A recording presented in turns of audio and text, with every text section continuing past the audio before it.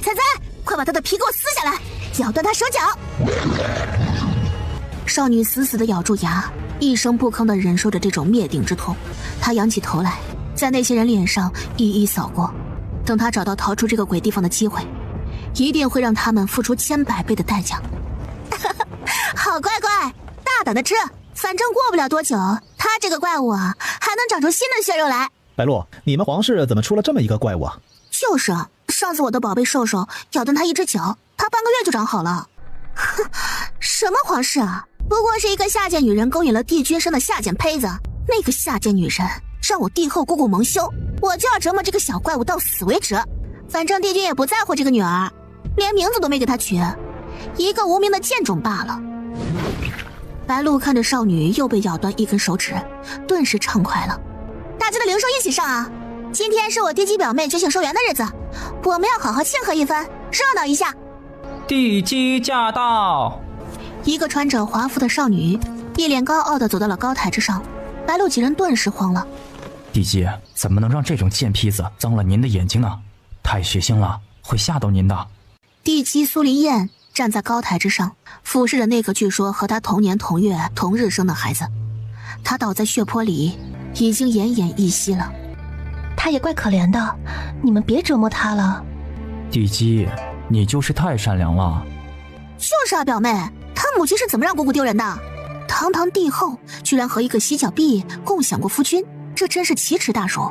那也不好太过苛责，毕竟啊，她是无辜的。趴在血泊里的少女听着这些话都要笑了。这个苏林燕每次都在她被教训完了之后再出现，说些同情她的话，实际上却巴不得她越惨越好。等她找机会逃出这个皇宫，只要能逃出去，她一定会报仇。今天她有机会的。少女算了算日子，万寿国虽然只是整片神魔域中的一个小国，但这里的所有人在18岁生日那年都会觉醒出一颗兽元，从而拥有自己的第一只本命灵兽。今天就是他能觉醒兽元的日子了，只要他的灵兽够强，说不定就能杀出去。可就在这时，几个帝后身边的贴身女奴却突然走了过来。看这个样子还没死心呢，还想跑呢？啊？怎么还想着你这兽元觉醒能跑出去呢？做梦吧你！呸！少女心底一片冰凉，他们竟然记得今天是她的生日，那么她还能跑出去吗？母亲，让她就这么死了，是不是太浪费了？不如将她的手脚都砍了，再拔了舌头塞进大瓶子里。哼，燕儿，斩草不除根，春风吹又生。过了18岁就不能留下她了。倒是你，今天也是你觉醒寿元的日子，还不快去准备？母亲给你准备了最好的灵药池，去泡着吧。好的，母亲，我一定会觉醒出最优秀的寿元。后面的话少女已经没工夫听了，她身上忽然漫开了血红色的火焰。啊，凤元！帝后娘娘，您快来看呐，这是凤骨生凤元呐！难怪这贱种的血兽还能再生，这是凤元涅槃的出兆啊！你胡说什么？凤骨都是千年一出，只有万寿国皇室最尊贵的气运之女才能获得，要有也是我的燕儿，怎么会？他的话戛然而止，因为那真的是凤元。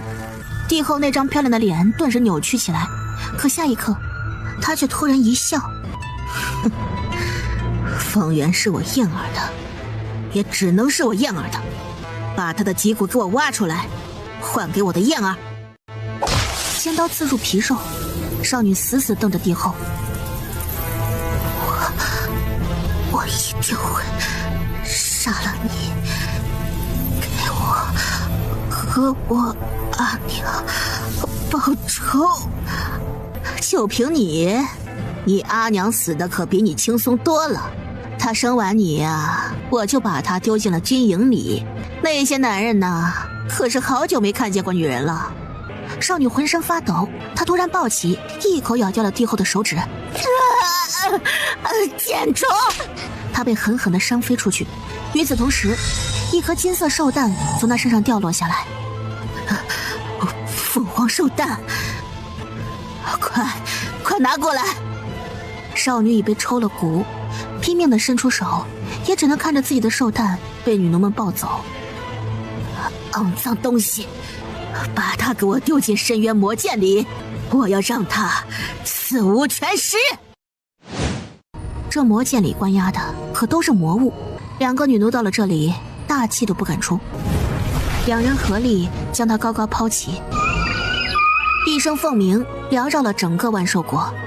他看见那两个女奴一脸狂热的朝着东方跪下。凤元落地生根了，真正的皇女降生了。他被抛下了深渊，当肉体砸进深渊里的聚合之时，他已经感觉不到痛了，耳边响起了各种古怪沙哑的声音。魔剑好久没来新人了。是个小娃娃，小娃娃的肉最鲜美了。这小娃娃刚刚是不是生了颗蛋？晕死过去的少女身上又出现了一个小小的黑蛋。这个蛋，燕女大人，您快来看呐，有个小丫头会下蛋。你不是最喜欢吃腌咸蛋了吗？蠢货，那是万寿国的人，把她带过来，我看看。昏迷过去的女孩就被一把抓起，丢进了密林深处。有意思啊，竟然是天生凤元。哼，那些挖他凤元的人好像也不知道凤元可以涅槃再生的秘密，但他怨气难消，恨不平，又被咱们魔剑的魔障影响，竟然成了正邪一体。养养吧，说不定啊，能养出个小怪物来。3个月后，万寿国皇宫之中，为什么这颗蛋还是孵化不出来？到底还要我用多少心头血去灌溉喂养它？燕儿，你在胡闹什么？这可是神兽。都3个月了，它还是不愿意出来，我到底要躲到什么时候啊？要是外面那些贱民们知道我是一个孵化不出神兽的皇女，一定会嘲笑我的。还有封家，5州封家的风寻亲自登门，在这里等了我3个月。可若是这颗蛋永远都孵不出来，那我和封家的婚约怎么办？风寻哥哥会不会不要我？谁敢？母后定不会让燕儿受到这样的屈辱。快别闹了，那位风寻公子是喜欢你的，你没听说他和白鹿一起去白头山为你寻找龙鳞草去了吗？龙鳞草？真的吗？龙鳞草对未孵化的兽蛋是最好的催生利器，我一定要拿到龙鳞草。放心吧，孩子，母后一定会让你成为整个万寿国，不，整个5州最出色的女人。此时白头山上，这白头山也太无聊了吧，完全没有危险，也不知道为什么成了禁区了。风寻神情平静，此刻带着几分不耐。白鹿，你可以回去。白鹿顿时就不说话了，他亦步亦趋地跟在这少年身后。叮铃一声，谁在那里？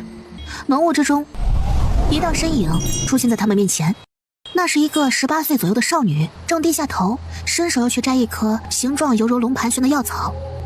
龙鳞草！寻哥哥，是龙鳞草！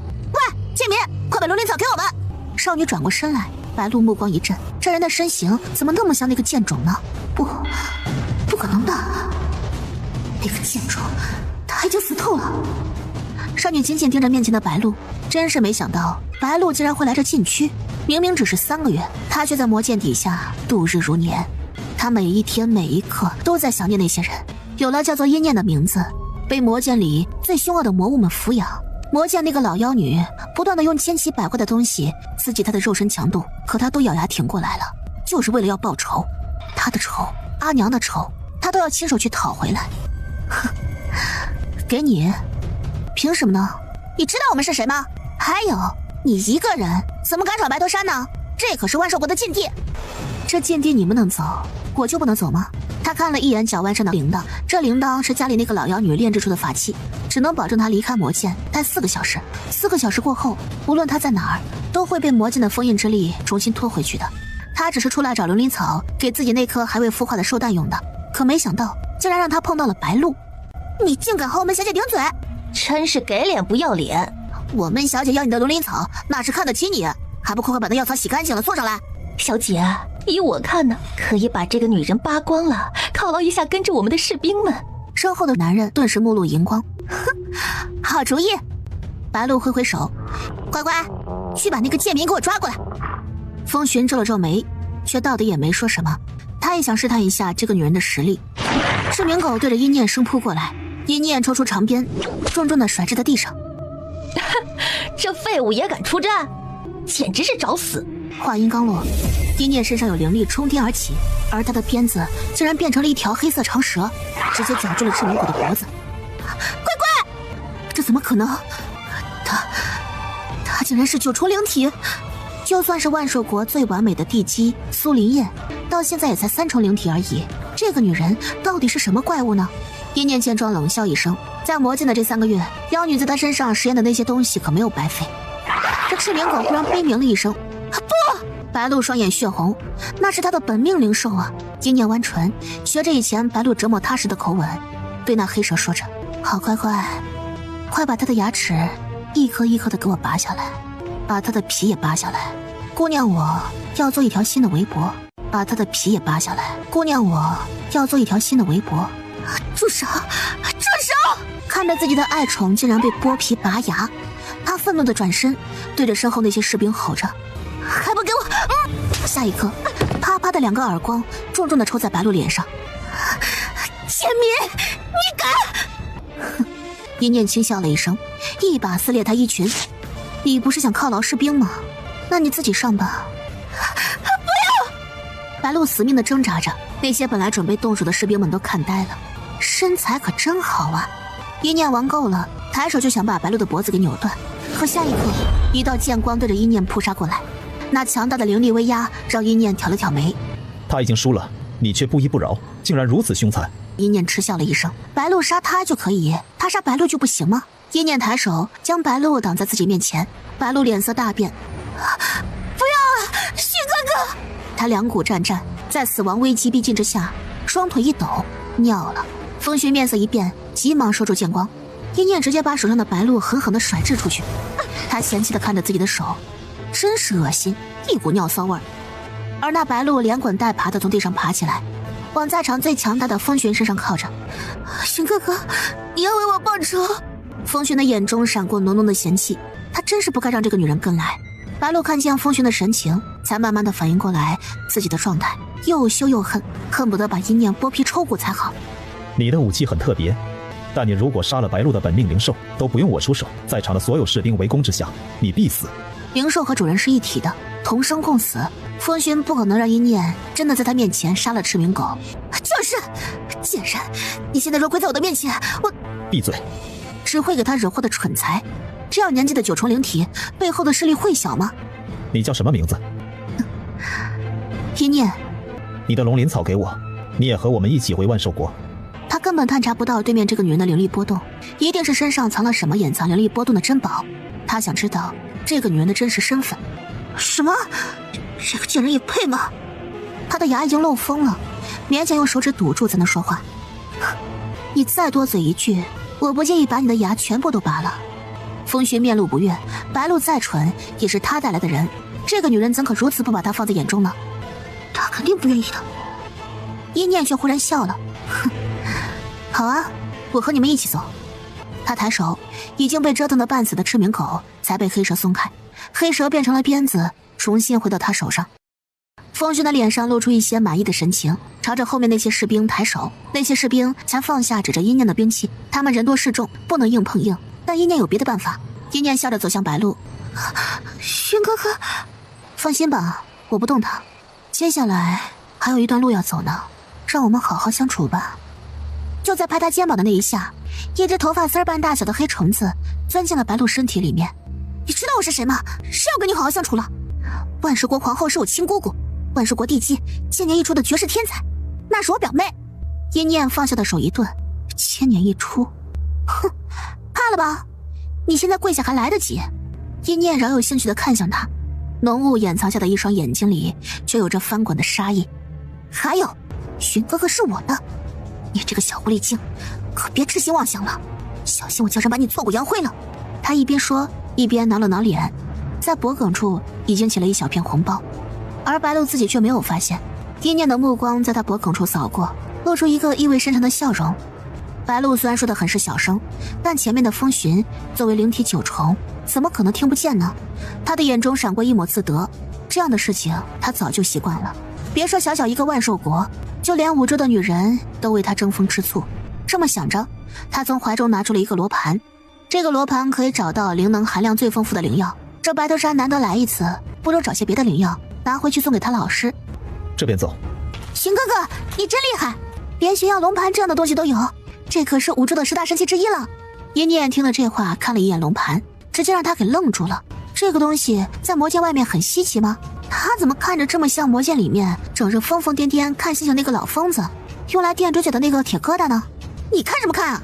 这等好东西你怕是也没见过，你就感激今天在这里让你遇到荀哥哥吧，贱民！一念手上的鞭子再次化成黑蛇，阴恻恻地盯着白鹿，散发着杀意。一念安抚地摸了摸他脑袋，别急，留着那白鹿我有大用。等等，这是什么？灵力波动竟然如此恐怖！前方一处寸草不生的空地之上，有一株深紫色草药在散发着浓郁的灵力波动。这草药是莲花形状，上面含着一颗雪白色珠子。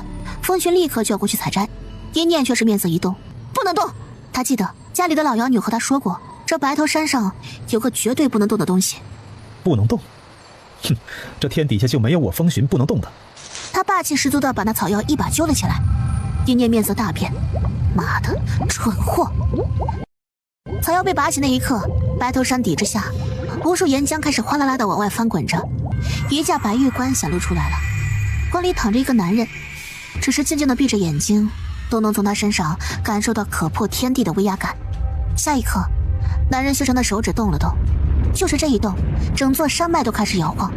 在场所有人都被那恐怖的气息笼罩住了，要是被这份气息笼罩，必死无疑。千钧一发之际，风寻咬牙从腰中拿出一块玉牌，捏碎了一个光圈，堪堪将风寻、白鹿和一念这3个人笼罩了进去。后面那些士兵们直接被压成了血沫。这是老师留给我的空间玉牌，最多只能走2个人。带我走，荀哥哥，你带我走吧，我不想死啊！可风寻的目光却落在一念的身上。你跟我走。空间玉他可不打算浪费在白鹿身上。荀哥哥，你怎么能这么对我呀？他一把甩开白鹿。你跟我走，我许你成为我的贴身女婢。如果女人背后没有靠山，这样的天赋他定要收为己用。一念冷笑了一声，直接避开他手，一把抓过一旁的白鹿。你已经中毒了，不出半个月，整张脸就会溃烂而死，只有我可以解毒。这件事情不许你告诉任何人，想要解药，3天之后再来白头山找我。一念的面具被气浪炸开了一部分。你是？怎么可能？这个贱种怎么可能还活着呢？一念可不管他，他一把将面露惊骇的白鹿扔进了那空间漩涡之中。你竟然把生的机会让给了他！你还不走？他自有逃走的办法，随时解开那法器铃铛，他就能在被压成血沫之前瞬间被召回魔剑。可风寻并不知道，没想到这世上竟然还有像你这么善良的女人，你一定要活下来。风寻最后深深地看了一眼一念，一脚迈进空间漩涡中遁去了。那恐怖的气息眨眼之间就要将一念吞噬，一念直接断开了脚上铃铛，黑色漩涡眨眼之间就把一念扯了进去。白头山恐怖的动荡一层接着一层。万寿国皇宫之中，帝后遥遥看着那白头山的方向，怎么可能？难道那神他还活着？母后，我的龙鳞草怎么办呢？苏林燕一脸暴躁，只想着自己，可帝后却想到了风寻。要是风寻死了，他怎么和风家交代呢？但下一刻，内室卷起一阵疾风，风寻和白鹿狼狈地逃了出来。风寻，你没事吧？苏林燕一见他们两手空空的来，什么都顾不上了。你们不是说给我去拿龙鳞草了吗？风寻还在想着一念，却看见自己的未婚妻在这样的情况之下不问自己的安危，倒是先问龙鳞草。风寻阴冷的目光落在苏林燕身上，帝后大惊失色，你真是太不像话了。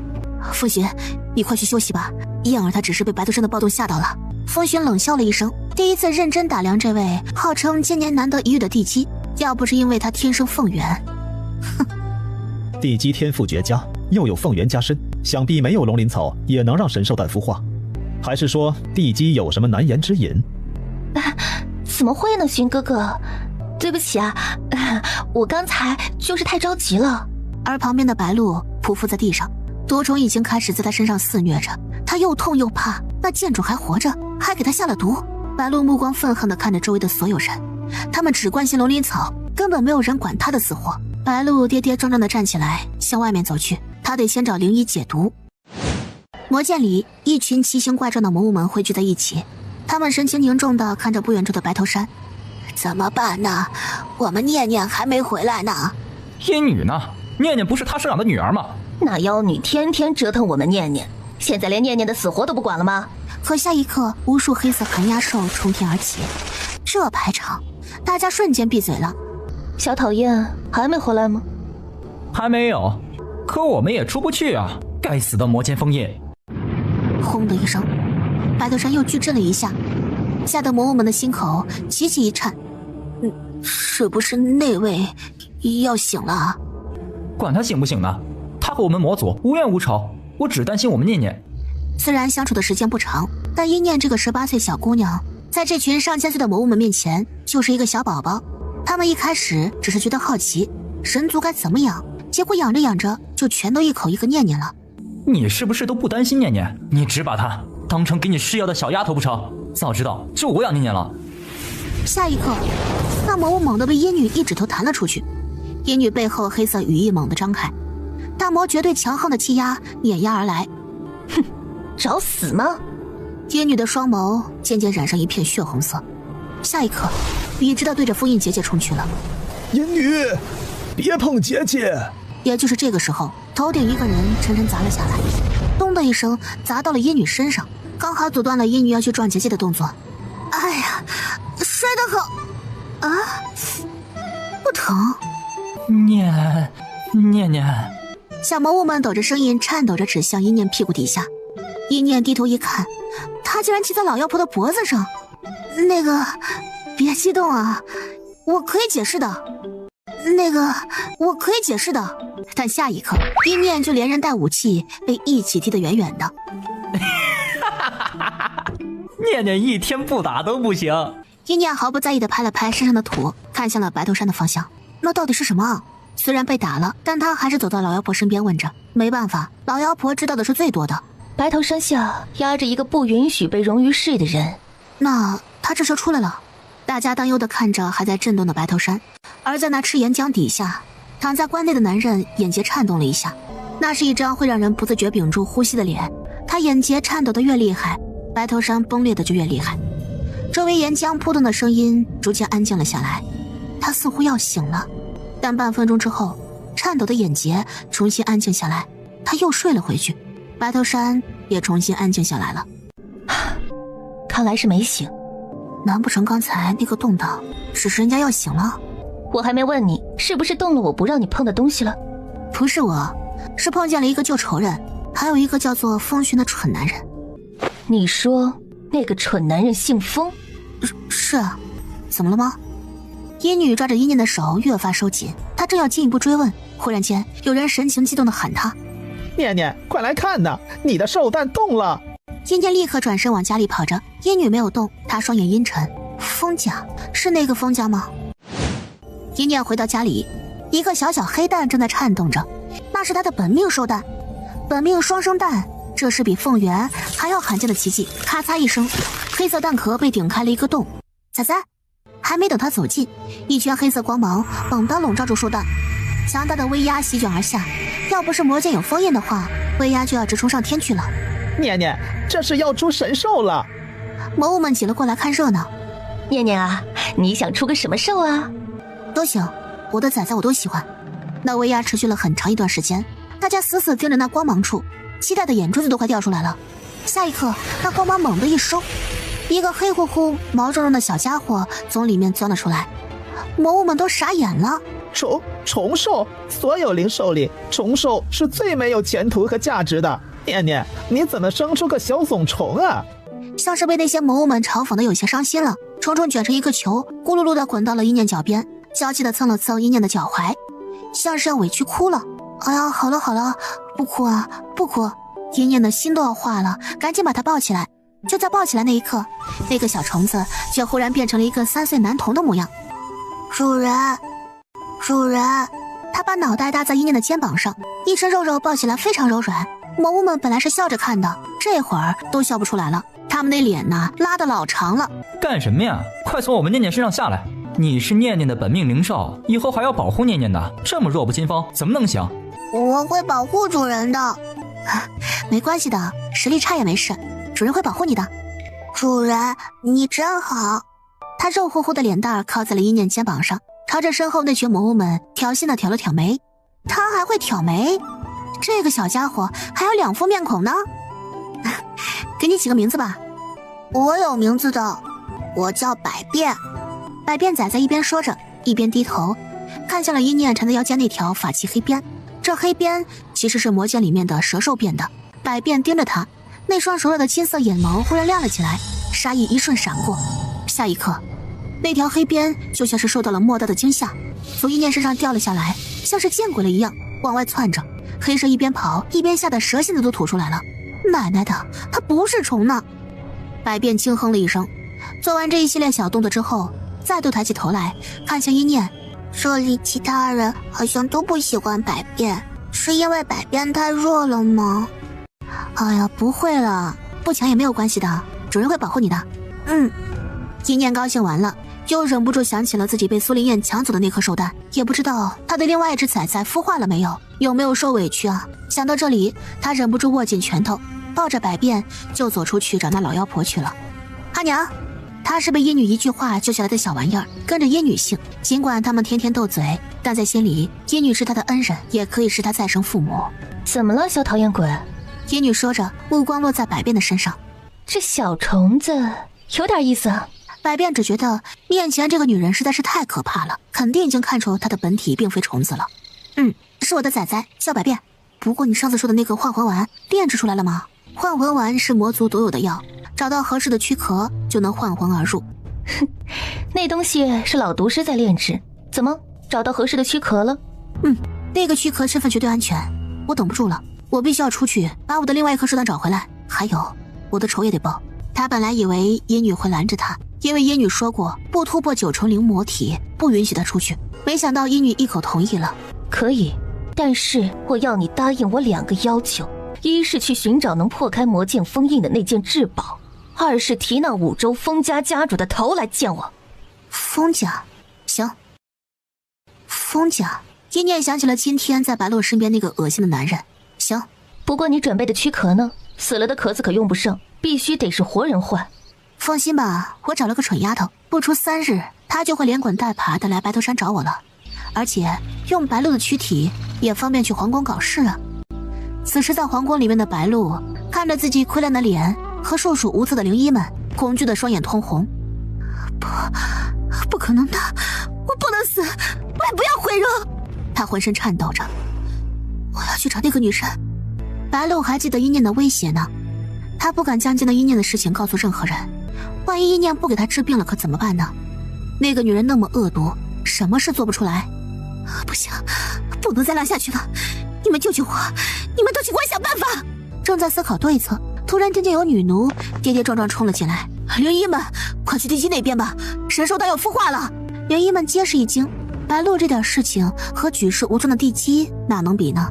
一窝蜂的全都涌过去了。苏林燕和帝后2个人正紧紧盯着灵台上那颗金色的蛋。我原本以为那剑种死了，连带着兽蛋都孵化不出了呢，毕竟本命连体，没想到他竟然要孵化了。傻孩子，现在凤元在你手上，你就是这颗蛋的主人，和那个剑种有什么关系啊？咔嚓一声，一只金色的翅膀直接拍碎了半边蛋壳。这个崽一看就是火爆脾气。燕儿，你快看呐，是火凤，果然是火凤。那个小凤凰转眼变成了一个扎着2个揪揪的小女娃，女娃娃的眉心还在燃烧着火。她冷眼看了一眼这母女2人。你们俩是谁啊？帝后一愣，脸上连忙挤出一抹慈祥的笑容。这是你的主人。给你取个名字吧，就叫你，叫我辣辣。谁想到那女童鄙夷的看他一眼。我不是火凤，你侮辱谁呢？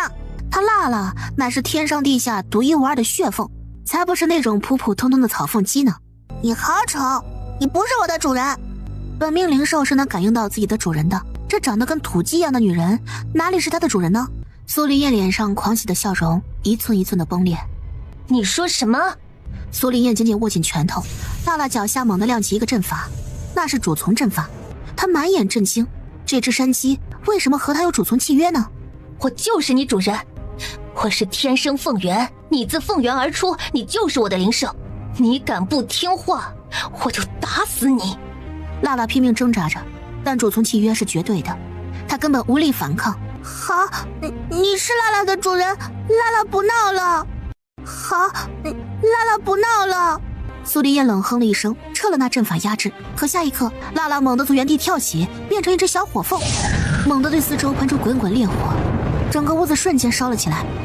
不闹个屁呀！烧了你的草鸡窝！辣辣叉着腰，猛地对着外面飞去。我要去找我真正的主人。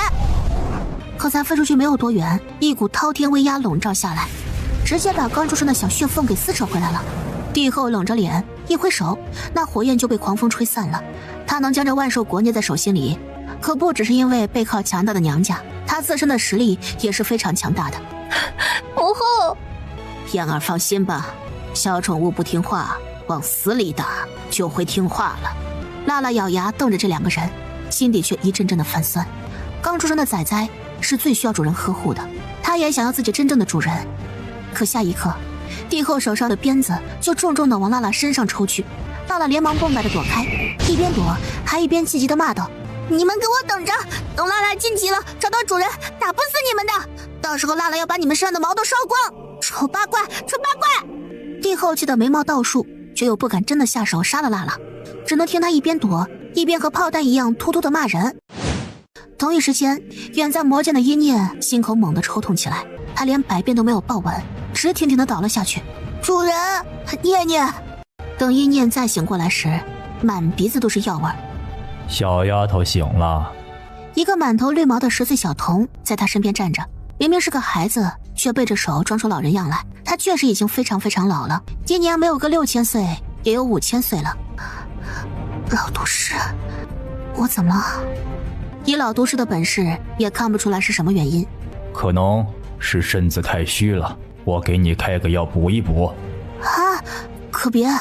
一念怕死了老毒士的补。哎，对了，那个幻魂丸。来，我都还没给那老妖婆看呢。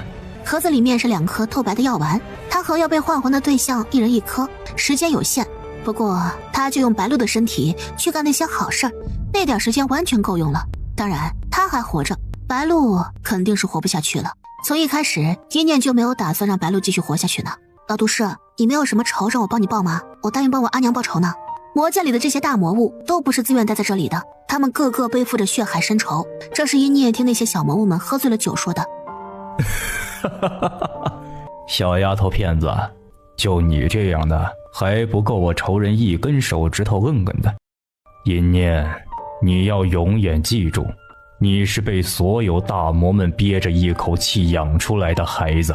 我们不要求你为我们和那些老妖怪宣战，但那些人的后背来一个，你要打一个。妥，不用你说我也会的。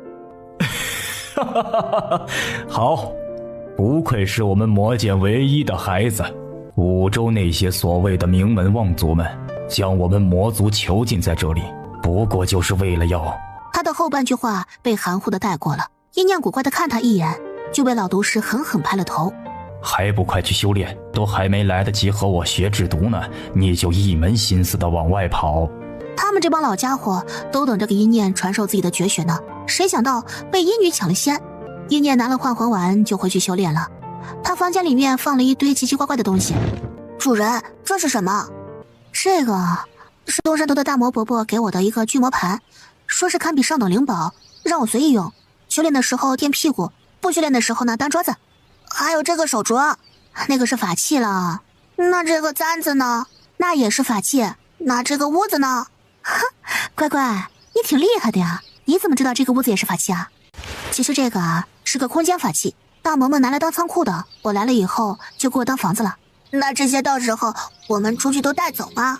对啊，这个屋子可以变小的，这些本来就是送给我的。不过这里有些法器我还用不了，我实力太低了。这魔剑里最小的魔物也有300岁了，他们就是爷爷看孙女的心态，有什么东西都往一念这边塞。老毒师探起来一个脑袋，丫头，老夫我怎么想还是觉得不妥。咱们魔剑外的世界多凶险啊！拿去，这是我最近新炼制出来的魔毒，解药也给你备了一份。用完记得和我说说效果啊，我还没试过呢。老毒师摇头晃脑的走了，百变摸着那些瓶子，刚数到135瓶呢，门又被敲响了。念念，来，这是我新炼制的一套衣裙，绝对扛得住人灵境强者的一击，拿去保命用吧。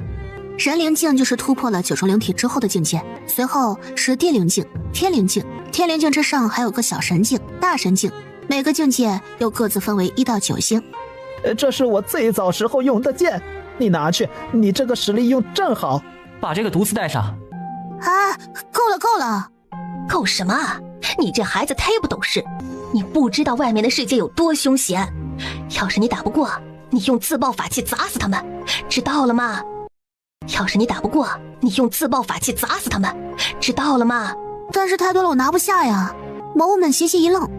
喂，再给念念来一个空间法器当仓库吧。一念一脸无语。此时皇宫里面，苏黎叶也正满脸高兴地看着帝后。哇，这柄天霜剑真的给我了吗？你可要好好用这柄天霜剑，是母后还是灵体阶段的时候用过的。我一定会的。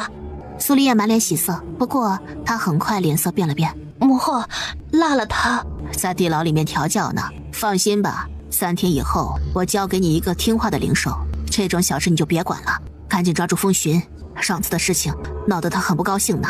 我知道了，母亲。还有，我燕儿是天生皇女，马上就要举行的1年1次的斗兽赛，你一定要夺得第一，这次比赛就是你升阵武术的第一步，知道了吗？苏黎燕郑重点头。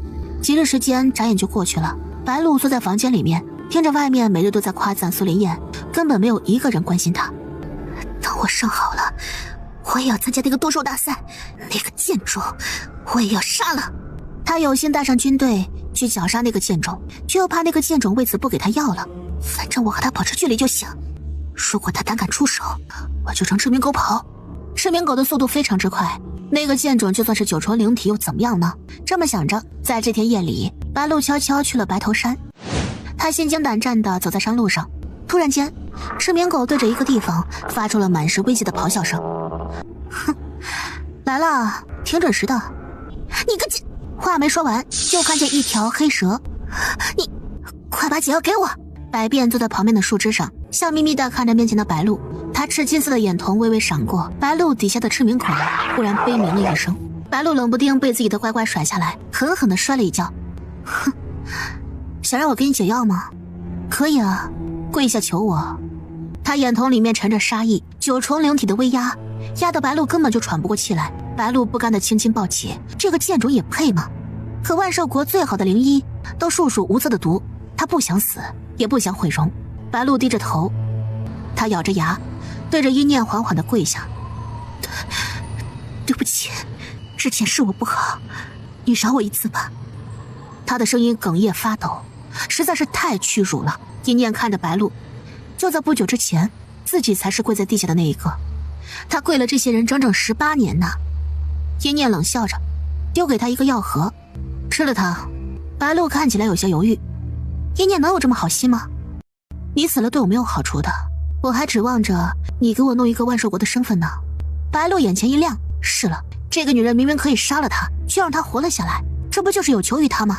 一念看他还不吃，拿出了礼盒丢进了自己的嘴中。放心吧，毒不死你，他自己都试药了。白鹿瞬间就相信了，也把幻魂丸丢进了自己嘴中。可下一瞬，他浑身一震，身上传来撕心裂肺的疼痛。不，你要杀了我！你是要杀了我吗？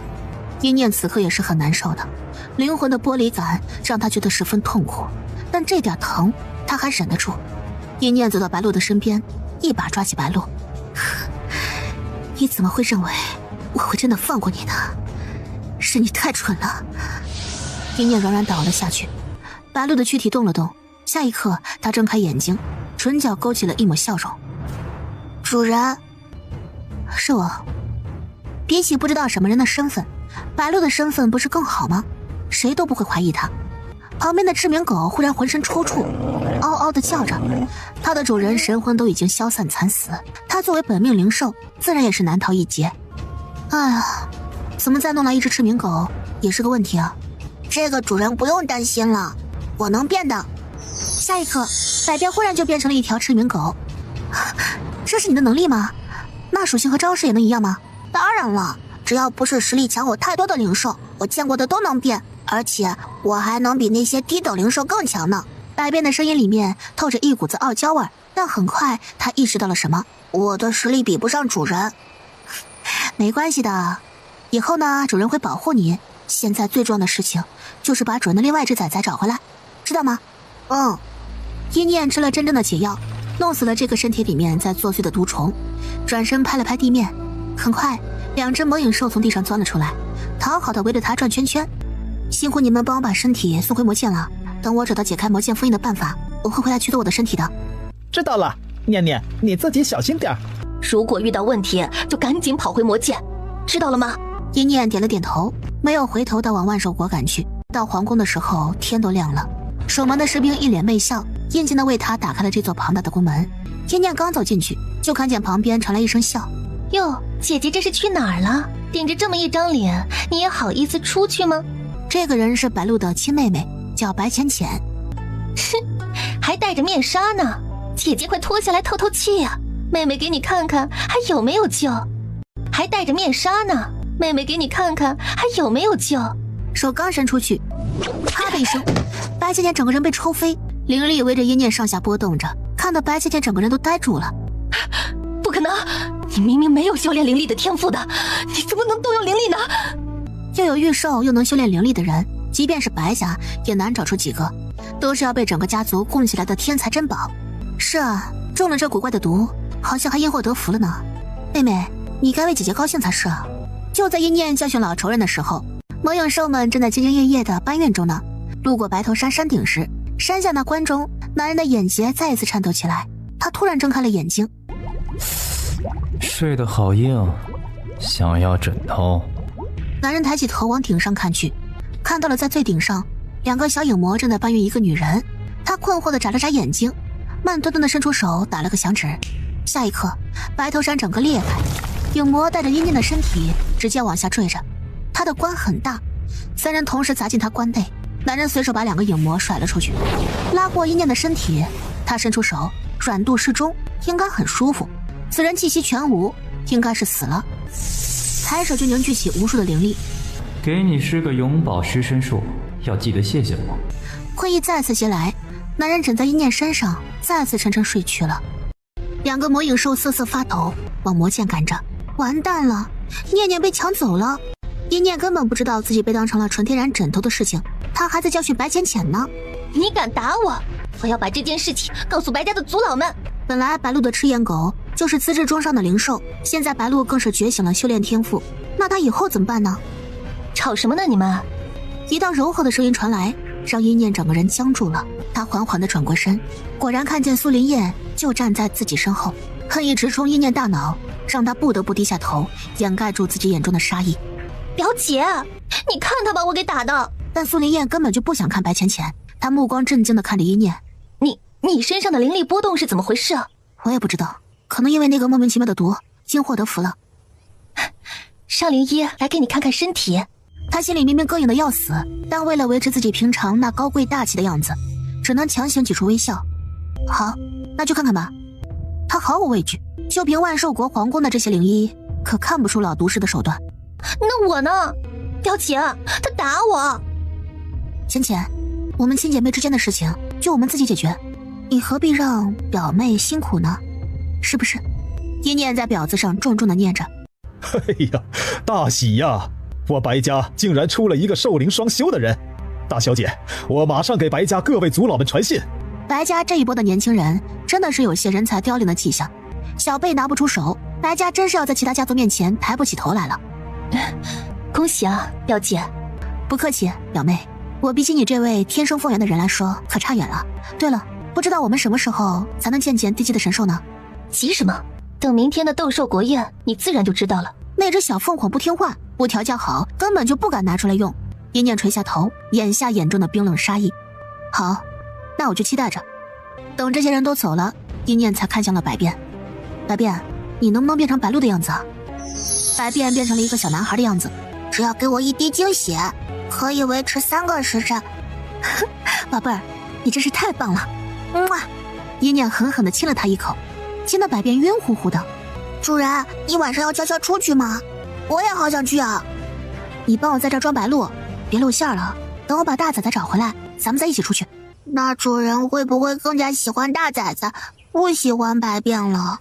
他眨了眨大眼睛，里面泪光盈盈。我还是主人最喜欢的崽崽吗？怎么会呢？你们两个都是我的崽崽。深夜，百变变成了白鹿的样子，躺在床上，而一念拿出了一件可以掩盖气息和所有灵力波动的法器。这玩意儿可是老妖婆专门给他用来干坏事，干正经事用的。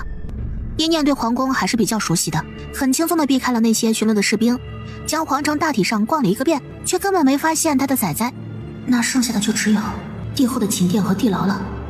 那个地方不能去，会被帝后那个女人抓住。看来只能等明天的斗兽国宴了。只是刚准备回去，就看见风寻竟然一个人走出来，他脸上露出一抹笑容。老妖婆，今天先帮你讨个利息。风寻这么晚不睡觉，是因为想到了那个在白头山碰到的女人，今天见到白鹿就想起她来了。也不知道那女人是不是还活着，善良过头那就是愚蠢了呀。唉，可惜了，这样的女人也配得上我受用了。话音刚落，一道凌厉的剑气猛地迎面砸来，风寻毫无准备，虽然第一时间避开了，但紧跟着一条长腿就横扫过来，正中他面门。一念刚过来就听见这货自言自语的说什么受用，还有说他善良。娘的，这个蠢男人侮辱谁呢？一念火力全开，一招又一招，动作一定要快，不然等下士兵们到了，他就要被包饺子了。你是何人？你是何人？一念冷笑了一声，他招招往风寻最脆弱的地方攻去。风寻出了一身冷汗，直接照出了法器。哼，就以为你一个人有法器不成？一念一出手就丢出3个下等法器，响指一打，爆！轰轰轰，3声巨响，直接将风寻整个人卷了进去。风寻见自己的法器被炸得支离破碎，哪路仇家，报上名来！躲躲藏藏，如阴沟里的老鼠。一念动作不停，反手又是3件下等法器。还来？哼，我们沟里出来的，打架从不讲章法。风寻既是心惊又是愤怒，这么多的法器想炸就炸，这人到底什么来路？风公子，皇宫里的士兵们来得很快。哼，今天先饶了你，我们回见。下一刻，一念手上出现了5个中等法器，风寻脸色巨变，快躲开！轰的一声，直冲天际。一念飞快地往外面撤，同时手上法器不断丢出，一个接一个的炸着。一念还专门挑了新造好的宫殿炸，熊熊火光灼灼升起，他炸得开心。但是下一刻，皇宫之中数道气势冲天而起，都是强横的天灵境强者。麻烦了，得跑了。他掩在面具底下的唇微微弯起，看着这个折磨了他18年的地方被炸得天翻地覆，夹在他胸口的那股恶气才终于松快了一些。混账，无知鼠辈，胆敢犯我皇城！下一刻，铺天盖地的灵力碾压而下，转眼就要搜索到一念躲藏的地方。一念冷笑了一声，手上再度出现了5件法器，是魔族的上等法器，光拿出来，空气里的魔元素就争先恐后的往他身边涌着。魔族被封印，这世上的魔元素就再无人可用，可想而知充沛到了什么地步。一念看着手上这5件法器，就用这个来宣告魔族的归来。去！下一刻，魔元素如风暴凝聚，和地后的灵力狠狠地撞击在一起了。魔元素，这世上应当没有人再能驱动魔元素了才是啊！等他抵挡下这一波魔元素，却发现搜遍整个皇城也没有魔物的气息。怎么可能？魔剑里的封印并没有破，那些魔物应当是没有出来才对。此时，魔剑深渊里面，所有的魔物在一念走了之后都有气无力的，他们被困在这里上千年，才热闹了没有多久呢，念念就走了，魔剑里面一片死寂。直到敏锐的大魔们感受到了皇宫方向的震动，念念，远远的就看见皇宫里面炸了一小块。那是我给念念的法器，是我的法器。怎么是下等法器啊？念念炸上的。娘的，我们念念都被逼得炸法器了，是不是有人欺负他了？我就说那2仓库不够吗？炸上等，不够回家拿，家里还有很多。大家叫嚣得满脸通红，直到那魔元素冲天而起的时候，魔物们愣住了。好久没看见外面的魔元素动弹了。哭什么啊？没出息。怎么就不能哭了？外面那些东西是为了抽干我们的血，才把我们关押在这里。明明我们什么都没有做。他们原先也不叫魔族，他们曾经有个更加好听的名字——神光一族。一女傲立上空，那张从来不见笑的脸上露出了一个很浅的笑容。下一刻，所有的魔物们就听见底下传来的声音：不好了，大人们，念念的身体被白头山那个抢走了。你说什么？是真的，白头山下那个县族唯一留下的血脉，他把念念抢走了。那个地方到处都是岩浆，万一咱们念念的身躯被毁了……别乌鸦嘴！这可怎么办呀？我们也出不去啊！老毒师说了，一旦时间过了，念念回不到自己的躯体，念念就死了。众人吵成一团，唯有阴女面色阴冷，一言不发。老毒师，把千里阴镜拿出来。你可想好了，那东西要是用了，你这近100年的修炼都白修了。千里阴镜是魔族至宝，可无视世上所有的封印禁制，让使用者声传万里，但就是需要献祭大魔修为。我活了这么久，区区100年对我来说算得了什么？拿！阴女毫不犹豫的就将自己的修为源源不断的灌注进去。白头山下，男人还在睡觉，突然有一道声音刺破禁制传了进来：起来，睁开你的眼睛。男人皱了下眉：给我睁开，全心碎。下一刻，男人的眼睛猛地睁开。谁？你抢走的不是死尸，是我们魔剑的孩子，把那孩子还给我。魔剑？袁心碎坐起身子，他低头看了一眼，意念发黑如墨，那张脸也长得十分的赏心悦目，更重要的是靠着很舒服。袁心碎，把念念送出来。你自己虽然出不来，但你可以把他送出来。为什么？不要，我抢到了就是我的。在魔剑的阴女气得一掌拍碎了一座山脉，她深吸了2口气。袁心碎，不如这样，我们做个交易。你从小就被困在那白头山下，你不想出去吗？虽然我们魔剑的封印我没有办法，但是你们县族的封印我有办法。袁心碎愣了一瞬，带着几分漫不经心的眼神，终于变得凝重起来。皇宫里乱成了一团，但一念好好的坐在房间里。主人，下次你一定要带我一起。一念正要说话，外面就传来了叩门声。白露小姐，白家给您送了新的女奴过来。一念打开门，看见外面蹲了一整排的女奴。要知道地基也就这待遇了。还有马上就要开始的斗兽国宴，各位族老说了，请白露小姐代表白家出战。放心吧，我一定不会给白家丢人的。而此时正在自己的宫中等着白家来人的苏林燕黑了一张脸。你说什么？白家让白露出战，那我算什么？好好的，这是怎么了？等会儿斗兽国宴就要开场了，你这样怎么当得一国地基的称号？母后，为什么不是我代表白家出战啊？说起这个，帝后的眼神中也是寒意掠过。之前是因为白家确实没有能担得起众人的孩子，所以白家只能选你。可燕儿，你姓苏不姓白，那些顽固的老东西心里肯定很不乐意。可这样让我怎么下得来台嘛？那些人肯定等着看我的笑话。放心吧，燕儿，那是白家目光短浅，你的那只小灵兽，母后已经把它调教得非常听话了，等着瞧吧，白家只会后悔没有选我的燕儿。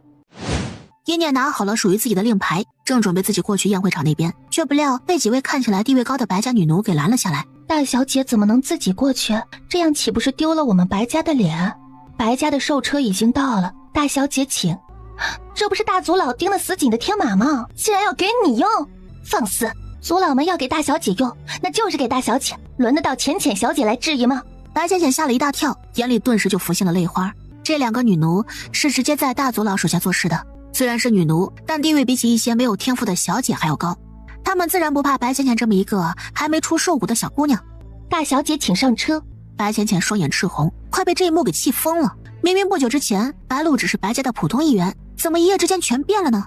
叶念笑着看了一眼白浅浅，直接走到了兽车旁边。旁边的几个马奴努力地安抚着天马。天马虽然性格温顺，但却很是骄傲，不是什么人都能让他们在的。可一念刚走到旁边，几只天马的眼睛就猛地瞪大，亮闪闪的。他们用鼻子往外温柔地喷着气，突然发疯一样的对着一念冲了过去。大小姐，小心啊！撞死他！可谁想到天马不仅没有撞上去，还用自己的大脑袋不断地去拱着一念的手。大小姐，这是……大小姐当时测出来的灵兽契合值只有4级。觉醒了灵体之后，我是觉得我的契合值高了一些，但是还没测过。2个女奴大喜，真是因祸得福了，恭喜大小姐，恭喜大小姐，真是因祸得福了。走吧，要迟到了。大小姐上车内吧。燕燕点头刚要走过去，却不料天马们不乐意了，还有一个个头高的天马冲一念抛了个媚眼儿。马脸媚眼儿瞅见过吗？反正他是第一次，都不用开口，大家都能明白这些天马想表达的是什么意思。坐什么车呀？来啊，到我背上来。百变跟在一念的身后，不耐烦地用爪子磨着地面。哼，这些想勾引他主人的小三兽。他上前轻轻喷了一口鼻息，瞬间刚才还舞得求欢一般的天马们顿时安静下来。就你吧，我时间已经迟了，还是直接骑上快一些。一念直接跨身骑在最大的一只天马身上。此刻的斗兽国宴上已经坐了不少的客人。哎，看呐，那是五州封家第一个到的。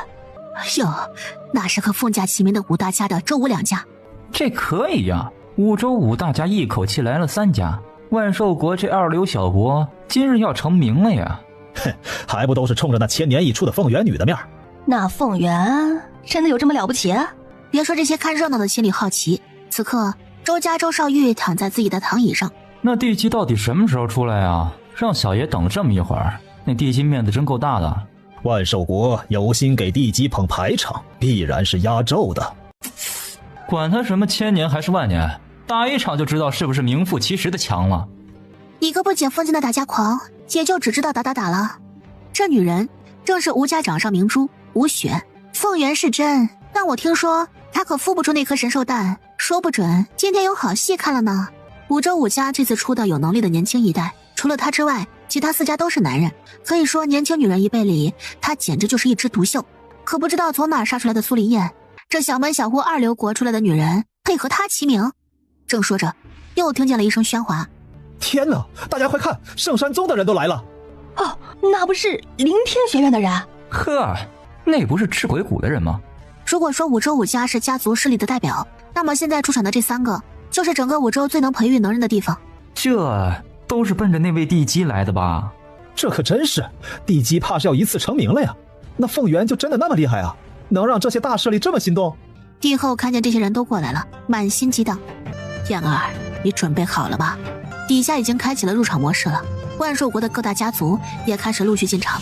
突然就听见了一声声的兽鸣声响起，无数的青鸾鸟从皇宫之中飞出来。下一刻就看见一个穿着一身浅金色华服的少女，脚踏一只青鸾鸟，金鸾鸟稳稳落地。欢迎诸位来到我万寿国，欢迎诸位来到我万寿国。身后凤元威压放出，在场所有的灵兽都隐约有些躁动。果然是凤元，这一趟果然没有白来。所有人都在看着苏林燕的时候，唯有一家人没有看。白鹿呢？这仪式都过了，他怎么还不来？说曹操，曹操到。只见天边响起了好听的嘶鸣声，是天马的声音。苏林燕被这声音打断，她不满地抬起头。母后之前还和白家族老借过，想给他入场的时候启用，但白家人不同意。而也就是这时，一念感觉到了凤元的波动，那波动让他的心跳越来越快了，几乎是不受控制的。他背后的涅槃凤元像是被挑衅到了一般，一层威压直接从他身上扩散开来。一念顿时一惊，暴露了。但他腰间的一件遮挡波动的法器微微一亮，将这层威压给掩盖了下来，但对灵兽的影响力却还是在的。刚才还冲着苏林燕低头隐隐畏惧的灵兽们忽然就躁动了起来，他们尽数抬起头来看向一念，不受控制的开始左右摇摆，像狗仔一般。这是谁啊？哦，这不是白家的天马吗？代表白家出战的人不是地基吗？同时那些灵兽的主人也赶紧把自己的灵兽拉了过去，前有地基压制，后有一念勾引，他们的灵兽眼里还有没有他们这些主人了？这人到底是不是你们白家的呀？对，是我们白家的孩子。这白家什么时候出了这么一号人了？刚才那灵兽的反应看了没？那契合值得多高啊！一念从马背上下来，正好就站在苏林燕对面。表姐，你今天可真是大出风头啊！可藏在袖子里的手却紧紧握了起来，指尖深深地掐入到肉里，比不上地基您呢。一念转身看了一眼这斗兽场，找到了白家的位置，干脆利落地转身走过去。族老们一脸喜色地看向他，慈祥的像什么一样，但只有一念自己知道，从小到大最爱作践他的就是这些白家人，他们之间可是隔着血海深仇呢。心里这样想着，一念脸上却是露出亲切的笑容。苏老，我来迟了。天马一开始有些不听话，白家人面面相觑着，这还叫不听话吗？那天马以前是没把他们当人看是吧？大族老眼中得意。契合值是不是没有重新测过？姑姑没有管过我，地基看见我也不太高兴，我也不好意思提这事儿。你都展露了如此惊人的天赋，帝后对你不上心？哼，殷念看着族老们个个面色阴沉，勾了勾唇，要扳倒帝后报仇，首先要处理的就是他背后的白家。大家族不好连根拔起也没有关系，让他们不和不就行了？帝后也不爽呢。苏林燕还在闹着，母后，白家但凡有一点为我想的，就不会把这个白鹿放出来。等这次国宴之后不行吗？这是我有了凤元之后第一次在这些大势力面前比试啊。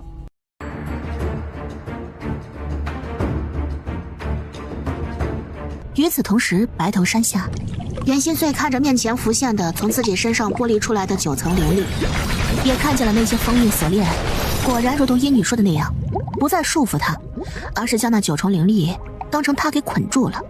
袁心碎笑了一声，看向了山顶之外，那个他时时凝望却出不去的地方。他缓缓地抱起一念的身体，我们走吧。白头山正对面的就是魔剑，就看见无数魔物都挤在魔剑封印之前。是念念，快抱过来！哎呀，我们念念肯定吃苦了，魂魄不在，身躯也会跟着受影响。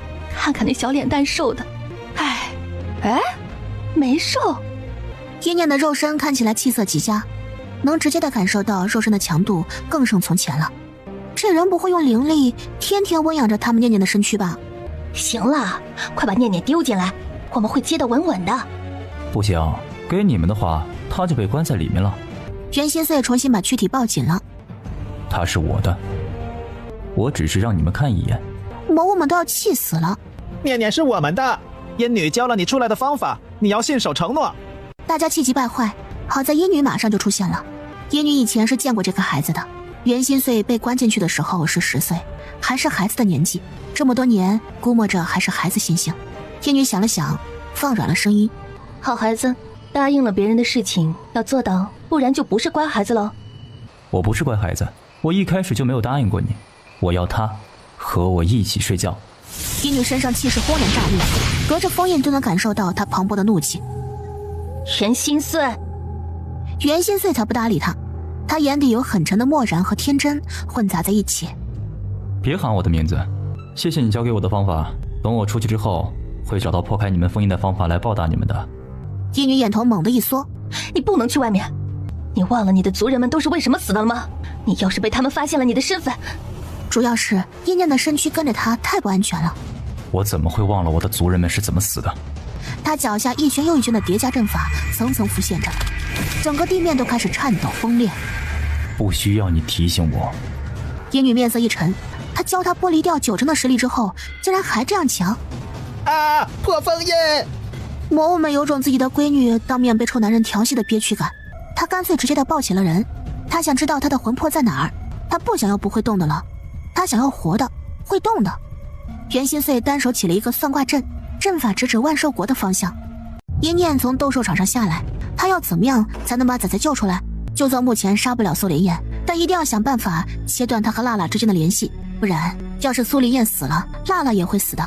正想着，斗兽审判员又走了出来。明日比赛场次分为攻方和守方，攻方由抽签决定，定下攻方后将由他们自己决定明天的对手是谁。什么呀？每一年都搞这一出，运气不行的人就完蛋了。这要是地基或者白家的选我，那你就是2条腿上去，4条腿趴着下来了。审判员开始一个个的喊名字，底下大家已经紧张的开始咽口水了。白族老心情非常好，翘着小腿儿得意的说着：洛儿，你看着好了，绝对没人有那个胆子选你。就算是地基也不会选咱们家大小姐的。我觉得咱们家大小姐未必就比地基差了。下一位攻方，白家白鹿。大家心头一耸，那些实力差的一脸灰败。完了，一念从容上台。剩下这些你选哪个？一念一眼就看中了那个名字，抬手，灵力在他指尖凝聚，飞快地化为一柄长枪的模样。灵力凝气，他不是才觉醒灵力不久吗？可更让大家惊讶的还在后面。一念眼底带着一缕杀意，手上长枪猛地飞至，狠狠地扎在一个名字上：苏林燕。不是，我说他不会选你，没说让你选他呀。哈？周少月猛地来了精神。漂亮，就不爱看那种挑软柿子捏的。旁边吴雪听见这话，扫了他一眼，看着一念的目光阴沉了下来。苏林燕见状倒是冷笑了起来：哼，半路得到造化的贱丫头也敢和我比高低。事已至此，那就别怪我不给白家面子了。明日我就要你们白家颜面扫地。事情已经这样了，白族老爷只能接受这个现实。陆儿，从今天开始，你就回本家来住，别住宫里了。一念犹豫了一瞬，如果留在宫外，那他就看不见娜娜了。但是宫里是白鹿从小长大的地方，如果留在宫里，保不齐后面还有些习惯和白鹿不一样，会逐渐被人发现。而且他现在一定是被帝后牢牢盯上了。思考了一瞬之后，好的，族老，我也想回去住了。好，好，好。旁边帝后的人听着，脸色阴沉了下来。白族老这是什么意思？难不成还怕他在宫里住的不安全吗？凌天学院的老师脸上带着和蔼的笑容过来了。你是白鹿是吗？你的灵兽很厉害。哈哈哈，何止灵兽厉害呀，小姑娘自己也挺厉害的。哎，你测过灵兽契合值和灵力潜力值了吗？圣山宗的人也过来了，白族老反倒是被挤了出去。哎，你测过灵兽契合值和灵力潜力值了吗？一念知道这些人是过来招揽人才的，但是救完娜娜，他就要用回自己的身躯了。抱歉诸位，我身体不适，先回家休息了。这话让一群大势力的人顿时沉下了脸。白族老生怕自家人被人挖走了，笑着赔罪，但手上速度一点不慢的将一念带上了兽车。洛儿，晚上你来加辞，我会劝服其他族老将你的实力提一提。哟，还有这种好事啊！谢谢族老。不过这封家风巡今天怎么没出来？一念心底冷笑着，他鼻青脸肿的，赶出来才怪了，怕是躺在房间里面养伤呢。只见兽车来到了万兽国的中心地带，在一处高门之前停了下来。恭迎大小姐回府。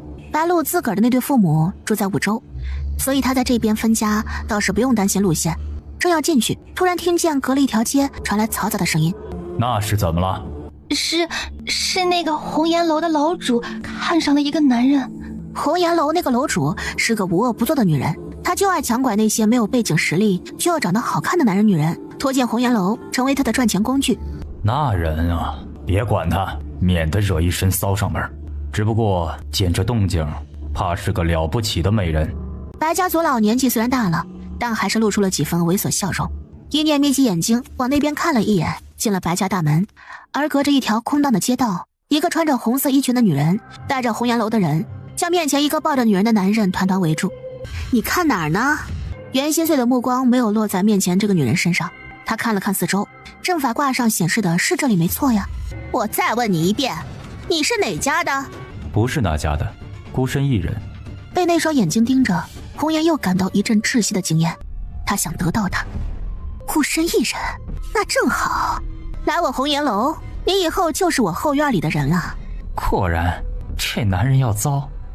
你说买一碗这种男人要多少银镜？这种角色要想用也是红颜自己想用，要是我得到这种角色呀，我也舍不得让他出来接客。他红颜差的又不是那一点灵精，不过他怎么抱着个女人呢？那个女人是病了吗？那不会是他妻子吧？他们说到了，红颜自然也注意到了。你抱着的是你的女人，丢掉！但就是他伸过去的这一刻，一个阵法忽然把他整只手给笼罩住。阵法师，是阵法师，天灵镜，不对，小神镜。大人饶命啊！大人，是小人有眼不识泰山。大人饶命啊！大人，是小人有眼不识泰山。又是小神镜，又是阵法师，就算是今天他的师傅在这儿，也保不住他。他这样的实力，不管去五州的哪个家族，做家主都能做得，为什么会出现在万兽国呢？旁边看热闹的人纷纷跪下了，他会不会生气啊？会不会一气之下把他们都给杀了？大家在这种恐惧之下瑟瑟发抖。对不起，大人，对不起，对不起。不断的在地上哐哐的磕着头。袁心碎垂下眼眸，看着这个女人，半晌后，没事的。红颜露出狂喜的神色。你死了，我就不怪你了。一个阵法突兀的出现在红颜头顶。不，大人，我什么都可以为你做。大人，你想要什么？只要是你想要的。已经开始凝聚力量的阵法骤然停住。是吗？那你帮我找个人，那个人应该就在这附近。我要你想办法把这附近所有的人都召集过来。我想办法。大人，您留着我一定有用的。一念在房间里面修炼完之后往外走，结果就看见那些个族老还在商议，不断的有争吵声从里面传来。主人，他们在吵着争论要不要让你进家祠的事情呢。让他们争去吧，正好我对白家家祠也挺感兴趣的。还有白家的换骨秘法，就是有那个秘法，才有了后面他的凤元被抢之事。那秘法上说不定有切断苏林燕和我崽子关系的方法。金念眼神沉了沉，想起辣辣，依然觉得心口一阵阵揪疼着。主人，你放心吧，明天的大赛我一定会想办法把龙鳞草塞进他嘴巴里面的，这样他的伤很快就能好了。一念刚点头，就听见外面几个女奴在那悄悄地交头接耳。隔壁红颜楼出大事了。我知道，听说红颜楼主就想当街抢人，结果啊，快说。结果那男人竟然是个小神境强者，还是个阵法师。当时我就跪在地上，大气都不敢出，生怕我没命了。好吓人呐！吓什么人呢？我听说那位大人简直就是人间绝色，我刚才远远的望了一眼，我赌你们这辈子没见过这么好看的男人。要是这么好看的男人能喜欢我，要我命都行。可那位大人好像有女人，刚才一路走来都是抱着那个女人的。听到这里的一念，不由得一脸嫌弃地皱起眉头。这个世上还有这种自己路都不愿意走，要男人抱着的娇气女人？一念摇了摇头，觉得这些人真的是吃饱了撑的没事干。本来那红颜楼主是必死无疑的，可不知道为什么那位大人就突然放过他了。最重要的是，红颜楼主说要给楼里最受欢迎的花魁和男君赎身呢。等会儿咱们干完活了，也去远远的瞧一瞧吧。这就是红颜那个女人想出来的保命招数了，要将周围的人全都叫过来，只能将自己2棵招财树给放出去，吸引人过来看。一念对这个事情并不感兴趣，他打算去外面逛逛。活了这18年，还没真正看一眼万寿国是什么样子的。结果一出门，喂，白家的。一念惊讶，转头看见了周少玉靠着墙根。正好我要进去，你出来也是一样。看见这个好战的家伙，一念也很头疼。你来干什么？来拐人啊！你今天那态度让那些个老家伙不爽了，他们都去宫里开那地基了，就我不一样，我还来找你，怎么样？是不是很感动？我是白家的人，你觉得我能跟你走吗？保不齐你们家的人对你不好呢。而且啊，白家能给你的资源连我们家1/10都没有。人不为己，天诛地灭，你聪明就该往高处走。周少玉环顾四周，话说你们家门口够大呀，在这儿打一架都绰绰有余。一念无奈，绕过他想往外走，百变缩成了巴掌大小，趴在他肩膀上睡觉，懒洋洋地看了一眼周少玉，冲他翻了个白眼儿。你这灵兽很无理啊！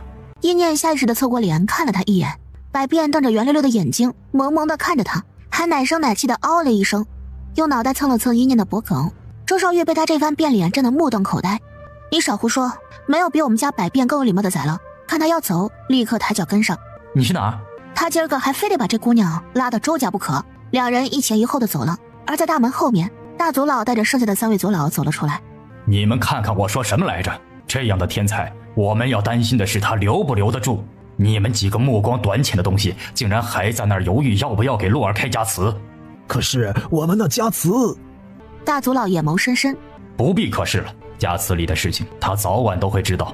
是我们白家的孩子，留着我们白家的血脉，就不会怕家祠里的事情。外面一念烦透了身后跟着自己的这条尾巴。喂，你们万寿国没有好吃的东西吗？特产有吗？你怎么不说话？喂，你到底跟不跟我去周家？你有完没完呢？你再跟着我，信不信我……怎么，你要打我了？来，我准备好了，打一架吧。一念都快疯了，正烦着，前面又传来一道声音：“哟，周少玉，你又来缠着姑娘了。”一念看见那吴家的吴雪，还有苏林燕、风寻，竟走到一块儿去了。风雪，你这脸怎么肿得跟猪头似的？你这是被谁给教训了？快告诉我，我好去认识认识人家，我肯定会和那人特别投缘。投缘？那可是魔族的余孽，你想认识魔族的崽子，我可没意见。风轩羞愤难堪，他本来根本就不想出来，是苏林燕和吴雪非追他来的。魔族？你还没听说过这事儿吧？有魔族余孽现世了，说不定哪一天那人就会找上你。那正好打一架呗，当我怕过谁不成？哎，白家的，你等等我啊！一念刚想悄悄溜走，谁成想他眼睛这么尖。表姐，这是不想看见我吗？苏林燕并没有将辣辣带出来，不能在这里就杀了他。可一念对他的厌恶还是控制不住的，要从眼底流淌出来。表姐就那么讨厌我吗？以至于今日竟然选了我对阵？还是说是因为荀哥哥？其实我知道姐姐你也很喜欢荀哥哥。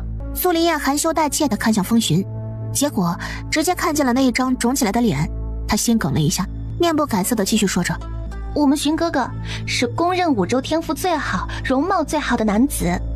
一念在心底翻了个白眼儿，未必吧，别以为谁都喜欢你的荀哥哥。论起天赋，我不觉得自己比他差，你自甘为人之下，别扯上我。还有，一念想起了女奴的话，弯唇冷笑着，谁给他封的5州容貌最好？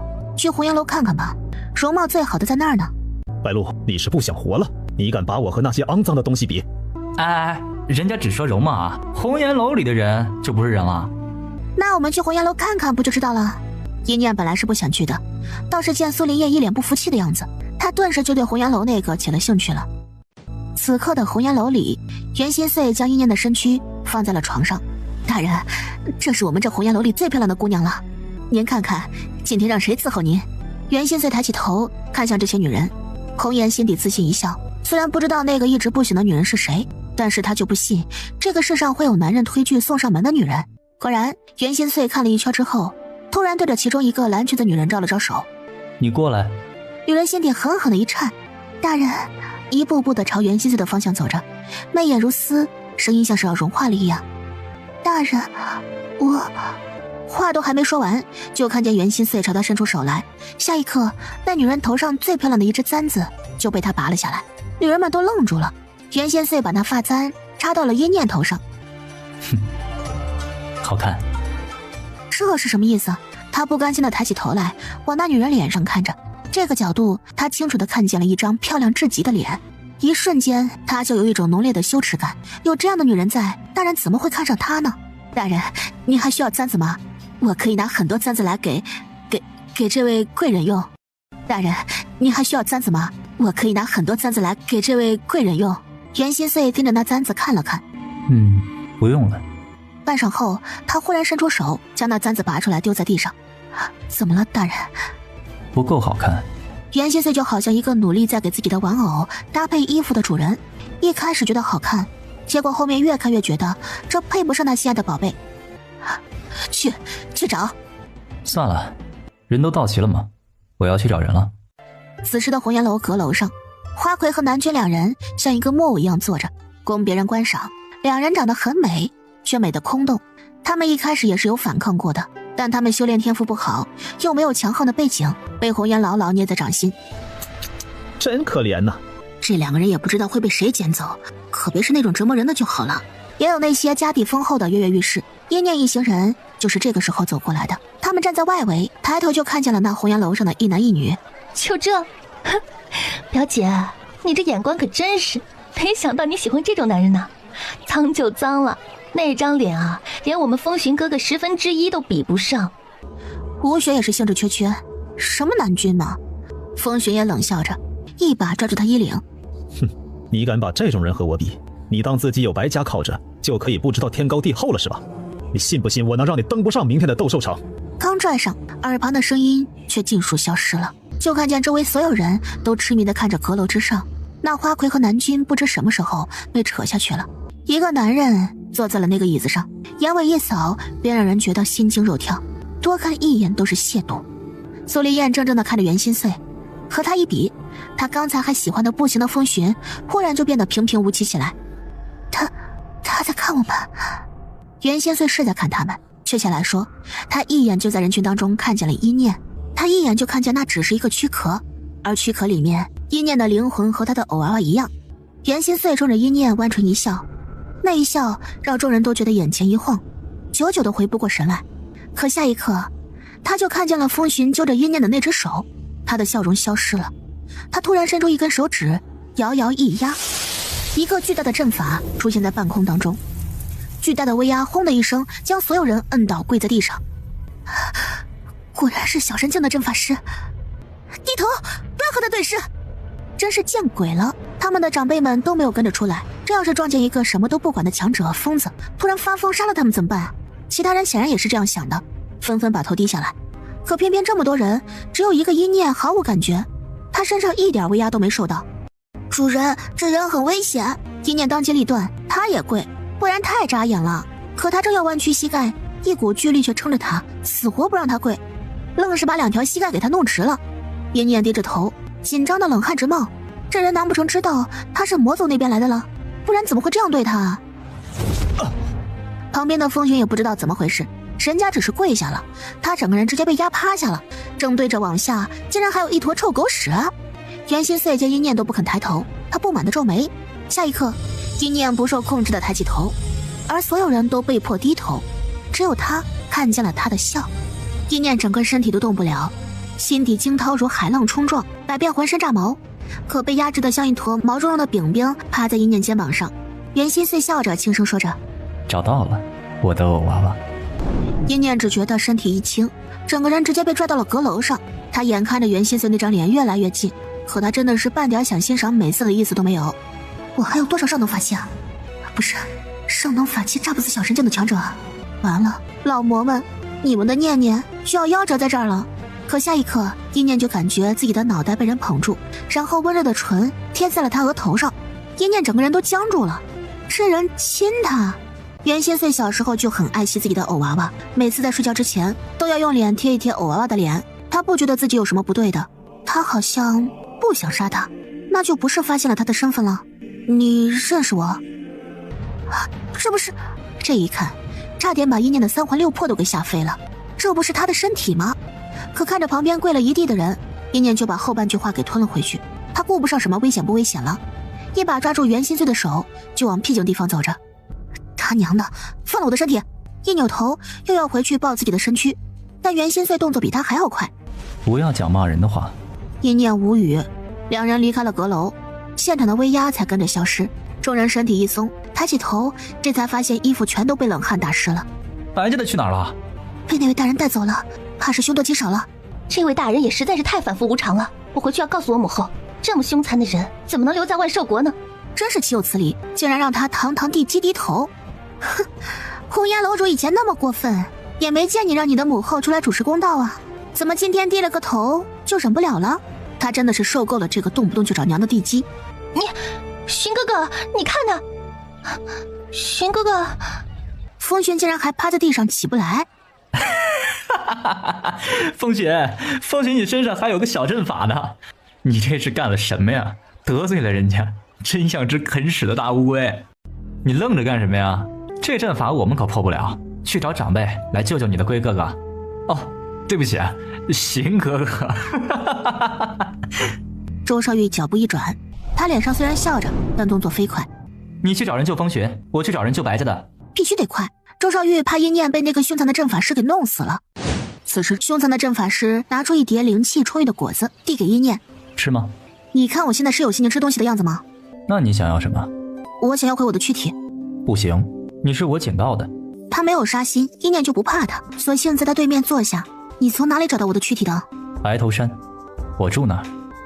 老妖婆说的那个被困在里面的就是你？真是倒了血霉了，魔影兽们为什么要从白头山走啊？一念无比头疼的开始扒拉自己的脑袋。你要怎么样才能把躯体还给我？你是我的偶娃娃，我为什么要还？偶娃娃是什么东西啊？一念一脸的崩溃，悄悄地看了一眼自己的躯体，在心里想着自己能不能把躯体给偷走。别看了，你是不是想悄悄地走？虽然刚出来的袁心碎有很多事情还不太懂，但是他感知很敏锐。告诉你，走不了。你要是不想当我的偶娃娃，那我就杀了你。突然被他用这样的眼神盯着，一念只觉得一阵寒意爬上脊骨。他觉得这位阵法师看起来偶尔会特别像单纯的孩童一样，但他骨子里带着一种嗜血的残暴感。实际上也和一念猜的差不多了。袁心碎从小的时候被压在山底，身边却没有可以教导他的人，又在灭族仇恨当中日复一日的活着，就变成了如今的样子。一念只能转开这个话题。你出白头山打算做什么？眼睛却巴巴地盯着自己的躯体，脑子里一直在想着怎么办呢？杀人吧。杀谁？目光所及之处，所有的人。他冲着一念露出了笑容，那笑非常的勾人，却无端让人遍体生寒。一念放在旁边的一只手缓缓地收紧。你别怕，我挺喜欢你的。一念被他一摸，忍不住打了个冷颤。对了，我看你的身上有个魔剑的枫叶，你的身体如果丢在魔剑了，你到时候还是会被封印住，对吧？这也是他为什么不愿意把一念送回魔剑的原因之一。当然，最大的原因是他舍不得。这个我能给你抹掉。你说真的？你能抹掉这个封印？能抹掉。魔剑的封印主要是针对魔族下的，我在我族的书里看见过。你不是魔族血脉，这个封印的威力只有1/10，我努力的话能抹。你不是魔族血脉，这个封印的威力只有1/10，我努力的话能抹。明明能一脸无畏地说出想把所有人都杀了的话，这会儿分析起这种事来倒是莫名的认真。袁心碎这人真是一人千面。你不用担心会被魔剑吸回去，现在要回来吗？一念当然想回自己的身体里了，想回，但不是现在。最关键的一件事情他还没做完，这个事情只有用白鹿的躯体才能去做。他抬起头来看向袁心碎，你说过你想杀了所有人是吧？劝你最好不要，因为这里有很多实力比你强的人，在你还没有报完仇之前，你会先被强者围攻致死的。一念听见外面有了动静，急忙加快了说话速度，而且冤有头债有主，迁怒并不是理智的做法。洛儿，外面已经响起了白家族老的声音，你把我的躯体先收起来，等会人进来了我来说，你别说话，只管点头就是，知道了吗？袁心碎看起来有些不高兴，但是他的偶娃娃都这样说了，他还是不情不愿地将躯体先放进了自己的空间灵宝。族老，我在这儿。大族老是8星天灵境强者，白家这会儿能叫得上的天灵境强者都来了。洛儿，你没事吧？白族老猛地松了一口气，这要是白鹿没了，之后的大赛谁上啊？没事啊。这位大人是小神境阵法师，大人是看我有阵法师上的造诣，想收我为徒才找我上来的，对吧，大人？他转过头，使劲地朝袁心碎眨眨眼睛。袁心碎很给面子地应了一声。一念看他配合，心里的石头就落地了。这是真的吗？我们鹿儿真的有阵法天赋？袁心碎对着他就没那么好的脸色了。一念觉得他像是在打量一头随时可以宰杀的猪一样，连忙娇笑着走到了白家族老面前。当然是真的，大人今天很累了，请大人去咱们白家休息吧。是，应该的。一群族老都红光满面的，天哪！这有小神境强者去白家，哪怕不会白家出手，光是坐镇白家就已经很好了。一念刚松了一口气，搭着袁心碎就往外面走。袁心碎乖乖的在他身后跟着，目光沉浮，不知道在想什么。白族老兴奋的不行。洛儿，今天晚上就开宗祠，族老们一起齐心协力给你提升实力。一念压住心底的激动，有便宜不占王八蛋呢。虽然不知道是什么办法，但是说不定能让他冲破体内的桎梏，一跃成为神灵境强者。洛儿，你被这位大人收徒的事情先不要张扬，免得惹来一些不必要的麻烦，一切等斗兽大赛结束再说。这是怕引来帝后的注意吗？一拍即合，一念也是这样想的。一群人悄悄地从后门溜走的时候，一念还听见外面封家人暴怒的声音：寻儿，快把这个阵法抹去！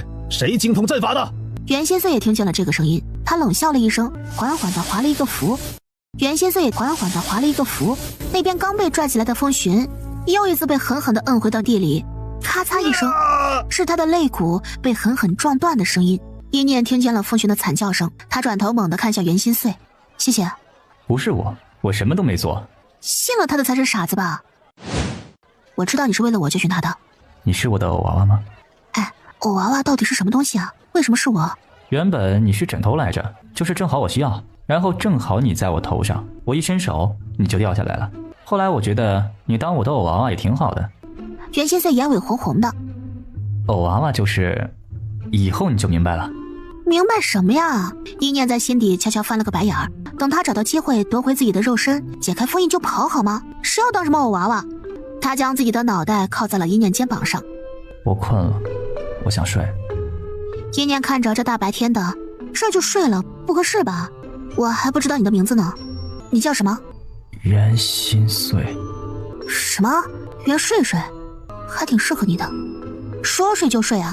一念好不容易扶着他，让他在白家房间里面躺下了，还没来得及喘口气呢，就看见面前的白族老对他说着：“现在跟我们一起去宗祠。”一念眼神一亮：“好的，族老。”几位族老一起带着一念到了宗祠门口。一念刚走到门口，也不知道是不是自己的错觉，他好像听见里面传来细密的声音，是年轻女人的若有若无的呼吸声，还有渗人的轻哼声，像是在编织一首歌谣，慢悠悠地飘进他耳朵里。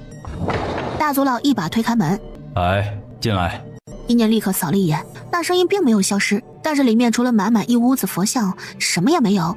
祠堂好大。那当然，这里可是加持了空间灵宝的。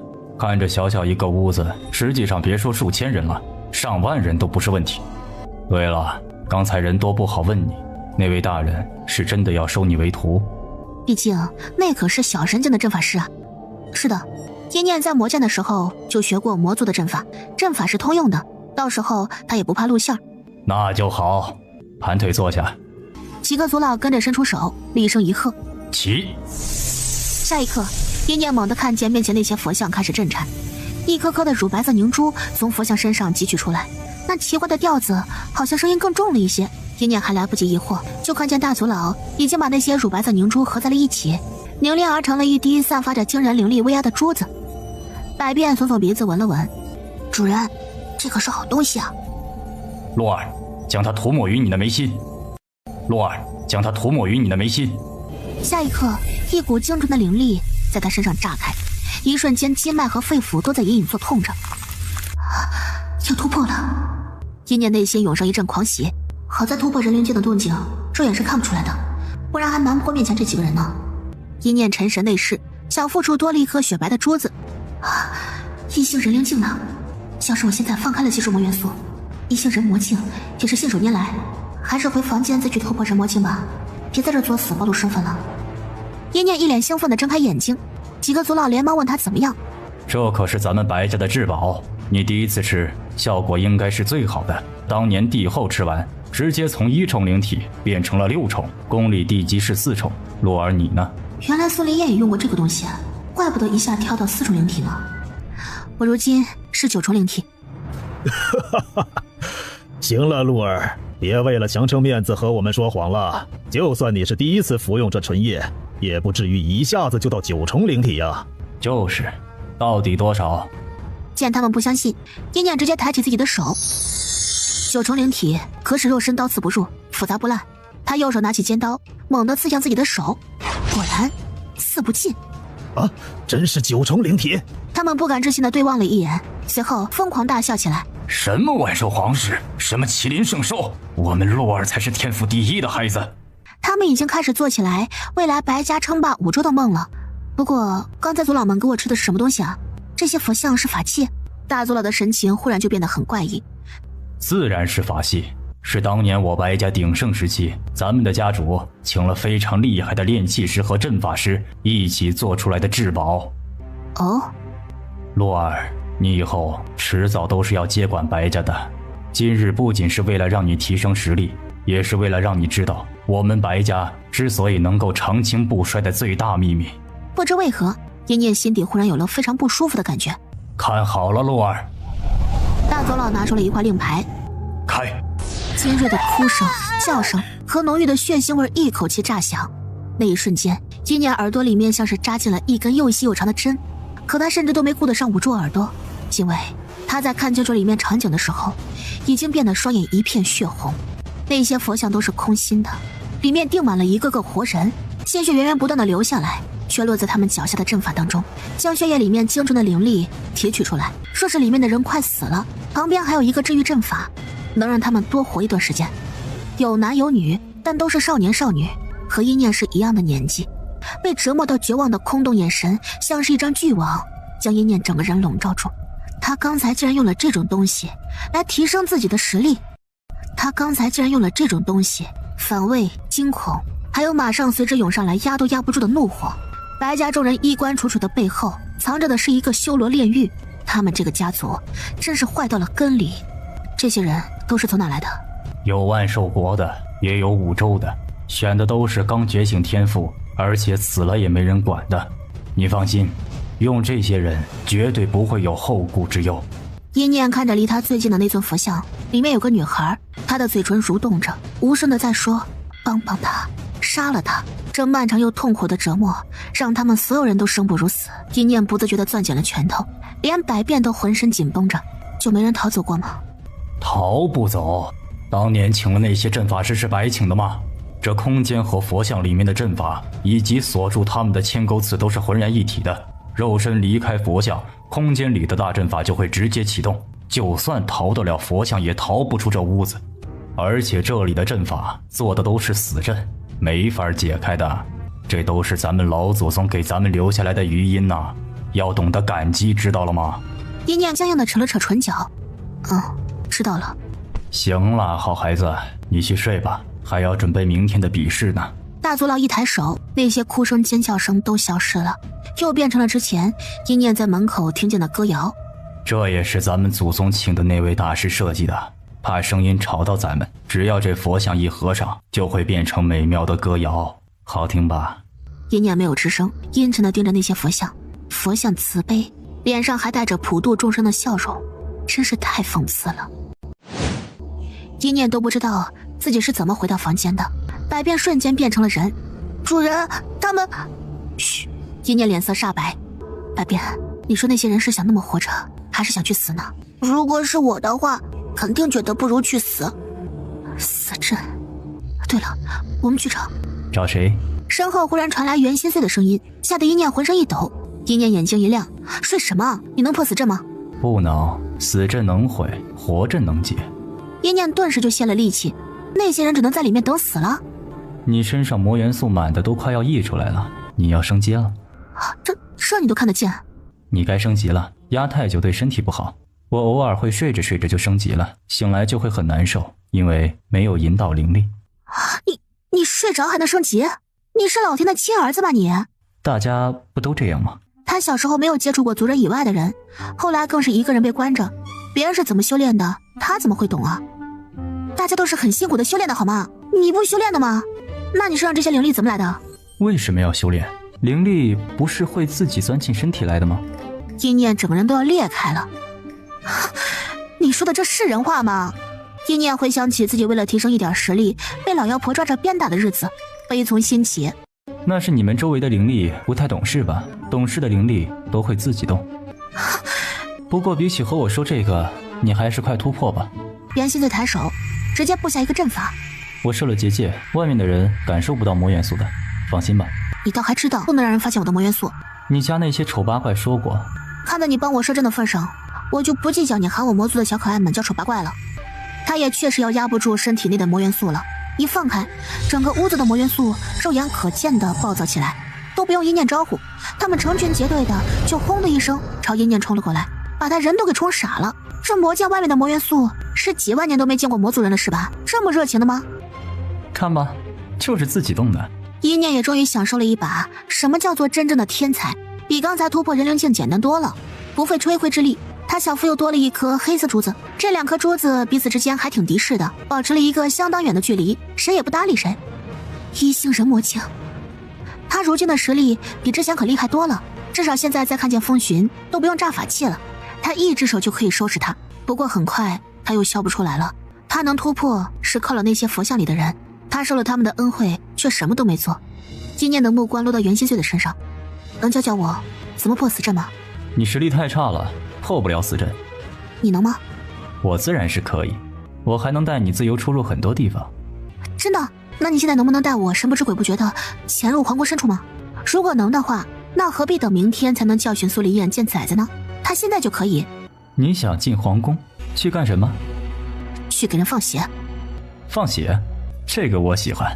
阴念古怪的看他一眼，他想求他帮忙来着，但一听这个他就自己上钩了，这也太配合了。走，对了，百变，以防万一，你变成我的样子留在这里。百变的脸拉得老长，主人出去搞事情又不带他，一定是因为他现在太弱了。他满是敌意的看着袁心碎的背影。还是要提升实力，我足够强，主人就不用找别人帮忙了。就在百变给自己打气的这功夫，阴念第一次体会到了高等灵阵的威力。前一秒他还在白家门口，后一秒他竟然已经来到了皇宫的屋顶上。掩盖气息的阵法只能持续1炷香的时间。袁心碎刚说完，阴念就听见了脚下传来声音，是苏林燕的声音。嘘！他神情凝重地蹲下身子，结果就看见了让他心尖发抖的一幕。大辣被苏林燕掐住了脖子，狠狠地摁着头往桌子尖角上一次一次撞着。你就是冒充凤凰的野鸡！辣辣的身体被死死缠住，动弹不得，但他还有嘴。我主人会回来的，他会把你现在对我做的事情一件一件全都还给你。你做梦！你的主人早就死的骨头都烂了。切！我让你说，看我割了你的舌头，你还怎么说？目睹了全程的一念根本没法控制自己的滔天恨意，本就比灵力暴躁的魔元素轰然炸开。什么？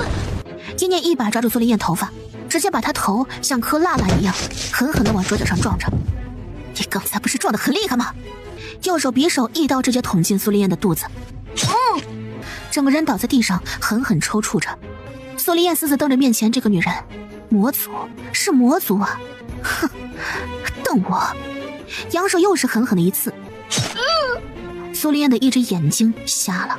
别着急好，这绝对不是我打你的第一次。今天先拿你一只眼睛下酒。虽然他很想现在杀了他，但是他死了，娜娜也会死的。快！顶上，袁心碎轻声说着。他们发现你了。一念一把抱住娜娜，跳上屋顶。下一刻，两人消失在了原地。而同一时间，帝后出现在一念他们刚才站的地方。燕儿，魔族杂种，我和你势不两立。另一边，袁心碎把一念带到了附近最远的一处山林之中。娜娜痛得神志不清，但小身子靠在他身上，一声又一声满足地喊着主人。一念心痛的眼泪一颗颗地砸下来，他使劲用匕首去砍那法器，却怎么也砍不断。让开！他凝聚灵力，狠狠地一拽，那被帝后操控的法器咔嚓一声碎裂了。娜娜痛得浑身抽搐着，但很快就觉得没有了那个束缚，身上都不那么痛了。主人，娜娜不痛了，你不要哭。我应该早点想办法把你救出来的。你叫娜娜，是吗？一念眼神发狠，主人一定会想办法解开你和苏林燕之间的契约，还你自由。到时候，主人一定拿他的命来弥补我们娜娜这些天受的苦。一念是知恩图报的，转头就认真地对着袁心碎说着：娜娜，快谢谢这位大人，要是没有这位大人，我也救不了你。就算救下来了，他也没法解决那个法器，娜娜还得受苦。谢谢哥哥。娜娜这会儿一点都不辣了，像个小面团一样乖巧。袁心碎除了一念之外的人都显得有些爱答不理的。回去。回去。一念一边拿出龙鳞草，一边哄娜娜：来，吃点这个，你的伤能好得快些。娜娜毫不犹豫的一口吞了。你就在我身边好好养伤。你还有个弟弟叫百变，能缩小吗？你缩小了，我把你藏起来。只要娜娜不出现在苏林燕眼前，他就控制不了她。而且苏林燕重伤，才没工夫管娜娜呢。哼，这会儿整个皇城应该已经闹翻天了，但我还得去做一件很重要的事情。什么？地基被刺，血凤被偷走？是啊，大人，帝后快疯了，皇宫里所有士兵都在挨家挨户的查人。快，我们进宫。对了，去把鹿儿叫出来。白族老生怕自己家唯一一个好苗子也着了那魔族人的手。那位大人，要不要叫啊？小神境的强者，你去叫，人家会给你面子吗？把鹿儿带上就好。百变正无聊呢，见大族老喊他一起去，顿时惊讶了。什么？叫我一起进宫？好啊。然而心里却很是担忧。主人，你可将要在变身实现前回来呀。白家人都走了之后，没过多久，袁心碎就带着一念回到了白家。大族老他们都不在，正好一念一把抓住袁心碎进了祠堂里面。袁心碎一进来就盯着那些佛像。血腥气，这就是你说的那个死阵？是，能弄开这些佛像吗？佛像简单，但我们脚下覆盖整个空间的死阵无解。袁心碎抬起手，一个又一个光阵从他指尖浮现出来。下一刻，一念就看见了什么叫做被灵力宠爱的孩子，都不需要他去指引，无数的灵力就飞快地涌入袁心碎阵法当中，那金色的光点们都还是蹦蹦跳跳着来的。行了，够了。袁心碎皱了下眉，抬手就将还想往阵法里面挤的灵力粒子撇了出去，金色光点们被他拍出去，还委屈成了一坨饼饼。下一刻，金色阵法飞向那佛像，佛像无声地打开了。在打开的那一刻，一念随手给袁心碎戴上了一个面具。虽然里面这些人都是可怜人，但是也要以防万一。里面那些人纷纷抬起头来。是来救我们的吗？什么救我们的？看他身上穿的就是白家弟子的衣服，白家人，你们都不得好死！聒噪！一抬手，那些人就直接从佛像上被撕了下来，狠狠摔在地上。但那些人的骂声却齐齐消失了。我出来了。他们的身体都是坑坑洼洼的，有些人连站都站不起来。但此刻却不可置信地看着眼前发生的一切。你不是白家人吗？你为什么？我不是白家的人，我也没法救你们，这是死阵，无解。但是我能让你们做一个选择，你们可以选择现在去死，或者是回那佛像里再等一等。一念深吸了一口气，他已经做好了被这些人埋怨和背叛的准备。扑通一声，接二连三的有人对他跪下来。你们这是做什么？姑娘，您是我们的恩人，真的很对不起，刚才辱骂了您。死阵无解，我们都知道，请帮我们解脱吧。我们绝不再想让那些恶心的豺狼再榨取我们一丝一毫的力量了。不用跪我，是我先受了你们的恩情，托大家的福，我的实力才能精进一步。恩人，可以毁掉这个阵法吗？就算我们死了，只要这个根源还在，就还会有无依无靠的孩子被抓进来，成为供养这个烂蛆一样的家族的养料。一念转头看向袁心碎，破死阵很累，你有什么想要的吗？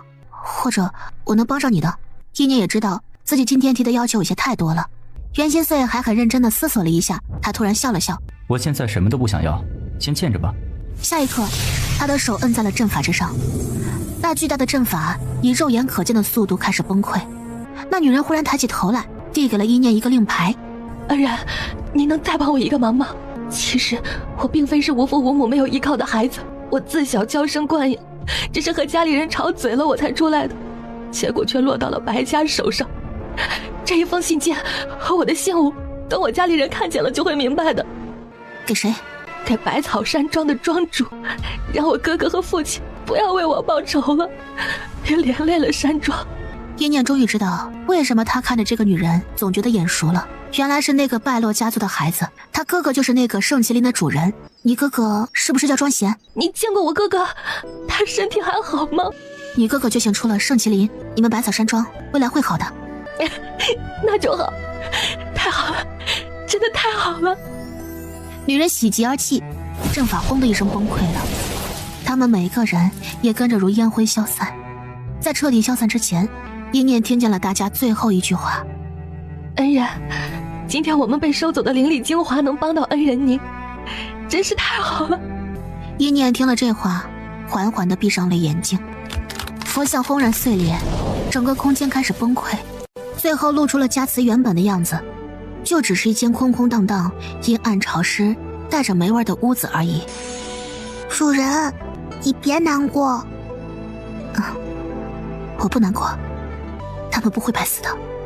一念看着袁心碎，你放心吧，我不会让白家怀疑你的。知道了也没事，全杀了就行。白家能人不少，帝后更是和你一个级别，这是我的事情，不能让你涉险。这是我的事情，不能让你涉险。他深吸了一口气，眼前逐渐出现了一颗颗黑色的魔元素，一颗颗排列起来，悬浮着开始组成一排排的字。袁心碎一看这几行字就笑了，说要人不知，除非己莫为，先杀地基，再破白家，魔族必出，清算血账。他留下魔元素，那些人就会觉得是魔族余孽干的。一念已经期待着那些族老们看见空空荡荡的家祠和这些话是会有什么反应了。你去红岩楼睡一会儿吧，免得让他们觉得你在白家却没抓住魔族的人。我去皇城把百变换回来。你不陪我睡？睡什么？之前你就说睡觉睡觉，不是？你之前在白头山底下就拉着我的躯体一起睡觉的。袁心碎脸上的笑容顿时消失了。谁家偶娃娃天天往外面跑？你是我的偶娃娃，不和我睡觉，你想和谁一起睡觉？不是。一念脸色都白了。什么时候睡的？怎么睡的？一开始他说的枕头，难不成是睡觉的意思？喂，你睡觉是怎么睡的？睡觉还能怎么睡？闭眼睛啊。那我呢？就是你睡觉给不给我脱衣服啊？好好的睡觉为什么要脱衣服？你说什么胡话呢？哦，原来他不懂呢，这一念就放心了。忘了我说的吧，你去红岩楼吧，不要留在白家，顺便把我送到皇宫里面。严心碎给他找了个相对来说僻静的地方，把人送了过去，就看见了一直在外面瞎溜达的百变。主人，你来得太迟了，差一点百变就要撑不下去了。抱歉了，仔仔。现在两只仔仔都已经回到他身边了，就像是一颗心被补满了一般。走，我们去看看那个苏黎燕。没走两步，却看见了百草山庄的庄贤带着一堆灵药走了过来。一念一愣，顿顿时想到那个女人交给自己的东西。白小姐，你来干什么？这些难道是给苏丽燕准备的？是帝后下的令，你也是来看地基的吗？一起吧。他还没好好欣赏过苏丽燕那副模样呢。同时阴念也在想着，他要怎么样把女人留给他的信件交给这个庄贤呢？这庄贤就真的值得信任吗？两人结伴而行，没走2步就碰见了风寻。他眯起眼睛打量结伴而来的2个人，风寻不知怎么的，心里一阵膈应。就在前不久，白露还在他面前一口一个寻哥哥的喊着：“白露。”有事？风寻一愣，就听见阴念嘀咕着拉着庄贤走了。喊了人又不说话，什么毛病啊？脑子在地上趴坏了吧？你……可阴念早就拉着庄贤走远了。他身边跟着的风家随从小心地问着：“公子，地基那边怎么办？咱们2家可还有婚约呢。”你觉得我会娶一个失了神兽的废物？风寻眼中闪过浓浓的嫌弃。而且本命神兽死，他苏林燕也必死无疑。公子，我们退婚也得找个由头吧，不然外面该说咱们风家过河拆桥啊。那是自然。他们在说，阴念和庄贤则是进了那有着重重防守的殿宇当中。废物！将面前一个端着药的女奴一把打飞。这汤药熬成这样，所以我儿才醒不过来。要是我儿醒不过来，我就把你们这群没用的灵异脑子一个个剖开。庄贤看着这血淋淋的一幕，眼中闪过一抹厌恶，但为了不惹怒位高权重的帝后，他将表情掩饰得很好。庄贤来了，你也来了。一念做出难过的表情，表妹她会好起来的。姑姑，您别太难过了。还有白家那边，姑姑不用担心，白家有我呢。意思就是您老就歇着吧。猖狂！我白家什么时候由你个小丫头骗子说了算了？在众人目瞪口呆的眼神之下，一掌就朝阴念拍了出去。小心！阴念早有准备，用法器悄悄抵挡了5分力，剩下的5分结结实实的打在了他身上。惨叫一声，摔在了外面的地面上。阴念眼底掠过几分算计，很快仰起头来，对外面大喊着：“祖老救命呢！姑姑发疯了，姑姑要杀了我！”贱人，敢胡说八道，挑拨是非，看我今天不撕烂你的嘴！阴念的声音更响了：“祖老，露儿不孝，以后不能再为白家效力了。”露儿！几位族老瞬间出现在白露面前，一见他们过来，刚才还好的声音贼响的阴念顿时脑袋一歪，哇的一声呕出一大滩血来。露儿，你怎么样？大族老双眼血红，一把过来就往阴念嘴中塞了保命的灵药。帝后还没反应过来，几位族老就已经满眼失望地看了过来。帝后，你今日所作所为当真让人寒心。地基出事是露儿造成的吗？何必迁怒于露儿？你们都被这个丫头给骗了，是她挑衅我在先的。我不知道是哪句话挑衅了姑姑。我说让姑姑不要伤心是做的吗？我说让姑姑不用费心白家是做的吗？阴念一脸的悲怆，眼睛震惊了藏在他兜里的辣辣。难不成我要说表妹醒不过来，姑姑才能高兴吗？孽障，你给我住嘴！帝后，你太放肆了！你眼里还有没有我们这些老家伙？有没有白家？大族老那眼神锐利无比，像是要直接将面前的帝后刺穿一般。这2天，白家和帝后你来我往的互相试探，但谁都没有挑明。可就因为阴念这一出激将法，这一层本就轻薄的遮羞布终于被暴力扯开。露儿，我们走。大族老冷哼一声，到底没有和帝后彻底撕破脸。阴念被几个族老扶着，哼哼唧唧了一会儿：“我是不是要死了？族老，如果我死了，能不能帮我把我和赤明狗的契约断开，至少让赤明狗继续为白家效力啊？”大族老被阴念这番话感动得稀里哗啦的。好孩子，别胡说，你就是受了伤，没事的。若我真有那么一天，能断开契约吗？他心脏砰砰跳着。没错，阴念在套话。大族老显然是被他一片心意感动了。自然是有的。阴念心口一松，能断开就好。要怎么做？族老，你告诉我，这样若是以后我真遇到不测，我也好将赤明狗留下来。几个族老对视一眼，都看见了眼中的震惊。露儿竟然对白家如此忠心。也好。他们也是想到了今天帝后这茬，不是说咒这个优秀的孩子死，而是苏林燕这个样子，帝后又一脸的靠不住，变异赤明狗算是最后一张留着的可成长底牌了。其实倒也不难，就是需要一位非常难得的宝物。白家族老慢悠悠地说着。露儿，我问你，除了本命灵兽之外，咱们和其他的野性灵兽签契约需要什么？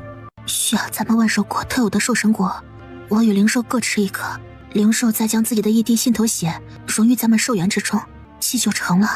对，就是兽神果。那兽神果树会有那1000万分之一的可能不结果，开出一种形如尖锥的黑色花。是那黑色花？非也，那黑色的花基本上活不过100日，但是万朵里还是会有一朵活下来，花里会凝出一滴露，要那滴露才行。一念越听心越沉，这么苛刻的要求得找到什么时候去啊？但是不管怎么样，有方法他就不会放弃的。那白家有吗？傻孩子，这么珍贵的东西哪儿能有？就这方法，也还是咱们白家一位祖先偶然间得到了这凝露，不知道是什么就喝了，结果直接和本命灵兽断了气，才后悔不迭呀。说话间，一行人就已经到了白家。女奴们见一念受伤了，一脸虚弱的样子，纷纷大惊失色。好好照顾小姐，要是伺候不好，你们小心自己脖子上的那颗头。大族老，不如咱们再去拿点纯露来给鹿儿养伤。对，倒是我疏忽了。来，鹿儿跟我走。一念闻言，脸上浮现了发自内心的欣喜，就让这些人看看他们的根基轰然倒塌的时刻。推开宗祠的门，大族老还以为会像正常时候一样看见那些华丽的佛像，但里面什么都没有了，只有一个空空荡荡的房间，还有一排用魔元素凝起来的字。天哪！该死的魔族人！我白家的根基全没了。剩下几个族老也是急怒攻心，一手指着一念留下的那几个字，半句多余的话都说不出来。他缓缓闭眼，就该让这些狗杂碎生不如死才是，这才是对那些饱受折磨的无辜民众最好的赔罪。一念爽完了，也跟着抬起手。魔族一念太过分了，竟然做出这等无耻恶毒之事！我白家……他灵力一震，不要钱似的吐出一口血来，双眼一翻，竟是直接被气晕了过去。现场顿时又是一阵兵荒马乱。假晕的一念感觉到自己被几人抬了起来，然后送到床上。等房间里的人都退出去了，一念猛地睁开眼睛，主人！大拉憋得不行，见安全了，就从空间里面跑出来。他靠着一念，一脸满足地说着：“这是主人的家吗？”这当然不是了，我们的家呀在魔界，那里面有很多叔叔伯伯，他们肯定都非常喜欢拉拉。正巧百变也钻出来了，主人现在是2个兽兽的主人了，不高兴！哼！拉拉大眼睛滴溜溜转着，看着百变鼓着脸，也冷哼一声。两仔目光交汇，在空中撞得噼里啪啦。一念还隐约听见了外面女奴的声音：“到底是发生了什么事啊？大小姐晕倒了，族老们气得卧床不起。听说是魔族闯入宗祠了。魔族，好可怕啊！他不是还刺杀了地基，抢走了血凤吗？那位大人呢？那位大人早就去红岩楼了。要是他在的话，估摸着魔族就不会得手了。唉，魔族的气息是很好认的，一念要不是灵魔一体，估摸着分分钟掉马甲。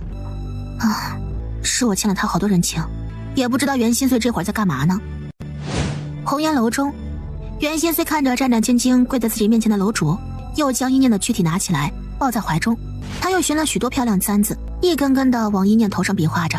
突然，袁心碎好像想到了什么，一脸严肃的转过头：“你睡觉脱衣服吗？”楼主一愣：“什么？若是自己睡，外衣是要脱的吧？”那如果和别人一起睡呢？红岩楼就是个风尘楼，他还以为袁心碎在问那档子事儿呢。若是在我这楼中你情我愿的话，自然是全脱的呀。要脱？袁心碎盯着一念身上的衣服，陷入了深深的沉思。楼主吓得魂都要没了，好在白家派了人过来请他。大人，我们大小姐晕过去了，大人您回去看看吗？一推开门，本还以为会看见一念躺在床上奄奄一息的场景，却没想到闻到了扑鼻的饭香。关上，别被他们看见了，快来，有好吃的。一念的桌上摆了一个巨大的盆，大蜡拔下自己身上一根羽毛，放在盆底呼呼的烧着。这些都是我从魔界里面带出来的，保证你没有吃过。一念将一串绿色的圆球和肉一起放进盆里煮着，很快香气就更浓了。2个小家伙还不会用筷子，百变稍微好一些，跟着一念学了几天。而辣辣这会儿正艰难的和锅子里面的一块肉做搏斗呢。你太笨了，筷子都不会用。刚说完这话，他夹着的圆球就滑了出去。哼，你自己不也不行吗？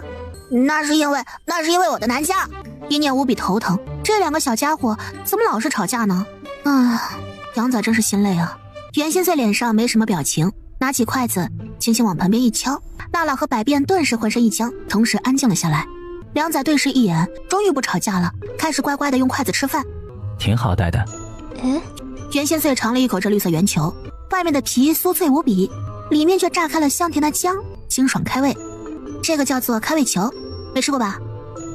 袁心碎点头。你在白头山底下吃什么东西啊？灵力。你不吃饭啊？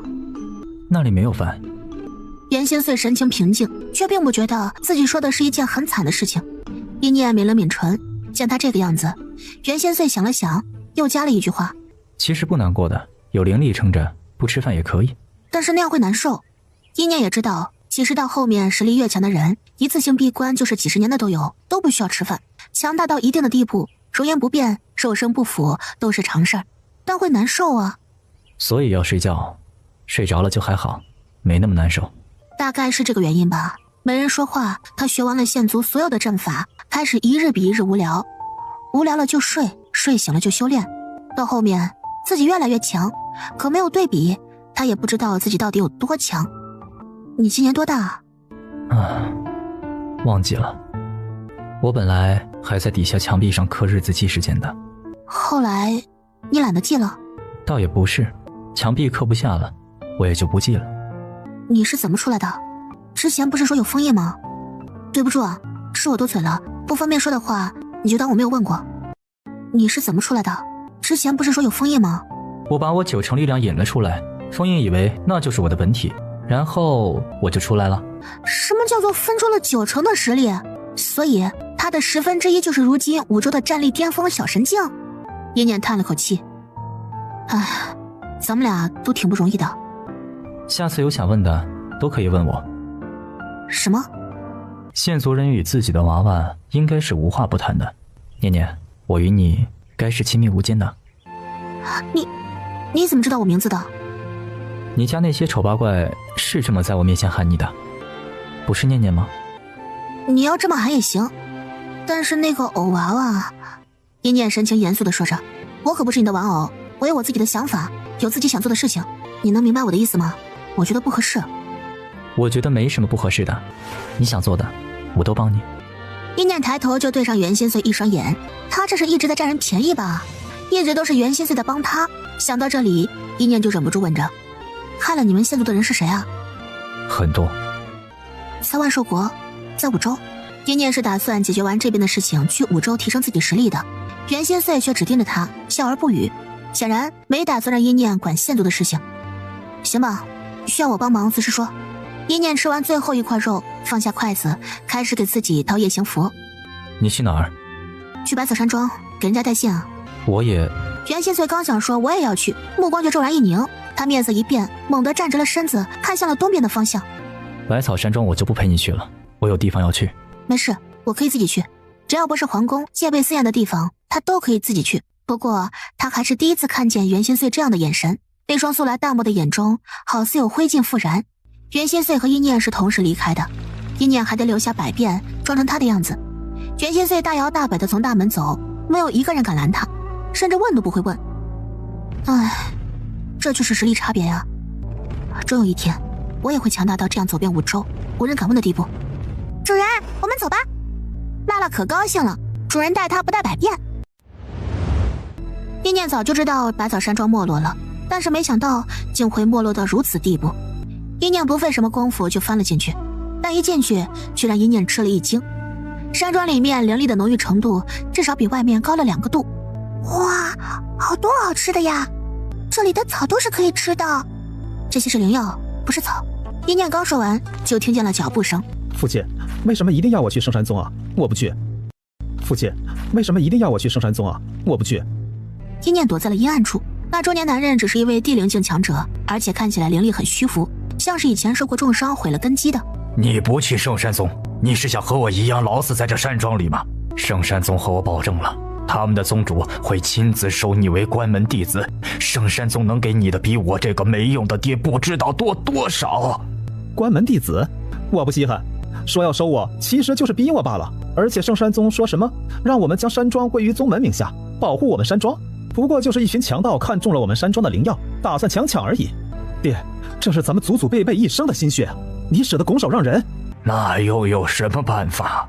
我一个废人，我现在只想将你好好的送入大宗门之中，以后也不至于被人害了。那些曾经欺辱过咱们百草山庄的人，都在死死地盯着咱们，他们怕你长大，怕你找他们的麻烦。他们不该怕吗？他们为了抢夺灵药，杀了我们家多少人？还有妹妹，若是山庄没了，妹妹会找不到回家的路。你妹妹说不定已经……不可能，我妹妹肯定还好好的。娜娜揪心地看着一念，主人，要不缓缓再告诉他们吧，好可怜呢。死了的姑娘不可怜吗？不让他们知道家人惨死，无仇可报才是可怜。话音落下，信件和信物射向庄贤。谁？还没来得及发怒，一看见那信物，直接眼瞳一缩。妹妹，别人的一念完成了，一念后退要跑了。等等，请您留步，我就问几个问题，我们绝对不过来。他感觉到一念仿佛不想泄露自己的身份，一念顿住了脚步。我妹妹还好吗？你们看信就好了，他应该都写了。庄贤一脸欣喜地打开信，却在看见里面内容的时候都僵住了。白家怎么敢？庄贤连忙扶住父亲。姑娘，我小妹说的是真的吗？白家真的做了这种丧尽天良的事情？你小妹的自己，你应当认得出来。白家，我庄贤此生与你势不两立，白家人我一个都不会放过。庄天问伤心过度，直接晕了过去。庄贤让人把父亲带去房间休息之后，自己看向了一念的方向。小妹已经说了，你是她这辈子都无法偿还人情的恩人，请受庄贤一拜。不用归我，我只是受人之托，众人之事。那也请让我们百草山庄报答你，但凡我们百草山庄有的，您都可以拿去。一念心思一动，这地方灵药众多，说不定你可有兽神果之花凝的路。问是问了，但其实一念没抱多大期待。算了，我也就是这么一……姑娘怎么知道我们百草山庄有此话当真？你随我去拿。算了，我给姑娘你拿过来吧。等等，我和你一起去。主人，你不能露面呢。没事，让他去拿，拿来我也不放心给你用啊。而且人家要送他这么珍贵的东西，他至少得露个面呀。一念带着黑纱面巾从黑暗处走了出来。姑娘放心，你不想露面，我不看就是了。这个人是真正的君子，不用，我戴着面罩呢。他带着一念到了库房，守着库房的是一位地灵境强者，他也是唯一一个实力还不错，却为了报恩还是留在这个山庄的人。少爷，库房重地，怎么可以带着外人进去？没事，这位是我们百草山庄的恩人。木头，开门。叫木头的男人看着十分憨傻。好，少爷，山庄的恩人，那就是我木头的恩人。这是我爹年轻时救下的一个孩子，不是万寿国的人，但灵体天赋不错，也就木头了，现在还守在我家。其他的地灵境强者早就跑光了。看，就是这个。我们家族世世代代都是种植灵药的，这便是鼎盛时期留下来的，但是不知药性药效，所以没有人敢用，也怕随意胡用，浪费了这稀奇的灵药。一念拿过凝露，心底一片滚烫。原本他已经做好了未来余生都要为这个东西寻找奔波的准备，可没想到转头这东西就被送到了他手上。但凡一念狠心一些，不去理会那些无辜之人，就不会碰到庄家小妹，更不会得到这个凝露了。哦，对了，这个给您，有了这个腰牌，就能自由出入我家山庄。不过如今我家山庄已经是别人想进就进，想出就出的了。多谢，我需要这个。一个势力的腰牌完全可以抵身份牌用。一念在万寿国可没有身份牌，到时候他回到自己身体里时，就妥妥成了一个黑户了。一念不敢回白家去给娜娜用这凝露，怕引起动静，他打算带娜娜进深山里面。娜娜，来。一念让娜娜吞下凝露，有什么感觉？没有什么感觉呀。话音刚落，娜娜身上的兽元猛地撕扯起来，她浑身抽搐起来，像是有什么东西从她身上被拨开了一般。好痛，主人，我身上好痛。娜娜，可下一刻，她身上的凤元竟然开始发热发烫，一个巨大的阵法自发地出现在她和娜娜脚下。一念能感觉到凤元的喜悦之情，同时她的心脏好似被一点点填满，像是被人挖走的一块肉，终于在这一刻慢慢地填补回来了。与此同时，昏迷的苏林燕猛地睁开了眼睛。燕儿，我的背好痛，有人在挖我的骨头，我好痛啊！她仿佛感觉自己背后的脊骨被人生生的抽离。一念当时体会的痛感，他如今也终于承受了1/10了。这区1/10就已经要让苏林燕彻底发疯了。这么大的声音，顿时就让正好在旁边修炼的风寻给听见了。他悄悄来到了房间门口，却没走进去，因为他不想看见苏林燕那张丑陋的脸。母后，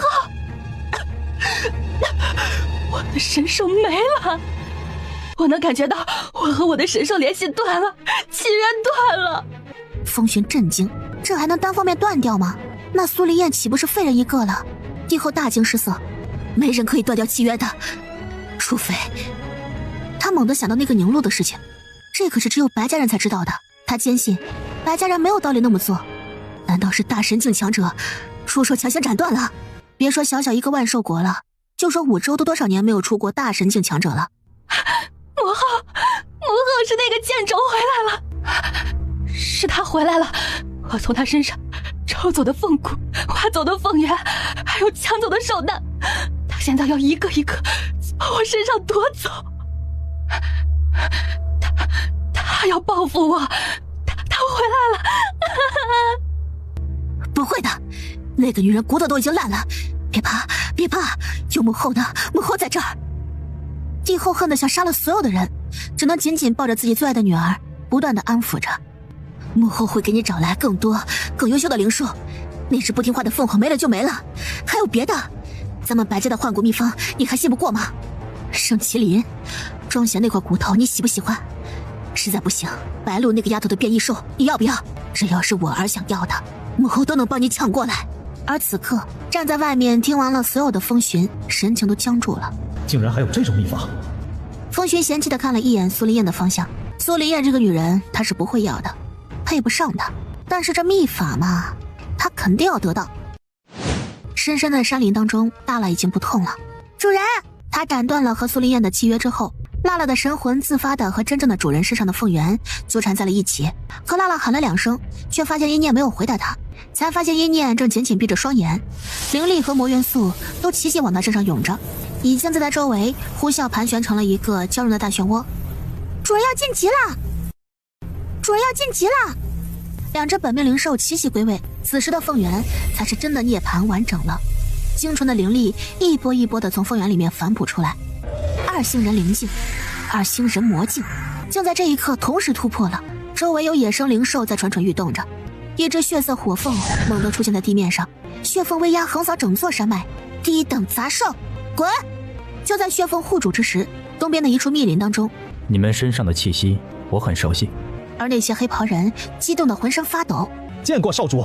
我原本以为县族的人已经死光了，没成想竟然还留下了你们这群人。领头的黑袍人浑身发抖。当时我们这波人也是因为外出做任务遇险被困，我们从被困之地活着出来的时候，才发现县族只剩下少主您一个了。我们也进不去白头山，只能在外面日日年年的守着。前段时间我们感受到了少主您的气息，就迫不及待地过来了。黑袍人们年纪都已经很大了，他们实力没有元心最强，自然寿命也没有那么长。我们已经快到油尽灯枯的时候了，但县族大仇未报，我们死也不能甘心呐。都杀了就行了吧？自然是都要他们血债血偿，但是属下们知道光靠咱们肯定不行，所以我们一直都在暗中扩展势力。五州赤鬼谷便是属下们创办起来的，谷主的位置一直为少主控着，我们终于可以将赤鬼谷完完整整地交到少主手上了。要是圣山宗和凌天学院的人在这儿，必定惊讶的下巴都要掉了。赤鬼谷这次表面上是奔着苏林燕这位天生复原的第七来的，实际上却是来寻元心碎的。少主，随我们去五州吧，五州才是少主您该待的地方，那里说不定能有解开白头山封印的办法。白头山下封印保留着的是他们县族所有的积蓄和功法根基，绝对要重新取出来。可那事不宜迟，我们现在就走。不行，要和我的偶娃娃一起走。少主您的偶娃娃放哪儿去了？偶娃娃不都是随身携带的吗？他去处理事情了。少主，您的欧娃娃能跑能动，在你没有阵法加持的情况下，她不只能跑能动，还非常漂亮。那不是欧娃娃呀，我的少主哎！可袁心碎才不管他们说什么。我要去找她了，你们先走吧。不，属下们和少主一起走，我们可以等。随你们。袁心碎一挥手，他人就消失在原地了。哎呀，糟了，我们忘记问少主现在的落脚处了。袁心碎一转眼就回到了白家门口，正好一念也到了。袁帅帅，袁心碎皱眉纠正他，是袁心碎。不过很快他又松开了紧皱的眉头，他想怎么喊就怎么喊吧。百变听见他的声音，顿时就变回了自己的样子，从屋子里面冲出来，鼓着脸，主人要抱抱。他刚才就已经感觉到了，那只红毛鸟以后就和他一样成为主人的本命灵兽了，好生气，主人都不是他一直受的了。一念把他抱起来，找来一个女奴。祖老他们还是卧病在床吗？是的，大小姐。女奴神情惊恐，他们并不知道发生了什么事，但从祖老们的反应里看出来，好像天都要塌了。我知道了。一念在心底冷笑着，不过就是善恶到头终有报，白家的报应要来了。大小姐，宫里来人了，说让白家这边的人过去一趟，帝后要问话。我去喊祖老他们。等等，祖老们身体抱恙，帝后不过是需要一个要问话的人，我去就好。现在祖老们躺下了，家里就只有这位天赋异禀的大小姐地位最高，女奴哪里敢说不行。大祖老醒来之后就告诉他，我去了皇宫见帝后了。女奴应声退下。袁心碎看向一念，你想做什么？我就说到了，接下来就要用这个身体去做最后一件事了。一念不准备继续用白鹿这个身体了，他要用回自己的身体。我身上那道封印可以解开，你确定吗？已经把封印给你抹了。谢了，不出3个时辰，我就会回我自己的身躯了。袁心碎眸光一亮，他也不喜欢白鹿这个壳子。主人，他绷着脸走到了袁心碎身边，我要和碎碎哥哥一起走。下一刻，娜娜也出现了。我也是，我要和碎碎哥哥一起。一念这次进宫也是有一定风险的，也行，反正等我神魂归位了，你们也还是在我身边。不过看不出来啊，你竟然这么有孩子缘。袁心碎没有说话，只静静盯着这2个没他膝盖高的小东西。那我先走了。他一走，这边的气氛顿时变得古怪起来。2个崽崽齐齐往后退了一步，警惕地和袁心碎隔开好长一段距离。娜娜叉着腰，感受着对面袁心碎恐怖的气息，还逞强说着，我会好好保护我主人的身躯的，警告你呢，要是你敢对我主人的身躯做什么，我长大了以后饶不了你。对，我盯着你呢。袁心碎烦躁地动了一下指尖，下一刻他又收起指尖，动了这2个讨人厌的小东西。念念会生气的。他压着杀意转身往外面走着，2个小崽崽立马跟上，像跟在凶手后面摇摇摆摆的2条小尾巴。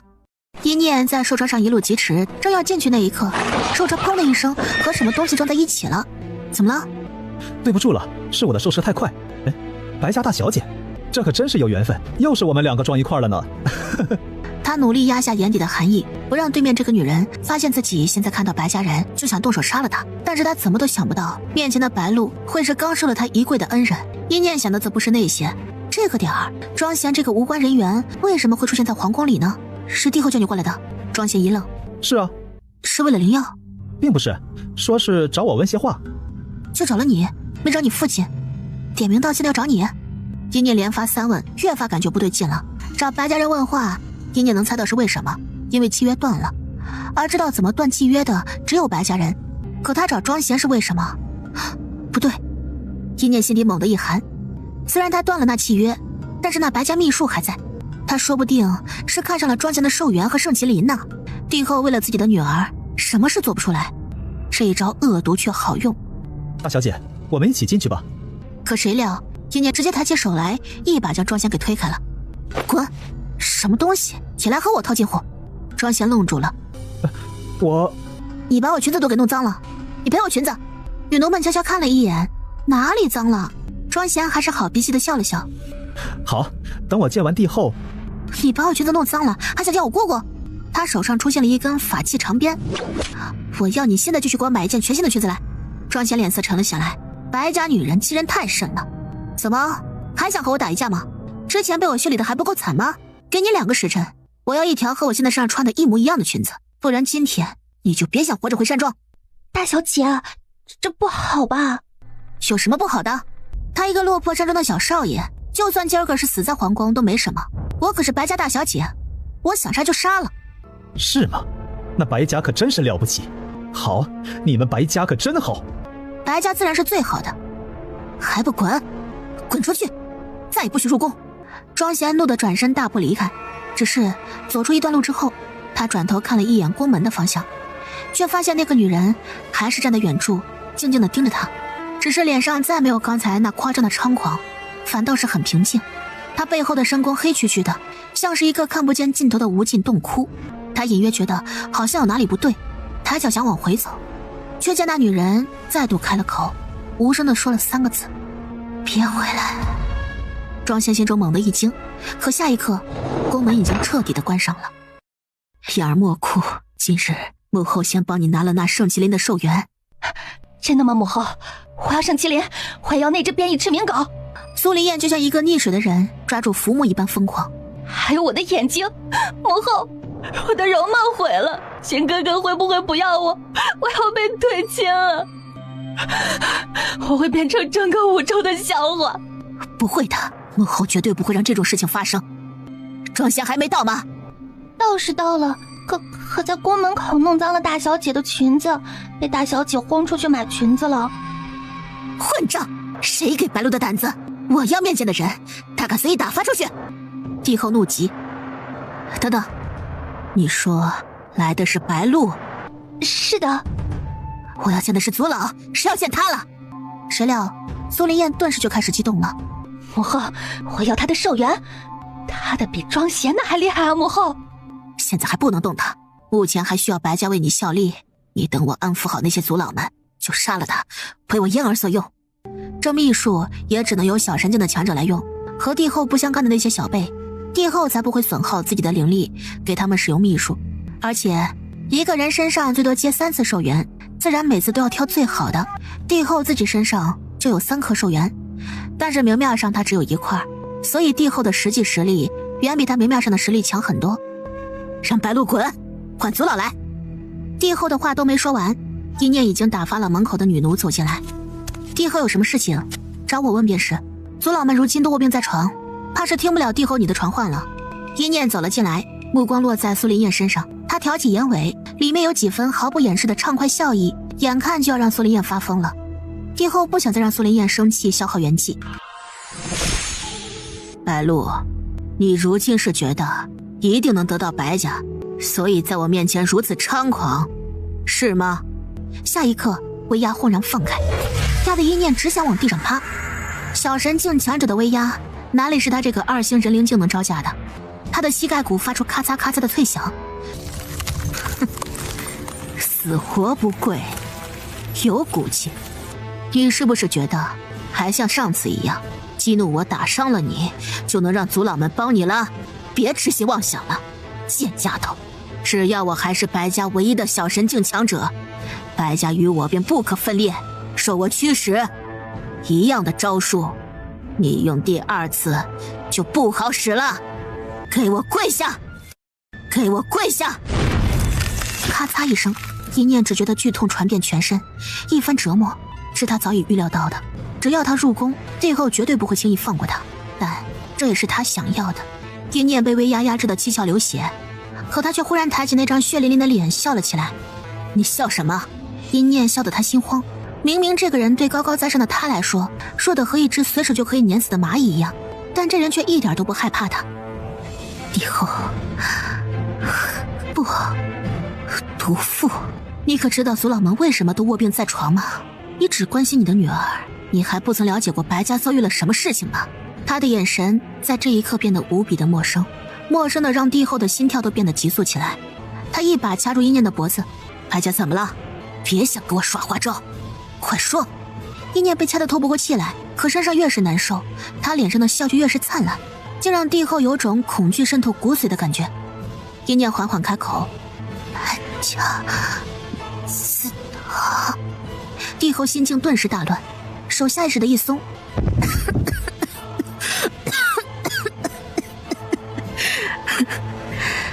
祠堂里有什么？别人不清楚，你这个屠妇会不清楚吗？白家祠堂怎么了？那可是白家的命脉呀！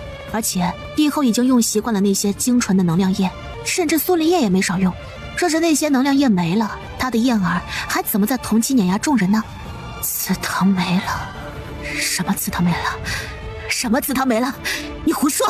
帝后几乎要站不稳，他要亲自去白家看看，那可是祖祖辈辈留下的基业，怎么说没就没了？可刚走2步，帝后就猛地转过身，看向了躺在旁边的殷念。他突然想起，他这个侄女儿以前一直都是喊她姑姑，可她有多久没喊过了？即便喊了，也都是阴阳怪气的，性格也和完全变了个人一般。只是天赋好了，会变化这么大吗？他望着殷念，白家基业毁了，你为什么在笑？你不是白鹿。帝后脑子里面那个荒诞的念头一旦出现，就如同藤蔓疯长，控制不住。而就在此时，白家的几位族老正飞快地往皇宫里面赶来。大族老，再快一些！我这心里怎么这么不安呢？帝后还不知道白家出事了吧？他心里只有他那个受伤的女儿，自然不会管白家死活。哎，可鹿儿怎么就自己进宫去了呢？你说，万一帝后又发疯？不至于。大族老摇头，心里却有点不安。我只怕帝后看中了洛儿的寿元和变异赤明狗，拿去给那苏林烟用。其他几个族老齐齐变色。是啊，他们差点忘记了。快，加快速度！你不是白鹿，你到底是谁？帝后盯着一念，只觉得毛骨悚然。纵然他是小神境强者，可看气息查血骨，就是白鹿本人没错呀。这世上竟然有这么诡异的事情吗？我是谁？你很好奇，是吧？我是来取你命的人。他就不告诉这个毒妇自己是谁，他要让他以后的每一日都在恐慌当中度过。我会一次一次拿走你最重视的东西，就凭你不是白鹿的事情，我只要一告诉几位族老，你就彻底完了，你知道吗？到时候我定会让你求生不得，求死不能。你说过，一样的招式不能使用2次。我告诉你，这句话是错的。一样的招式，只要1次比1次狠，那就是有效果的。话音落下，还不等帝后讥讽，一柄匕首就被殷念自己抓着，刺进了自己的心脏。帝后傻眼了，这一次，我要从你的手上把白家拿走，期待咱们下次再见。话音落下，殷念眼前一黑，神魂立刻离体。但帝后不知道啊，在他看来，这女人说了一堆莫名其妙的话之后，她竟然自尽了。她是不是疯了？有谁会把自己的命拿出来做赌注的？而且这女人竟然说下次还能再见。鹿儿！一声绝望的声音刺破他耳膜，他目眦欲裂地看着躺在地上的尸体，心中最后一点希望破灭在眼前。大族老再也承受不住，身上气势顿时尽数炸开。大族老也是天灵境强者，虽然不及小神境，但也是绝对的强者了。帝后忙去护住苏林燕，你疯了！白灵，你都干了什么呀？你竟然要挖你自己侄女的寿元，就为了给你的亲女儿用？这也是我们白家的孩子，还是天赋最好的孩子。他们喊帝后的名字喊得咬牙切齿，失望至极。白灵，你不配再做我们白家的家主了。我们白家不需要一个只为自己女儿考虑，却不考虑家族的毒妇。帝后浑身一震，他此刻终于明白殷念闭眼之前那句“白家我拿走了”是什么意思。一切都是他设计好的，包括故意承受小神境的威压，让躯体看起来饱受虐待也是的。与此同时，靠在袁心碎肩膀上那具毫无气息的躯体猛地睁开了眼睛。主人，还是主人身上的气味好闻。殷念许久不用自己的身体，本来以为回来之后浑身肌肉都会很僵硬呢。我的肩膀，我记得肩膀之前没这么舒服啊。还有我的肉体强度，这肉身比之前强大了可不止一点点。你对我做了什么？只是保持你尸身不腐而已，每天用灵力帮你温养一下。没有人可以直接帮别的人引灵力温养身体的。上次灵力自己钻进他身体里就算，但帮别人修炼，这个过分了吧？你不信？袁心碎其实有些困了，见一念一脸不可置信地盯着他，他又懒得开口说话，直接把人往自己面前一拉，凑近了，一念就闻到了袁心碎身上一股极淡的异香，不难闻，却让人感觉晕晕乎乎的。但是下一刻，他就感觉一只手搭在了他脖颈上，可还没等一念说什么呢，无数的灵力就像疯了一般往一念身上钻着。不，够了！强行塞进来的灵力让他觉得又胀又痛的，但确实是能为他所用的。这难道就是你们现族的能力吗？袁心碎没有回答，只是满脸困倦的打了个哈欠，然后非常自然的摁了摁一念的大腿。一念浑身一抖，他轻薄他，你才吐出一个字，袁心碎有些撑不住了，直接枕在了他腿上。原本往日里殷红的唇都失去了血色，看起来状态不是很好。我睡一会儿。说完这句话，就沉沉的睡了过去。主人，外面爷爷说他是为了帮你抹掉那封印才这样的。外面的爷爷？一念这才反应过来，原来这是在兽车上。一念立刻掀开帘子，外面几十位黑袍人齐齐转过头来。一念姑娘，是需要什么东西吗？一念吓了一跳，这些人又是哪来的？大长老仿佛看清了一念的疑惑。我们是服侍少主的人，五洲赤鬼谷，不知道你有没有听说过？袁心碎是赤鬼谷的人，他不是现族的人吗？一念有些警惕地看着大长老，下意识地抱紧了睡着的袁心碎。难不成这些人是知道了袁心碎的身份？见一念眼中有所戒备，大长老就明白一念肯定是知道少主身份了。知道少主的身份还愿意这么护着，大长老见一念也不由得多出几分喜爱。姑娘不用担心，少主是现族人的事情我们知道，我们整个赤鬼谷就是为了等待少主的出现才延续至今的。一念闻言松了一口气。我们现在去哪儿啊？我这会儿还不能离开万寿国。姑娘放心，少主交代过，得等姑娘开口说走了，我们才能走。现在是去我们赤鬼谷暂时的落脚处而已。这一念就放心了，他还想看帝侯那边的事情发展的什么样呢。赤鬼谷作为五洲拔剑的大势力之一，落脚处自然是在万寿国最好的地段。下兽车之前，一念看见了不少从皇宫里面出来的人正在各处巡逻，这些人里说不定有认识他这张脸的。一念皱起眉头，难不成又戴面具吗？可魔族余孽用了面具之后，万寿国明令禁止，不许国民再戴任何面具了。正愁着，大长老贴心的拿来一瓶易容丸。姑娘，这个给您，一颗可以维持8个时辰。易容丸可是稀罕药，这赤鬼谷还真是财大气粗，一次性给1瓶儿。你怎么知道我需要这个？少主说过，最好别让姑娘您露脸。来，姑娘请下车。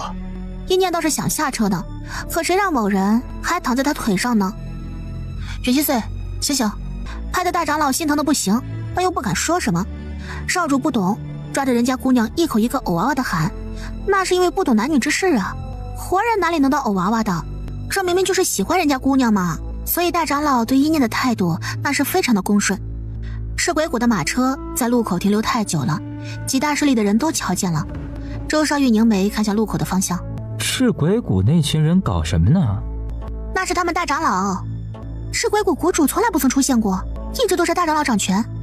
可大长老怎么在外面点头哈腰的，和这忠狗一样呢？下一刻，一角红裙从里面漾出，那红裙如火，阳光落下时，仿佛能看见上面有一层非常非常细小的红颜在着。周少玉没看裙子，是个女人。是纱。吴雪可看得比男人仔细多了。是纱？那玩意儿不是早在1000年之前就消失了吗？可那分明就是。那女人是谁？吴雪盯着一念身上的赤纱，露出了妒忌的神情。这东西只要带一小片在身上，就能让火灵变得和自身更为契合。这女人竟然得了这么大一块，直接做成衣服，真是嚣张到了极致，太爱显摆了。要是一念听见她的心声，一定能唾她一脸。这明明就是老妖婆的擦桌布好吗？当时老妖婆随手就丢给她了。是火灵系的吗？看着很年轻啊，估摸着天赋不错，好想试着和她打一次。吴雪对这个打架狂已经没有别的想法了，但是很快让两个人更为震惊的事情就出现了，他竟然抱了一个男人下来。周少玉和吴雪目瞪口呆。男宠吗？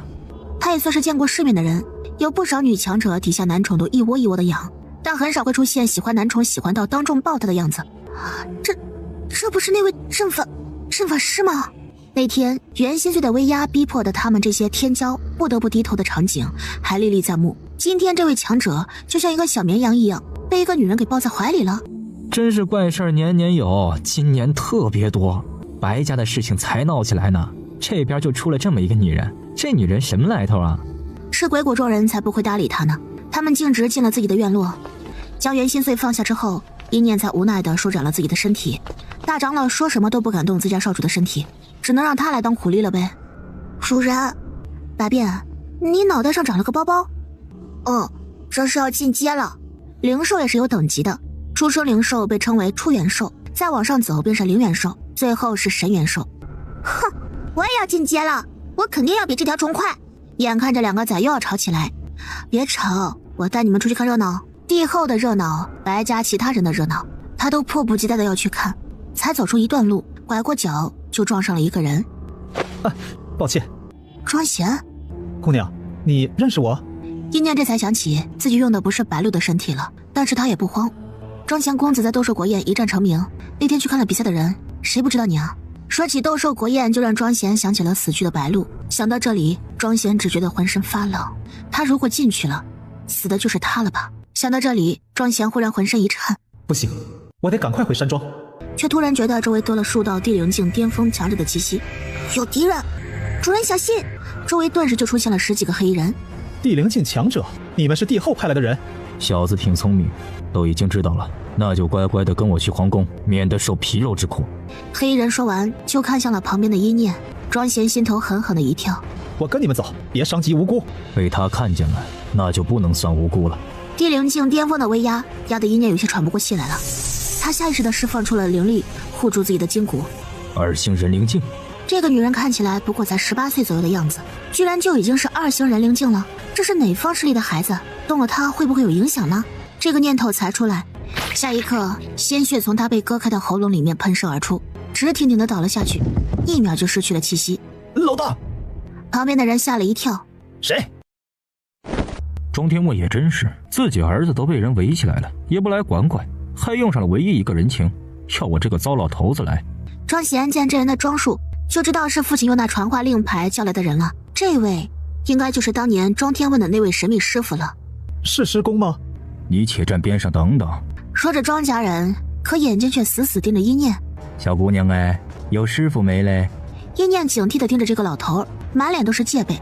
都说这万寿国出了个天赋异禀的地基，那地基老头我也远远瞧过一眼，可哪儿比得上你这个小丫头的1/10啊！那些黑人见他满心满眼都是意念，彼此对视了一眼，猛地就往外跑。别让！话都没说完，只见那群人为丝线完全切割开来，浓郁的血腥味儿刺激的眼睛都变得酸痛了。可老乞丐还是那副笑眯眯的样子。咋样，小娃娃，要不要认我做师傅啊？魔剑所有的魔都是他的师傅家人，一念怎么会再有一个师傅呢？我不！老乞丐一挥手，一念觉得脖梗一痛，整个人直接软倒下去。嘿嘿，你不说话，那老头子就当你同意了啊！辣辣和百变怒吼了一声，直接朝老乞丐扑了过去。凶悍啊，不愧是神兽仔。但下一刻，辣辣和百变就被他直接敲晕过去了。师公，这位姑娘是无辜的。什么无辜的？你没见人家答应做我徒弟了吗？庄贤一头问号，他这个师公为什么总是在自说自话呢？人家刚要拒绝就被一拳头打晕了好吗？师公，你这样是不行的。收徒这个事情讲究的是一个你情我愿，而且人家说不定已经有师傅了。老乞丐不耐烦的一挥手，啪的一下，庄贤也软软的倒了下去。小娃娃也忒能唠叨，和他父亲年轻的时候一个德行。不好不好，老头子我还缺个关门弟子呢，就你俩了。盛麒麟虽然比不过这小丫头，倒也是勉勉强强吧。老乞丐把庄贤往自己的右胳肢窝上一夹，左肩膀上又扛着一念，一边又将辣辣和百变给带上。收1赠2，划算。老乞丐顺行千里，直接来到了百草山庄。庄天问早就在外面眼巴巴的等着了。老师，还没来得及磕头跪下来个师徒重见热泪盈眶的场面呢，砰砰砰，几个人就兜头砸在了他身上。这是我新收的徒弟啊，你给我好好照顾，我去教训贼婆娘，去就来。老师，别乱教，我和你的师徒缘分，在你不听我劝告，非要逆天而行的时候就已经断了。这次你把咱们最后一点人情用掉了，是，徒儿，我知道了。虽然我和你师徒缘分没了，但你儿子我还是要带走的。他垂头看着自家儿子，又小心翼翼地将晕过去的阴念扶进屋子里。这可是师父最小的弟子了吧，得好好对待。此时的皇宫里，帝后正一脸阴沉地坐在大殿之上。死士们还没有回来吗？真是废物，这点小事都办不好。他这2天连觉都睡不安稳，再去派人找，不就是要找个庄闲吗？怎么那么费劲呢？还没等到下一波人出去呢，整个皇宫猛地一震，轰的一声巨响。瓜婆娘，找人暗算我徒儿们，给我滚出来受死！小神境强者。帝后出去就看见了一个巨大的人形，那人形高大的像是要窜上天空。巨人族，巨人族不是早在200年前就消失了吗？帝后不敢轻敌，深吸了一口气，一个巨大的光阵从他脚下伸展而出，光阵里面传来灵兽的怒吼声。与此同时，一道道强横的天灵境气息也从皇宫深处冲天而起，汇聚到帝后这边过来。帝后，这是怎么回事？这位巨人族的前辈，不知我万寿国是怎么招惹到您了，竟然公然打到我们皇室中来。难不成巨人族就这么不将我们皇室放在眼中吗？话音刚落，老乞丐就猛地伸出巨大的脚，一脚踹翻了离得最近的一个宫殿。放在眼中，踩在脚下老头我都不觉得解气。瓜婆娘，我问你，为何伤我徒儿们？我并未伤您的徒儿，您徒儿姓甚名谁，家住何方？哼，我还能弄错了不成？都给我洗干净耳朵听好，我那徒儿叫……那个小丫头叫啥来着？还有庄天问的儿子叫啥来着？一见眼前这些人都还眼巴巴地盯着他，老乞丐一时之间脸色难看，面上一点都挂不住。我说打就是要打，谁给你们的脸皮子问东问西？帝后再也听不下去了，给我杀了他！两方顿时如星陨相撞，谁也不让谁。小神境强者对战，那可和之前阴念那小打小闹完全不一样。老乞丐和帝后瞬间交战了几百回合，帝后受了轻伤，老乞丐也挺狼狈的，但整个皇宫是废了一半了。老乞丐渐露颓势，毕竟双拳难敌4手，欺人太甚，今儿个拖死他！就凭你们，看我至尊无敌连环腿！大家提起12万分的小心，结果嗖的一声，老乞丐脚底抹油，直接开溜了。哈哈哈，不陪你们玩了，老头子我要吃晚饭去。帝后差点没呕出一口血来，这个老东西太贱了。老乞丐回到山庄，还不等庄天问说什么呢，直接又把昏迷的2个人一把夹住。我走了，这2个娃我会好好照顾的。而与此同时，沉沉睡着的袁心碎被小神境强者打架的威势波动震醒了，睁开眼睛的时候满眼都是烦躁。少主，您醒了？袁心碎没有回答他，只是习惯性的往床铺旁边一摸，他瞬间清醒了。念念呢？姑娘她出去看热闹了。去找。大长老不敢耽搁，立刻派人去找。可2个时辰过去了，他们找遍了万寿国，也没有发现阴念的人影。大长老都快哭了。找不到啊。他之前说他去哪儿了？去皇宫看热闹了。他与那帝后有仇，去问问帝后就知道了。他觉得念念是被帝后给抓住了。帝后能说实话吗？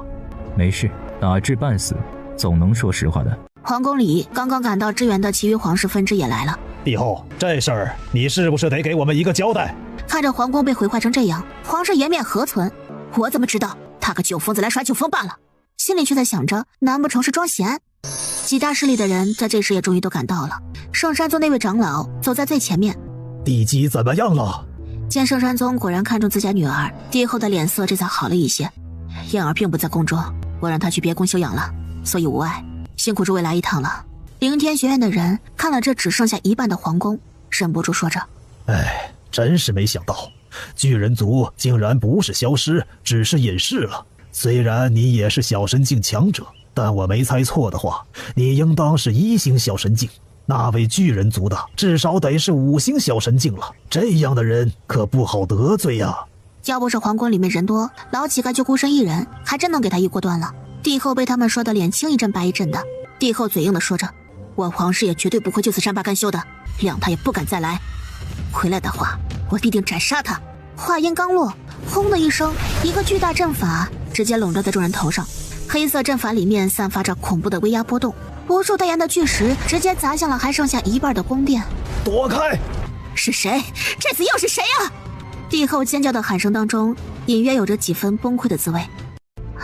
那是那位阵法师大人。什么？果然看见了最上面站着的袁心碎，男人没有束冠，站在那阵法之上，垂眸扫下，好似在俯瞰众生。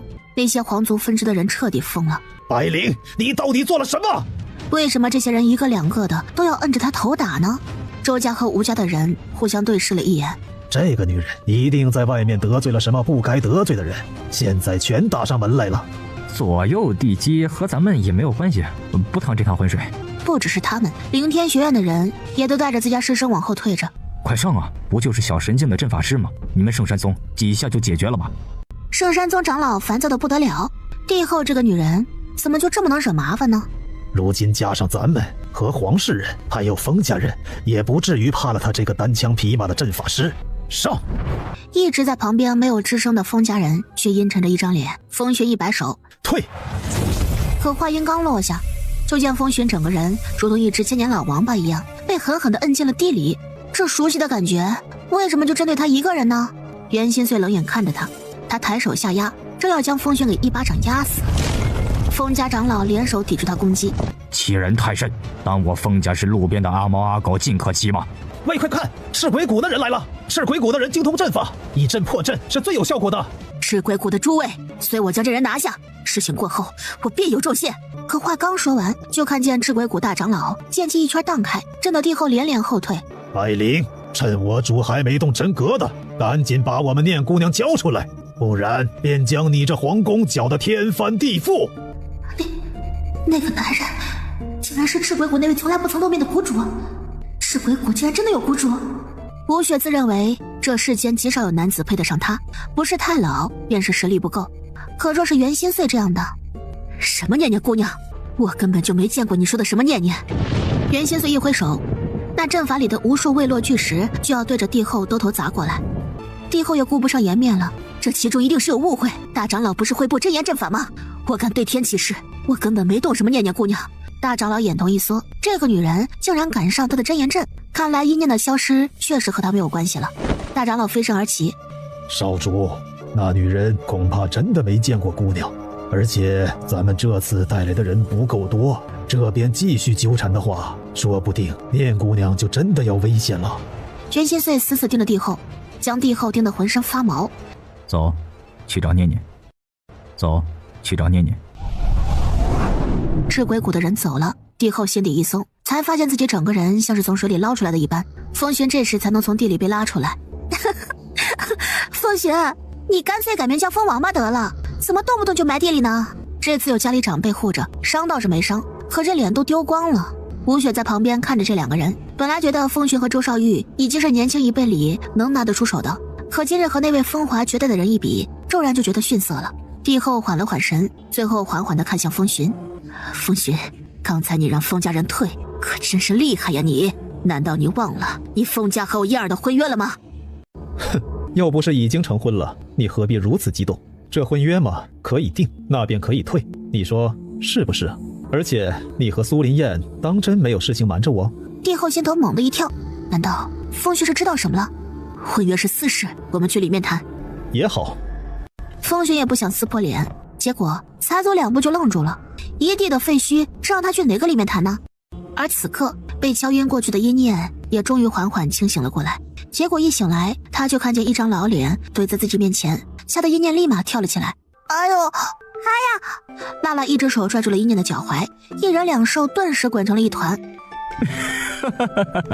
乖徒儿，你干什么呢？这是在逗师傅我开心吗？你是谁？我，从今天开始我就是你师傅了。你叫什么呀？我有师傅，有人传授我功法，教我为人之道。我认徒弟从来都不管别人愿不愿意，我敢打赌，你肯定会喜欢老头子的家的。到时候啊，赶你走你都不走。谁要去你家？少在那自说自话了。阴念气急，不知道袁心碎有没有发现他消失了。你现在就在我家呀？阴念这才注意到周围的情况，群山环绕，一座座山头上都笼罩着浓郁的迷雾，中辈的灵力，即便阴念不用入定都能感觉到。庄贤还躺在一旁没醒呢，阴念踹了他一脚，庄贤才迷糊着坐起来。这是哪儿啊？老乞丐双手叉腰，才不想给臭小子答疑解惑呢。他深吸一口气，臭小子们，来见见你们的小师妹了。话音落下，一念就听见了漫山遍野的师傅、师公、师祖父。一念人都傻了，这老乞丐的徒弟们手拉手都能站满整个山头了。还没等一念反应过来，身边就已经围上了一大圈的人。小师妹长得好漂亮，师傅，你这次挑选的都不错嘛，比上次带回来的二狗好多了。你骂谁二狗呢？老子叫王二狗。你骂谁二狗呢？老子叫王二狗。知道了，二狗。说话的是个同样穿的一身破破烂烂的姑娘。小师妹，我叫孟小七，师傅是老乞丐，我师兄是小乞丐，咱们整个山头就我一个女孩子，以后可好啦，有你啦。这满山的臭男人看得他头昏脑胀，终于来了个养眼的小师妹了。庄贤则是被旁边的王二狗一把抓起。王二狗一身雄壮的肌肉，他不太满意的拍了拍庄贤的身子。小师弟啊，你这也太瘦小了，看哥，羡慕不？庄贤从王二狗手上挣脱出来，朝老乞丐行了一礼。师公，我……话还没说完，脑袋上就被老乞丐重重的敲了一下。胡咧咧啥呢？谁是你师公了？我是你师傅。你爹那小崽子和老头子早就没关系了，别以为我收了你做徒弟就能帮你爹求情了啊！没有的事儿。提起庄天问，刚才还笑的王二狗笑容顿了顿，但很快他就调整了过来。师傅带你来了咱们巨人山，那就好好待着，你爹肯定是应允了的。来，叔给你练练肌肉。不用了。庄贤的声音马上就被淹没在了一群肌肉叔叔的哄笑声中。巨人族的人崇尚力量，就算本不是巨人族的人，跟老乞丐跟久了也会被逐渐同化的。一念一手拉着辣辣，一手拉着百变，我要出去，我可没有同意到这里来。哼，没门，进了我老乞丐的眼中，那就得当我徒弟。老乞丐分外不讲道理，他行事随心所欲惯了，人家的怪癖顶多就是爱喝酒，或者养一些奇奇怪怪的东西。老乞丐就厉害了，他爱收徒，看见有潜力的人就往自己的山里拐一拐。不，一念再次要拒绝，可一个圆溜溜的东西被塞进了一念嘴巴里面。什么东西啊？那东西入口即化，还不等他吐出来，就已经化成一缕微凉的烟，顺着他喉咙直接下去了。别怕，小师妹，这是我们巨人山才有的灵果，飞烟果，里面都是很精纯的灵力，你感受一下。一念赶紧检查身体，果然体内那颗白色灵球球正在高兴的蹦跶。我们这里还有很多好东西呢，而且完全不会拔苗助长。师傅虽然脾气古怪了点，但是对徒弟那是1等1的好。一开始有很多人来了，也闹着要走，但最后都对师傅心服口服了呢，抢着要留下来。我是有事要办，我不能一直留在这个山里。小师妹，你太可爱了，谁说我们会一直在这个山里啊？我们还是要出去的，就是不告诉别人身份而已。孟小琪拉着一念就往山脚下走。师傅说你是万寿国来的，你对五州一点也不熟吧？那就先住这里好了。等等，你说这里是五州？我是晕了多久啊？竟然到了五州！等等，我是晕了多久啊？竟然到了五州！师傅速度很快的，一会儿就到了。孟小琪一边说，一边拉着他到了一个黑黢黢的洞口前。你就住在这儿吧，我就住在你隔壁的洞里。住洞？即便是在魔剑的时候，他都没有住过山洞。这可不是普通的山洞，你看，腾腾开门哦。下一刻，那紫藤竟然发出了古怪的笑声，那些藤蔓全部翻卷着往上挑，露出了里面一个巨大的空间。不过里面空间虽然很大，但是只有一张床。别的桌子椅子什么的可以让师兄们给你做，但是咱们用的一些修炼用的东西啊，就得去外面置办了。还有吃的也是，刚刚那紫藤便是看门妖藤了，你等会儿在看门藤上滴一滴血，他便认识你了，以后只会为你开门。别人要闯进来，首先就得过他那一关。你别看他长得丑，身家可是堪比5星人灵境强者的哦。孟姑娘，那看门藤是妖草兽的一种吧？妖草兽也能被驯化吗？五洲大地上有人族，还有别的类似巨人族和线族这样的奇特种族，而兽类当中又分为动物系灵兽与植物系的妖草兽，灵兽又分为被人驱使的契约兽和不能驯服的野灵兽。至于妖草兽，一念就没见过谁驯服成功过。这便是我们巨人族的能力啦，只要你还在巨人山之中，是我们巨人族认定的朋友，和我们一族同气连枝的妖草兽便不会伤害你。对了，小师妹，五洲外面还是挺凶险的，龙蛇混杂，你天赋虽然不错，可如今还未长成，实力可太差了，你可千万不能悄悄地跑出去，知道了吗？这个不用孟小琪提醒，他也知道。而且这个地方的人看起来都很友善，至少安全这方面不用担心。待他摸清楚周围的情况之后再跑。孟小七怕这位新来的小师妹不知道怎么照顾自己，热情的像个便宜娘一样，帮一念生火，又把乌鱼给清理出来。咱们这儿灵药什么的一点也不缺，但是就是平常用的小东西太少了。你这儿连个锅都没有。锅吗？有的。一念将手伸进自己的空间灵宝里面掏了掏，他掏出一个黑黢黢的，看起来像是生了锈的铁锅。不好意思啊，我这个锅长得比较丑，因为这个锅是真的丑，还凹凸不平的。这有什么？我给你炖。这不是上等法器吗？这可是上等的防御系法器。啊？是吗？我家中长辈给我的，说是让我兜水煮汤喝。没事儿，就用这个煮吧。一念毫不在意，这种他空间里面还有很多呢。孟小七满脸的不可思议地看向他，原本以为师傅不知从哪儿捡了个小可怜回家的吧，结果这么一对比，他们这些山里的娃娃才是小可怜。走，我们现在就去置办东西去。孟小七实在是受不了一念这么糟蹋上等铁锅，不，上等法器了。刚吃完就抓起一念走到了另外一处山脚下。你看好啊，这里是出入咱们巨人山的唯一通道，要有令牌才能进。不过小师妹你还不愿意当我们的师妹，所以令牌先不给你了哦。不用你的令牌，我能载着主人飞出去的。哦，那你试试看。拉拉不信邪，直接冲天而起，结果砰的一声，仿佛撞在了一个无形的屏障上一样，撞得他浑身骨头都要碎了。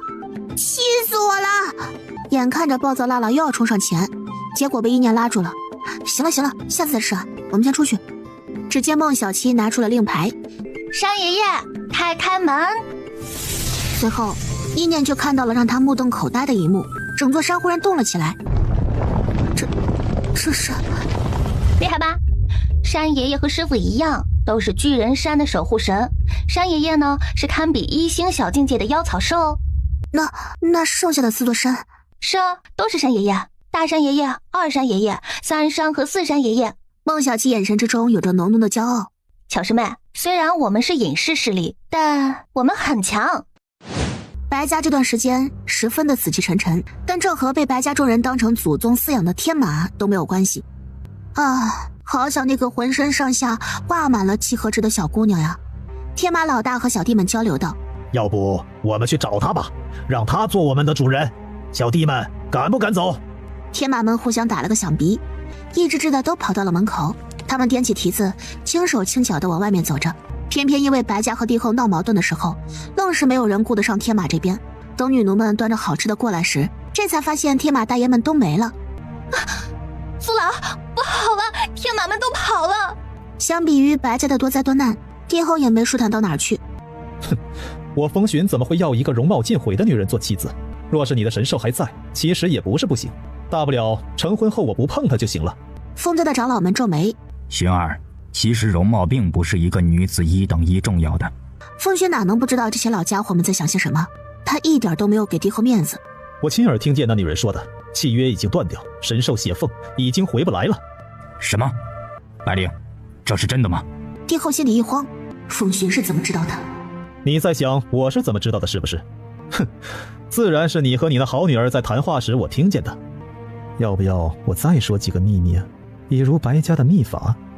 要不要我再说几个秘密啊？比如白家的秘法，那可是个好东西啊，连我都想要。又或者比如你女儿身上的凤元是从别人那里生挖来的。你信口胡言！风家长老怕帝后发疯，连忙将风寻扯回自己身后。还不快解除婚约！一个半废的御兽师怎么配得上我们寻儿？就算娶回来，也只能辱没我风家门楣。帝后死死地握着拳头，风家竟然敢如此欺辱他女儿。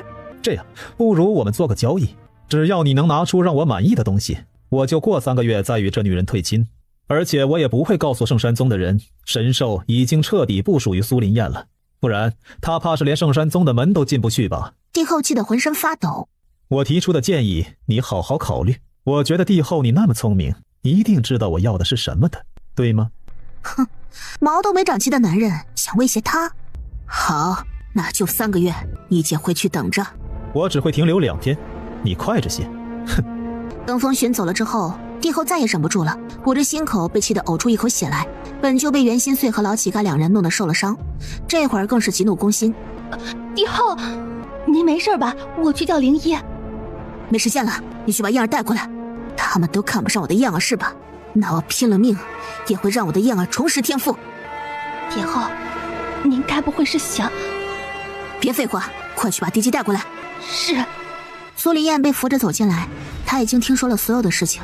母后，我不要嫁给风雪那种伪君子。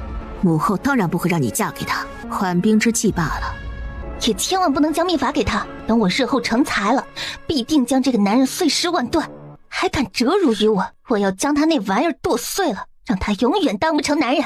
燕儿，你躺下。那庄贤恐怕就是那巨人族疯子的弟子，他的寿元咱们暂时是拿不到了。啊，那除了那剑种的凤元之外，你自身其实还可以再觉醒一次寿元，但你身上的寿元不算好，因为是在足骨上，所以母后暂时封住了它，准备之后让你的凤元吞了它养元的。苏丽叶一脸的不甘心，这种兽骨怎么配得上他尊贵的地基身份呢？但母后用精血帮你运养，便能将你的寿元移到你的头骨上。头骨有多重要，想必你已经知道了吧？当然，这样做是要付出绝对的代价的，那就是帝后这一生将不会再有一点长进。可为了女儿，一切都是值得的。燕儿，我们开始吧。咱们走。那这通道……别看了，大山爷爷会把通道重新埋起来的。果然，五州和小小的万寿国根本不同。五州能人多，危机也多，小神境强者更是不算稀奇。看来以后在五州还是要小心行事，低调一些总没错。小师妹可真可爱，还小心翼翼地说要低调呢。辣辣和百变跟在身后，一边走一边背着阴念悄悄在身后过招。你比我离主人要近，你后退，我们得保持一样的距离。哼，你呢？你悄悄伸出手去勾主人衣角，别以为我不知道。两人谁都不服谁，可等阴念转过头来盯着他们看的时候，却又笑眯眯地粘在了一块。我们没有吵架哦，主人。阴念瞪了两只仔一眼，这时候却也顾不上他们了。咦，前面好像有人在打架哎！就看见了一群壮硕的男人，像死鱼一样被麻绳捆着，嘴里还发出的声音。叫什么？欠教训是不是？而这个娇小女人对面站着一群身穿青色衣袍的女人。那些衣服是圣山宗的，看见站在最前面那个女人没？那是今年圣山宗新弟子里排位第一的，有仙灵子之称的女人，名叫圣仙仙，她也是圣山宗宗主的女儿。哦，她还和小师妹你一样的年纪，都是18，就已经是9重灵体了。喂，你们俩嘀嘀咕咕什么呢？你们也是圣仙仙那一派的，来我手上抢人的？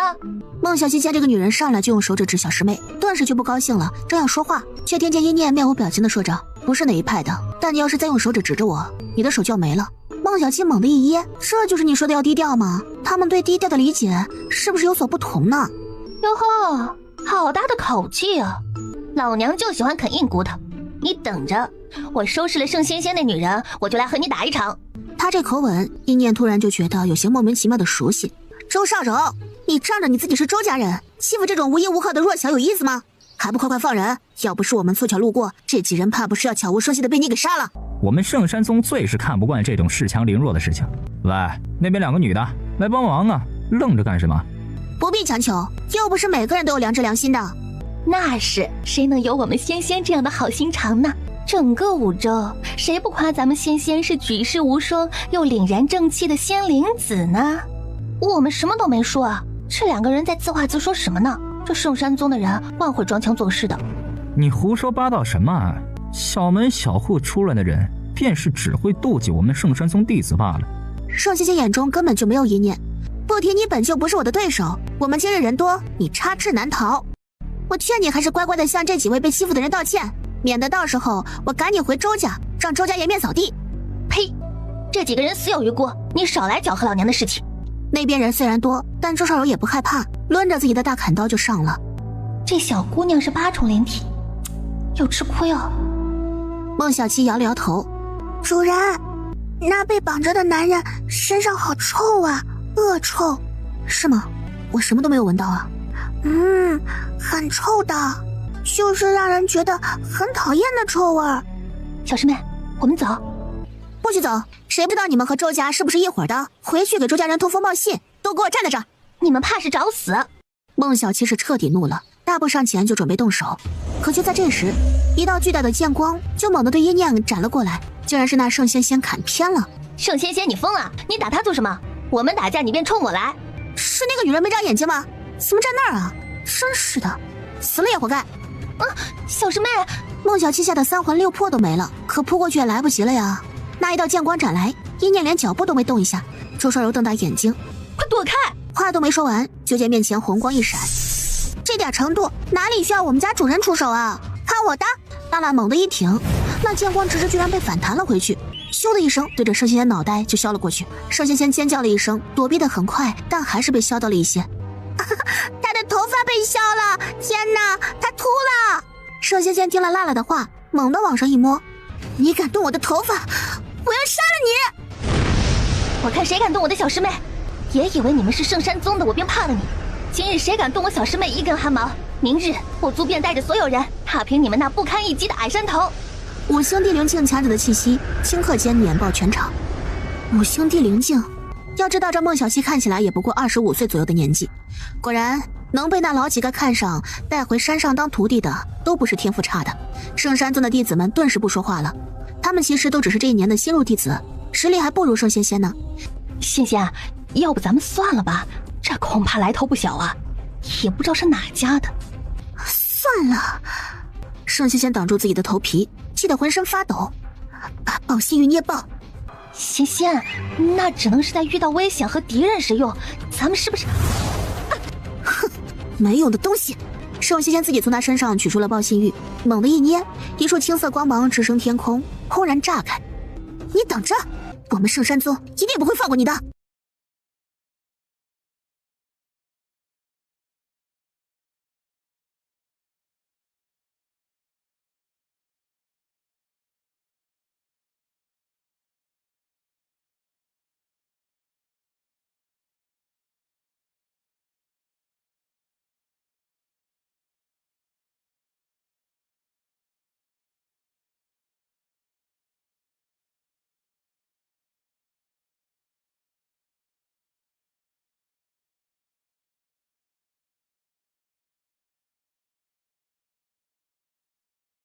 哼，你故意朝我小师妹攻击我还没算账呢，让你圣山宗的人来。小师妹，你别怕，咱们还没走出大山爷爷的保护范围。一念低头一看，一根手指粗细的根须朝一念摆了摆尖尖。小宝贝别怕，他敢弄你，爷爷就弄他。一念忍不住笑了笑，这巨人族的不管是老的还是小的都好可爱啊。你还笑？你都光毛了，不像你笑谁呀？光毛女。圣仙仙气得都要过来杀了这个小崽子，可又被人死死拉住。冷静啊，仙仙，你打不过他。一念懒得和这个傻女人说话，旁边的周少柔却忍不住了。喂，圣仙仙，你什么意思啊？你不是和我打呢吗？还打不打了？一念也是觉得这周家人果然一脉相承的好战，这姑娘都被几人围攻捶出血了，还想着继续打呢。那几个被忽视了好久的男人猛地朝圣仙仙哼哼起来。圣仙仙一脸烦躁，你去给他们松绑。我说了，这几个人死有余辜，不许你乱做好人。眼看着又要打起来，就在这时，无数的破风声响起。太好了，仙仙，是咱们宗门的人来了。仙仙，怎么了？三师兄，他极为委屈地把事情从头到尾说了一遍，当然错全都是一念的。这三师兄名叫袁尚，也是5星地灵境强者。袁尚本就喜欢圣仙仙，闻言更是怒不可遏地看向一念。可话说到一半，袁尚的眼中猛地迸发出惊艳的神情。师兄，怎么一念的样子和之前完全不一样了？之前明明只是一个比较好看的女人，此刻却惊艳到让人忘了呼吸。一念顶着他们怀疑的目光，下意识地往自己脸上一摸，糟糕，忘记吃变幻容貌的药了。不过很快他就想起了这里不是万寿国了，不必再遮遮掩掩的。怎么没见过易容丸吗？易容丸？你也不是5州通缉榜上的那些家伙，你做什么要易容啊？周少柔从小就喜欢长得好看的人，刚才还指着一念你啊你的，这会儿恨不得说话都带上一个鸭字，要多软绵有多软绵。人长得太漂亮了，怕别人看见我走不动道了。你说的对。袁尚倒是不像之前那样咄咄逼人了，他仔细地盯着一念。你伤我师妹的事情，总要给我圣山宗一个交代。不过我先把这几个人的事情解决了。你们两家可真有意思啊！一家是我不听，我只要做我认为的好事；另外一家则是我就是不说，上去打就完事了。这几人到底是不是无辜的？你们听完周少柔说的再判断也不迟。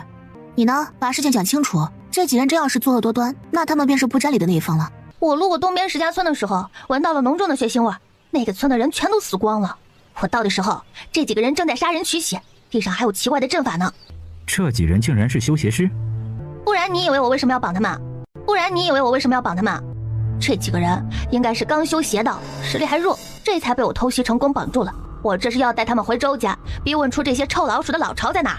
你们割开他们的血闻一闻，就知道他们是不是邪修了。修邪师的血是恶臭的，但是不割开闻不到。拉拉是顶级神兽，嗅觉更加灵敏，所以一下就闻到了。那你不早说？你让我说了吗？你不一上来就指着我的鼻子骂了吗？两拨人又要吵起来，一念已经没有兴趣再看下去了。走吧。等等，你不许走！你把我头发弄成这个样子，你还想去哪儿？师兄，帮我摁住他！修邪师的事我不管了，但是今天我要拔光他所有的头发。袁尚犹豫了一下，快啊，不然被我爹知道了，有你好果子吃。但袁尚还没动手呢，一念脚下那本就蠢蠢欲动的大山根须忍不住了，他要替自家小辈狠狠地教训这些个没脸没皮的。轰的一声巨响，那根刚才还和一念手指一样大的根须竟然变得一人那么粗，释放出的威压让那些只有灵体实力的弟子们全都趴下，动都动不了。眼看着这根须将盛仙仙整个人直接拎了起来。师兄救我！是小神境的妖草兽。前辈，我们知道错了，我师妹年幼不懂事，得罪了这位姑娘，我愿意替我师妹。叽里呱啦的烦死了。盛仙仙整个人吓得花容失色，下一刻根须把她剩下那些头发全部都盘着在一起。啊不，你想干什么？你要是敢对我怎么样，我爹爹不会放过。随着一声痛呼，一缕缕黑色的头发被咻咻咻的拔下来，盛仙仙的尖叫声此起彼伏，听得孟小七都捂住了自己的头发。看着就好痛啊，真可怜。所以啊，早安静的让咱们走，不就什么事都没有了吗？真以为这世上只有他一个人是金窝窝里生下的金蛋，谁都碰不得，谁都骂不得不成？要不是小师妹灵兽厉害，换个不如盛仙仙的人站在这儿，肯定当场就死了。很快，盛仙仙一头黑色头发就真的一根都不剩了，她光秃秃的脑袋像是一颗搞笑的鸡蛋。一念张了张嘴，正要说话，耳旁却冷不丁响起了一道熟悉的声音：“小讨厌滚！”听得见吗？这是老妖婆阴女的声音。老妖婆，你怎么又千里阴境了？那玩意儿多浪费修为啊！你个小兔崽子，喊我老妖婆，你找死吗？一念嘿嘿一笑，趁着大山爷爷在教训人，孟小七只顾着看大山爷爷，一念往后退了2步。老妖婆，我没事儿，你们放心吧，我也把仔仔抢回来了，就是还没收拾掉那对母女，等我后面慢慢收拾。我就知道我们念念是最棒的。念念，你法技够不够用啊？念念，你有没有瘦了呀？可我现在被巨人族的一个老头抓过来，非说让我做他弟子。不过大家放心吧，我宁死不从。他们彼此对视了一眼。巨人族？从！傻孩子，快从了他！什么？你是不是傻？人家要给你传看家本领，为什么不学？我就是这么教你的吗？可师傅只能是一个呀。谁说师傅只能是一个？还有，要我说多少次，我不是你师傅，你就是我捡回来的一个小玩意儿。去学。巨人族在魔族还没有被封印的时候，也是非常厉害的大族。是啊，念念，有便宜不占，这不符合咱们魔族的作风。上，榨干巨人族的绝学。早说嘛，我还以为你们会生气呢。放心吧，我肯定学好了，不给你们丢人。不过我现在在5州呢，我想找怎么解开魔剑封印的法子，这种破解之法去哪里找比较多啊？大嬷嬷脸上的笑顿时没了。其实对于出去这件事情，大家都已经不抱期待了，不过不忍心让孩子也跟着失望。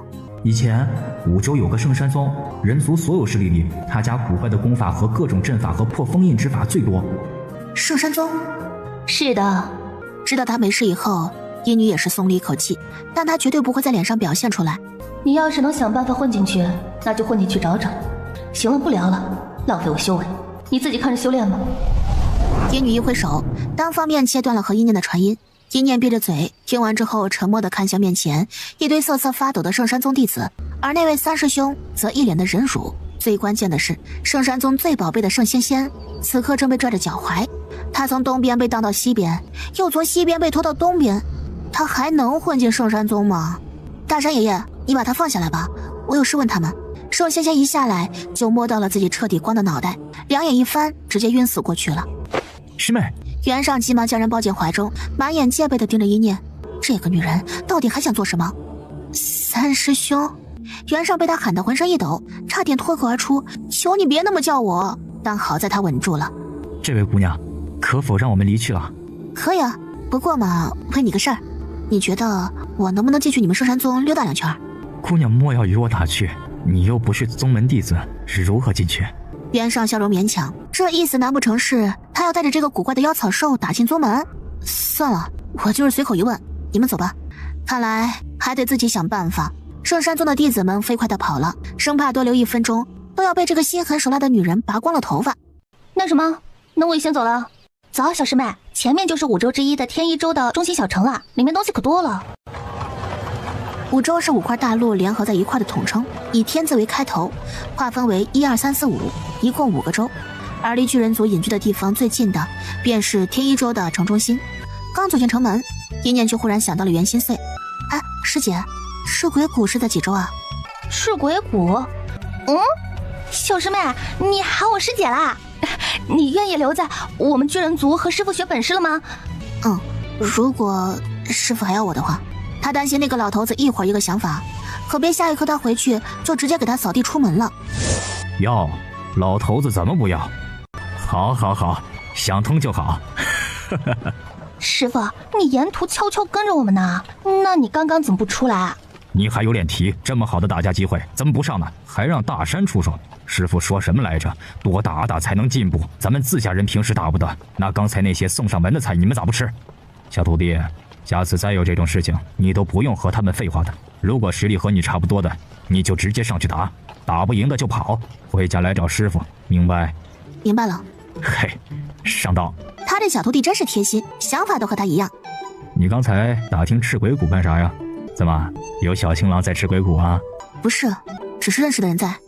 成，等为师有空的时候啊，带你去5州，咱们浪一圈，去会会你的小青狼。一念无奈，都说了不是小青狼了。哎，对了，师傅，我想进圣山宗的藏书阁里面查点东西，有什么办法可以进去吗？他也就是问问看，却没想到，倒也不是不可以啊。这都可以？刚才圣山宗弟子因为我被吊起来打了。没事儿，师傅去和圣山宗的宗主说说。您还认识圣山宗宗主啊？我去唠2句不就认识了吗？徒弟啊，你等着，师傅呢去和人家唠2句。师傅，我……念念话都没说完，老乞丐就消失在原地了。行啦，小师妹，咱们师傅从来都是想一出是一出的。师姐先带你去把该买的东西买了吧。2人买完了东西，孟小七还带着一念来到了一个特别有名的饭馆子。这里的食物都是用野灵兽的肉做的，非常滋补，关键是味道好。主人，我要吃鱼，多放辣椒，辣辣喜欢吃辣。孟小七的目光就忍不住落在这2个小家伙身上。谁能想到呢？这2个小孩竟然是2只灵兽。小师妹，我们巨人族还没有出现过御兽师呢，你是第一个。不过我听说御兽族自己实力都很脆弱，战斗的时候你自己要小心一些，知道吗？我入身没有那么差，没事的。小师妹，你就不要逞强啦，谁不知道御兽师自己一点也不精打，师姐又不会因为这个看不起你。一念也笑了笑，等以后慢慢就知道了。哎，你们听说了吗？那位天生凤元的地基要加入圣山宗了。是吗？哎，不是说地基的神兽被人偷走了吗？这说的是苏林燕，原来苏林燕是要去圣山宗的呀。哼，那这就更有意思了。圣山宗这个地方他就更想去了。是偷走了呀，但是你们绝对想不到，那位地基呀，除了凤骨之外，还是天生双骨呢。什么双骨？这天底下还有这样的事儿？剩下的那骨头在哪儿啊？孕育出兽源了没啊？急什么呀？我告诉你们，嘿，绝了！那兽骨啊，竟然是头骨。头骨？难怪能进得了圣山宗啊！地基什么时候来5州啊？我还等着看看这位得老天宠爱的人物是什么模样呢，真期待呀！一念握紧了筷子。头骨？苏林燕能有那么好的运气吗？怕是那帝后又做了什么吧？听说啊，已经启程了，估摸着这2天就能到了。圣山宗这下可热闹了，有一个天生9重灵体的圣仙仙，如今又来了个地基。圣山宗这新一届的弟子里啊，估摸着就这2人能一争高下了。那可未必吧？我看保不齐呀，就有那么一匹黑马冲出来。不可能，还有人会比他们2个的天赋还好？那边的声音顿时变得更大了，但一念已经没有心情继续听了。小师妹，来吃饭。圣山宗的事儿你别急，咱们师傅虽然看起来挺不靠谱的，但一个唾沫一个钉，他他说能让你进去，应当是能进的。知道了，师姐。一念笑了笑，心底已经有了几分期待。而他不知道的是，此刻在五州赤鬼谷的本家袁心碎脸色阴沉的可以滴出墨来。去找他易容后的样子，大长老你知道的，画出来齐告五州，3天内必须把人给我找到。少主，咱们一定能找到念姑娘的。袁心碎半合着眼，呼吸声都没有，看着十分瘆人。只是他藏在宽大袖袍里的那只手却紧紧地握着，看起来像是在忍耐着什么。赤鬼谷其他人是第一次看到袁心碎，见他这个样子，纷纷吓得头都不敢抬。咱们出去吧，少主喜静。慢着，少主还有什么吩咐？要贴到五州每一处，然后提供线索的奖励要丰厚。3天内我一定要见到我的念念，明白了吗？明白了。一念还不知道自己易容以后的脸要被做成一张张的告示，贴满五州的大街小巷。对了，师姐，圣山宗就在天一州吧？是的，反正师傅也过去了。走，师姐带你去瞧瞧热闹。虽然咱们进不去，但是带你认认门还是可以的。不过小师妹啊，你想去那里是一回事儿，但是绝对不能进了圣山宗就不认咱们巨人族了，知道吗？你好好的当我的师妹，那师姐疼你到心里。你要是敢利用师傅翻脸不认人，那师姐吹到你头上。放心吧，师姐，我与那圣山宗是绝对不可能有良缘的。不提那圣仙仙的事，光是那苏林燕要进入圣山宗这一点，就足够让一念觉得恶心的了。但是师姐，再给我一点训练时间，咱俩谁锤谁还不一定呢。就是拉拉会努力晋级的。哼，靠你，主人得等到什么时候？一定是我先。一行人吵吵闹闹的，很快就来到了圣山宗门口。圣山宗不愧是五州大势力之一啊，光是一道门便如此气派。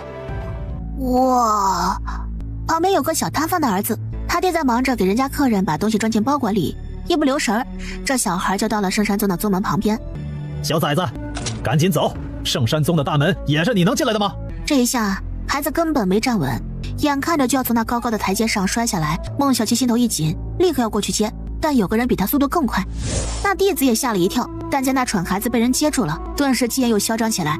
怎么？你看什么看呢？不知道我们圣山宗的达天门其实是一件高等法器吗？如若不是圣山宗的弟子，寻常人实力不到人灵境的根本进不去，会被直接绞杀在法器中。这孩子自己闯进来找死，我这是救他，你有什么好瞪我的？哼，这就是圣山宗的弟子吗？可真是长见识了。他们说着这样的话，却没想过，如果一念没接住那孩子，这么高的高度，那孩子若是头落地，还能活吗？你屁大点孩子往里闯什么闯？这不是找死吗？我们达天门是你们能碰一下的吗？哎呀，这就是达天门呐！我进来了，我又出来了。你怎么能？这么屁大点孩子，竟然就有人灵境的实力了呀！你们这门可真有意思呀！拉拉大声说着，让周围所有路过的民众都能听见。你们这门一不是为了挡住悍匪，二不是为了抵御外敌，竟然只拦不到人灵境的普通人。原来你们圣山宗是害怕这些实力差的普通人进去拆了你们的老巢吗？那你们圣山宗是有多么怂呀？比隔壁那小贩伯伯手上的烂菜帮子还菜呢！周围民众一听这话，顿时齐齐喷笑出声。你住嘴！就在大家以为这孩子要血溅当场的时候，大辣冷哼了一声，速度极快的绕过他斩来的剑，然后一拳狠狠的砸在他肚子上。一星人灵境的实力在拉拉面前根本就不够看的。拉拉得意的摸了摸自己的鼻子，转头见那被捅的孩子依恋的抓着自己的主人，顿时就醋了。他噔噔噔的走过去，主人，你快夸夸我嘛，拉拉做的棒不棒？主人，你抱抱拉拉嘛。一念笑了笑，将孩子放下。好啦，去找你爹爹娘亲吧。小孩一步三回头的看着他，眼神很是依恋。一念没看见，但百变看见了，这个孩子好像哪里怪怪的。那个孩子也感受到了百变的目光，抬脚便跑了。算了，管你是谁，只要别纠缠我的主人就好。一念抬手将拉拉抱起来，真棒，我们拉拉保护了自己。那白师弟还在叫嚣着，你知道我是谁吗？我可是五州白家的人，又是圣山宗长老的亲传弟子。我师父可是天灵境强者，等我师父到了，你便是给我跪下也来不及。话都没说完，他整个人又被踹飞了出去。这一脚可比辣辣凶多了。白家人，哼，那你就更得挨打了。与此同时，在圣山宗里，关门弟子们看着站在宗主面前的老乞丐，冷汗一滴滴的落下来。这人是什么时候出现在他们宗门里的？圣山宗宗主圣洪眼底有着深深的忌惮。你就是那圣山宗宗主吧？我找你也没别的事儿，我有个小徒弟，觉得你们圣山宗挺好玩的，你能不能让他进来溜达2个月啊？当然，老头子我肯定会帮我小徒弟交学费的啦。我圣山宗只有圣山宗弟子可进，这位前辈请回吧。那不行，我给我弟子夸下海口了，你说怎么样才能同意让他进来？我那小徒弟人又乖又聪明，还听话，你半点不用担心，只要他过来，绝对不会给贵宗添麻烦的啦。这不是弟子乖不乖的问题。圣洪要逐渐失去耐心了。我看你头发花白，叫你一声前辈，但若是你不依不饶，就别怪我不客气了。哎呀，有话好好商量嘛，干什么打打杀杀的呢？这样，你也弄2个弟子到我们山里去学习咋样？我们那山随便可不让别人进哦。山？他知道五州有许多隐士大族，莫非这老头也是其中之一吗？哎呀，就是……老乞丐还未说完，外面一个弟子就匆匆跑进来。师兄师姐们，不好了！白师弟被一个女人和小孩打得满嘴都是血啊！什么？小孩是怎么回事？白师弟还打不过一个孩子？袁尚已经从看见自家师妹被拔毛的阴影当中走了出来，他一出现，大家立刻就跟找到了主心骨一般围了上去。三师兄，你快去外面看看吧。圣山宗最厉害的大弟子和2弟子都在闭关当中，所以袁尚便是弟子里面最强的了。大家见他来了，纷纷叫嚣着要去给一念好看。放心，还没人能在咱们圣山宗外面耍完后能好好的走出去的。宗主圣洪见状，笑着对老乞丐说着：“我们宗门的弟子向来一致对外，让您见笑了。”是挺好笑的。圣洪脸色顿时就黑了。行了，咱们这点事到现在都还没掰扯清楚呢。你小子是想知道老头子我是什么人，背后什么势力，值不值得你让外人的弟子进来学习的吧？老乞丐不想浪费时间了。小子，你看好了。你是巨人族，可巨人族不是早就消失了吗？我们巨人族可没那么容易消失，你就说换不换吧。我这边出4个弟子，你这边也可以出4个弟子，不用刻意去教，就让他们在旁边站着看，能学多少，学到什么，全看弟子们自己悟性，怎么样？好，就这么定了。隐士大族的修炼方式，能学多少都是好的。嘿嘿，一言为定，明日我就送弟子们过来，你也准备一下吧。这边，一念和孟小七正打算走呢。不许走！伤了我就想这么走了！几个圣山宗的弟子迅速的朝2人围攻过来。好烦人啊！孟小七一招手，重锤直接出现，锤飞了几个来抓一念的弟子。5星地灵境强者，天灵境实力便可成为宗门长老了。5星地灵境，这即便是在5州，也能做一方小势力的守护人了。袁尚师兄来了！太好了，师兄来了！这2个女人就等死吧！这袁尚这俩字儿有点耳熟啊，仿佛在哪里听见过。一念想起这是哪号了不起的人物了，脸上顿时露出一丝耐人寻味的笑容。别担心，是咱们老熟人了。袁尚被诸位师兄弟们簇拥着，他站在高高的台阶之上，视线缓缓下移。是谁胆敢在我圣山宗门口撒？你怎么？旁边的弟子们就更是一脸惊疑。三师兄这是怎么了？原来是你啊！又见面了。一念这个笑一下就刺激了袁尚，想起了圣仙仙当着他的面被一撮一撮的拔光头发的样子。一瞬间，袁尚只觉得面前都是飞舞的头发。后退，多后退，注意脚下！师兄，你疯了吗？就这2个女人，你为什么吓成这样啊？你懂什么？这地下有根，你们想被拔头发吗？师兄，你怎么了呀？师兄，你是被吓蛊了吗？你在说什么胡话呀？袁尚更加悲伤了，师弟们都不能理解他。小神境的妖草兽一瞬间暴起，将他们所有人全杀了，都是可能的。这傻子不会以为大山爷爷的根须能跟着我们走这么远吧？一念笑了笑，没有说话。袁尚带着众人齐齐后退着，神情紧张地看着一念2人。2位又来做什么？难道之前做的还不够吗？哼，不要做出你们被害的样子，好好问问你那个好师弟刚才做了什么。今日目睹了全场的人，门外有不少，你随便找个人问问，便知道你那好师弟为什么会被打得像狗一样了。你贱人，还敢张狂！辣辣气的磨牙。主人，你让我去打死啊！但是有人比他更快，一团黑雾出现在那白师弟面前，啪啪2耳光打在了那白师弟脸上。这什么东西啊？袁尚大惊，一道灵力直接击中黑雾，灵力打散了雾气，却半点没伤到实体。刚才那是什么呀？弟子们还从未看见过如此诡异的招式，只有一念，他感受到那是百变的灵力波动。一念眯起眼睛，娜拉是很好看透的，潜力也是一目了然，战斗力十足。只有百变，各种诡异的天赋能力，还有摸不透的本体，他真的只是一只虫兽吗？妖女，你们做了什么？他没做什么，他动都没动一下呀，是他嘴巴不干净，遭天罚了吧？圣山宗的弟子们都快被气死了，你个3岁小孩骗鬼呢？念念，小七。老乞丐见两边最终还是没打起来，直接走出去喊两人：你们干什么呢？跟师傅回家去。那什么，你不许走。老乞丐才不管这些怂脚鸡，打一架都不敢，就会放嘴炮，没意思的很。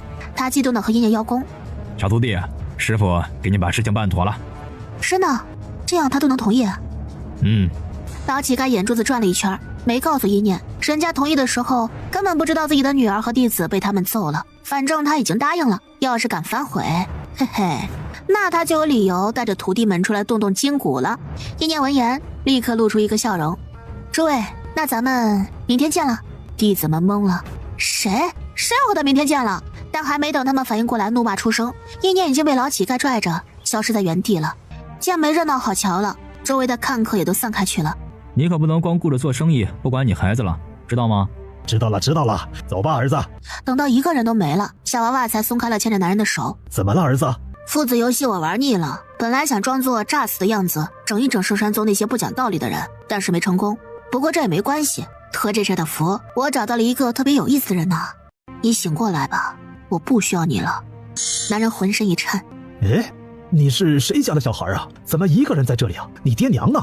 没有爹娘哦，大叔，这些天的游戏我玩得很开心，报酬给你。现在我要去找那个更有意思的人了，他身上的气味好香呢。孩子一边说着，一边给男人递了个袋子。妈妈，一袋子的灵晶呢？男人抬起头来就要拒绝，却发现小男孩已经不见了。而与此同时，从万寿国飞过来的天马们哼哧哼哧的高兴喷鼻，他们来了，给自己找主人来了。阴念不知道白家那些马大爷们都跑出来找他了。他和师傅还有孟小七已经回到了巨人山里。喂，有空吗？和我聊两句。庄贤脚上被迫绑了2个锻炼肌肉的天玄铁，正待在耳垢师兄旁边，一脸苦涩。好，我们旁边聊。他终于能卸下这个玩意儿了。师妹，你是不知道啊，这个东西真的太沉了，根本迈不动腿。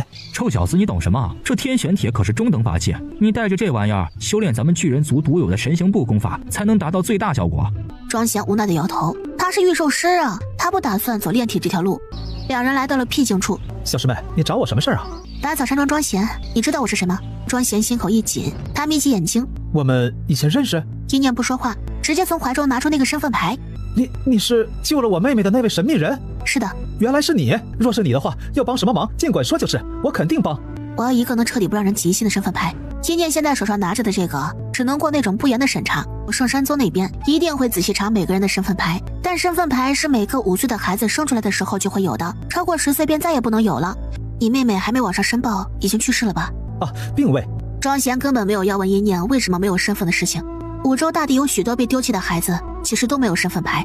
庄贤连忙从自己的兜里掏出一个绿色玉牌，上面印着一个巨大的烫金数字，是专门的人用特殊的法子印刻上去的，造不了假。这身份牌是我不愿意销毁，故意留下来的，全当他还在了。但是如果是给你用，想必妹妹也会同意的。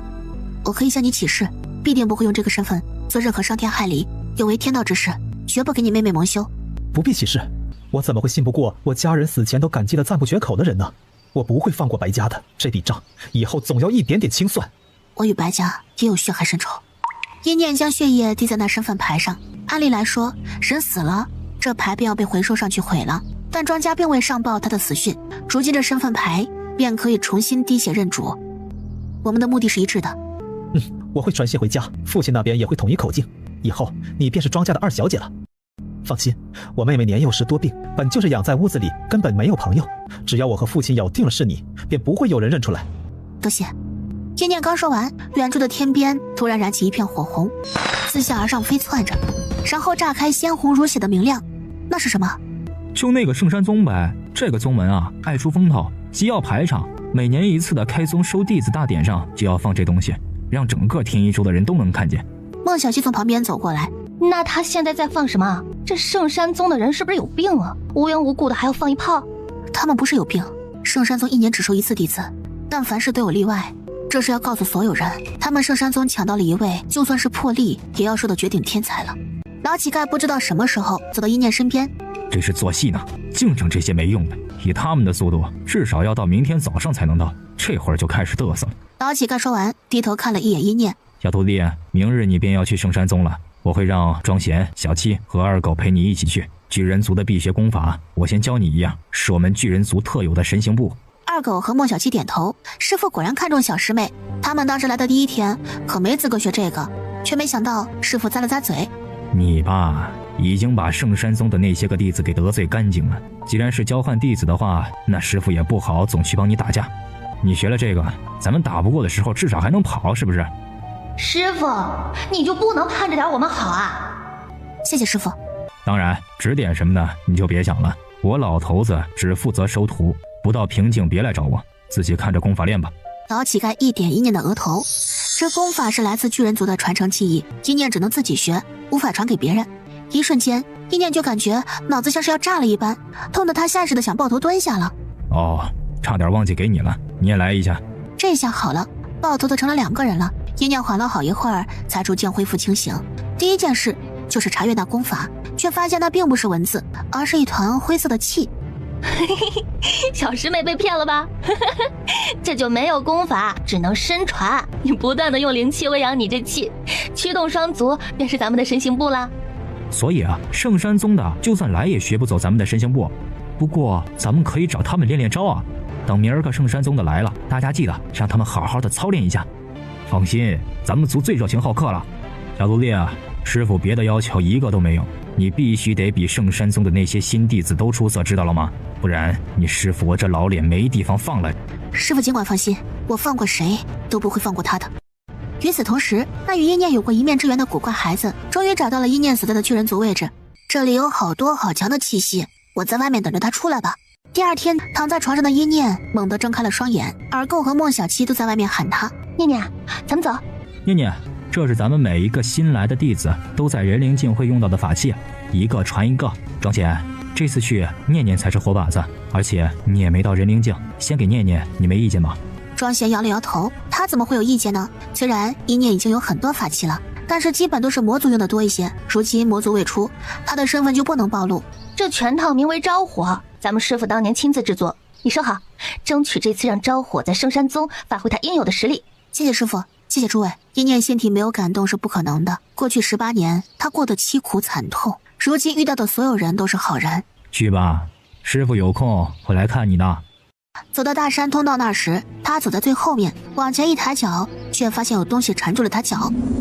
一念低头一看，却发现是大山爷爷的树根，还没等他问一句怎么了，那树根卷着一样东西塞进了他怀里，好像长辈偷偷给自己喜欢的孩子塞糖果一样。谢谢大山爷爷。树根摸了摸他脑袋，高兴的在一念面前扭了3扭，才钻回去。一念摸了摸自己胸口，里面鼓鼓囊囊的，也不知道是什么，到时候再看吧。虽然从山中走出来，一直蹲在树下那个小男孩就站了起来，百变的感知很敏锐，他猛地扫视过来，小男孩顿时变了脸色。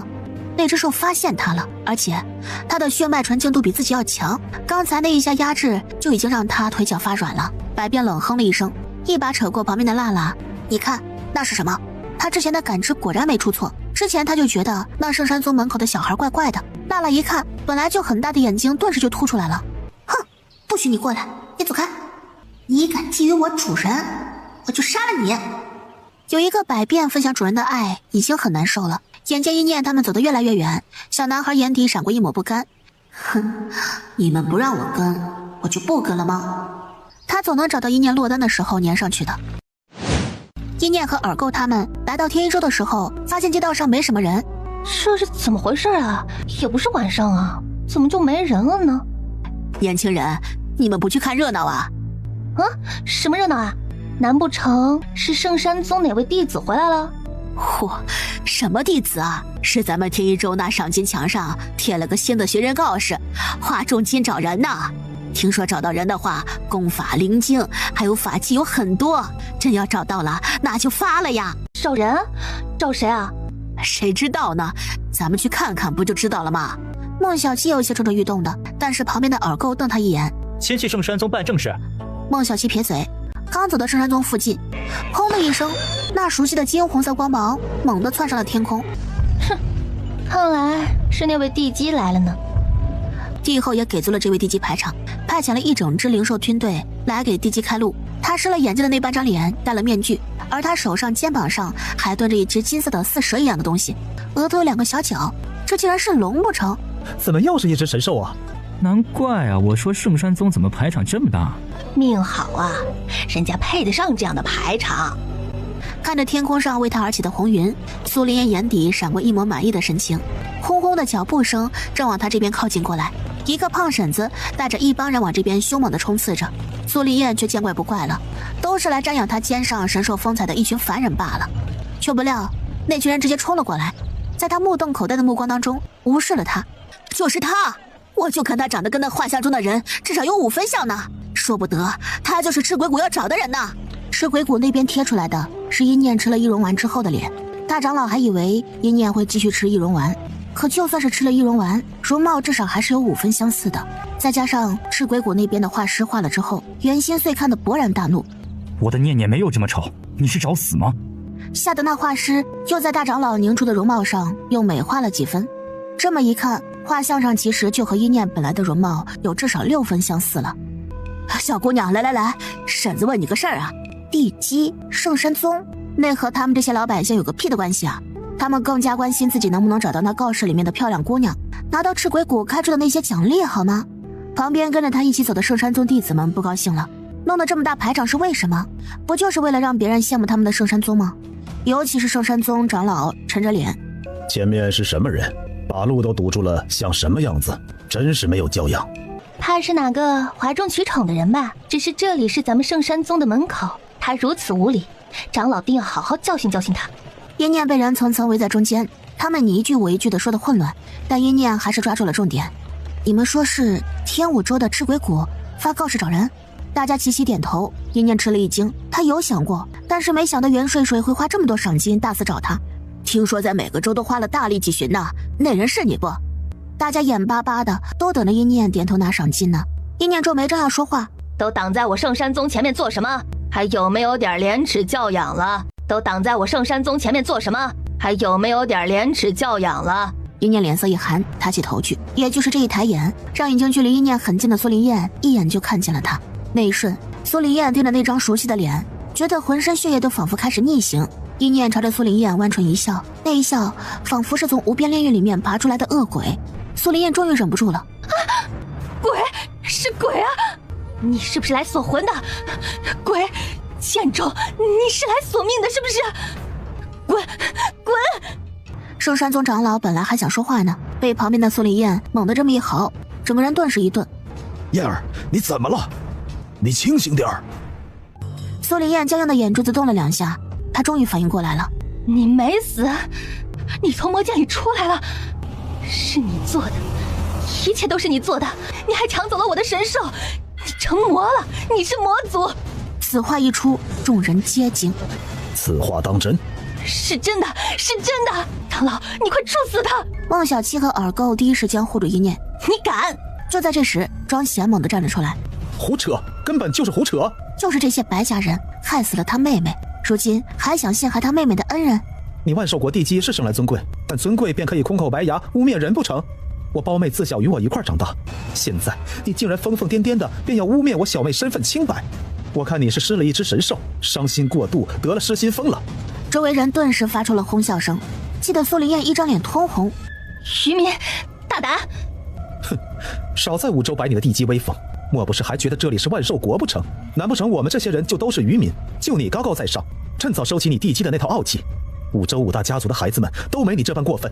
庄贤的话一句接着一句，孟小七和耳垢听得目瞪口呆。他们一直觉得庄贤这人平时不爱修炼，就喜欢看各种书，没想到读书人骂人还真不一样。就是啊，渔民，咱们天一州可不兴这套。那圣山宗的长老气得不行，觉得这些人一点都不给圣山宗面子，连带着看向苏林燕的眼神也带上了几分不满。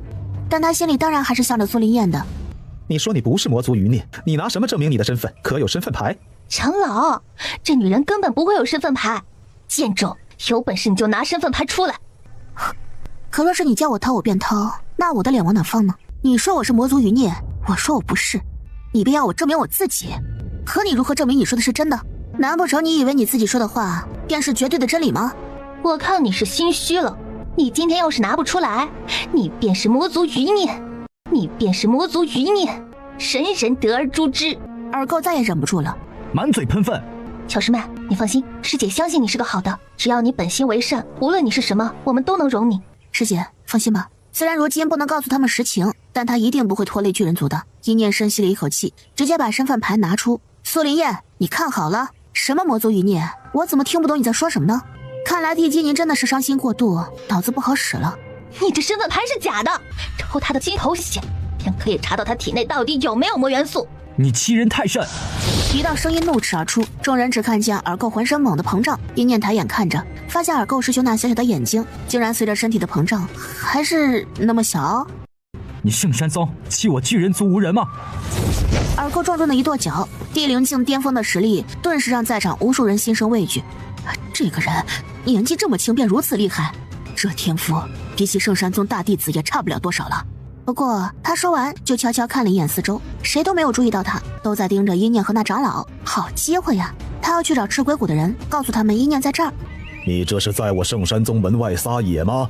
他是天灵境强者，抬手就要去强压耳垢。那一瞬间，一念觉得自己兜里那大山爷爷给他塞过来的东西忽然发出了滚烫的温度，好似只要那长老胆敢出手，就会有强大的力量瞬间从一念衣兜里面破开而出一样。可就在这时，一道声音凭空炸响，都给我住手！宗主圣红黑着脸出现于众人面前，他不变喜怒的目光看了一眼一念，又转回到长老身上。怎么了？刚才还一脸骄傲的苏林燕刚要抢着说话，身上却感受到了一股莫名的压力，压得他根本就开不了口。长老把事情的来龙去脉都说了一遍。都是这个丫头挑起来的事儿，宗主您可不能放过她。圣红却没有如他所想那般，他皱紧了眉头看向一念四人。巨人族的？正是。圣红在心底暗骂了一声，就知道那个老乞丐的弟子根本就不是善茬，净给他找麻烦。他唯一的宝贝闺女儿还因为昨天被人欺负了，躲在房间里面哭着闹着不肯去巨人族学习，导致现在圣山宗这边的4个弟子都还没有出发呢。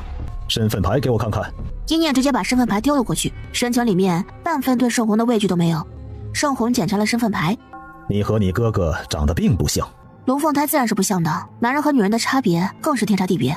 怎么，还是说宗主您想取我心头血？旁边围观看热闹的人都忍不住啧舌。咋可能呢？取了心头血，天赋就毁了，那不是让人断送一生吗？对，宗主取他心头血。闭嘴！我在这儿，长老在这儿，有你说话的份吗？圣红也觉得这弟子是被捧得有些太过分了，说是苏林燕乖一些，他自然给足排场。可这人怎么不分场合呢？有小神境强者做靠山，巨人族为后盾，你想取他心头血，简直是痴人说梦。不用你的心头血，但既然大家心底存了疑惑，还是说清楚比较好，对吧？只要你的一滴血，我就能辨别你身上有没有魔元素。说是没有，你肯让你的宝贝弟子和我道歉吗？这个自然是看他自己，你也可以选择现在回去，不进我圣山宗，我自然不会为难你。只是那样的话，少不得整个5州都要在后面悄悄调查一念这个人了。魔族是他们都忌惮的存在。小师妹，若是不愿意，我们便不进去了。不必，师兄，我怕什么呢？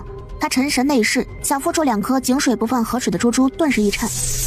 那白色灵力珠子接收到主人的指令，直接往黑色珠子挨了过去。白珠子释放灵力，血液中的魔元素瞬间被灵力覆盖，也多亏了他灵魔一体，可自由切换。一念直接咬破了手指，血液凝聚成形，用灵力包裹的血液就落到了圣红手上。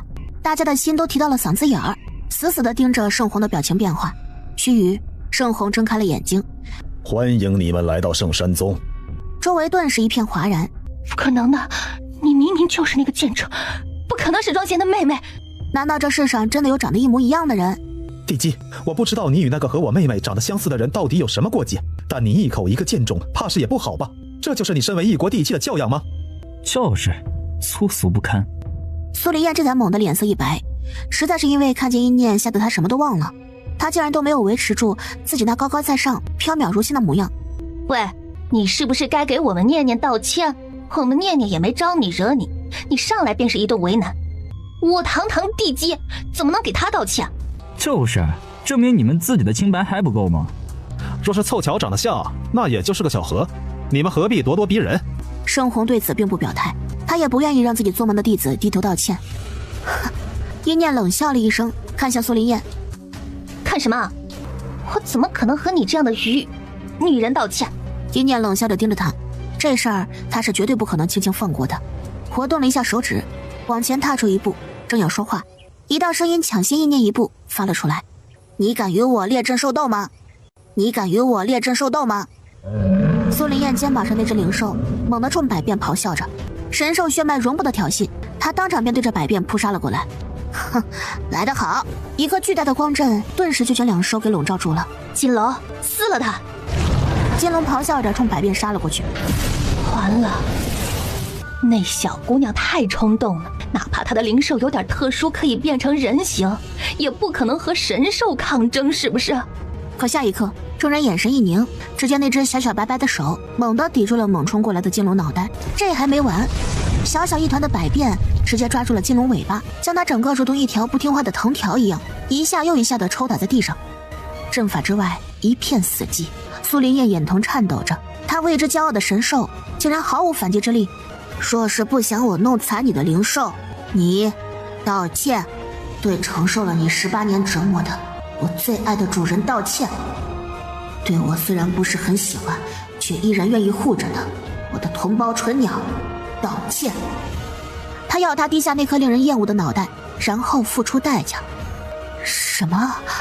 怎么可能？那小孩本体是什么？耳垢也露出了惊讶的眼神，直到看见了百变将金龙压在地上暴揍了之后，才猛地回神。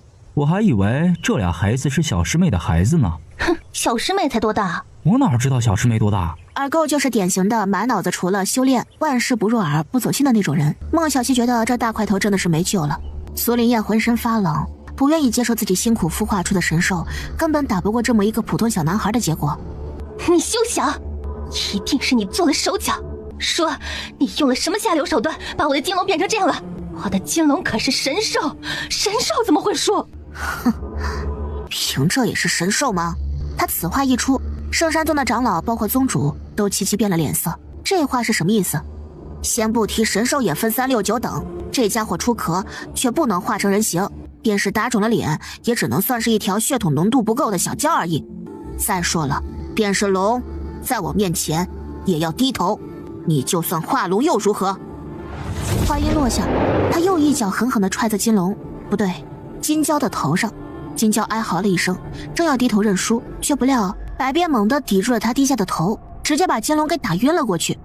哟，这怎么晕了呀？灵兽自己不认输，那我便可以一直打，打断他的筋骨。你低不低头，道不道歉？你低不低头，道不道歉？苏林燕浑身发抖，脸色苍白，摇摇欲坠。盛红见状，黑着脸刚要说话。盛红宗主，我与苏林燕实力可是对等，你贸然插手不好吧？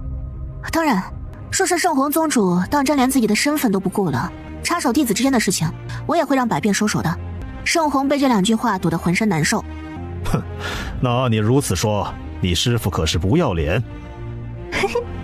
对啊，我们师父就是不要脸。你和我们师父一样吗？你和我们师父一样吗？只要你不要脸，被膈应的就是别人。盛红的嘴角狠狠的一抽，他要面子的很，自然做不出老乞丐那副鬼样子。苏林燕，你的灵兽若是没了，你便不再是我圣山宗的弟子，道歉。苏林燕又怒又觉得羞耻，看着周围人打量他的目光，就仿佛在看一个笑话一般。可他的金蛟若是废了，那他和母后的心血就真的废了。苏林燕浑身发抖，像是从牙缝中挤出来一般。对不住。话音刚落，咔嚓一声脆响，金蛟的尾巴骨又被百变一脚踩断。哼，你道歉的态度呢？不低头，不弯腰吗？好好的道歉，最后给你一次机会，再这么敷衍了事，我便踩碎他脊骨，让他一辈子都直不起躯体。苏林燕好似要晕过去了，她求助地看向周围的圣山宗弟子。圣山宗的弟子们完全已经被百变的威势给惊住了，还没缓过来呢。没办法，苏林燕缓缓地弯腰，喉咙里面像是被插了无数针一样难受。对不起。一念没有表态，而是让他弯着腰一直保持这个动作，保持了很久之后，微笑地把人扶起来。没关系的。一念笑得得体又温柔，让周围看戏的人心里那口气就松了。也是，不和解还能干嘛？人家已经是圣山宗弟子了。盛红揉了揉眉心，他只想让这件事情快点过去。行了，都进去吧。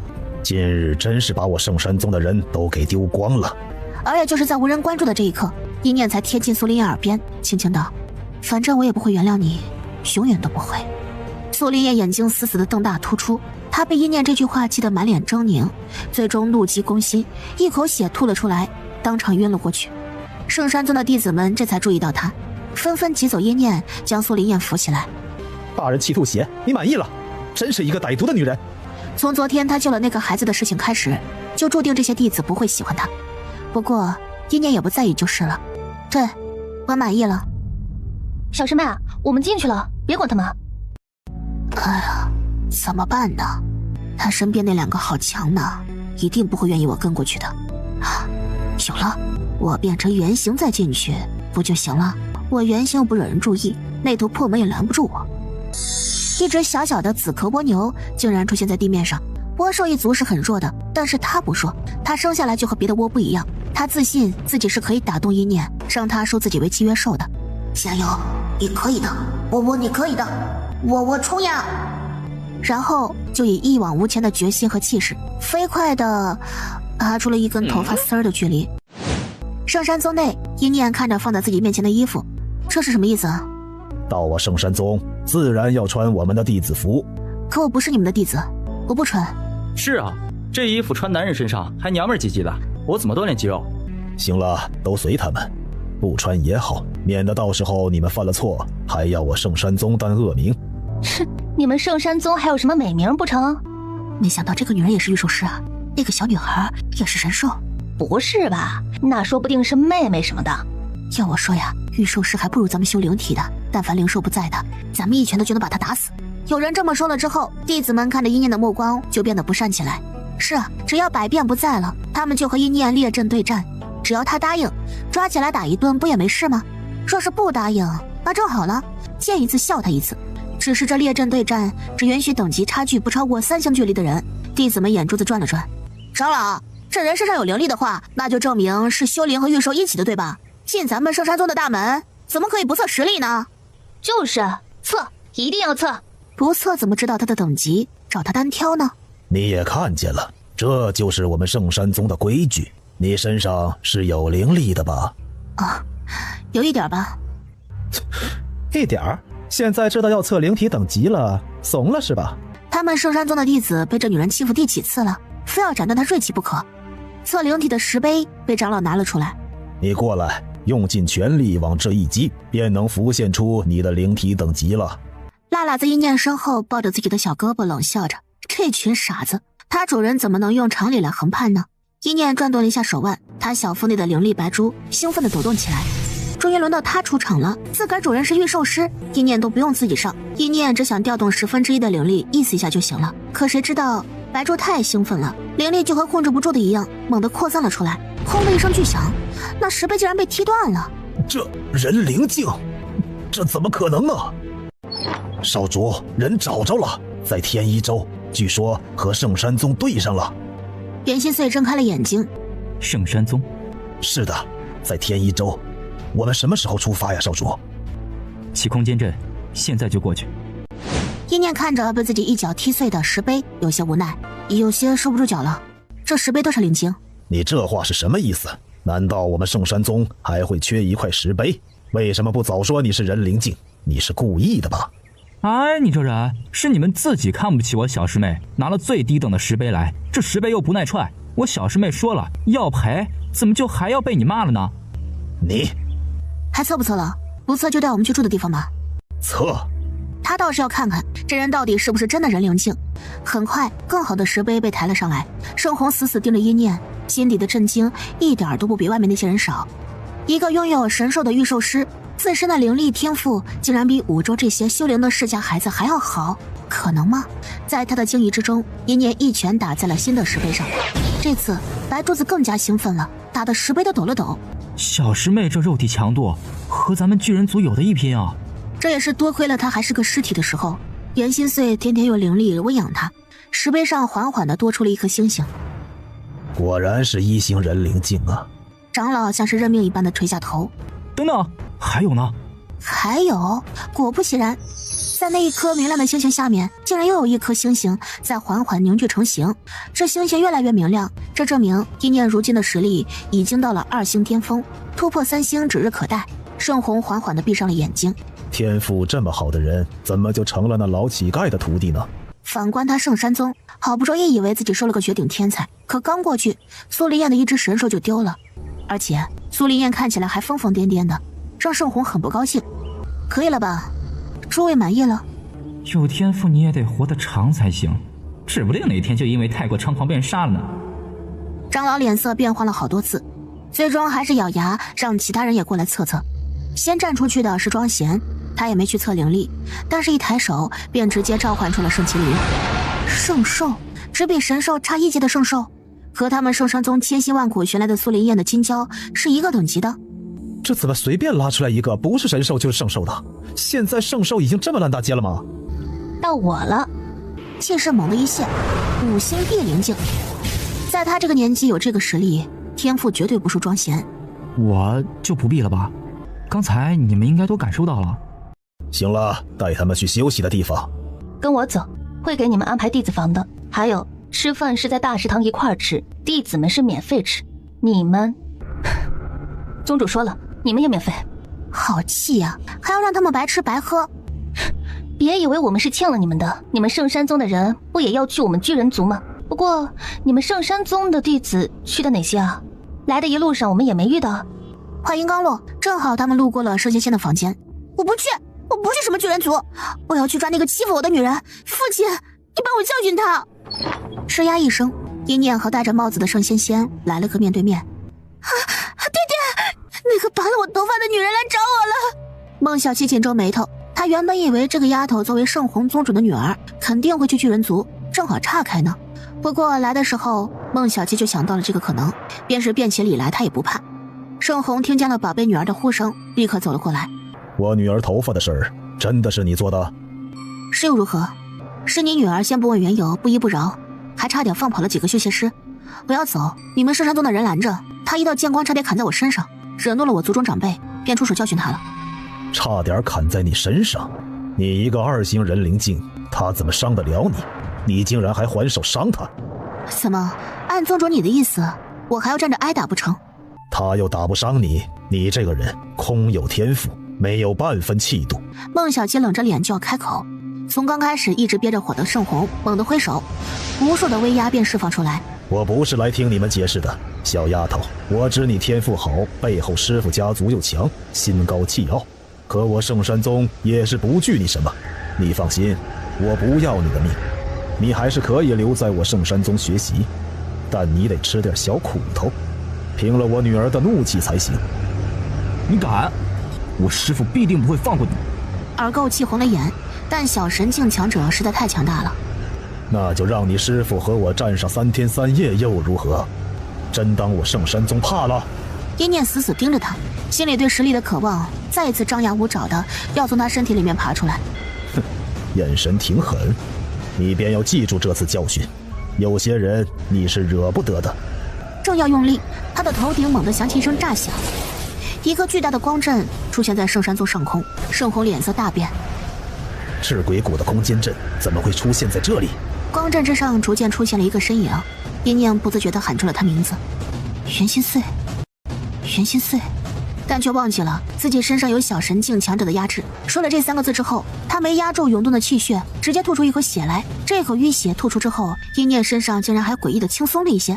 大山爷爷送他的东西又开始发烫了，难不成是那个东西的功劳？顶上的袁心碎已经看见了一念，看见他被人压制着，还吐出一口刺眼的血。不知阁下来。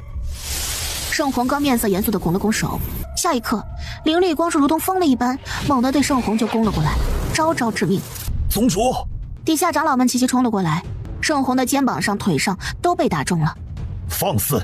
盛虹满身阴郁地抬起头来，火气全部都起来了，却发现脑袋上又多了10几个光阵。盛虹顿时头皮发麻，他其实不怕受伤，他的实力还是在的，刚才就是被打了个措手不及。只是这些大阵要是落下，圣山宗要成为一片狼藉的废墟了。我与你无冤无仇，你为何要欺我圣山宗？话音刚落，盛虹就看见袁心碎落到了地面上，直接碎了盛虹的灵力威压。他抬起手抹掉了一念唇边一抹血迹。念念，你流血了。一念来到五洲之后，这是第一次碰到熟悉的人，心中竟不由自主地生出熟悉而引出的委屈感。他试着开口，却发现一开口呼吸都气得发抖。没关系，你别害怕。盛红见到这人竟然是为了一念来的，而且这么一副百般宠爱的样子，瞬间头皮都麻了。刚才那都是误会，我并没有想杀。谁要听你的解释了？下一刻，大阵齐发，全都只针对盛红一人猛攻了过去。弟子们早就被长老们疏散到大门口，白乾怔怔地看着天空上的大战，浑身发寒。而就在这时，远处又传来了灵兽的嘶鸣声。是我白家来了，天马们到了，我就知道白家来助圣山宗了。他一脸狂喜地对着天马们狂奔过去，天马们缓缓地从天空降下，一脚蹬在了白乾脸上。这个挡路的人是谁家的？这么不懂事啊！大天马翻了个大白眼儿，看着圣山宗内部又开始激动起来，香喷喷的未来主人就在里面了。可强者在打架，不怎么会干架的养尊处优马决定先在外面看看，安全了再进去。赤鬼谷欺人太甚！圣山宗的数道山峰之上，那些一直在闭关的老妖怪们终于醒了过来。数人合力之下，大阵轰然碎裂。哼，破了你的阵！天真。下一刻，那些碎裂的光阵直接在空中炸开，将圣山宗那些房子炸了个底朝天。圣火眼眶发红，他这一炸，炸掉的可是圣山宗的钱呢！诸位长老助我，诛杀此人！但下一刻，圣红，冷静下来。圣红，冷静下来。见到这人，所有圣山宗弟子齐齐一惊。见过老宗主。所有人脸上都是狂喜的神情。老宗主如今都要到小神境巅峰了吧？师父，您为何拦着我？老人不说话，只是目光沉沉地盯着对面的袁心碎。这位小友，你既然带来了不少人，那便都一起出来吧。还有那位藏在暗处的巨人族朋友，也现身吧。我年纪大了，就不一个一个去找了。哈哈哈！老宗主果然比圣红这个毛头小子靠谱啊！嘿嘿，你个老不死的竟然还活着！你说你早点出来不就没这事儿了吗？老宗主的一双眼睛都有些浑浊了，但在场谁都不敢小瞧他。哦，我要是不出来，怕是你就要联合赤鬼谷的人大闹我圣山宗了吧？哪儿能啊！我这么平和讲理的一个人，怎么会动不动就打打杀杀呢？一念看见老乞丐，眼神一亮。师父，乖徒弟别怕别怕，师父其实一路都跟着你呢，师父这就给你报仇，锤爆他们。老宗主看了他一眼。我刚醒，圣红，你把事情的经过说给我听。一个巨人族，一个赤鬼谷，纵然是圣山宗也吃不消。圣红只能先压下怒意。仙仙，你来和师公说。这就是有意要让女儿在老宗主面前露个脸了。可圣仙仙哪里见过这种小神境强者大乱斗的情况？他的两条腿从刚才开始就一直在打颤，这会儿被老宗主盯着，压力直接把他整个人都要压垮了。他欺负我！圣仙仙语无伦次，看着一张脸煞白。他就是欺负我了，师公，你要为我报仇！他翻来覆去的说的就是这两句话。老宗主不耐烦地看向了圣红，圣红也是满脸尴尬。事情是因为我和这位姑娘的恩怨而起。我说吧，一念不耐烦这事能纠缠这么久，他还急着去藏书阁找解开封印的方法呢。等一念将所有的事情都说完之后，老宗主这才看向了圣仙仙。所言属实，你不仅不问缘由，还差一点放跑了修邪师，还差点误伤了别人。可他们拔光了我的头发，他还还手了。下一刻，圣仙仙猛地被打飞了出去。师父，弟子们都傻了，老宗主竟然帮着外人打压他们。圣仙仙，在外不辨是非，行事冲动任性，罚在宗内禁足1个月。不，师公，您偏帮外人，您……话都没说完，就被圣红捂住了嘴巴。老宗主不会去和一个小辈计较什么，活到他这个份上，只会看形势定结果，而不是一味的冲动偏帮。小姑娘，这样你还满意吗？满意了，前辈大义，能明断是非，我能有什么不满的？老宗主看他这样，也跟着笑起来。下一刻，老宗主那双浑浊的眼睛突然就变得清晰起来。大浪和百变在那一瞬间觉得自己肯定被看穿了。顶好的天赋，绝佳的心性，要是你不是背靠着2个势力，我定要不择手段将你抢到我圣山宗来。嘿，老东西，你这是想打架是不是？袁心碎眼底有光华涌动，这是又要一言不合就开阵呢。惊得一念一把摁住他手，别打了，再打就不好收场了。今天已经打够了，不能再打了。真的要血拼，袁心碎这边的人也得死。袁心碎反手握住了一念的手，眸光就又柔和下来。好，你说了算。一念安抚下袁心碎，抬眼看向老宗主，我与圣山宗无缘，配不上。老宗主挑了挑眉，这个小丫头是心底有不满呢。罢了，你便安心在圣山宗留下学你的。圣山宗与你们巨人族的约定依然有效。人家和气，一念也不会再拉个脸，心平气和地点了点头。盛红，我将圣山宗交给你，是信任你，可别让我们圣山宗的弟子实力不足，蛮横有余，明白了吗？徒儿知道了。既然这件事情已经解决了，那么圣山宗禁止外人入内。老宗主看向了袁心碎和老乞丐，边锋威压倾泻而出。出去。小徒弟，师傅先回去，你要是在这儿住的不舒服就回家来。不过这个就是你的小郎君啊，天赋模样都还可以，也愿意护着你，师傅给他打个及格分吧。这不是小郎君是什么？就是相好呗。都说了我们不是了。一念特别无奈，老乞丐见袁心碎实在是不懂，才眉头一皱。你是不是个男人啊？都直接冲过来了，你敢说你不喜欢我们念念？我喜欢念念的。这老头好烦人，要不要杀了他呢？老乞丐不知道袁心碎在想些什么，就觉得这个孩子的眼神看着挺单纯的，就解释道：就是以后要一直在一起的人，小情郎就是这样的，知道了吗？袁心碎露出了几分恍然的神情。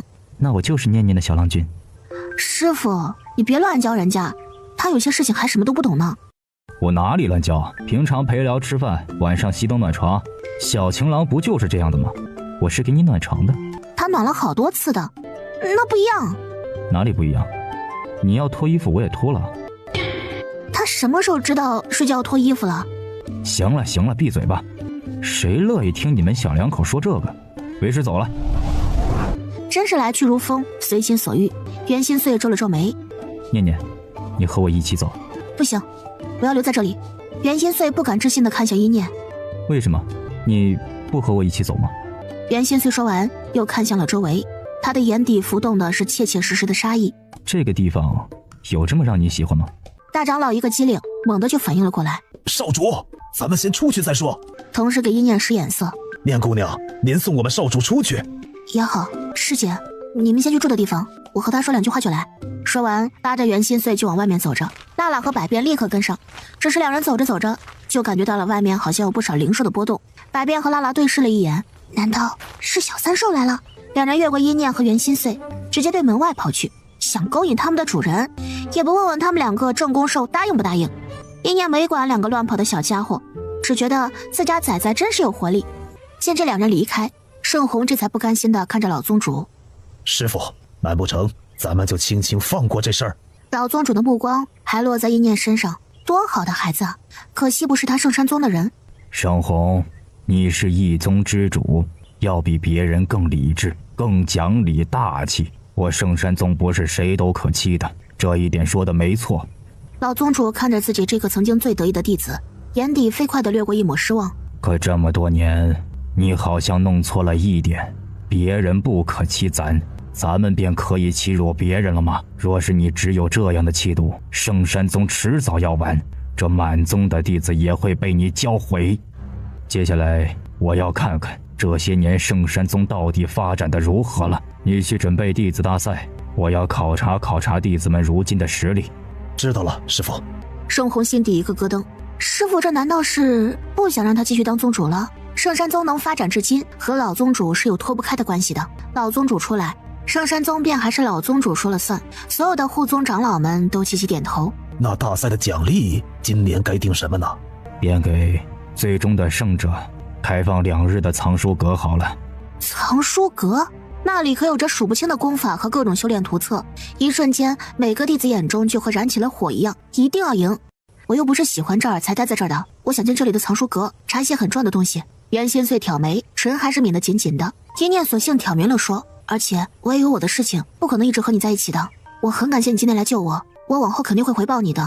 袁水水，我在心里已经把你当成朋友了。袁心碎皱眉，你是我的偶娃娃，谁要做你的朋友了？我要做你的小郎君。这都什么跟什么呀？你别听我师父瞎说。大长老听的那叫一个冷汗直冒，趁着袁心碎沉默不语的时候，立刻插话：少主，念姑娘在圣山宗是有正事要办的，不如这样，我们先住在附近，正好我带您在天一州逛2圈，怎么样？等念姑娘办好了正事，我们再从长计议，如何呀？袁心碎强压着内心的不悦，虽然没有点头，但也没说不行，算是默认了。一念松了一口气，带着2人往外面走着。袁心碎，你要是有事，你也可以自己去办，不用天天。啊！话都没说完，一头天马就冲到了他身后。天马怎么会过来呢？哎呀，主人！辣辣和百变一起跑了过来，天马那张马脸顿时露出了惊恐的神情。辣辣一只手抱住了天马的脖子，百变抓住他后腿，天马不断的前后弹腿儿，可半点用都没有。辣辣给了马头一拳，天马这才安静下来。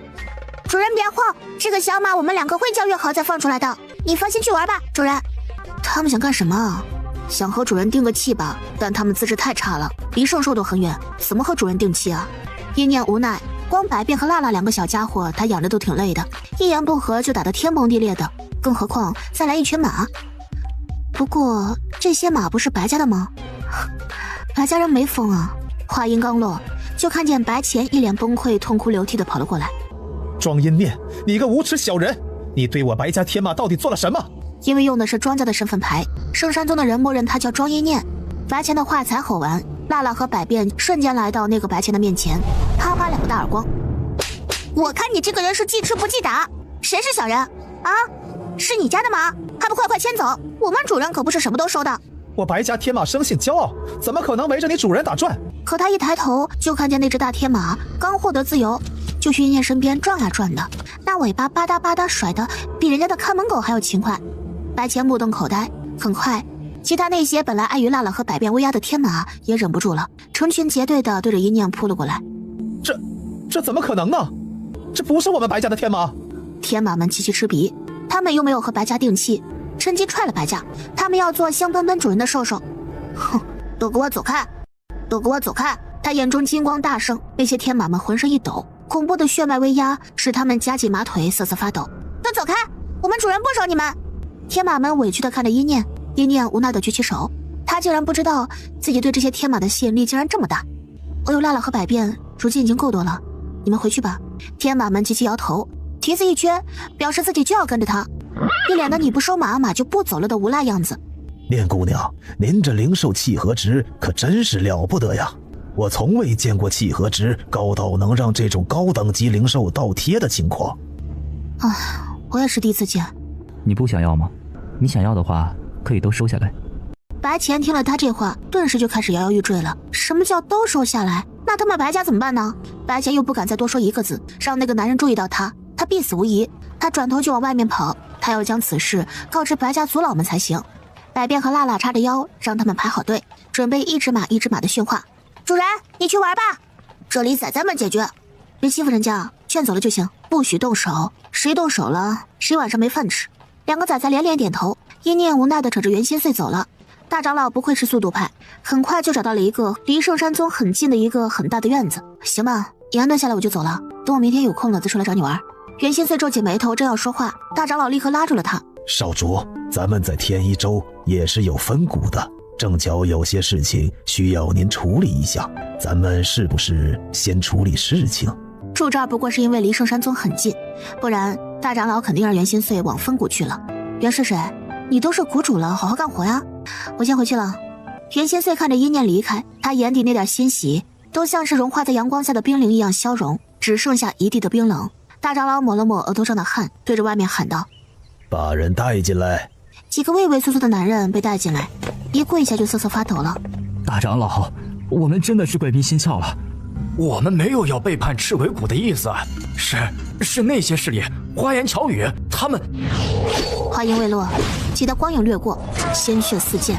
大长老一惊，少主，这几人虽然和别的势力联系，但是也算是跟着我的老人了。袁心碎看了他一眼，突然露出一个笑容，这笑和对着一念的时候不一样，充满了让人胆寒的残忍。既是老人，生出异心，那便得死得更惨才行。哎，少主，其实不必斩杀，便是看在这么多年的情分上。话音落下，大长老脊背一弯，整个人不受控制地跪在了那满地的血腥之上。你知道我族是如何被灭的吗？袁心翠站起身来，他踏在满地的红色上。虽然我当时年纪小，却也知道是出了内奸，破了我族的防护大阵，才有了后面那些事情。那些人残忍地剥下我族族人的皮囊，取走他们心脏，连婴孩都不曾放过。你可知他们为什么需要现族人？当年五洲大陆灵力即将匮乏，开启逆天阵法才可重新打破天道，引入灵气，可那需以我族大量血肉心脏为因，男女老少一个都不放过，生怕留下一个死灰复燃去报复他们。大长老瞳孔微微发颤，他只知道自己被灭族了，却不知道为何，因为他当时不在场。他们成功了吗？当然成功了。你看看如今这五洲漂浮的每一颗灵力，是族人的血肉，是族人的悲鸣。袁心碎低低地笑起来，他歪着头盯着大长老。你竟还要看什么情面？放过那些背叛者。有些事我听你的劝，不代表你可以做我的主，明白了吗？直到这一刻，大长老才真切地感受到袁心碎的冷漠和残忍。他是真的厌恶除了一念之外的五洲的每一个人，不是说他在一念面前笑，他就是一个好说话的人了。是少主，当年那些主谋如今都在哪里呢？他们回去的时候发现县族全灭，这些年也一直在找寻灭族的那些主谋。我们这么多年也找出了其中一部分主谋。五洲五大家族里，封家、上官家、申屠家、吴家便都参与其中。可不止这几家。我问你，五洲最备受拥戴的势力是什么？自然是福神塔，凌驾于所有五洲大势力之上，因为他们在五洲危难之时立下大功，受尽爱戴。说到这里，大长老的面色逐渐阴沉下来。大功？什么大功？所有的一切都联系起来了。竟然是这样，难怪明明当年立下了大功，他们却三缄其口。大家只知道本来要枯竭的灵力突然又回来了，纷纷感谢他们。原来竟然是杀了我族所有人的大功。袁心碎重新坐回凳子上。你想清楚了就好。一家一家来，不急，想办法破掉白头山那边的封印，别打草惊蛇了。袁心碎垂着眼，眼底有极重的戾气。我刚才处理那几人，唆使他们背叛赤鬼谷的势力是哪几个？大长老立刻从怀中拿出一份名单。都在这儿了，都在这儿了，也是比较大的势力，想让他们偷我们赤鬼谷的阵法图。赤鬼谷中阵法师可用的阵法图是五洲最多的，也难怪招人惦记。袁心碎盯着这些势力的名单笑了笑。反正念念不在，无聊得很，便先去看看那几个势力吧。叶念从小院子里出来，就飞快地往圣山宗的方向赶去。他跑得太快，没有注意到路过一个小拐角时，旁边正有一只努力的窝窝，兴奋地看向他。他找到那个女人了。他努力缩小了自己的身躯，咻的一下缩成一个圆球，咕噜咕噜地对着叶念脚旁滚了过去。窝窝立刻缠住他裙角，然后努力把自己的灵兽气息压制到最低。叶念完全不知道自己被这么个小东西给扒上了，脚步不停地回到了圣山宗。辣辣、百变，你们没让他们走吗？我们说了呀，他们死都不愿意，主人又不让他们揍这些马，他们还说自己可以变小，不占地方。叶念头疼死了，小马驹们仰头看着他，寒风吹过，小马驹们还齐齐发抖。你们装什么可怜呢？我和辣辣商量过了，主人你可以不迁徙，一出去还能让他们驮着你。小马驹们连连点头，反正叶念不要他们就不走。叶念倒吸了一口凉气，算了，你们先跟我进来吧，放在外面指不定被哪位强者强行掳走迁弃了。小马驹们快乐地跟上来，粘在叶念裙角的窝窝嘿嘿地笑着，窝窝也进去了。叶念七拐八拐地找到了分给自己的弟子房，他打开房门，脸色却骤然一沉，里面的所有东西竟然全部被人给用剪子划烂了。娜娜脾气最暴，谁做的？我去问问住在旁边的人。你问了也没用，我周围可没有咱们自己这边的人。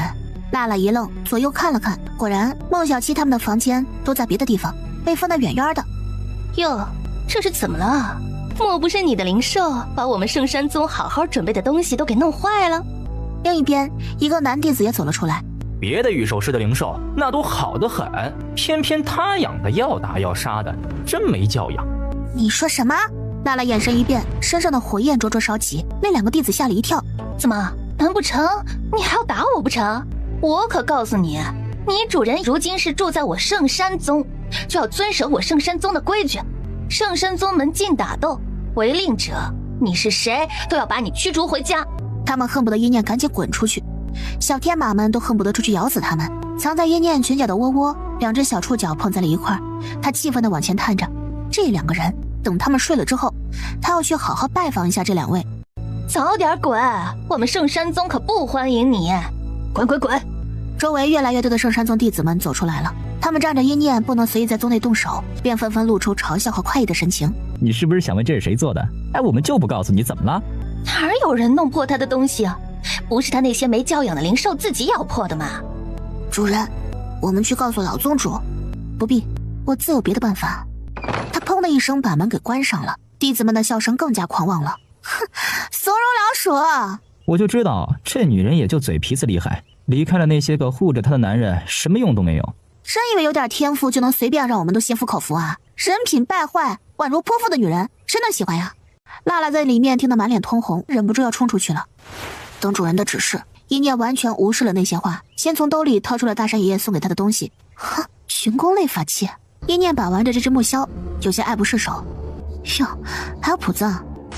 一念飞速地看了一眼，便将东西收了起来，以后可以慢慢练。除了这个东西之外，还有一颗像是松果一样的大种子，这种子看起来倒是平平无奇，也没有灵力波动。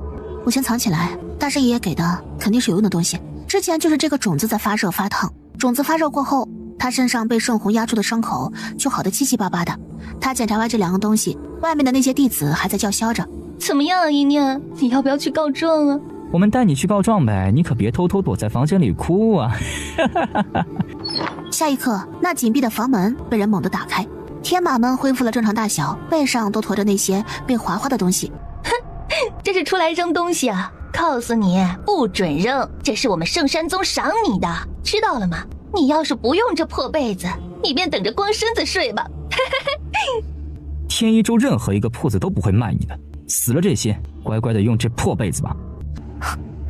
你们都是新弟子吧？我看你们甚至没有一个人超过9兽灵体的。哼，那又如何？怎么？难不成你想打我们吗？他们神情猖狂，一副小人嘴脸，令人作呕。到了，百变，走，去弟子战力排行榜。新弟子们皆是一愣，不是，他去看那排行榜作甚？圣山宗的弟子榜上清楚地写了所有弟子的排名和战力。一念的目光从最底下往上找，2星人灵境弟子，找到了。一念深吸一口气，猛地一喝：圣山宗2星人灵境弟子张莽，一念与你列阵对战，应否？宗内不能打架，那他便列阵邀战。这些弱鸡同他实力差距太大，没法邀战。没关系，这不是还有弱鸡们的师兄师姐吗？2星人灵境弟子张莽，一念与你列阵对战，应否？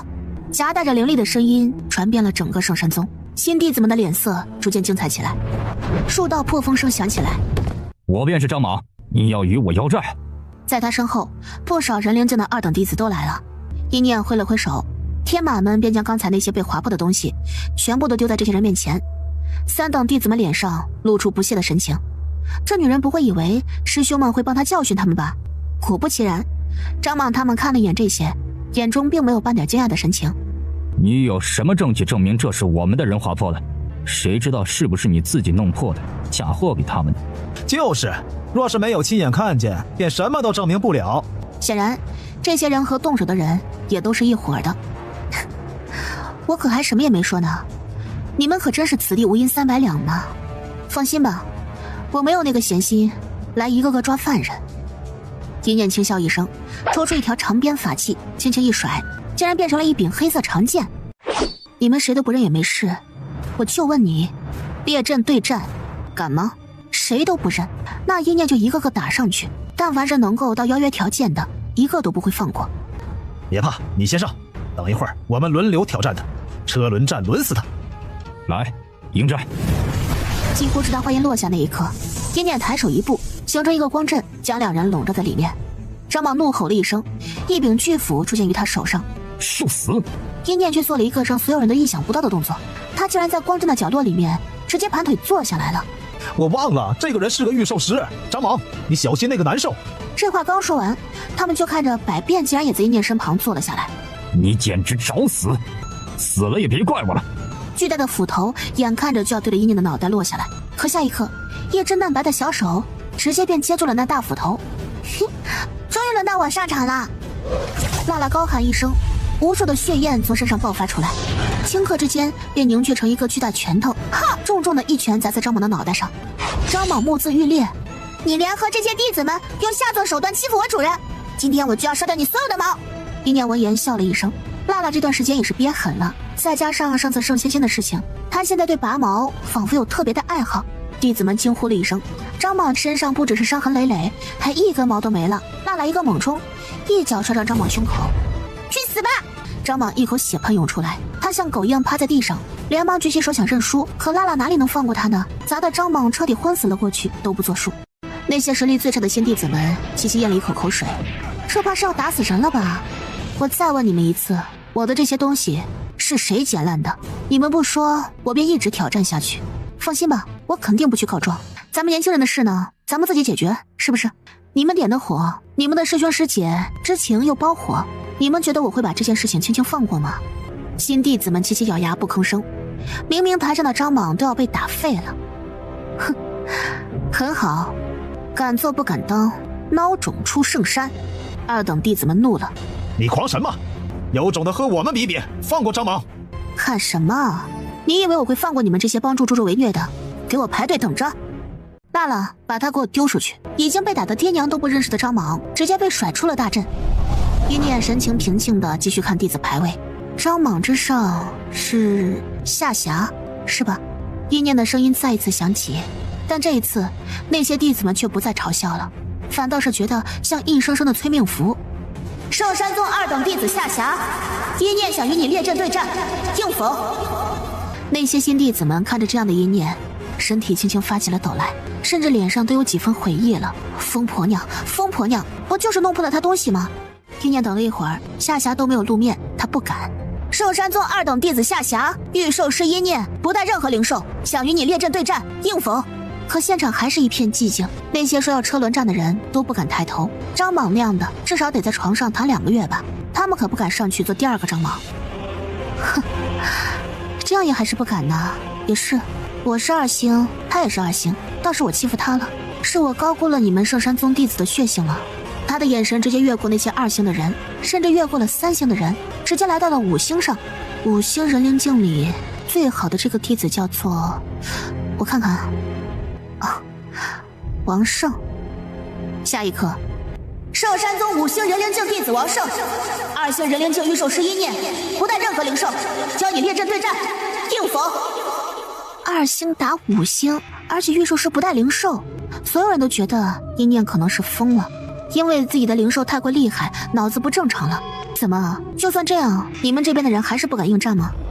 哼，真是好样的，顶天立地圣山宗啊！话音落下，一道破风声在耳边炸响，一个面色难看的男人，来人正是那个叫做王胜的。你是想要找死吗？你不带灵兽跟我打，若是死了，我可不管。你不带灵兽跟我打，若是死了，我可不管。这样吗？那我带上灵兽和你打吧，我们公平一些。王胜那睥睨的样子顿时变得扭曲起来，他那2只灵兽看起来都是神兽，哪怕只是出元兽的等级，也至少堪比5星人灵境了。带上这2个，那不是要他的命吗？圣山宗弟子们就眼见着王胜那本来睥睨的神情，以肉眼可见的速度垮了下来，真是丢死人了。哼，算了吧。一念手上的盘蛇长剑顿时又化成长鞭，我让你来，就这么打。2星让5星，不要脸！娜娜叉腰狂笑着，同时和百变一起往外退着。主人绝对不会做没有把握逞强的事情，他们相信他。这可是你自己找死！区2星就敢挑战我，今日非把你手脚都打断不可！灵力冲击的阴念脸上皮肤生疼。下一刻，阴念缓缓地闭上眼睛，一层灵力铠甲也在他身上逐渐覆盖，但在别人都看不见的地方，一层黑色的魔甲悄悄地浮现于他皮肤上面，2重铠甲叠加，将他的血肉之躯完美地包裹起来。王胜师兄，别放过他，让他知道我们圣山宗有多厉害。之前他打伤了我们张莽师兄，师兄打断他的手脚，抽他耳光，让他再也不能猖狂。大概是实力差距实在是太大了，圣山宗的弟子们觉得自己又行了，眼看着那剑就要刺入一念身体，大家脸上都露出了紧张的神情。王胜眼头一缩，那剑直直的从一念身体里面透了过去。残影，你竟然修炼了提升速度的功法！就在这时，孟小七他们也赶来了，见到了一念那飞速的一闪。师妹，好好用师傅教给你的神行步打穿这个王八蛋的壳子。哼，5星打2星才应战，你们圣山宗一窝的乌龟王八蛋！就算你们赢了，老娘也看不起你们。尔购什么话都没说，眼中的鄙夷和孟小七如出一辙。哼，雕虫小技！手上长剑舞动着，突然就出现了数百个剑影。我就不信你现在还能躲得过去。这次一念倒是没躲了，他手上法器往上一抖，那鞭子竟然和活了一样，1分为10，10分为100，化成一条条蛇影直刺过去，咬住了那些剑尖。中等法器！底下的弟子们又是惊呼了一声，他竟然有着人灵境能用的中等法器。要知道，在他们圣山宗也只有一个圣仙才有。这还没完，下一刻，一念另外一只手上便出现了红色木箫。什么？又是一件中等法器？他竟然有2件中等法器，如此败家，居然宗也不管管他。你敢和5星的我比拼灵力，你怕是找死？那可未必。下一刻，他灌输灵力，吹响了木箫。可这木箫竟然疯狂地吸进一念的灵力，一念一口血喷了出来，5脏6腑像是要被绞碎一样痛苦。这法器竟然如此厉害！受死！可箫声一出，形成了一个实际的光圈，那往上猛冲的动作就好像陷入泥沼之中，速度被放慢了10倍不止。大家就眼睁睁看着王胜冲了过去，脸上神情狰狞，那只手缓缓地伸出，那只脚缓缓地踢出，一点点地放慢，像一只滑稽的大乌龟，连同他说话的声音一起被放慢了数倍。你受死吧！圣山宗全体弟子，连孟小七和尔购都张大了嘴巴，辣辣和百变都惊呆了。主人这个法器好强大，竟然能让对方的动作迟缓到这一步。而就是在这时，一念动了，神行步加持，他的速度不仅没有受到影响，反而还提高了。敌人的速度延缓到这种程度，他自己的速度竟然还能提升差不多1倍，这到底是个什么怪物法器？一念也在吐血，刚才那一下几乎抽干了他所有的灵力，而且这延迟顶多只能撑几个呼吸的时间。一念一拳又一拳地打在他身上，铠甲上不断传来闷响，他是不是疯了？他以为他能打得破5星人灵境的铠甲吗？王胜在他身下还是被打得呕出一口血来。等你延迟结束，我便反杀你，轻而易举。一念身上的伤看起来比他还要重，可一念眼神坚毅，他那18年什么苦没吃过。一念再次举起拳头，他脑中想起了老妖女不断折磨历练他那3个月。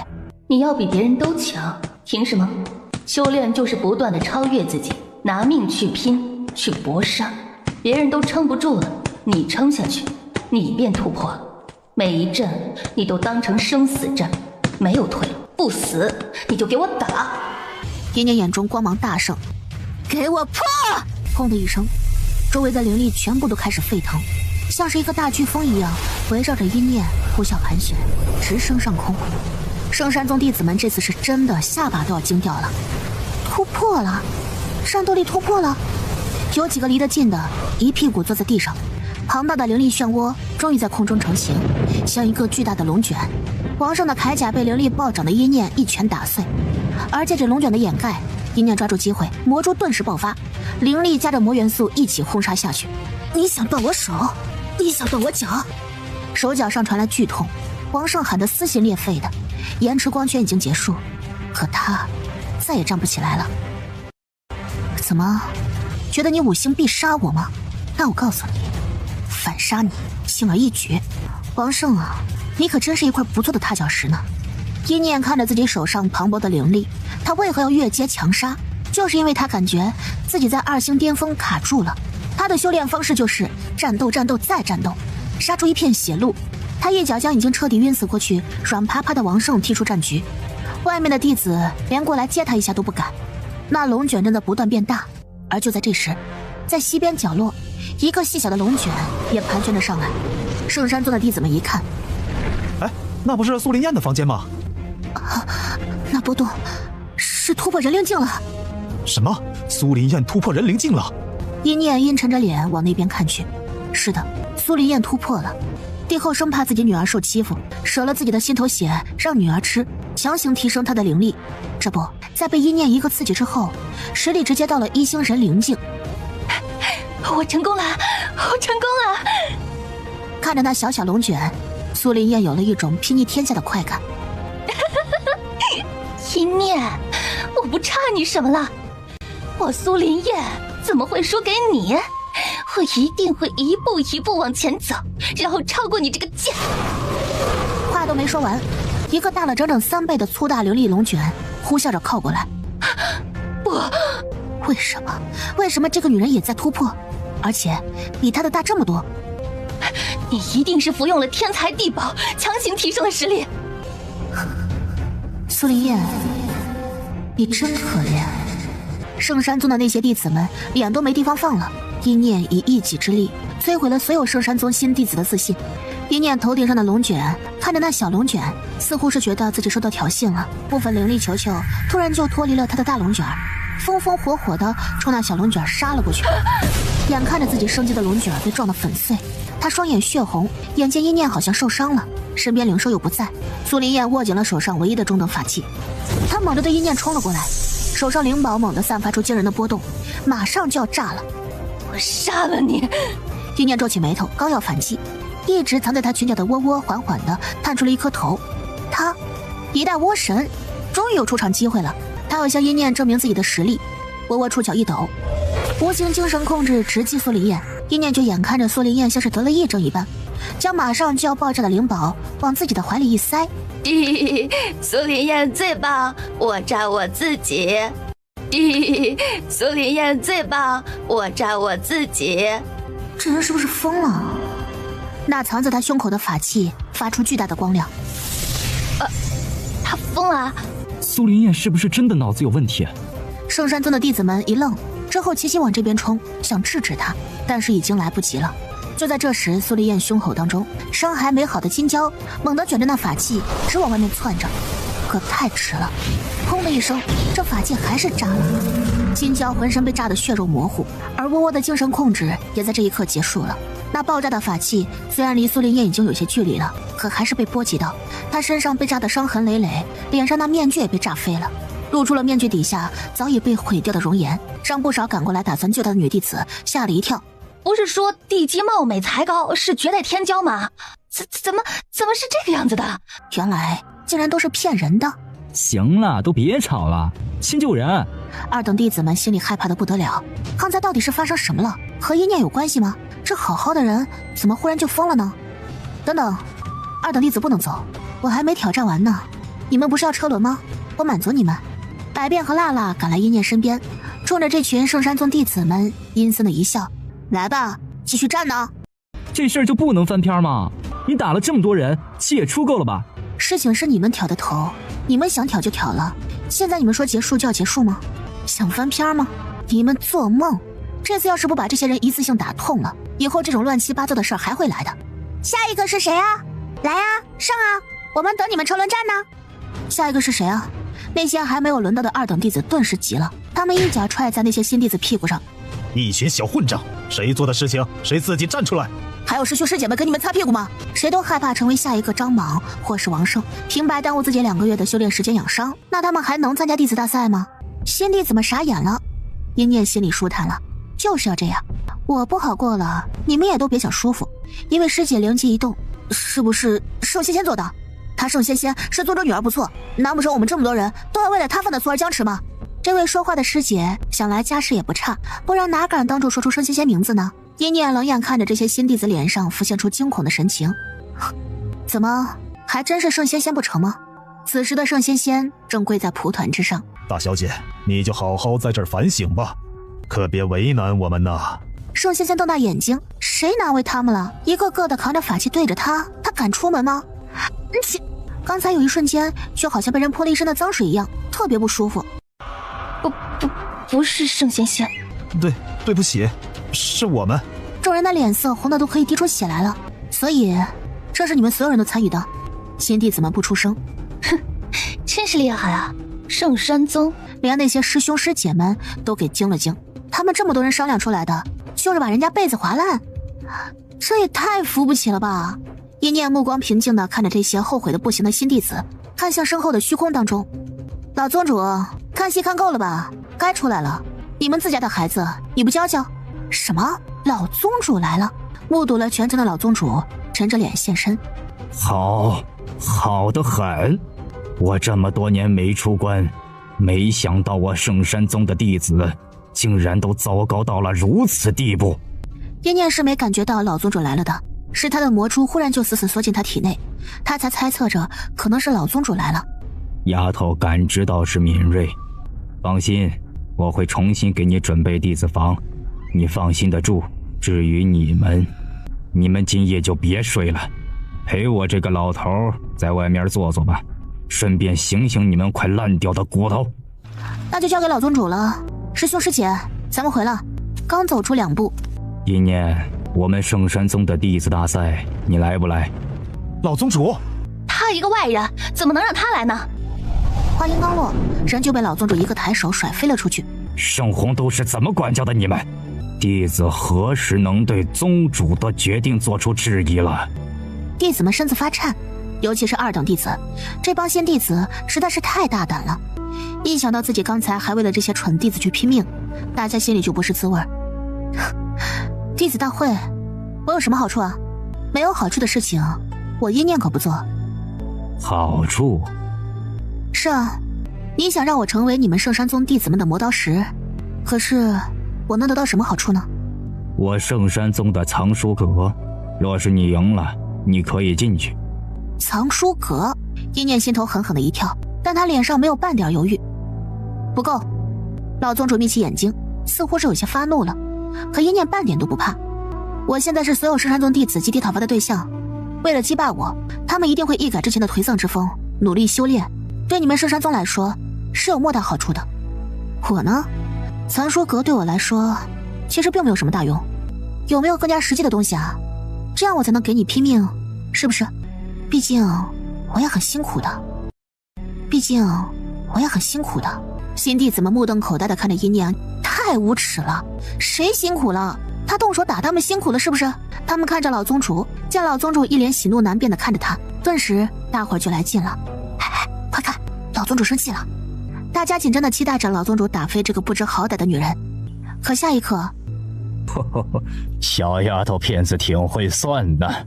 好，我再给你和你的灵兽单独在我圣山宗安排3个修炼室，如何？修炼室，弟子们心痛得很，那他们都得排队抢的，竟然直接就给一念3个，而且老宗主还不生气。哼，成交，还是和老宗主这样的聪明人说话，心情好。一念去了给他新准备的弟子房，一将门关上，辣辣和百变笑着的脸突然就垮下来了。下一刻，两人同时出掌，狠狠地对着一念的裙角拍了过去。啊！不要打我！窝窝立刻从裙角上滚了下来，在地上滚了滚，变成了一个小胖童，看着和百变他们一般大。你是神兽？这个男孩不是之前从圣山宗门口救下那个男孩吗？不是神兽哦，一只小变异而已，我一巴掌就能拍死你那壳壳。刚才苏丽叶那事儿是你做的吧？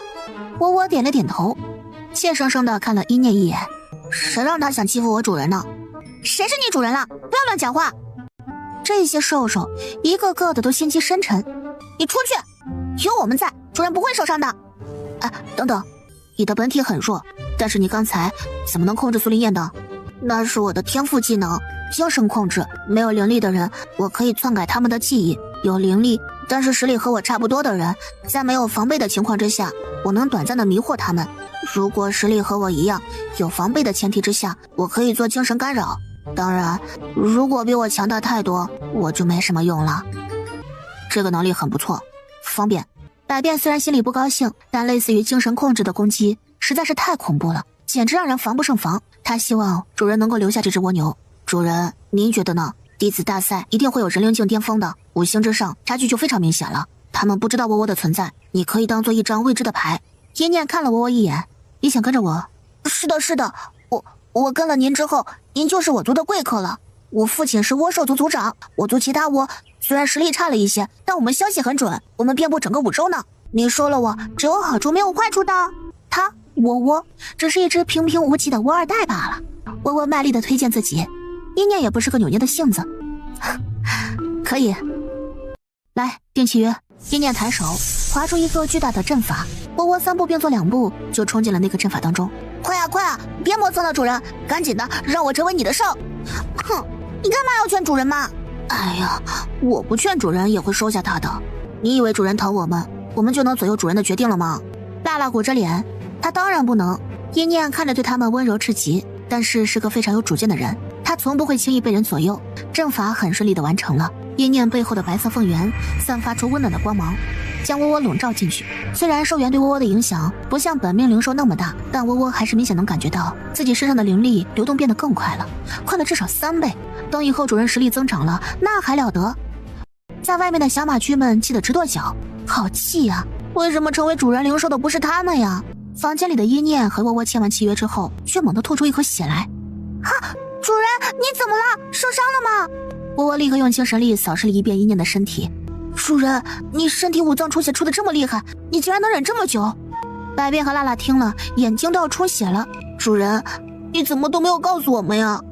你就这么强撑着呀？这得多疼呢！没事，叶念用灵力温养着自己的肺腑，从他脸上根本看不出半分痛苦的样子。也就是因为这样，辣辣和百变才一点都没发现的。可惜窝窝不是治疗系的灵兽，我要是治疗系的就好了。叶念的3只崽崽互相对望了一眼，他们3个分别是强攻系、强攻系、精神系、强攻系。这不，一到治疗就抓瞎了吗？叶念看他们3个大眼瞪小眼的样子就笑了。没事，我只是刚安慰2句，又扯到了自己的伤口，吓得3崽脸色都变了。就在这个时候，叶念口袋里那颗种子却忽然发光发烫，一股暖流突然顺着叶念的身体开始游走全身，将那些破碎的5脏伤口治愈了七七八八。他脸色顿时恢复了血色。这到底什么东西啊？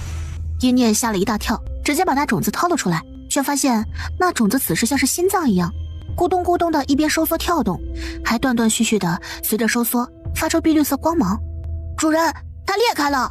果不其然，一颗脑袋上顶着2片硕大叶子的小苗苗就从种子里钻了出来。它顶上那2片大肥叶子太重了，用娇嫩的根须走了2步之后，便不出意外的扑通一声倒在了叶念面前。哎呀，撞疼小苗了！哎呀，撞疼小苗了！这小东西竟然还能说话，这是妖草兽吧？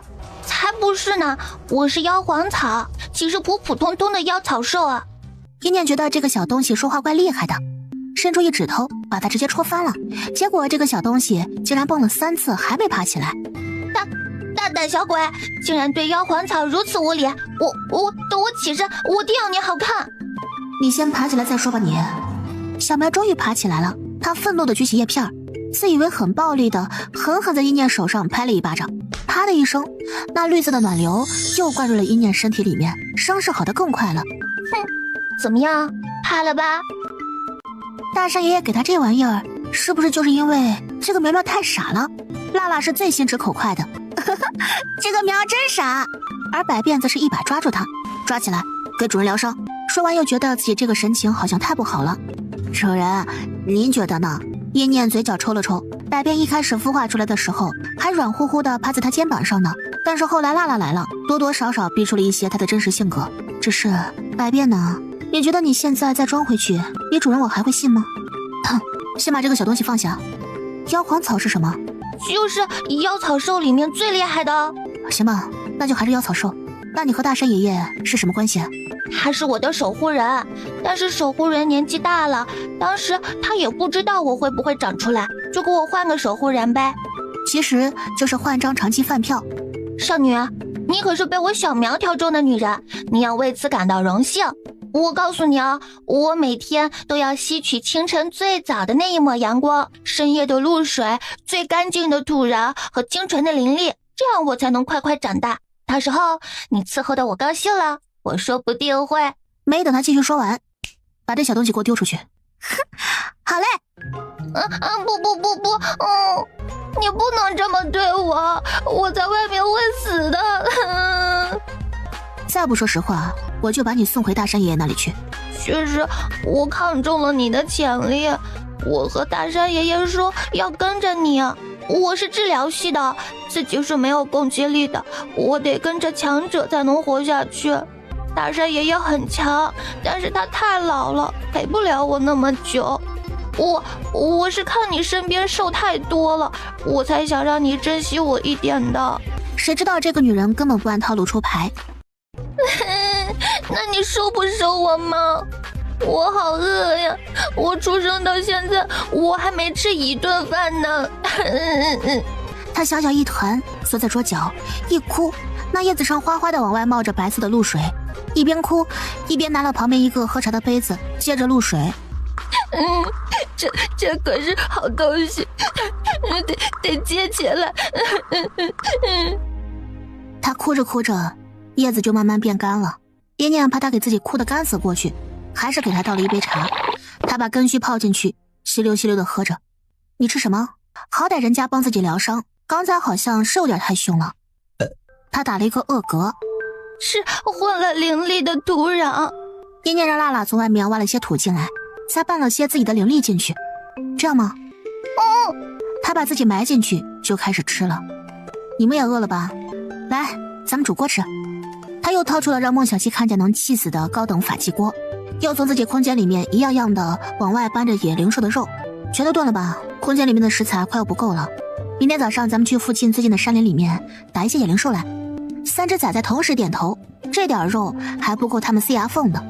屋子里面暖融融的，大家围坐在一张桌子上，别看之前一团和乐，等肉一熟，那场面都快打起来了。多抢一块肉是一块呀！叶念伸出了筷子，正要夹最后一块肉，旁边一道声音突然响起：为什么你们都在抢呢？叶念吓得手上的筷子都没拿稳，转头就对上了袁心碎一张困惑的脸。你是怎么进来的？我想进来就进来了呀。老宗主没发现你？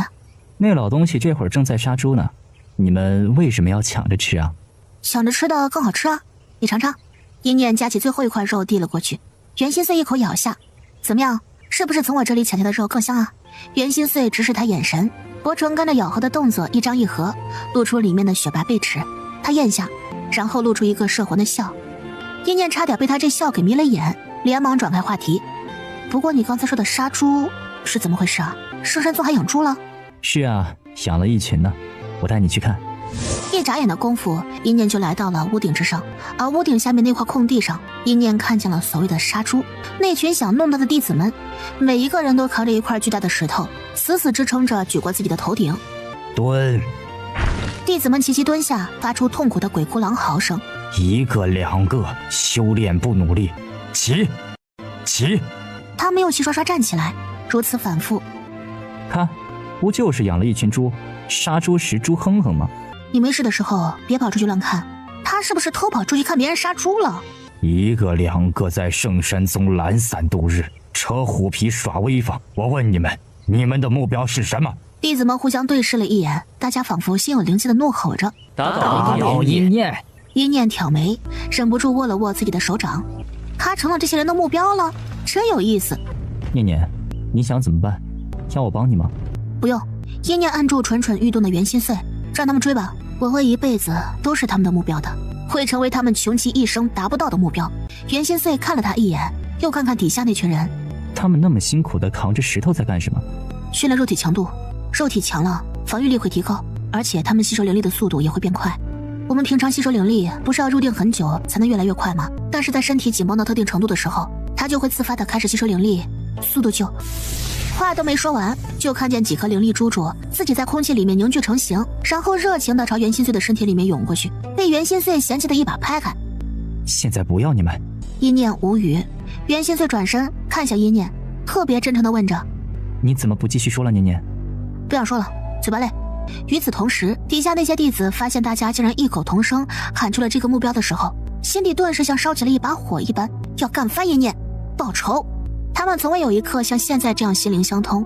弟子们彼此对视了一眼，顿觉你中有我，我中有你，仿佛灵肉融为一体的强大信念。圣山宗闭上！老宗主听得直抽嘴角，这些没出息的东西，还不等他骂人呢。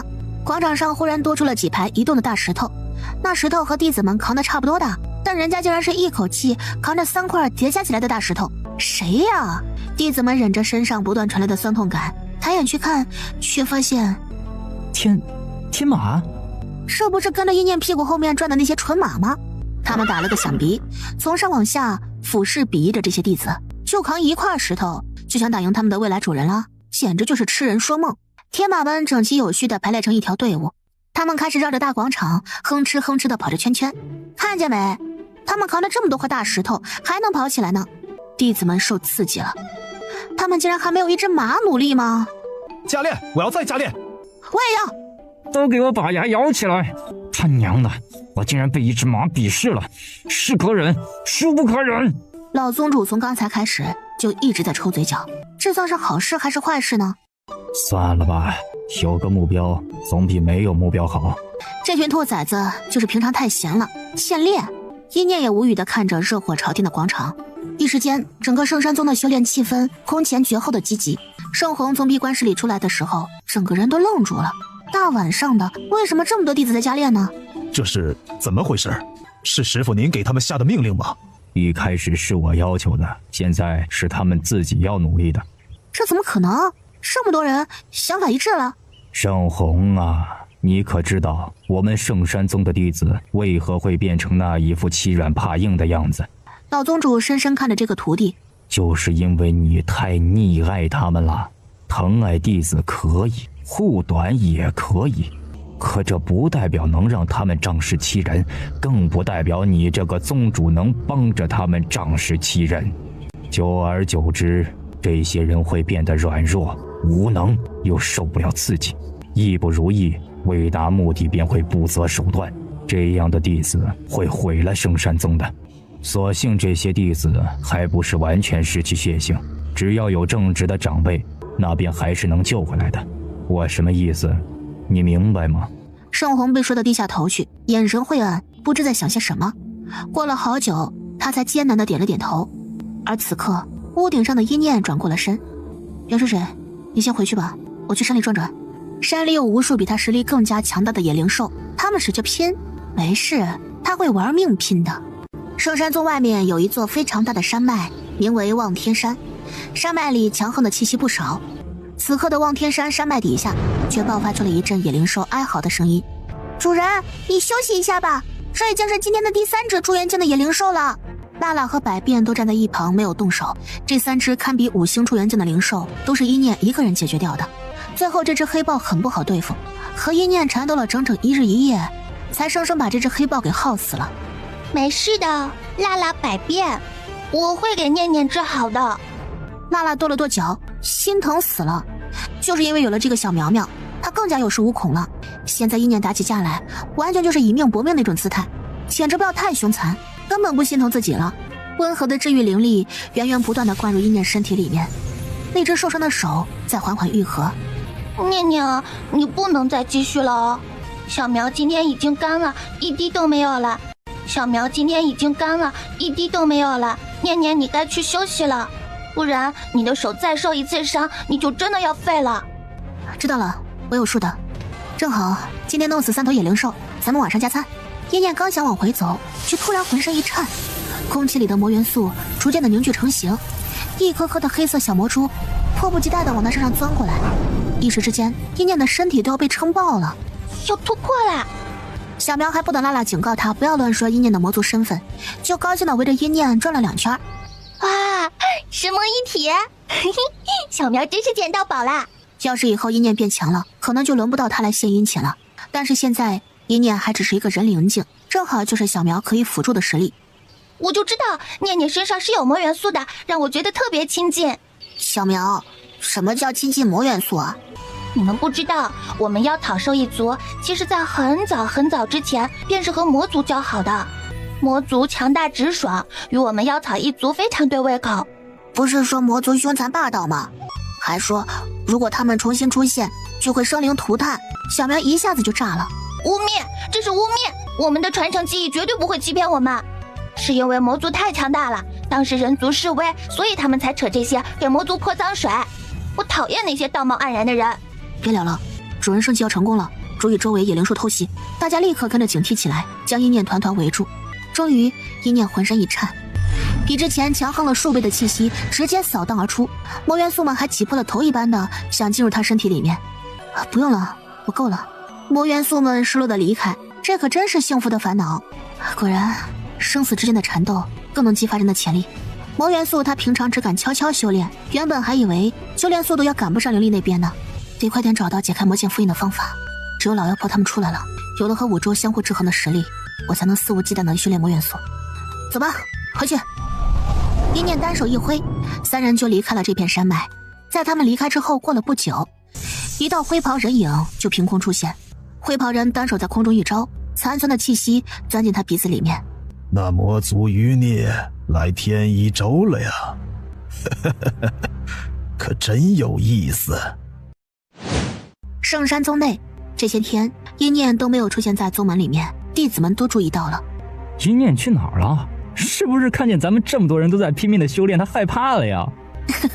咱们就是没认真，认真起来还有他一念啥事儿啊？没等他们高兴完，这几天一直都没有露面的一念终于回来了。他这是去做什么了？一念，你这是干什么去了？没做什么，和你们一样，日常修炼罢了。等他拖着那黑豹兽离开他们的视线，这些人才从震惊当中回过神来。他不要命了吧？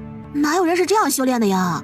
老宗主感知比那些弟子可要敏锐多了，他清楚的知道现在一念身上的伤有多重。那是治愈系妖草兽的气息，就是因为这样才不要命的去修炼。这份狠心和这份魄力，再加上独一无二的天赋，老宗主羡慕的眼睛都红了。同时在另外一边，圣红也看见了一念，他眉头皱得死紧。这人这样死命的练下去，搞不好弟子大赛真的要被他拿下了。他不能继续让这个女人在他们圣山宗那样猖狂下去了。一念回到了自己的房间，三仔立刻围了上来。哇，好饿呀！小苗苗从一念床底下拖出一大罐露水，用这个炖着苗苗也能吃。你能喝肉汤啊？你用露水煮我就能喝了呀。它是一颗只能喝露水的小仙苗呢。行，一念摸了摸它的苗苗，心想这苗能煮吗？摸着怪嫩的。小苗苗还不知道一念心里面是什么想法，被摸得美滋滋的哼唧着。大了生火，百变洗肉。波波，你洗菜。三个仔各司其职。出元兽的瘦肉那香味儿直窜进鼻子里，光是吸一吸就能感受到那一锅浓汤里的灵力。可就算是这么大一只出元兽，现在也不够吃了。我还是好饿。我也是。那我们都去望天山山脉打一些猎物回来。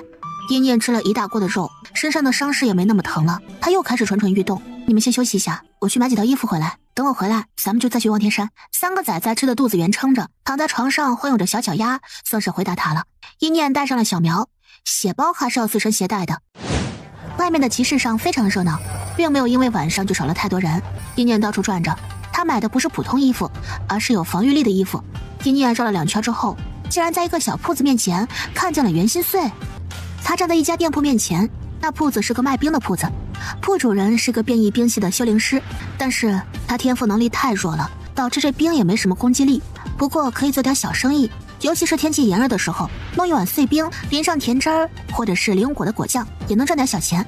而袁心碎就盯着这个铺主人，他可能是被盯得太紧了，手一抖，那碎冰猛地炸开，无数的冰屑变成了冰蓝色的雪花，旋转开落于他眼睫之上。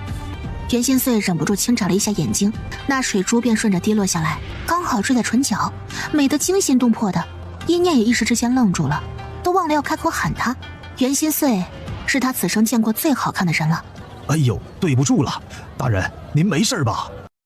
大人，作为赔礼，这个给大人您吃吧。他抖着手端上一大碗的冰沙，上面淋了很多果酱，看着非常诱人。袁心碎没接，旁边铺主人的胖儿子捧着一碗冰沙正吃着。袁心碎盯着他看了很久，突然拿过旁边的勺子，从胖儿子手上的碗中舀了一勺出来，尝了一口，吃完就立刻皱起了眉头。不好吃。念念胡说嘛，抢来的也不好吃啊。胖儿子一愣，你是坏哥哥，你抢宝宝的吃的。这人在干什么？袁心碎还特别嫌弃的放下了勺子。你吃的这个不好吃。小孩顿时哭得更加凶了。对不住啊，大人，我给您一份新的吧。我儿子的口味挺奇怪的，可能您吃不习惯。不要了，抢来的都不好吃了，自己拿着肯定更不好吃。他指尖收拢，难得加了一句：念念说的。他不是，他没有这么说。一念没忍住，大步的走过去。袁心碎，念念，你干什么呢？我这朋友性格有些古怪，您别介意啊。他掏出一颗灵晶，这个给你，哎，给多了，给多了，不必这么多。但那胖儿子却知道这是好东西，一把就收下了。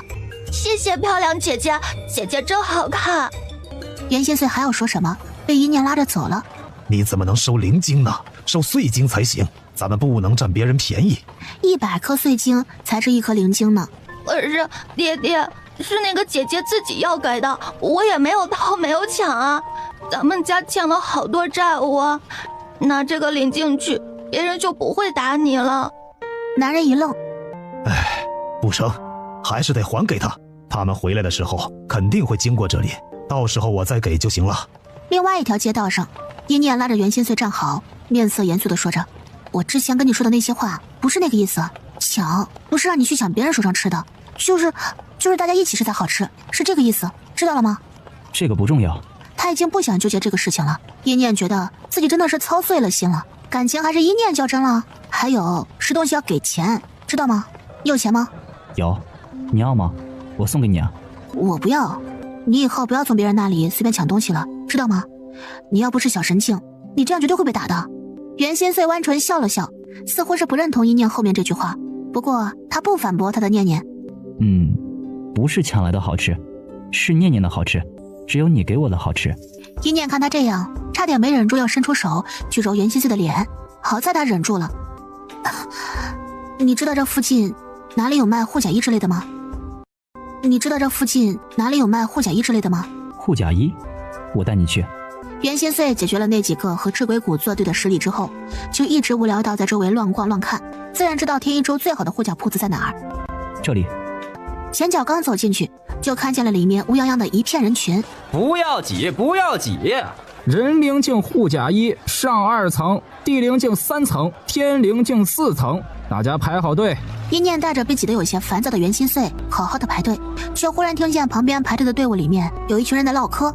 哎，你们听说了吗？那历城金家、向天宗，还有那男人一口气报出了好几个势力的名字，他压低声音：昨天晚上彻底散了，完了他们。这么狠，是谁干的呀？你们肯定想不到，是赤鬼谷干的。听说呀，是策反了一些赤鬼谷的人，想拿到赤鬼谷的一些稀有阵法。那确实胆子大，不过赤鬼谷大长老一向仁厚，怎么突然变风格了呢？哼，什么大长老啊？你是不知道，赤鬼谷的谷主出现了。什么？周围那些竖着耳朵听的人同时转过身。谷主？还真有谷主啊！真有呢！我听说呀，那位谷主长着一张凡尘没有的脸，阵法随手就能画出，根本不需要时间。而且最神奇的是，咱们吸收灵力都是拼了老命的吸，人家那可不一样，一招手，无数的灵力自己涌进去的，就是靠着这招，让那些势力的人对他束手无策啊！吹吧你，哪有这么厉害的？大家刚嘲笑出声，就看见面前凝出几颗灵力珠，这些灵力珠蹦蹦跳跳的，嫌弃的避开他们，兴奋的涌进了一个男人的身体里面。众人只觉得呼吸一滞，周围慢慢的安静下来，而一个全身笼罩在灰袍里的男人就在这时候从大门口悄悄地走了进来。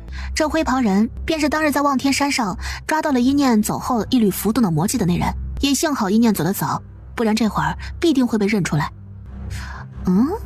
他的视线在移到一念和袁心碎两人身上时顿了顿，能有这能力的不就只有一个如今正让人说的口干舌燥的赤鬼谷谷主吗？真是倒霉，竟然在这里碰到了小神境强者。说完，顿时本就不起眼的气息被收敛得更好了。一念看了一眼那些柜台上的护甲衣，底下的护甲衣都是灵体实力穿的，他看不上，我们得去2楼看。一念就说了这么一句话，前面排在2楼楼梯口的那些人群哗啦啦的就让出一条队伍，跟着袁睡睡出来，还能起到狐假虎威的效果呢。走，既然没人了，我们就上去吧。一念带着袁心碎走上了2楼，上了2楼便有了许多座位，没有柜台了，这些护甲衣都是一件件的拿出来，价高者得。那灰袍人也跟着上了2楼，他在最角落的位置坐下，看了袁心碎一眼，暗道晦气，他们也要买人灵境的护甲衣吗？咚咚咚，一个满脸横肉的男人拿着一个沉甸甸的盒子上来了。这男人每走一步便发出沉沉的跺地声。今天有几件护甲衣啊？男人抹了一把额头上的汗。1件。什么？就1件？底下顿时炸锅了，全都开始数兜里的灵晶。就这1件的话，竞争得多激烈啊！是什么等级的呀？什么等级？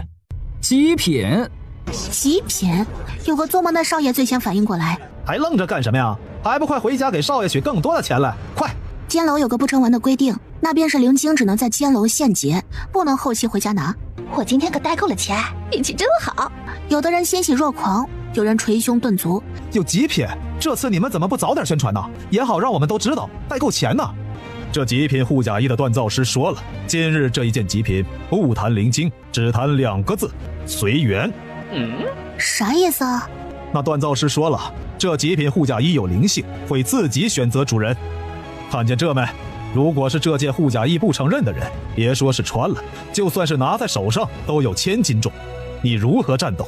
当然，如果是这护甲衣自己选定的主人，那便是穿上身轻如鸿毛，克敌时坚如磐石。全场人的眼中都迸发出绿色狼光，这可是有灵性的极品呐！锻造师说了，如果今日有人能认主，不收1颗灵晶，直接拿走；可若是没人能拿走，那便继续放着。所以你们知道监楼为何不宣传了？大家眼珠子更绿了，还有这档好事，谁都相信自己就是那个幸运儿。一念则是看向那个盒子，怪脾气的锻造师，怪脾气的护甲衣，这要是他的话，不可能不说灵晶。而一念不知道，此时在监楼最顶上，监楼楼主对面坐着一位身穿白衣、乌发如墨的男人。叶大师，您今日可真是大方，有灵性的极品，你可是很难打造出来的。这么大一份礼，是要便宜给谁呀？你错了，得便宜的人不是拿了我护甲衣的人，是我自己。哦，此话怎讲？可男人就不愿意再说了。行，你不想说的是，谁能撬开你叶安大师的嘴巴呢？咱们也就继续喝茶吧。念念不去吗？你不是想要吗？周围的人一听他这声音，顿时就安静了，差点忘记了这里还坐着一个来取护甲衣的小神境修罗。等人他们都弄完呗，反正这个东西随缘，急不得。虽然身体上不疲惫，但几天几夜没有合眼，就靠修炼撑着的，还真是会犯困的。被别人抢了，你别不高兴就行。不过你要是不高兴，我也有办法。叶念的瞌睡顿时醒了，他惊惧地看着袁心碎，不会不高兴的，你冷静点儿，我就很高兴了。袁心碎冲他弯唇一笑，我冷静。见袁心碎不会出手了，围观的众人只觉得自己的心情是唰啦一下上去了，又唰啦一下下来了，太刺激了。谁先来啊？我！一群人顿时涌上去了。第一个人期待地把自己的手放在了盒子上，往上一提，盒子一动不动，重有1000斤。怎么会？来，下一个。后面越来越多的人铩羽而归，这让那些坚定信奉自己就是天选之子的人逐渐冷静了下来。有人失落地垂下头，却还是不甘心地继续坐在那里。还有人没有？不知不觉，这2层的人竟然都试了个遍。男人就知道会是这么个结果，正要把东西收起来，却见角落里面一个灰袍人缓缓地站起来了。我还没事呢。灰袍人看了一眼袁心碎，还好他没有看过来，他正在看着旁边的一念。一念等别人排队都等睡着了。来，你来吧。灰袍人看着这个盒子也很是满意，极品护甲用来给他的爱徒做生辰贺礼是最好不过的。他的手落在盒子上一抬，果然有1000斤之重，但这对灰袍人来说顶多就是一块小石头的重量。他不动声色地把这东西拿了起来。楼上的叶安唰的一下睁开了眼睛，这就找到了。在场所有人都惊呆了，怎么可能？看来我便是这有缘人了。他装出这个东西很轻的样子，做事要拿了走人。异变就是在此刻骤生，那盒子竟然发出嗡嗡的声音。他突然一个抖动，蹬开了这个男人，又砰的一声落回了桌子上。他还离灰袍人的方向挪远了一些距离，虽然没有说话，但动作间是满满的嫌弃。叶安的眼睛又闭了上去。叶安呐，叶安，我说以你的聪慧，不该不明白，若是有地灵境实力以上的人做出可拿得动这玩意儿的样子，那简直就是轻而易举。我还等着你吃亏呢，没想到你这极品还能这样认主啊！叶安皱着眉头不出声，心里却是有些失望。果然，第一天就碰到他想找的人，这是一件不可能的事情吗？好吧，那既然没有人要再试，那我便把这东西收回去了。啊，对了，诸位，监楼受圣山宗所托，来告知各位，3日后马上就要举行的圣山宗弟子大赛，老宗主主持，请各位有空的务必要赏个脸。楼主与那老宗主是很好的忘年交，自然要帮着宣传一下，去的人多了，也能让那些弟子们增加几分积极性。说完，他深吸一口气，准备抱着这盒子走，可盒子却又开始疯狂的抖。一开始盒子就知道他要找的人是谁了，可那个人竟然说盒子是个怪盒子。盒子不高兴，打算晾一晾他。他左等右等，等的那个人竟然还在睡觉。盒子傲娇不住了，挣脱开男人的手，猛地朝一念的方向飞了过去。那盒子用力的飞了过来，然后砰的一声被袁心碎皱着眉头一巴掌拍了出去。袁心碎黑着脸，这个东西要是撞进念脸上了，不就被撞醒了吗？不懂事的东西。可一念还是被那声音给吵醒了，看见了那盒子蹭到他腿上。啊，这什么玩意儿啊！一脚把这盒子给蹬开了。盒子吧唧一声又被踢了出去，这次飞得更远，直接贴在了墙壁上。在场众人都看傻了。你就这么把他给踢出去了？一念终于回过神来。哦，这不是那个装着极品护甲衣的盒子吗？你不是说它很重吗？一念转了转自己的脚尖，不重啊，轻得很。楼上的叶安再一次睁开眼睛，他甚至直接站了起来。他的视线透过那层层屏障，直接看见了底下的情景。旁边的楼主也不喝茶了，还真在第一天就找到了，这么有缘。却发现从来都是一副死人脸的叶安脸上竟然露出了几分紧张。老叶，这就是一个小姑娘啊，你紧张什么？叶安没有回答他，双眼紧紧盯着楼下一念的脸。仙楼楼主心里一个咯噔，他看了一眼一念那张堪称花容月貌的脸，又看了看自己这个成名已久却从来不找女人的老朋友。他不会是春心萌动了吧？也不对呀，老叶不是这种人，那姑娘太小了，难不成老叶是想要个徒弟？底下的一念已经在众人震惊的一片目光之中走到那盒子旁边，盒子生气了，还往旁边挪了几分。一念一把把那盒子拖回来，盒子没有抵抗，一念十分轻松的就把盒子抱起来。这算是我能拿走吗？男人木着脸。你别问我呀，你问他呀。一念刚要皱眉，那盒子竟然自己就打开了，它直接飘了起来，乖巧的落在一念手上。这就是极品护甲衣吗？这个东西要怎么穿啊？似乎是听明白他的话了，那层皮直接飘起来贴在了一念身上。下一刻，一念身上的衣裙就变了模样，衣服的坚固程度直接提升了10倍。要是这会儿再面对那头黑豹兽，都不至于受伤了，耗就能把他给耗死了。袁心碎坐在一旁，仔细地打量了一眼一念，最后点头总结道：衣服好看。至于坚固什么的，反正他一撕就能撕开。一念也高兴，甚至觉得自己的运气是不是太好了，灵兽喜欢他是因为有灵兽契合值，这护甲衣为什么选择他呢？这就给我了，能穿走。那拍卖师依然默着脸，他抬头看了一眼楼上，见楼上楼主他们也没有反对的意思。是的，穿走吧。这护甲衣叫什么名字啊？极品总该有个名字吧？哎，涅槃，这是涅槃的主人希望的择主方式，你好好用，别夺了他的威名。一念挑眉，叫涅槃，那会不会和他凤元有关呢？我能见见涅槃的主人吗？叶安大师从来不见生人。这话一出，众人又疯了。这竟然是叶安大师的作品，5州第一锻造师叶安。大家只觉得都要气晕过去了。叶安大师如今出手锻造作品，纯看心情了，哪还能碰到哟？见不到的一念觉得有些失望，但也还算理解，高人嘛，没点脾气还能叫高人吗？哦，那我们走吧。替我谢谢叶安大师，我一定会好好用涅槃的。楼上的叶安紧紧地握住了自己的拳头，他眼睛死死盯着下面的一念，眉间尽是激动的神采。你下去见见。呵呵，不急。所以这是打算见呢？监楼楼主看着他的眼神更加意味深长了。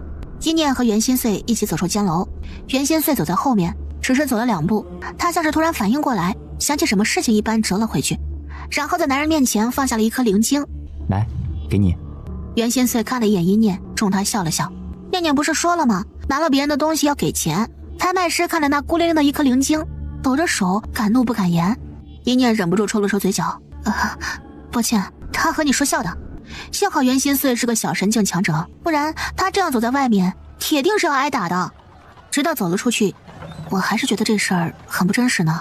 一念拍了拍裙子，不讲了，反正这事儿我占便宜了，算我欠叶安一个人情。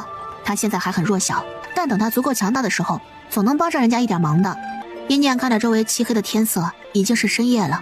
袁心碎和一念慢悠悠地往回走着。一念忽然看向袁心碎，问出了自己一直想问的问题：袁心碎，你这名儿谁给你起的？我娘亲。一念点了点头，不知道该不该继续问下去，因为这名儿怎么说呢？心碎，心碎，听着挺悲伤的。他名字里面那个念字是老妖婆起的，念是取自心心念念的念，是大家的心心念念，是饱含了祝福意味的。他不知道袁心碎的名字又包含了什么意思在里面呢？我刚出生时体弱，快死了，是我阿爹去东海之境与魔龙大战了几天几夜，取了魔龙的龙珠救活了我，但是他也被魔龙咬伤了，那魔龙的牙剧毒无比，阿爹没有挺过去。我阿爹本给我起的名字是元岁，说是希望我岁恶岁恶。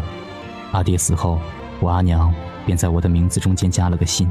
那时候我很小，阿娘这么叫我，我也没问为什么。后来娘亲死了，我也永远都不会知道她为什么这么起名了。袁心碎看向了一念，露出一个笑，很浅，浅到让一念觉得被割的心口拉扯的疼。其实也还好，叫什么都无所谓，反正他们都不在了。漫长岁月的冲刷冲淡了阿娘的脸，那些曾经感受过的温暖善意都埋在了深处，浮于表层的便只剩下那些肮脏的仇恨，噬骨般疼痛。其实我更喜欢你喊我的名字。袁心碎眼底映着周围的灯火，好似给那一点冰冷包裹了暖。念念，你多喊喊我吧。过往不可追，这些都不重要了，只要袁心碎以后好好的就行了。一念正要感慨呢，却突然听见前面传来一阵狞笑声和孩子尖锐的哭声。走，看看。往前走了一段，一念看见了一副让人汗毛立起的场景。来呀，看看你爹飞得多欢快！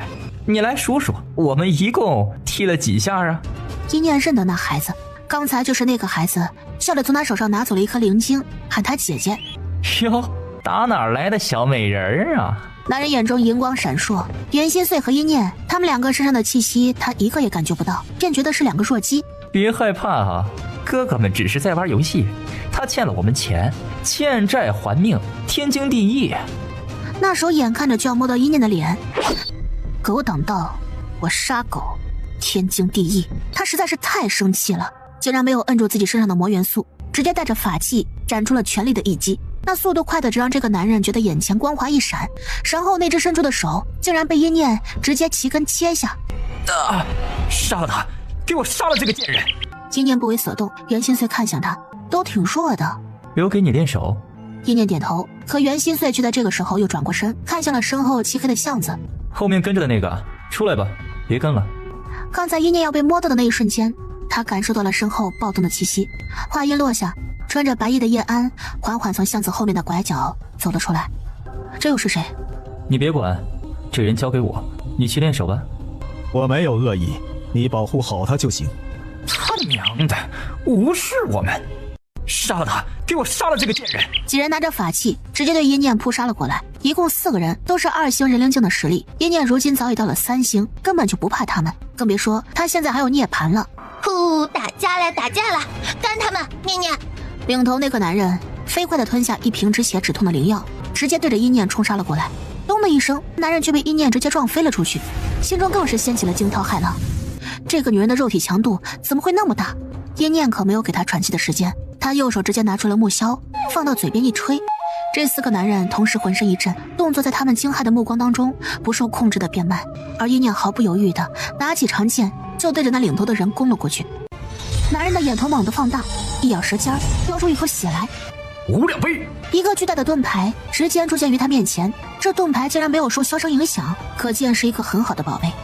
当的一声，长剑斩在那盾牌之上，盾牌竟然分毫不动。而与此同时，一股浓郁的恶臭随着这个男人的咬舌吐血的动作直接弥漫了出来。叶安和一念齐齐面色一变，修邪师，鞋里带着这种腐烂臭味的，除了修邪师也没有别的人了。销声的时效过去了，这男人开始猖狂大笑着。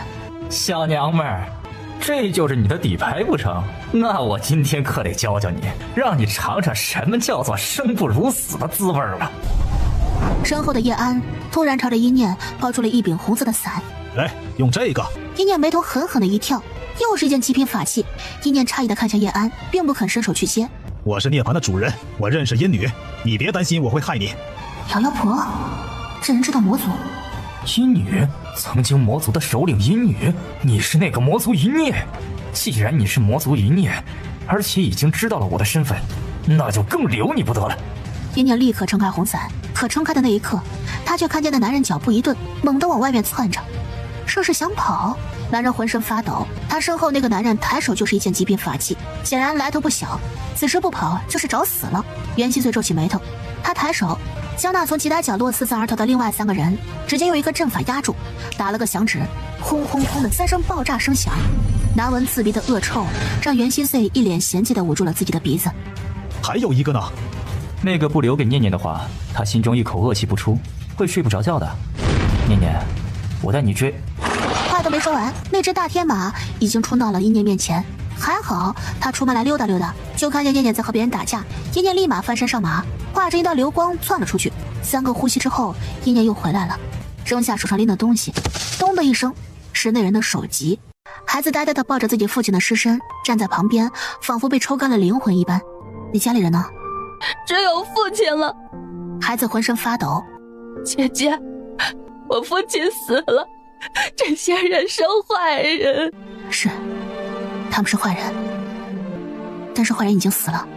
孩子在原地坐了很久很久，才抖着手从怀里掏出一把碎晶。这是父亲说要还给你的。一念看着那把碎晶愣住了，其实他都忘记这个事情了。一颗灵晶对他来说真的是微不足道的，可他没想到这个孩子在这种时候还记着这个事儿。他们为什么找你父亲？你知道这些人是什么人吗？修邪师一般都是一个群体，他们伪装成普通人，混迹在人群当中，寻找合适的对象就悄悄下手。我父亲见了他们钱，可我不知道是哪里来的。一念皱着眉头看向了袁心碎，想问这孩子该怎么办。可袁心碎，算了吧，他能知道才怪了。天一州有专门收容这些父母被修邪师害死的无辜孩子的，我陪你将这孩子送过去。一念有心想问问耶女的事情，但叶安却看了一眼这孩子。等送完孩子我们再聊，放心，我肯定将你的疑惑一五一十的解答清楚。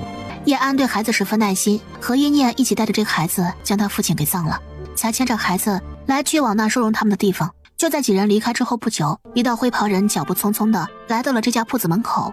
他浑身发抖，藏着他爱徒生魂的玉牌竟然在刚才都裂开了，地上还有一滩血迹未干透，熟悉的气息让他猛地呕出一口血来，这血竟然比地上那滩还要恶臭10倍不止。那灰袍人直接咬破了自己的手指，将手掌覆盖在他徒儿的那滩血迹上，这是他的一个特殊手段，可以见到死者生前的记忆。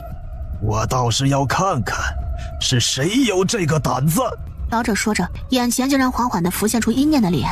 竟然是他，我定要杀了你，为我徒儿报仇。这时叶安已经带了阴念和袁心碎到了目的地，同院就是这儿。是，里面也有不少人照顾他们。同院在5州都有设立，这里的孩子接受恩惠长大了之后会回报同院，更多的也会成为同院的老师什么的，算是一方不小的势力了。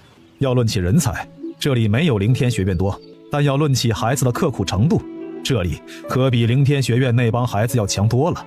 都是带着对修邪师的刻骨仇恨，怎么可能不努力修炼呢？姐姐，我还能回去看我爹爹吗？可以的。叶念自己也是自小便没有了娘，便对这孩子格外的耐心一些。同院并不禁锢你的自由，你好好修炼。姐姐，我叫简宝，你住在哪里呀？我以后可以来找你吗？他眼中都是对新地方的恐惧。我住在圣山宗，叫一念，你要是被人欺负了就过来找我。简宝这才1步3回头的被那同院老师带进去。这地方你以后也可以来看看，圣山宗那种地方有血性的人不多，给你带来的帮助应该不大。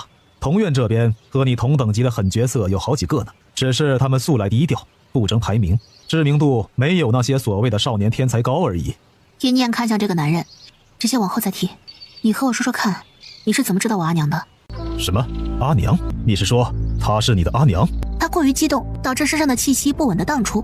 袁心碎一把拉过一念，你是不是想死？男人肩膀骤然一垮，原来他已经在魔界寻到了意中人吗？那我……一念觉得他好像有点懂了。干娘，男人的眼睛唰的一下明亮了。认得呀，你不是他亲生的。这下就连袁心碎都皱起了眉头，这人是脑子有病吗？念念，你离他远点，谁知道这病会不会传染呢？可这会儿从地狱到天堂的叶安根本不在意别人说了什么，他大笑过后，那张素来冰冷的脸上竟然浮现出丝丝缕缕的红晕，然后凄凄爱爱地对一念说着：“那他既然是你认的阿娘的话，你其实也可以喊我一声阿爹的。”一念当场就愣住了，这年头还有人上赶着让人认爹的，是人喜欢老妖婆吗？你别怕呀，我真和你阿娘认识。你要是不信的话，我们现在就回去魔界，隔着枫叶你问问。你到底是魔族还是人族？我自然是魔族，只是我是魔族里第一个灵魔体，就算是在5州，只要我藏得好，就没人能发现，哪怕我的魔体比灵力更强。一念眼瞳狠狠地一缩，难怪呢，之前老妖婆一眼就断定他掉下魔剑之前是灵魔体，而且那老妖婆和老魔们给他吃的那些奇怪的东西，正好就是针对他这个体质的。当时他满脑子只有仇恨和变强，都没深究他们怎么知道是哪些能变强呢？老妖婆嘴上说是拿他做实验的，但是现在仔细想来，当时那些东西就没有一样出过错，每一个都是针对他这个体质来的。你也是灵魔体对吧？之前万寿国说出了魔族余孽的时候，我就动身去往万寿国过，可没找到你。我又回了一趟魔界，找到了影兽，问了关于你的信息，只知道你叫阴念，也是灵魔体，我又不敢大张旗鼓地用你的名字找你，怕给你带来不必要的麻烦。后来我想你可能是来5州了，但是5州太大了，不好找，我便拿出了以前我锻造出来的唯一一件只有灵魔体才能用的极品护甲衣，想着放出消息，你没有护甲衣便一定会来。弯了好几个圈，但好在这样是最安全的。你都见到影魔了，为什么不去找我阿娘？还有，整个魔族都被封印了，怎么单单就你一个没有被封印呢？说起医女，叶安的脸刷的一下就红了。其实我被赶出魔族了，烟女赶我出去的，所以魔族出事的时候我没被封印进去，烟女也不肯见我，不准我走进魔界附近，所以我只能问窜出来的影魔。为什么？叶安的脸顿时更红了。就和烟女之间发生了一点事儿，这个你小孩子家的就别问了。阴念顿时黑了脸，这人铁定是喜欢老妖婆，还和老妖婆之间发生了什么让他恼羞成怒了，被赶了出去，然后恰好就凑到了封印的事情。你信不过我的话，你派信得过的人去魔界那边问一问我这个人就行了，你就问问烟女我会不会害你。其实他这么说出来，阴念已经信了2分了，剩下的8分等他回去和魔界的众人确认一下。我知道了，等我和大家确认一下。阴念的警惕心是很重的，他要将红伞和涅槃一起还回去。那这2个先换。话都没说完，叶安竟然一撩袖袍跑了。你拿着用，我还有很多呢，我这些年都在找解开封印的方法，你有什么需要的尽管和我要，弟子大赛我一定来看你。阴念拿着那红伞尴尬地立在半空当中，红伞上的2只大眼睛盯着阴念，阴念也盯着他，大眼睛眨巴眨巴，冲着阴念弯了起来，像是在讨好的笑。小苗都气死了，这年头一把伞都要勾引人了。不许笑，对谁笑呢你？他像是听懂了，那双眼睛顿时露出哀伤的神情，唰啦一下，那红色的伞面竟然变成了漆黑的颜色。阴念一脸惊奇，挥了挥这伞，结果一下没控制很凌厉，攻击到了苗苗身上。下一刻，他看见小苗整个无比悲伤的瘫软了下去，他蜷缩起来，整个人都无精打采的。我就是一棵废苗了。他竟然开始莫名的消沉了。这法器倒是还像个样子，打出来的攻击竟然还能随着这伞灵的心情影响别人的心情。这恐怕是一件比涅槃还要极品的法器。极品法器果然不是普通法器能够比拟的。你到时候问问他该怎么更好的用这个绸伞。伞顿时又变成了黑色。你摆个阵法要很久吗？魔剑嘛，从距离来说要挺久的，不过我自己挺快的，带上你的话要更久，可能要赶不上你的弟子大赛。带上你的话要更久，可能要赶不上你的弟子大赛。阴念其实很想回去看看他们，但是弟子大赛还是要参加的，没有什么比进入藏书阁找到解开封印的事情更加重要。我帮你回去问问，我自己的话倒是挺快的。可以吗？阴念也不想老麻烦袁心碎，可关于魔族的事情他也不敢和别人说，要是我也能用阵法就好了。能用啊，我教你学阵法就可以了。你别逗了，阵法师这个东西不是最要看天赋的吗？说是需要精神力才可以，我没感觉我身上能运用精神力啊。话音刚落，阴念整个人直接被袁心碎拉了过去，下一刻2人额头相抵，袁心碎的声音在他耳边响起。有啊。袁心碎蹭了蹭他额头，精神力就在里面。阴念脸色顿时变了，精神力这东西，魔剑的大魔们也不知道该怎么测试。一念自己也没觉得自己精神力特别强大，就默认自己没有了。你怎么发现的？在哪儿？袁心碎拉开他手，点在了后脑中间。此处若是有一系，便是用来储存精神力的地方。我帮你梳头发的时候就知道了。像他这样的阵法师，是完全可以探查出来一个人是否在精神力上有潜能的。那我要怎么用啊？袁心碎皱起眉头，他的修炼都是水到渠成，他的精神力也是自然而然睡一觉就有了，也不知道是怎么回事。你睡一觉吧。袁心碎捞了很久，才从自己的空间法器里面捞出了一段折了一半，看起来潮乎乎的紫色粗香。你睡觉的时候点这个，然后再睡一觉就行了。这么简单？谢谢你啊。我回一趟魔剑，你有什么话要我带给他们的吗？你去帮我告诉他们，我一定会找到办法救他们出来的。袁心碎点头。正好天也跟着亮起来了。一念匆匆地回到圣山宗的时候，弟子们加练的更多了，而且一个个脸上的表情都更加发狠了，看得老宗主无比的满意。丫头，明日早上就要进行弟子大赛了，有把握吗？弟子们悄悄看了过来，心地酸得像是打翻了陈醋。老宗主就喜欢一念，一念都不是宗门弟子呢，就找他说话，还这么和颜悦色。要是一念成了圣山宗的弟子，那还了得？把握嘛，自然是有的，不然我也不会答应了。而且他有绝对不能输的理由。小丫头口气挺大，胆魄不小。我要是胆魄小，我也不会进你们圣山宗的大门了，是不是？一念也挺喜欢这个老宗主的。蠢弟子是蠢弟子，这并不妨碍他敬佩这老宗主。这老宗主比他师父还要适合当一宗之主。他师父那全是靠了师兄师姐们自己懂事，一个两个嘴上凶，但是从来不出去真的仗势欺人，不然就师父那样的，怕是要宠坏不少人呢。今天也有不少的弟子组队往望天山山脉跑呢。一念搞什么，他们就搞什么，一定不能比他差了。随后他们就看见一念打了个哈欠，有人忍不住问道：一念啊，马上就要进行弟子大赛了，你接下来打算干什么啊？啊，接下来啊，睡觉吧。我们明天可就要比赛了。是啊，我知道，就是因为要比赛了，所以我睡觉啊。为了觉醒精神力嘛，这不是？一旦觉醒了精神力，哪怕还不会弄阵法，等交手的时候趁对方不注意，还能联合窝窝一起用精神力干扰，多好啊！一念不搭理他们了，直接进了房间。三只小的也在床上呼呼大睡着。一念将那三个崽拱到床里面，点燃那紫香，也按照袁心碎所说的那样，躺床上直接睡觉去了。他是睡着了，外面那些弟子们是彻底不行了，他们在外面累死累活的干，一念竟然睡觉去了。很快一念睡觉了这个消息顿时就传遍了二等弟子们的耳朵里。阴谋，一定是阴谋。难道我们想错了？大赛马上就要来了，即便我们练也不会突破，倒不如好好的睡一觉，养精蓄锐是吗？对呀，我们怎么没有想到呢？赶紧让那些去山脉的兄弟们都回来，这要是在弟子赛之前累着了或者伤着了可怎么好？狡猾，太狡猾！阴念这人果然心机深沉。他们一边庆幸自己多问了一嘴，一边立刻收了手往自己的房间奔去，这样明天才能有精神以最好的状态参加弟子大赛。看着他们一哄而散的老宗主一脸抽搐，这帮只会跟在人家屁股后面做事的家伙，能不能有点自己的想法了？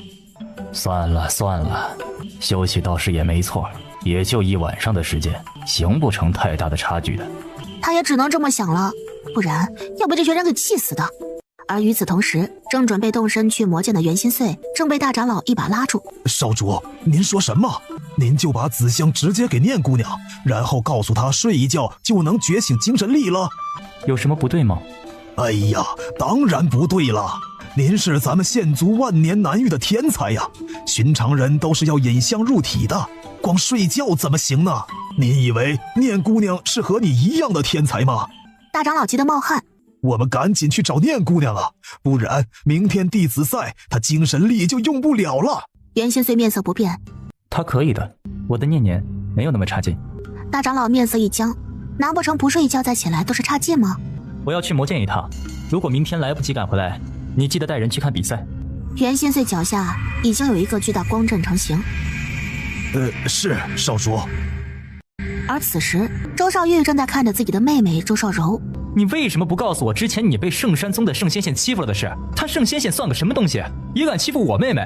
哥，你和圣仙仙不是同样的实力吗？你去帮我打也未必打得过，还不如人家姑娘呢。长得美，还实力强大，一下就帮我把脸打回去了。周少柔眼中有着敬佩的神情，看到周少玉这个妹控，心里难受死了。哼，什么一样的实力？不都是9重灵体？说着，周少柔猛地瞪大眼睛：“啊，哥，你终于突破灵体了，成了人灵境了！”周少玉一笑，手上灵力涌现着，比之前灵体的时候强横了数10倍。啊，你现在还觉得你哥不能帮你教训那个圣仙仙吗？啊，好厉害呀！可哥，你还是比不过那个姑娘。我跟你说啊，那姑娘绝了，她脚步都没动，就嗖嗖的把人都给收拾了。可惜啊，也不知道以后还有没有机会再见到。等我以后有机会遇到了，定要和她打一场，看看她是不是真的有你说的那么强大。哥，你肯定打不过她的。哎，不过不是说明日圣山宗有弟子大赛吗？怎么那边今日这么安静啊？两兄妹站在房顶之上，远远的往圣山宗那边看着。这要是以往，那些人不都是临时抱佛脚的吗？今天怎么黑兮兮的？才看了2眼，底下就传来自家老爹，也就是周家家主的怒吼声：“2个小王八蛋，还不给老子滚下来！家里祠堂的屋顶是你们俩能踩的吗？反正天都快亮了，别睡了，下来和老子练2把！”完蛋了，又要被老爹当沙包了。黑黢黢的圣山宗让宗门里的长老们感受到了一波久违的平静和安宁。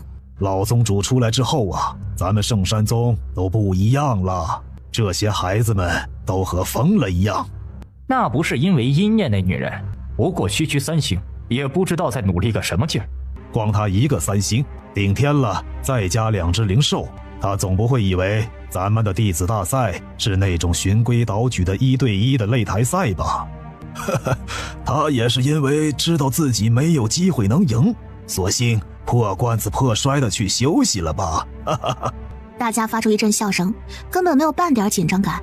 而此刻被他们完全放心的阴念正处于一种水深火热的状态之中，痛，大脑像是要裂开了一般痛。房间内紫香燃烧生出的烟雾正将他团团围住，要是赤鬼谷大长老在这儿，必定被惊得下巴都要掉出来。精神力这个东西和灵力一样，全看天生。他们觉醒精神力那会儿，真的是花费了老大的劲儿，才会引一丝丝的紫香去冲击那天穴。阴念这叫什么？这叫老天爷塞饭吃。哎，主人怎么还没醒啊？哎，主人怎么还没醒啊？主人看着好痛苦啊！要不是旁边的窝窝拍着自己的胸口保证这紫香是好东西，他们就要冲过去掐灭这个让主人痛苦的玩意儿了。这个真的是有好处的。窝窝一边蹲在阴念的旁边，一边蹭了点紫香，酝养自己的精神力。这个东西对精神力好，主人一定是想要觉醒精神力的。辣辣和百变这才按耐住了自己的小手。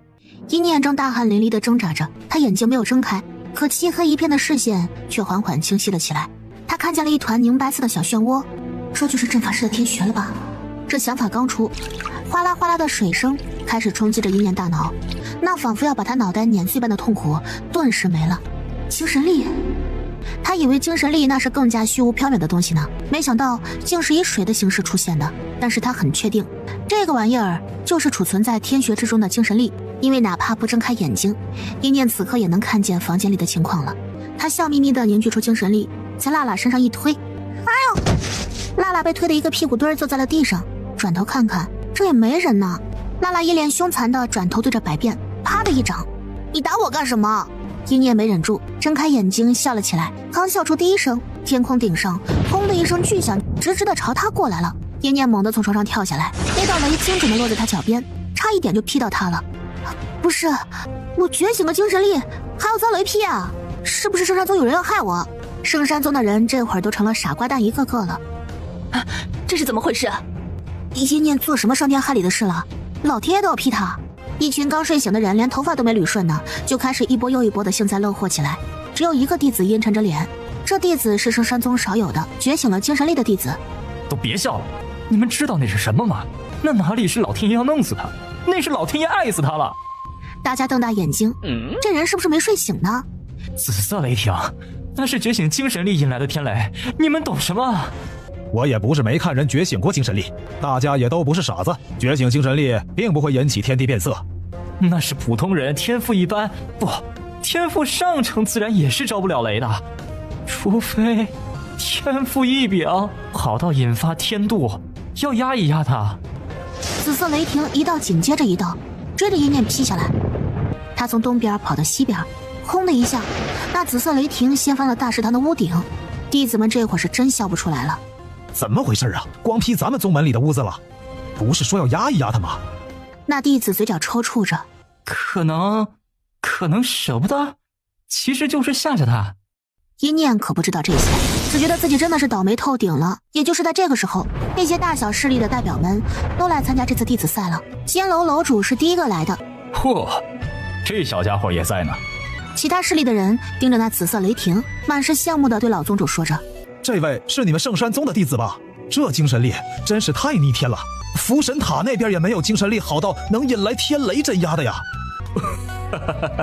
我要是能有这样的弟子，我怕是做梦都要笑出声。不愧是圣山宗，底蕴就是与我们不一样。他们每说一句，老宗主的心口就痛上一分。老宗主憋得面色通红。他不是我们圣山宗的。啥？那是哪家势力的呀？话音刚落，大家便听见了一阵骚动声。叶安大师来了！啊，叶大师！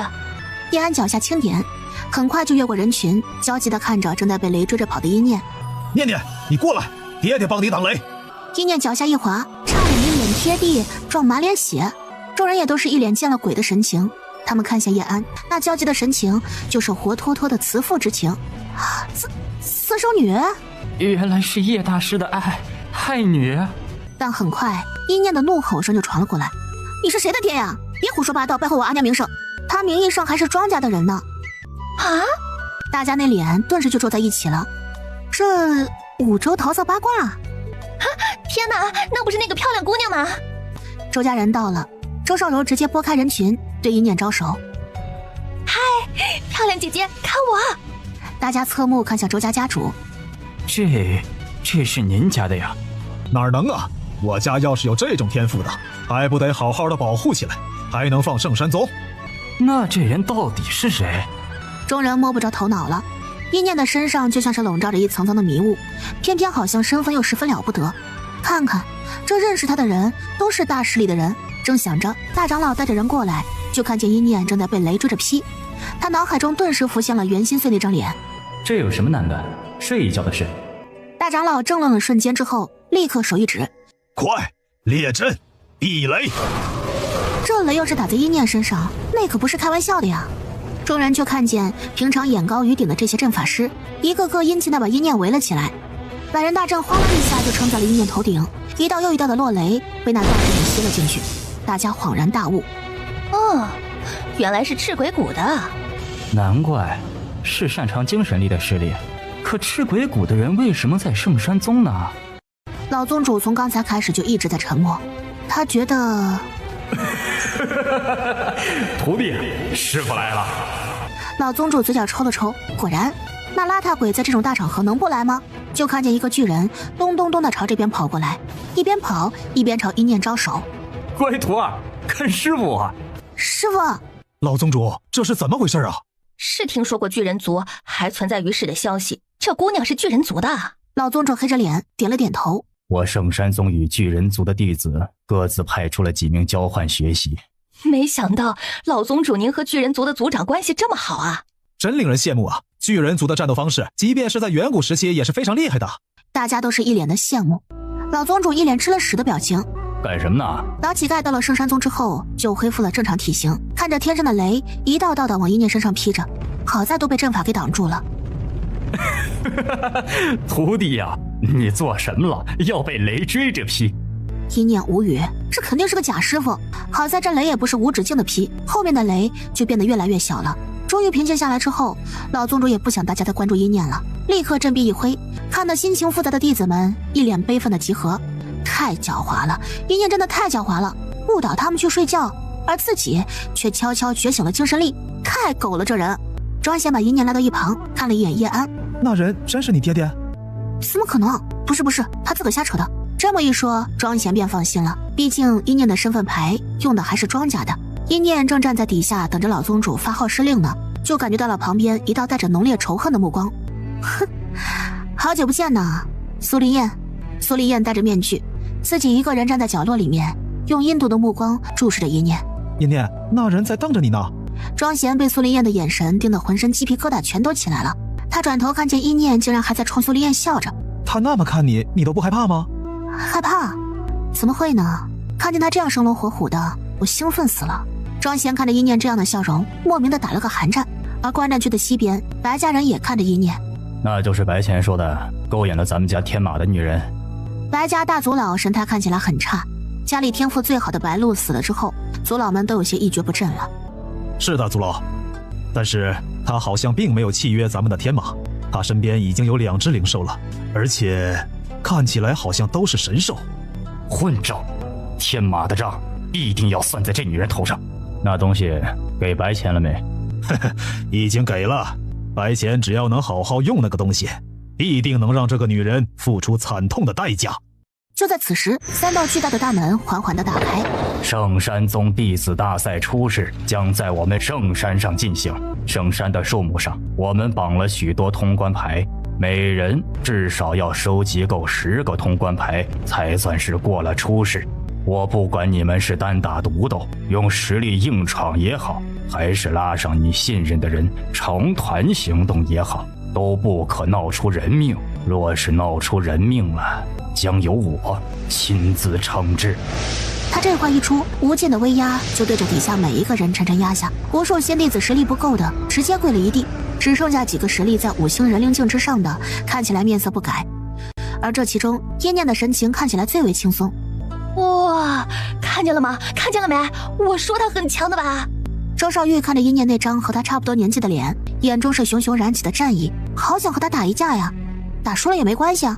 叶念可不知道他的想法，叶念自己也很吃惊。当威压下来时，他能感觉到天血里的精神力直接在他身上形成了一层保护膜，将那些威压都给抵消掉了。精神力果然厉害。如今他也不是随便一个大能，一放威压便能压得他连头都抬不起来的了。老宗主见叶念果然和之前不一样了，在心底叹息了一声，同时抬起头说道：3道大门对应的是我们圣山3座山峰，灵体实力进入第1道，人灵境实力第2道大门，地灵境第3道大门。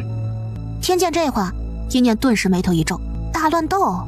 他猛地转头看向庄贤，庄贤，你要自己一个人入第1道大门，没问题吗？尔购和孟小七2人都是第3道大门，互相能有个照应，但是庄贤只有自己，少不得要被针对了。我没事的，师兄师姐护好自己便可以。这是守不住了要齐全，这边肯定有安排救援之人。到了必要的时候，我不会倔的，我对自己的实力有数。所有的弟子们都已经开始做好了准备，白钱这个玩意儿竟然就在一念身边。一念，别想着想跑，我们这些人就算自己不通关，也是一定会盯死了你的。师兄师姐们，我们盯紧一念，孩子就靠你们了。好。圣山宗这帮弟子什么时候这么团结了？周少柔气得面色通红。作弊，他们作弊！不被人妒是庸才，好样的！有小势力的人想要讨好乞丐。这个巨人族的族长，您贵姓啊？你叫我邓启就行了。老乞丐眼睛直勾勾地盯着自家几个徒弟，看这架势都被针对了呀。邓启看向老宗主，喂，老东西，你这是光明正大的给你们圣山宗的弟子放水吧？你这是光明正大的给你们圣山宗的弟子放水吧？我们圣山宗的弟子赛一向都是这个流程，怎么心里没底啊？放屁！你看我们念念的神情，那是心里没底的样子。既然他有把握，那何必说呢？老宗主冷哼一声，同时一挥手，圣山宗的长老们齐齐化成一道流光，往自己要驻守的区域奔去了。圣山上有不少凶狠的野灵兽，他们每个人都得负责一块区域，保证弟子们的性命安全。主人，等会抓紧我！呵，小东西要冲破我们的防御，怕是做梦。大家小心那个小孩，那是他的神兽。放心，不就一人一兽吗？守得住。是吗？那你可得守好了。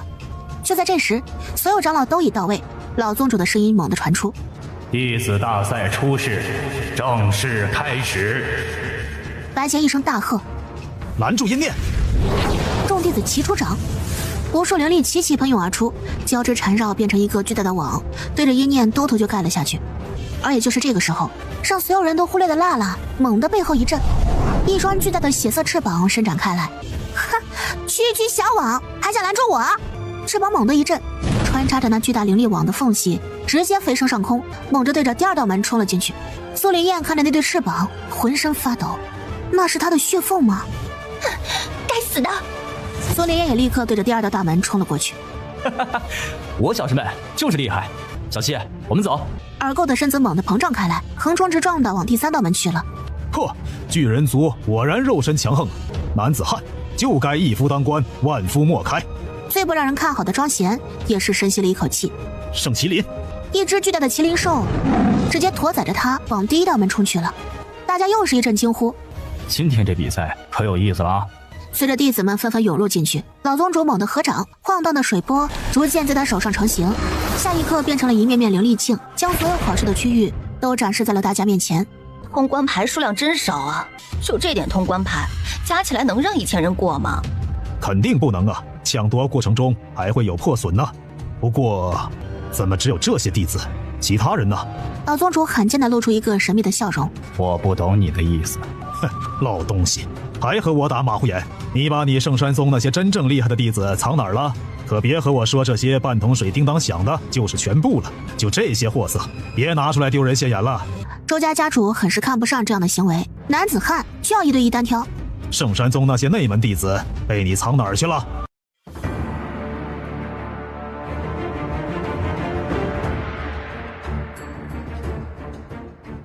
叶念毫不犹豫的直接把剩下所有的通关牌都给烧了，只剩下了自己的10块。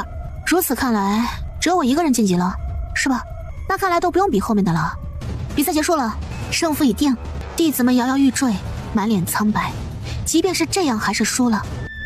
不会的，怎么会是他胜了呢？白钱低头看着自己手上的药丸，眼神一狠，猛地吞下那颗白家给他准备的药丸。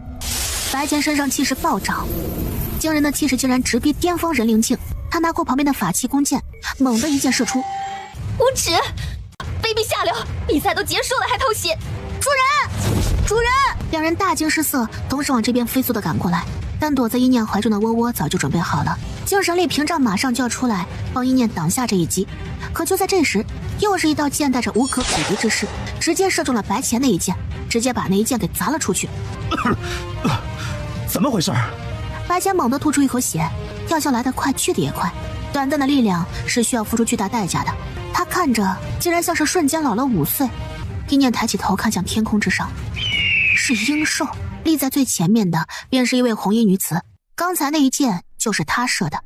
是他们回来了，内门弟子们回来了，内门的师兄们，这一念目中无人，欺我圣山宗啊！其他势力的人顿时就来劲儿了。内门弟子这个时候回来，有好戏看了。袁杰是内门弟子里人灵境第1人，看见苏木一把鼻涕一把泪的和他哭诉着，袁杰脸上半分表情都没有。师姐，你一定要严惩他，这不知天高地厚的女人。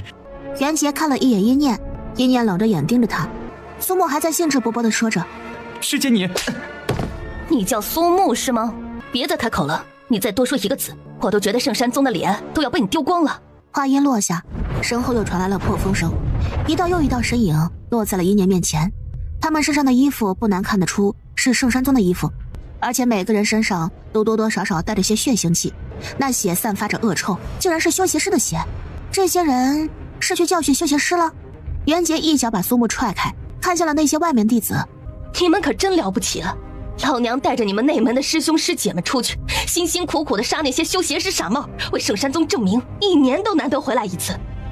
你们可倒好，不想着好好修炼，一天到晚的搞什么歪门邪道，给我们拖后腿。袁杰的声音并不是声嘶力竭的那种，他只是漠视和鄙夷，他是真的觉得很丢人。今天的弟子大赛来了多少客人知道吗？袁杰是真的要被气笑了，真是一批不如一批。老宗主前段时间还和我们说你们有进步了，虽然目标不大，但至少都是一群懂得上进，不再是忙着出去外面作威作福的孩子了。所以他散出消息，用他那张老脸请了这么多的客人来，不求你们一定要打得漂亮，但至少说的要有骨气吧。袁杰的声音越来越冷漠。可结果呢？你们让我圣山宗蒙羞，还是100年来最大的羞耻。白钱终于忍不住了，那是因为阴念他。还没反应过来，袁杰已经到了他面前，狠狠一脚踩在白钱肚子上。白钱猛地吐出一口血。我在说话，哪里有你插嘴的份儿？还有，是谁准你们在比赛完后还偷袭？又是谁给你们的胆子，在比赛中偷吃能暴涨实力的禁药？什么？白钱竟然偷吃禁药了？我说刚才那一剑怎么好像那么强？我以为他也拿到了极品法器呢。你胡说什么？我哪里有吃什么禁药？你别以为自己是内门弟子就含血喷人。哼，是不是含血喷人？等让长老们探查一番就知道了。带他走，直接交给老宗主处置。这种人哪里能留在我们圣山宗？不，你们不能这么对我！我是五州白家的人，我哼，有这劲儿，憋着多杀2个修邪师不是更好？唧唧歪歪的，烦死！说完，他拖着白钱就往外面走着。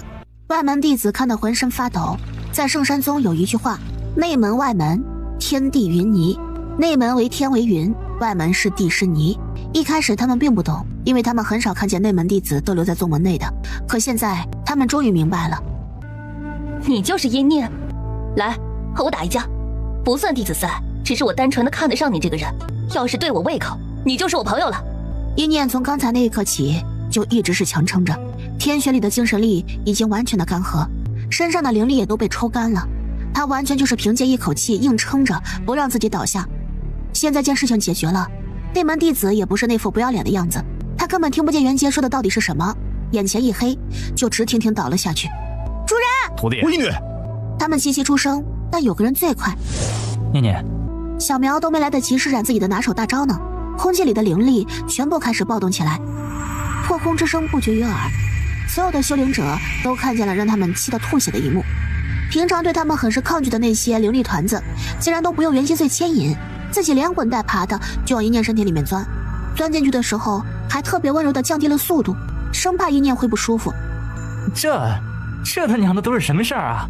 袁心碎脚下还浮现出一颗巨大光阵，光阵直接温养了一念的精神力，他那干涸的天血竟然又开始一滴滴的凝露，而且凝得比之前还要快。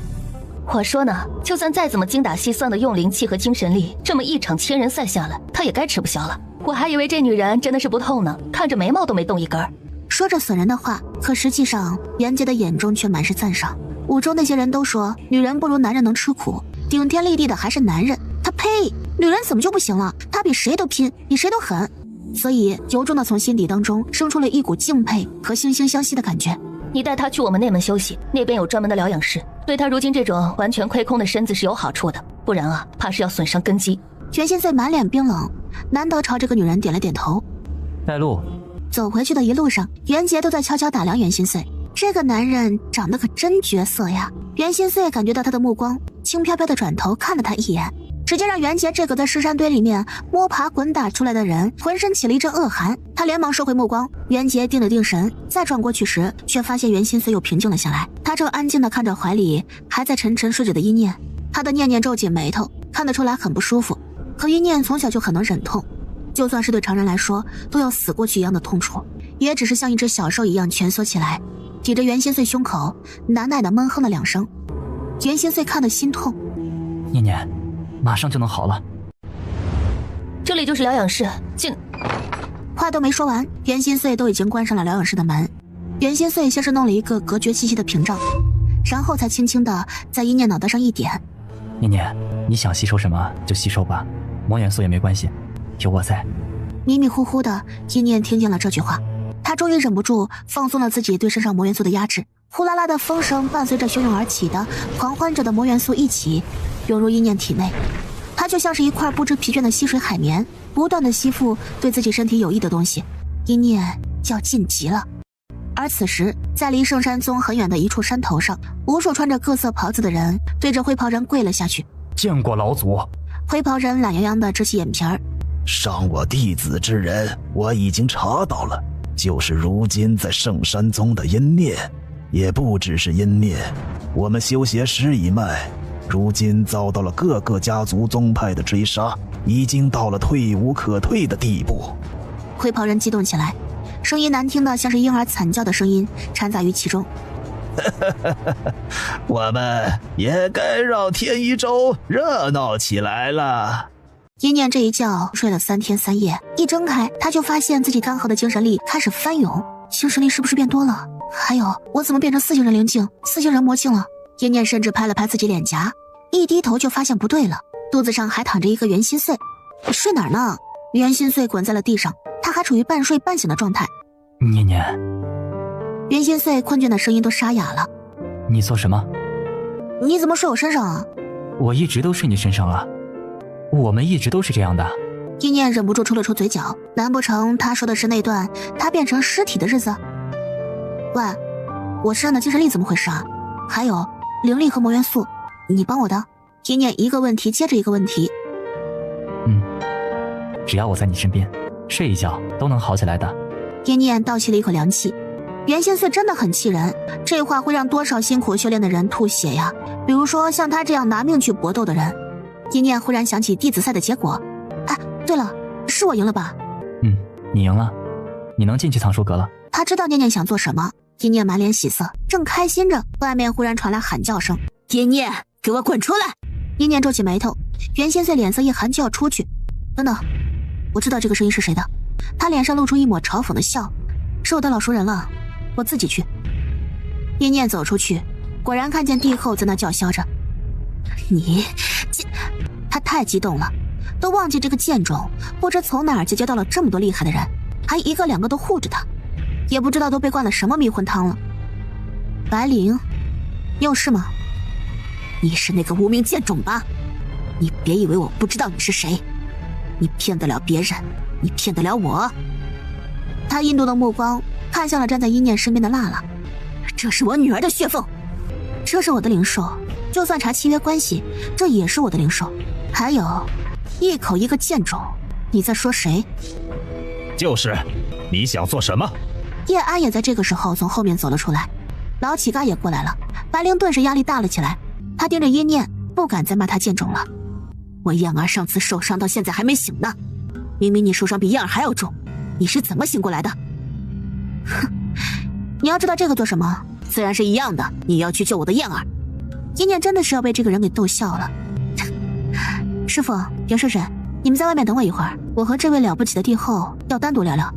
不行，太危险了。不会，他要是对我做什么，袁仙碎都不等一念说完。那我就去拧断苏林烟的脖子。谁说他们袁水水什么都不懂的？该聪明的时候还是非常聪明的，好吗？走吧。白灵也不怕，虽然这些大势力的人都向着一念，可他毕竟是万兽国的帝后，若是3个势力一起围攻一个国家，那必定会引起福神塔的注意。他和福神塔的一位神子还算是有些交情。关上修炼室的门，白灵就凶相毕露了。你就是那个贱种，对不对？你竟然活下来了，当初就该将你挫骨扬灰，而不是丢下魔剑。说起魔剑，白灵的眼睛一闪，一个魔族余孽还敢在五州横行？魔族余孽我可担当不起，圣山宗圣红亲自查的，这脏水可不许泼我身上。不管是不是单独相处，他都不会承认自己魔族的身份。不过嘛，有一件事你说的也不错，我确实是那个被你们折磨了18年的孩子。白灵，你怕是忘记了吧？你那个女儿现在所拥有这一切都是从我身上偷走的，可真是好笑啊！小偷偷走了主人家东西，久而久之，他就觉得那个东西本就是他的了。怎么样，要我现在出去说一句，其实我是万寿国另外一个地基吗？而你的女儿苏林燕只是一个一无是处的废物点心。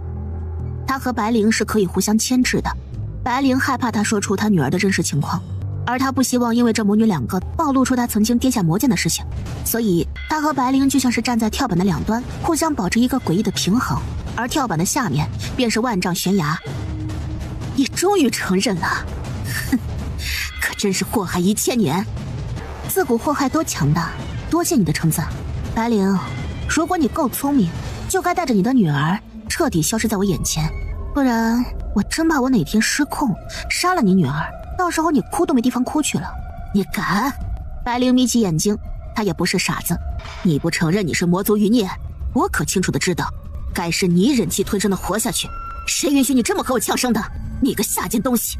可下一刻，一颗魔元素却悄悄地到了白灵身上，她实在是太小了，小到气上头的白灵根本就没有注意到她，更何况这里还有袁心碎列下的遮挡魔元素气息的阵法。一念见那颗魔元素嗷呜一口，猛地咬住了白灵耳朵，白灵尖叫一声：“疯子，你对我做了什么？”一念震了震，突然发现魔元素还能这么用啊！魔元素散得很快，白灵什么也没有发现。一念笑得很是开心：“挺适合你的，反正你的耳朵长得也白长，身为帝后，从来不听底下民众的诉苦声。”他很想一巴掌拍死一念，可又畏惧在外面等候的袁心碎，所以啊，何必呢？白灵，你莫不是还以为我是以前那个无依无靠的孤女不成？哼，可惜她早就不是了。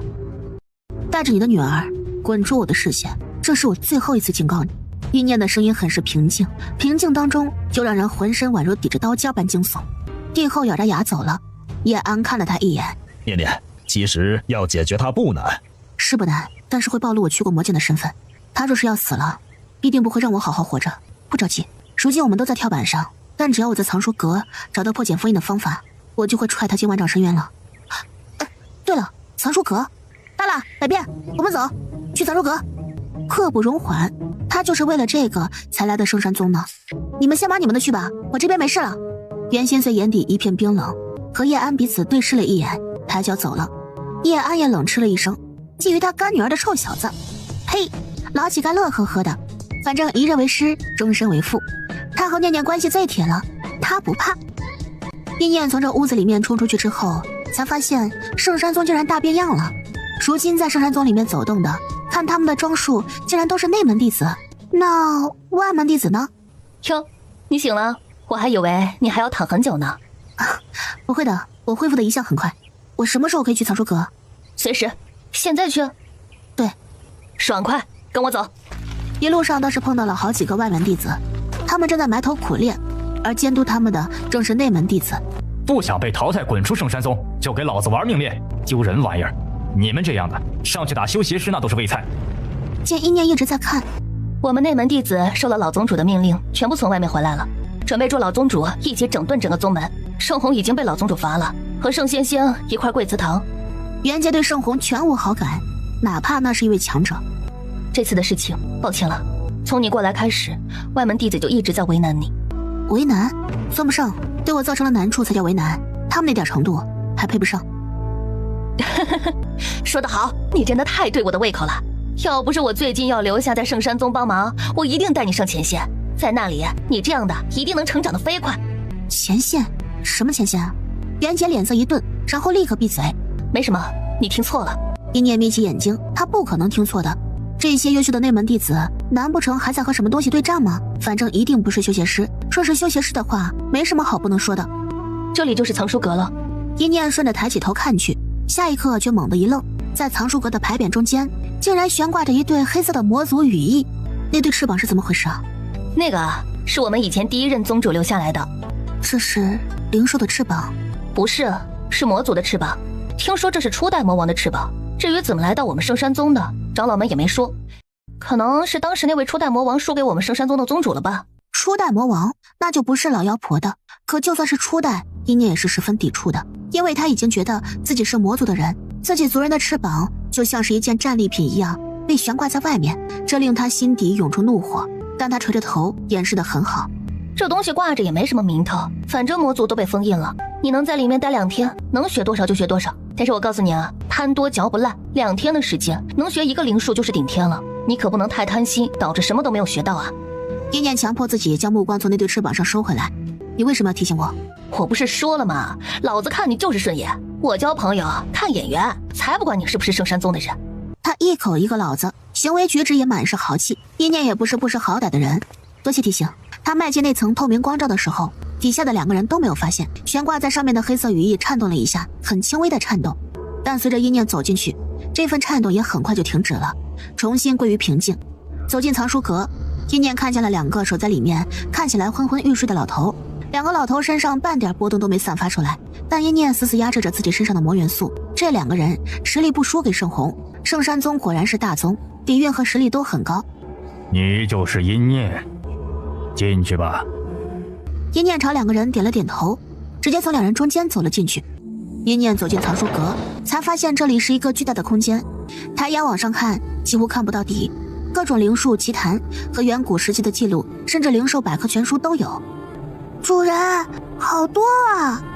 辣辣挠着头，辣辣陪你一起找，这2天也不够用呢，好抠门啊，好抠门啊！百变也是一脸赞同的点头。微微和小苗也从一念口袋里面爬了出来。我们帮主人一起找。灵术什么的他并不着急找，毕竟那个东西去拍卖场也能拿到。这次来是找解开封印的方法的，4个仔兴冲冲的就要去帮他分担，结果一拿起那些书，他们就懵了。大虫子，你识字吗？百变黑着脸，闭嘴，不许问，我当然识字了。他一本正经的看着书，其实把书都已经拿到了都不知道。窝窝愁的2只触角都冒出来了，小苗就更加了。他之前只是一颗种子，所以4个小文盲互相对视了一眼，不敢吱声了。一念已经完全沉入书籍的海洋当中了，而此刻的一念不知道左右2个护法这个时候睁开眼睛开始聊天。刚才那个小丫头就是巨人族那个，是吧？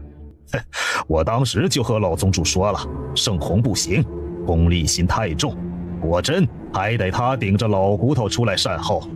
不只是圣红不行，那些弟子的品质也不行。听说这次要处置一些不争气的弟子，赶出咱们圣山宗。好事儿，哪能什么歪瓜裂枣的都往咱们这里塞？也不知道那个丫头会挑着学什么灵术。说起来啊，还有一份没有一个弟子能拿到的初代宗主的绝学呢。那东西，你觉得咱们初代宗主还能留给外人？别傻了，我看你是老糊涂了。主要是那个孩子太邪乎了，我这不是突然间就想到了吗？再怎么邪乎，那咱们宗门的东西还能被他给拿了？不可能的。2人话音落下，外面就传来了女人尖锐的吵闹声。怎么回事？什么人在那儿吵吵？这会儿正在闹腾的正是帝后白灵和白家族老们，因为今天老宗主正式宣布要将白钱和地姬苏林燕2人踹出，不，请离圣山宗。我女儿凭什么要离开？你们圣山宗是不是里外不分的？要离开也是因你那几个外人离开。要是被赶出去了，那他女儿今后该怎么做人呢？还有白钱，白家人阴沉下脸看着老宗主旁边的圣红。圣红这些年可没少收白家的好处和孝敬，圣红今日也没有在祠堂跪着，直到白钱和苏林燕要被赶出去以后，强行闯了出来。小神境强者要闯，那还是闯得出来的。师父，不能让苏林燕走啊，她天赋不错，好生培养，一定能。别说了，你只看见她的天赋，却没看见她的心性吗？圣红满脸冷汗，可一想到白家给他的孝敬，顿时硬着头皮道：但这2个孩子的天赋……闭嘴！白钱在比赛结束后服用禁药偷袭，这就足以我赶走他千百次。至于苏林燕，老宗主对这对母女真是厌烦到了极致。白灵，我这是给你万寿国面子，你自己悄悄地把苏林燕带走，从此和我圣山宗再没有半点关系。苏林燕摇摇欲坠，她当场就傻住了。帝后实在是气得口不择言了，明明已经退婚，却也还是把风寻搬了出来。我燕儿可是5州封家奉训的未婚妻，你这是要挑战封家吗？封家若是愿意为你出这个头，那就让封家那个来找我，这里还轮不到你这个女人对我大呼小叫。他身上气势一震，震得白灵猛地往后退了一步。你会后悔的，燕儿，我们走。老宗主转身看向了自己曾经最满意的天赋最好的弟子圣红，从今天开始你就不用管理宗门事务了。圣红猛地抬起头来，如坠冰窟一般浑身发冷。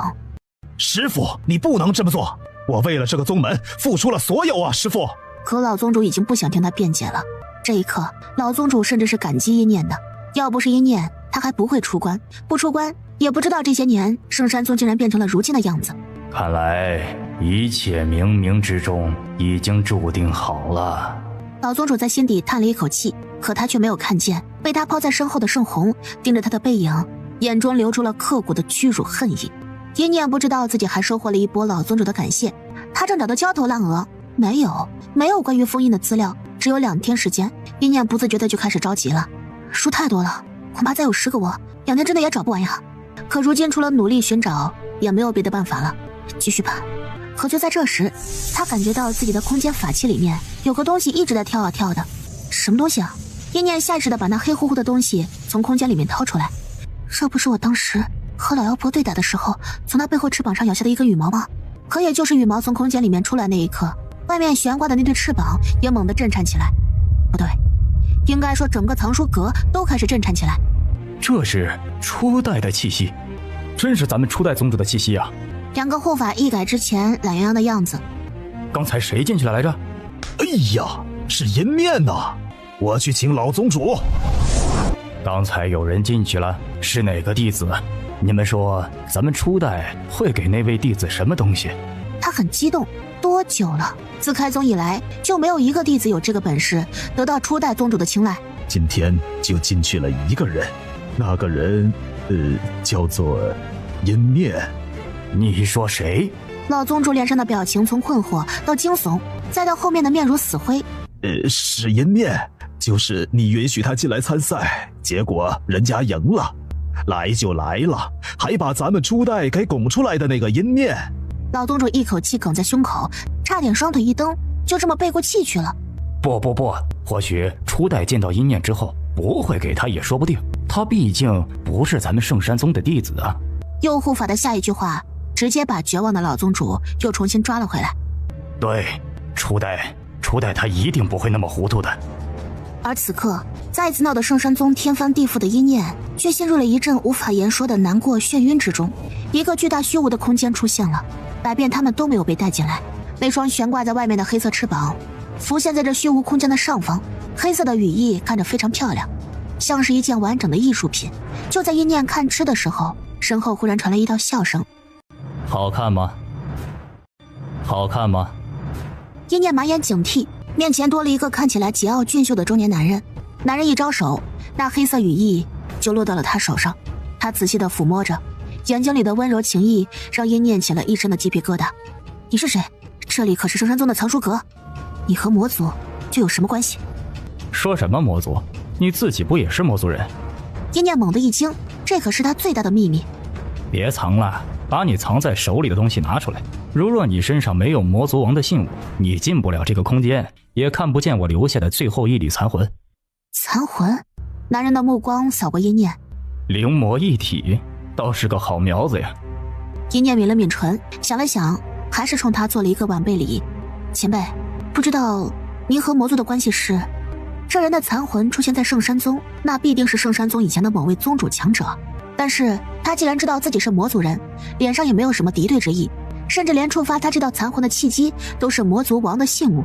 那么阴念可以大胆猜想，这个男人对他或者对魔族应该不是有那么大敌意的。我与他也就是魔族的王是亲密无间的。硬要说的话，我和魔族的关系那也是亲密无间的。阴念见他这样，忍不住嘴角抽了抽，像鬼呢。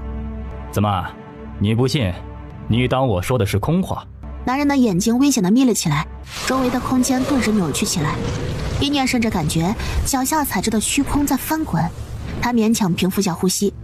我是不信的，若是真的亲密无间，前辈又怎么会将魔族初代王的翅膀割下来放在自己身边，还当成战利品一般悬挂在藏书阁呢？男人一怔，扭曲的空间稳住了。谁说这是我割的？这是他送予我的定情信物。你个魔族的小丫头都不知道你们魔族的魔王100年一换翅膀的事情吗？他看起来气急败坏，怒骂着：我怎么可能会去割他的翅膀？这是换的，你知道吗？你这是换的，就和你会脱发一样的，是换。好尴尬呀。阴念忍不住脸皮抽了抽，但还是郑重其事地抬起头，看向这位初代魔王的情夫，一脸严肃地争辩道：前辈，我今年才18岁，我不脱发，像你们这样上了年纪的人才会脱发的。男人愣住了，听听多损呐！对上阴念那双坦坦荡荡的眼睛，男人更怒了。你才脱发，我当年可是5州第1美人。阴念眯起了眼睛，碍于对前辈以及初代魔王情夫这个身份的尊敬，他没有把心底的疑惑宣之于口，但是脸上却是明明白白地体现出一个意思：就凭你。前辈，我今年才18岁，我不脱发，像你们这样上了年纪的人才会脱发的。你才脱发，我当年可是5州第1美人。阴念眯起了眼睛，就凭你，他可是见过真正的5州第1美人的，明明是袁睡睡。男人看他满脸的就这的意思，明明只是一缕残魂，却气得仿佛心脏都要抽搐起来。你这死丫头，真是太不讨人喜欢了。看，他急了，他急了。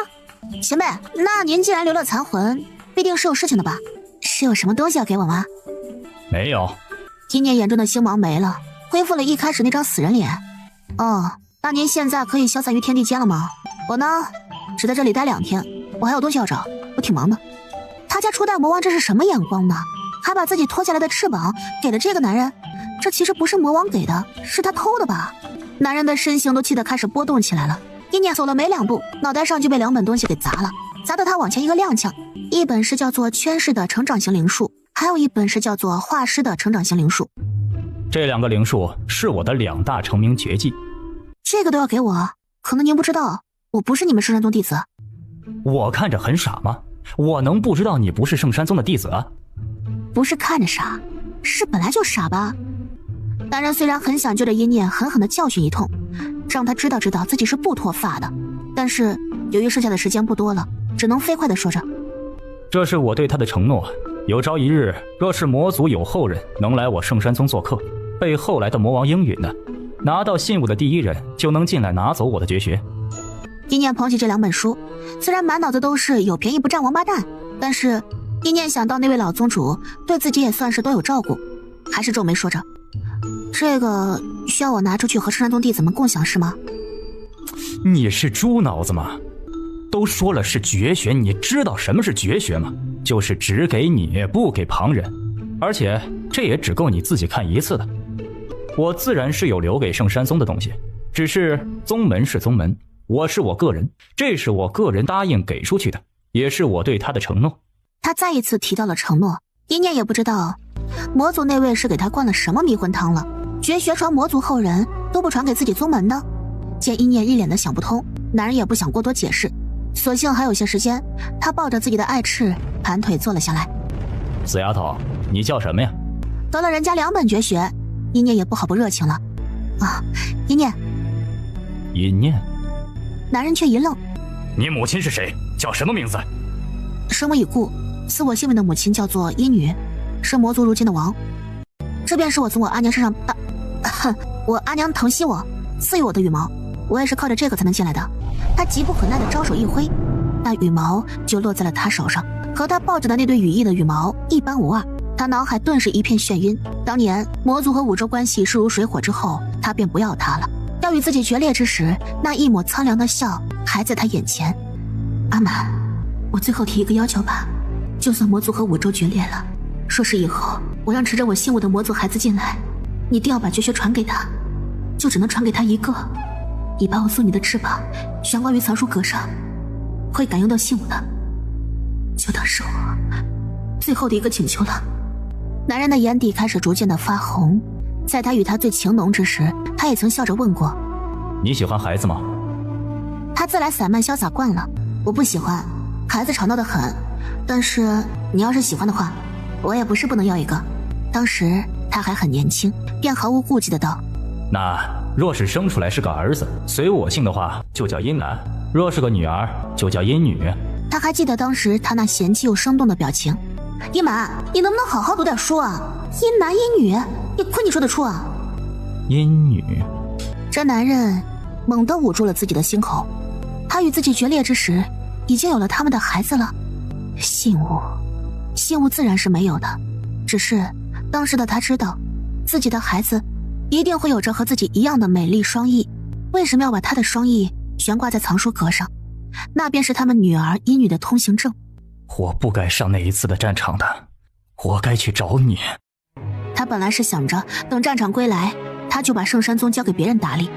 去他娘的五洲，他要去找他媳妇儿，可他没能从战场上回来，他陨落了，只留下了一抹早就准备好的残魂，封印在这藏书阁。他那癫狂悔恨的样子让阴念吓了一跳，这个男人竟然是在哭。我竟然不知道我们有女儿了。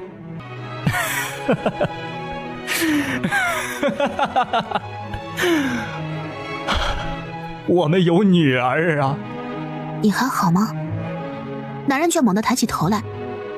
阴女还好吗？你和阴女什么关系啊？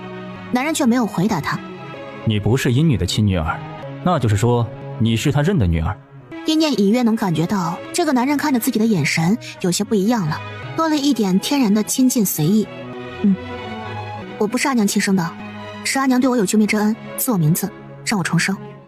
看出来了，一点不像他。对了，现如今魔族怎么样了？魔族被五洲势力极力封印，已经很久很久没有出现在五洲了。果然如此吗？容不下一个强盛的种族彻底崛起，便让这个种族去死，不死也得消失是吗？男人嘴角露出一抹讽笑。当年的五洲人族人才济济，何曾畏惧过任何一个异族？如今不求自强，却只求他人覆灭，所以才难登极致。一念非常有同感的点头，就如同那圣山宗的外门弟子一样，这样下去迟早是要废的。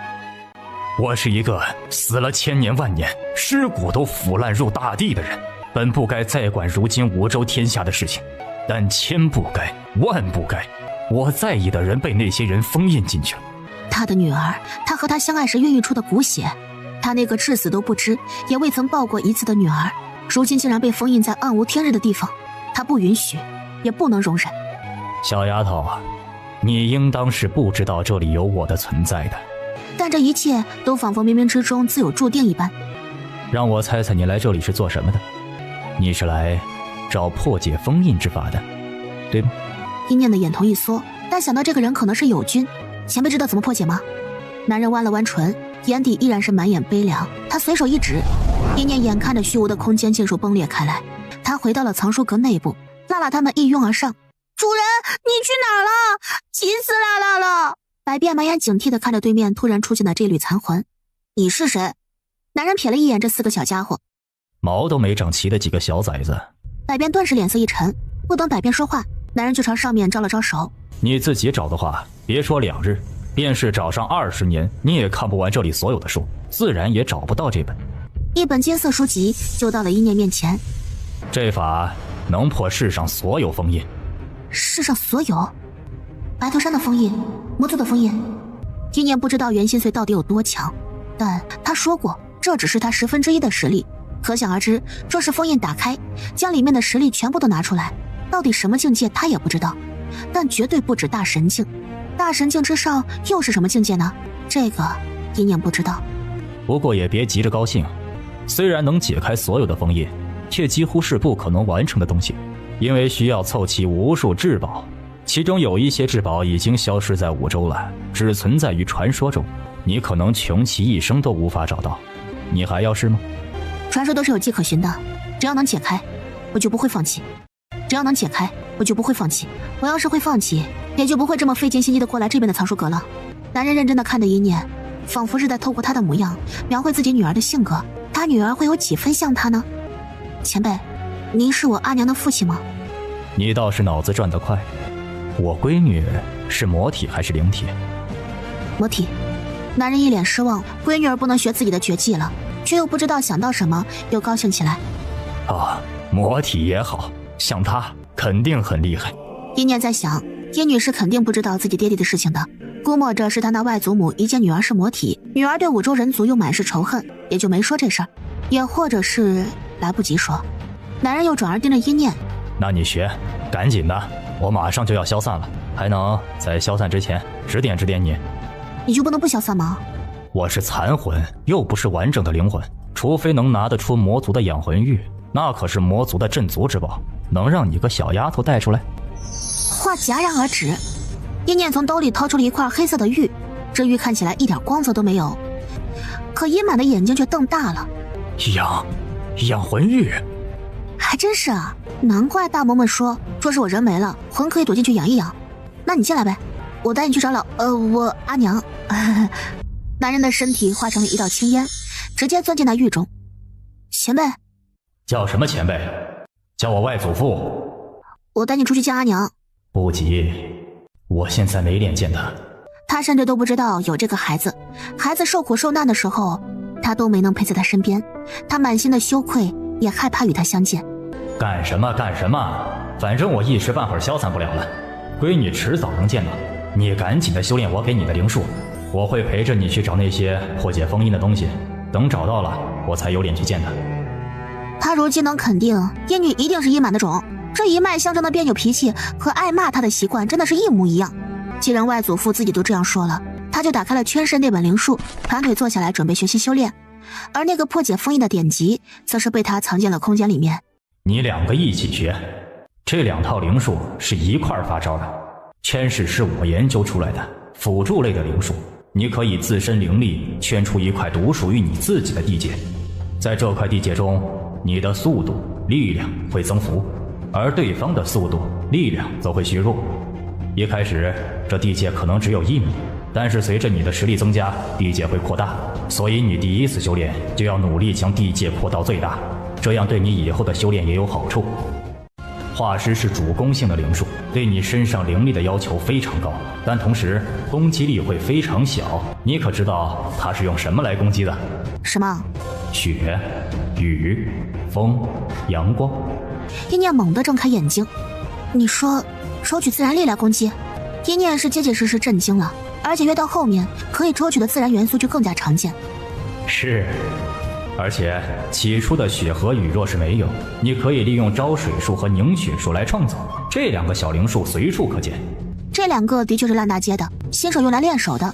行了，陈神，你如今的实力能做到血口化尸就已经很不错了。雨就别想了，饭还是要一口一口吃的。很快，摊在腿上的那2本书里的内容化作一道流光，钻进了一念脑袋里面。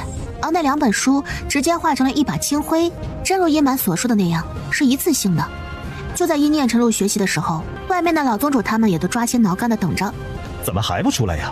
内门弟子们也不监督那些扶不上墙的烂泥了，全部都聚集过来，想知道一念到底拿了什么东西。哎，你说咱们宗门的东西怎么就被他一个外人拿了？你说话小心点，那是初代宗主自己的绝学，人家爱给谁就给谁。你也是宗门的弟子呢，你敢说你自己的所有东西都是宗门的？袁杰就是他们的大姐大，一听袁杰这么说了，弟子们顿时就安静了。老宗主头疼得很，他总有一种不太妙的预感。老宗主不断地安慰自己，初代一定不会那么做的，一定不会的。宗主，赤鬼谷那位叫做袁心碎的谷主让我们给阴念带去话，说他有事先回天武州一趟，1天后才能回来。老宗主嘴角抽了抽，什么玩意儿？他是把他们当传话筒了不成？但就在整个圣山宗都在惴惴不安的时候，天一州的外围，一群穿着黑袍的人已经全部准备好了，站在门口。老祖，我们已经派人去骚扰了赤鬼谷本部，那个袁心碎已经带着大长老列了阵法回去了。好，阵法师既然已经都走了，那咱们可以动手了。灰袍老人从怀中拿出一个巨大的金色半透明碗，这碗边有着浓重的威压散出，身后一群弟子眼中露出炽热的欲望。老主，您真要用这个法器吗？这可是老主您费尽千辛万苦才拿到的，只能用1次的神器呀。这个东西能将一个限定的区域全部都罩起来，哪怕是小神境强者都轰不开，而他们就能在这个区域内肆意的屠杀那些脆弱的天一州民众。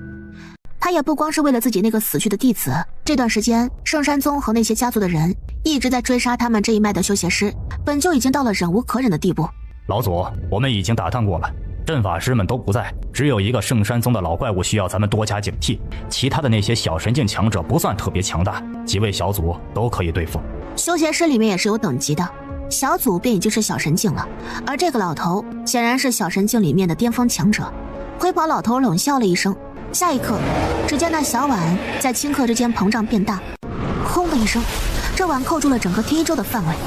正在外面焦急地等待着圣山宗的弟子们，忽然间感觉天色好像暗了一些。袁杰师姐，你快看，那是什么？这是……下一刻，空气里飘出来大量熟悉的腐烂气息。修邪师来袭，备战！唰的一声，外门弟子们还没有反应过来，内门弟子们急急地抽出自己的法器，猛地对山门外奔去。关门！天侯烟！老宗主欣慰地看了一眼已经有了大将之风雏形的袁杰，也不再去看藏书阁里面的情况了。一念在藏书阁里面应该会很安全。何方鼠辈，竟然敢来我天一州闹事！他单脚重重一跺地面，冲天而起，轰的一声，老宗主小神境巅峰的气息猛地以圣山宗为中心冲开，比这市井的红烟更快。周家家主本来还在操练自己的儿子女儿的，一感觉这个气势，顿时也跟着冲天而起。怎么了，老宗主？大批量修邪师来袭，天一州各家准备御敌。本来还在街道上笑着闹着的普通人们顿时一愣。啊！有人尖叫起来：跑，快跑！修邪师来攻城了！无数的黑袍人自四面八方涌来，他们狰狞地笑着，收割着街道上那些普通人的性命。就你们平常追击我们，这次我们要杀个痛快。同等级别的情况之下，修邪师要比正常的修灵师强大得多。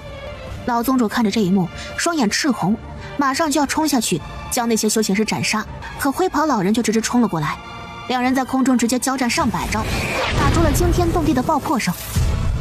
圣山老狗，你的弟子围剿我的弟子，今日我便要好好的清算你我之间的账。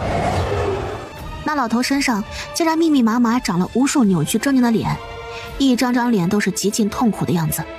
是你，邪千面，你竟然还没死！你圣山老鬼都没死，我还能死了？那个叫做阴念的杀了我的爱徒，把他交出来，说不定我可以放你一马。我呸！修邪师这种恶心人的玩意儿，人人得而诛之。不管是阴念，还是随便什么人，杀你的徒弟，五州任何一个人听了都只会说一句杀得好。周家家主此刻也反应过来了，阴念杀得好，老子不仅不交出他，老子还要夸死他。这邪气面是出了名的鬼心眼多，他想将这场屠杀的怒火转移到那个叫做阴念的小丫头身上，做梦。说着你说交就交，那以后哪个修灵师还敢杀修邪师？五州哪来的安宁啊？要打就打，老不知羞的玩意儿！等本姑娘成了小神境，一定将你这个老东西扒皮抽骨，拿老皮贴在本姑娘的尿筒子上，日日滋养你这2两不到的脸皮！呸呸呸！邪千面眼底戾气横生，抬手就是一掌，撕了你这小丫头的嘴！可周家家主硬生生挡下这一掌。不愧是我闺女，骂死她！我闺女拿你自尿，那是看得起你。动我闺女，征得老子同意了吗？周家家主老骄傲了，闺女随他，有种！周少柔还想骂呢，周少玉猛地扯了一下他。你待在周家，你还没到人灵境，我去外面战斗。这种时候，周少柔也没有嚷嚷着要出去，他出去那是添乱。哥，你小心，我会让护卫们护好咱们周家的大门，家里的老弱妇孺你不用担心。周少玉笑着摸了摸妹妹的头，压下心底的不舍，但心里却有种难言的激动涌了上来。战斗中突破才是绝佳的机会，他周少玉从来不是孬种。同一时间，五州其他的大大小小的势力全都放出了红烟。袁杰看着那滚滚而起的红烟，说是其他4州的人看见，一定会前来支援，大家可千万要撑住啊！师姐，有人眼尖的看着那些红烟，竟然升到那层金网的屏障上就被堵住了，再无法出去。不行啊，红烟出不去！袁杰死死咬住了唇，他又看向外门弟子们，这次的修邪师是有备而来，所有到了人灵境之上的外门弟子，来一半和我出去御敌，剩下一半留守在宗门内。外面的人要救，自己的家门要守。可就在袁杰这话落下之时，那些外门弟子你看看我，我看看你。师姐，我实战技术不行，我就不去给你们拖后腿了。我也是，我留下来守着咱们家门吧。我也，师姐，我也。袁杰不敢置信地看着外门弟子们，竟然有90%的人都选择后退。那一刻，他的一颗心如坠冰窟。这就是你们的回答，这就是你们的回答。几个外门弟子被袁杰阴冷的眼神一逼，当众就嚎啕大哭起来。我也不想的，为什么要我去送死？我不想死。外面那些人和我有什么关系？为什么一定要我去救他们？那个修邪师不是说了吗？只要把阴念交出去，就不和咱们计较。他是不是有朝一日要求把我交出去，你也会把我推出去？那弟子傻眼了，袁杰如坠冰窟，他还以为这些弟子是可以教导回来的，却没想到。给我动动你们的脑子吧！为了一个阴念，能引得来这么多的修邪师，他不过就是邪千面的一个借口，要挑事儿的借口。邪千面要杀的就是我们这些人，为所有死在我们剑下的修邪师报仇。我让你们出去战斗，不是要推你们去死，你们指望谁保护你们？其他家族的孩子们现在都在外面浴血奋战，这个时候不互相帮助，你们等着修邪师放过你们吗？袁杰这次真的是失望透顶了，他不欲多说，振臂一挥道：“谁与我出去杀敌？”我。身后的外门弟子里也有一些有血性的弟子，他们狠狠地朝那些软弱弟子瞪了一眼，跟着师兄师姐们一起走了。剩下一群外门弟子咬着唇，看着他们昂扬的背影，觉得害怕又羞愧。他们心中明白，从这一刻起，他们与那些站出去的弟子就明显有了一道分界线。无数大小势力最顶尖的那批弟子都拿着法器冲出来了，和袁杰他们汇合在一起，天一州全民抗战。而此刻已经彻底消化完2种灵术的阴念，猛地睁开了眼睛，一瞬间灵力呼啸而至，5星修灵师突破。不只是灵力，连魔力也跟着变成了5星人魔体。藏书阁这结界是我生前布下的，放心，很安全，不会被别人发现你的魔体。阴满的声音从养魂玉中传出来，懒洋洋的，看得出来，短时间内消散不掉的事实让这位大佬残魂整个都飘起来了。走，我们出去看看。只是一走出结界，阴念就惊呆了，他面色凝重地看着头顶上那硕大的罩子，四面八方都传来哭喊声、战斗声，天空之上正在爆发大战，暴动的灵力割得阴念脸颊生疼。阴念，一个东西朝阴念飞砸了过来，阴念一歪头，闪避得毫不费力。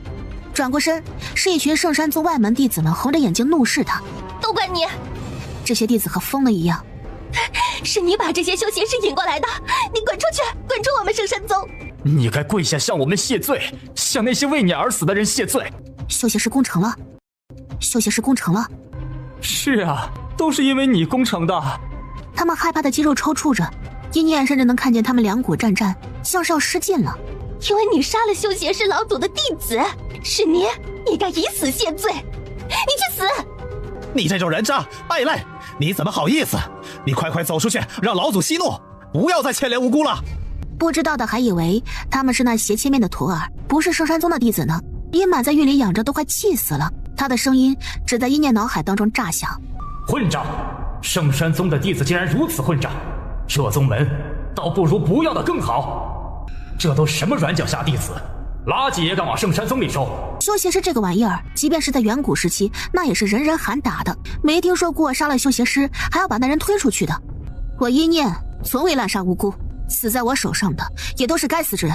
你们害怕恐惧，就想给自己是懦弱屈从的事实找理由开脱，与你们多说一句都是浪费时间。阴念冷笑了一声，转身就往山外走着。主人，庄贤他们都不在呢，尔寇师兄他们一定是下去帮忙了，毕竟他们可不是圣山宗外门弟子那些软脚虾。只是没想到阴念刚到山下，却听见了砰砰的撞门声。开门，开门啊！兔崽子，都给我开门！师兄师姐们受伤了。而大门被紧紧地关着锁上，一个外门弟子都没有。本该守着大门的弟子们全都跑了，不应该说他们是故意把门锁起来，只要他们听不见就不会有负罪感。阴念紧绷着脸走过去把大门打开，一个女弟子正打算不要命地冲开那锁，结果却被阴念稳稳接住了。阴念，小苗不情不愿地从阴念的袖口中钻了出来。就这一次哦。他给在场众人稍微治疗了一下，大家发现自己身上的血都不怎么流了，顿时一脸惊奇地看着阴念，尤其这其中还有一些尚有骨气的外门弟子。这帮狗崽子们竟然锁门！几个内门弟子们身上的伤比外门弟子重多了，可看着还生龙活虎的，这点痛对他们来说根本不算什么，只是心疼师弟师妹们受伤，送他们先回来养伤，却没想到那些狗东西竟然锁了门。阴念朝几人点了点头，他绕过这群人往外面走着，刚才被他扶起来那个女孩子却忽然红了眼眶。阴念，对不起啊，那天你的被子是我划破的。经历过生死，他才知道自己以前有多么幼稚，有多么可悲。对不起阴念，我也划了。还有我，对不住。什么？他们竟然还做这种下作手段！我这……后面骂的那些脏话在阴念脑海中自动消音了。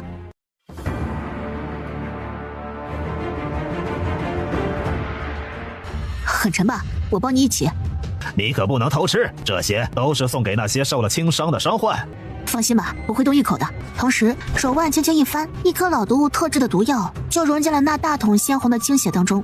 阴念满眼冰冷的收回手，一步步的朝着轻伤者休养室走去。而此刻剩下的4周终于注意到了天一州的动静，5大家之一的吴家家主遥遥看向天一州的方向。这是修邪老祖的扣天神器。家主要去帮忙吗？吴家家主眸光一闪，露出几分挣扎。最近弟子们在前线损失惨重，还是再看看吧。同样5大家之一的封家，父亲，我不许你去支援天一州，那边有圣山宗，还有周家，他们自己一定会看着办的。我们封家在前线折损了多少战士？谁说我要去了？风雪满意的笑起来。赤鬼谷内，少主，念姑娘有难了，天一州。话都没说完，面前人影一闪，袁心思已经没影了。大长老咬紧牙齿，对着身后众人猛地一挥手：“赤鬼谷弟子，随我前去支援天一州。”可即便是他们拼了命的往这边赶，也需要时间。老宗主摇头看向远处，心底却生出寒意来。偌大一个五州，竟然没有一个人愿意过来助阵吗？邪仙面见状，露出了一个充满恶意的笑容。看看，这就是你们五州，还不如我们修邪师团结，一群道貌岸然的伪君子。这句话，老宗主瞪红了眼睛，却也没有办法反驳，就连一念都没有办法反驳。祖父，我原本以为这群吃人精血的恶鬼内部也是一团乱麻，却发现他们比外面那些正道势力还要团结。尹满这次没有急着说话，过了好一会儿才叹气道：修邪师一向如此，不然也不会从远古一直延续到现在了。任何一个势力若是人心不宁，必定会溃散消失。就连五州人族也是，要不是因为有修邪师的存在，不至于到现在还这么和平。尹念没有说话，好在他也从来没有指望过别人来救过。这18年的遭遇让他明白，自己不坚强，不谋求生路的话，那便什么都是空谈。百变的声音悄悄响起来：接下来要怎么办呀？我们要出去吗？当然是要出去的，可不是现在。尹念头脑清晰，撩开衣袖，气势汹汹的低头，开始扒尸体。这些修邪师可是存了不少好东西，别浪费呀。摸了几个等级最高的，尹念才恋恋不舍的离开。要不是时间不够，我肯定把他们都给扒干净了。尹满无语，自己的小棉袄亲女儿，难不成也是这样呢？不等他沉思，就看见外孙女儿不仅让人家尸体光腚躺着，还让辣辣放了一把火。等火势大到无法阻拦之后，尹念才扯着嗓子大吼起来：来人呐！起火了！来人呐！哪里起火了？无数的修邪师涌了过来，开始灭火。而一念就趁这个时候，悄悄溜到了重症那边，把3个小肉团带了出来。4个人鬼鬼祟祟的往外面走着，一旦到没有人的地方，一念就让辣辣喷口火。火势最终越来越大，地方狭小，很快就成了连绵的火势。赶紧走吧，不然咱们就要变成沙烧了。小团子们使出吃奶的劲儿，好不容易拱到了门口，才发现阵法没了。无数的修邪师往外面奔逃着，这火他们已经扑不灭了。走，我先送你们回同院。一念将3个小肉团送回同院的时候，发现里面一个女人正在发脾气。你们是怎么看着孩子的？都说了不要跑出去，不要跑出去。那女人受了些伤，看着整个人无比焦躁，她正在和一个年轻男人对峙着。吵什么吵？自己有本事跑出去，为什么要我们浪费人力去找？我可不想去找死。简宝他们带了门外很多伤员回来，他们只是在附近没有修邪师的情况下搬运伤员。哼，那又怎么样？3个屁大点的孩子能帮上什么忙？出去只会添乱，他们这叫不自量力，非要在这个时候给我们添乱是吗？你要充作烂好人，你自己去找。3个肉团脸色登时煞白，一念皱眉看向那个女人，他不否认那个女人说的没错，但在这样的环境之下，未免会让人觉得心寒。而且他一路带着3个肉团回来，他们很安静，没有给他添任何的麻烦。简宝拽紧了一念的手，失落的低下头去。对不起，我们也没想走那么远给哥哥姐姐们添麻烦的，就是救了一个之后就想救下一个，救着就发现我们已经走远了。我们也想帮着哥哥姐姐们的。够了，你可知道他们3个救了多少人？3人搬了30人回来，而那30人里面有你那唯一的亲人，你的那个妹妹。谁都能骂那3个孩子，骂他们添乱，骂他们不知分寸，你不能，只有你不能，你是该感激他们的。女人完全愣住了，她捂着脸声嘶力竭地大哭起来。她不是要针对那3个孩子，她只是被压力压垮了。回来发现孩子们还是不听话地往外面跑，她瞬间崩溃了。3个小肉团也终于忍不住哭了起来。同院的弟子们齐齐一惊：简宝，你们3个去哪里了？吓死哥哥们了！简宝，你们3个去哪里了？吓死哥哥们了！他们都是因为修邪师没了父母的孤儿，同院对他们来说就是家，家中所有人都是家人。刚才还在痛骂的女人已经一把抱住3个孩子。对不起，真的对不起，姐姐不是故意不去救你们的。她是带队的人，她要站在全局统筹，为了3个孩子折损现在为数不多的战力，到底划不划算？我们错了，我们不该出去不看路，走那么远的。他们围成了一团，哭声震天响。见到这个情形，尹念忽然意识到一个很严重的问题，他们需要一剂强心针，能让所有人奋起的动力。尹念想了想，嘴唇紧抿，直接对外面走去。对了，是姐姐救了我们。转身抬手一指，却发现意念已经不在了。简宝，要记得别人的恩情，以后要好好的谢谢人家，知道吗？简宝用力的点头，他记得的，2次都记得。街道上到处都是压抑的气息，无数人在哭泣。看着这宛如炼狱一样的地方，一念咬牙做出了一个决定：娜拉，带我飞上天空。娜拉一惊，主人这样的实力上空去，那不就全都是天灵境的战场吗？很危险的。可娜拉咬牙，好。与此同时，老乞丐站在一处非常大的海岸上。你们派点鱼去呗，人鱼族在远古时期那么强盛，如今难不成还怕了区区修邪师？哼，少用激将法，我人鱼族如今数量越来越少，而且在陆地上不擅长战斗。也没让你们去战斗啊，实在是天一州那边伤员太多了，需要人鱼一族的治愈力。而且5州那些大势力你也看见了，他们竟然袖手旁观。说起这个，人鱼婆婆也是满脸不屑。我巨人族首先护着你们，老乞丐保证道。而且你也说了，人鱼族数量越来越少，若是继续避世，你们怕是要彻底消失了。这次邪千面来袭，抬手一招便是如此庞大的修邪师数量，唇亡齿寒的道理你应该懂。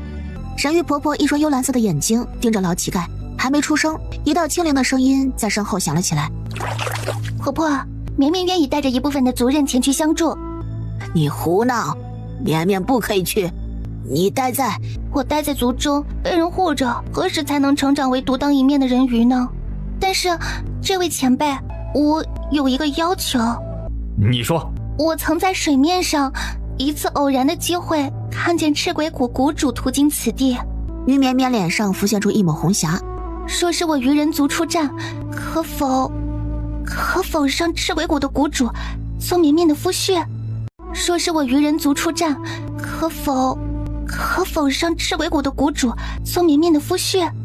老乞丐脸色一黑，那你不用去了。觊觎谁不好？觊觎他小徒弟的人，别说现在他小徒弟还对人家热乎着呢，就算是小徒弟对人家不好了，他也没法替别人做这种决定。绵绵，不要胡闹，你什么时候有的心上人呢？就前几次，他长得好看，我好想和他交配啊。他大胆地诉说着自己的满腔爱意。人鱼族就是这么一个炽热的种族。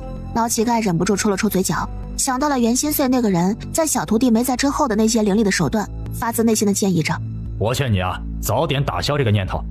就他身上这2两肉，还不够心狠手辣的袁心碎下酒的。不行，我还是要和你一起去。你不愿意帮我，我就自己上，我去求爱。绵绵，人鱼婆婆第一次后悔封闭式教育这条人鱼少女，她应该多教点东西的，不要让于绵绵将这世界上所有的事情都这样想当然。眼看着马上就要成年了，竟然对一个男人执念这么深。行了，那咱们就一起走。反正他该说的都已经说了。也好吧，那你注意安全，让小人鱼出去见见世面，顺便被那男人拒绝一下，也算是成长了吧。人鱼婆婆教出了人鱼族的战士们，最多1天，1天之后若是缺水，你们的腿就会变回鱼尾。还有，一定要护好绵绵，知道了吗？他们纷纷答应，脸上都是严峻的神情。只有小公主绵绵乐呵呵的，东张西望的，像是旅游一样。老乞丐变大身躯，扛着这些战士们一路疾行。师傅，巨人族的弟子们也都到了。这玩意儿打不破呀！师傅来！老乞丐身上肌肉寸寸暴涨，充满力量感的大吼了一声：“给老子碎！”咚的一声巨响，正在和邪千面对战的老宗主听见了声音，顿时就热泪盈眶了。援军已到！早就疲惫不堪的人们顿时精神一振，援军来了！一瞬间像是有了生的勇气。人鱼小公主已经看呆了，隔着一层透明的屏障，她就看见了里面满地碎裂的尸体。这是战争。师傅，小师妹是不是疯了？于绵绵往天空上看去，半空当中突然多出了一道穿着黑袍的身影，燃烧着火焰的双翼自她背后展开，火焰燃烧得很旺，像是在宣泄对这场屠杀的愤怒。纪念的手上出现了一把巨大的弓箭，弓箭上绑着几件上等法器，某种燃烧的灼灼战意，像是一把火，将于绵绵浑身上下都点燃了。修邪师，你们的老巢我收下了。修邪师，你们的老巢我收下了。邪千面一愣，随后猛地大笑起来，真是得了失心疯啊！而也就是这一刻，绑了数件上等法器的箭直直朝某一处射去。不！他是怎么知道的？斜切面听见了他弟子们声嘶力竭的哭喊声，还留在本部的弟子们被这古怪的火焰尽数吞没，只剩下他们肮脏的灵魂在嘶吼。但不出多久，就会连灵魂也一并被灼烧殆尽。底下还在奋战的所有人族都杀红了眼。老巢没了！冲啊！砍死这些龟孙儿！没了补给，我看你们怎么办！他们爆发出了比刚才还要惊人的血气，无数修邪师被打得连连后退，甚至被一刀毙命。在这一刻，整个天一州都被这场烈火和天空上的阴念拧成了一股绳。该死的贱丫头！斜切面双眼赤红，就要对着阴念冲杀过去。他们两个的距离其实非常近的。师妹，杀机就在眼前。一道巨大的光束冲击，就是在这个时候自上空落下，猛地击碎那坚硬的法器外壳，然后笼罩了斜切面。强大的气息横扫整个天一州，阴念被这气息冲得直接飞了出去。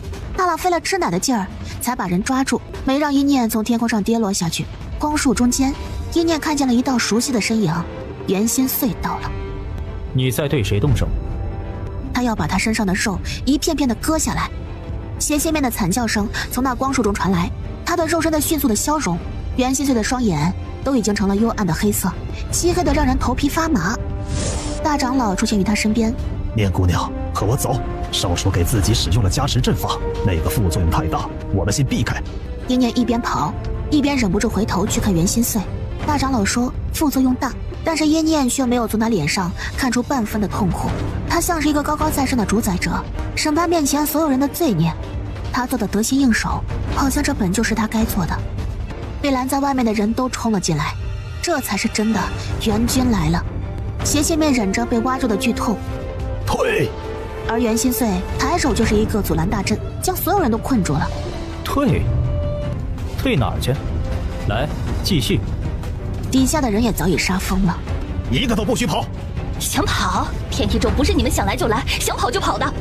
事已至此，只要不傻的人都能明白，这才不是斜切面说的为了一个弟子引发的争端。那硕大一个老巢是一天能弄出来的吗？怕是早就弄了几年了。他们蛰伏在天一州，早就想吞了天一州了。神域族第一时间手拉着手开始放治疗术，而巨人族也开始战斗。他们可比五州弟子生猛多了。平常本来就喜欢和自家人对练，现在杀得更欢了。于绵绵来到了伤员最多的一条街上，他的治愈术和其他人鱼的不一样。作为这一代血脉最纯净的人鱼，他放松了身体，张开了嘴。下一刻，极有穿透力的声音就传遍了周围方圆100里。天空中出现了五彩斑斓的泡泡，一颗颗落入那些伤患的身上，血顿时就止住了。修邪师见那些本来就趴下的人竟然又站了起来，不由得头皮发麻。不好，杀了人鱼族先！于绵绵感受到杀意，本该要跑的，一个激动之下，双腿竟然变成了鱼尾，没跑成功。刀光逼近，他尖叫了一声，绝望地抱住自己脑袋，却没有想象中的痛。顺着缝隙看去，见到了一张在战火当中美丽的不行的脸。阴念也在看这个娇气的，看起来比自己还要小上2岁的小人鱼。这一看就是人鱼族血脉最纯净的小公主。人鱼族的小公主都娇气，看她吓得尾巴都露出来了。羞羞脸，胆子好小啊！于绵绵羞愧地低下了头。他知道这个女人刚才是他悬浮在半空当中，一举炸掉了对方的老巢。然后他看中的人也喜欢这个女孩，自己和她比起来，还真是差了不止1星半点儿。他一定会嘲笑自己的吧？谁知道阴念看了拉拉一眼，大佬不要这么说，第一次参战能做到这个样子已经很厉害了。人鱼族的这位小公主难道不比圣山宗那些没种的强？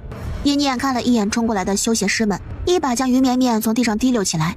走，大佬去桐院，桐院那边伤势很重，大概因为桐院的孩子平常杀修邪师最狠，修邪师也盯着他们的人杀。天空上加持的阵法已经没了，袁心碎压下涌上来的血腥味儿，被他削成一根人棍的斜切面被袁心碎一脚踹给了老宗主。你收尾，那你呢？袁心碎瞥他一眼，仿佛在看一个傻子。他当然是要去保护自己的念念呀，他可不是为了什么天下苍生来的。只是没想到顺着阴念的气息找过去，却看见安全被放下的人鱼小公主卷住了阴念的身体，蹭蹭蹭。她脸蛋红红，声音嫩嫩的，请你和我交配。人鱼，一种变心只需要7秒的神奇种族。请你和我交配。一瞬间，阴念以为自己幻听了。你说什么？就是生小人鱼的那种。不了，他狠狠抽了抽嘴角。没有那能力。话都没说完，身后突然一道巨力传来，鱼绵绵整条鱼直接被扯得啪的一声摔在了地上，还没来得及哭呢，就对上了一张自己曾经日思夜想的脸。一个字都才刚说出口，他就看见袁心碎已经举起了刀。鱼绵绵鱼惊失色，整条鱼都懵了。袁是谁？叶念立刻喊住了人，差一点点就要人鱼分离了。袁是谁？你做什么呢？你还认得我吗？他还伸出手指在袁心碎面前晃了晃，难不成那个阵法的副作用是敌我不分？于绵绵就看着袁心碎刚才冰冷到只剩杀意的脸上露出了一抹笑容。念念，还不等一念松一口气，袁心碎那张脸就又变得非常难看起来。这条鱼碰了你，等我扒了它的皮给你炖肉吃。你胡说什么？他是来帮忙疗伤的，还有人家是女孩，人家只是不懂，感激和心动傻傻分不清楚。于绵绵咽了一口口水，他想说等人鱼族成年的时候还能选择一次性别的，但是为了自己的安全考虑，他还是不说这句话了，到时候他就变成男孩子就好了。我就是小神境嘛，他好好历练一下，终归能比得过这个臭男人的。初恋变成臭男人只需要7秒钟的时间。小公主暗戳戳地捏着自己的手指头，下决心她还年轻，加油，总能把臭男人熬死的。到时候年老的袁心碎自然不是鲜嫩可口的他的对手了。抱歉吓到你了吧？同院里很多伤员，拜托你了。交给我。同院里的一些伤员伤得比一念想象中还要重，甚至有人的肋骨都能看见了，还拖着刀打算出去。先治疗，援军已到，我们能赢，当务之急是保住你们的命。一念还是第一次见到这位大师兄，他五官非常好看，可惜的是脸上有一道从眉骨纵横到唇角的巨大伤疤。我叫童风。童风是同院院长的儿子，如今差不多在地灵境巅峰的实力。你们院长呢？还在外面战斗吗？若是受伤了可以先回来治疗，我师父他们带了不少小神境强者和天灵境强者过来。他似乎是想对一念露出一个笑容，却没想到成了一个夸张凶悍的怪异表情。嗷的一声，小公主被吓哭了，一边哭一边放出了更多泡泡。哇，这个姐姐哭了，但是姐姐更强大了。一念忍不住抽了抽嘴角，人鱼族真的是一种神奇的种族。对不起，我是故意哭的，我哭了能放出更多的治疗泡泡，绝对不是被你吓的。太丢鱼了。童风弯了弯唇角，他司空见惯了，但是很快他又看向一念。我就是同院的院长，我父亲在2年前在前线战死了，那些原本在同院的老师们因为我父亲这个小神境巅峰强者倒了，也不愿意留下，都走了，剩下的弟子里年纪大的当孩子们的老师。童风说这话的时候脊背挺得笔直，一点都不为自己的困境觉得丢人。一念心底生出几分佩服来。那你把伤员都召回来吧，同院的人他也在战圈里见过几次，可能因为心里藏着恨吧，那完全就是不要命的打法。不过你刚才说的前线是什么？一念之前也听袁杰说过，只不过袁杰不愿意细说。童风顿了顿，才发现自己说漏嘴了，但是今天这个情况他还在乎什么说不说漏嘴呢？你知道除了我们五洲大陆之外，外面还有不少小世界吧？前线就是咱们与这些小世界交汇的地方，由福神塔控制着。外面那些小世界有的友善，有的凶残，小世界的居民不断的想要冲破前线的屏障，掠夺咱们五洲地域。一念点头，原来如此。本来前线的存在是不可以告诉普通人的。怎么了？怕大家知道了恐慌吗？不是，是怕别人知道了去前线掠夺瓜分资源。前线是小世界的交汇处，天才地宝是不是很多？是。所以上前线就变成了一种机缘，只能留给五洲那些相对来说比较大势力的弟子们前去。童风眼神一暗，我们如今没有小神境强者坐镇，已经失去了去前线的资格。不过你是巨人族弟子，现在巨人族出事了，你也可以去，在那边只要你能活下来，实力就会得到飞涨。一念皱眉，多谢告知。童风见他好像还不是很想去的样子，便开口说着，其实我是赞同有天赋的弟子去的，因为这2年五洲战力减少的比较快，我们已经没有之前那么游刃有余了。而且除了你自己能在前线找到战利品之外，还有福神塔的奖励。我听说下一次前线大战开启，杀敌最多的就能得到福神塔奖励的落珠果，那东西吃了可以连提3星。连提3星的诱惑，一念眉峰也满疯了。落珠果，孙女儿，你一定要拿到，这是破解魔族封印的4宝之一啊！一念浑身一抖，真的吗？自然，爷爷还能骗你不成？你一定要去。不用殷满说，他也会去的。前线是吗？一念抬头看着天空，上面的战斗已经落到了尾声，修邪师们溃不成军，从心理上就已经开始崩溃了。邪千面，拿命来！眼看着就要给予邪千面最后一击。邪千面，拿命来！邪千面发出了尖锐的咆哮。你还要干看着吗？快救我！下一刻，一个漆黑的阵法像一个巨大的黑洞，直接把邪千面就吸了进去。里面传来笑声。天一周当真有意思。想走？袁仙碎冷笑了一声，抬手布下阵法。赤鬼谷谷主，我知道你厉害，1对1，我不是你的对手，但是我要走，你拦不住我。袁仙碎狠狠的一握，那黑色阵法竟然忽然碎开，大声阴闷哼了一声，是受伤了。下次再会吧，袁心碎。那人咽下一口血，声音逐渐远去。小神境巅峰的阵法师，这种等级的人要跑，那还真的是不好追。这人身上可半点邪气都没有。果然，5州巅峰强者当中竟然有邪界面的内应吗？老宗主眼神发寒。杀光剩下的修邪师，今日来了我天一州的一个都别想走了。老宗主伤得不轻，但修邪师除了邪界面之外是全灭。天一州的战火已经平息了下来。老宗主清点着大小势力的伤亡程度。唉，这其中啊，咱们圣山宗伤亡最重。那些躲在山上的弟子现在何处？在宗门外跪着。袁杰咬牙，这还不是最要紧的，只是他们竟然在弟子们出去战斗之后锁上了山门。要不是阴念在，恐怕咱们死掉的人还要多。没有一个落脚处和休息的地方，恐怕连袁杰这样的人都要撑不下来。我知道了，出去看看吧。老宗主说不上是心痛还是怎么的，他对每一个弟子都寄予厚望，却不是所有弟子都值得的。此刻宗门外，所有弟子跪在地上痛哭出声。老宗主，不要赶我们走，我们真的知道错了。我们只是年纪还小，我们从来没有见过这种阵仗，一时被吓到了呀，老宗主。一个已经25岁的弟子咆哮的声嘶力竭，而有事过来找老宗主的18岁少女一念恰好从旁边路过，听见这话，他轻笑着冲那帮巨婴吹了声口哨。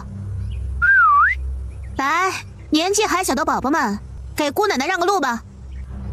都怪你，始作俑者。说话的那个弟子被一念一脚踹了出去，一念身上还带着微森的血气，实力更是提升了1倍有余。现在要教训这些都没见过血的小弟子，真的是太容易了。弟子们都被一念身上的邪煞气息给震慑住了，再也没有第二个人开口。哼，废物！哼，废物！弟子们咬碎了牙，可那张牙舞爪的杀气冲得他们不敢造次。一念，袁杰揽住一念肩膀，他喜欢有实力、有胆魄的人。经此一战之后，他就更加喜欢了。走，我们宗主早就在等着你了。袁杰一个眼神都没分给这些被驱逐之人，什么玩意儿，不值得他浪费时间。我是来问前线的事的。早猜到了，我听同院的人告诉你了。走，我跟你详细说说。两人的身影远去，留下几个内门弟子抽出了长剑指向这些人。现在滚出去吧！我们内门弟子和宗内长老用鲜血护你们平安，也算是无愧于心了。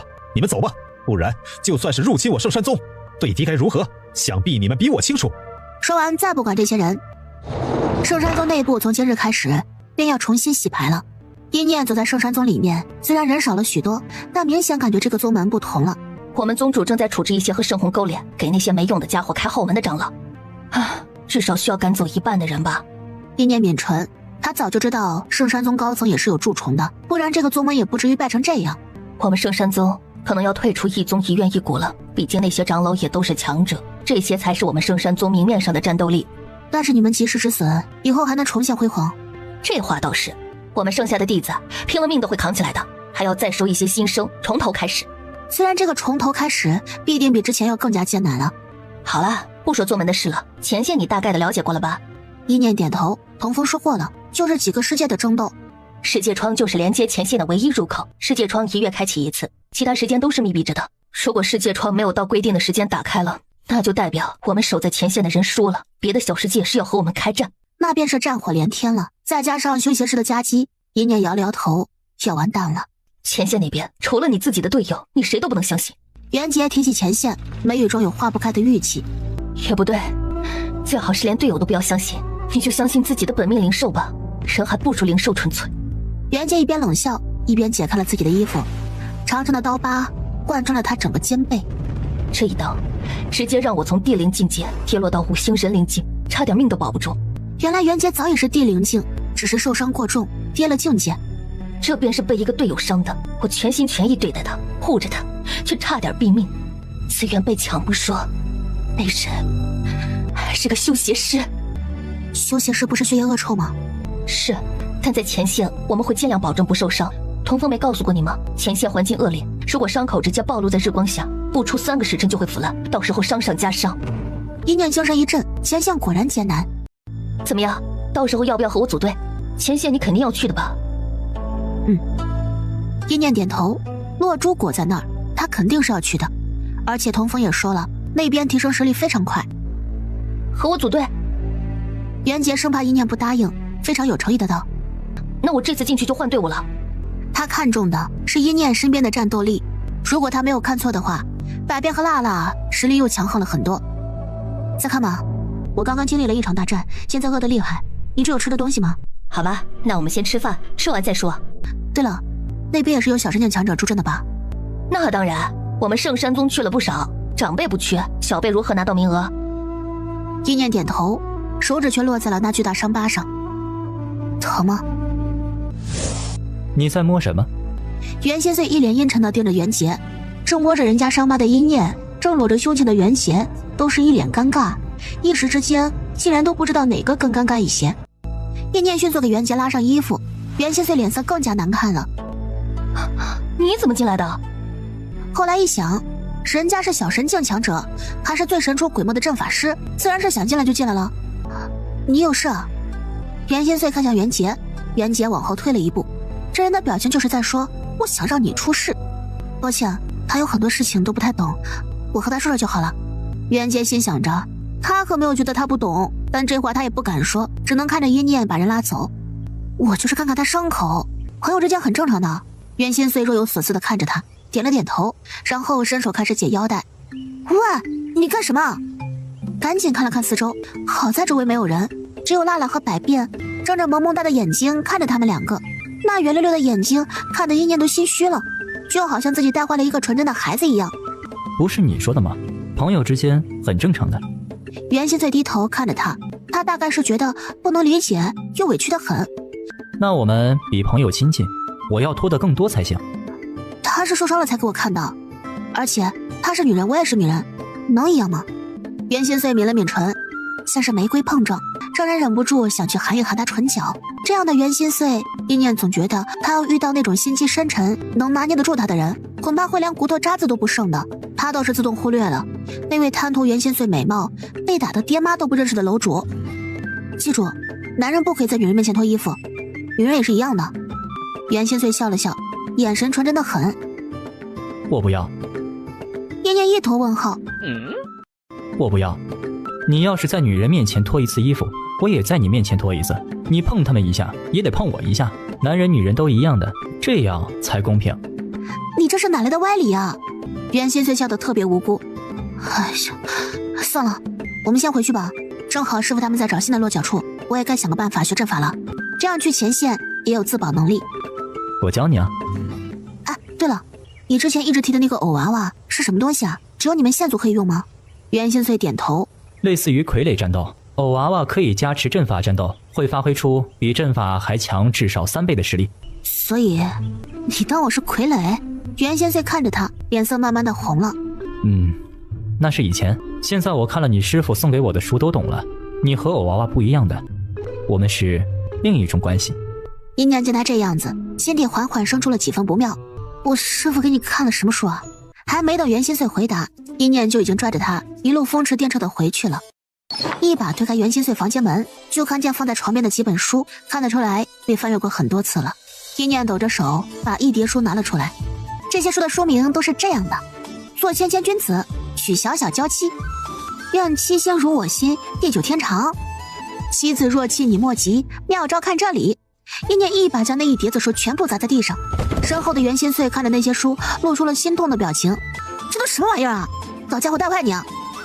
一念一把就把所有的书都给烧了。烧了干嘛呀？多可惜啊！一念又晕过去了。我找他算账去。留下看着灰烬的袁心碎，他看着地面上的那些灰烬，慢慢的蹲下。袁心碎垂下了眸，肩膀塌了下去。大长老进来的时候，看见他这副样子，说话的声音都轻了不少。少主啊，您怎么了？天一州有多少书店？应该挺多的吧。袁心碎站起身来，走吧。啊？去哪儿啊？找书。巨人族找了一处非常好的风水宝地，四位山爷爷正好能将那个巨大殿宇给围起来。人鱼族选中了旁边的一个巨大湖泊，他们正在努力的堆泡泡圈地方。念念，小公主从里面走出来，高兴的冲一念吐出一个泡泡，落在他身上，神清气爽。哎呀，好想养一只人鱼啊！一念心思刚动，就被兜里的苗苗狠狠地拍了一下。你都有苗了，还想外面的鱼？你渣！吃了空素的一念摸了摸自己的鼻子。以后咱们就是邻居啦。我和婆婆说过了，我们人鱼族也要入世。小公主见过真正的战场了，眼神看着都比之前更加坚毅了。对了，念念，你知道吗？天一州伤亡最少的势力是谁家的吗？小公主显然很八卦，是一个叫做万寿国和白家的势力哦。万寿？白家？不可能，他们难不成比圣山宗和周家还扛得住吗？那万寿国和白家还拿到了几个前线的名额呢。小人鱼接着说道：我能拿到吗？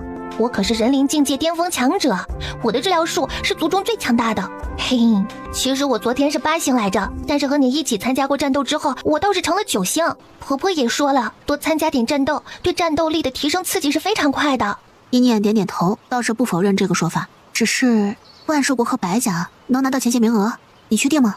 确定啊，是圣山宗那些人说的，还说白家一窝子怂蛋，估摸着都在家里蹲着不出门，所以死亡率才低的。这样的人去前线能干啥？送菜吗？一念心底存了疑惑，看来什么时候得回去看看了。念念，你怎么还在外面玩呢？明天就要去前线了，你不是说要学阵法？你阵法学了吗？明天？这么快？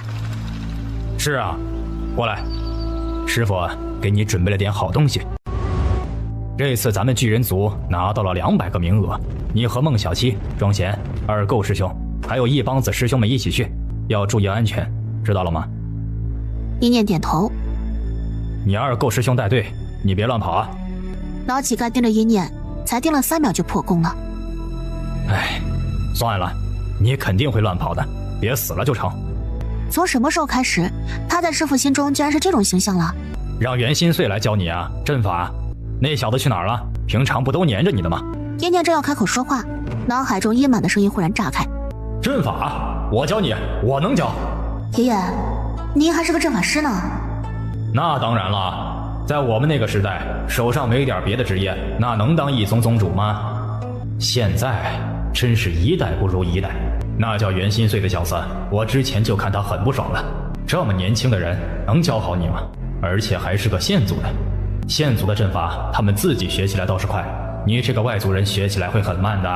学爷爷的，爷爷可以随时教你。师傅，我可以自己学，我已经有阵法图了。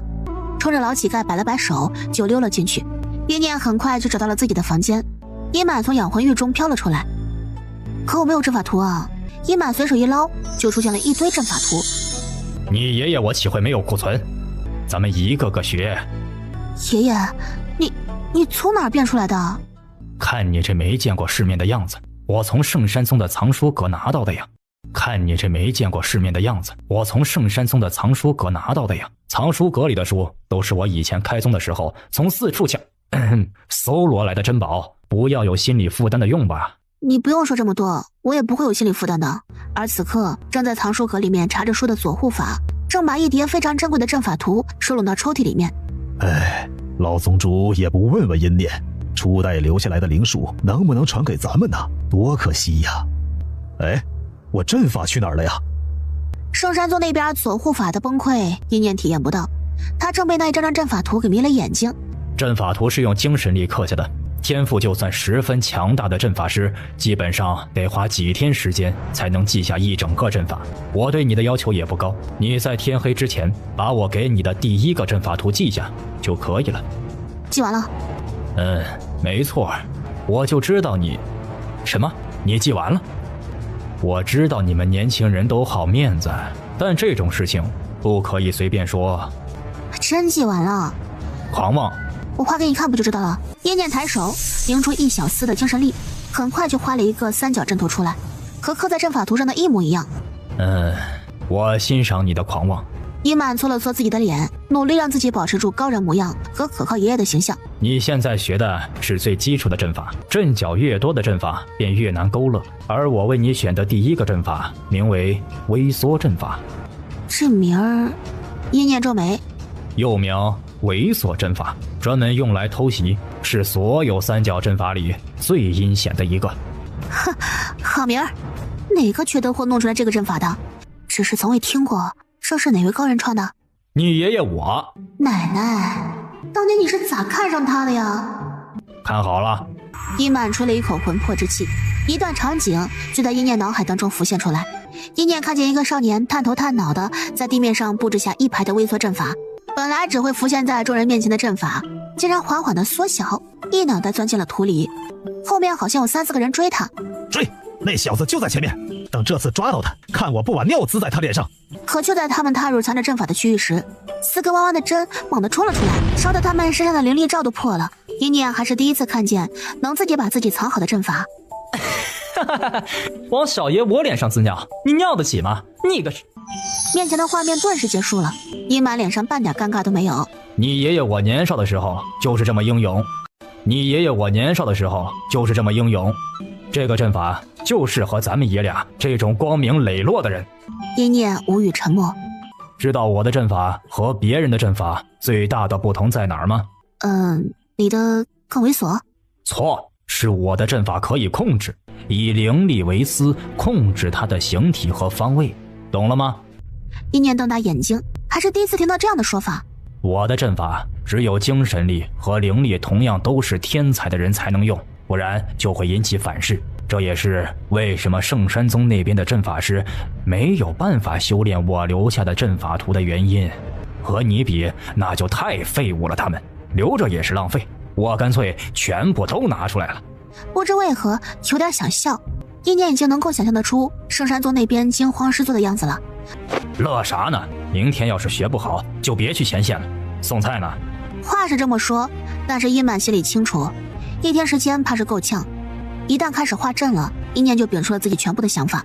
伊念完全沉浸进去，压根就感觉不到时间流逝。1次失败，2次失败，10次，50次。伊满抖了抖自己的手，很好，第一次尝试画阵的小菜鸟到这一步就应该被打击的差不多了。然后伊念该来找他这个爷爷好好的求安慰了。等会儿他就适当的教训他一下，然后好好安慰孙女儿。可200次400次，伊念一直保持一个非常冷静的状态，甚至3角都已经能画出2角了。而刚才还在搓着手的伊满正靠在旁边的凳子上呼呼大睡着。另外一边，在一家书店里面，书店店长瑟瑟发抖地坐在桌子上，赤鬼谷那位杀人不眨眼的谷主就在他店里看书。可即便是这样，店门口还是有不少女人忍不住顶着煞气看他一眼，一眼沉沦。店主看了一眼他手上拿的书，娘哎，那可是春宫啊！第二天一早，伊满被人狠狠一巴掌拍在脸上，猛地惊醒，面前是辣辣和窝窝两张萌萌哒的脸。太爷，您在干什么呀？不是教主人学阵法吗？你怎么还睡着了呢？我不是睡着了，我只是闭上眼睛。师公，你擦擦口水。3个仔里面这个最坏，一肚子坏水。伊满拨开3个仔，眼神却狠狠的一抖，激动的看着面前已经完成的3角阵法。念念，你弄的？不然是昏睡中的泥吗？也没那么难吗？只是有一点，这火怎么喷呢？你牵引里面的灵力，你灵力如果是火属性的，就能出现火性的攻击。伊念沉神感受了一下，看见了什么？红色就是火属性，蓝色就是水属性。伊念看着眼前炸开的彩虹，什么颜色都有啊，五彩斑斓的色。五彩？你是武系天赋啊？怎么没听你跟我说过？这个很厉害吗？我是真的没有注意到，毕竟比起我灵兽契合值，还有精神力、天赋等等，这个就显得有些平平无奇了。行了，你别说了，说的我头都痛了。虽然是自己的孙女儿，但伊曼还是很想打死她的好吗？5个颜色哪个颜色比较多？你以后修炼就侧重哪个属性。都一样均匀，没有谁多谁少怎么办？伊曼再次激动起来。真的？那你以后每个属性都能作为主属性，每个属性的灵术你都能发挥到最大的效果呀。应该是吧。一念看着阵法，尝试运转灵力，果然每个属性的灵力招式都能切换自如。伊满见状咂舌，他给自己设计的微缩阵法，没想到到了一念手上才发挥出了真正的实力。你多练练，你现在画一个阵法都要花那么长时间，只能用来做偷袭用了。毕竟等你画完，你早歇菜了。一念对自己倒还是挺满意的。爷爷，你不是本来就用这个阵法拿来偷袭的吗？大人说话，小孩子别插嘴。行吧，这一届的老头好难带啊。一念抓紧时间休息了一下，毕竟马上就要去前线了，才刚睡着呢。咚咚咚，小师妹，准备好了吗？我们要出发了。一念顿时神清气爽的从床上爬了起来，他发现随着自己境界的提升，精神力也跟着提升了。你现在是5星人灵境的阵法师，以后精神力和灵力还有魔元素都要一起平衡的修炼。对了，你的魔元素不能光明正大的吸收吧，你得弄点可以隔绝外面窥探的结界类型法器才行。伊满担心一念这么好的魔力天赋被浪费了，这么短时间里我去哪搞来这种珍贵的法器啊？他哗啦一下打开门，发现叶安站在门外，手上还拿着一个小盒子。闺女，爷得来给你送法器了。一念沉默了许久，3、2、1，果不其然，殷满在他脑海当中发出了愤怒的慈父咆哮。什么爹？谁的爹？你不是说你的爹爹是万寿国那个一次面都没见着过的狗男人吗？一念拍了拍自己被震得嗡嗡作响的脑瓜子，不是的，是我阿娘的追求者，他自称是我爹爹。是我阿娘的追求者，他自称是我爹爹。笑想我闺女，我呸！这世上没有男人配得上我宝贝女儿。殷满都已经骂疯了，但一念并不搭理他。他好奇地看着叶安带过来的法器，这个是做什么用的？帮你隔绝魔元素感知的，你去前线肯定需要，不然你的魔元素得不到补充。不要和爹爹客气，你需要这个，别为了一时的硬气放弃能变强的途径。谢谢叶安叔叔。为什么他们总觉得他不会收下呢？他并不是这种人呢。一念开心地接了过来，是一个耳环。他把耳环戴上，那属于法器的威压就没有了。不会被人查出来这是法器的，你放心戴。谢谢你啊，我会尽快解开魔族封印的。这是他和叶安的共同目标。叶安愣了一下，这是不可能的任务，可他不愿意伤着孩子的心。好，要多少法器和爹爹说，爹爹都给你做。看，这就是抱上了金大腿的好处。师妹，快！耳垢他们等不及了。听那圣山宗的老宗主说，咱们天一州的人都一起去。其他人都到了。是的，不过师傅让咱们慢慢过去，毕竟有能力的人都去得更迟。师兄们高兴就好。对了，还有个人要和咱们一起走，师傅说让咱们带他。念念早上好啊！他双眸发光，一把挤开耳垢。我和念念一起去，很厉害的，我又能攻击人，又能给你疗伤。如果小公主这会是人鱼样子的话，身后那条尾巴该噼里啪啦的乱甩一通了。我们一起吧。你个渣女！渣！一念对这2个声音视若无睹。就是前面了，赤鬼谷的人用阵法带我们一起去，你那个小郎君和咱们一道去呢。这次他亲自去前线压阵，我觉得多半是为了你。一念诧异的抬眸看向站在人群最前面的袁心碎，只是没想到原来看见他还特别高兴的袁心碎，这次对上他的目光竟然眼眸不自在地动了动，然后猛地扭过头去。这是怎么了？袁心碎。袁心碎避开他的目光，神情看起来有些紧绷。一念觉得更加诧异了，袁心碎这是生气了？可他有做什么让袁心碎生气的事情吗？你怎么了？不舒服吗？袁心碎垂眸，在一念没有注意到的地方悄悄红了耳尖。没事。你要是觉得难受，可以找我帮忙。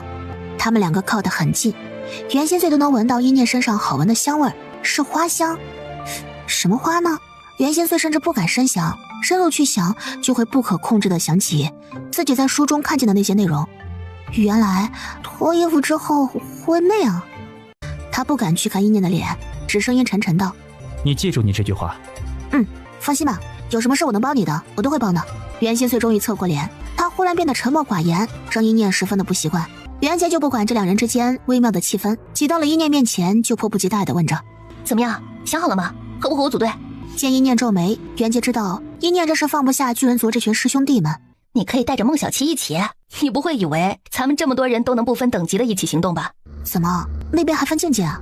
那当然，前线的战场都是分割好区域的，是乱中有序。以前一团乱斗的时候，那些实力最强大的世界总是被联合围攻。比如他们那些人灵境的超级天才，在还没有成长起来的时候，就被天灵境的强者埋伏诛杀了。你要知道啊，一个再混乱的地方，没有秩序的话，是没办法长时间存在的。即便是杀戮，也有杀戮的秩序。袁杰拿出一张地图，展开给一念看，上面是3个区域，白色区域是人灵境活动的区域，黄色地灵境，黑色天灵境。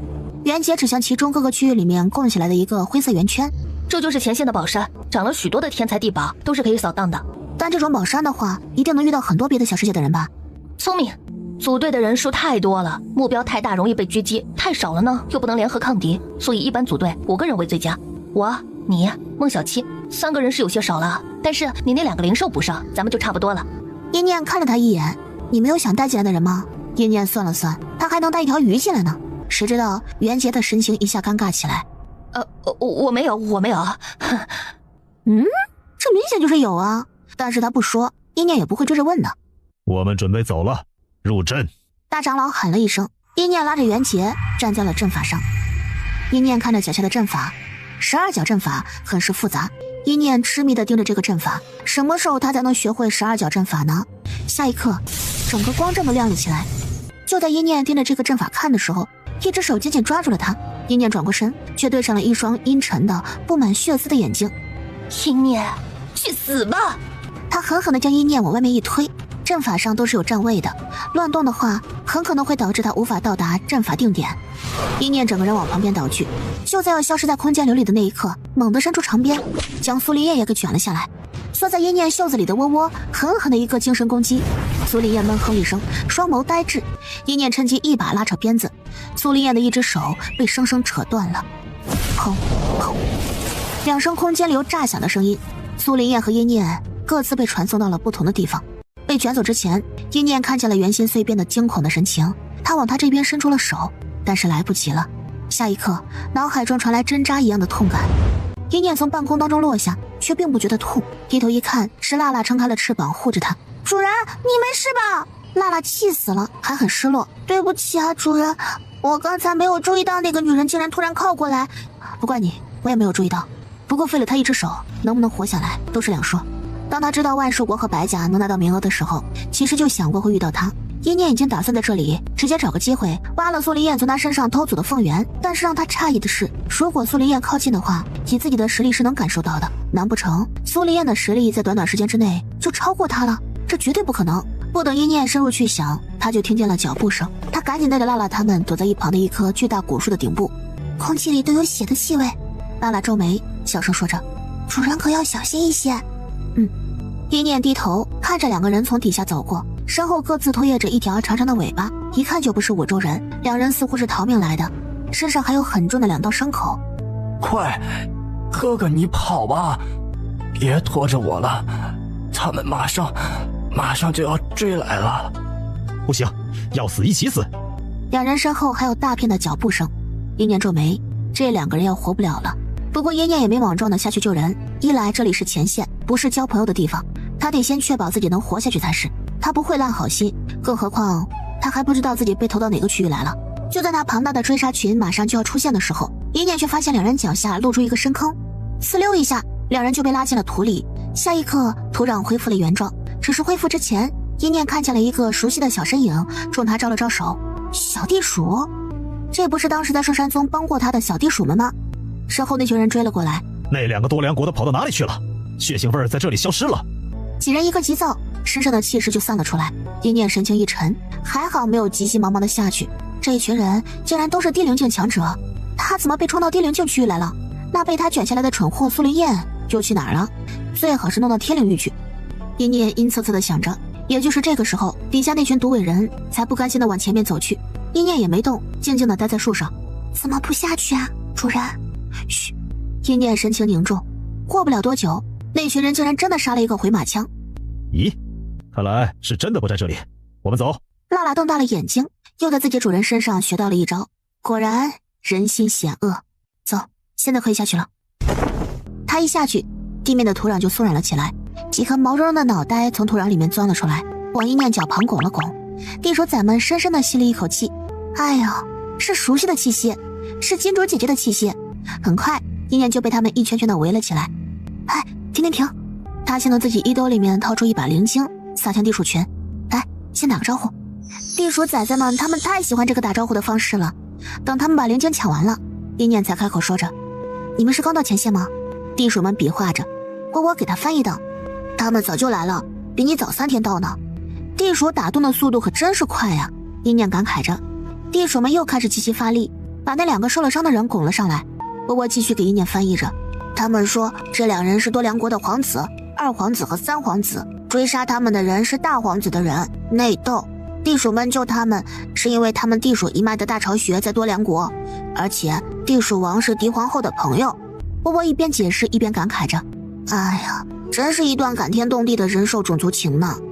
一念皱着眉头，多良国这个国家听起来粮食就很多的样子，难怪会招地鼠一族喜欢。一念不想去管别人的家事，但还是问着，小地鼠，五州这边和多良国的关系怎么样？小地鼠支支比划着。我听了一阵，回头惊讶道，多良国在前线的地位比较特殊，他是不参与斗争的，他们国的人没有什么战斗能力，但是种田超级厉害，前线之日光很毒，就算没有伤口，被晒久了也会对身体有影响，头晕眼花，没有力气，只有多良国的粮食能削弱这个影响。多良国是来前线卖粮食的。啊，还有这种画风清奇的国家？没有人去打他们吗？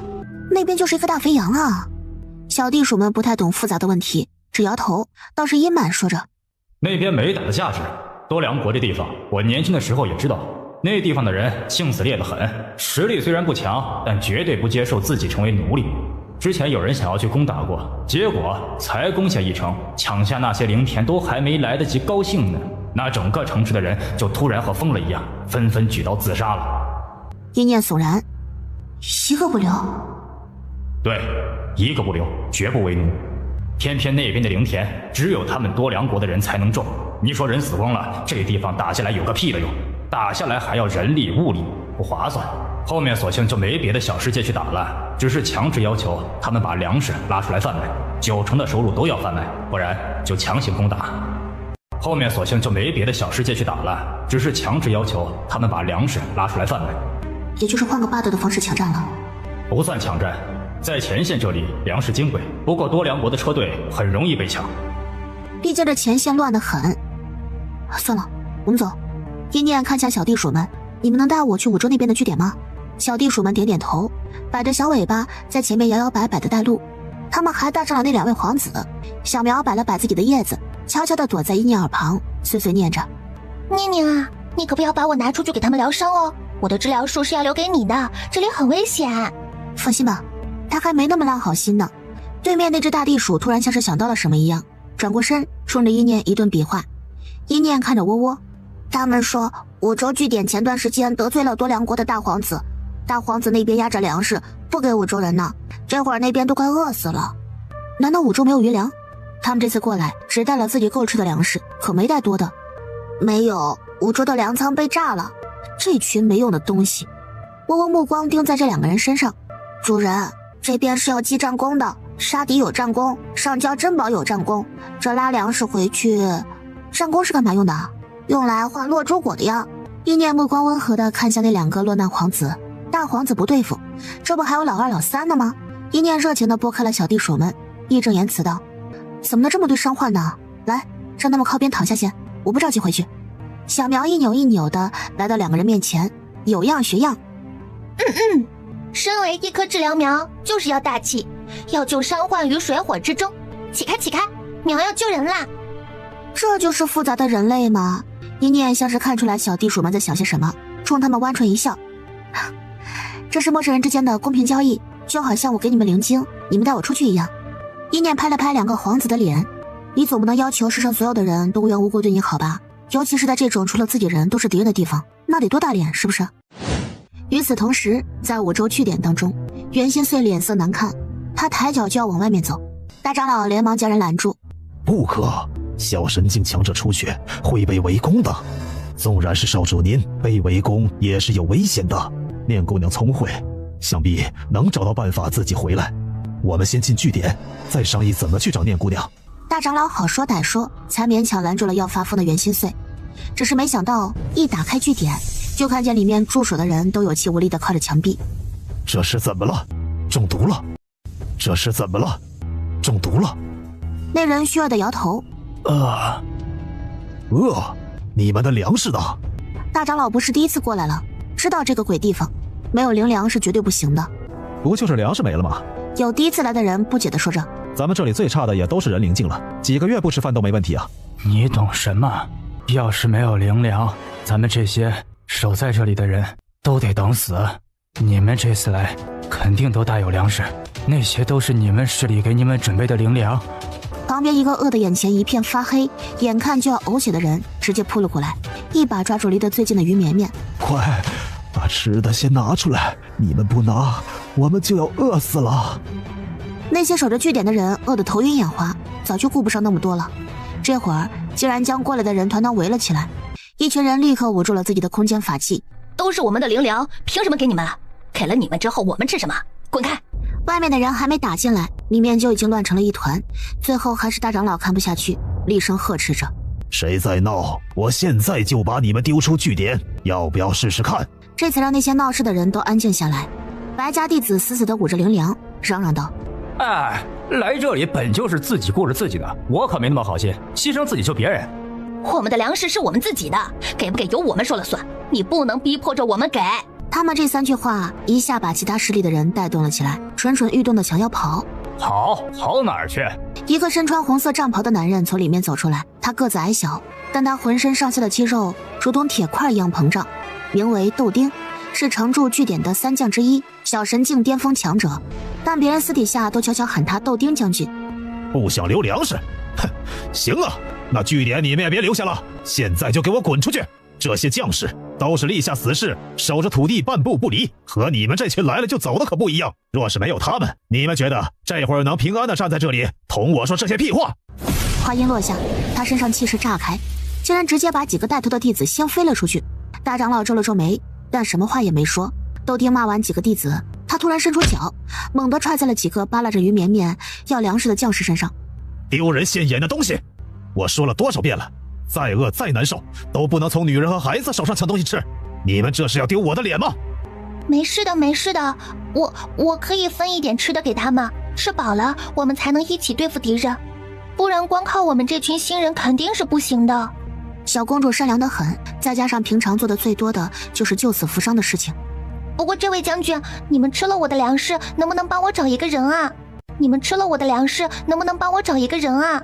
我有个朋友在过来的时候冲破了空间流，不知道现在被传送到哪里去了，你能带上人一起帮我找找吗？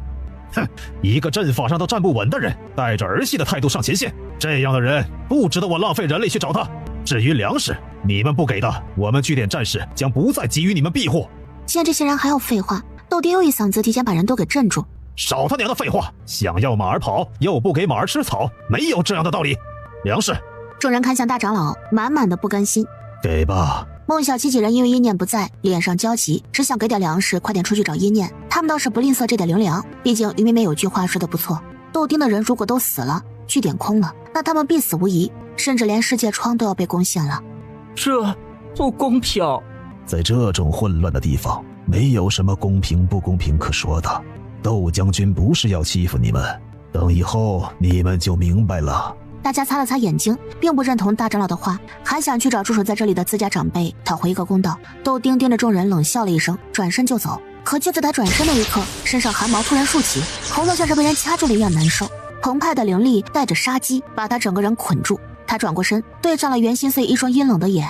分一部分人出来，去找念念。不是商议，是在命令。豆丁死死咬牙，硬扛着灵力的冲击。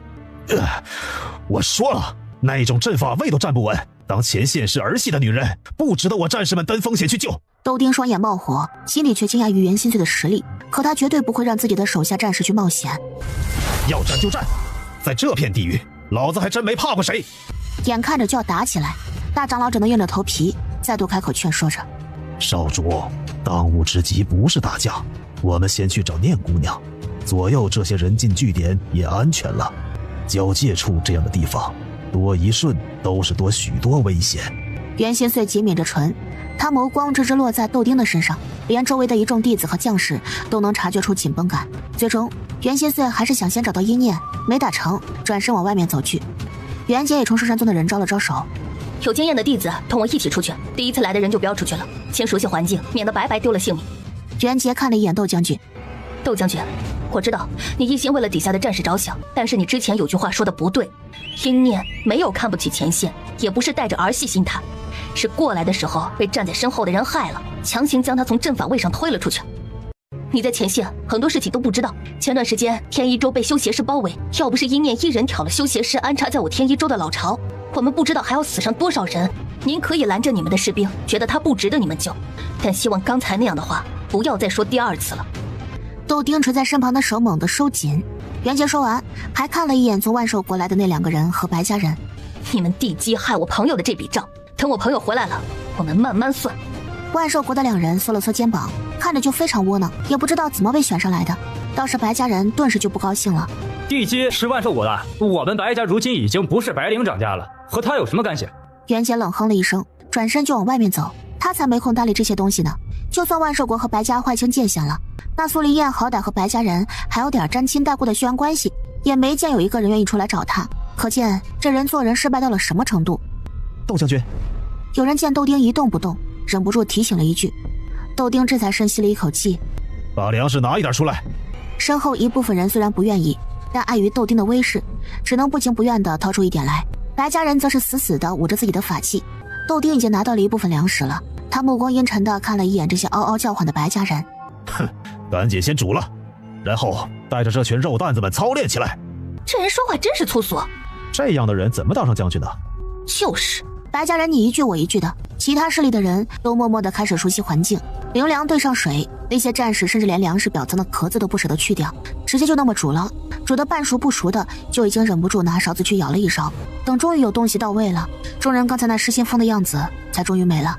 也有战士看向窦将军：“将军，你也快吃一点，你比我们吃的少，出去的次数又多。”窦丁看他们要给自己舀粥，顿时就骂人了：“让你们先吃，磨磨唧唧那么多话，你们当本将军和你们一样？赶紧吃，吃完了去外面站岗。”饭本就不多，一个个还饿得心里发慌呢，没忍住就把那锅粥给分完了。也就是这个时候，周围忽然一声闷响，和打雷一样，大家怔住了，随后看向了窦丁的肚子。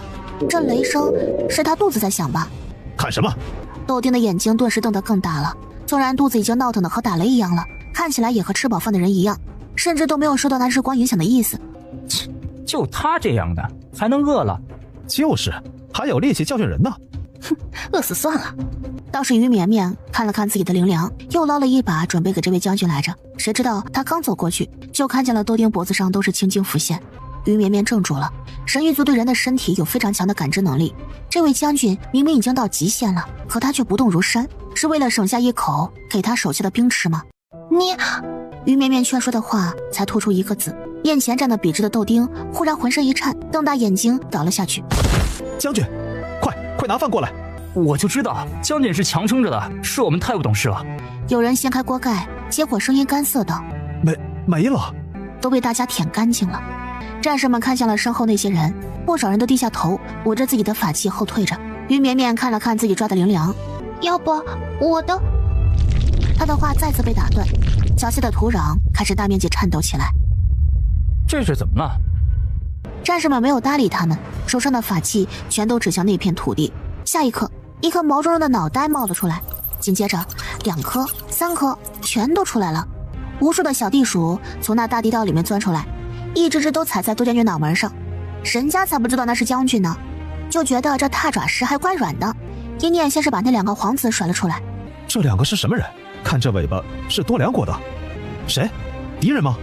快列阵！别害怕，自己人。孟小七他们已经听出声音来了。小师妹，战士们挠头，这就是那个被弄出阵法的一念。他自己回来了，一个人。从来都没有一个人能在毫无经验的情况之下毫发无损的从交接地回来。小地鼠们不高兴，什么叫做一个人回来呢？不是还有他们的吗？一念从那坑洞里面爬出来时，没看见豆丁一脚下去，正好踩在他脸上了。哎呦，这什么东西啊！战士们这才发现他们将军的模样，当即心痛的惨叫一声：将军，快去把将军扶起来！众人都很尴尬，一念左看右看，悄悄冲着孟小七说着：师姐，这颗矮豆丁这磕碜模样，我怎么看着都不像个将军啊？是不是这些人弄错了？这话你还是别当着他的面说了，这人脾气暴躁的很，确实是将军没有错，之前还说你呢，说的可难听了。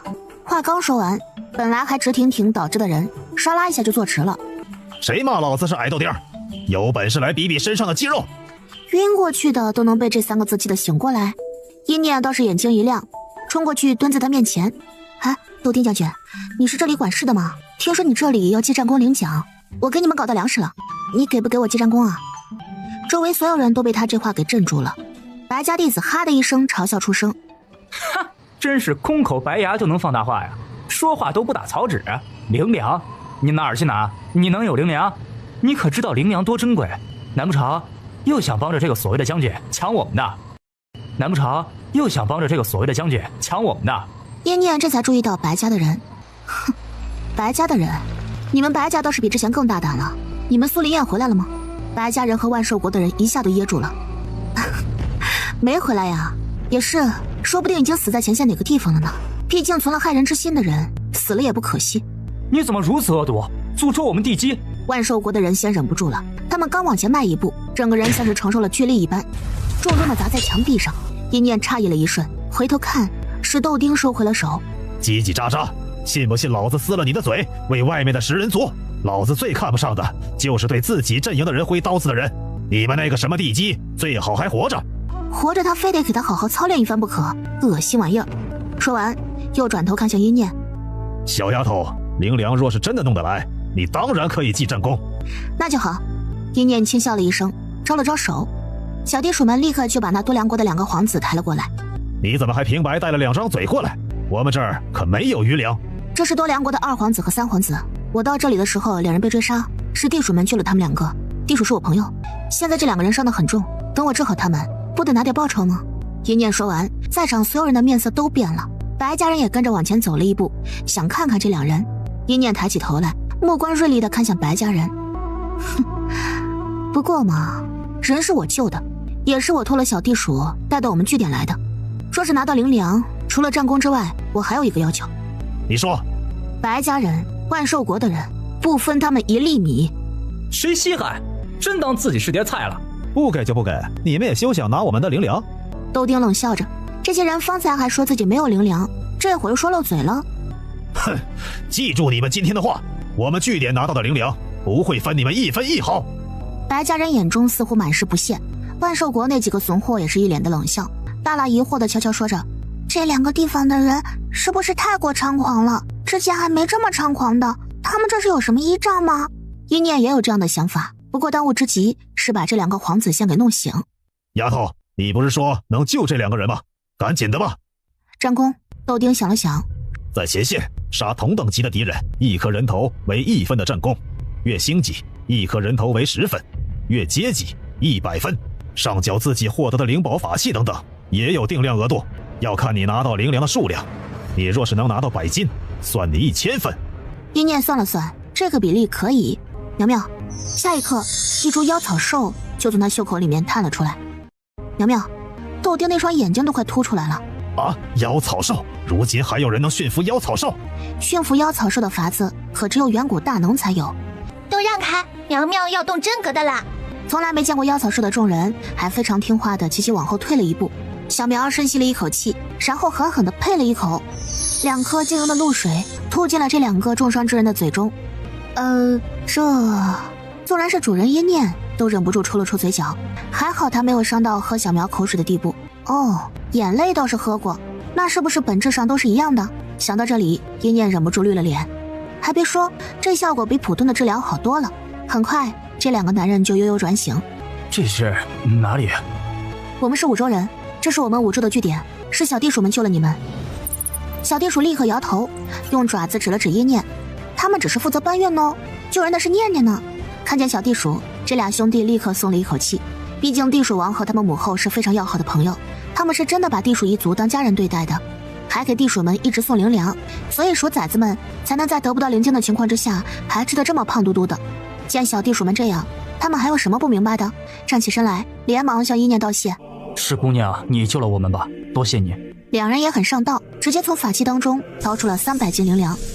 我们身上就只有这么些了，除了灵粮就没有别的了，都给姑娘您聊表谢意。一念眼睛一亮，哼，这两人上道啊！哈哈哈哈！你俩上道，不错不错，比你们那个贪心的大哥好上许多。蒲善大的巴掌拍在两个皇子身上，差点没把人给拍地上去。两人黑了脸，却不是因为被拍，而是因为大皇子。如果不是遇到了念姑娘，恐怕这次我们两个都要被大哥那畜生给害了。你们怕是没见过兄弟相残的事情吧？我大哥名为多摩，是我父皇的第一个儿子，却不是嫡系所出。我和弟弟也并没有因为他的出身看不起他，反倒是对大哥多有敬重。这些年也一直相处得好，却没想到他竟然是在这里等着我们。二皇子多利红狠狠地拍了拍桌子，他弟弟多利青也是咬着牙，显然还没有从被兄弟背叛的打击当中回过神来。旁边的人听着也忍不住跟着动容，只有一念面无表情的格格不入。你不觉得他们可怜吗？一念愣了一下，可怜的。孟小七怔住了，一念在说谎，他对他们口述的这件事情其实没有几分波澜，要么是一念天生冷情，但这么久接触下来，他知道小师妹不是这样的人，那么就只剩下一个可能了，小师妹经过的比这两个惨多了。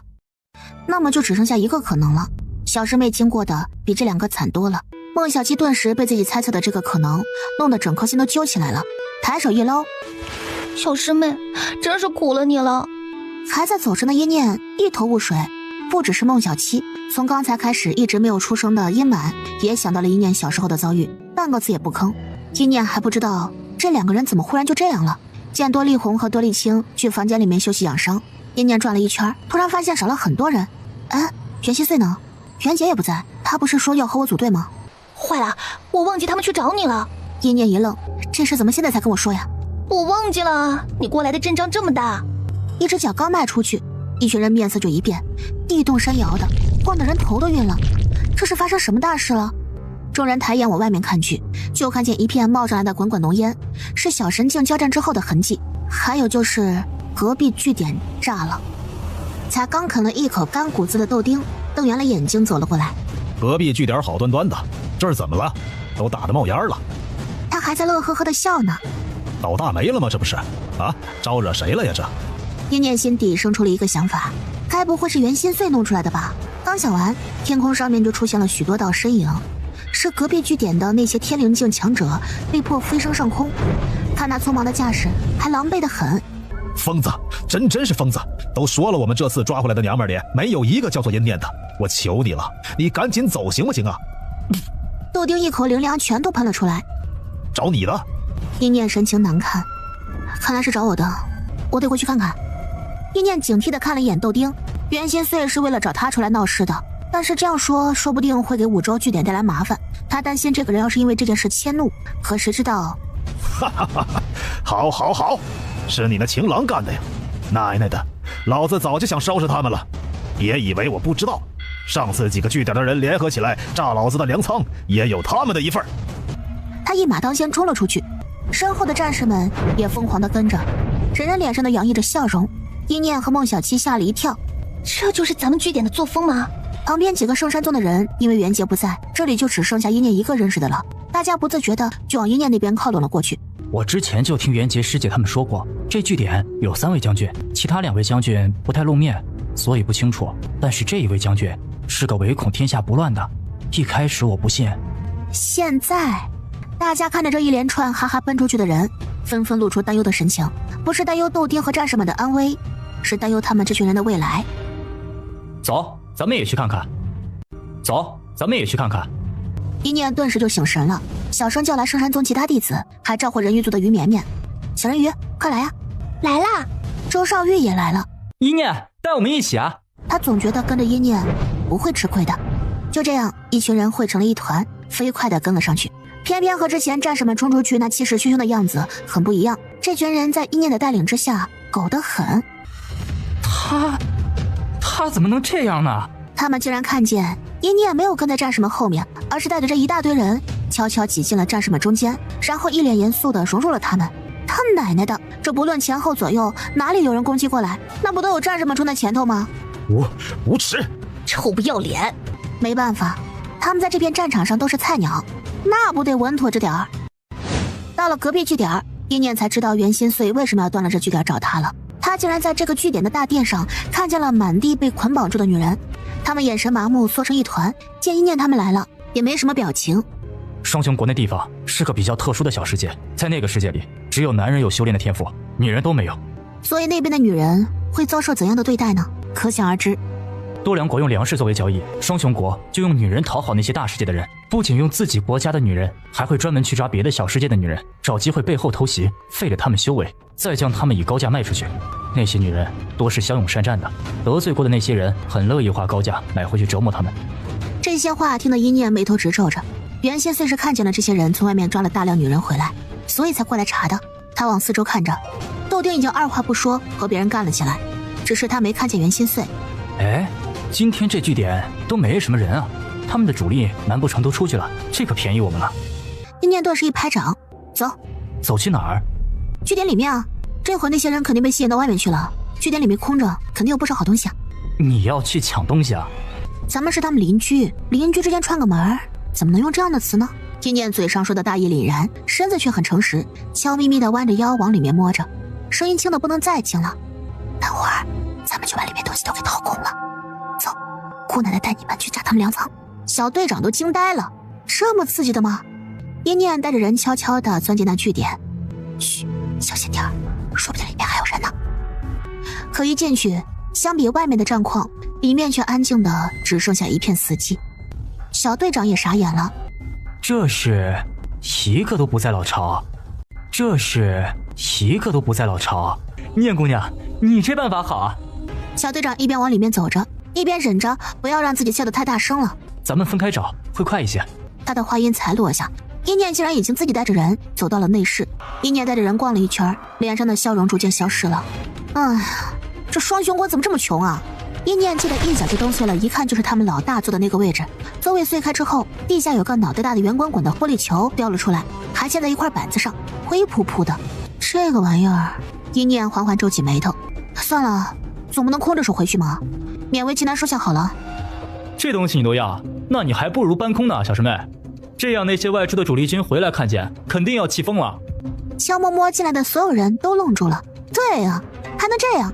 阴念动作最快，因为百变和辣辣也出来拿着法器帮忙了。阴满还在脑海当中嘚吧嘚说个不停。快，右边那个锅子是谁的？哎呀，臭袜子也不能放过呀！大可不必吧。这群人由阴念带领着，在双雄国据点的搜刮就犹如蝗虫过境，寸草不生，直到最后大到桌子凳子，小到一块破裤衩子，一点也没留给他们。阴念说的东西是所有人里面最多的。他来到粮仓门口，兴奋地一脚踹向大门，大门纹丝不动。阴念黑了脸，小队长迅速带着人过来助阵。我们合力，3、2、1。一声令下，大门依然纹丝不动，连那拳头大小的金锁都没有晃荡一下，仿佛在嘲笑这群愚蠢的凡人。就在阴念打算再强行突破一次的时候，身后传来怯生生一个声音：安然。阴念转过身，发现是原先被绑的这些一脸麻木的女人们。阴念刚才给他们松了绑，这才发现大家竟然都没走，默默地跟在他们身后。你们这样是没有用的，要拿钥匙。我们如果有钥匙，就不会用这个办法了。趁那些人还没有发现你们赶紧走吧。站在最前面的是个看起来非常沉默的女人，她个头比男人还高。这女人看起来就和双雄国本国的女人不一样，眼中毫无灰败怯懦，甚至带着几分天然的傲气。我知道钥匙在哪里。女人为了证明自己说的是真的，来到了粮仓大门口。她举起手指，在左边一块方格上敲了3下，又在右边一块方格上敲了4下。咔嚓一声，有东西从里面掉了出来。女人捡起钥匙，双手拿着递给了阴念。我看见过那些人取这钥匙，双雄国的男人都是空有蛮力没有脑子的蠢东西，他们好几次弄丢了这个钥匙，干脆就弄了这个东西，免得再丢了重新做。阴念愣了一瞬，下一刻便接了过来。这怎么好意思啊？女人原本以为阴念会推拒一下的，看来是他想多了，一念才不会推拒的，不要拦着人家报恩嘛。天！看着推开的大门，小队长忍不住发出了一声惊呼，里面堆满了粮食，足足有上千斤。收下！一念大手一挥，上千斤粮食就进了他空间里面。只是收完了灵粮，却看见底下一个巨大的白玉大盆。这是好东西，这3个字都没说完，那大盆也被一念给收进去了。一念拍了拍自己法器，你要说啥？没有了。一念走出去的时候，还特别嚣张的，连锁和钥匙都没放过。撤！一念带着人又鬼鬼祟祟出去了。那些双眼麻木的女人看着刚才像盖世英雄一样的恩人们，这会儿和一直是弓着腰的老王八一样，排着队往外面走着。他们迟疑了一瞬，有样学样，也跟着这副姿态往外面遁着。那个高个女人站在身后，抽搐着嘴角，看着眼前这一幕，真是，当这一群人都开始猥琐的时候，便恨不得自戳双目了。殷曼还在不断的夸赞说：“好，你这就有爷爷我当年的几分真传了。咱们该刚就要刚，该怂就要怂，不费一兵一卒就打胜仗的才是胜利。”殷念点头，说得很对。只是他出去的时候，自己一个人在后面留了一会儿，远远的看见袁心碎果然和留下的那个小神经在打架。旁边豆丁时不时狂笑着冲上去补一锤，那小神经已经要被打死了。一念知道袁心碎担心自己，该怎么让他注意到自己呢？一念很急，他忽然想到了一个办法。一念深呼吸一口气，他死死压着身体里的魔元素，像是从汪洋中抽取一滴一样难。终于，袁心碎耳后一颗小小的魔元素出现了。袁心碎感觉到了魔元素的碰撞，愣了一下，对上了站在远处朝他小心招手的一念。袁心碎眸光一亮，顿时将被他掐着脖子的小神镜丢给了豆丁。你解决。袁心碎直接朝一念飞了过去。袁顺顺，一念才说出3个字，就被袁心碎猛地抱住了，差点被扑倒在地上。他刚想说自己没事，就感觉有一个冰凉的手放在了他腰上，轻轻抚摸着。一念懵了，那手一路顺着腰往上走，少女雪白的肌肤上顿时泛上一层惊心的红。一念猛地推开袁心碎，你干什么？袁心碎眼中有茫然。帮你检查伤口。不用，我没有受伤。袁心碎看他这副激动的模样，先是不解，随后是想到了什么，整张脸也跟着红了起来。一念看了一眼周围的战圈，把袁心碎拉了过来。我们先回去。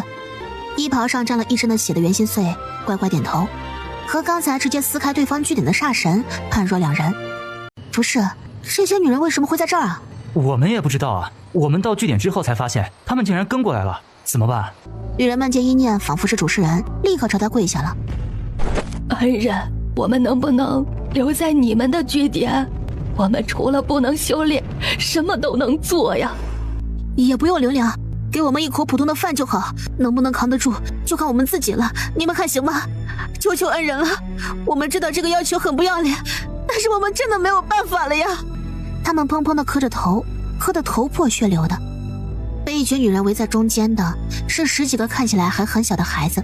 双雄国竟然把这么小的孩子都给带来了，孟小七他们脸上都浮现出憎恶的神情，实在是恶毒。抱歉，我没法做主这个事，你们等我们豆丁将军回来之后再说。我不管事的。女人们愣住了。一念朝里面走着，他打算修炼一下，却发现那个高个女人跟在自己身后。一念愣了一下，你做什么？我还能修炼，他是被他们用药暂时封住了灵力。所以呢，你不是双雄国的人，你可以回你的据点去。一念想到那个钥匙的事情，我们俩清了。可那女人却摇了摇头，一双眼睛死死盯着一念。我是被放逐的流浪人，我没有据点可以回去。就在这时，白家人刚好走出来了，听见这话，顿时发出了嘲笑声。谁都知道流浪人是在自己的世界犯了错才被驱逐出来的，那都是最下三流的货色。阴念，你自己不要脸，可别带着一个流浪人来污了我们据点啊！喂，赶紧滚，别脏了我们的地儿！女人抬起眼睛，死死盯着说话的白家子弟。一念轻笑了一声，看向了娜娜。娜娜心领神会，猛地朝那嘴碎的弟子飞了过去，一脚把这个8星人灵境的弟子拍进了地里。我主人说话的时候有你插嘴的份吗？白家几个弟子受了辱，红着眼睛就要扑过来。怎么，白家的狗崽子要打架？圣山宗的人也过来了，站在了一念身后。袁杰师姐说了，这次要和巨人族合作。于绵绵抬手一挥，鱼人族坚定地护着一念，白家顿时就不够看了。而也就是在这个时候，一道带着几分婴儿的声音平缓地响起。早就听闻天一州出了一个了不起的女人，你就是阴念。行不更名，坐不改姓，正是。一念瞥了男人一眼，不知怎么的，才第一个照面，他对这个男人就没有半分好感。大概是因为他那种除了我之外都是垃圾的高贵眼神，令人作呕。我是福神塔的八神子。他说完，周围便响起了一片吸气声。八神子挑剔地看了一眼一念，流浪人有什么资格迈进我们据点？还有，你为何一来就滋事挑衅？你这是要坏我据点的规矩？你的规则？哼，真是大言不惭。这据点是五洲据点，你是五洲的王不成？想要护着白家这些狗就直说，装的什么乌龟王八大头蒜呢？混账！你敢对福神塔的神子不敬重？白家人顿时怒骂：淫念，你个没良心的东西！你知道福神塔在五洲的地位吗？你知道自己现在还能修炼灵力是拜谁所赐吗？哦，是拜谁所赐？白家弟子看向站在一念身边的袁心碎，眼中带了些畏惧。但一想到白家族老说了福神塔的八神子会照顾白家和万寿国的人，顿时那点畏惧也就没了。当然是福神塔的诸位神子所赐。当年那场灵力枯竭的动荡，你们不会不知道吧？赤鬼谷的人几乎就要压不住自己的满腔杀意，这厮竟然还敢提这事儿。灵力那是他们全族的气运和血肉啊！白家那个小子眼神之中满满都是优越感。你们跪下磕头谢恩都来不及，哪里来的脸大言不惭的和福神塔的神子强生？哼，没皮没脸的都。最后一个字都没说完，这个弟子的脑袋直接整个炸开，如同一个烂西瓜一样，在地上只留下一个红色的印记。神子救命！白家人都吓尿了，纷纷躲到了八神子的身后。八神子并没有因为这个弟子死了而愤怒，但是他觉得袁心碎非常的不给面子，故而脸色阴沉地盯着袁心碎问着：小神境巅峰的阵法师，你这是要与我福神塔为敌？八神子依然是那副高高在上的模样，他将视线转向一念：你这样残暴又怂恿身边的人滥杀无辜的，没有资格住在我们五洲的据点。八神子眼中杀意一闪而过，却因为袁心碎坐在一念身边，导致忌惮着不敢动手。畜生披上人皮，便以为自己是高高在上的神了，真是可笑。一念死死抓着袁心碎的手，他感受到了袁心碎磅礴的杀意。一念压低声音：现在不能动手，鹬蚌相争，渔翁得利。外面不少小世界的据点都在虎视眈眈，我们去外面自己弄个据点安置好了，再回来教训这些人。袁心碎看了一眼一念，他眼中有对他的担忧，他是怕他在这里不管不顾的开战，折损在这里。八神子还在咄咄相逼：自己滚出去吧，别让我脏了手。他挥了挥手，无数的战士从后方走了出来，人数远超过一念和袁心碎的人。而让一念吃惊的是，这些战士竟然一个个都面色红润，半点没有被饿的迹象。这八神子和豆丁肯定不是一路的，一念大胆猜测着，否则怎么可能一边的战士养得膘肥体壮，另一边的饿得快死了呢？念头刚落下，豆丁的大笑传了过来：哈哈哈哈！小丫头，我听说你带着人把隔壁老曹给端了，可以呀！你回来了。豆丁在看见八神子的时候，面色猛地一僵，见八神子带着人将一念一群人围着，豆丁的脸色猛地发黑。王八，你什么意思？八神子那高山神明的样子几乎要维持不下去了。你胡乱喊的什么？哼，你本名王帕，又是什么八神子？咱们简单的说一下，不就是王八吗？哈哈哈哈！放肆！豆丁身后的人也不怂，气氛顿时剑拔弩张。那流浪人脸上露出难看的表情，低声对一念说着：对不住，是我给你带来麻烦了。和你没有关系，这个王八就是冲我来的。八神子死死瞪着一念。哼，看什么？袁心碎轻笑了一声，法阵直接布满整个据点。大长老额头冒汗，福神塔的人对他们县族的法阵总是要敏感一些，少主万一打得激动了，把县族独有的法阵弄出来，那可就不好了。好在一念一直紧紧抓着袁心碎的手，这才没让袁睡睡表演一个现场发疯。豆丁的目光在八神子和一念身上来来回回，终于眼睛一瞪，悟了：你是对阴念不爽？这样不尊重福神塔的人留在这里是对我们整个福神塔的蔑视，豆将军明白就好。呸！我要是明白你个王八心里的想法，那我还是个正常人吗？少往你自己脸上贴金了。豆丁！八神子身上的气势猛地炸开，直接对着豆丁就猛地攻杀了过去。来得正好！哈哈哈哈！豆丁大笑着冲了过去，两人立刻到高空之上，打得天地变色。一念皱起眉头，豆丁将军没吃饱，怕是打不过吧？袁心碎蠢蠢欲动的要上去，一念摁住他手：你不能上去。你现在的身份要小心些才是。叶念听大长老偶尔说起过一次，福神塔是袁心碎的大敌，他现在还帮不了什么忙，但也不能看着袁心碎陷入危险的地步。叶念握紧了他的手，你放心吧，等我集齐四宝，破了白头山和魔剑的封印，你恢复了实力，你想打谁便打谁，好不好？袁心碎诧异地看他一眼，心底翻滚的杀气都停了下来。他想说，即便不破那封印，他恢复实力也就是时间问题，他能修炼到那一步的，就算割开90%的实力，也能重新的修炼上去。但话到了舌尖儿，便只剩下一声很乖巧的好，我等你。好，我等你。就在这个时候，一念听见了天空上传来一声闷哼，窦将军要败了。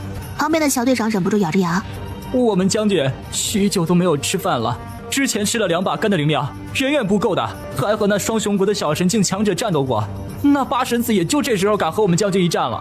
现在窦丁浑身是血，还冲着袁心碎吼着，你小子不许上来，这是老子1对1的战斗。一念握紧的手松开，他看向了巨人族的人，师兄们，我绝对不会待在这个据点的，你们呢？走走走，这破据点老子还不稀罕了。小师妹说的哪里话，你去哪儿师兄们就去哪儿。就是谁稀罕啊，我们和你们一起走。圣山宗的弟子们还在犹豫着，他们也想去，但是袁杰师姐还没回来。就在这时，一道爽朗的笑声传了过来，一念，我果真没有看错你。说完又皱着眉头看向了天空上的战场，脸色一沉，八神子这是又做的什么劲儿啊？你才回来，怎么就断定是那个王八作啊？你刚来这里，你是不清楚那人的作风。这据点明面上是5州据点，其实除了窦丁将军之外，剩下2位将军都是福神塔的人。这2人率领的战士是窦将军的10倍有余。这会儿你看不见他们在据点，是因为他们都出去了。窦将军是真正的英雄，他手下的兵不论出处，人人平等，而且他极为护短。看出来了。但是福神塔不满窦丁的存在已久，他们希望3位主事的将军都是福神塔的人。可窦将军战功赫赫，他们没有理由跟他走。现在福神塔是终于忍不住了。一念听见这些话，心中有了决断，抬起头对窦丁说着：“窦将军，歇战吧，我可以离开这个据点。当然，窦诸国就得想别的办法来拿了。”窦丁气得气血翻滚着。小丫头，老子之前误会你一次，现在要护你一次，你少管我。冥顽不灵，去死！咚的一声，面前浮现出一个巨大的光阵，倒不是袁心碎出手了，而是大长老黑着脸站了出来，是鬼谷的人也跟着站了出来。八神子适可而止。窦丁吐出了一口血来，抬起手，好像仍是不甘心，要往八神子身上捶。愚蠢的贱民！八神子直接一脚踹向窦丁，窦丁的手在他腰间虚捞了一把，这才压着一丝诡异的笑，被他一脚踹下，直接砸在了一念面前。明明受伤了，可烟尘飞扬之中，一念却看见了窦丁的笑容。他在笑什么？只有窦丁自己知道。他趁乱摸走了八神子腰间的空间法器，堕珠果可就在里面。窦将军，一念上前把人扶起来。绵绵，一念才喊了一声，于绵绵就非常上道的带着自己的族人过来，围着窦丁投出了无数的泡泡，伤口开始飞速的治愈，连带着内里肺腑都变得舒坦起来。窦丁眼神猛地变亮，是人鱼族，人鱼族竟然还存在于世上。可不是嘛，我们人鱼族哪里那么容易消亡的？哈哈哈哈！好，好，好，有你们在，前线能多活多少战士下来啊！一念确定人没事之后，便眼珠子一转，窦将军，我带着我师兄他们去找别的落脚处，你……哼，我和你们一起走，这地方也真是越待越没劲儿。我们也是，我们也要一起去啊！一念面色一喜，多一个小神境强者和窦丁手下带的兵，那再弄一个小据点完全没有问题。那些粮食现在可都在一念兜里呢，这些人都过去也能养得起。一念看向身后众人，还有人要和我们一起走的吗？剩下那些人你看看我，我看看你。省省吧，你们这群人出去就得死一半，还指望我们也跟着你们出去送死啊？他们转身看向其他势力的弟子，你们可长点心眼儿，咱们各家可都是有长辈在这个据点镇守的，就算你们想走，你们长辈也不会允许的。而且跟着一念就是死路一条，区区5星人灵境，大放厥词，猖狂。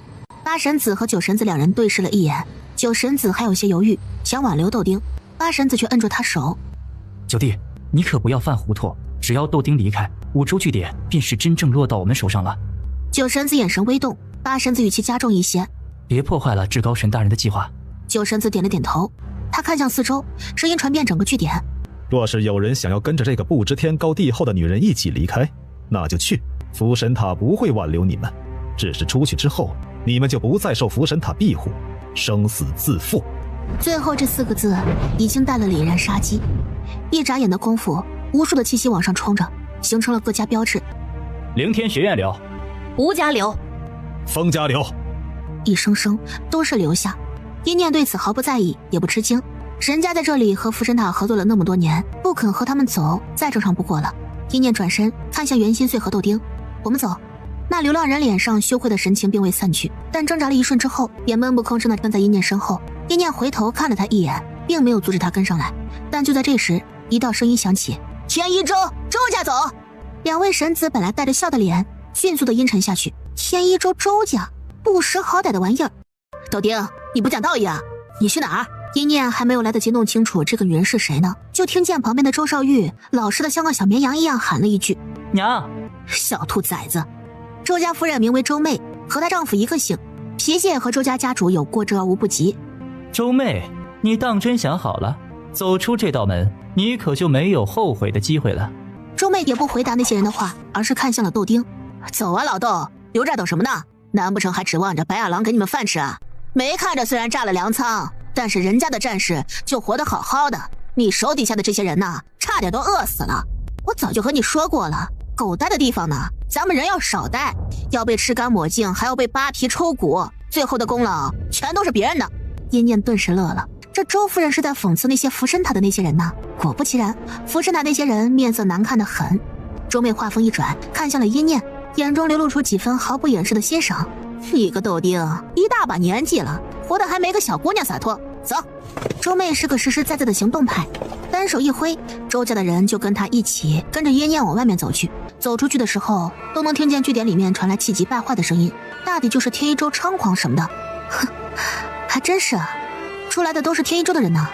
除了天一周最大的周家和圣山宗之外，还有几个大势力跟着周妹一起出来了。我们已经听说了天一周被修邪师围攻的事情，我们只有自救。福神塔那玩意儿占着5州的资源，却不干人事，我们也忍得很久了。但是咱们这灵良怎么办啊？灵良不用担心，我们会想办法的。这2人是被阴念救回来的，自然也跟着阴念一起走。他娘的！一声声嘶力竭的声音在旁边双雄国的据点响起来，阴念面色一变，赶紧走，是双雄国那边的人回来了。阴念他们跑得快，没有引起双雄国回归大队的注意。逃走之前，阴念还听见那边仿佛死了亲娘一样的喊声：是谁？到底是谁？连我的裤衩子都没有放过啊！畜生啊！阴念顿时带着人跑得更快了。双雄国的老大老二看着躺在地上已经凉透的老三的尸体，脸色阴沉的一拳重重捶在地上，将地面捶得4分5裂。有人匆匆跑了过来：老大，什么都没了，什么都搬空了，连一块木屑都没有留下，我们的灵粮也被抢走了。老大面色一变，猛地往据点里面冲去。他冲进去之后，第一个看的都不是粮仓，而是看向自己平常一直坐的那个座位。嗡的一下，他像是被人迎面重重打了一拳。椅子没了，椅子没了。老二也匆忙跑过来：不过就是一个座椅，大哥你怎么这么难过？椅子我随时让人给你重新做就好了。老大不吭声了，他不敢说。里面有一块万年灵髓玉，有了那块玉之后，修炼的速度起码能提升3倍，那可比老三的命还要珍贵呢。他们3兄弟因为修炼的时候基本上都在一起，这么好的东西他想独吞就不方便拿出来了，于是想了个办法，把那玉嵌在了自己座位上。可谁想到竟然被撬走了。老大只觉得气血往自己的喉咙里翻涌冲上来。去查，一定还有幸存的活口留着呢。到底是谁杀了老三他们？那些女人也都跑了。老二同样咬牙切齿的，他看向了自己这次带回来的女人，其中被5花大绑丢在最前面的正是苏林燕。他走过去，一把拉扯下苏林燕咬的布团。你知道我是谁吗？我是万寿国的地基，我们万寿国的人不会放过你的。他声音尖锐，可眼神里面是藏不住的惊恐神情。地基？大哥，可别打死了他。我看这贱人还是个御兽师呢，这样的女人带到拍卖场，肯定能拿到一个好价格。苏林燕害怕地握紧了拳头，都是阴念的错。想到阴念，苏林燕眸子里面带着刻骨的恨意。阴念现在肯定已经死了，他最好是已经死了。行了，带着这批女人，我们去鬼影拍卖场，先换点灵粮回来。没有灵粮，在前线根本就是寸步难行。另外一边，窦将军，你对这里熟悉，知道有什么地方比较好弄据点吗？还真有一个地方，不过那地方现在不知道有没有危险。什么地方？听说那个地方现在是夜读星那些兽人的地盘了。夜读星很强吗？很强，那边不管是男兽人还是女兽人都很强。本来夜读星是不参与咱们前线之争的，这次不知道怎么的，就突然打开世界窗了。那边的人有善吗？不然咱们避开。避不开的，小人鱼。为了你们，也不能放弃那个地方。周妹凑了过来，眼神上上下下打量着于绵绵，看到旁边的一念，起了一身鸡皮疙瘩，慈母的眼神。为什么说是为了我啊？于绵绵声音细细软软的，刚说完，就看见对面周妹的眼神更加热切了。于绵绵身上的鳞片都要冒出来了，好吓人呐！周少玉十分头疼。完了，我娘又来了。一念看他一眼，周少玉解释道：“我娘吧，生了我和妹妹，我们俩的性格都像她和我爹。这不是很正常吗？不像亲生父母又像谁呢？可我娘不喜欢我和我妹那样的，她喜欢于绵绵那样的。娇滴滴，软乎乎，还有心思干净单纯，一掐一汪水。周少玉这心里啊，酸得和酿了老陈醋一样。小人鱼，你们人鱼族啊，可是不能离水太久的。但是整个交战地域只有一条河流，是唯一的水源。水源附近的据点都已经被人给占了，现在只剩下豆丁看中的那块地方了。于绵绵不想拖累大家，就说着：“我们用木桶也可以，我们往空间法器里多装点水就行了。”那不行，那你的小尾巴多疼呢！听婶婶的，乖乖的啊。周妹那么大嗓门这么温柔下来，真是叫人毛骨悚然。不等于绵绵说什么，那去那边看看吧，不好了我们再退。好在那个地方虽然很远，但是在场众人实力都不错，差不多走了半天就到了。就是这里了。是一个巨大的瀑布，水面像是一块巨大的雪白断层，从天空上坠落下来，落在地上，砸出无数的水花和水雾。湖泊里面不断有各种各样的鱼跃上来，竟然都是一念见都没见过的野灵兽，看着就很补，多得好像没有人抓一样。这地方很难找，因为刚才豆丁是带着他们拨开了一大片藤蔓钻进来，才找到这么一个天然空旷的地方的。糟了！旁边的豆丁却皱起眉头，看着瀑布上面的另一段空地，那是夜读星的旗帜。他们果然来了这里，后面还有一些人跟着咱们呢。现在怎么办？多利清两兄弟脸色都白了，他们伤都没好，再加上现在前线都是大皇子的人，只有跟着一念他们才能活。两人又没有战斗力，出去就是死。袁心碎抹了一把湖水，眼中闪过暗芒。就定在这里。豆丁和周妹豁然转身看向袁心碎，毫无疑问，袁心碎是他们这里实力最强，甚至他们都探不到袁心碎底的程度。只是袁心碎一向来都是不出声的，也难得有主动开口的时候。好，那暂时定在这里吧。如果等会儿那边据点有人过来，咱们再看怎么解决。太好了，我也走累了，先歇着吧，让我喝口水先。别说他了，大家都口渴了，于是干脆开始整顿起来。据点不好搭，一念正在头疼呢，却看见周妹转头就丢出了一个巨大的空间法器，那法器迎风暴涨，直接就成了一座大院子。娘，你怎么把爹的宝贝带出来了？一念手上也有移动的可居住法器，但只是小屋子，可想而知周妹这个有多厉害了，还是周家夫人阔。走走走，先进去休整。周妹带着众人打开门，一念最后看了一眼夜读星那边的旗帜在烈烈飞舞着，可据点里面却安静得很。一念，旁边豆丁突然走进来，将一个东西塞进了一念手上。拿着，老子答应给你的战功是没法记了，但是战功能兑换的最好的东西，老子必须得给你。一念一愣，什么东西啊？可豆丁却不愿意多说，把东西放在他手上就进去了。一念低头感受了一下法器里面，阴满的声音猛地在一念脑海中炸响。落珠果，是落珠果。一念猛地收起了法器。真的吗，爷爷？我还会骗你不成？赶紧收好。我就说呢，豆丁那个暴脾气，上去和那王八打一场明摆着不会赢的架做什么？原来在这儿等着呢。一念走进院子里，找到了豆丁。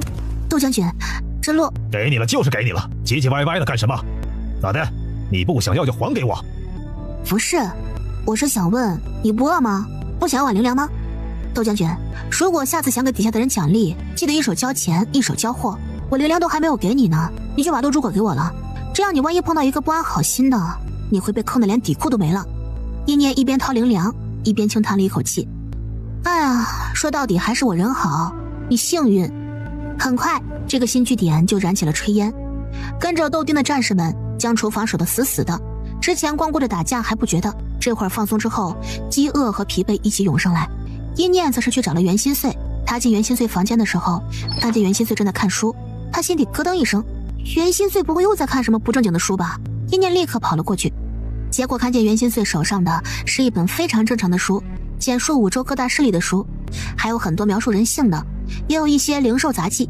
不知怎么的，一念总是觉得袁心碎好像比之前有些区别了。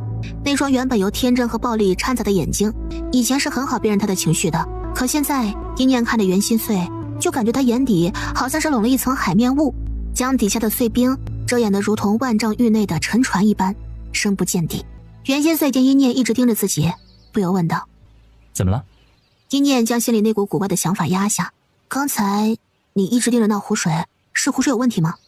不是，你跟我来。两人来到了巨大湖泊之前，瀑布比刚才喷落下来的架势还要猛烈一些。一念深吸了一口气，那些水雾顺着进入他的肺腑，不知道是不是一念的错觉，他天宫里面的精神力池子好像微微震颤了一下。这里的水，刚才我还没发现呢，这里的水雾让我的精神力觉得很舒服。不是这里的水让你舒服。袁心碎抬手一划，一只浑身冒着雷光的独角鱼就从水中被袁心碎扯了出来，雷光缭绕，猛地对一念劈了过来。一念拿出红伞，一伞架直接戳死了这条鱼。这鱼怎么了？这鱼怎么了？一念知道袁心碎肯定不会无缘无故的给他看这个。念念，张嘴，吃吧。哎，不，你等会儿，这东西能吃吗？能吃，这东西叫做独角雷鱼，是非常稀有的，对我们的精神力也有淬炼的作用。这个湖泊里有很多这种雷鱼，虽然都是一些连初元兽都不到的等级，但是对你现在的天宫来讲，那是大补之物。袁心碎耐心地说着。多吃点，念念。一念艰难点头，想到这个雷鱼的功效，也觉得好像不那么丑了。辣辣在他脑海当中闹腾着，太丑了，主人，丑得我好想打他，我忍不了了，主人。别闹！百变摁住蠢蠢欲动的想探出头的辣辣，不是说好了我们要收敛气息的吗？我也跟着点头。我能感觉到前面这个据点好多强者，而且因为那边都是兽人，算是半同族，咱们可得把自己的气息藏好了。一念见闹腾的辣辣被百变压着，这才跟着袁心碎在水里抓了很多独角雷鱼，处理一下再吃吧，这样我真吃不下去。袁心碎闻言点头，纵容的笑了笑。他这一笑，一念打量他的目光当中又带上了几分深思。怎么了？你今天怎么总这么看我？我总觉得你哪儿不一样了，可能是我的错觉吧。哼，我没有哪里不一样。你拿着鱼丸吧，我去里面拿烤架。一念接过鱼才猛地反应过来，拿着鱼丸，以前袁心碎可不会说这样的话的。他的世界当中只有最简单的两种对人的认知，他喜欢的人和他想杀的人。看几本没有营养的书还能有这么大影响啊？算了，先说说鱼吧。光是拿着这些鱼，他都能感觉到天宫兴奋到颤抖了。同时袁心碎走进了院子里，大长老正在等着他。如果一念在这里的话，就能看得出来大长老脸上对袁心碎的敬畏更加重了。少主，我已经按照您的吩咐派擅长搜寻的人出去找苏林燕那女人了。袁心碎脸上没了刚才对着一念的笑容，他在高位上坐下。我要活的，明白吗？大长老一愣，只是这一秒的怔愣，伴随着大长老被血脉压制而跪下的扑通一声，整个屋子里都弥漫着袁心碎的威压。大长老苍白着脸，连连点头，一定抓活的。大长老甚至都不敢对上袁心碎那双黝黑的眼睛，原因无他，还得从老乞丐给送了那些书开始说起了。看了那些书，袁心碎在男女相处这块忽然就开窍了，也让他意识到，原来外面的书和白头山底下长辈们留给他的那些修炼功法是不一样的。外面的书写的动作杂乱又涉猎广，却能让他快速明白一些本来不明白的人情世故，于是就出现了横扫天一州许多书库的事情。但是随着袁心碎看的书越来越多，他对这个世界的一些事情规则便了解得越来越深了，那双眼睛也跟着像是蒙上了一层浓雾一般，让人捉摸不清。他正在快速地适应这个世界，然后试图掌控整个世界。五州现在已经基本被浮神塔给控制住了。袁心碎的手指在地图上游走着，眼中有寒意渗透下沉。要弄死浮神塔那些人，光是赤鬼谷是不够的，前线的天材地宝也确实很多，据点还要再扩大5倍才行。多利青和多利红有说什么吗？要在这里扎根据点，就需要足够的灵粮，把那2人看紧了，过不了多久，那2人就该来主动找我们帮忙了。大长老噤若寒蝉，只是一个劲的点头。以前的袁心碎就已经十分可怕了，现在的袁心碎更加让人琢磨不透。你给我找的兵法书很不错，再弄一些过来，有多少弄多少。是，少主。袁心碎点头，拿了调料往外面走着。一念还在外面等着他。而就在离湖泊有些远的地方，浮神塔那边跟来的探子远远地看着据点的位置，冷哼了一声，把据点弄在了夜读星旁边，这些人可真是怕自己死得不够快啊。他急匆匆地往五洲据点赶去，要让八神子他们知道这边的位置，以后想个办法来一锅端才好。结果走出没2步，就看见前面密密麻麻的无数壮硕的身影从密林里面走了出来。该死的，这么多的小世界要怎么找啊？裂空一族最擅长的就是隐藏气息，还有小主人的事儿，到底真的假的？不会是那位大人上了年纪闻错了吧？哎，诸位是夜读星的人吧？你们还在外面逛着呢，你们不知道吗？探子笑眯眯地和他们打招呼，语气夸张，像个小丑。你们据点被一群不知天高地厚的贱人给占领破坏了呀！什么？那些人是不要命了吗？那探子还来不及高兴呢，就被尸兽人一把掐着脖子提了起来，把他也拎回去。要是他说的是谎话的话，那就杀了他。本就因为找不到裂空一族的气息，没法确定有没有小主人正烦着呢。竟然还有人敢在这时候撞上来，真是不怕死。却忽然想到了什么，面色一沉。不好，咱们据点还有几只幼崽兽，他们难不成是去偷我们的幼崽兽的？其他兽人也跟着变得惊慌失措起来。要知道，他们兽人一族和灵兽是一样的，脑部都是有兽元的，取出来都可以助人修炼，兽血也是大补的。一想到幼兽们会遭遇的事情，他们的杀心顿时起来了。而此刻，在巨大湖泊前面，一念正在烤雷鱼的肉，雪白的鱼肉被烤得吱吱冒油。一念撕下一块吃进嘴巴里面，几乎是瞬间，天宫里的精神力就开始翻涌起来，效果真好。一念正准备给藏在兜兜里面嗷嗷叫唤着到底要吃饭的拉拉他们几块的时候，裙角却突然被拉了拉。一念下意识低头，看见了3头雪白的尸兽冲他嗷嗷叫唤着，一双水润的眼睛紧紧盯着一念手上的食物。不许给，都是小3兽、绿茶兽，不许不许不许，这是主人给我们准备的食物。拉拉都要哭了，怎么到哪都有这种臭不要脸的小家伙呢？主人，我们自己都不够吃呢。主人，不能给陌生的兽兽吃东西，小心他们赖上你了。一念揉了揉额头，而就在这时，杀气腾腾的尸兽人带着人杀过来了。看哪，我没骗你们呢，快杀了他们！探子自觉一条小命保住了。兽人族的大人们啊，他们这是在你们的脸皮上踩踏呀，一定要一个不留的杀干净才好。他很聒噪，可尸兽人却擦了擦自己的眼睛，他们看见了什么？他的3个孩子都赖在一个女人的脚旁，平常作天作地的3个小霸王，这会儿正嗷嗷的奶声奶气朝着一念叫唤着。尸兽人听出了他们叫喊声里的意思，漂亮姐姐，来摸我呀，快摸我！尸兽人看得目瞪口呆的，他们往前迈了2步，想看清楚那个女人的模样。那探子还在喊着，是的，就是那个女人，那女人将一帮小神性的男人迷得神魂颠倒，大人，这女人最该杀了。就在这时，听见动静的一念转过了头，尸兽人浑身一震，好像，太像了，太像那位了。呸，真是见人贱模样。话都没说完，前面的尸兽人猛地扬起巴掌，狠狠地甩在探子脸上，炸成一团血雾。谁？旁边的袁杰听见了声音，立马跑了出来。是隔壁据点夜读星的兽人族回来了。3个小狮子还在试图用自己的肚子勾引一念，闻到了父亲的气息，然后便浑身僵硬，不自在地把脑袋埋进了自己爪爪里面。哎呀，受死现场！尸兽人还在怔愣地盯着一念，从他的眉目一直仔细打量着。像，太像了，简直就像是一个模子里刻出来的。一念远远地看见那个尸兽人竟然在自言自语，双眼眯瞪，一脸吃样。那边那个大狮子好像已经气疯了，保不准他会不会忽然发狂，我们小心些。袁杰赞同地点头。怎么了，念念？袁心碎拿着调料从里面走过来，走近了就感觉到了那边难以掩盖的气息。袁心碎面色一变，站到了一念面前。念念，你站在我身后。豆丁他们也出来了，他一眼就看见了尸肉人旁边那具无头尸体。这是福神塔的人，福神塔的人为什么死了？是夜读星的人杀的。尸兽人正说没法搭话呢，听见豆丁的话，把那探子的无头尸体给提了过来。这个人他想挑拨我们的关系，被我一巴掌给拍死了。说完还扯着自己的嘴唇，露出了一个自认为憨厚实则凶神恶煞的笑容，一脸的快夸我的神情让一念更加警惕了。豆丁和周妹都懵了，这就是凶残的夜读星兽人族吗？看着很是忠厚朴实啊。一念抿了抿唇，是福神塔派的吗？他开口说话的时候神情灵动，不似之前那么僵硬，这一灵动就更像了，就好像他们的主人还在他们跟前的时候是一样的。主人。兽人眼眶一红，竟然就这么露出了一副要哭的模样。一念吓得面色苍白，他说什么了？竟然把这个尸兽人给说哭了吗？一念见对方好像真的没有攻击他们的意思，想了想开口说着，你说这个人过来挑拨关系的？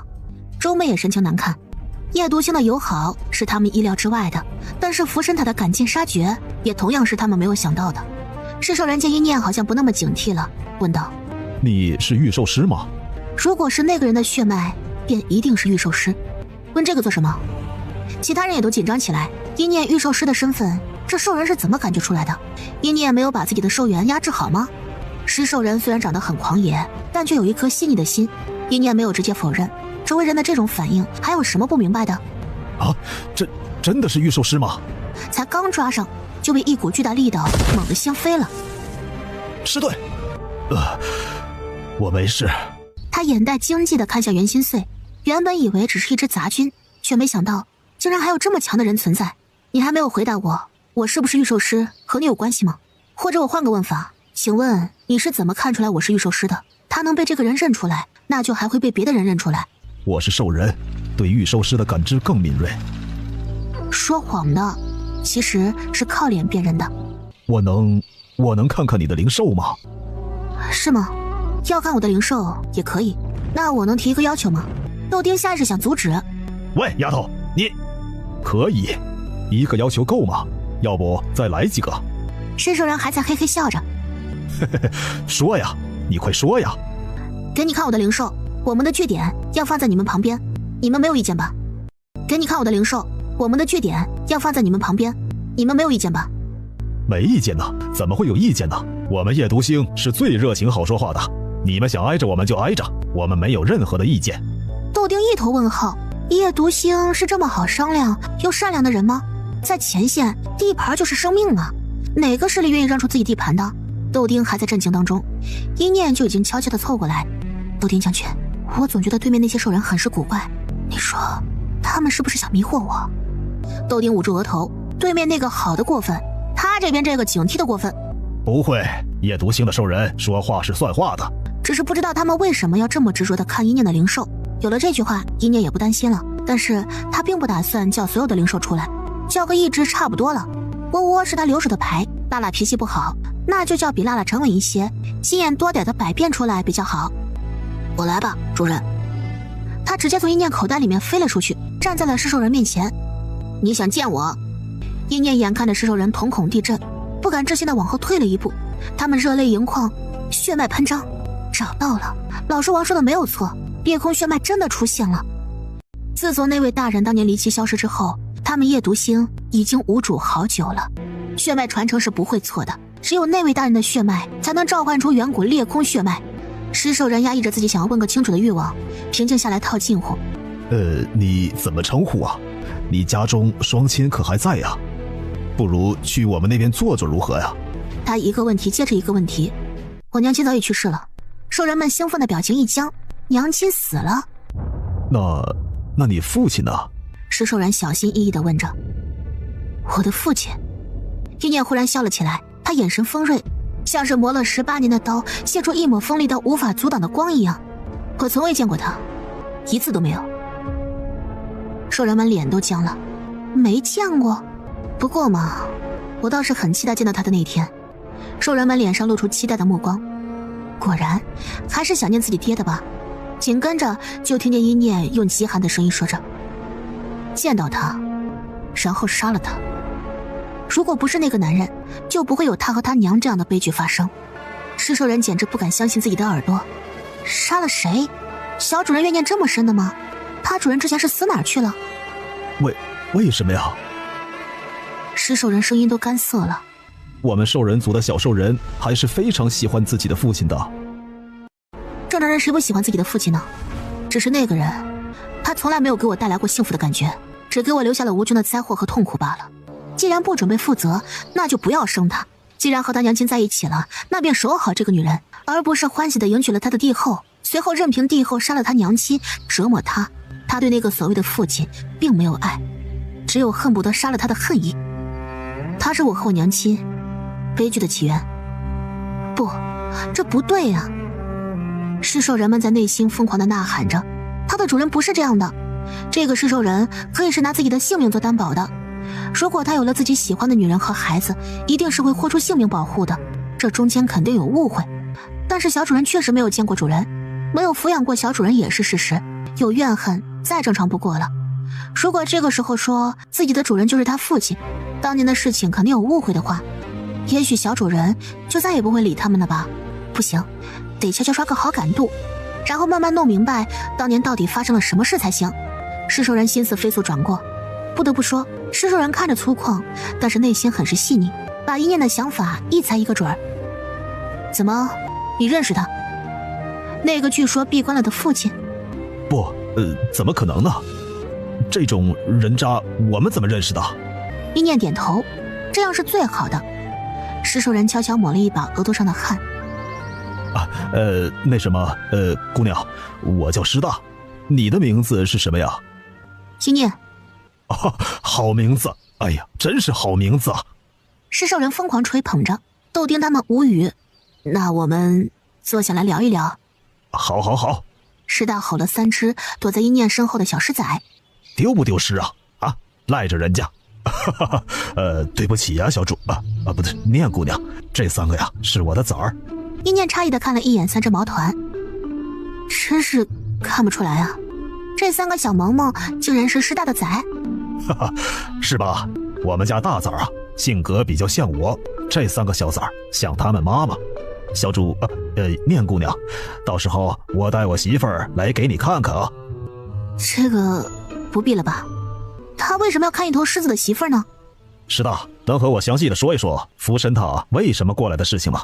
听见这话，师大也变得正经起来。哦，我正好也想和你们说说那狗东西的事情。一念其实不用听，他也能猜到了，不就是打听他们落脚在哪儿，然后想杀了他们吗？只是福神塔的人就这么容不下忤逆他们的人吗？现在据点也安定下来了，要不要和我一起去打一局啊？正好，我也觉得差不多该到熟悉战术组队的时候了。我也去。周少玉想跟上，但是被周妹摁住了肩膀。你现在实力太弱了，跟着他们会很危险。那2个丫头都是有实力有脑子又会搞事的人，绝对不会按部就班的去寻宝的，你不能跟他们一块儿，会被折腾死的。周少玉有些不甘心，但是又不得不承认娘亲说的是对的，现在的他的确和他们拉开了太大距离。绵绵过来。于绵绵立刻高兴地跟上，3人一起往外面走着。一念走出去就看见袁心碎和大长老正在说着什么。少主，那女人的位置已经找到了，在拍卖场，双雄国的人想要拍卖她。哼，知道了，走，我们去拍卖场看看那边的情况，顺便给念念带份礼物回来。袁心碎有他要办的事情，一念自然也有他要去的地方，索性2人就此分开行动了。而一念也希望他在这边可以得到真正意义上的锻炼。一念和袁杰找到了一处空旷的地方，准备过招。而就在离他们很近的夜读星的据点里，一个一头银发的俊秀少年看着一念。哼，那就是父亲说的小主人，看起来也没多厉害啊，值得这么兴师动众的吗？袁杰摆开架势，来，组队之前我得看看你有多少本事先。一念正要攻击的时候，人灵境区域内忽然发生了一声炸响，下一刻，一座巨大的遮天蔽日的岛屿从地面凸起，往半空上浮起。那是什么？那是神灵圣地空岛。空岛10年一出，前2年明明已经出过了，为什么会再出现？空岛很厉害吗？很厉害，里面宝物无数，危机也无数。我当年受了重伤，从地灵境跌回人灵境，便是因为上了空岛，你慎重些。如果你不想去的话，我也可以带你去别的地方。喂，袁姐，你不会是怕了吧？怕了也没事。一念仰起头来，注视着那散发着惊人波动的空岛。我带你上去，一雪前耻。你不懂，那边是真的非常残酷。宝物虽然好，但是命只有一条。一念闻言，奇怪地看向袁杰。袁杰，你可不是这样会畏惧退缩的人啊。于绵绵也点头，看见这空岛，袁杰看起来很反常。袁杰劝不动，眼中的担忧又浮现上来。见他们要走，一直待在据点的那个银发少年眯起了眼睛。父亲总不让我出去历练，明明我已经是初元兽巅峰了，差一点就能到中元兽。哎，趁现在父亲被那边的人拖住了，我自己过去。一路上，一念就看见了不少人往空岛的方向赶去。一念发现他们竟然都带着自己据点的旗帜，为什么要拿旗帜啊？话音一落下，袁杰脸色就变了变。我忘记了，空岛每次开启不是我们想进就能进的，因为能进去的数量有限，所以各个世界商议好，每个世界只能送限定的数额进去。五洲据点现在已经没有名额给我们了。我们也不是五洲据点的人了，没有旗帜那就做一个旗帜。空岛不是那么好上的，那边的那些人不会买账的。说话之间，一行人就已经到了空岛入口处。明明已经站了乌泱泱一群人，但是这些人却各自站在一方，扛着旗帜宣出自己的势力范围，即便只是眼神交锋也充满了杀机。一念他们刚站定，一道刺耳的声音就从身后传了过来。哟，这不是已经从我们据点带着流浪人出去的阴念吗？还没死吗？一念转过身，5个人扛着一面旗帜走了过来。这旗帜，你们竟然把旗帜都换成了福神塔的标志。福神塔这是要完全主宰五洲吗？要是没有我们福神塔，五洲早就完了。不过是一个旗帜而已，有何不可呢？倒是你们怎么还有脸到这里来呀？明明连据点都没有了，还妄想过来分走入空岛的位置不成？赶紧滚出去！一起赶来的还有一个白家弟子，人灵境巅峰实力。他冷眼盯着一念，哼，连流浪人都接受的家伙，还敢在外面丢人现眼？旁边离得近的人都听见了。什么流浪人？真的假的？还有人会收留那些流浪人啊？八神子冷眼看着被所有人用眼神厌弃的一念，露出一抹冷笑，这就是和他作对的下场。袁杰，你还真是不长记性啊！你不会还幻想着我们小神子会喜欢你吧？上一次被我们小神子打到奄奄一息，怎么还敢往上凑啊？他上次不就是追着我们小神子硬要加入我们的队伍吗？这女人也真是厚脸皮，没要他命都是给圣山宗的老宗主面子了。袁杰面色苍白，摇摇欲坠。你害怕空岛就是因为那个小神子他进来了吗？你害怕空岛就是因为那个小神子他进来了吗？没有，他如今已经是地灵境强者了。地灵境啊，那也不错，只是我没想到你还能怕那种人。袁杰咬牙，不管他平常表现的再怎么强势，空岛的那次经历是他这一辈子都挥之不去的阴影。阴念，你不会真以为袁杰是个多了不起的人吧？圣山宗那群人被这样一个女人领导着，也难怪越来越不争气了啊！哈哈哈哈哈！福神塔的人肆意嘲笑着，下一刻，阴念以他们想象不到的速度飞快掠了过来，将那两人的嘴直接生生撕开。福神塔的弟子终于反应过来了，阴念脚脚一点，飞快脱离战圈。果不其然，一直待在旁边的八神子出手了，无数的钢刺出现在阴念刚才站的地方，如果不是阴念躲得快，恐怕就要被穿刺透身体了。八神子脸色彻底阴沉，贱民放肆，谁允许你对我们的人动手的？阴念却并没有回答八神子，反倒是转过头看向了袁杰。谁还没有一段想起来便痛苦不堪的回忆了？怕什么？欺辱讽刺，那就撕了他们的嘴；背后插刀，那就要了他们的命。袁杰眼瞳震颤着，这一刻他终于明白为什么自己那么执着的想和阴念组队了。人人都说他心理强大，可他其实有一段挥之不去的阴影。但阴念不一样，从那次对抗续邪师的恶战当中就能看得出来，他什么话也不必说，他只要扬手挥刀便是真正的强大。多谢你。谢我做什么？不管你在不在，福神塔这些不入流的东西我都是要揍的。阴满在他脑内不满地逼逼着，你还是太善良，你下手再狠点都没事儿，那一帮猥琐货色也配在你面前指指点点。哼！要说护短，一念身边每个人都护短，阴霾尤其严重，大概是因为年纪大了，脾气也大。其他据点的人看到一念这利落的身手，脸上都露出了惊讶的神情。这个人当真只有5星人灵境实力吗？附近一些据点的小神境强者彼此对视了一眼，此女5星却堪比巅峰强者，手腕很辣，绝对不是心慈手软之辈。这样的人进去，对他们势力的人来说绝对不是好事。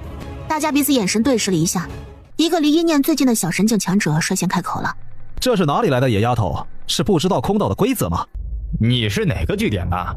莫非是流浪人不成？哎，八神子，有人说这个人是你们五洲据点的，真的假的？我五洲据点怎么会有如此不知礼数的恶心玩意儿？这孩子我本来是想要好好教育一番的，却没想到是坏到根里的，没救了。那就是说也没有小神境强者护着了，而且连旗帜也没有，据点也没有。小姑娘啊，你的胆子可真是大呀！旁边几个据点的人蠢蠢欲动着，像一念这样的人还是趁早杀了好。杀了！一念一把抓住于绵绵他们，打是肯定打不过的，还会被打成肉饼。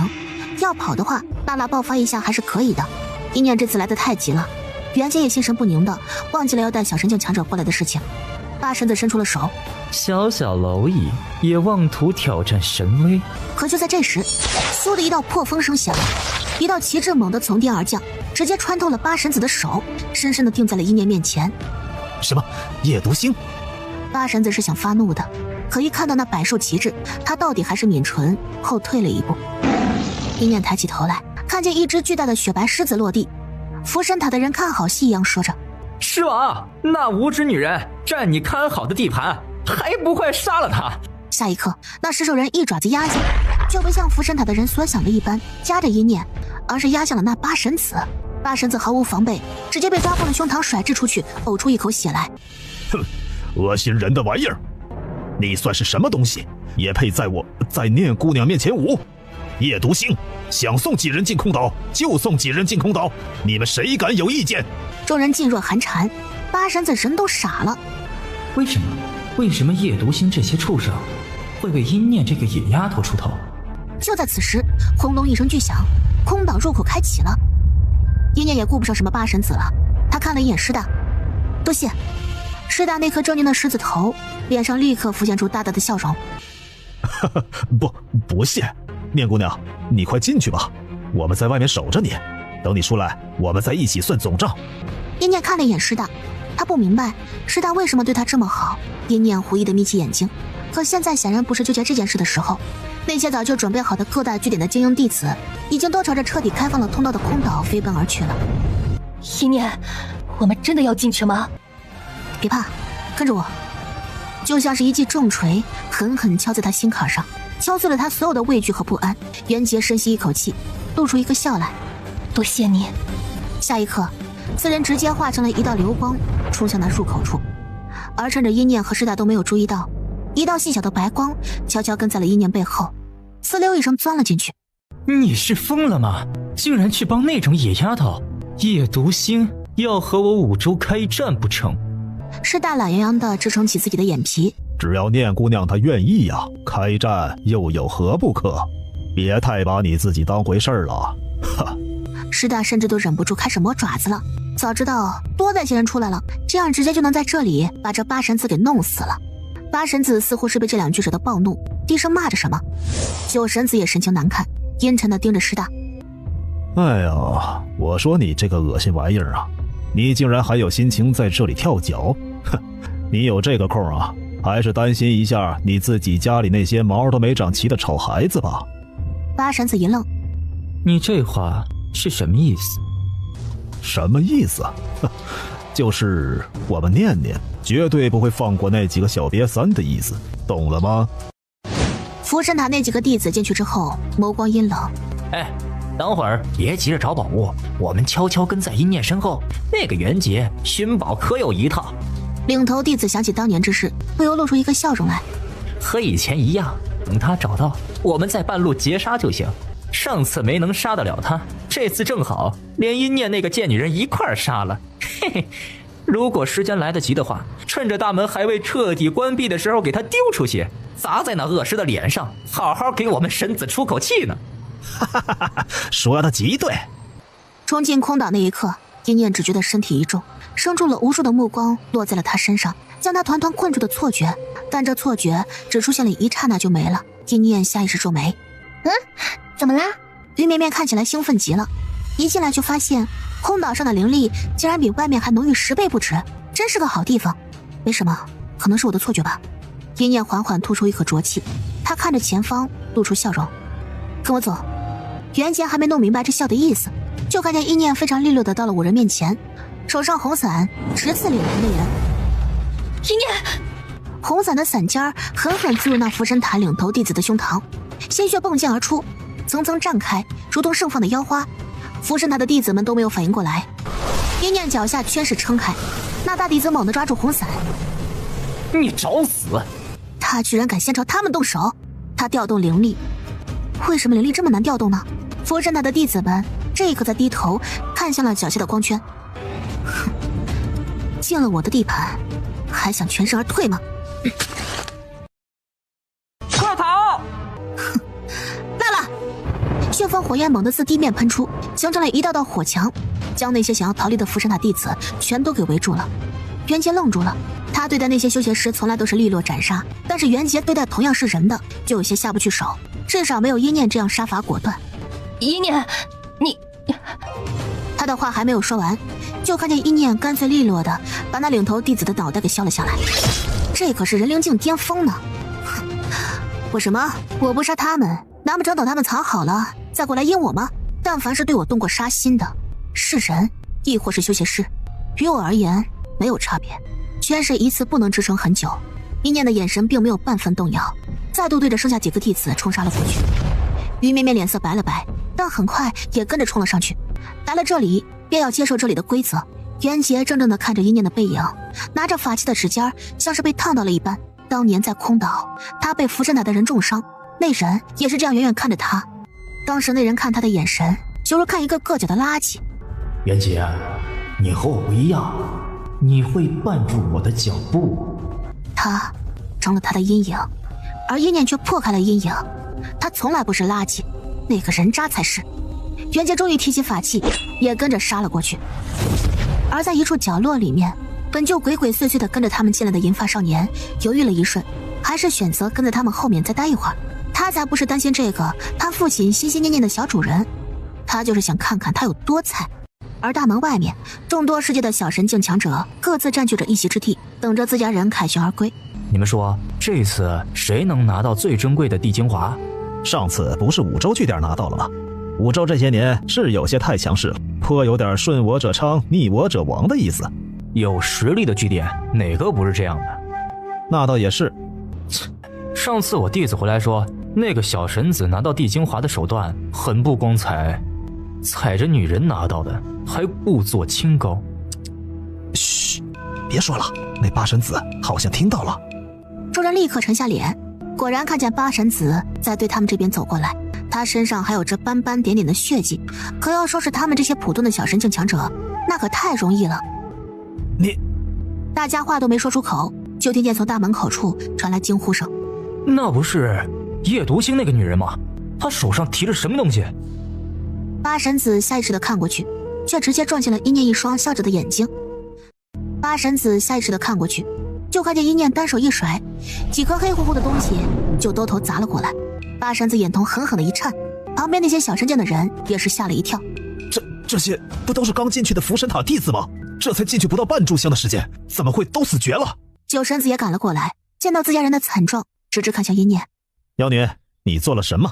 哼，妖女，之前被叫做魔女，现在被叫做妖女，她看着这么不像好人吗？做了什么，你们不是很清楚吗？反正你们想杀我，也不是一次两次了，不如这次我主动出手，但是你们的弟子好像没用了点啊，我都没怎么用劲儿，真是不经打。这可怎么办呢？你们送进来的就这么点人，我一个没控制好，都死绝了呢。八神子目眦欲裂，直接冲一念就冲杀了过去。可一念看他就和看傻子一样，直接身形一闪，哼，人家又进去了。这次的空岛入口不允许超过人灵境实力的人进去。只见空岛凝聚出一道巨大的光束，像是拍苍蝇一般，狠狠地甩了八神子一个帅气的巴掌，抽得他嘴里的牙顿时全部裂开，整个人像是一个巨大人形陀螺一般，在空中360度旋转无数圈之后砸在了地上，八神子直接晕死了过去。哈哈哈哈！活该！咚咚咚，空岛当中传来钟声，九神子眼神一变，不好，入口要关闭了。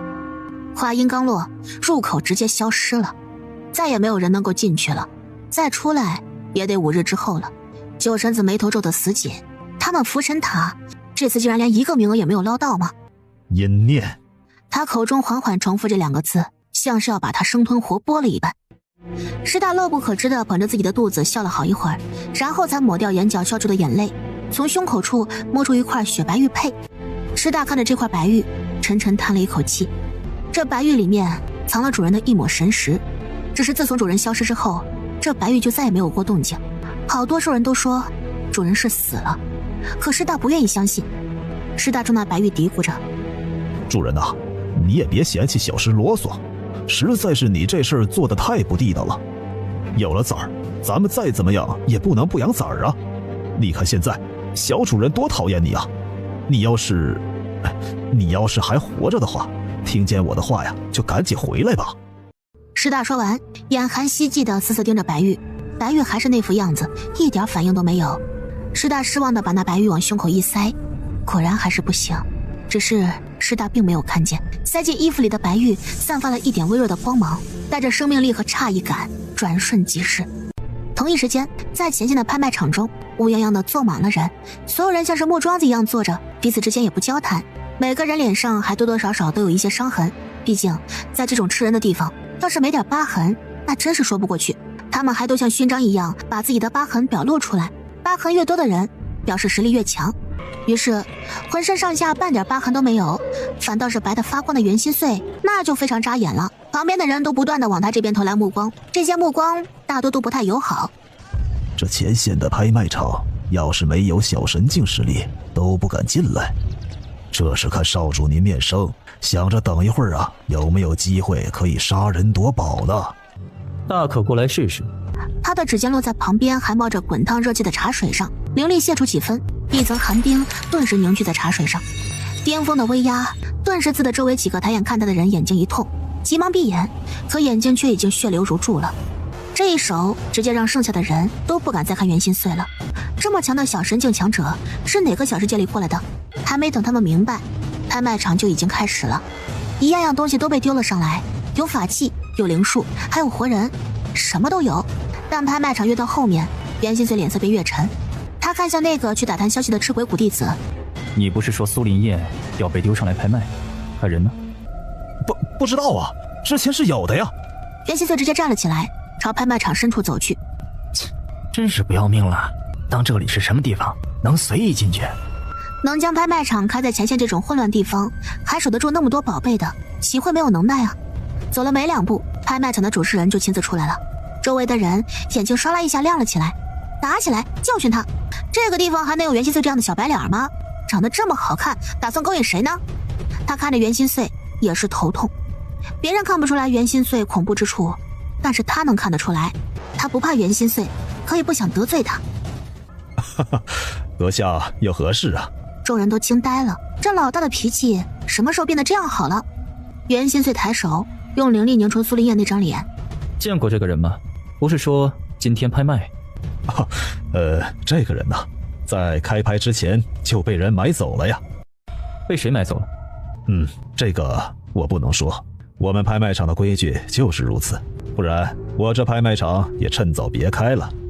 袁心碎脸色阴沉，他和这人对视许久，拍卖场老大冲他友好的笑了笑，心里在骂娘。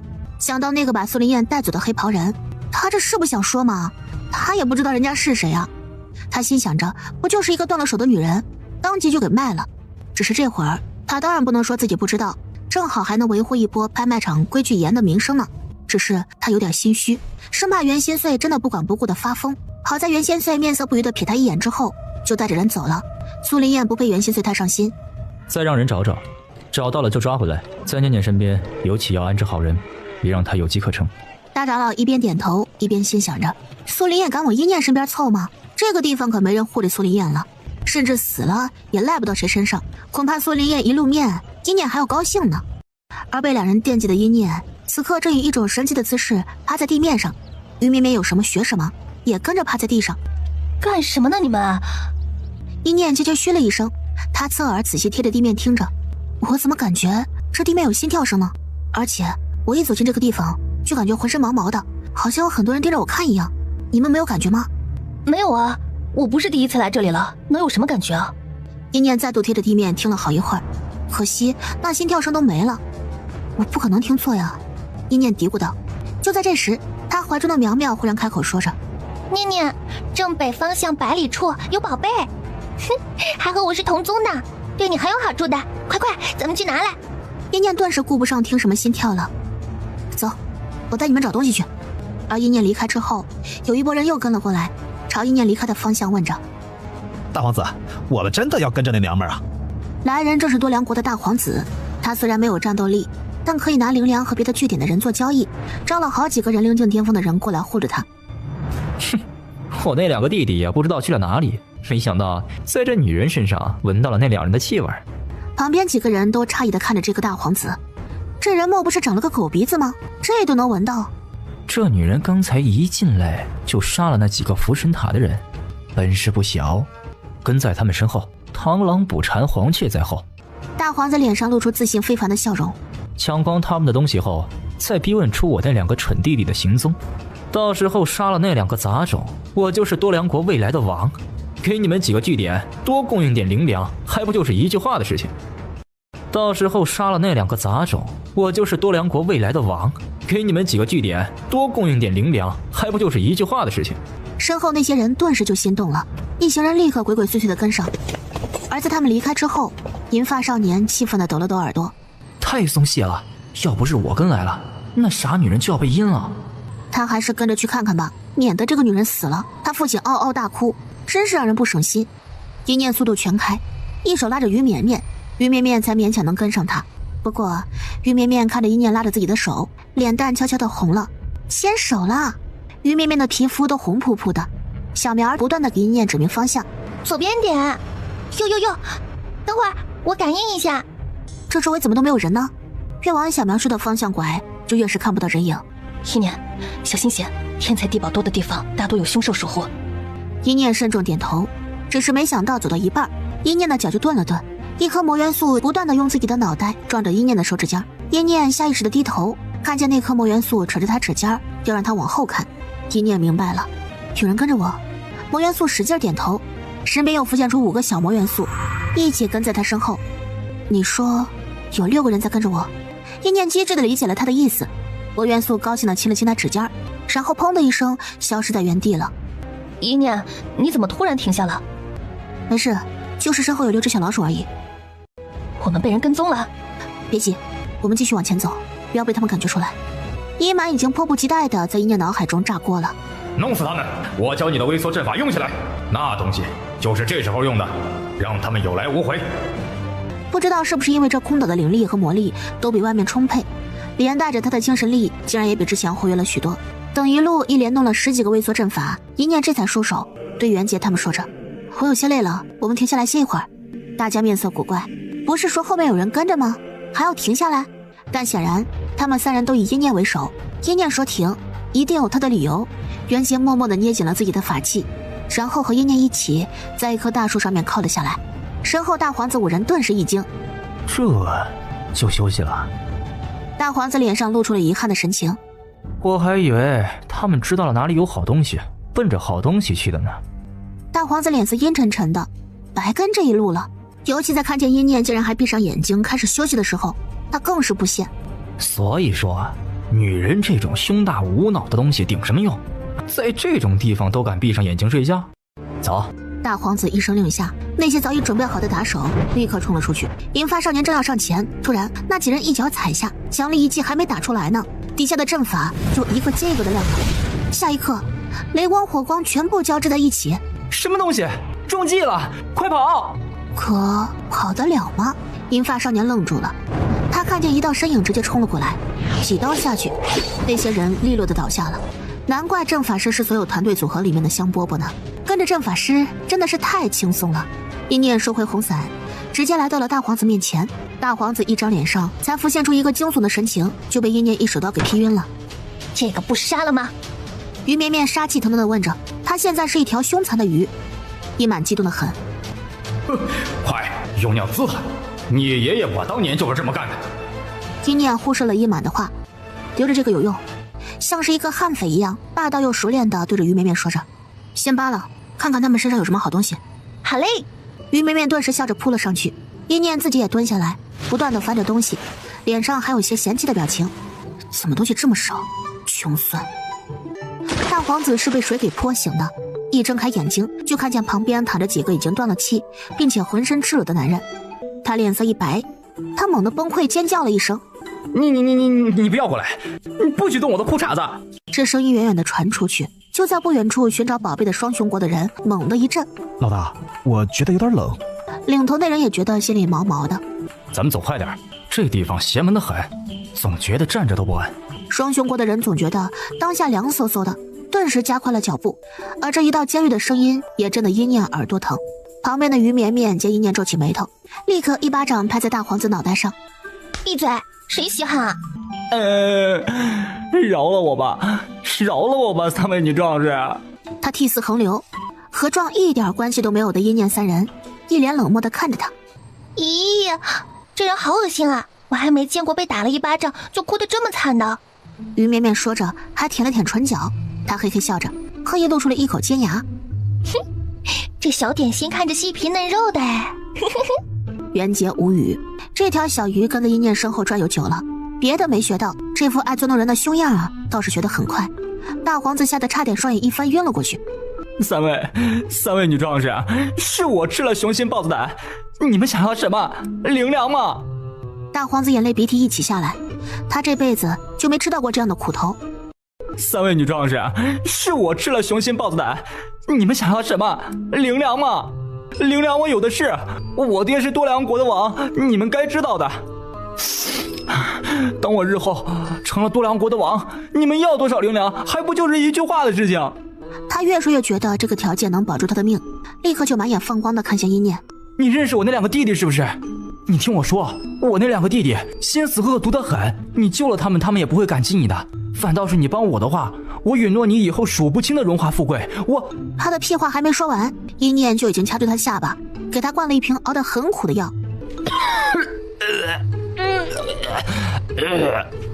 你给我喂了什么东西？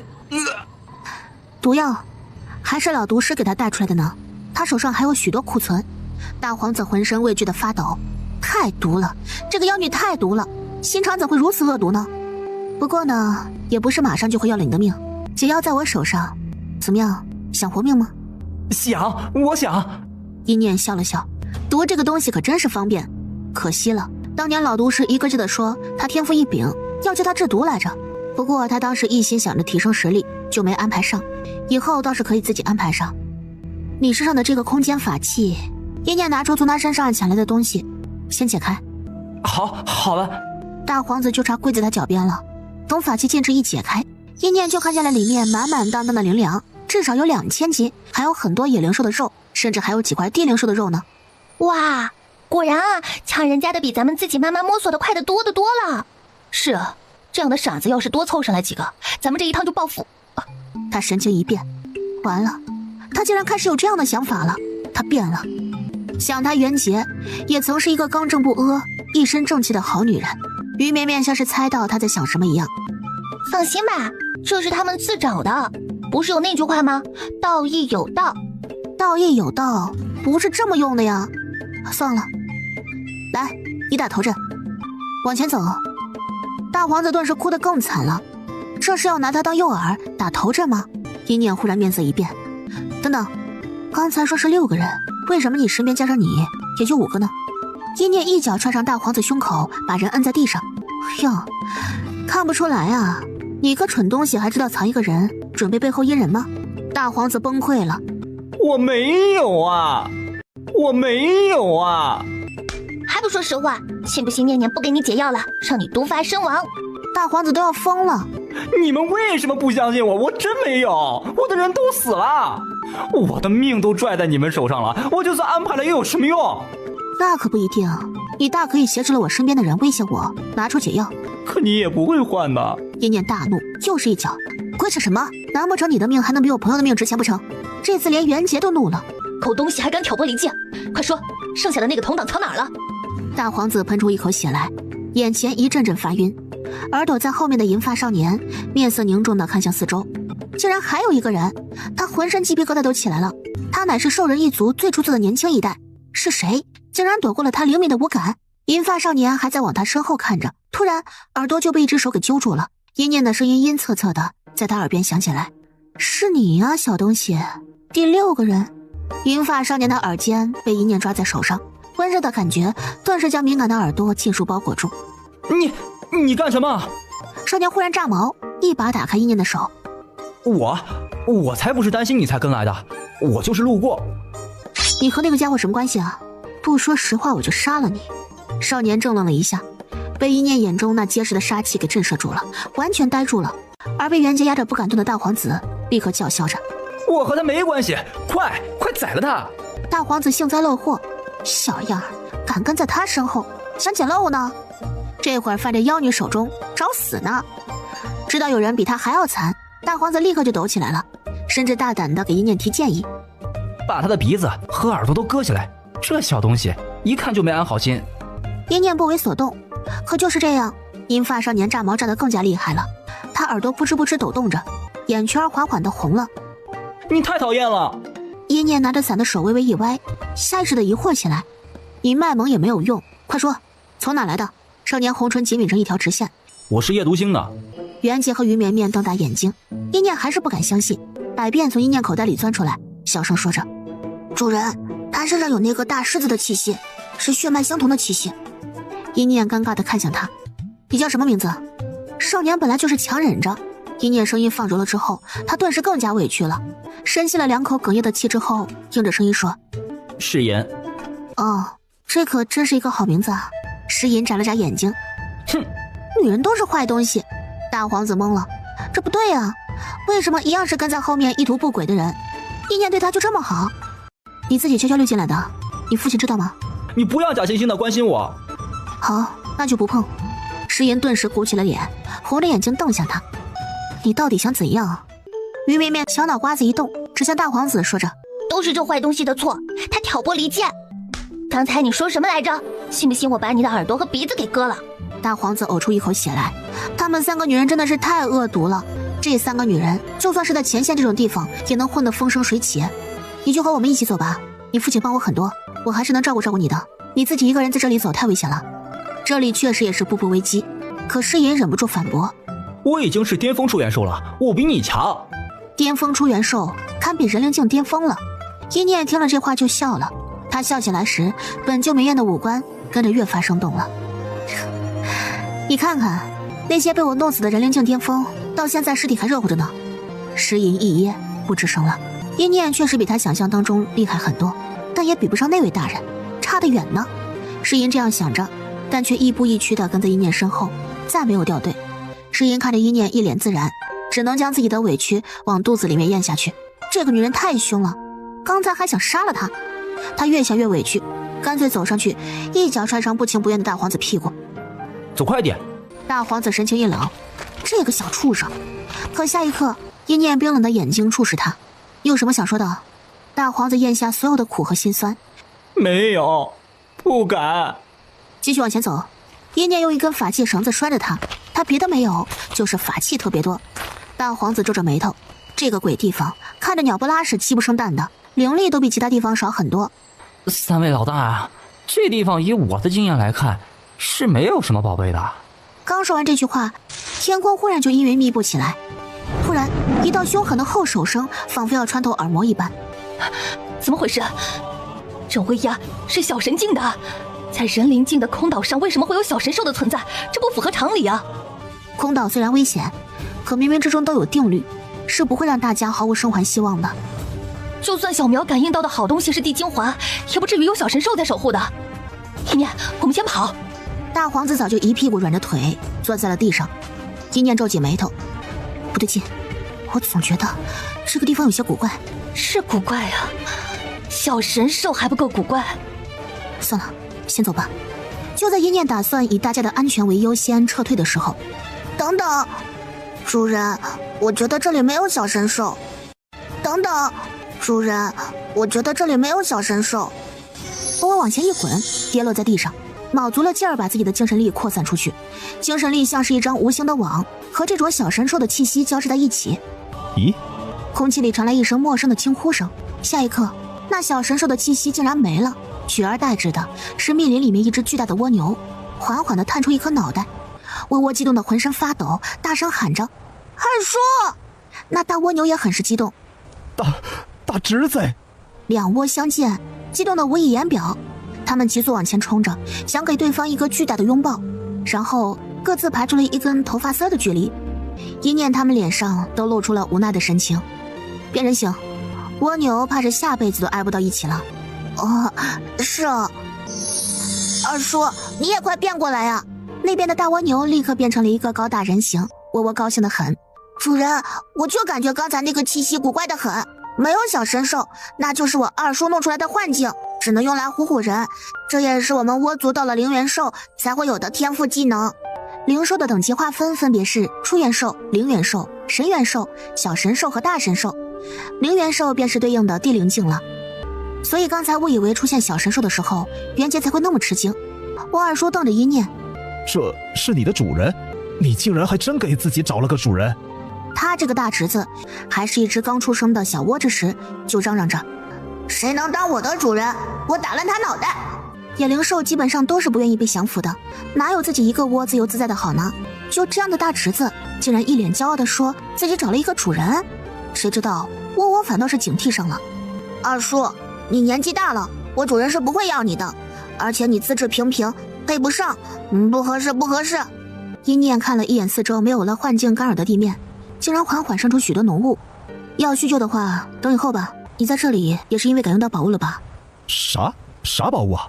就这灵力稀薄、鸟不拉屎的地方，还能有宝物？一念沉默了许久，竟然不知道该说些什么才好。那你……我在这里不过是因为这地方人少，我本来是不想进来的。我们倭族没有攻击力，我进来是找死吗？遇到你们呐，可是太好了。大侄子，你可一定要救救二叔啊，让二叔跟着你们一块儿走吧，不然呢，我怕是要在这里变成窝串串了。窝窝看向一念，一念点点头，可以。你再布置一个幻境吧，不用弄小神兽，就弄成一片荒芜的场景就好，这样就算别人一眼看见，也不会心生好奇过来探查。念念，咱们往这边走，多小心些，有天才地宝的地方，危险一定不会少的。袁杰和于绵绵一脸赞同的点头。小苗闻着同类的气息，带着一念来到了一处泥潭旁边。走到泥潭旁边，一念就闻到了一股恶臭。就在这里！一念还没露出一言难尽的神情呢，就看见小苗直接狂笑着奔了进去。一念只觉得头皮都要炸了。小苗干什么？快出来！嘿嘿，主人放心吧，这是生生土，生生土是世界上对妖草兽最有益处的土壤啦。一念瞪大眼睛，就这？生生土下面必有重宝，我已经感应到了，但还没有成熟呢。等它成熟了，咱们直接摘走。竟然是生生土！阴满的声音此刻在一念脑袋里面响了起来。爷爷，您知道这个东西啊？是好东西。这周围不是没有灵力，而是所有灵力都被生生土底下那东西给吸走了。会有危险吗？不会的，生生土不孕恶物，它底下孕育的都是没有攻击力的天才地宝。一念点头，那就等等吧，干脆在泥潭旁边坐了下来。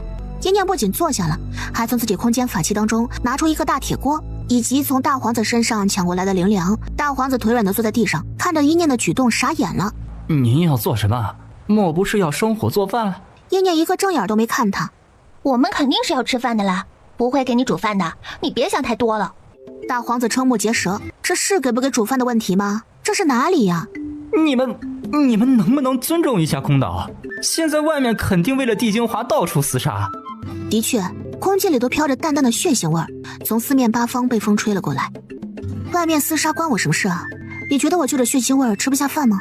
你再废话，我就割了你的舌头下酒。你再废话，我就割了你的舌头下酒。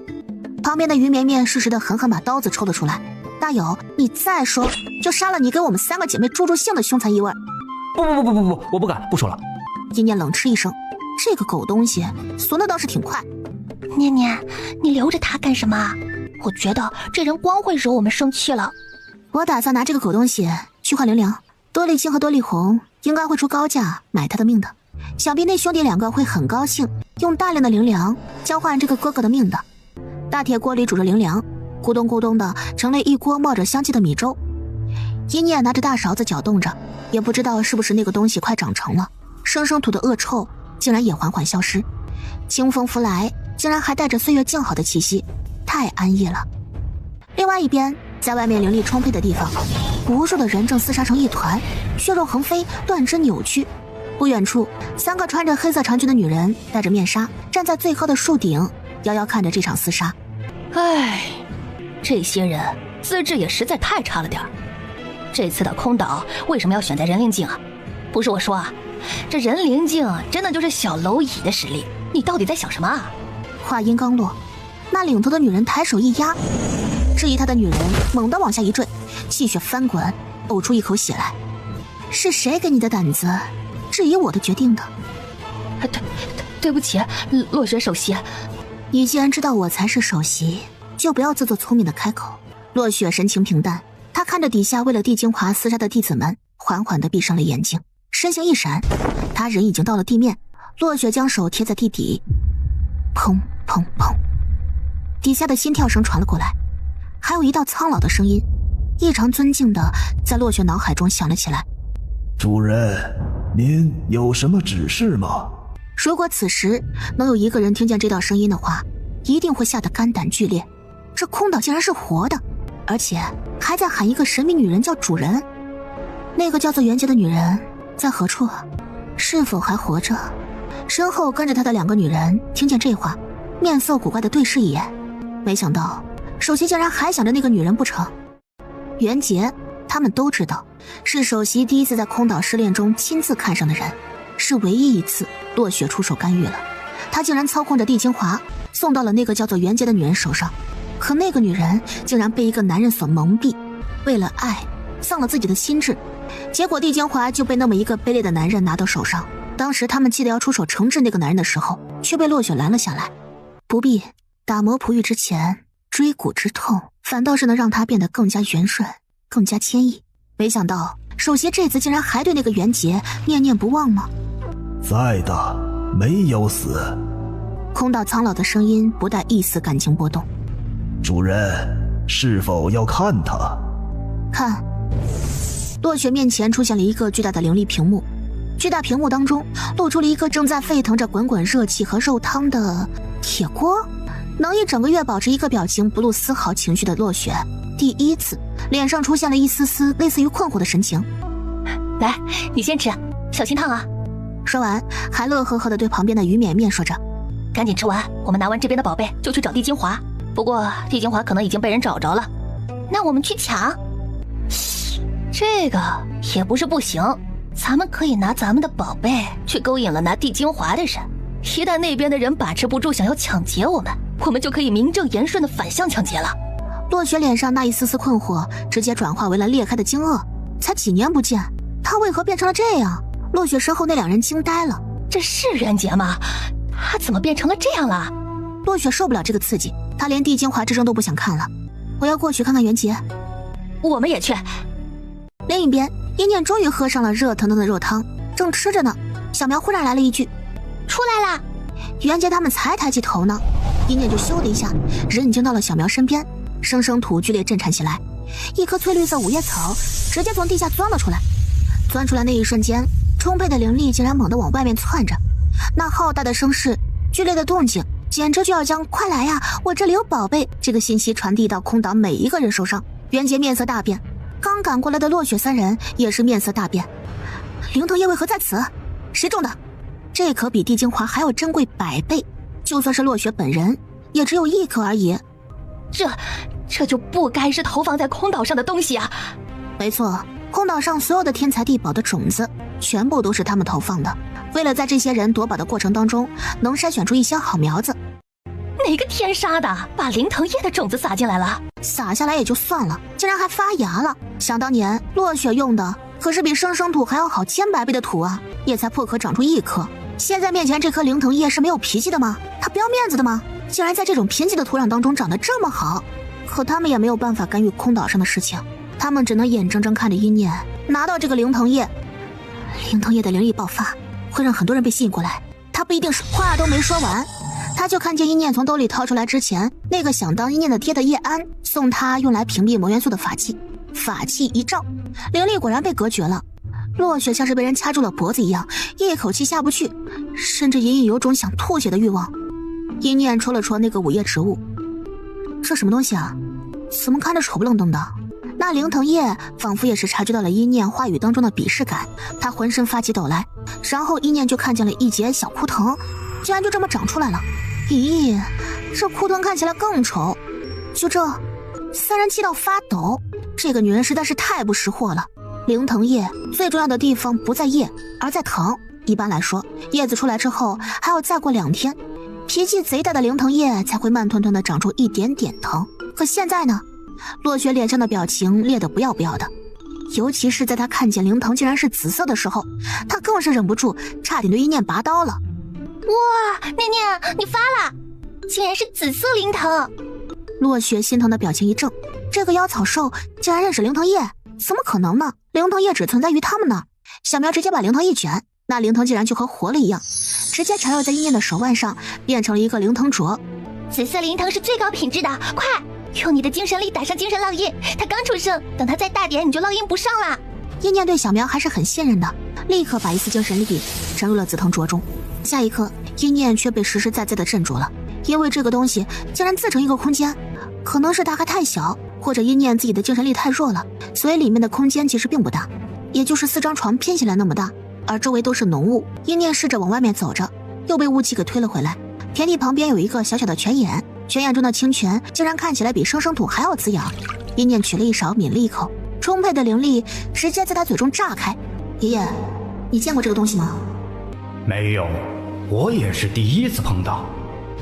一念看见自己的精神力飘荡在空中，缓缓地凝结成一个光团，这光团竟然还有心跳声，这就是烙印吗？捡到宝了。一念就算没有见过，也知道这个东西绝对比那个地精华要值钱。地精华用一次就没有了，但这个空间灵泉是不一样的，这是能够永久使用的，而且里面的灵力和空岛一样浓郁，以后他就可以天天在灵力这么浓郁的地方修炼了。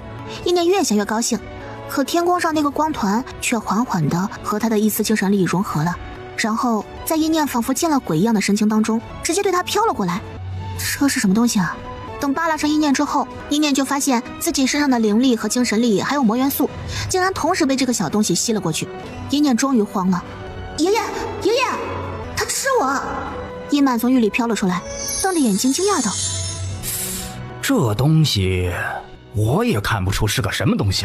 这个诡异的东西到底是从哪来的？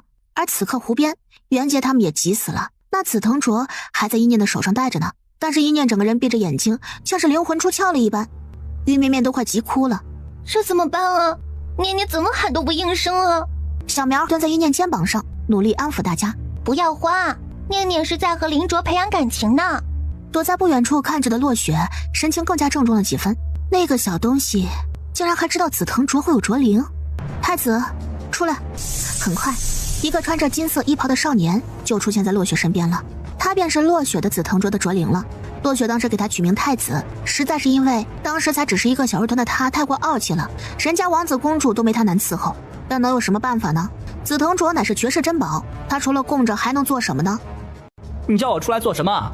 你这段时间都没有喂饱我，还不如让我睡一觉呢，免得我一饿，镯子里面的空间都坍塌了。我喊你出来是让你看看别的镯灵。镯灵？我便是这世上唯一的镯灵了，而且这种小地方怎么可能会有？已经滚到舌尖的话一下就说不出口了。怎么可能？你们用什么东西喂的种子？你们莫不是用神仙土了？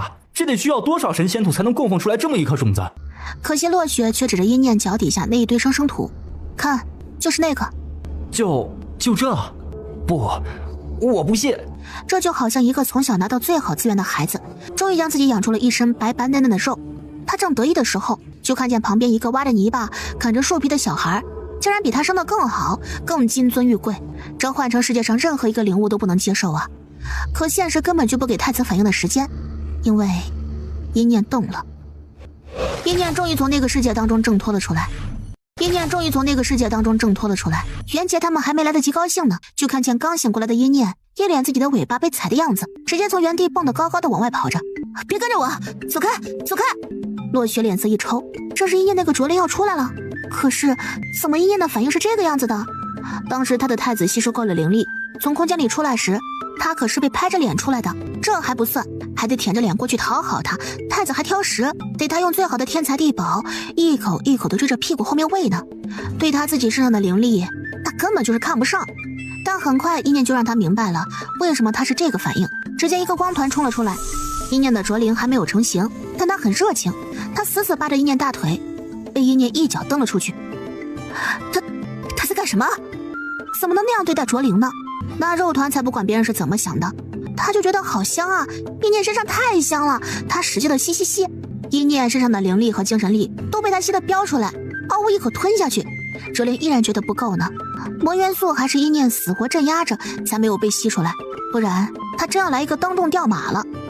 那光团仿佛是吸够了灵力一样，终于砰砰两声，那光团当中伸出了手脚，还有一颗光秃秃的脑袋。看出一念对自己的抗拒，他捏着自己的胖手指，委委屈屈地开口喊着：“娘亲。”自己有朋友说，用手机看这么精彩的视频不过瘾，推荐使用抖音电脑版，大屏看剧，刷抖音更爽更高清，网友弹幕互动更流畅，还能免费设置颜值博主专属动态壁纸。快用你的电脑下载抖音电脑版吧。他们一族就应该是高傲的，被人捧在手心里面供养着的，不高兴了就踏了空间玩玩。还有，怎么能不挑食呢？卓灵一脉都是很挑食的呀。别跑了，卓灵认你为主，呸，认你为娘也是一样的。他融了你的精神力和灵力而生，和从你肚子里面爬出来的没有区别呀。一念勉强接受了这个说法。你过来。卓灵立刻不捏手了，屁颠跑了过来。娘亲，你身上好香啊！是好吃的气味，眼看着卓灵还要吃，你再吸我的，我就要被你吸干了。这还真不是空话。一念的天宫已经在一阵阵抽搐了，精神力池子一滴都没了。养孩子果然是从古至今最难的一个问题，太难养了，胃口太大了。可是我饿，我好饿。不能让他饿的，会影响紫藤镯的进化。这玩意儿还能进化呢？紫藤镯里的空间是能进化的，现在这镯子是融合了你的血肉身躯和灵魂，你越强，镯子里面的空间就能越大。胖卓灵点点头，想冲过来抱住一念小腿，被拉拉直接推开了。讨厌！卓灵凶悍地举起手想和拉拉打架，一念一手一个把他们拉到两边，头疼得更加厉害了。孩子越来越多了，主人念念这样的称呼还不会造成什么误会，但这句娘亲真的是一念生命不能承受之重呢。小苗，你怎么会知道的这么清楚？这可是连阴满都不知道的东西。啊，我也不知道啊，就我的传承记忆里就有啊。传承记忆当中有紫藤镯，这绝对不是一个普通的妖草兽。还有一念这个女人，围绕在她身边的都是一群什么东西啊？她目光落在骤然出现想和卓灵打架的拉拉身上，那是血凤一族的气息。血凤即便是在他们的世界当中都是数一数二的顶级灵兽，怎么可能出现在这个小世界呢？落雪百思不得其解。这个时候卓灵也看见了一念。娘亲，你给我起个名字吧。猪仔，你能不能吃？猪仔这个名衬你，而且贱名好养活。一念一本正经的想要掩饰自己不擅长取名的尴尬，太子难受的几乎要停止呼吸了。他竟然要管一个比自己还有潜力的卓灵叫猪仔，奇耻大辱！好在自己有朋友说用手机看这么精彩的视频不过瘾，推荐使用抖音电脑版，大屏看剧，刷抖音更爽更高清，网友弹幕互动更流畅，还能免费设置颜值博主专属动态壁纸。快用你的电脑下载抖音电脑版吧。行，不叫猪仔，什么都行。一念看着他，终于还是准备接受现实，自家的仔还能委屈了他不成？一念从空间当中掏出了许多肉干，递给吞吞，你先吃着吧。落雪看着一念递出来的那灵力稀薄到几乎没有的肉干，卓灵才不会吃这种东西呢。吞吞吃一念身上灵力，应该是因为他身上有什么特殊之处。正想着，就见吞吞一口咬住肉干，落雪看得头皮发麻，这都能吃吗？其实肉并不好吃，吞吞需要大量灵力，这肉连零嘴都算不上，但他不敢不吃。他的娘亲好像不是很喜欢他，一开始还踹他呢，他不能被赶走。其实这么多天地灵物近乎倒贴的往一念身边汇聚过来，一定是有他们各自的理由的，但可惜一念自己都不清楚他身上的异常。吞吞吃完一口肉干，立刻给一念献宝。娘亲，除了我能给你的空间提供灵力之外，我还有别的很大的用处呢。娘亲，除了我能给你的空间提供灵力之外，我还有别的很大的用处呢。啊？吞吞知道哪里有天才地宝，吞吞对各种宝贝都非常敏感的。他指着蹲在一念身上的苗，我比他全能。小苗顿时炸了，这玩意儿咋回事啊？还是他带着主人找上他的呢？怎么还来争宠呢？而另外一边的落雪已经麻木了，太子也能感应到，但太子从来都懒得告诉他，还得他哄着供着。这叫吞吞的，是因为肚子饿，然后一念看着又实在太穷，所以要自食其力吗？地精华进来的时候就听说地精华是整个空岛最珍贵的东西了。才不是那个东西呢。天地灵物和一些血脉之高的灵兽都会有自己的传承记忆，只是传承的方式不同。辣辣和百变就是传承的战斗记忆，而吞吞显然就是对各种宝贝的记忆。来，我带你去找。这里还有东西不成？是在土底下呢。吞吞拉着一念的手往泥潭里面走着。主人，咱们挖下去，我就能带你找到了。落雪皱着眉头看着一念毫不犹豫的就带着人往泥潭里面一头扎下的场景，他们都是人灵境的实力了，要打地道也是快得很。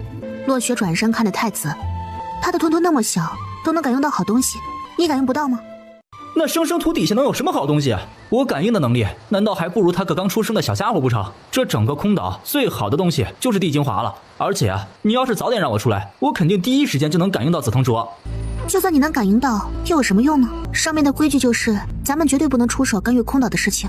落雪眯起了眼睛，我更好奇的是谁把紫藤灼的种子撒了下来？纵然是再怎么粗心大意，不可能连紫藤灼的种子也分不出来。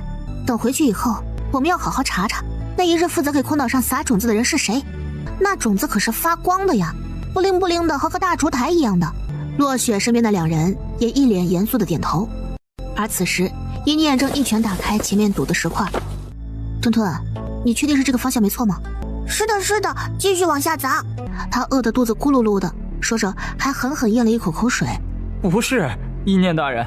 身后被袁杰拿着绳子吊着拖下来的大皇子终于忍不住了。地底下能有什么东西啊？而且诸位大人能不能帮我松开，我自己走，不会跑的，我真不跑。他不出声，一念都差点要忘记这个人了。一念本来就挖土挖得烦躁着呢，听见大皇子的声音，忍不住回头看了他一眼。这一眼直接看得大皇子头顶生凉。我不觉得累了，我们继续走吧，诸位大人。他命苦啊，早知道这几个姑奶奶这么不好惹，他说什么也不会过来招惹他们的。袁杰，之前那个人说你和他们的那个小神子的事情是什么啊？石银跟在后面看了一眼袁杰，就连一念听了这话也忍不住转头看他一眼。见袁杰脸上没有难过激动的神情，一念这才继续往前面用灵力护泥路，只是耳朵却悄悄竖起来了。袁杰缓缓叹了一口气，那是福神塔的至高神的孩子，至高神是福神塔排名最高的神子，但是已经好些年没出来了。有人说他是突破了小神境，成了大神境之后飞升了，也有人说他只是在闭关而已。但是他确实是如今五州最强的人。他的儿子一生下来便是地位尊崇，明明还不到小神境的实力，却从开始修炼起就被人叫做小神子，因为所有人都知道以他的天赋一定能成为整个福神塔年纪最小的小神境强者。袁杰说到这里，眼眸当中有一抹刻骨的恨意滋生，于绵绵呼吸声都放轻了。一念眉目不动，一拳轰出之后冷笑道：哼，天之骄子啊。可不是啊，不仅是天之骄子，还是与我一同长大的青梅竹马。这话一说，一念一拳都差点给砸歪了，竹马背叛才诛心呢。其实我一开始也不是圣山宗的弟子，最早的时候我是福神塔那边收养的孩子。于绵绵皱起眉头，他讨厌福神塔，但是他看了一眼神情悲哀的袁杰，他并不讨厌袁杰。当时是我拿到的地精华被抢了。不是，他说自己受了重伤，需要地精华。袁杰涨红着脸，至今回想起来那些事，仍旧想给那个好骗的自己一个利落的大耳刮子。一念都转身诧异地看向他：“你给了？”当时的我很喜欢他。情爱当真是要命，好好的一个女人说傻就傻了。对他而言，情爱定然是没有提升自己和活着更重要的。前半辈子都是那么艰难的过来，能活下来还背了一身血海深仇的阴念，是绝对不会为了一个男人迷失自我的。我将东西给了他之后，他却突然翻脸要杀了我。他不愿意相信帝金华竟然选了我。极少数的情况下，帝金华会自己择主，也是那一次，我差点死了，也看清了他从来都没有看得上过我。这贱男人！于绵绵忍不住痛骂出声：“太贱了！抢了你的东西还嫌弃你，既然这么嫌弃帝金华选了你，有本事就别用啊！吃了你递上去的软饭，还装一身硬骨头给谁看啊？这贱男人！太贱了！”身后被抢的大皇子屁都不敢放一个，他再一次的后悔自己不该主动凑上来。就这种货色，还到处放言说你离不开他，说你像个狗儿一样追着他。我呸！什么东西啊！当时年纪还小的时候，我确实是喜欢过他，可后来我奄奄一息从空岛里跑出去，扶神塔的那些人还想趁机杀了我，是老宗主的人将我捡回了圣山宗。可就是这样，扶神塔那些人看见我的样子，你们也看见了，一定是要奚落我一番的。于绵绵听得心头火起：“那你就这么随着他们奚落吗？”绵绵，别再说这事了。一念终于明白为什么一开始碰到袁杰的时候，袁杰对男人的厌恶那么深了，还说什么女人就当自强的话，都是血和泪的经验呢。我知道你在想什么，不过就是因为自己喜欢过追逐过那么一个男人，让你感觉抬不起头来了。袁杰如遭雷劈，他怎么知道，就像是内心最隐秘的一层被剥开，起初的鲜血淋漓和慌乱没了之后，袁杰倒是反而带着一种破罐子破摔的感觉了。对不住，我也知道我对着他们那态度是不成的。阴影没有摆脱的时候，不管他在圣山宗是如何要强，只要面对扶神塔的人，那种被背叛和欺辱的感觉还是会压得他喘不过气来。阴念随意的挥了挥手：“谁还没点愚蠢的过去了？扶神塔。”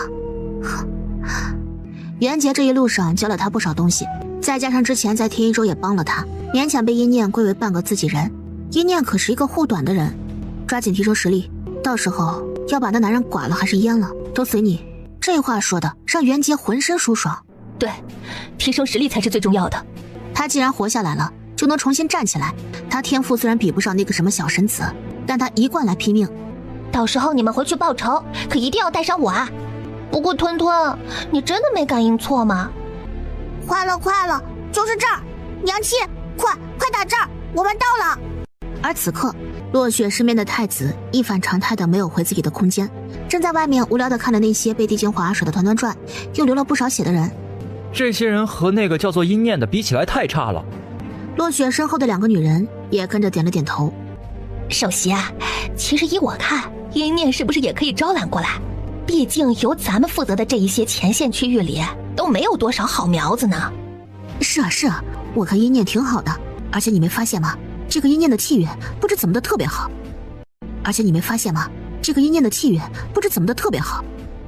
天地灵物不自觉的就会被阴念吸引，围绕在他身边。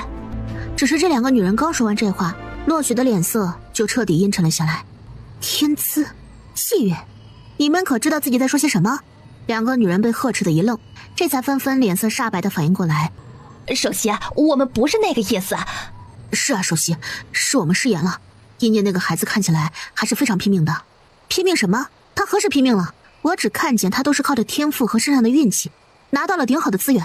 落雪叹了一口气，观察了一下身后两个人不甘心的表情之后，也软了声音：“我没有说阴念不好，不够格被我们招揽的意思。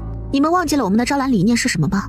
不收天资顶好，却目下无尘之辈；不收气运顶好，却不脚踏实地之辈。流血不流泪，梅花自苦寒，人定可胜天。悍不畏死，心有道义，心性远压天赋，这才是我们要招揽的苗子。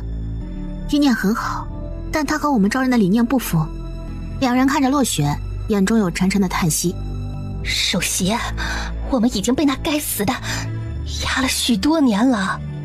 两人有种无力感，但又不能不顾上面留下的规定。落雪也深吸了一口气，放心吧，不会永远被压的。先人们留下的规则是束缚，也是我们的骄傲，该遵守才是。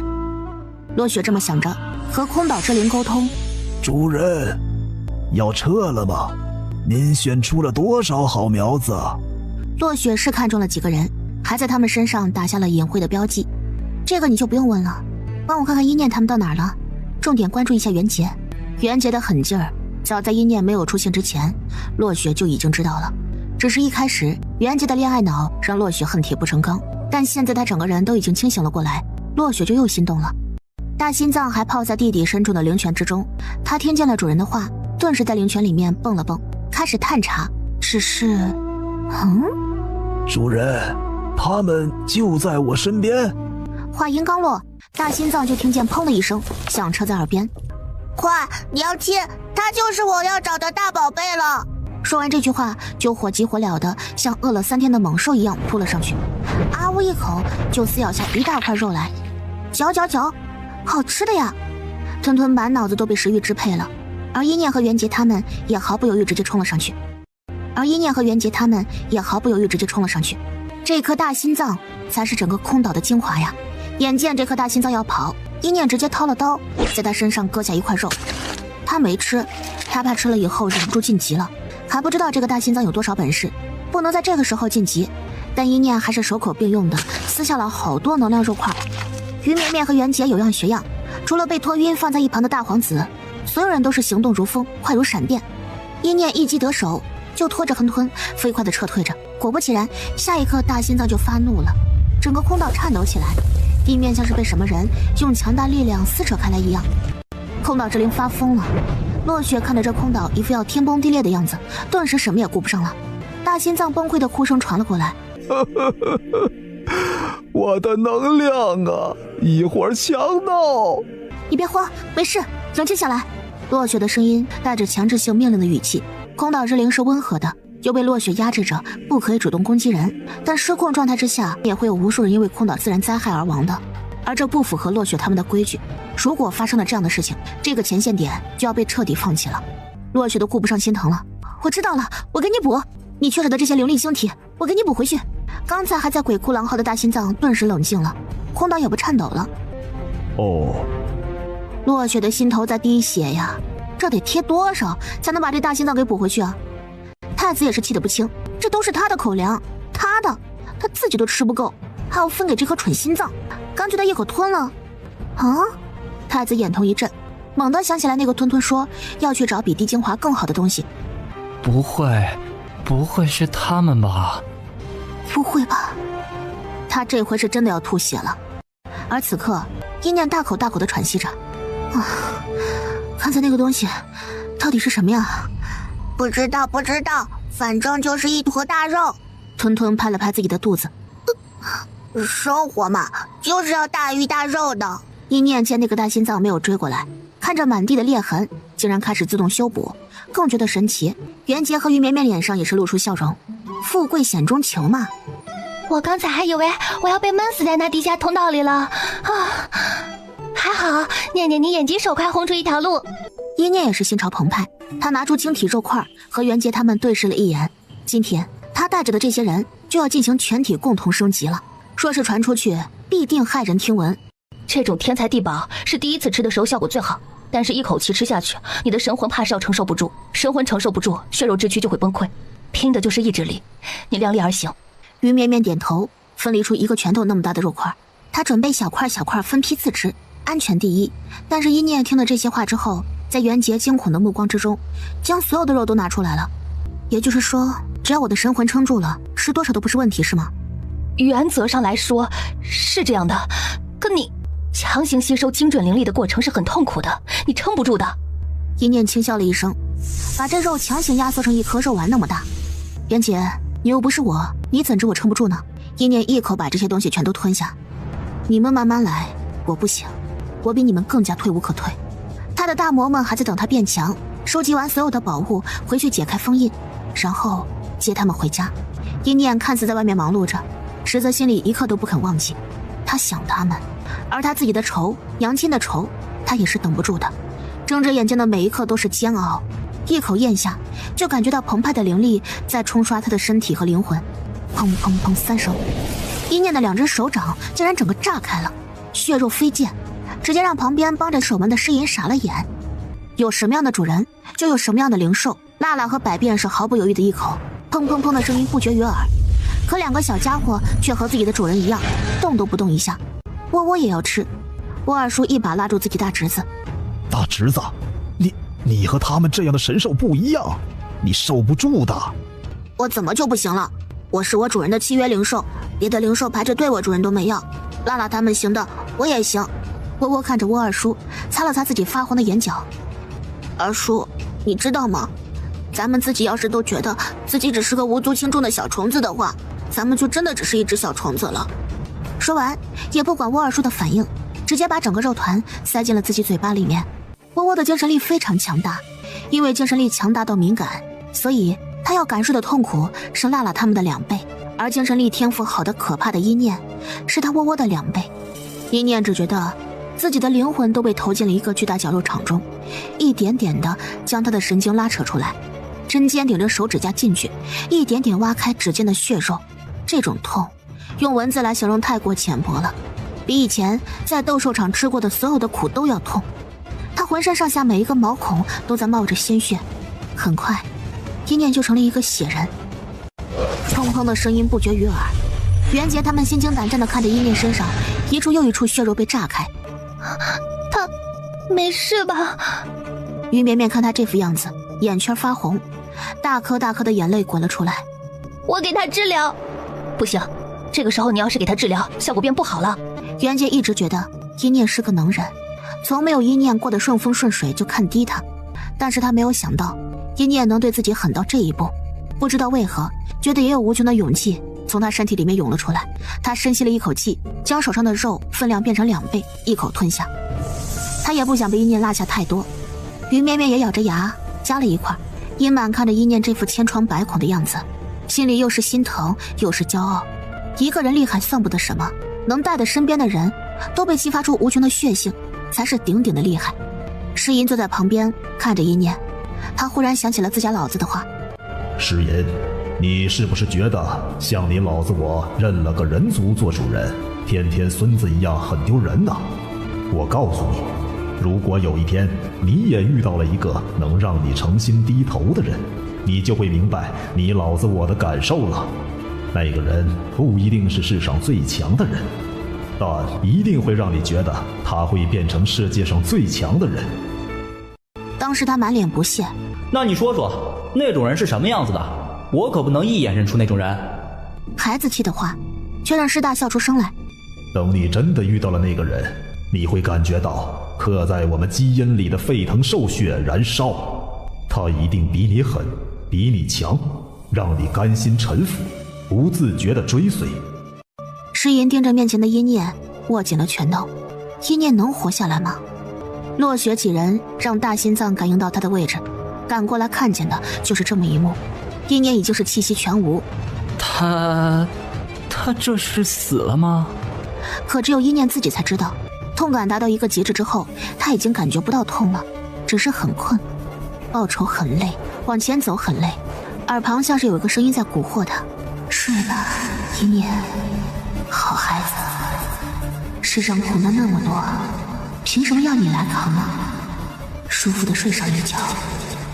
可一念却固执地保持清醒，看着他的实力一层层地攀升着，突破6星、7星、8星。不够，我不是为了这3星才赌上自己的命的。今日他要破那该死的地灵境。旁边仿佛是为了呼应他，于绵绵和袁杰也接连突破了。他们2个本来就是人灵境巅峰，这次能一举突破也在情理之中。但是他们都睁开了眼睛，看着一念，完全顾不上感受自己突破的喜悦。一念连升5星，这可是从来都没有过的事情，偏偏一念他做到了。一念完全顾不上看这2个人是什么反应，因为此刻他体内的2颗黑白珠子竟然缓缓交融，成了一个黑白交织的阴阳盘。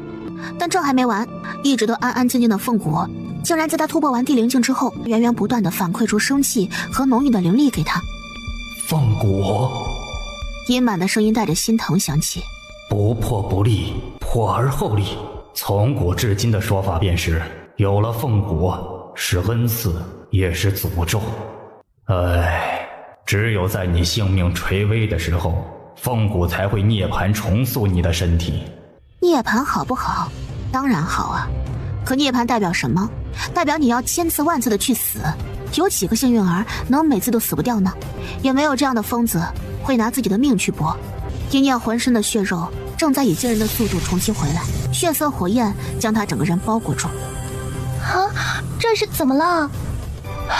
浴火而生。我曾经听闻万寿国有能人身上出现过这样的奇景，可万圣国的天生凤元不是苏灵燕吗？就在一念的身体不断被修复的时候，在一念所在的据点外面，那群被一念他们解救下的女人拿了很多的脏衣服往外面走着。走远些，应该没有那种可怖的雷雨。咱们把这些东西给洗了。咱们没用，帮不上什么忙。幸好念姑娘心善，没有赶我们走。但凡是我们能干的事情，我们都要干了。走在最前面的流浪女人也神情恍惚，她没想到一念竟然也没有赶她走。可就在大家都开开心心的时候，异变突生。流浪女人是在场唯一一个能够修炼的，她的实力只是暂时被封印住了而已。当她察觉到不对劲的时候，为时已晚。快跑！可太迟了，一道光阵将他们所有人全都笼罩了进去，他们的惨叫声都被包裹在其中，根本散不出去。数道身影从旁边走出来，他们身上穿着伏神塔的服饰。唉，谁让你们与恶魔为伍呢？你们的心灵已经脏了，一念那样的人不值得你们追捧，也该让他看看什么是与我伏神塔作对的下场。你们该欣喜这一场净化之行，让你们彻底脱离了一念那个恶魔的控制，你们会感激我的。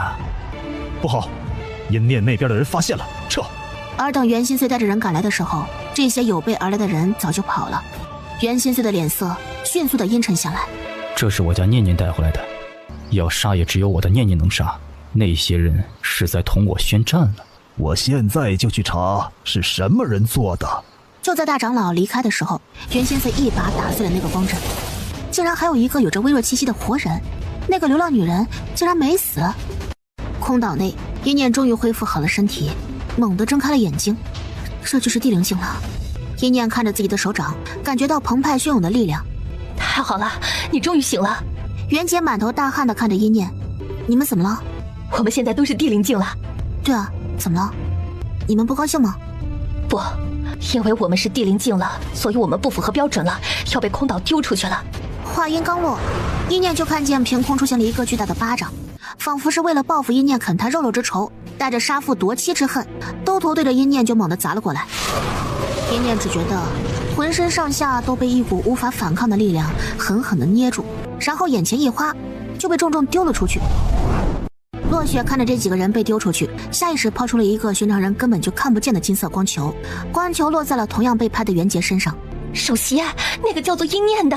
首席，明明一念也很好嘛。之前他们确实没有看见一念怎么努力了，只看见他的天赋，首席说不合适也就罢了。可这次他们可是目睹了一念是怎么搏命的，这么好的苗子，首席要放过吗？落雪眼眸深深地盯着一念消失的身影，垂在右边的手紧了又松，松了又紧，最后神情冰冷地闭上了眼睛，只喃喃说了3个字：不合适。空岛外面不少人都眯着眼睛休息呢，也有不少人还在打赌，这次谁能拿到地精华先出来。肯定是那几个大据点的。很奇怪啊，明明五洲据点那边的人一个都没了，怎么这些人还不走呢？等什么呢？还能等什么？等那个杀人的小姑娘从里面出来报仇呗。师大都在这里守着呢，报得了仇？而且还没到空岛消失的时间呢，他们在这儿等着也就是空号。话才说完，空岛上响起了急促的钟声，他们从来没有听到过这样频率的钟声，就好像空岛在兴奋地把什么东西从里面迫不及待地驱逐出来一般，几个人像炮弹一样被吐了出来，重重地落在地上。空岛开了，就这几个人被吐出来了，谁呀？哪个据点的人呢？退！啊，真倒霉，我怎么忘记了，境界一变咱们就不符合规则了呢？师大第一时间奔到了一念面前，无数的凶兽将一念团团围住，不过是呈现一个保护的状态。伏神塔的人冷笑着看着一念，看来空岛也知道害虫是不能待在里面的。一念正在拍着裙角上的尘土，哼，只不过是全员都突破到了地灵境而已。福神塔的人果然还是和之前一样见识短浅呢。此话一出，所有人脸色都变了。九神子就好像舌头被烫到了一般，那副故作从容的模样再也稳不住了。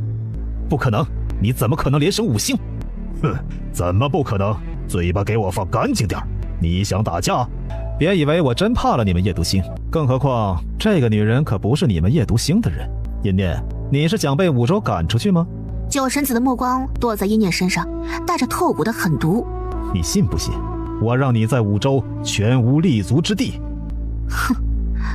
阴念回以一声冷笑，而师大眼睛亮了亮，不去五州好啊，来夜读星呢？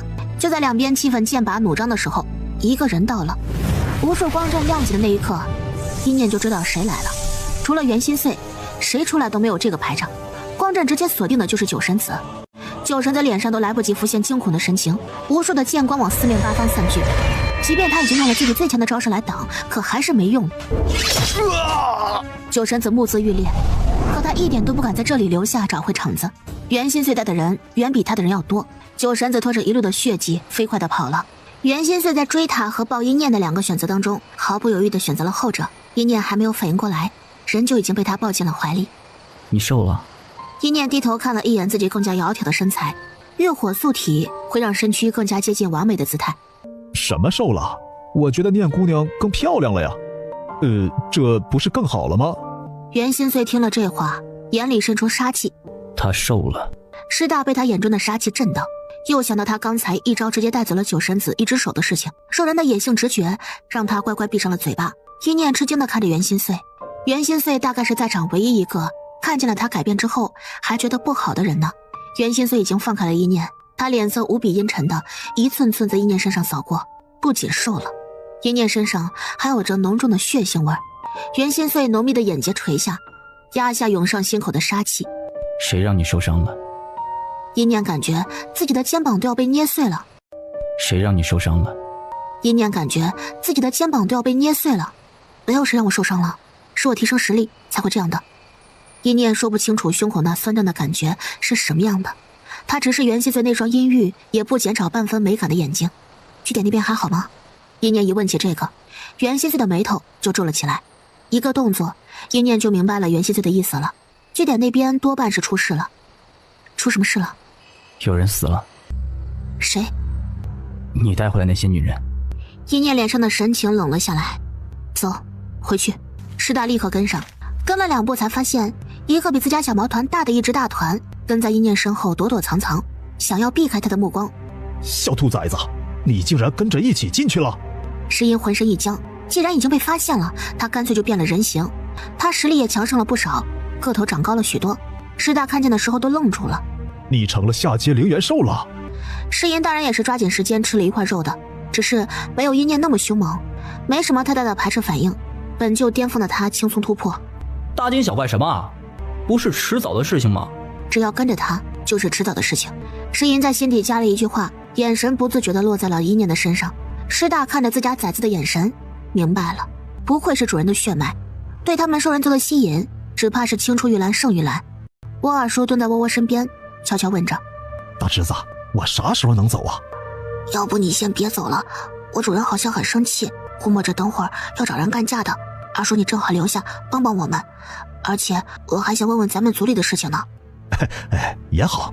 沃尔叔狗怂地往自己大侄子身上靠着，左转却看见了冷着脸的阴念和袁心碎，右转看见杀气毕露的辣辣和百变，往前有咆哮的师大，往后是正在擦着剑的袁杰和满口碎碎念的于绵绵。就于绵绵看起来还软绵绵一些，沃尔叔有了一些安全感，结果侧耳一听，砍死他们，砍死他们，剁成肉泥，动动动。沃尔叔吓得靠自己的大侄子更近了。好凶啊，你身边这些人。大侄子，还是你好，不和这些人一样喊打喊杀的。咱们倭族啊，是崇尚和平安稳的种族啊。那当然了，直接喊打喊杀多不好，咱们倭族用的是脑子。想到竟然有人敢动他主人的，顿时就冷笑了一声，哼，杀了他们太便宜他们了，该绑起来冲击他的精神力，日日让他活在炼狱之中。沃尔叔浑身僵冷，抬起头看了自家侄子一眼，发现自家侄子已经完美的融合进了这个恶人团体之中，没有半分违和感。阴念回到据点，周妹和豆丁已经加强人手了，将据点里3层外3层的围了起来。豆丁憋着一口气：“你已经知道了吧？还有一个人活下来了，我带你去看看。”房间里，那流浪人双眼猩红的捧着一堆衣服。当时光阵发动之时，正好到了封印松动的时候，他地灵境巅峰的实力恢复了，这才侥幸留下一条命来。流浪女人擦了擦自己的眼睛，从刚才开始就一直紧闭着嘴巴，谁问她也不开口，她谁都不信任。这一份不信任直到阴念进来，才化成了通红双眼当中滚落下的眼泪。是谁？没有多余的废话，流浪人顿时就听懂了，是谁？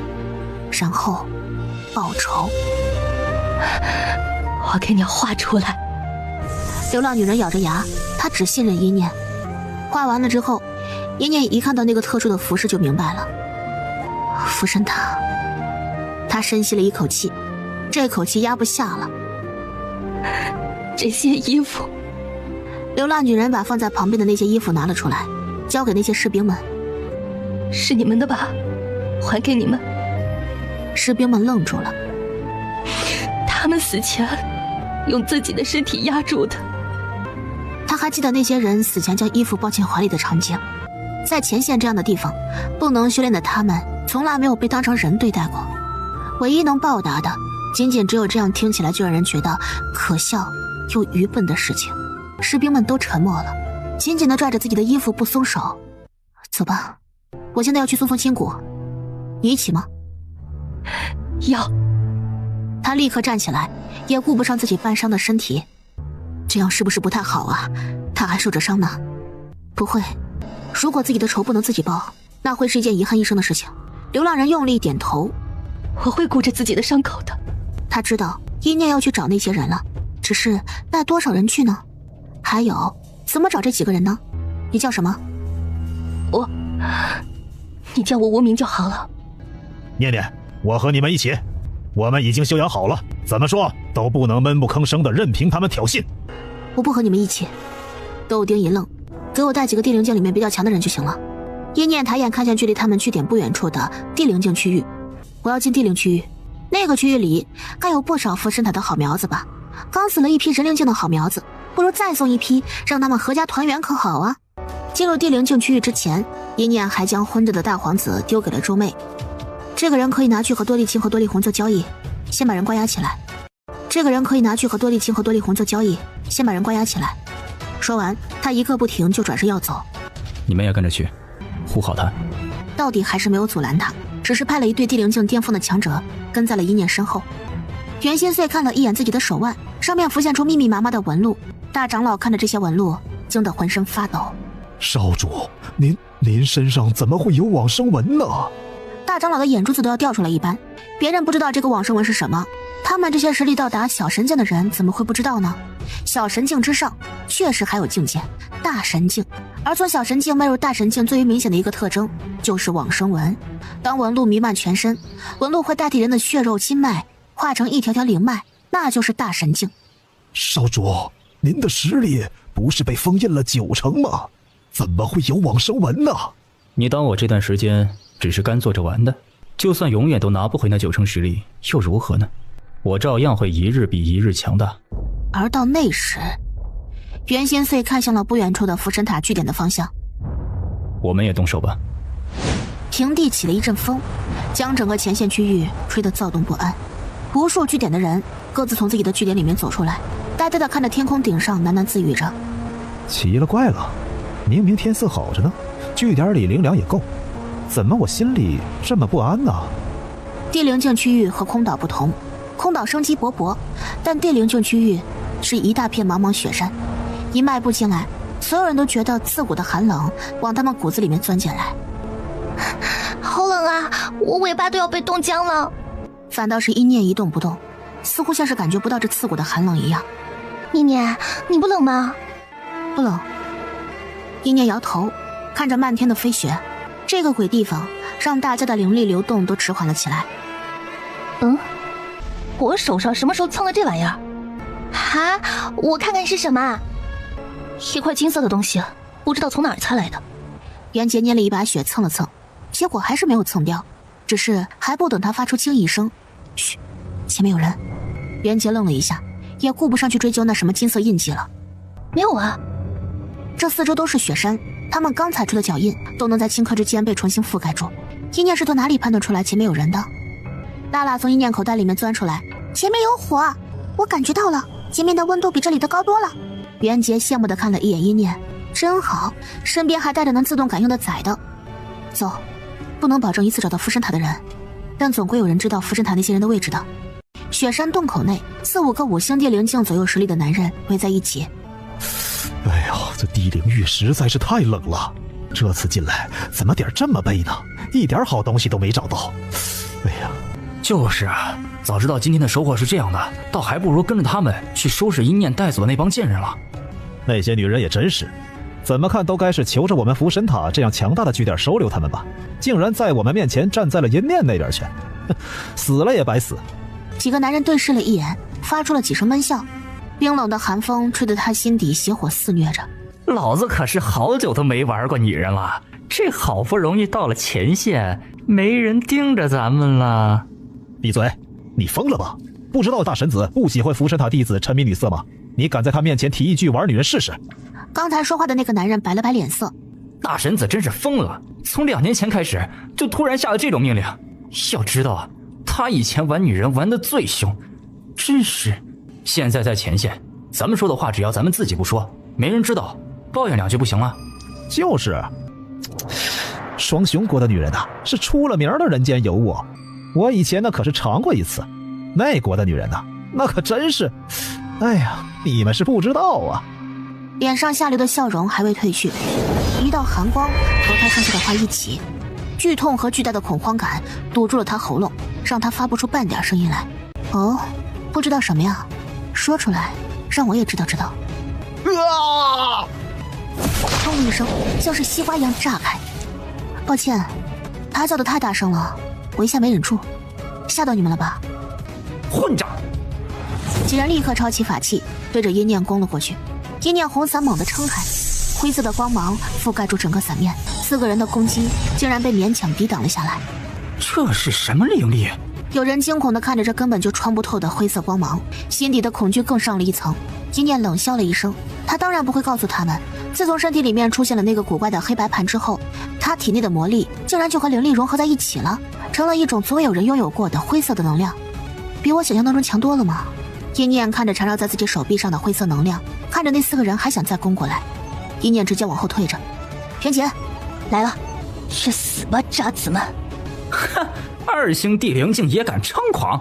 那5人的嘲笑声还没完呢，袁杰身后就跟出了一串的地灵境巅峰，他们被迅速包围起来。4人只觉得绝望铺天盖地的涌过来。很吃惊吗？恃强凌弱，以多欺少，不是你们福神塔的作风吗？恃强凌弱，以多欺少，不是你们福神塔的作风吗？我用你们的作风送你们上路，该感激我才是呢。说完，阴念一手压下，其中有3人顿时被绞杀，身首异处。还剩1个。他的视线落在仅剩的那个人脸上，却突然笑了一声。还是熟人呢，王胜，王领队。袁杰眼神冰冷。小神子首相，天下第1号狗腿子，如今怎么不跟着他一起了？怎么你被当成垃圾被他丢掉了？袁杰的长剑抵在了他心口。哼，真可怜。王胜浑身发抖，看着袁杰嘴唇哆嗦，这个女人竟然也回到地灵境实力了。袁姐，以前的事情是我不对，求你让你的人放了我吧。小神子，对，你的仇人不是小神子吗？当年要杀你的人是他，要欺辱你的人也是他呀。王胜才不知道什么叫做骨气，他砰砰地给袁杰磕着头。冤有头债有主，你找他去啊，你杀我做什么？王胜，你跪我可就跪错了。袁杰让开了路，露出在他身后的阴念。我做不了主，这位才是做主的人。不可能，你只是一个1星地灵境，怎么能驱使这些地灵境巅峰的人？可不管他再怎么不相信，这就是事实。这些人就是为他马首是瞻。阴念将那几张画像摆在他面前。认得吗？认识的，认识的。你别杀我，你和这几个人有仇是？话说到一半，他突然像是咬住了舌头一样的消声了。这几个人，不正是小狮子如今身边最得力的那几个人吗？同时也是去杀了那些女人的人。听说袁杰就是跟在那个叫做阴念的人身后鞍前马后的。王胜缓缓抬起头来。你是阴面？答对了，奖励你点东西吧。男人面色苍白，痛得浑身痉挛。我问什么你答什么，别讲我不想听的废话，明白了吗？明白了。这几个人现在在哪儿？什么实力的？都是地灵境巅峰，这会儿也在这区域里。我身上有感应牌，我们福神塔弟子们用的，能感应到他们。你可真是懂事啊，死道友不死贫道。这次的计划是谁提的？是小神子。小神子如今什么等级？三星天灵境。王胜心中咒骂着，最好你们直接找上小神子呀。小神子和他们这些人可是不一样的，他虽然是3星天灵境，但实力堪比5星天灵境。一念并没有多纠结这个小神子的事情，给人一种他其实都不生气的错觉。你的感应牌呢？去把那几个人都喊过来。怎么喊？他们平常眼高于顶的，不会听我的。这个简单，你只要告诉他们，你在一处洞穴里面发现了能快速提升实力的至宝，但是里面有凶兽肆虐，你带来的人都死了，解决他们志愿就好了。多么容易的事情呢，是不是？一念脸上的笑容让王胜浑身发抖，可王胜想活命，就只能听他的。就叫他们几个就好了，是吧？不，把所有在地灵境区域内的福神塔弟子全部给我叫过来。此刻前线外的一处虚无空间里面，几道身影出现在前线交界处。首席，这可是落雪那女人的招人地盘，咱们这么进去没问题吗？小歇歇就是了。说是传闻是真，这前线当真出了个了不得的好苗子，自然是值得我这一趟的。他落雪没有眼光，不代表我没有。走，进去。几人的身影消失在远处了。王胜忍着剧痛，咬着牙，按照一念说的，给在地灵境区域的所有人发了个求救讯息，然后他就被一念他们绑上了一个球，塞在了角落。如果大皇子在这里的话，应该会和这个和他一样待遇的难兄抱头痛哭，但王胜心底还是存了几分期待。等我的师兄们来，你们就等死吧。一念站在洞口处，外面的飞雪已经停了下来，天色黑沉。吃鬼谷的人恭敬地对一念低头说着：阵法都布置好了，念姑娘去休息会儿，那些人应该没这么快。不用。一念摆了摆手，布置下一层又一层的微缩阵法。他实力变得更加强大之后，竟然心念一动就能同时布置10个微缩阵法。这阵法透气倒是不错，只是在地灵境里就不够看了。爷爷，一念喊了一声阴满，有没有杀伤力更加强大的适合我现在用的阵法？我感觉我的精神力随着我的实力一起变强大了，恐怕能堪比5星地灵境强者了。爷爷，有没有杀伤力更加强大的适合我现在用的阵法？有的，我给你找找。比起这个，你那灰色灵力再弄出来我看看。叶念抬手，一团灰色灵力出现于他掌心，他抬手一分，拉扯出一黑一白2个不同的团子，分别是灵力和魔元素。叶满终于来了些精神。好啊，能分能合，威力倍增，很不错。你想要什么样的阵法？叶满之前是心疼坏了，才一直闷着没有出声。他家的孩子为什么要吃这样的苦呢？要是他还活着，要是魔族也没有被封印，那一念该是这个世界上最受宠爱的孩子。一念轻笑着，要攻击力够强，手段足够残忍的阵法。他毫不掩饰自己的恨意还有杀气。有，但是比较耗你的精神力，我当年都很少用这个阵法。给你。一念看了一眼，竟然是个5角阵图。之前的微缩阵法是最低级的3角阵图，5角吗？我试试。一念立刻拿着阵图就开始用灰灵力勾勒。此阵名为梦魇阵，以后尽量少用，知道了吗？您就这么相信我这次可以把梦魇阵用出来？阴满没有回答。一念一心二用，面前的梦魇阵却已经勾勒出了个3角。他列阵的熟练度再次上涨，时间一点点过去，一念一直在洞穴里面一次又一次地勾勒出这个阵法。王胜心里不屑，临阵磨枪，哼，这个女人是对自己有多自信呢？果然阵法一次又一次地裂开，可王胜的神情却变得越来越惊恐。不可能，为什么他会一次比一次？一次比一次，以肉眼可见的速度变得更好，比他们符神塔精神力天赋最强的小神子还要厉害得多。咔嚓一声，一念的手一顿，转身看着王胜，看来是你的师兄们过来了，开心吗？王胜浑身发抖，不敢直视一念的脸。一念看向了外面正在往这边过来的一群人，活动了一下自己冷得发僵的指关节。来，第一波客人上门了。夜色吞没掉了一切，一行人也匆匆往山洞的方向赶着。王胜那蠢货竟然告诉了所有人，都怪你们几个要去接小神子的那个任务，杀了那些没用的女人有什么好处？平白让咱们来迟了，离那洞口的位置又远得很，希望那些蠢货别把宝物抢完了。身后有人伸长了脖子，看见前面竟然有摇曳的火光，还有晃动的人影，顿时脸上一喜。我们到了，就在前面，我看见那些人的身影了。我们到了，就在前面，我看见那些人的身影了。他们高兴地迎了上去。喂，你们这帮臭小子，宝物呢？拿到手了吗？他们几个冲上去，一巴掌拍在最前面，背对着他们的王胜背后，结果啪的一声拍下去，王胜的上半身就犹如坍塌的土壤一样，轰然碎裂，整块倒下。几人怔住，那些从远处就能借着微弱火光看见的身影，确实是他们师弟的，只是这些人都已断了气，被绳子一个一个的串了起来，像是风干的腊肉一样晃荡在风中，整齐排列着。跑！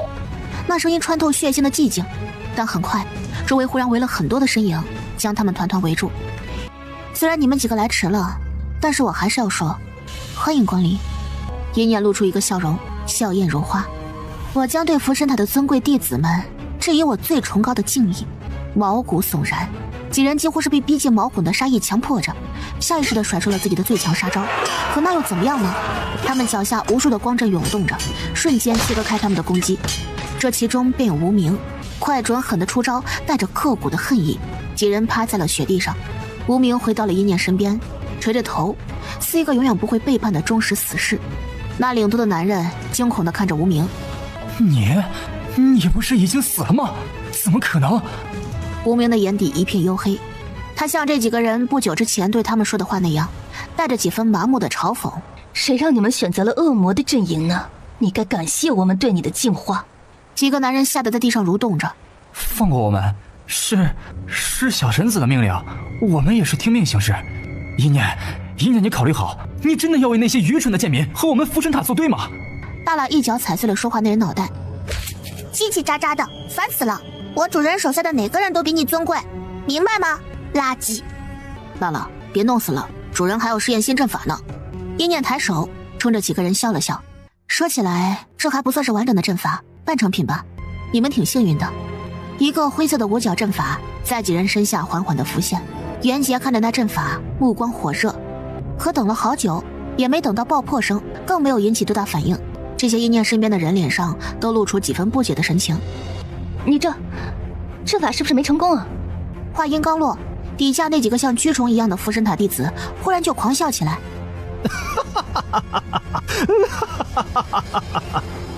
声音震天响，吓了众人一跳。我赢了，我赢了！其中一个人像是疯了一样，他似乎想站起来，却站不起来，整个人拼命地往前蠕动着，很快就盖在了另外一个人身上。杀了你，杀了你，杀了你，杀了你！他们的眼瞳一片漆黑，脸上都是狰狞的神情，竟然当着一念他们的面开始互相撕咬。好吃，好吃！他们互相蚕食，且完全感觉不到自己身上的痛苦。都是我的，和我抢宝物的人都去死！是我，符神塔未来的主人是我。什么小神子，只配给我当狗！他像是在做一个美梦，这一幕实在是诡异惊悚，即便是袁杰和于绵绵也被这一幕吓破了胆子。这是怎么了？这是梦魇阵，没有任何爆破，也没有任何身体上的攻击，但却能操控人的心神，让他们永远陷入不入轮回的梦魇当中。发动时间很长，只要保证这些人踏入阵法之后，在发动时间内都不得离开，不然我就会受到反噬。这个阵法岂不是很危险？一念笑了笑，没有说话。他并没有告诉袁杰，这个阵法凶残之处不仅在折磨人的方式上，更有一个非常大的优势：一旦阵法启动，同境界内被锁定的人只能中招，此阵无解。看着吧，要开始做噩梦了。话音落下，这几个人脸上的迷醉神情都没有了，不知道他们是梦见了什么，只知道互相撕咬得更狠了，还发出绝望至极的嘶吼声，生不如死。袁杰咽了一口口水，对比起这几个人，王胜和前面那些人死的真是太温柔了。几人面无表情地看着阴念，你们看见了吗？灰色灵力，这小世界还有这样的灵力？阵法天赋很不错，精神力源源不断的，甚至自己往他身上钻着。我从来没有见过这么被世界之力偏爱的人。首席，你还在等什么呀？这可真是鸡窝里飞出了一只凤凰啊！首席，你不会是不满意吧？几人齐刷刷地看向那首席，不是不满意，难道你们没有发现吗？女人手上出现了一朵金色莲花，在她手心里面层层绽放着。跟她一起过来的人，因为阵法布得好，别说死亡了，就连轻伤的都没有，无人伤亡才是最重要的。天才不难得，但能统帅天才的王者难得。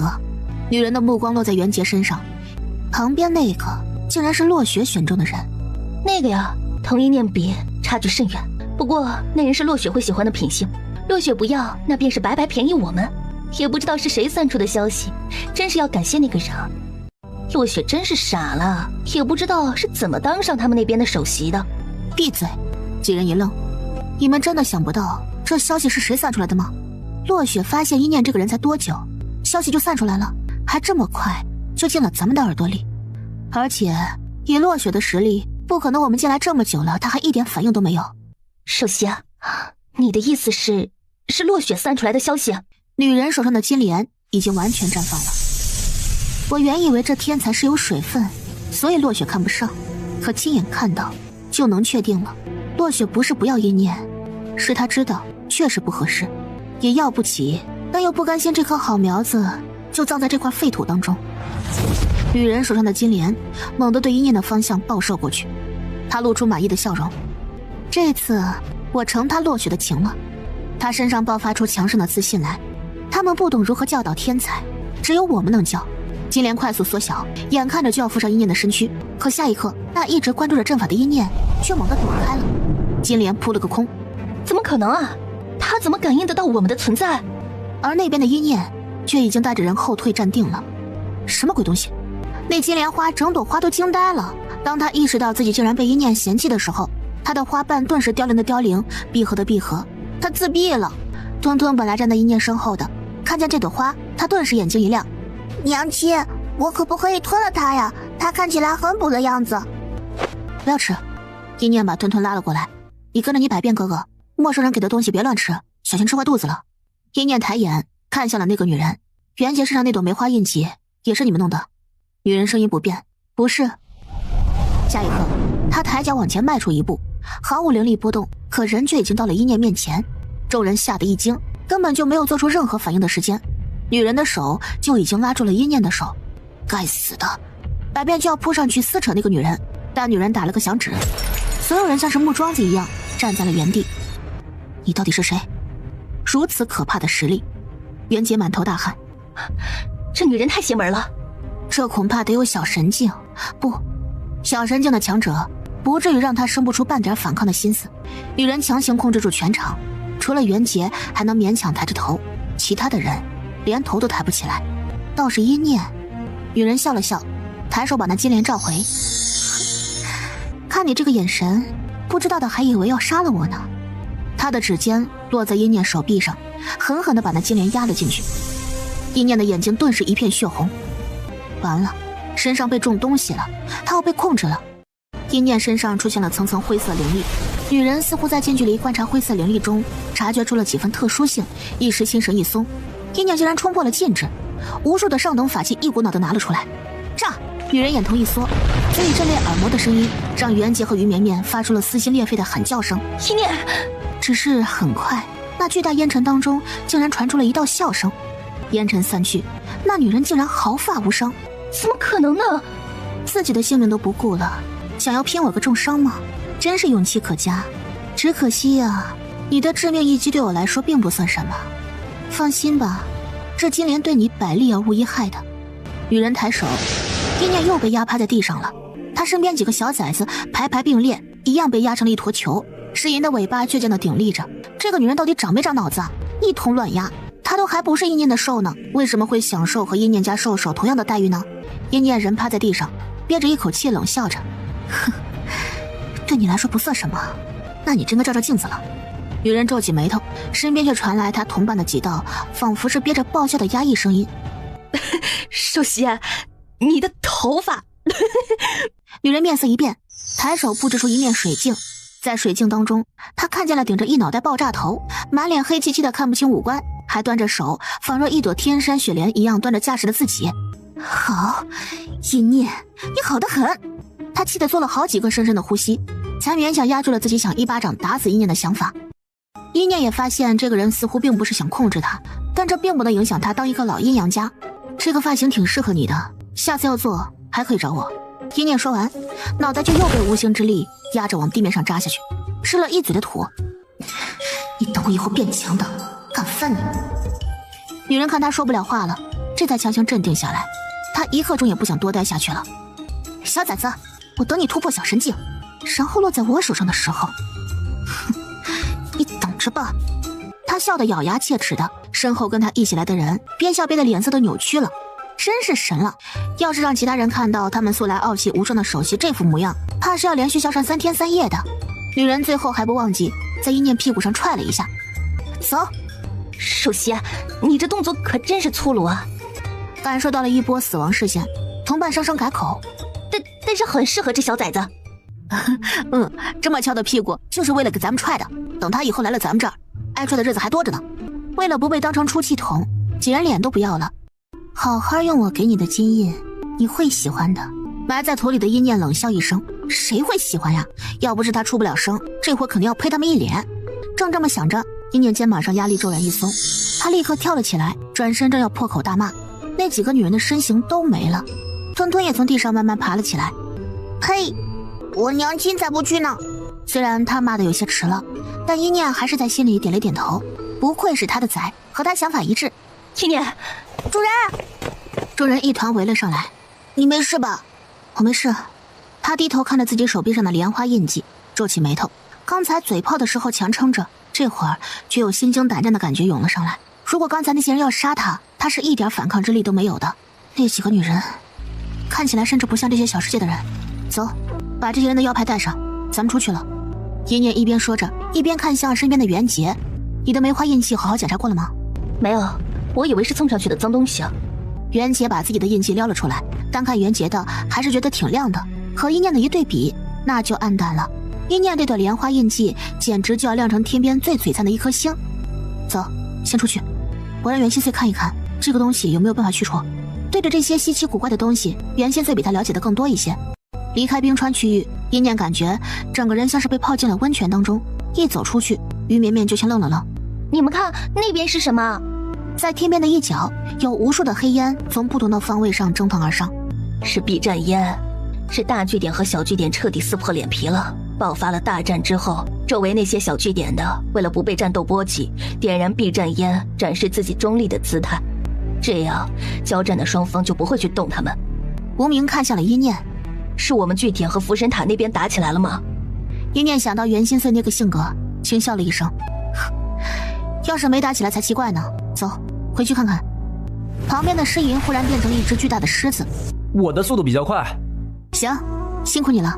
辣辣和百变则是眉头一皱，觉得事情并不简单。窝窝快乐地看着诗吟，心里盘算着，要是诗吟进来了，他就不算是资历最短的兽了，也可以摆摆前辈兽的价值了。他瞥了百变和辣辣一眼，主人对他们两个还是有偏向性的，毕竟是主人的本命灵兽，再加一个诗吟，分一分主人的宠爱也未必不行。擅长精神力的兽思考的方式和别的兽可不一样。如果诗吟和辣辣百变时不时打上一架，就更加显得它是一只清纯不做作的窝了。而今天新加入的成员嘛，算了，只知道吃的小废物，并不能算在他的情敌范围之内。哦，这里还是有一些能吃的东西的，就是比起那颗大心脏差远了。娘，嘘，主人这段时间肯定是没有什么时间寻宝的，你不要去打扰他。可是我饿呀！你别嚷嚷。辣辣和窝窝也凑了过来，这会儿他们三个倒是团结起来了。等有空的吧，我们三个带你去找吃的。真的吗？三兽同时点头，互相对视一眼。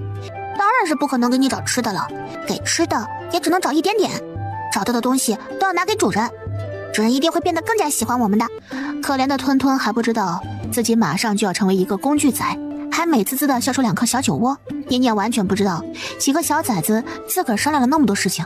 回到据点之后，发现自家据点确实被严防死守着，只是主力只有一个周妹在。哎，你们回来了？周妹清点了一下人数，一个轻伤的都没有，这可真是不得不服。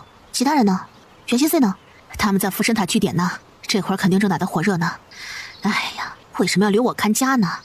他话才说完，巨大的银色摆饰猛地生出雷电双翼，对着福神塔的据点就飞了过去。哎，这孩子，你不休息一下吗？一炷香的时间，叶念就看见了前面无数暴力的灵力和若隐若现的光阵，空气当中浓重的血腥味儿让一念的眼瞳狠狠的一缩。玄心碎他们没事吧？快！他催促着轻拍了一下石银的脖子。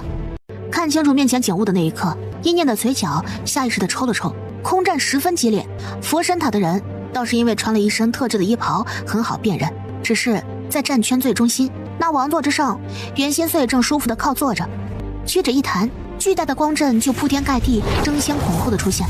他面前是八神子和九神子两人在苦苦支撑着，那2个神子想要攻过来，却被阵法轻轻松松击退了，始终保持在一个固定的距离。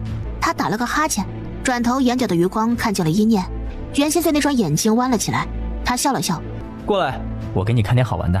似乎是这句话刺激到了2个神子，他们声嘶力竭地咆哮起来。过早。袁心碎眉头一皱，又加了几个阵法，顿时让2个神子更加凄惨，只能苦苦支撑着。石银犹豫了一瞬，带着一念飞了过去。袁心碎把一念抱到了自己的王座上，伸出手打了个响指。下一刻，一个巨大的牢笼光阵出现了，一个男人如同死狗一般被吊了起来。这个好像是叫什么小神子吧？事情是他指示的，我想你应该很高兴看见他。一念看见这个被吊起来的人时，眼瞳狠狠的一缩。他想过自己要抓这个人，必须得借助更强的力量，还为此交心过自己实力不足的事实。但没想到袁心碎会把这人捆了，送到自己面前来。袁杰，你来看看，是不是这个狗东西？一念，你当真要为了一群卑弱蝼蚁的垃圾和我福神塔作对吗？他努力抬高自己的下巴，只想让自己看起来并不畏惧他们，只是声音却在隐隐发抖。你知道我父亲是谁吗？你要是杀了我，我的父亲绝对会同你不死不休。袁杰看着这个男人，一瞬间有种不认识他的感觉。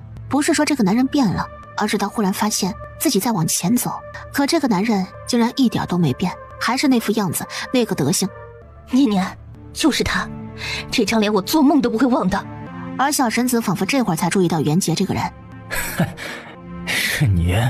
既然是你的话，你还不赶紧劝劝你这个没脑子的朋友？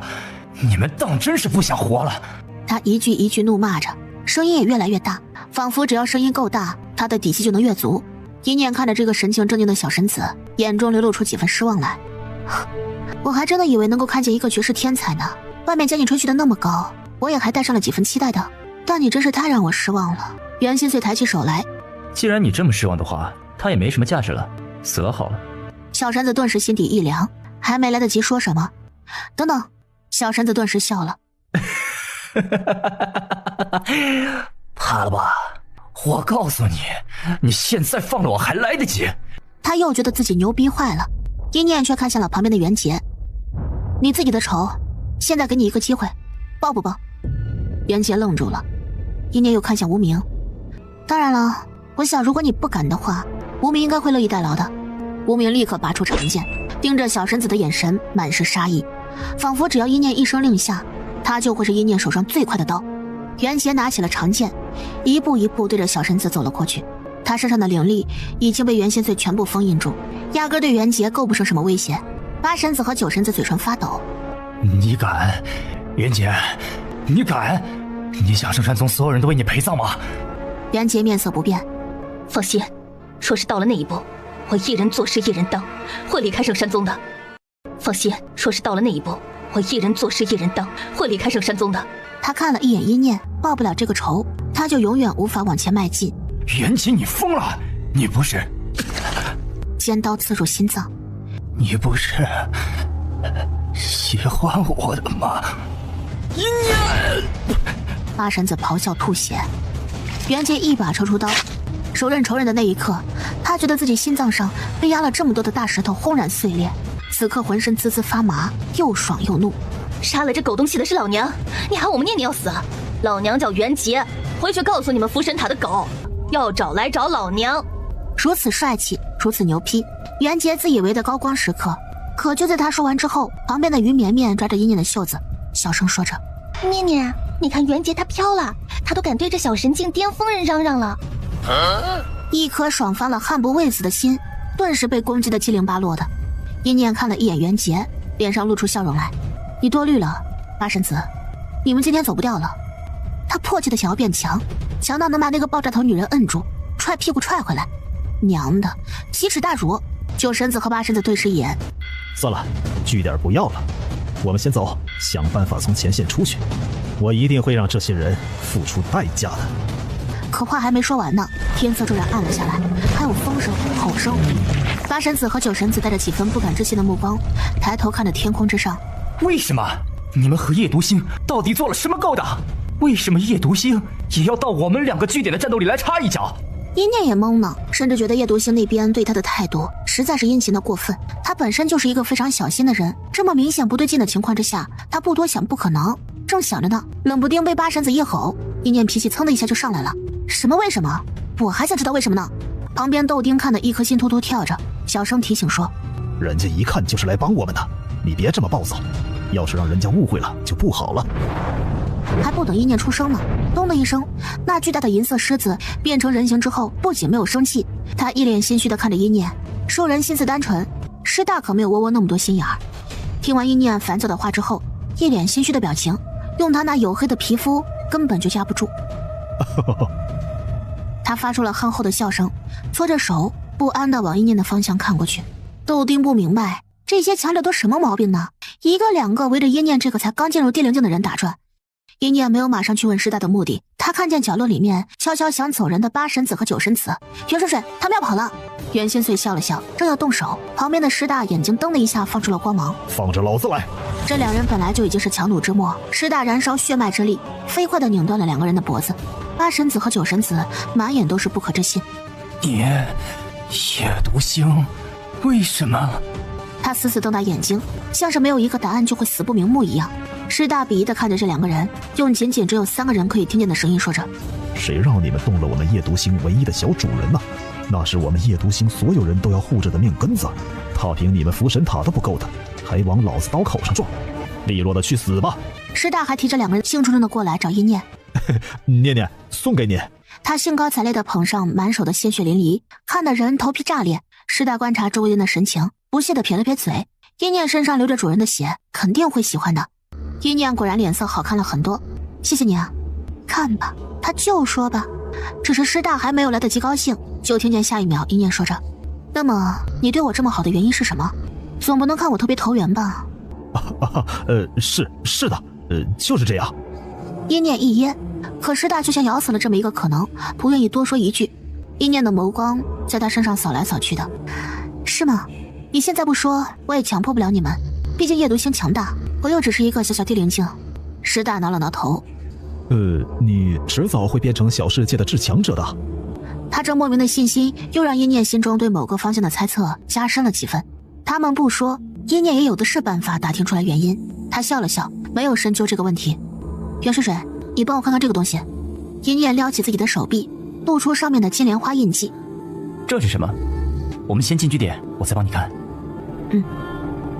一念跟在他身后走了进去，里面福神塔的人都已经被清理掉了，白家和万寿国的人被捆绑住。窦将军，这些人交给你看押了。至于其他人嘛，一念看向了其他势力的人，比如吴家、凌天学院等人，他们立刻举起手。一念，我们可没参战，也没针对你们，谁当据点的主人我们都没有意见，我们只是想待在据点而已，我们可都是5州的人。袁心碎一直盯着那个金色莲花，神情难看的拉过一念。这些事情让豆丁他们处理就好了，念念你和我进来。一念被拉进了房间里面。你知道这是什么？不知道，我从来没见过这种东西。你知道这是什么？不知道，我从来没见过这种东西。那你……但是这个东西上除了有精神烙印之外，还有非常复杂的空间构建体系。袁心碎的手指仔细地在那朵莲花上揣摩着，眼神变得越来越深。对你的性命构不成威胁。听见后面这句话，一念松了一口气，没有威胁就好。这个大前提可不能掉。那朵莲花被袁心碎这么摸着，本来还非常从容的印记，竟然开始微微发起抖来。袁心碎冷嗤了一声，虽然是个好东西，下次我还是要和你一起。不然谁知道下次再往他念念身上的印的东西是好还是坏。一念郑重点头，这个东西有什么用吗？你将精神力沉入试试。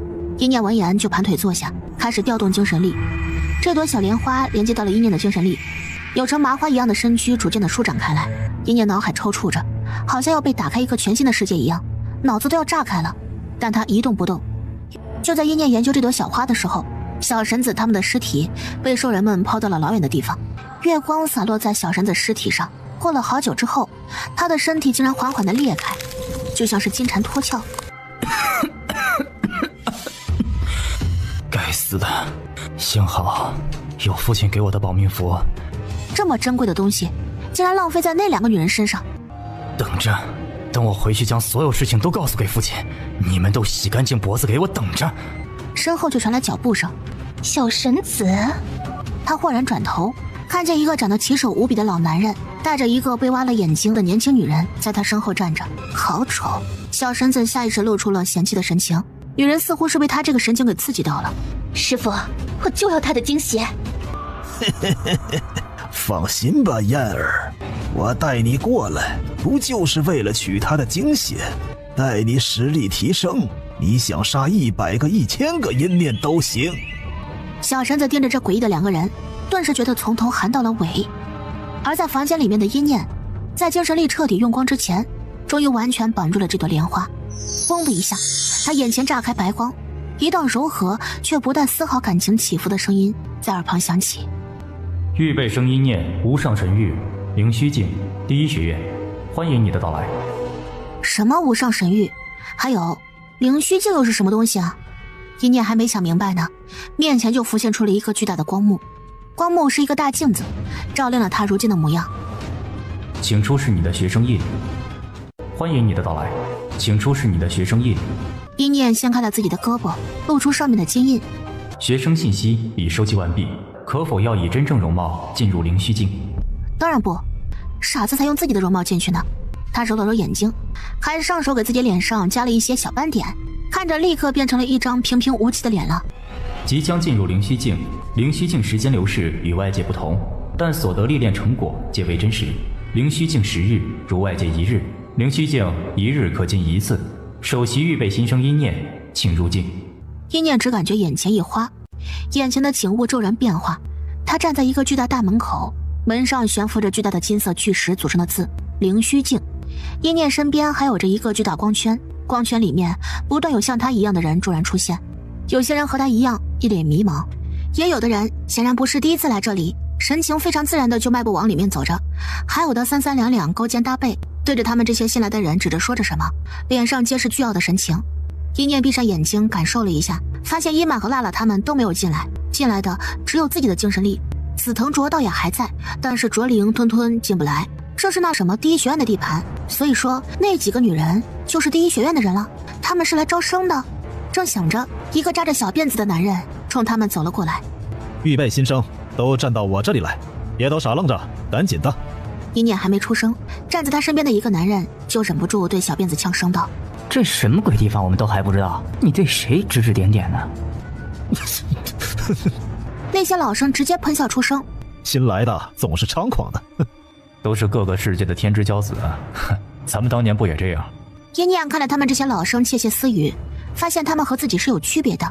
他们的身体凝实，应当是在这灵虚境中历练过多次，而他们这波预备生身体是半虚幻的，也就是精神体。那小辫子似乎也见怪不怪了。这是什么地方？是能让你们脱胎换骨的地方。你们只在灵虚境待了这么一会儿，不妨看看你们的精神池如何呀？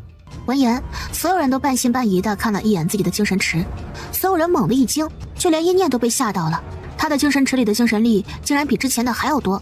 要知道精神力的增长极为困难，这种肉眼可见的速度变多是真的很可怕的。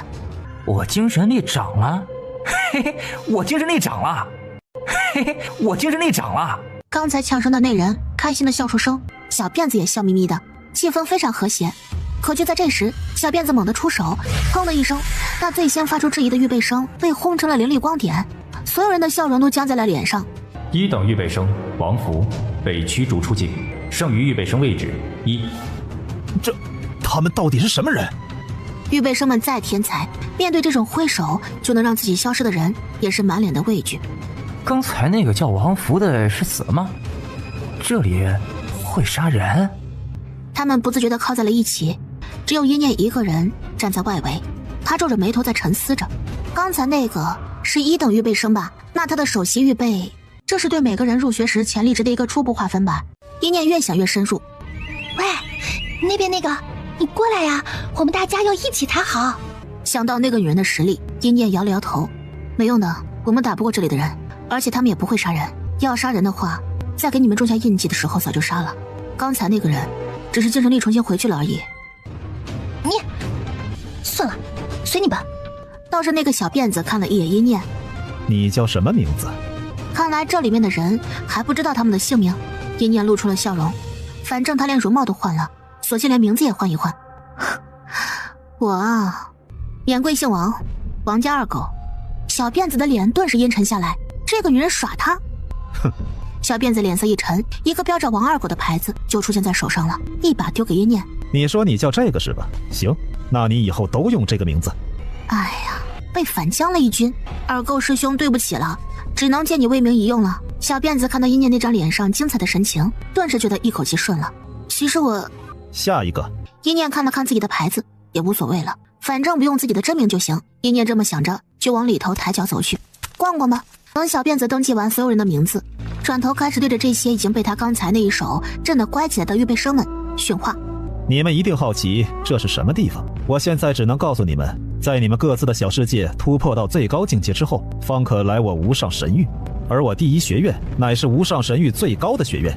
你们这些预备生，别一个个心高气傲的，觉得自己有多了不起。在我们第一学院，即便是洒水的童子，也比你们强上1000倍100倍。预备生不代表你们可以真的进入我第一学院，往年里100个预备生里也未必能有1个合格的。当然，在你们自己的小世界中，被仇杀夭折的也有许多。在灵虚境内不许内部厮杀，但是你们在外面，我们是绝对不会出手干预你们的事情。小辫子脸上带着冷漠的神情。在第一学院，都给我把你们身上那股子莫名其妙的傲气收了。我们第一学院最不缺的就是天才，天才只是我们的入门标准罢了。小辫子一边加重语气，一边往一念那个方向看去，准备着重敲打他。结果一看，哎，那个什么王什么狗，他实在喊不出那个烫嘴的名字。哎呀，他人呢？其他预备生都摇了摇头。小辫子气得牙齿咯咯作响。好样的！他翻开名册，想要看看他到底是什么等级的学生，结果翻开却忽然想起来，这名册上就没有王二狗这个名字，他用的是假名儿。就在他气得快撅过去的时候，一念已经晃荡到了灵虚境里面。这地方大概是第一学院里面唯一可以容纳灵体的地方。他看见了不少来来去去的老生，他发现就算是预备生也是有不同等级的，看他们的腰牌就知道了，1年预备生、2年预备生等等。一念看了看自己的，1年都算不上，只是一个单纯的预备生。喂，看你这精神体虚的，你是新来的吧？你怎么不去外面听训话？小辫子可能唠叨了，你不听，你要被骂的。什么训话？没有训话呀。是吗？小辫改姓了？是啊，没有训话这种东西吧？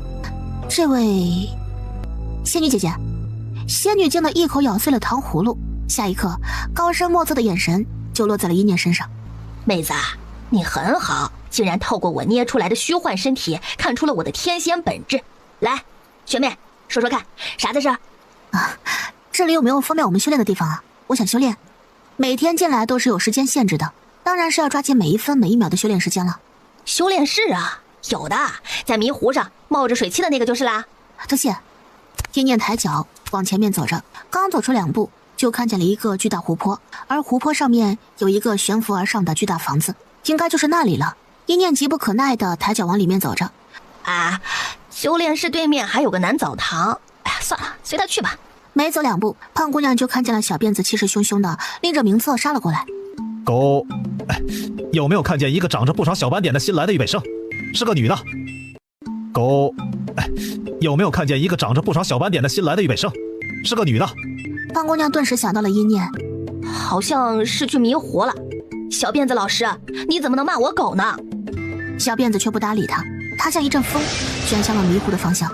你今天必须得死在我手上，让你知道什么叫做尊师重道。而此刻的一念来到了门口，他听见里面传来男人的笑声，不由得皱眉。第一学院的修炼室氛围竟然如此松散，还没有圣山宗内门弟子来得好呢。一念抬手，一巴掌推开那扇门，里面是哗啦啦的水声，无数没有穿衣服的男人像一只只被拔了毛的白斩鸡，在头顶淋落下的热水里掐着自己的小细腰，一抖一抖的。谁呀？谁呀？他们被水迷了眼睛，一下子还看不清楚门口站的是谁，只看见了在水雾当中发着碧绿光芒的腰牌“王二狗”3个字格外的清晰。王二狗，哎，要洗就赶紧进来一起洗，外面的冷风都钻进来了。一念僵硬地转过身，还是不冷，我进来洗不太合适，抱歉，走错门了。女人的声音，男学长们的手颤抖了起来，半晌之后，正在往这边冲的小辫子吓了一跳，为何男澡堂里面竟然传出如此撕心裂肺的惨叫声呢？一念被他们的尖叫声刺得耳朵疼。小辫子神情扭曲地朝他冲了过来，一念正打算开口解释一下，谁知道在里面洗澡的学长们因为情绪太过激动，身上灵力浮动，一个挥手带出了水珠，饱含着对一念来说非常恐怖的灵力。小辫子面色一变，快躲开！一念试图躲开，可躲不开了。算了，也就一颗别人沐浴过的水珠而已。一念破罐子破摔的想着，可轰的一下，他裂开了，是真的整个精神体裂开，脑海中响起了声音：预备生王二狗，精神体溃散，今日份进入灵虚境的机会已用完，通道明日方可再次开启。一念一头问号，就一颗水珠？一念脑子里就一个想法，还好没有用自己的本名，真是丢人丢大发了。他心底腾的一下烧灼起了战意，终有一天他会变成这里最强大的人，而不是他们随手甩出的一颗水珠就能把他赶回家的弱者。他的精神灵体猛地炸开，只留下了仿佛被人剥夺了贞洁的学长们和一脸菜色的小辫子老师。我还没训话呢。很好，非常好，王……救命啊！他真的是喊不出那个土气至极的名字。而就在一念被一颗水珠打出这个世界的时候，第一学院的一间密闭修炼室中，青云首席他已经来了。是吗？这就是给一念种下金印，被一念炸了一脑袋毛的那个女人，同时她也是第一学院当之无愧的学生首席阮青云。预备生中终于出现了金莲印记，是不是引起轩然大波了？阮青云都能想象到那混乱的场面。自从他当上首席之后，就开始挑选自己的继任者，无数的天才男女瞪大眼睛对他这枚金色莲花可谓是望眼欲穿，可他选了整整5年都没选中能令他满意的人。是挺动荡的，他是来了，自称王家二狗子。阮青云缓缓地转过头，那张没有什么表情的脸上浮现出几分疑惑的神情。这些字他每个都认识，组合在一起，他怎么就不明白了呢？他一来就直接撬了预备生的驯化过程，没有展示自己的印记，大摇大摆溜进了灵虚境内，然后勇闯南澡堂。他阴念凭着一己之力，在第一天就让全校师生记住了他名字的神奇女子，偷窥狂魔王二狗。有人觉得此等新人真乃奇人，一定要看看到底长什么样子，也有的人咬牙切齿，准备等阴念再过来一起算账，比如被无视的完全的小辫子老师。于是乎，阮青云就看见这个平时只顾着修炼的第一学院的所有天才们，竟然都有了一个共同的想法，想见阴念。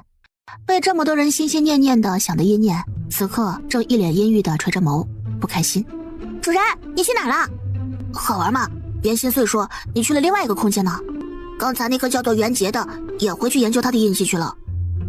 大佬和百变他们你一言我一语的抢着在阴念面前说话。袁心碎拿着一卷书靠在躺椅上，见阴念一脸被打击的样子，袁心碎皱起眉头。在那个空间被人欺负了？阴念愣了一下，没有，就是产生了一点小误会。我还是太弱了，该更加努力修炼才对。说着，他下意识的沉神内视着，却一怔。我突破了，就这么短的时间，在那边待了一会儿就突破了。你本来就在一星地灵境巅峰，被外物刺激一下，突破也是很自然的。就算你没有进那个空间，最多1个月你也能自然突破。他没有告诉一念的是，在一念的精神体去那个空间的时候，他也试图把精神力侵入进去，不过并没有成功。那边排斥太过强大的精神力，似乎只想收一些天赋极好但实力还没到的人。袁心碎不喜欢阴念去自己去不了的地方，他默默垂眸，不过也没什么，只要解开封印拿回实力，亦或者他突破大神境，那层针对他的禁锢就能被直接打碎了。念念找到了落珠果，剩下的3样东西里有一样他已经有些眉目了，到时候得想个办法取出来才行。而阴念还在检查自己体内又同时暴增的魔元素和灵力，能提早1个月都是好的。走，我们出去看看，我得去会夜读星那些人了。阴念刚走出去，就对上了匆匆往他这边赶过来的袁杰。我那朵梅花竟然连通着一个时空，哎！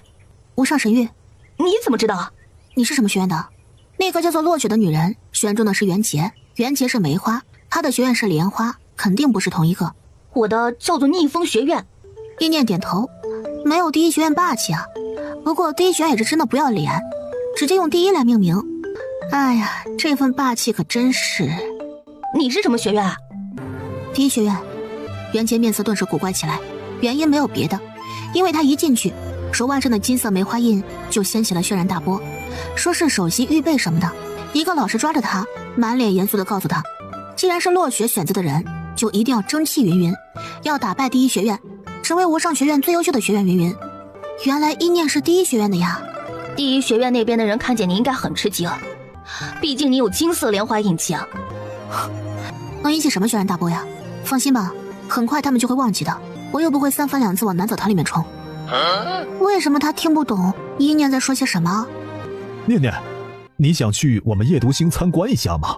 师大有些迫不及待的，因为他突然想起来阴念身上流着和他主人一样的血，那么也就是说阴念也可以举行觉醒仪式，这觉醒仪式是他主人创造出来的，几乎能让契合值再一次翻倍，那才是真的脱胎换骨。只是2次觉醒必须在1次觉醒之后的1年内举行，所以师大才这么着急。我为什么要去你们夜读星啊？更何况我还不知道你们打的什么主意呢。豆丁在旁边听得满头冷汗，为什么阴念对他们说话总是这样不客气呢？让他这个旁观者听得心惊胆战的。可偏偏师大就和中了邪一样，死活就不生气。其实是关于2次觉醒的事情。他撇开了自己和主人的关系，将2次觉醒的原因说了一遍。别的御兽师肯定是没有这样的机会的。我们夜读星的所有兽人都很喜欢你，欢迎你来我们夜读星举行2次觉醒的洗礼。为什么？没有人会对别人无缘无故的示好。虽然我的契合值很不错，但我没有自大到觉得我现在的实力能够连你这样的强大兽人都会为我折服。阴念觉得这些人真是热情的古怪。而且我从很久以前就想问你一个问题，既然你是兽人，那你是否有和你签订契约的御兽师呢？我能见见你的御兽师吗？师大面色一僵，阴念看他这副神情，几乎是肯定道，还是说我和你的御兽师有什么关系，才让你对我这么热情？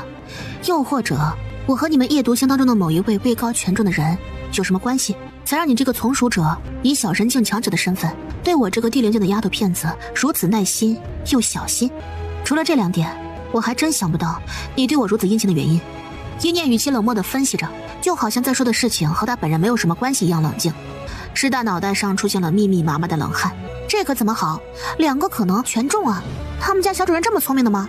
阴念仿佛就能猜到他想法一样。不是我聪明，是你们实在示好的太过明显，让人想不到都很难。说是你不说实话，那我以后都不会见你了。阴念下了一剂猛药，他赌一把，这个尸兽人对他很重视。果不其然，别，我告诉你，小主人。他第一次当着阴念的面喊出这个称呼，顿时心口一松。是，你本该是我们的小主人。阴念有想过千百种回答，甚至想过这些小家伙是不是知道他的凤骨，觊觎他的凤元，可没想到得到的却是小主人这3个字的回答。师大却已经压不住汹涌的情绪，声音拔高，情深意重地说着，小主人，你知道我们有多想这么喊你吗？说着他就要冲过来，袁心碎直接抬手掀飞了师大，他神情难看，滚一边去。兽人族们群体暴躁，现在摊开了说了，他们也不怕了。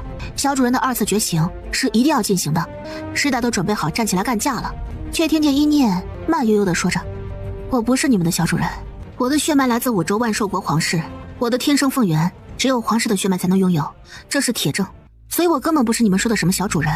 师大下意识摇头，不可能，烈天的召唤者，这也是血脉的证明。还有，你和我主人就是一个模子里刻出来的容貌。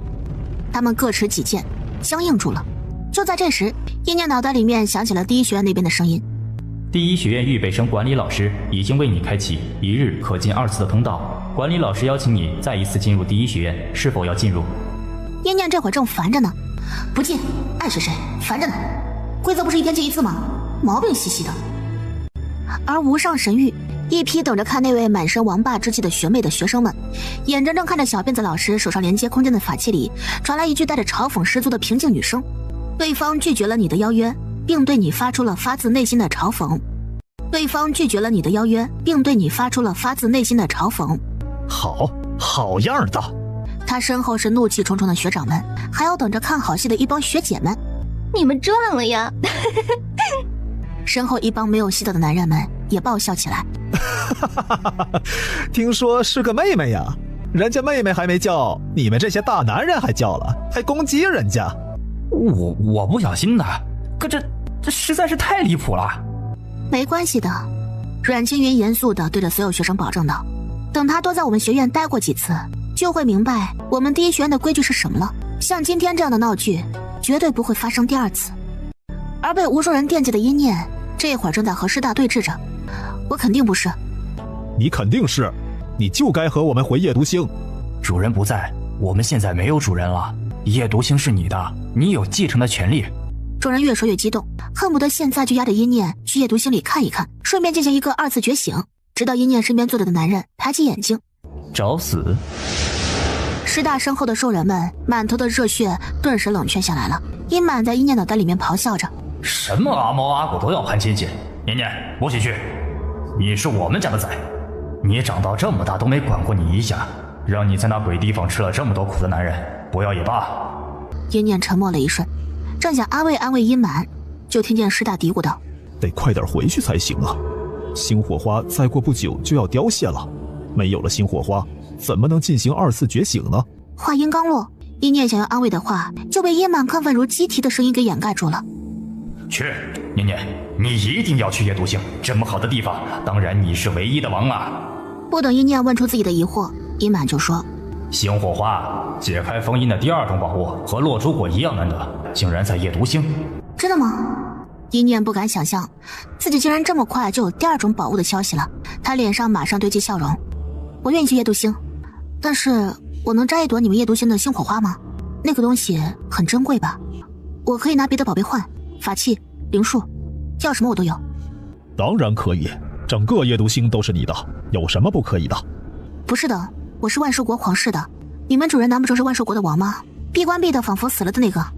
他们核对了一下时间，师大有些沮丧。我们主人虽然我们也不是很清楚他具体的身份，但是从那位万寿国的王出现的时间上来看是对不起来的，年纪也对不上。但很快就振作了起来。但是你肯定是我们的小主人没错，只要去夜读星2次觉醒就知道了。如果你是我们主人的血脉，我们会有证明的方法。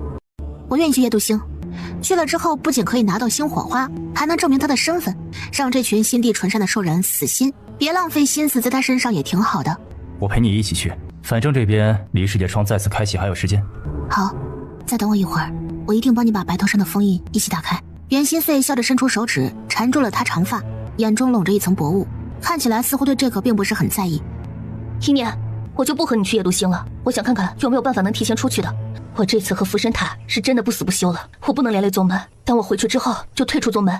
阴念开口想安慰2句，我以后就跟着你混了，行吗？有什么不行的？那就行了。不过世界窗不打开你怎么回去啊？旁边大长老站了出来。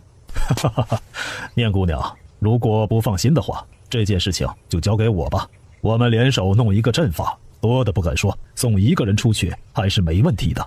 真的吗？那多谢了。看得出来，袁杰很怕圣山宗受他牵连，只想趁着现在福神塔那边的人压根还不知道消息，他自己提前退出圣山宗算了。光阵很快就出现在阴念面前，袁杰站在光阵上，瞬移就是一瞬间的事情。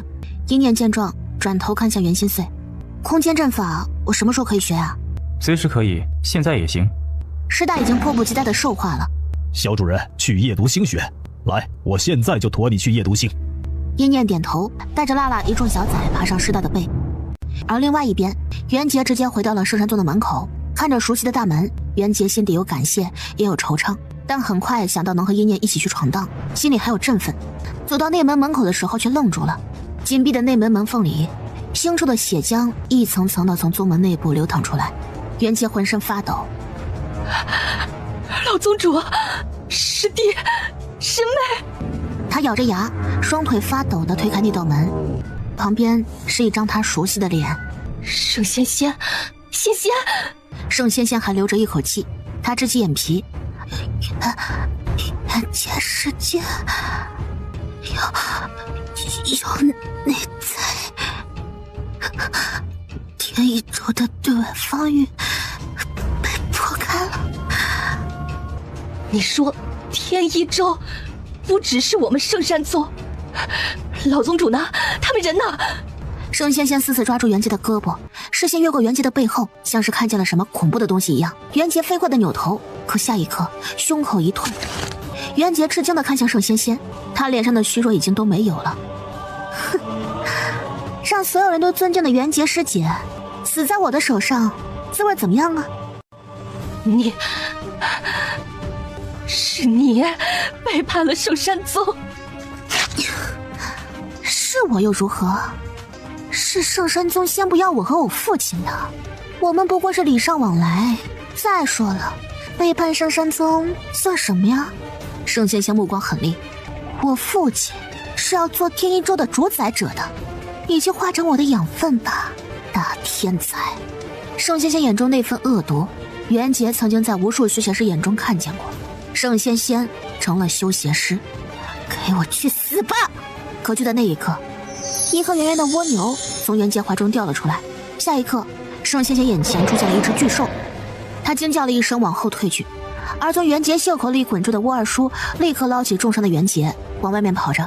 娘的，本来是怕我的大侄子挽留我，悄悄跟着袁杰出来的，谁他妈知道刚出虎穴又入狼窝呀！沃二叔拍着袁杰的脸，你可不能死啊！你死了，我咋和我大侄子的主人交代呀？我会不会被切成一块块的呀？而就在这时，地面轰然塌陷，一颗颗小脑袋冒出来了。留在天一州的部分地鼠立刻冲着沃二叔招手：“快来呀！念念财神的朋友就是我们的朋友。”沃二叔毫不犹豫，他没有任何战斗力。等圣仙仙反应过来之后，就是一个死。沃二叔立刻带着袁杰跳进了地鼠坑中。而另外一边，一念终于来到了夜读星的世界窗之中。小主人，等你2次觉醒成功，我们就跟着你一起去五洲。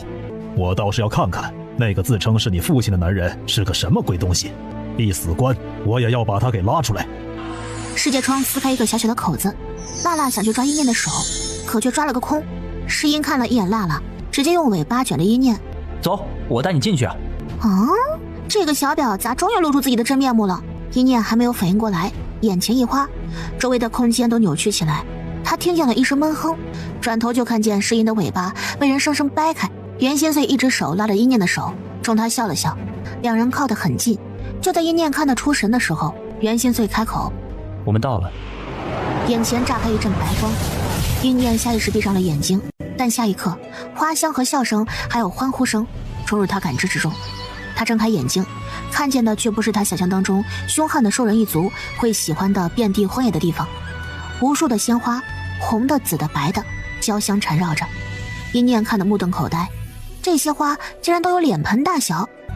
一念吃了一惊，妖草兽，小主人吧？是小主人吧？兽人们齐心围了过来。这些兽人实力有高有低，智力也参差不齐。比如一群长着猪鼻子的兽人就盯着一念的脸，十分肯定的道：“什么小主人呐？这不就是咱们主人吗？主人呐，你咋穿裙子了呢？哎呀，主人呐，你就算找不到女人，也不能把自己变成女人呐！你变成女人，你也生不出崽子呀！”一念面无表情地推开了他颤抖着伸过来的手，看向师大。师大哈哈大笑着，趴在老猪有些聋的耳朵旁大喊着：“老猪啊，这可是咱们的小主人！我上次出发之前才和你说过，咱们主人有后，懂不懂？”啥？你说啥？你要赖账？他伸出了自己的大蹄子，毫不心软的挥手就是一巴掌。燃烧血脉之后实力强横的师大，竟然如一片风中的败柳，飞了出去。你小子还欠我3万灵晶，别以为我年纪大了就记不住事情了。袁心碎的目光落在这个老人身上，只见一个小小光阵凝聚成形，辣辣、窝窝和百变也跟着挡在一念面前。主人，小心一些！老朱盯着几个家伙，轻轻地咦了一声。他在3个小家伙身上目光转了一圈，最后落在了辣辣身上。你这小家伙！他皱眉，小神兽巅峰气息顿时炸开。辣辣哪里受得了这样的刺激啊！一双眸子顿时变成了血红色。而就在这时，一念发现身上的凤元竟然变得无比的滚烫，竟然在体内开始沸腾起来。轰的一声，一只巨大又虚幻的血凤竟然在天空中沐浴着阳光显现了。这是……老朱脸上露出了十分震惊的神情，周围那些小兽人眼底露出几分畏惧惊恐，远古而来的血脉气息让他们浑身发颤，一个个的匍匐了满地。念念，行了，别吓唬他们了。百变和窝窝也认为主人这是要故意震慑。我不是故意的，他身上的灵力不受控制的往复原的方向跑着，我说不起来。那边的凤凰虚影不仅没有消失，反倒是越发的凝实了。地面开始颤抖，一朵朵猩红的花朵从地底深处钻了出来。这样的阵仗，老朱耸了耸鼻子，神情忽然变得激动起来。一念早已是满头大汗，可他控制不了自己，凤元陷入了一种兴奋到癫狂的状态。这里没有什么东西在吸引着他，一念痛苦地捂住了额头，他的凤元像是想从身体里面裂开钻出来一般。一片混沌当中，他听见了老朱兴奋的声音：星火花开，裂空血脉，是他回来了。星火花开，是他回来了。老朱的声音刚落下，旁边就多了一道身影。老朱，你可真是老糊涂了，这小姑娘如何能是我们主人？就算是返老还童，也不可能变成了娇滴滴的小姐吧？一念看着脚下盛开的花朵，星火花上的力量源源不断地反馈到他身体当中，然后被凤元贪婪地吞噬掉。他浑身的骨头又痛又痒，只能咬牙硬撑着。别怕，念念，我在旁边帮你看着，你要2次觉醒了，别害怕。他的手掌很温暖，从那小小的万寿国开始，一路冲着他走过来。一念心中大定，不再抗拒那奇怪又陌生的能量。见他盘腿坐下了，星火花竟然开始围绕他层层绽放。袁心碎果然没有食言，就站在一念身边守着他。那玄衣男人本来是一脸笑容的看着一念汲取花朵力量的，可一见到袁心碎，他顿时老脸一垮，看向了师大。那是谁？师大拍了拍身上的灰。哦，咱们小主人的朋友。天玄，小主人这是怎么了？你看不出来吗？星火花淬骨，这是2次觉醒啊！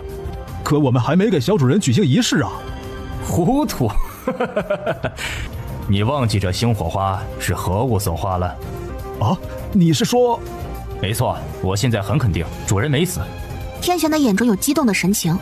星火花只有我们夜读星才有，因为星火花是用主人庞大的精神力和寿元力融合浇灌而成，更是融了主人一丝血脉之力。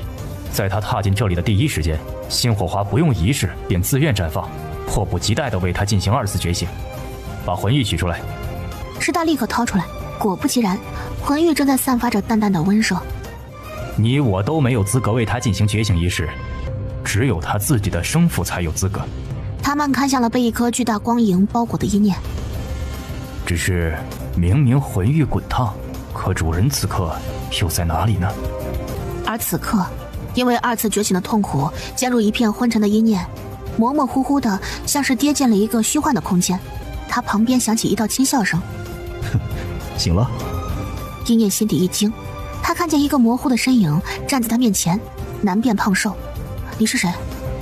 一念问的还算客气，可谁知下一刻那身影竟然一张嘴就口出狂言。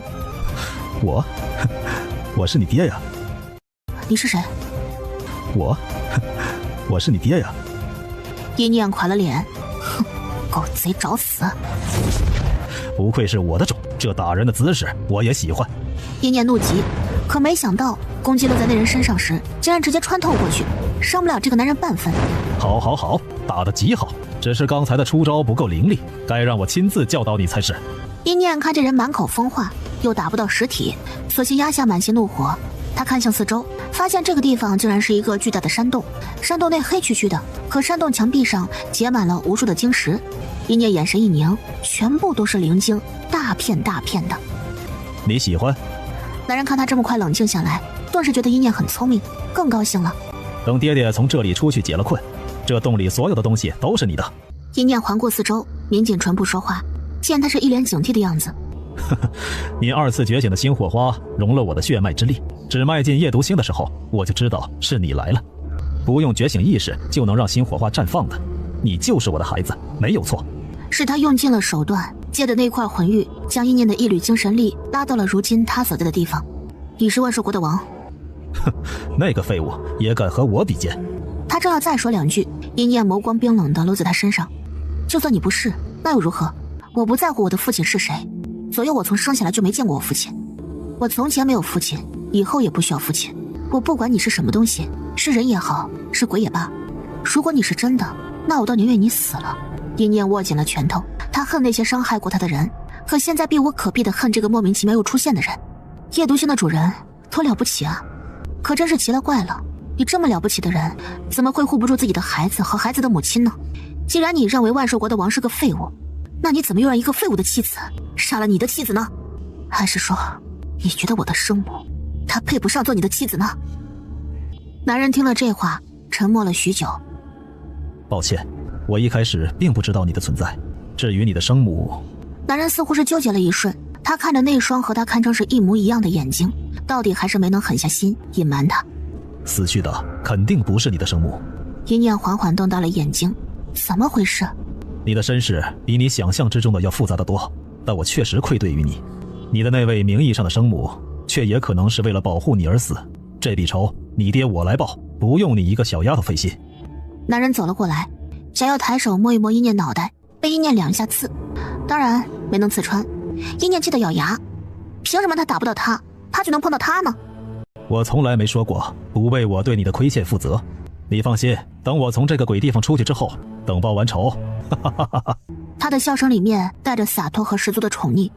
到时候啊，我的小祖宗要我的命都行。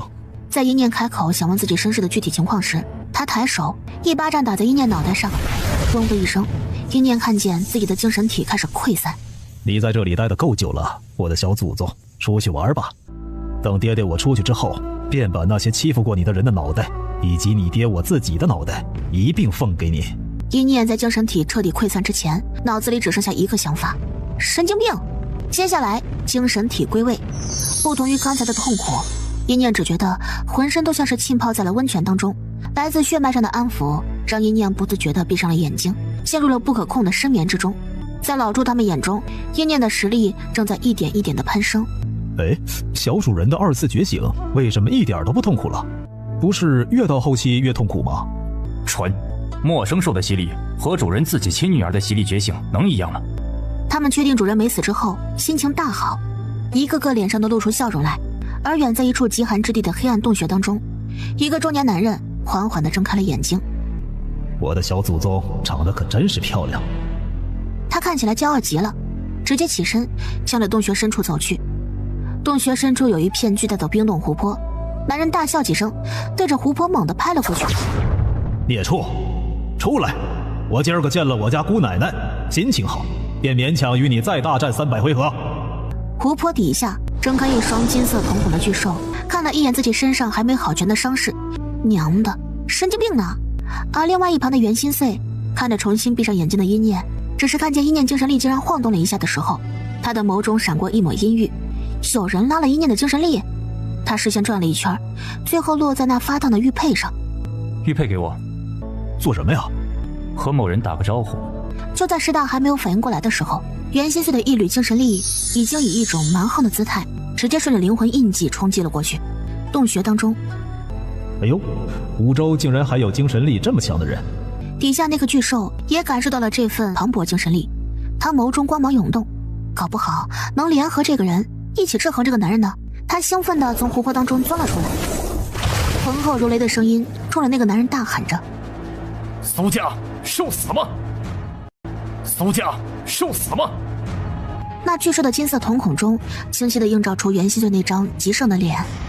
来者何人？我碾压苏家，我必有重谢。袁心碎的目光先是落在了对面的苏将身上，他的视线在苏将那双与他的念念酷似的眼睛上一扫而过，下一刻抬起了手，无数的精神力直接凝成12角法阵，将这巨兽给团团围了起来。光束如炮弹轰出，巨兽本就多的伤口顿时被撕扯得血流如注，巨兽像条泥鳅一样的跳动起来。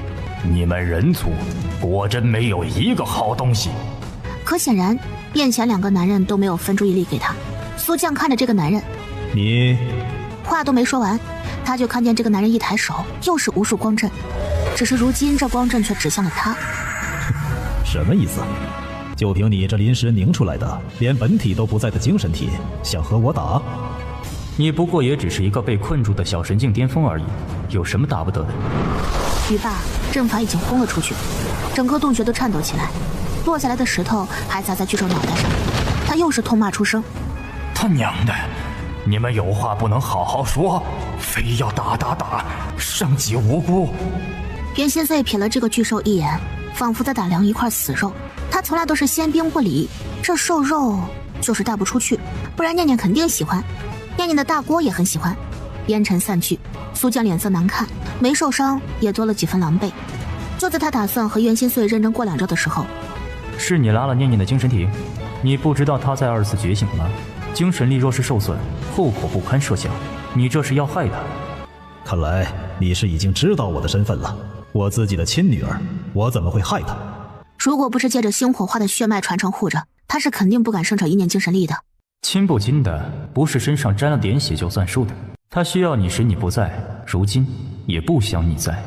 苏将对着袁心碎可就没有那么好的脾气了。他抬手，四方灵璧将袁心碎的精神体完全困住。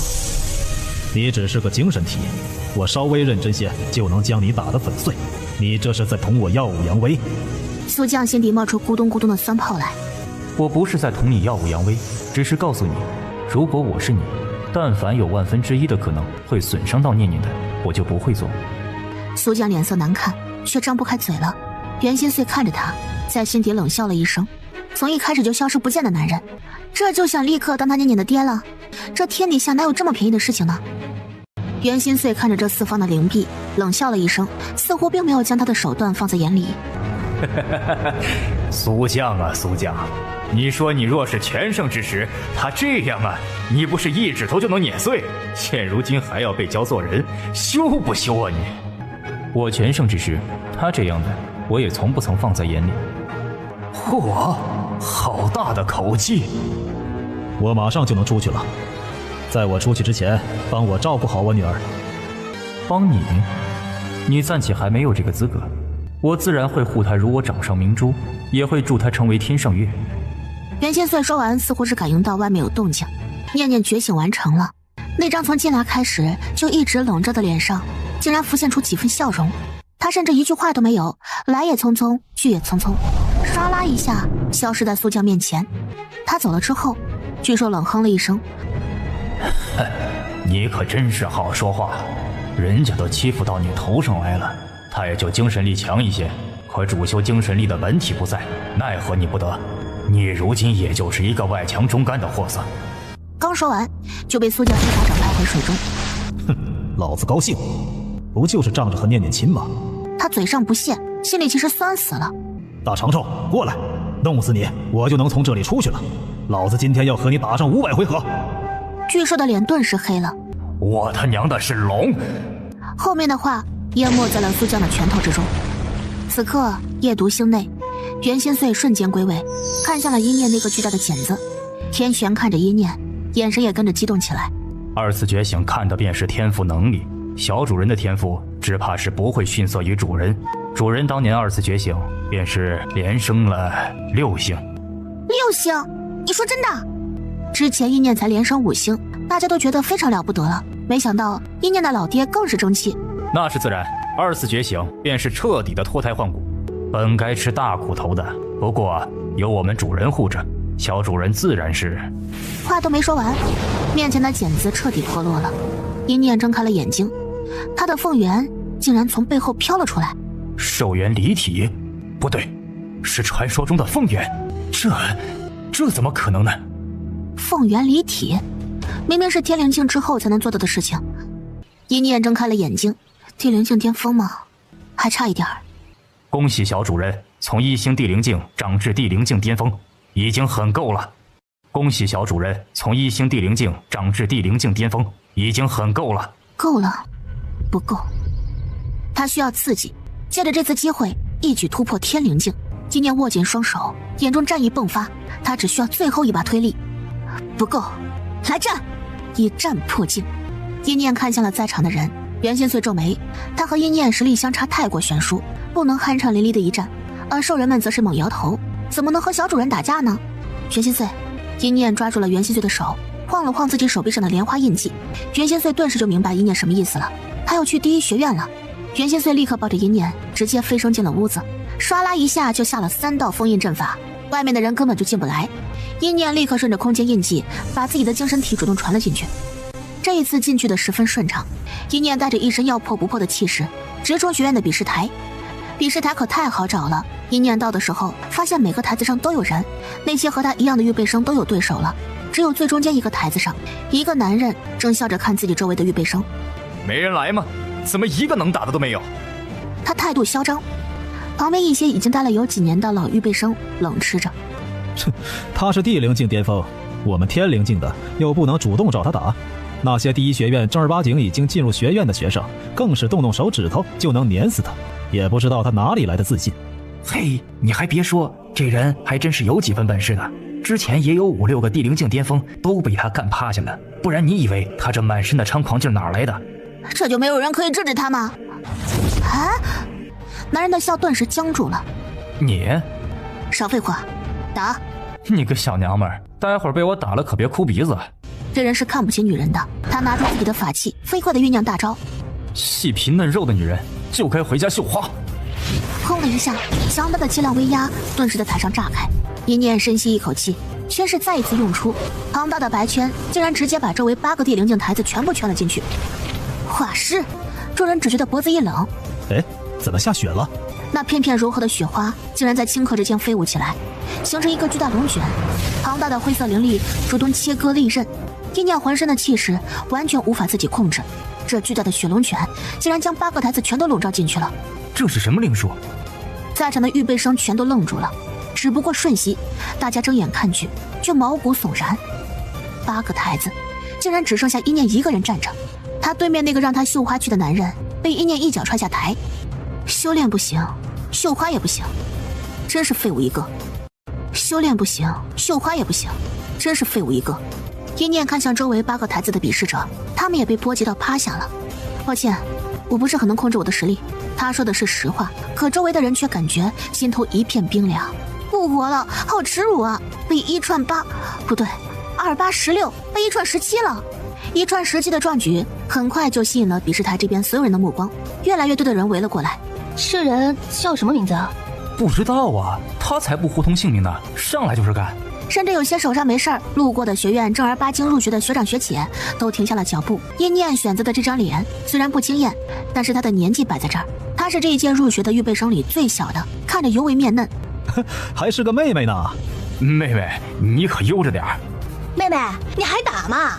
那些学长们并不知道他什么名字，索性一口一个妹妹的喊上了。一念一句话都没有回，不是他要端架子，而是他现在体内完全烧着这一把火，这把火不断的焚烧他的理智。要是今日破不了境，不，他不会破不了的。一念深吸了一口气，无视围着他看的那群人，脚步不停的往更深处走去。妹妹，你做什么去？妹妹，你叫什么呀？一念一律没有回答，因为他现在浑身难受的根本听不见别人说话。妹妹挺心高气傲的呀。第一学院谁不心高气傲？他若是能坐稳地灵境第1的位置，那傲点又如何？哎，等等，你们看他现在是去了哪里？大家面色骤变，因为一念正朝着天灵境比试台的方向走去。妹妹要去天灵境台？越级挑战以前也不是没有，只不过这个妹妹看起来很好欺负的样子呀，她行吗？把周围的人穿成肉串的妹妹，你还担心她不成？果不其然，一念直接去了天灵台上，底下的天灵境预备生们犹犹豫豫的，他们这么上去未免有些欺负人。一念左等右等等不到人，忍不住开口说着：第一学院竟然连一个能打的都没有吗？一个3星天灵境的2年预备生立刻上头。我来。只是上去之后，他又开始隐隐后悔，3星打他一个地灵境巅峰，好像有点欺负人。他他下意识的抬眼看着一念，结果小妹妹慌张的神情他没有看见，只有一把撑开的红伞和一念兴奋至极的声音。来得正好，3星正是他所需要的。一念的事情被传了出去，大家都对这个所谓的妹妹很好奇，就连首席阮青云都听见了这个消息。什么妹妹？我去看看，可能是别的负责人召集来的黑马吧。他们都没想过那是一念，毕竟一念在这里被称作叫王二狗，多么的别致，让人看过一次就不会忘了。可能是别的负责人召集来的黑马吧，我去看看。不用，等一念到的时候再告诉我就行。他也不是什么人都关注的，他没有去，但是知道出了个凶悍妹妹的人可是越来越多了。而此刻的一念悍不畏死的一次又一次的冲上去，他发现实力强大之后，风原里的涅槃生气十足，竟然在源源不断的给他提供可修复伤口的生气。再来！男人简直要一口老血喷出来，看见一念一次又一次的被他打趴下，就站起来，而且眼中光彩越来越明亮，好像他割裂开的精神体就不会痛一样，甚至一度觉得这个妹妹多半脑子有些大病，看起来竟然是在享受。一念脸上的笑容正在慢慢扩大，众人都觉得这是个疯子吧。然而一念眼神一凝，下一刻精神体竟然凝实了数倍，众人眼珠子都快掉下来了。突破了天灵境！一念精神体可悬浮半空，果真是天灵境。对面的男人见一念那一脸真是越打越爽的神情，如今更是在战斗当中一举突破。要是今天被打散了精神体，再要过来就要等到明日了，白白浪费了修炼机会。我认输了，妹妹厉害。男人似乎对面前这个享受战斗的奇女子十分好奇，利落认输之后开口问着：妹妹叫什么呀？名字不重要。男人打了个寒战，为什么一念看着他的眼神总让他有种这块垫脚石还挺好踩的这样的错觉呢？只是不等他继续追问，一念就迫不及待地将精神力撤了，他消失了。走了？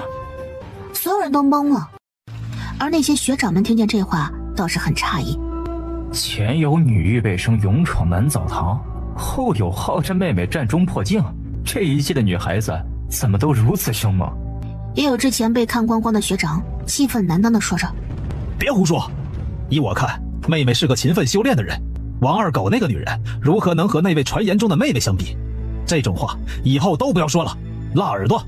一念还不知道自己又出名了，对他来说，这第一学院就是一个修炼的好地方，也仅此而已。精神体归位，一念猛地睁开眼睛，入眼就是坐在旁边满眼冷厉的袁心碎。夜深了，烛火在他眼前跳跃着，火焰被他掐断一截儿，讨好的缠绕在他的手指上蹭着。他好似被天下万物所喜爱，眼尾的红痣在烛火的辉映之下，将他衬得如深海神奇，明灭之间满眼灿烂。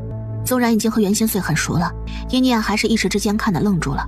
袁心碎似乎是感受到了他的目光，被火轰了半天也不见温暖的手落在了他额头上，一念顿时就感觉天空中的精神力变得舒服起来。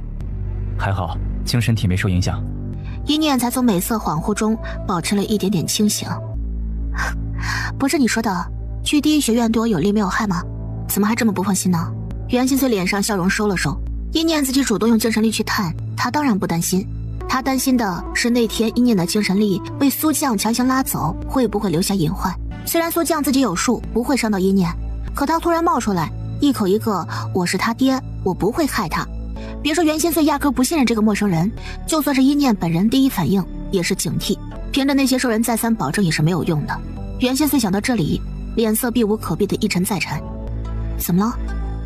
没事。他说没事。一念感受了一下自己澎湃的精神力和灵力之后，倒也跟着皱起了眉头。你说那个男人真的是我父亲吗？那男人叫苏将。苏将和苏林燕一样，也是姓苏。一念顿时握紧了拳头，他笃定自己生父就是那个必死关的万寿国帝君的原因，就是因为凤元切切实实只能出自苏家皇室。可他忘记了，苏家皇室的男人真的只有那个帝君一个吗？他就不能有兄弟有叔伯之类的了？一念不说话，气氛顿时冷了下来。娜娜和百变有些不习惯，窝窝冲着两只崽摇了摇头。你们也要看看气氛吗？让主人安静待一会儿吧。哎呀，百变比娜娜强上一些，拉着娜娜安静地坐在角落。袁心碎看见一念呆坐着想了很久。别担心，在一世明亮里面，他的声音让人特别的安心。你想认就认，不想认也没有任何人可以摁着你的头让你认，怕什么？他眼底有明辉光耀。有我在，谁能给你气手？也是，这都是小事。他也不是那个被困在斗兽场上日日做梦希望自己的父亲能过来摸一摸他脑袋伸出手救他的孩童了。尸山血海中踏出血路的人，心念动摇也就是瞬间而过，如烟火瞬消。你休息吧，你都没好好休息过。一念也不矫情，倒头就睡，睡前还问袁心碎：你呢？看书。袁心碎又拿出一本书来，这是一本阵法书。一念在陌生的地方有熟悉的人坐在旁边，他也安心不少。你等我睡2个时辰，然后我接替你。袁心碎失笑，难不成他还怕外面那些兽人偷袭吗？他的念念戒心也真不小。一念睡着了，还模模糊糊地想着，袁心碎可真是一天比一天沉稳下来了，那股子疯劲儿好像也少了不少，就是比刚认识的时候人看着越来越冷冰冰的了。还不知道袁心碎已经在洞穴当中疯一把的一念，带着对自己认为的睡水越来越沉稳的想法，彻底的睡了过去。袁心碎看了他许久，最后缓缓抬起手，手指上竟然渗出一滴鲜血，落在了一念额间。这一滴血直接渗透进去，一念看起来倒是睡得更好了，反倒是袁心碎脸色骤然苍白了下来。只是他毫不在意的笑了笑。百变和辣辣窝在旁边睡觉，只有窝窝看见他做了什么事，满眼的震惊，眼看着就要叫。嘘，不许喊。窝窝立刻捂住自己的嘴巴，只是心头震惊没有半点减少。他一直知道袁心碎对他主人很好，可是没想到能好到这种地步。窝窝正在想着，突然一个细小的光团飞快地朝他掠了过来，这光团就发丝那么点儿，但是窝窝脸色顿时变了。这是他们倭族独有的传信方式，族中的倭可不像他一样强大，传信一次至少要休息半个月，所以轻易没有倭会传信的。窝窝立刻收起那光丝，我耳叔焦急的声音就断断续续传了出来。哎呦，不好了，大侄子，圣山宗死了，袁杰受伤都死了。这话断断续续的，但是传到一念耳朵里的时候就是死了，都死了。圣山宗出事了。他猛地从床上爬了起来。不只是圣山宗，可能天一州也是。还有袁杰。我们回去。师大他们听说一念要走，所有兽人都惊呆了。我们和你一起回去。如果真是福神塔弄的，您就这么回去，一定会有危险。一念有些犹豫，倒是袁心碎看了他们一眼。可以，一起。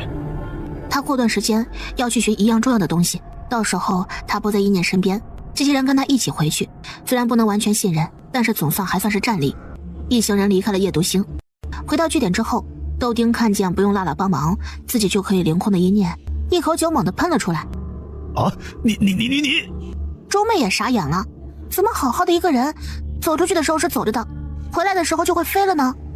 现在可以回去吗？天一州出事了。豆丁瞬间脸色苍白，周妹更是担心周家是否遭遇不测。上一次打开世界窗送了袁杰出去，这次恐怕开得了。袁少主，这可开不得玩笑，你怕是小瞧了世界窗的。话音刚落，就看见周围一片的灵力都往世界窗的方向撑了起来。周梅目光震撼地看着袁心碎，半步大神境了。他看着袁心碎，又看看一念，这两个人到底是做什么的？人家几年一个样，他俩倒好，一天一个样。半步大神境，连一念都不知道袁心碎现在竟然这么强了，但一念又有种他理该如此的感觉。窦将军，你留一部分人在据点驻守，夜读星的人也留一部分。如果天一州的事情和福神塔有关的话，前线的据点就要稳稳抓住。周妹吓了一跳，这是要抢世界窗了吗？你不敢吗？现在的孩子说话都好气人呐。抢就抢了。一念看向旁边的多丽青和多丽红，大皇子已经交给你们了。不等他说完，多良国的2个皇子就非常上道。放心，灵粮肯定是优先提供给你们，就算福神塔的人来了，我们也不会给的。多谢。于绵绵还有周妹以及师大天玄和老朱肯定是要跟着他一起回去的。越过世界窗，一念一踩到地面就明显感觉到了不同。天一州一片肃静，本来热闹的街道也一个人都没有，遍地狼藉，仿佛大战刚结束的样子。一念走出去好长一段路，才看见一个神情麻木的人，似乎躲躲藏藏的在装井水。见一念他们来了，这人慌不择路的就要跑，辣辣飞快的把人拎了回来。跑什么？人呢？都死了。修邪师攻城，这次没能守住。圣山宗的人呢？还有朱家呢？不知道，我什么都不知道。那天我一睡醒，修邪师就杀进来了，太多了，他们人太多了。那其他势力呢？其他势力难不成都被攻击了？还有白家和万寿国没事。一念的眼神却瞬间阴沉下来。又是白家和万寿国，哪里就会有这么巧的事情呢？白家和圣山宗能比吗？圣山宗都被攻破了，白家竟然没事。一念直接冲着白家飞掠而去。走，去白家。一念快速往白家的方向飞掠而去，路上经过了不少原本很熟悉的地方，但是如今放眼望去，满眼的萧条。天灵境以上的人都跟着一念一起，其他人则是先回巨人族那边看看情况。真是一个人都没有看见呢。奇了怪了，如果全都死了的话，应该能闻到很浓郁的血腥味啊。一念的唇抿得很紧，没有吱声，只是速度更快了，一路碾压飞跃，压出风暴声。不出一会儿，白家到了。那帮人也真是倔呀，现在被赶出去了吧？丧家犬。嗨，你说圣山宗和周家还有那些贱皮子是不是找死？那修邪师明摆着是来屠天一州的。福神塔的大人们心底慈悲，让咱们投靠，交出天一州的州心就好。圣山宗为首的那帮老货，那就是死都不肯。就是多亏了咱们帝后啊和福神塔关系好，咱们白家也能幸免于难。修邪师来的时候啊，就咱们被福神塔的人护了，那些人叫的可真是惨呐。他只感觉脖子一凉，砰的一声砸在地上，还剩下一个守门的，呆呆地看向了天空之上。手持红伞的女人站在最前面，打量他的眼神冰冷。他弯了弯唇，红伞缓缓地撑开，嘴角那可笑的弧度也永远定格。白家内部，没想到圣山宗那老东西也有这一天。福神塔有什么不好的？不值得他们效忠？都收一收得意的神情，咱们和帝后的关系还没彻底修复呢。那不是一开始不知道帝后和福神塔那边，不然咱们怎么都不会为了白鹿去和帝后决裂的。白鹿，可惜了呀。有什么好可惜的？现在燕儿才是五州第一天才。也是，燕儿从前线回来之后，倒像是有了奇遇，一口气突破了天灵境，太可怕了。果真是凤元的主人，这一生注定就是不寻常的。轰的一声，外面忽然传来一声爆炸声。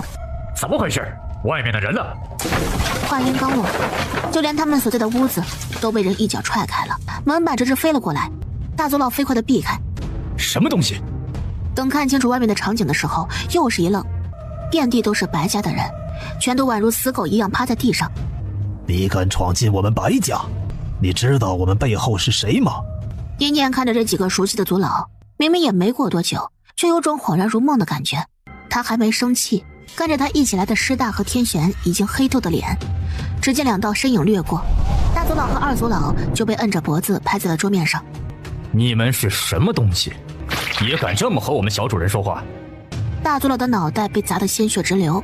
小神境巅峰的强者，为什么要给这么一个小丫头当走狗呢？大族老脑子里面想到的唯一一个可能就是这个女人是某位大势力的孩子。可五州还有比福神塔更加厉害的势力吗？混账！我们乃是福神塔收归的势力，我们白家的家主乃是万寿国帝后，那可是如今福神塔几位神子眼前的红人。我劝你们识相的，就给我好好磕头赔罪。帝后是你们白家的家主，看来你们是不介意当时失去白鹿的事情了。你怎么知道白鹿是帝后杀的？我怎么知道的？你猜啊。他低下头，用只有2个人听见的语气说着：白族老，你还记得1年之前那个在万寿国皇室斗兽场的女孩吗？你们白家人养的灵兽也没少吞那小女孩的肉，对吗？还想不起来吗？阴念的声音像是带着魔力，让大族老的呼吸猛然顿住。你怎么会？阴念笑声悦耳，他好像很久没有这样开心过了。以前的18年承蒙你们照拂，现在到那个小女孩回报你们的时候了。短刀直直捅入大族老的喉咙里面。这件事情他已经想了10多年了，所有记忆以来就想着有朝一日，他必定会将刀尖刺入敌人的喉咙。大长老的脑袋终于被翻了过来，面目扭曲的往外喷着血。他想说：“你是那个小怪物。”可他什么也说不出来，只瞪着那只死死突出的眼珠子，断了声息。剩下3个族老被吓得瞬间腿软，大族老都杀了，他们这些人还能有什么底气再猖狂下去呢？你到底是什么人？他们惴惴不安。一念就在凳子上坐下了。现在这个情况，应该还轮不到你来发问吧？二族老害怕的夹紧大腿，他都快被吓疯了。天一柱是怎么回事？修邪师和副神塔就是这么一回事。不好好说，你的脑袋也就别想要了。是那天送我们天一州的优秀弟子们去了前线之后，那些修邪师突然又卷土重来，外面想要攻进来其实不容易，但是他们攻来的时候，我们天一州的对外防御结界不知怎么的突然就破了。一念垂眸看着二族老，这也不难猜，天一州有叛徒，而且是能接触到一州结界的叛徒。然后呢？其他人没有帮忙吗？有的，福神塔神子们都十分慈悲，愿意搭救我们的。只要愿意献出我们天一州的州心，就可以接纳我们天一州所有人。都怪圣山宗那帮老顽固，说死也不会交出州心，呸，还拖着我们去死。州心，原来福神塔打的竟然是这个主意。这东西有什么用啊？州心是我们天一州整片大陆能存在的基本，你可以理解成是一个人胸膛里的心脏。没有州心，天一州再也不会有灵力的产生，不出1年，天一州就会不复存在。福神塔要天一州州心做什么？对外防御又是怎么破的？一念深吸了一口气，眯起眼睛，一把抓住二族老。所以是老宗主他们带着州心跑了？是的。那其他势力呢？投诚福神塔的势力应该不止你们2个吧？二族老撇了撇嘴，就我们2个，剩下的那些势力都拎不清，一群傻子。投靠福神塔有什么不好的？说什么没了故土没有家，简直愚蠢。那个老宗主逃是逃了，但是逃走的时候受的伤势很严重，该是已经死绝了。天一州的人被血洗的时候，你们在干什么？二族老脸上有一闪而过的心虚。什么都没做，我们什么都没做呀，就是自保而已。一念点头，好似什么都没有在意，将事情都问得差不多了，抬脚就往外面走着。二族老几人松了一口气。能放了我们吗？天玄冲2个人笑了笑，下一刻毫不客气地扭断了他们的脖子。一念站在门外，一批兽人立刻拖着无数的奇珍异宝出来了。白家库房里的东西还真是足呢。一念扫了一眼那些宝贝，露出一抹冷笑。他还是白鹿的时候就知道白家没有这么多宝物，比白家原本存着的涨了有10几倍了。哪里来的？趁火打劫，从别的势力搜刮而来的。这些都放着，白家这边防御阵法倒是也还齐全，先在这里落脚。师大毫不犹豫地抢了别人的房子，等会儿看看有没有伤者，能救的都救回来，再仔细问问。这一点看起来总算和一念像是一家人了。接下来去哪儿？一念倒是犹豫了一下，先确定巨人族那边的情况，然后我想回趟魔剑。我陪你一起回去。一念点了点头，要是我现在已经找齐那些破开结界的宝物就好了，不然我总觉得没脸回去。阴霾适时开口，带着些忐忑闷闷的语气说着：仔，你别这么说，我更没脸回去。谁是你的仔？他觉得这段时间听到的古怪称呼真的是比之前18年加起来都要多。倒是袁心碎听他提起那4样宝物的时候，眼神跟着动了动。他低下头算了算日子，然后什么话也没有说。是的，你带人在这里休息一下，跟我一起回来，辛苦你们了。是的，你带人在这里休息一下，跟我一起回来，辛苦你们了。辛苦什么？小主人，你太见外了。一念就算是现在抱着他们撒泼打滚，兽人族们也不会不高兴的。这理应是他们小主人生来就该享受的待遇。从拉拉口中知道小主人这些年的遭遇时，所有的兽人族就已经决定好了，要过来给小主人报仇雪恨。天玄也不高兴，还有听不清话的老猪，他听不清小主人说什么呀。但是大家都不高兴，他也跟着不高兴就好了。我和袁西碎一起就行了。小七师姐，二寇师兄，你们先在这里等我消息，外面保不齐有血邪师，你们尽量和师大他们在一起。一念说完，手就被袁西碎抓住了，2人直接消失在原地，气得天玄破口大骂：我就知道那个袁心碎没安好心，拐带他们家小主人。旁边大长老悄默默地轻哼了一声，也不怕受人族。我们少主和念姑娘可是自艰难的时期认识的，两人之间的感情自然是非比寻常。受人族能反驳很多，但就这一点反驳不了。毕竟他们遇到一念的时候，已经是一念日子过得好了很多的时候了。对一念来说，给他带来亲人般温暖的是魔族，后来支撑他一路走过来，给予他帮助的是袁心碎。他到底和别人是不一样的。一念被袁心碎拉着，他目光沉沉地盯着袁心碎。我一定会尽快找到剩下2样宝物的。袁水水，你信我？好，我信你。一念觉得不太得劲儿，你等着我。好，多久都等你。一念被他那双眼睛盯着，轻咳了一声，转过脸。到了，巨人族。袁心碎的速度真的是很快，两人在那偌大的院落里面落下。师傅，大山爷爷，二山爷爷。空旷的院落只有一念自己的回声。一念看向了隔壁鱼人族的居住地，鱼人族也一个人都没有。于绵绵他们还等着他的消息呢。一念头痛的捂住脑袋，都去哪儿了？他看着脚下的土壤，有血迹，肯定是爆发过大战的。一念眼圈都红了。如果他们都死了，一念不敢深想下去，但他一定会让福神塔的所有人一起给他的家人朋友们陪葬的。走，先回魔剑，我得取一些法器出来，也算是增加大家的战斗力了。一念逼回眼泪，在这种时候哭哭啼啼的真是没用，反倒是浪费时间。他多流一滴眼泪，保不齐那些还在逃亡的人就多死一个。一念和袁心碎没有磨蹭，直接往魔剑的方向而去。到了，一念看着那笼着在一片迷雾的白头山，有些感慨的挺直自己的脊背。说来也挺有意思的，我刚从这里出来时，人灵境都不到呢。你呢？魔剑就是他的家，越靠近自己家，一念的心情也跟着放松下来。说来也挺有意思的，我刚从这里出来时，人灵境都不到呢。你呢？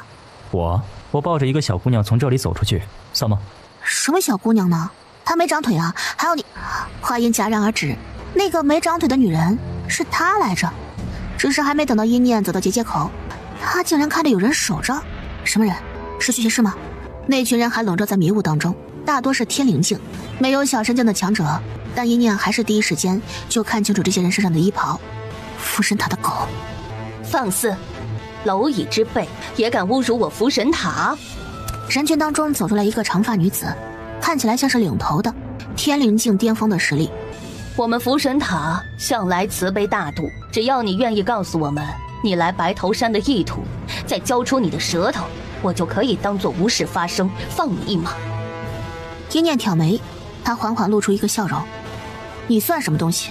我回我自己家，何须与你解释？哼，你家？你把这个鬼地方当家？原来是个疯子。一念扫了一眼这些人，还好人不多，就算他自己一个人在这里，他都不会害怕的。更何况袁心碎还在呢。袁心碎像是猜到他要做什么一样，挑眉看向了一念。一念闭上了眼睛，周围的空气开始震颤，有什么东西要出来了。福神塔那些人的眼神也缓缓地变了，女人一脸紧绷着，像是想到了什么一样。这是……话音刚落，迷雾就像是被强大的气压给轰开，天空黑压压地沉了下来。是天阴了吗？不是的，魔族余孽！哗啦啦，天空上一大片的魔元素，黑云压城一般扼住了他们每个人的喉咙。无数的魔元素，他们已经沉睡太久了，他们就像是被抛弃在一旁的垃圾，蛰伏的猛兽。只要有那么一个人，只要他能站在阳光下，不用再躲躲藏藏，只要他振臂一挥，他们蛰伏过的这些岁月积压的无数的怨恨和力量，就会成为击垮整个世界的力量。如今这个人来了。魔元素，是魔族，是那个魔族妖女，妖女终于现身了。他们终于反应过来了，可明明对面就一念一个人，却好似背后有一整片的魔物一般，让他们心生畏惧，双腿发软。别慌！女人面色苍白，可看清楚一念的实力之后，她低声笑着。也就一个人而已，我还以为有什么了不起的呢。你能让魔元素暴动又如何？一个一星天灵境能搅动什么水花？一个一星天灵境能搅动什么水花？话音落下，一念还没发怒，那些魔元素已经纷纷朝女人撕咬了过去。女人被咬了个措手不及，混账！立刻燃起一身明火，将这些烦人的魔元素抵在外面。这些东西为什么这么听他的话？福神塔的人被打了个措手不及，当然不致命，但是痛呢？这群人自从加入福神塔之后，哪一个不是养尊处优的？什么时候受得了这个委屈了？一时之间，哀嚎声遍地，让一念露出了不屑的语气：“主人，我听不下去了，一群弱鸡，软蛋！拉拉今天就要酣畅淋漓的打一场。”百变也跟着窜了出去，直接卷住了3个天灵境强者。女人咬牙，对着一念刺了过来。贱人，真是找死！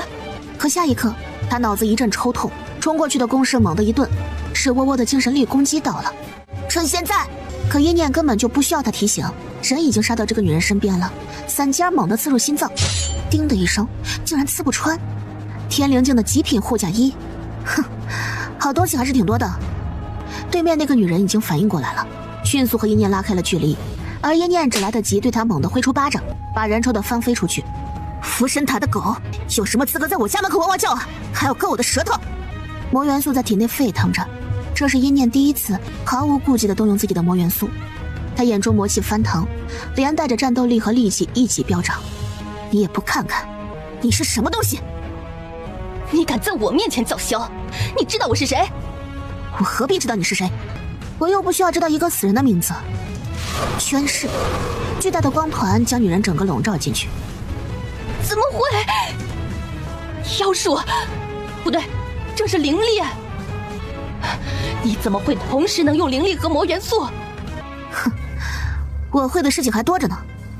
无数的微缩阵法已经布下，将这个女人团团围困起来。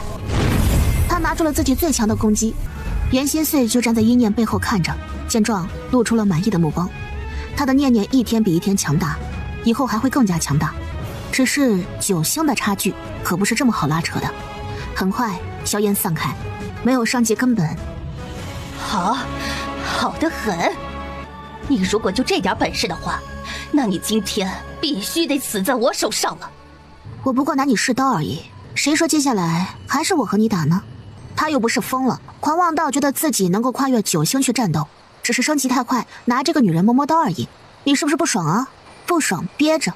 袁心碎往前一步，剩下的几个低星天灵境我不和你下，这个女人就剩给我吧，我也得和福神塔打个招呼才行。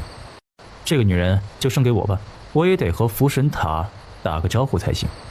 女人似乎是才发现一念身后站着一个男人，可偏偏她受了这么重的伤之后，一念这人竟然打完就退。无耻，贱人无耻！一念看女人气急败坏的样子，学着她的口吻，蠢货，蠢货骂街。女人气得破口大骂，袁心碎的目光在她的大骂声中逐渐阴沉下来。她遥遥冲那个女人伸出了手，她的身体被拉扯成一片一片的。怎么会？她怔怔地看着一念的方向，魔族余孽，为什么会有人帮她呢？这男人难道看不出来这是魔族余孽吗？一念拿着红伞冲进了战圈当中，对上的是一个3星天灵境强者，比他星级更强，可他却因为一念的狠辣招式感到绝望。情急之下，那人慌忙拿出传信玉。神子，我们在白头山。他手上一痛，那块玉就因念挑起，飞到了他手上。那边传来福神塔那边的人焦急的声音：不是让你们去魔剑守着问吗？问问那群魔族余孽愿不愿意和我们签订死契而已，这点事情都办不好。死契？一念弯唇，露出一个渗人的笑容。一旦签订这个契约，那就是单方面的把人的性命全部都交付在另外一个人手上。那边还在骂着：只要他们愿意签订死契，我们福神塔就想办法让他们从魔剑里出来。解开封印的4样至宝，我们已经找到了2样。一念指尖微动，他说什么？福神塔竟然也知道了解开封印的办法。也是，当年的封印就是5州的人设下的，总归会有一些人知道方法的，只是他们找到的那2样又是不是他缺失的那2样呢？一念眸光爆发出灿烂的光芒，那边的人开始急躁起来。神呐，怎么不说话？这么点事情都做不好，要你们有什么用？一念一把把那个弟子拖了出来。那弟子发出惨叫声，传信玉那边骤然安静下来。谁？是谁？竟然敢动我福神塔弟子？你们怕是不想活了吧？一念眸光微动着，他的手徐徐压在玉牌之上。小苗儿悄悄对窝窝说着：主人这是要坦白自己的身份，暴打他们的脸了吗？应该是的。可下一刻，他们就听见阴念压得略微有些低哑的声音，发出了宛如鬼魅一样的笑声。这个声音让人浑身的汗毛都炸开，和阴念平常的声音完全不一样。我整个窝都傻掉了。哼哼，问我是谁？行不更名，坐不改姓，休邪老祖斜切面坐下第一大弟子是也。哼哼，问我是谁？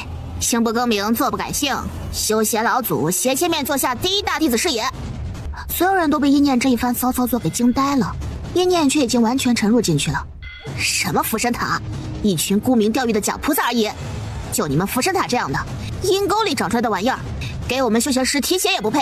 白头山这边是我们老祖看中的地盘，和我们老祖抢地盘，活腻了吗？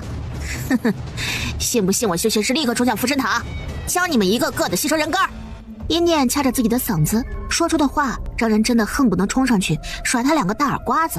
对面显然也是这样想的，呼吸声都粗重的如猪叫。阴念翘着唇，一边给予那个弟子最后一击，一边对着传心玉那边说着：就你们那所谓的至高神，给我们老祖端屎盆擦屁股都不够格，我呸！于爸一掌捏碎那块玉，转过头却发现所有的弟子都已经被清理干净了，自己的几个仔一脸迷茫地看着自己。你们懂什么？这叫祸水东引。只有窝窝冲阴念伸出了自己的大拇指，高，实在是高。被窝窝这么盯着，阴念又看了一眼被自己捏碎的通灵玉，他顿时就一个机灵。对啊，还有一个方法可以联系人的。哎，窝窝，你说过你是倭族的少族长是吧？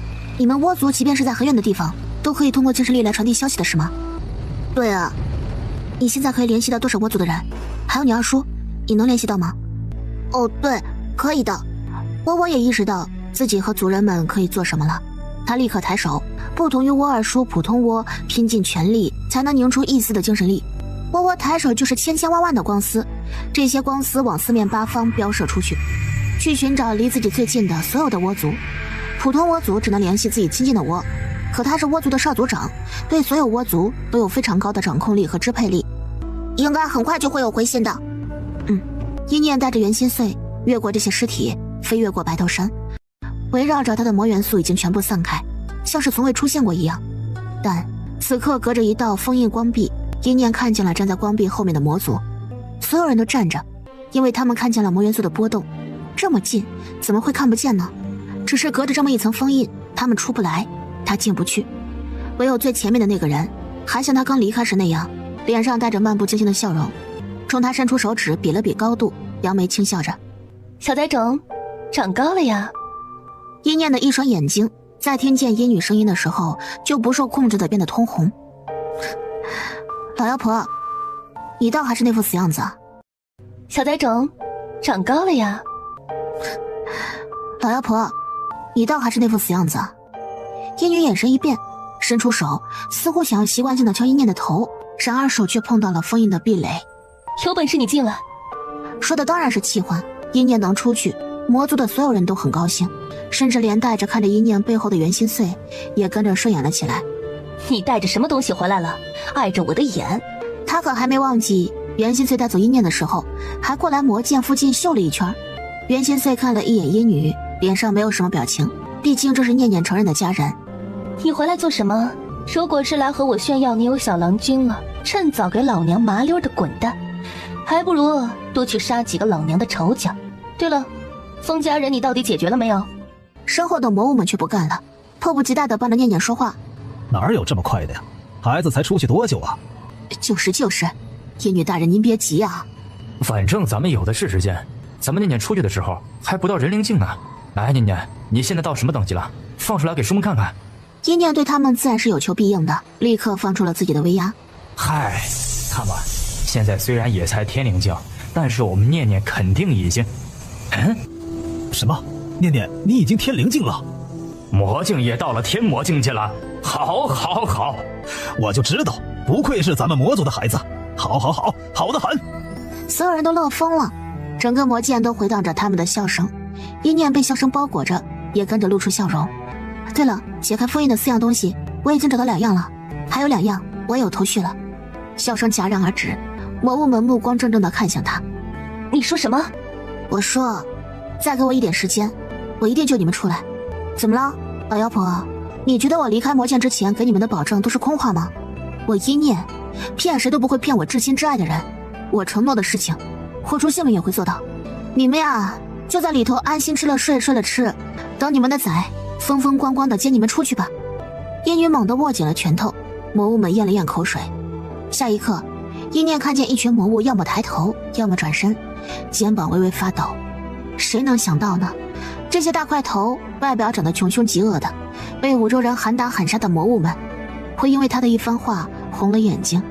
阴女脸上看不出什么表情，只是破天荒的冲着阴念露出一个很淡很淡，几乎看不见的笑容。是吗？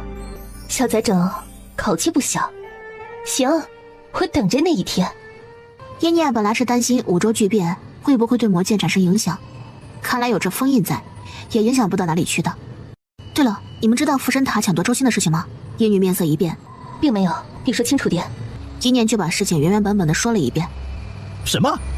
想让我们迁奴妾？我呸！活该摁到屎盆子里淹死的混账玩意儿也配！阴念疯狂点头表示赞同。袁心碎看了他一眼，他终于知道阴念那些话是从哪里学来的了。就是，放心吧，我一定让他们吃不了兜着走。哼，算计到我们魔族脑袋上来了。法器够不够用？哎，都拿去，都拿去，弄死他们！都不用阴念说，又是一批法器送了出来。好在封印也不阻止他们送这些东西。哦，对，我还带来一个人。他将养魂玉递给了阴女。给我干什么？这东西是拿给你防身用的，不到万不得已，肉身溃了。话都没说完，一个脑袋从养魂玉里面钻了出来，冲他忐忑地笑了笑。儿啊！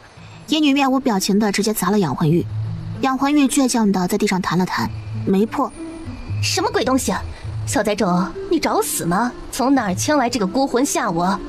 那是你爹。那我还是你老娘呢。哎，对了，你终于承认了。叶满不知道有多忐忑呢，只是才说了2个字，就被自己的亲女儿丢到了一旁。养魂玉没碎，倒是他的心跟着碎成一块一块的了。殷满恨不得难受的蜷缩成一团，可是看见阴女那张酷似他爱人的脸，殷满的一颗慈父心就汹涌澎湃而起。儿啊，我真的是你爹！再胡言乱语，信不信我杀了你？这话，袁心碎看向了一念。一念第一次得知自己父亲身份的时候，说的好像也是这句话。这怎么说呢？不愧是阴女带出的孩子，不是一家人，不进一家门。我从出生起就没见过我父亲，如今跑出来一个，哼！你是想被我打的这缕残魂也消散掉不成？殷满满心愧疚，没有陪伴孩子，孩子已经长大，这是已经既定的事实。用时间沉淀出来的伤害，远比突然冒出来的血缘关系更要深刻。阴念是最明白这个道理的，有些事情只有自己亲身感受到了，才能体会到其中的挣扎摇摆。他垂下头，想到了苏酱，只是很快他就甩了甩脑袋，对殷满说着：“你自己在这和我娘亲解释吧，我还有事要干呢。”殷满虽然担心阴念，但阴念素来不会吃亏，而且他也想和自己女儿好好解释解释。快去吧，快去吧！阴女还想说话，阴念就及时说着：“娘亲，你要怎么欺负你家老子我不管，但是我还要他指点我学阵法呢，你可不要把人给我欺负没了。”殷满冲着阴念投来感激的一眼。好孩子，也没白疼你一场。阴念冲他递去一个你自求多福的表情，拽着袁心碎走了。小心些呀，念念。哎，实在不行就别强拿，破开封印的事情不急的。阴念转身朝他们用力挥手：“放心吧，等着我。”只是和家人见一面而已，却能给人带来源源不断的动力。他的脚步变得更加坚定，心中有所念，才能所向披靡。主人，我二叔来信了，我知道他们的方位，袁姐还吊着一口气呢。哦，不好，他们说快被坏人给追上了。在哪儿？我们用阵法移动。袁心碎点头，直接揽住他腰。我二叔真的要疯球了。快呀快呀，地鼠兄，修邪师的气息越来越近了啊！有，找到了。我就说闻到了很香的血腥味呢。嘿嘿嘿，还有只蜗牛，这种五洲垃圾兽给我吃，我都不带看一眼的，捏死了就完事儿了。几个地灵境巅峰的修邪师猛地对着沃二叔抓了过去。大侄子！沃二叔尖叫如鸡。哎，大侄子来了！一个光阵伴随着喔喔兴奋的声音，精神力攻击先一步赶到，那几个修邪师顿时就抱着脑袋嘶吼起来。什么人？等他们眼前视线清晰起来的时候，就看见2个穿着长袍的一男一女站在了他们面前，帽都很大，看不清楚脸，不过那个女人手上还拿着一串佛珠。是了，福神塔那边的人惯有的姿态。没错，那一男一女正是阴念和袁心碎。这衣服自然是从上一波被他打死的倒霉鬼身上剥下来的。阴念想着接触的那些福神塔的人的坐态，小腹收起，下巴扬起。哼，原来是几只阴沟里面的臭老鼠啊，也敢挡我福神塔的路。你们想多管闲事？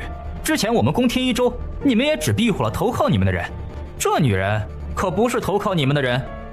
虽然不曾有口头协议，但我们在这一战中也算是井水不犯河水。你不怕我们的老祖们同你们开战？果然，这两个狗东西狼狈为奸，一个肆意杀人，一个趁火打劫。一念顿时嗤笑了一声：我福神塔光辉万丈，还会怕你们几只臭老鼠的威胁吗？实话告诉你们，我现在悄悄解决了你们，愚蠢的修邪师也只会觉得都是天一州的人反抗时被杀的。我们连天一州的人都不在乎了，还会在乎你们这些败类吗？在这天州的各处角落里，我们尊贵的福神塔弟子早就杀了不少修邪师了，毕竟你们手上宝物也不少嘛。修邪师们被气得满脸通红，一念抬手，甚至都没有拿伞，抄了一把福神塔弟子留下的法器，用单纯的灵力就冲杀了过去。几个地灵境的人根本就不是他对手，只是打死最后一个人的时候，一念特意收了些力气，让他保持在自以为伪装的很好的假死场面。行了，都死了就好。行了，都死了就好。一念的目光落在那个假死之人身上，顺口胡诌道：等我福神塔拿到州心，供出一个传说当中的大神境强者，便屠了这群猪狗，真正成为这5州小世界的主宰者。一念觉得自己笑的这叫一个好，反派都是这么笑的吧。一念说完，一把抓住袁杰，还有小地鼠们和哭戚戚的乌二叔，头也不回的和袁心碎走了。等他们离开了好一会儿，地上假死的人才忍不住呕出一口气来。好得很，福神塔的人是吧？我记住了，必定汇报给老祖们。等他跑了以后，一念才从后方阴影当中走了出来。快回去吧，快回去吧，我可爱的小毛驴儿。主人，他的命算是保住了。一念这才急忙转身，小苗浑身上下都干巴了。一念立刻用灵力将小苗温养起来。袁杰眉头紧皱，眼睛紧紧闭着。一念看见他贯穿胸口的伤痕已经结疤了，身上这么多伤疤，赶紧醒过来！敢动我的人，真是活腻了。一念阴气森森的冷笑着。小苗被灵力滋养了之后好了许多。要不是我这次长大了一些，还真救不回来他呢。一念点头。吴二叔，辛苦你了。不辛苦，应该的。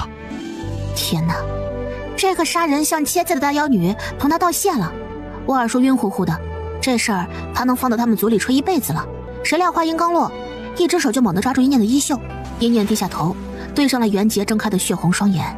袁杰也看清楚了，此刻面前的人正是一念。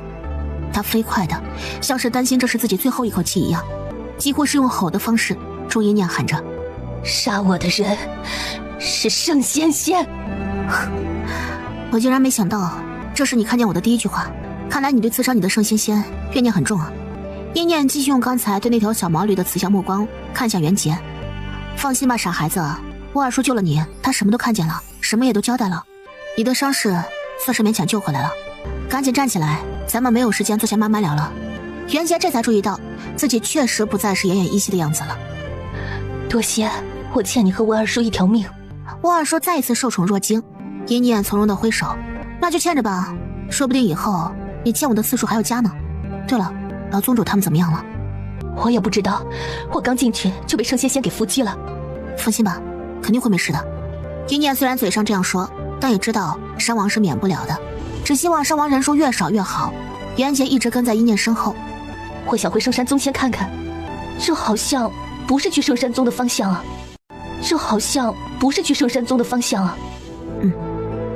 一念眉目泛着冷意，袁心碎看了他一眼，他知道一念想做什么。4样宝物已经有希望可以凑齐，魔族出事在即，念念魔族人的身份势必会暴露，而一念是绝对不会允许自己身边的人敌视魔族的。他总要试探过才知道哪些人是值得自己救的。一念看了一眼袁杰，清楚地听见了自己的心跳声，这是他第一次主动和身边的人坦白自己魔族的身份。是否值得就看这次了。一念，小心，前面是魔剑，有进无出，不能再往里面走了。那可是魔族，杀人不眨眼的，虽然有封印，可也不能再过去了。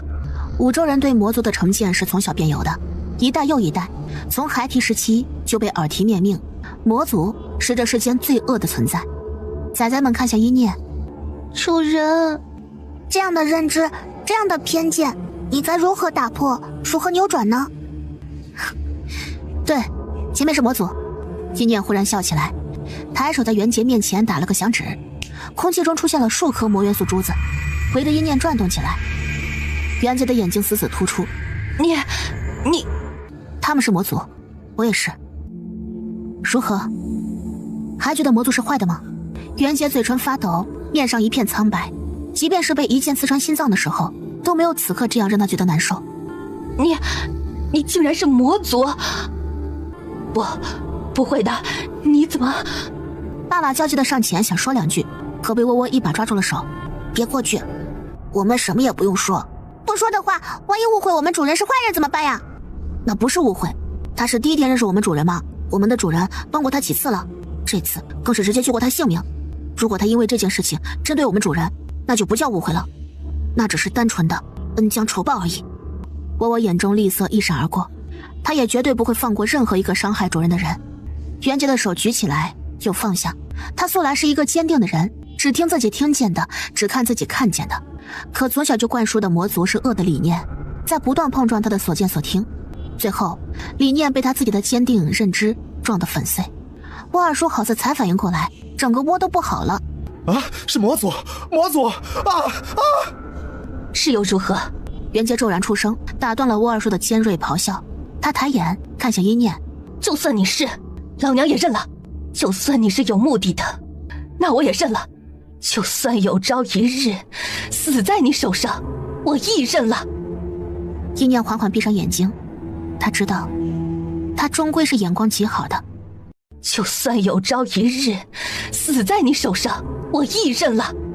一念缓缓闭上眼睛，他终归是眼光极好的。多难的路啊！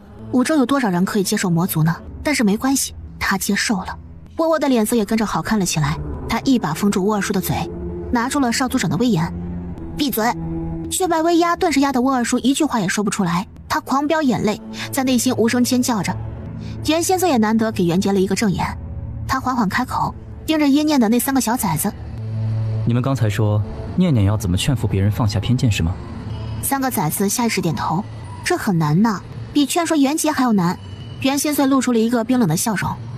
我们为什么要劝说？没有做错事的人，为什么反倒是要去弥补？3崽一愣，袁先生却已经抬起了头。如今五洲分崩离析，天一州岌岌可危，不想投靠附身塔成为走狗的，就会被修邪师屠杀殆尽。一群被驱逐出故土的人，也只有战斗力强横的魔族，才能在附身塔和修邪师的两面夹攻下保住他们。袁先生明明说得很平静，可此刻他身上却有着令人心惊胆战的敢与天争的霸气无双。是他们该求着念念才是，念念可是唯一一个联系魔族和人族之间的纽带了。已经不是人族能不能接受魔族了，而是魔族会不会救这些人族。为什么要我的念念去劝服他们？袁先生眼眸当中透着无尽的冰霜。若是这样他们都还不识相，视我念念为敌的话，那就让他们去死好了。3个崽同时打了个寒战。可袁先生说的好像没有错呀，现在的情况就是这样。叶独星也听主人的，袁先生就更宠了。主人也不是心慈手软的，不识相的别说救了，怕是主人自己就要送他们去死上一回了。一想到这里，3个崽完全不担心了。袁杰这会儿正心潮澎湃着，迈出第一步之后，袁杰便快速接受了这个事实，甚至一颗心都开始飞快的偏向一念。我原以为魔族都是坏的，如今看来也不尽然啊。毕竟这些话最早都是福神塔传出来的。福神塔，一群虚伪的人说的话不必当真，尽是放屁。窝窝忽然叫了一声，激动道：“我的族人们给我回信了！太好了，大家都找地方躲着呢。但是圣山宗那边好像死伤惨重，出叛徒了。老宗主只来得及带着一批内门弟子出来，老宗主受了伤，但是不致命。说是一个叫圣红的带着人叛变了，投入福神塔门下了，还企图将那些不肯接受招揽的弟子们都给杀了。”哦，有在圣山宗那边的倭说，还有一些内门弟子被圣仙仙扣住了，说如果修邪师要打圣山宗，就把那些不听话的内门弟子抛出去。砰的一声，是元杰劈碎了面前的一块巨大无比的石头。得去救他们。一念点头，同时看向了窝窝。不愧是倭族，不仅哪里都有，而且探听消息也是一绝。一念觉得不被人看好的底层倭族可真的是太有用了，这不就是行走的传信玉吗？要知道传信玉那可是稀罕东西。不过你再给大家传一个。一念脸上浮现出了不怀好意的笑容。也就这样。而此刻福神塔殿内，7个神子正围坐一圈。七神子激动道：就是修邪师杀了咱们派去劝说魔族的先行队，那可都是我的弟子，难不成都白死了？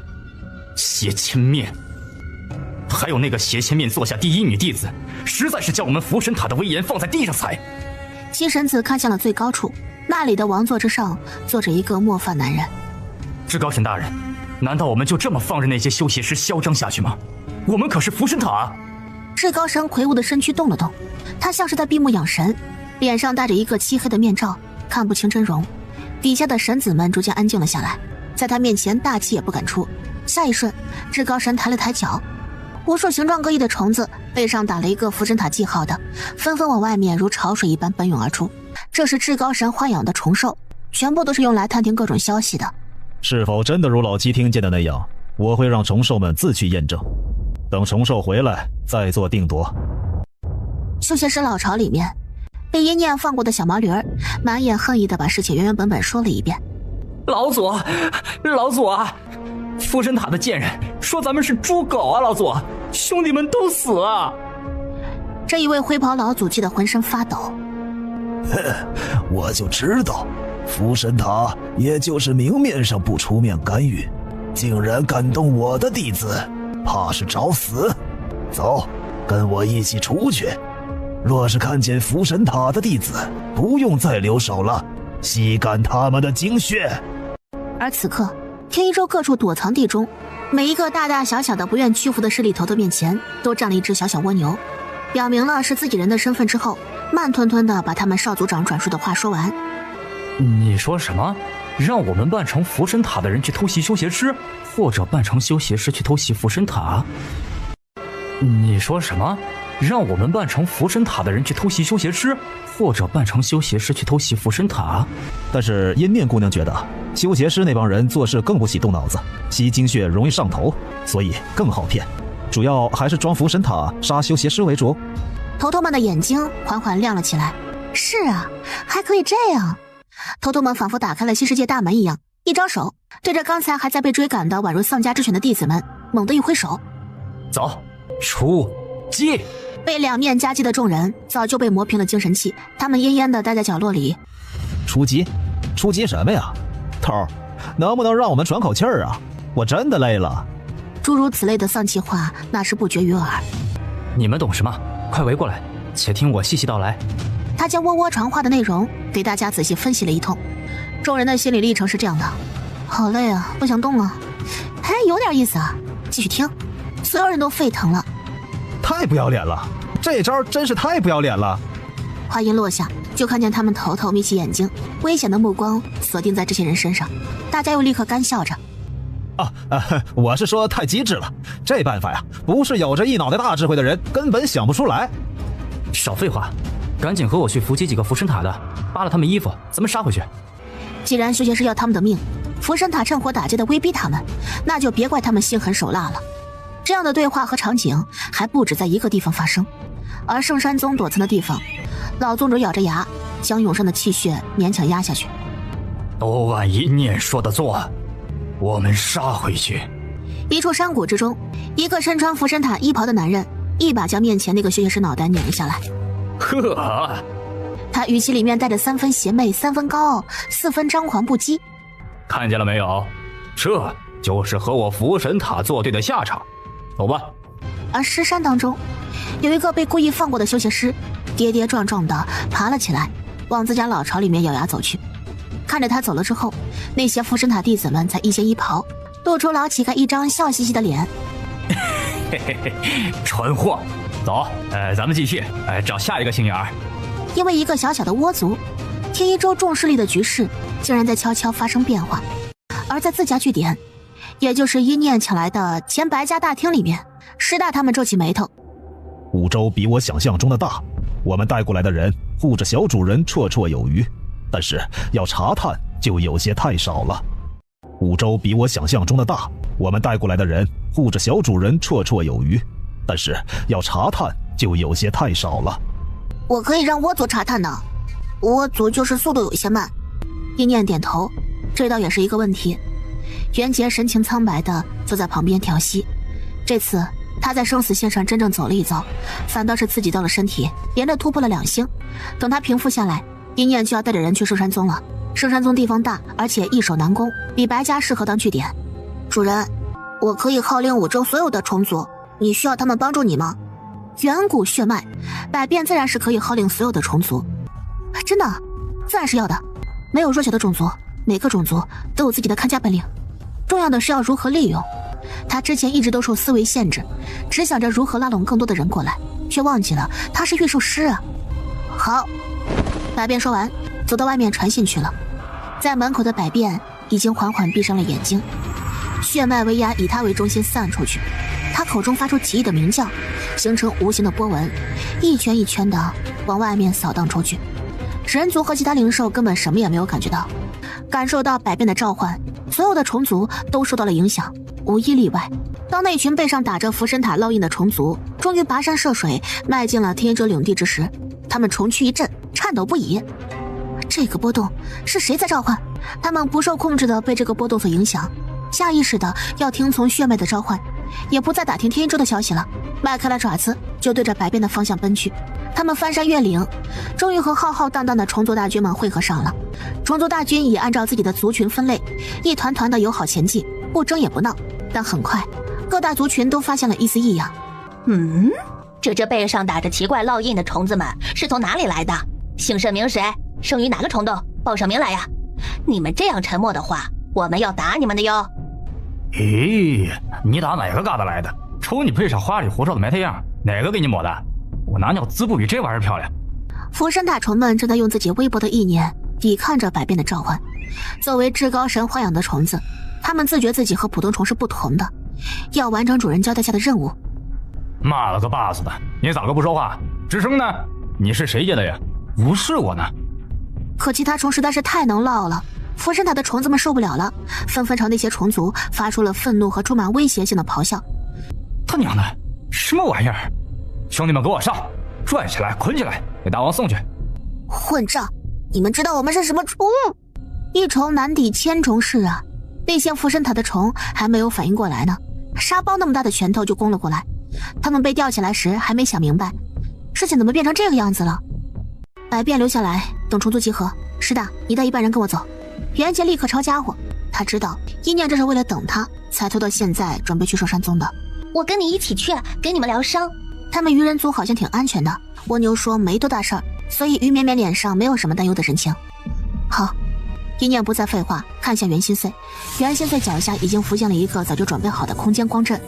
来，只是去打个架而已，却让人有一种说不出道不明的暧昧感。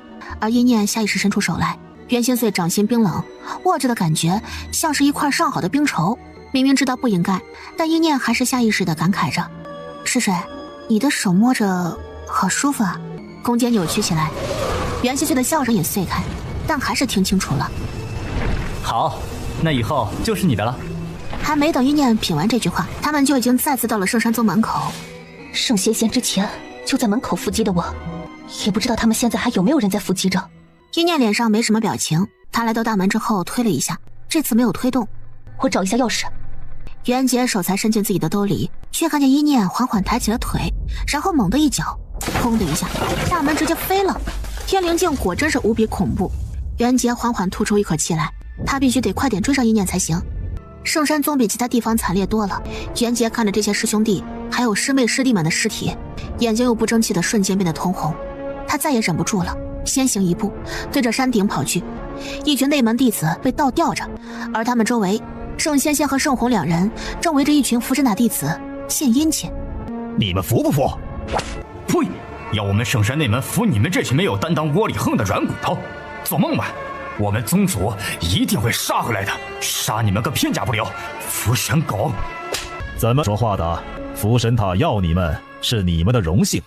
他一边说，一边狗腿地冲一个端正坐着的男人说着：“石身子啊，我们圣山宗很高兴能成为福神塔的附属势力的，别听他们胡说。”他一边笑，一边眼角余光一扫，脸色却僵住了。他看见了气得满眼爬着红血丝的袁杰，你怎么没死啊？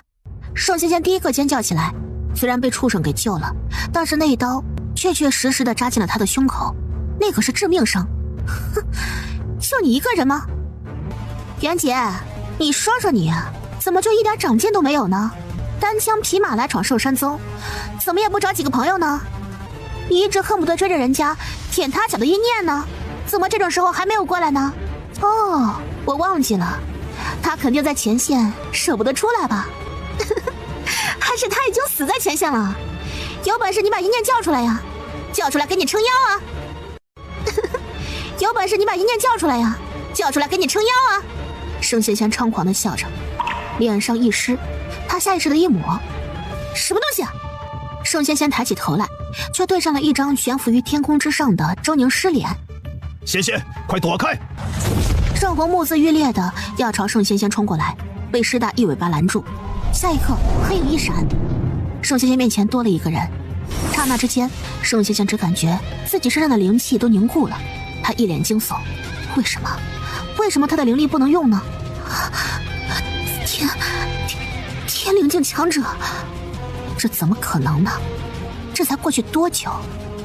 好久不见呢，盛仙仙，你好像很关心我会不会给袁杰撑腰。现在我出现了，你高兴了吗？阴念的一只手确确实实地撑在了盛仙仙腰上。来，小可爱，燕姐姐给你演示一下什么叫做真正的撑腰。她手掌灵力爆发，砰的一声，她的腰被炸开了一个血洞。盛仙仙发出了杀猪一般的惨叫，只是才发出一声，就被阴念猛地捂住了嘴。嘘，不要出声，用你的心来感受这个撑腰如何呀？盛仙仙的眼泪随着剧痛、恐惧一起流下，阴念垂眸看向他，竟然知道袁杰是我的人，还敢动我的人，你怕是活腻歪了吧？福神塔的食神子厉喝一声：“放肆！谁敢动我们福神塔庇护的人？”说着，他就要取阴念这个疯女人的命。师大又是一尾巴，以1敌2，直接把他和盛虹都逼得连连后退着。而此刻，圣山宗的老宗主正带着人拼了命地往回赶。老宗主心底一片冰寒，是我将内门弟子们教得太过单纯磊落，竟然对自己人一点都不设防，才造成如今的境地。立誓要稳，做人须狠。我圣山宗还是少几个手腕狠辣之人。圣山宗内，一念掀起眼皮儿，把盛仙仙丢在了地上。喂，看过来！一念一只脚踩在了盛仙仙脑袋上。福神塔罩着的人，那不好意思了，姐姐我呀，专杀福神塔罩着的。别杀他，你要什么我都可以答应你。别的倒是好谈，只是我这个人最痛恨的就是背叛者，背后捅自家人刀子的，在我这儿必死。他一脚狠狠地踩下，血雾炸裂，自己的女儿当着自己的面被杀，盛虹整个人直接疯了。我杀了你，贱人！我杀了你，贱人！我杀了你！他拼尽燃烧生命的代价，竟然直接挣脱了师大的束缚，对着阴念就斩杀了过来。阴念对小神境是没有什么办法，但他也不是一个人来的。袁仙碎非常轻松地压制住盛虹，可盛虹嘴上还在叫嚣着：“你怎么会这么恶毒？你什么境界？仙仙什么境界？”哼，真是白长了一张嘴，人话都不会说吗？胜者为王，败者为寇而已。袁心碎打了个响指，盛虹的四肢再度扭成十分诡异的弧度。老宗主们风尘仆仆地赶到山脚下时，听见的就是惨叫声。老宗主头皮一紧，糟了！他们已经很疲惫了，可这一刻还是被山上疑似弟子们的惨叫声给自己的头皮发麻。哼，大不了就和福神塔的人拼了，跟我冲！一群人拿着法器做好了要经历一场恶斗的准备了，结果一登顶，极具冲击力的一幕撞进他们的眼睛里面。袁心碎漠视着趴在地上的盛红，他四肢扭曲，而另外一边石身子像是一块破布一样躺在地上，胸口起起伏伏，发不出声音。这两个人旁边还站着一个冷笑不止的一念。盛红那仇视的目光看得人头皮发麻，但一念却仿佛很是享受一般。我就喜欢看你们这种人想弄死我又弄不死我的样子，我更喜欢看我那些仇家死不瞑目的样子。都是仇家了，还想死得安心吗？都给我把眼睛睁着！福山塔的人和圣山宗的叛徒们都已经被控制住了，听见这话却依然感觉怒极攻心，还不如一刀给他们一个了断痛快。即便像老宗主这样活了这么多年的，这会儿都有些缓不过神来。他们已经做好了厮杀的准备，更加做好了全军覆没的准备。一句圣山内门无孬种的口号不干不尬地卡在喉咙里面。一念也看见了他们，他站直了一些，朝大家云淡风轻地挥挥手：“来了，挺快的呀。”啊？哦，其实老宗主都有些没反应过来。宗主，袁杰倒是很激动，将那些被吊起来的弟子们解绑之后，就冲他们飞扑了过去。那些弟子们也是一脸激动，又哭又笑的：“师兄，你还活着，真是太好了！”对不起，王师弟他不在了。有人庆幸，有人疯狂，有人绝望，这便是战争。即便胜利，可必然有人离开。老宗主还算是稳得住，走过来冲一念医疗衣袍就要行大礼。一念吓了一跳：“别扶我，是我应该做的。别扶我，是我应该做的。这次的事情，你们本可置身事外，是我圣山宗出了内鬼，破了大阵防御，这才让这些人有可乘之机。但是念姑娘还是不计前嫌，帮了我们宗门。”他的目光落在一念背后的夜读星强者们身上，这些人可不是给圣山宗面子，身后的袁心碎也是一样的。若不是一念，怕是五州的人在他面前死绝了，他也不会有半点触动的。是一念救了圣山宗。以前的事我已经说了，翻篇就是翻篇，不必介怀。现在周心在何处？周心在巨人族，也就是您师父那里。巨人族的实力保存的最完整，战斗力也强悍，和人鱼族还有周家一起护着周心。一念算了算时间，那他们也该快回来了。老宗主，你们赶紧带着会阵法的人将天一州的防护大阵重新修补起来，然后让那些不愿意屈服福神塔势力的人都集中过来，人少办不成事。老宗主频频点头，他看了一眼一念，一开始见到这个孩子还不过是随便放出气势就能压倒的小可怜，如今已经成了天灵境强者，身后汇聚了一帮小神境了。真是应了那句话，金鳞岂是池中物，一遇风云变成龙。现在我们要做的就是两件事情，一是把修邪师诛杀殆尽，二是将福神塔的势力以及他们的党羽一举歼灭。谁料一念这话出来，身后那群刚逃亡回来的内门弟子们倒是有些犹豫的。修邪师自然是要诛杀的，但是福神塔那边的人，他们归顺也只是想要一份庇护，会不会太过绝情？不如将他们驱逐就好。一念扫了一眼说话这几人，这一眼已经含满了不耐和讥讽。说话之前过过你们的脑子，如今是在开战，可不是在过家家。这几人被说得面色一红。袁杰冷漠地看了一眼这几个弟子，他也发现了一部分内门弟子人是不坏，但有些过于心软了。驱逐出去？你去驱逐吗？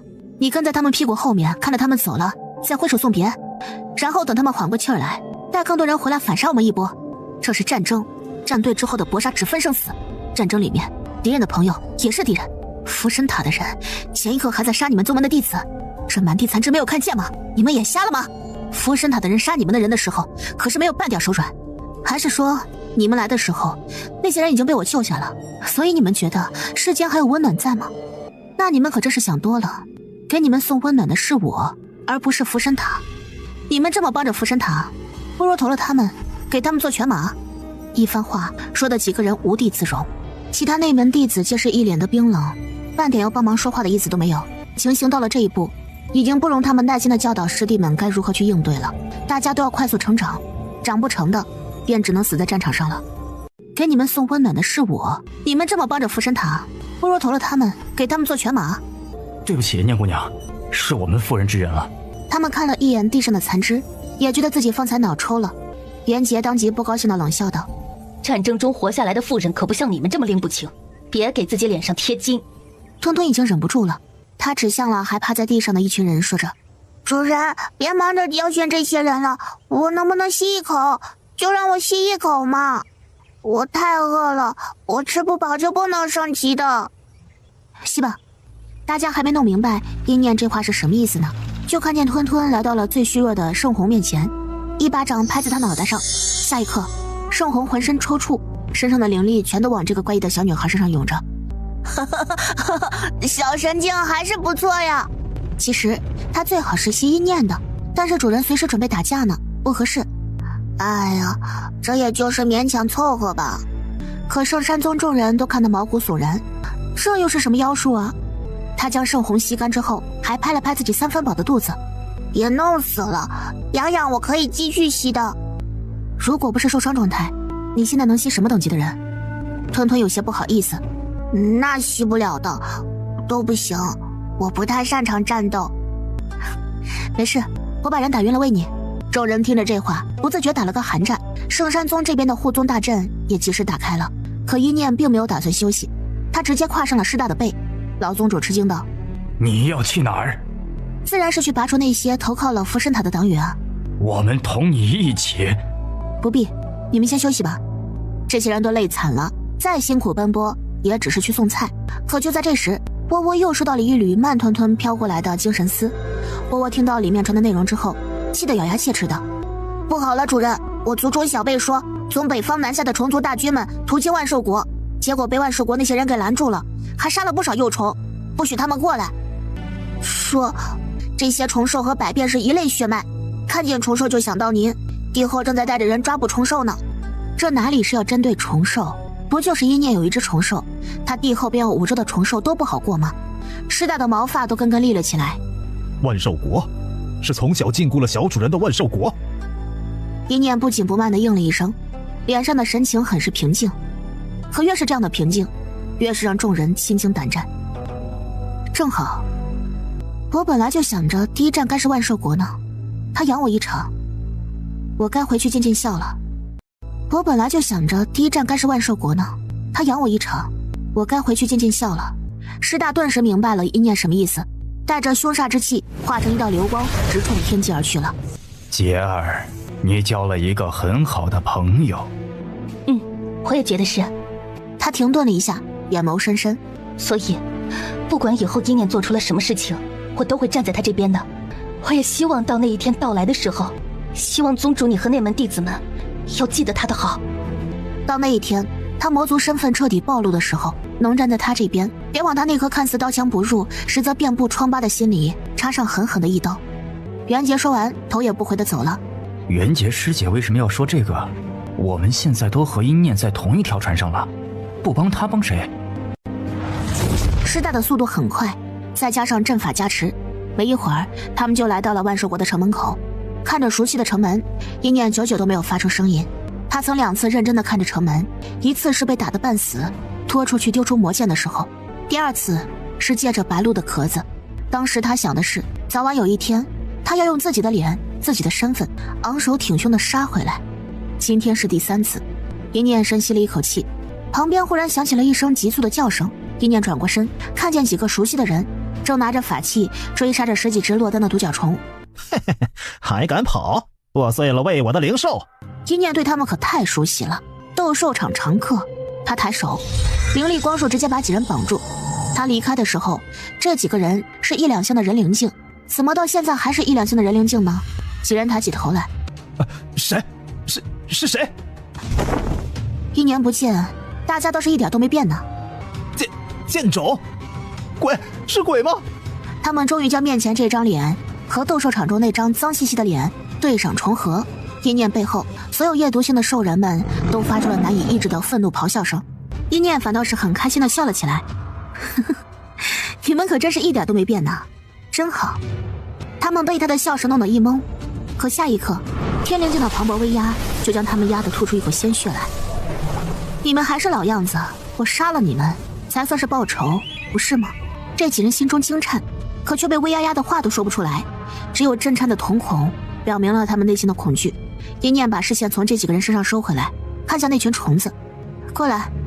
一群虫兽对一念有天然的喜爱，立刻准备过去，只是没想到才走了2步，就感觉到了来自血脉上的威压，他们胆子小，主人就不必让他们贴身靠过来了。不是这样的。可是看着白变的样子，他们是真的不敢说出来呀。行吧，让他们跟我一起进去。不是看不起虫族吗？我偏要让虫族全都进去。把那几个人叫上，跟我进去。大门口，守卫们几乎没有丝毫挣扎，就已经被点满了怒气值的兽人们一巴掌扇飞了。万兽国里的士兵们看见这一幕，纷纷惊叫后退。滴血，滴血！声音一道道顺着传进了皇宫之中。帝后白灵正捧着一碗美鸡汤，慢条斯理地喝着。如今的帝后白灵简直可以用容光焕发4个字来形容，肌肤白的在阳光之下晃人眼睛，只有眼中熟悉的怨毒能让人将她和之前那个气势极重的白灵联系起来。出什么事了？奴婢不知。白灵冷笑一声，一巴掌拍死了在身边摇头的贱奴。要你何用？一屋子奴婢战战兢兢地跪下了。就在这时，外面的惨叫声却越来越近了。白灵眉头一皱，打算出去看看，一道声音却先传了进来。我看其他人都没变，帝后你倒是和之前判若两人了。被阴焰绑着的那些人看见白灵，就仿佛看见了救星一般。姑姑，救救我们！婶子，三姨，救救我们呀！这些人原本就都是像白鹿一样跟在苏林燕身后跑的一些皇亲国戚，在从前那18年可是欺负阴念的主力军。白灵怔愣过后，暴怒旋即涌上来，他目光阴沉地盯着阴念：你竟然没有死在前线！这话让阴念和袁心碎挑眉。下一刻，袁心碎已经到了帝后面前，一把掐住白灵的脖子。前线福神塔的针对你也知道。白灵拼命地咳嗽起来，他眼里流淌出泪花来。阴念却眼瞳一缩，等等。袁心碎松开手，你的境界怎么落到天灵境了？白灵见袁心碎竟然松手了，顿时大喜，抬手就把阴念反扣住。哼，贱种，你可真是没脑子！让你的小情郎放了我，我纵然是天灵境那又如何？照样收拾你个低贱的货色！白灵大笑着，有种劫后余生的庆幸。当他看见阴念背后这大批的小神境和天灵境强者的时候，他就知道万兽国多半是保不住了。但是他必须活着。他用刀尖抵着阴念的喉咙，冲着旁边的人歇斯底里的大吼着：给我准备阵法，要能直接移到福神塔去的阵法，快点，不然我就杀了这血脉脏出的小贱种！可他一顿吼完，师大他们却一动不动，连袁心碎脸上都没有露出紧张的神情。帝后心头咯噔一下，你们真的要他死吗？信不信我现在我就杀了他？你们真的要他死吗？信不信我现在我就杀了他？帝后没有发现自己用力攥着的尖刀法器竟然有几分颤抖。哼，贱种，你还笑得出来？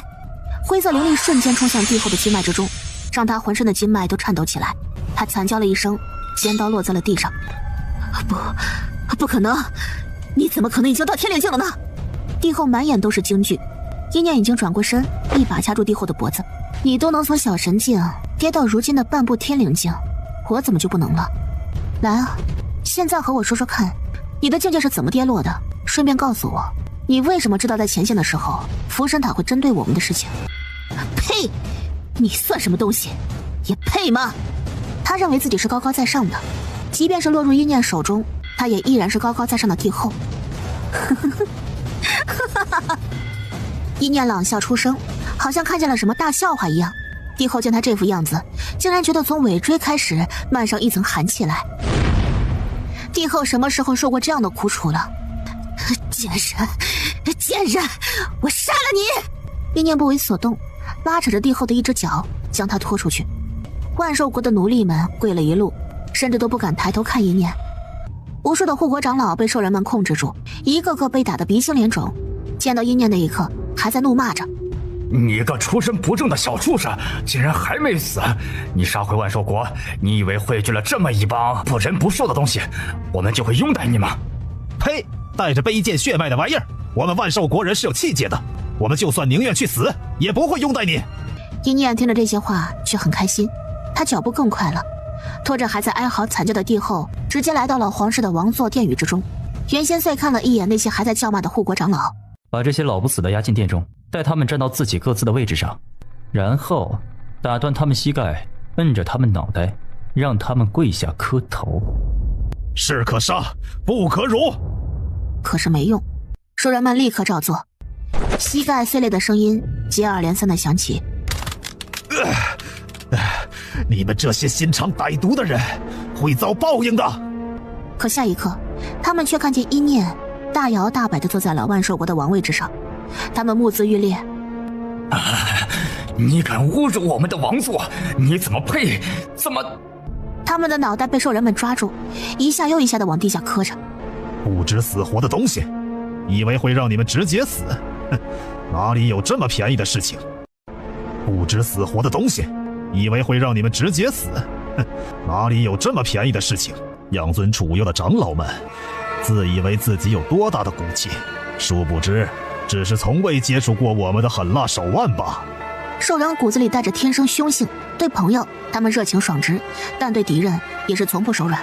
一念坐在高高在上的王座之上，底下的帝后像一条臭虫一样蜷曲着自己的身躯。一念敲了敲王座的金边，哼，这王座可真是令人作呕。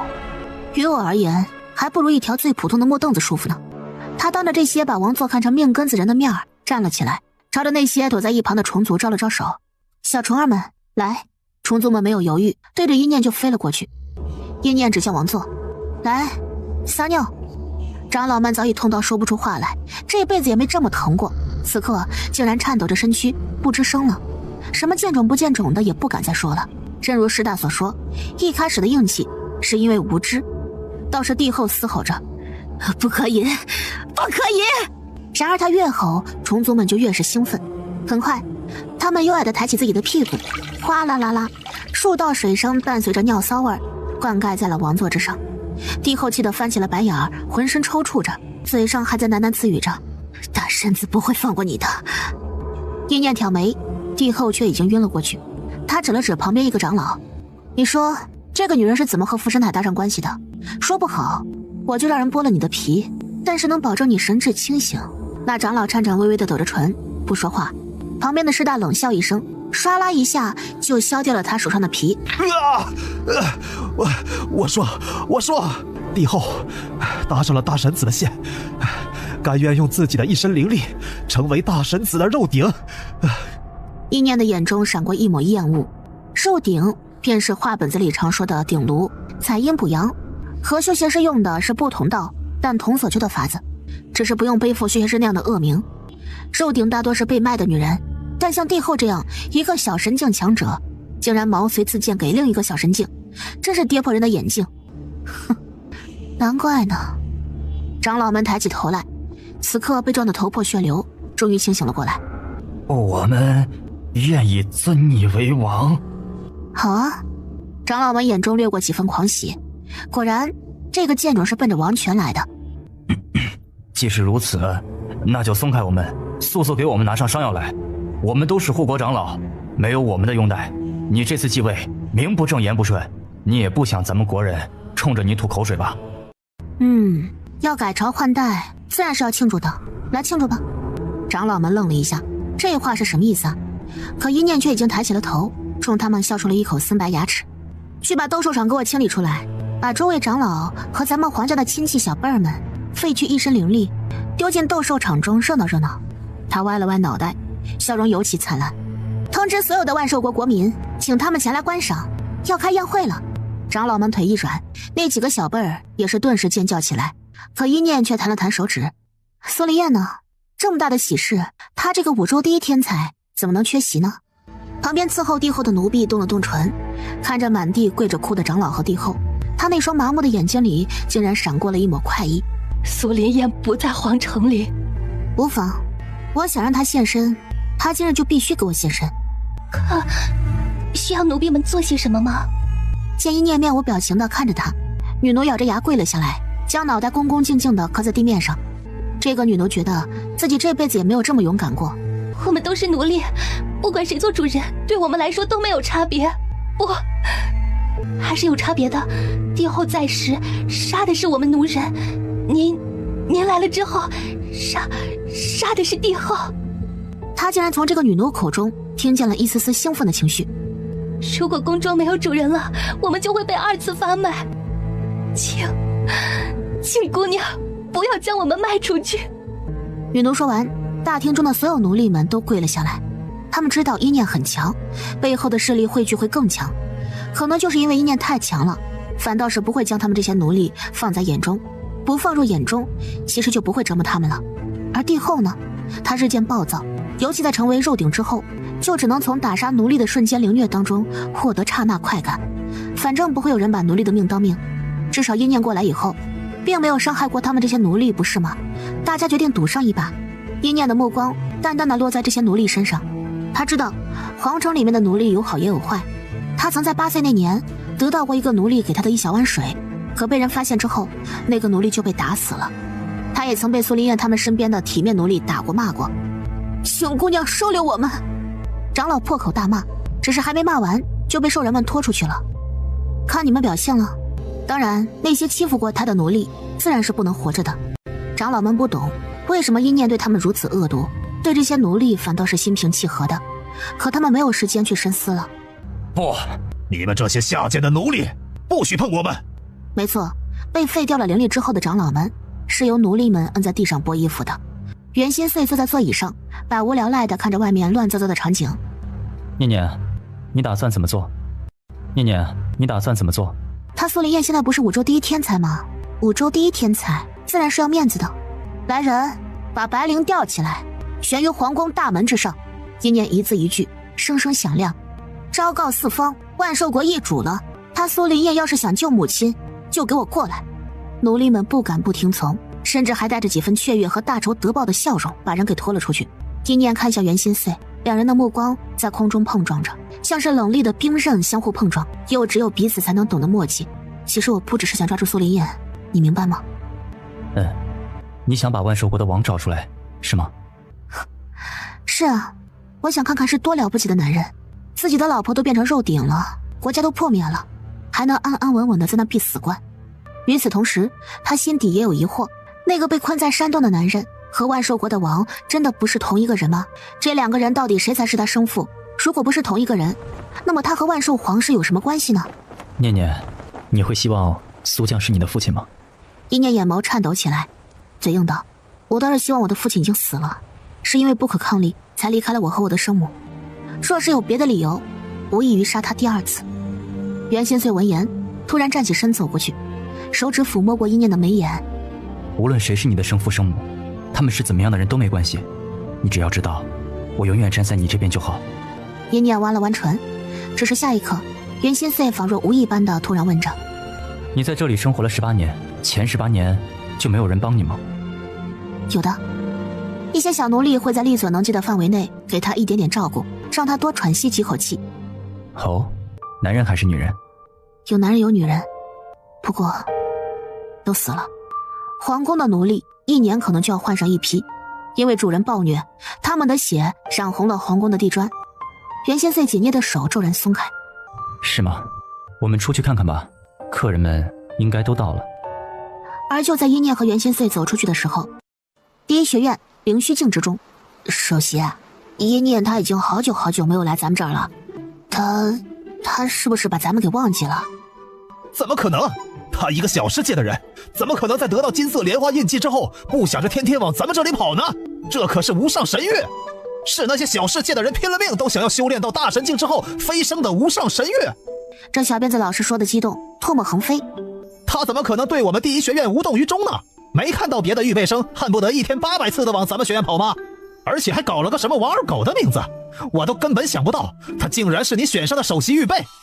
星云，他是给你下了降头吗？我都根本想不到他竟然是你选上的首席预备。星云，他是给你下了降头吗？阮青云不为所动，小辫子痛心疾首。院长、副院长，你们说说，他是不是脑瓜子磕青了，才找了这么一个人来做学院首席预备啊？副院长看了一眼小辫子，哎，这人我也有所耳闻，妹妹是他，二狗也是他，好多人都讨厌二狗，所有人都喜欢妹妹，殊不知这就是同一个人，可真是有意思。旁边的院长阮琴缓缓露出一个笑容，看来是我们第一学院还不够吸引他，又或者他因为什么事情被绊住了。小辫子一愣，他倒是忘记了小世界的那些天才夭折的概率是非常大的，可能是因为一念2次进来的形象都太过于凶悍，让他下意识认为一念不会遇到什么危险的事情。可转念一想，小辫子头皮发麻。以他那种性格的人，应该会四面树敌吧？在场众人的神情都难看了起来。虽然无上神域这边的默认规则就是不干涉小世界的事情，但是到底是预备首席和学院的普通学生多多少少还是有些不同的。哪个学院没有悄悄给自家预备首席开过小灶呢？既然你们都这么好奇他的动向，不如看看。他挥手，一片巨大的水幕就出现于他们面前。我们只看不出手干预，也不算是坏了规矩。小辫子瞪大眼睛，心底竟然有一丝紧张。水幕撑开，他们的精神力竟然真的穿透水雾，来到了万寿国。感觉到空气里面的血腥味，小辫子面色一变。他一定是碰到麻烦了，还活着吗？他还活着吗？刚才骂人骂得最起劲的是他，现在最担心一念的也是他。就在这时，一个浑身滴滴答答淌着血的女人被挂在了城墙之上。小辫子几乎眼前一黑，难道那就是阴念？话才说完，就看见了一个女人出现，站在城墙上，狠狠对那个女人抽了下去。那女人发出一声惨叫，哼，叫，且省省力气吧，等会儿还有的叫呢。他报仇就是奔着不死不休来的。在场的第一学院的4人都愣在了原地。阮青云指了指一念的方向，看，那就是一念。青云呐，你找的这个首席预备很是生猛啊。唯一没有出声的阮琴紧紧盯着一念，眼神变幻，不知道在想些什么。狠辣强势，这和他们第一学院的院风其实并不是很相似，但是不算大问题。但关键是，为什么这孩子的这张脸看起来有几分眼熟呢？这个容貌他总觉得在哪里见过，偏偏又想不起来了。而此刻一念还不知道自己已经被围观了，他全部的注意力都在万寿国底下。那些国民们已经纷纷围了过来，满脸惶恐地对着一念下跪。他们并不知道万寿国出了什么事，只知道好像是新王更替旧王。他们对所谓的皇室啊、王族啊其实并不忠心，只是眼看着帝后被挂在城墙之上，一些人还是心生恐惧。新王这么做不怕遭到福神塔报复吗？是啊，谁当王我其实没有意见，但我们还能搭上福神塔那边吗？还有咱们那位5州第一天才苏林燕，听说都是天灵境了。对呀，得罪苏林燕这样的天才，对这个新王也没有好处吧？刚说完，他们就听见了震颤声。下一刻，他们看见了银色巨狮，还有无数巨大的灵兽。小神兽。巨兽们深吸了一口气，看向了一念。一念冲他们点点头。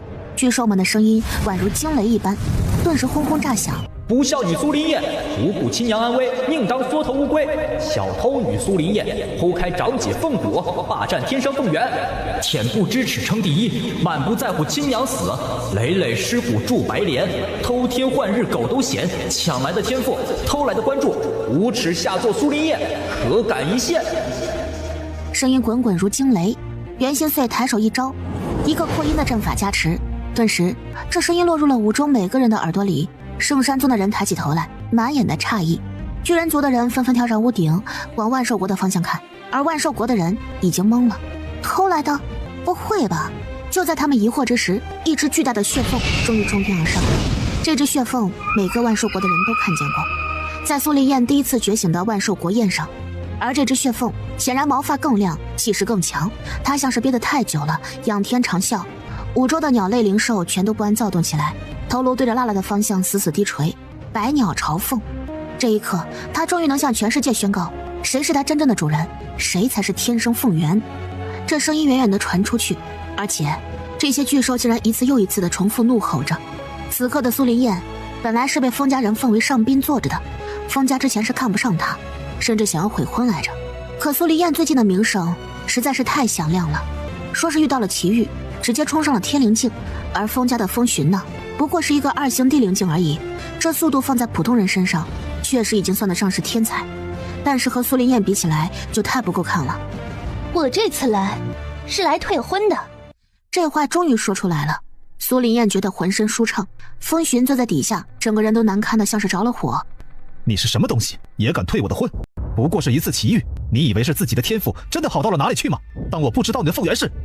你是什么东西，也敢退我的婚？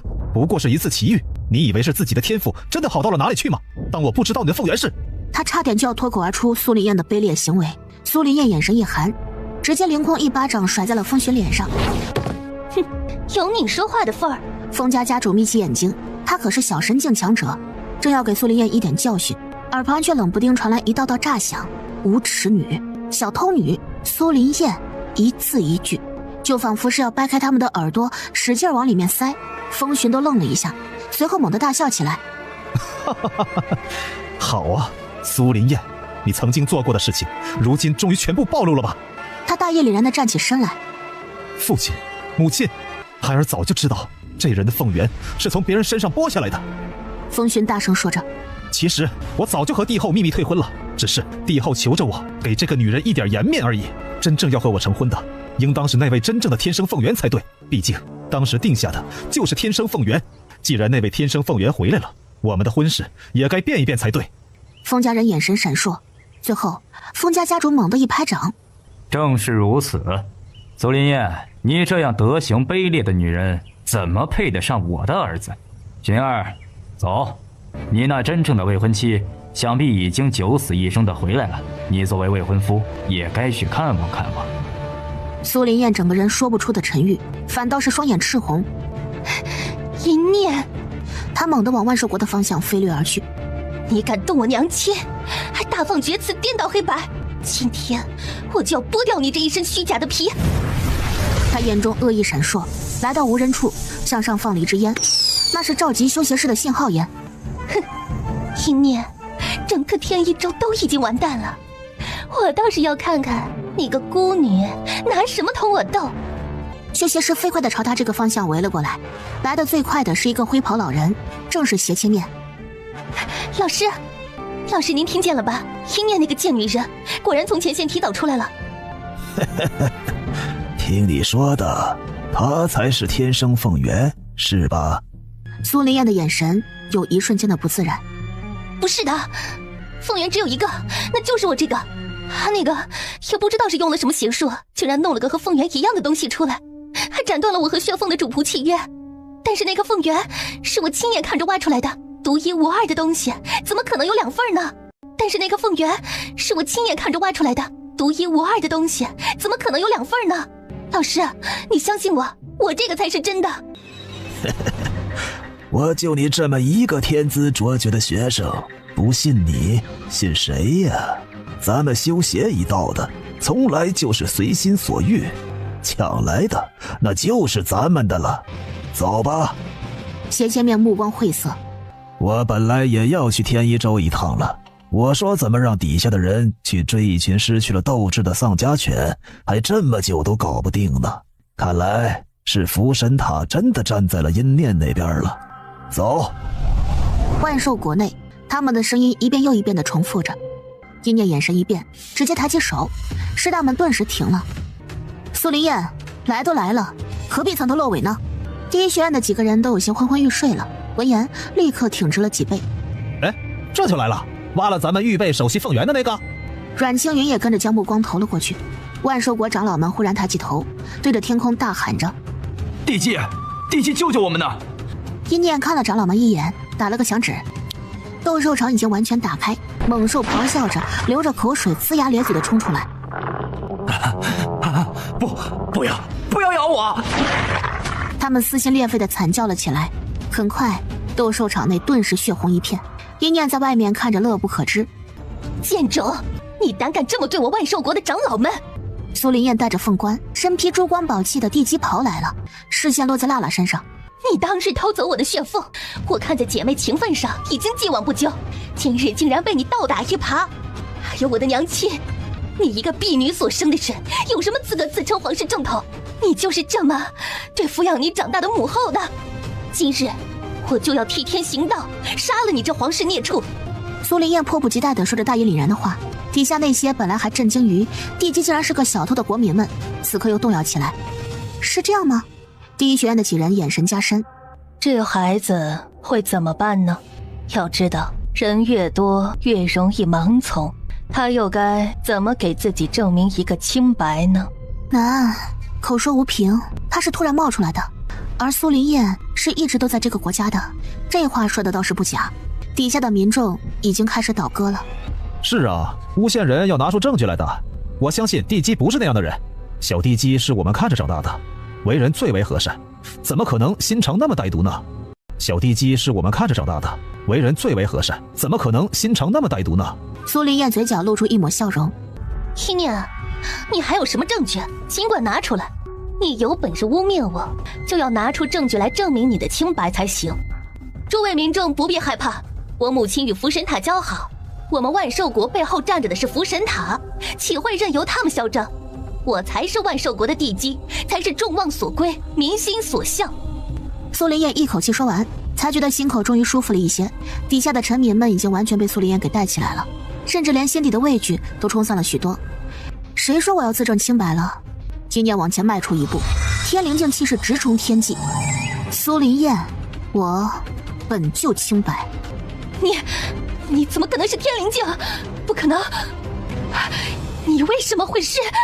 他已经开始失态了。尖叫声还没有停止，一念的人就已经来到了苏林燕面前，他被整个扇飞了出去。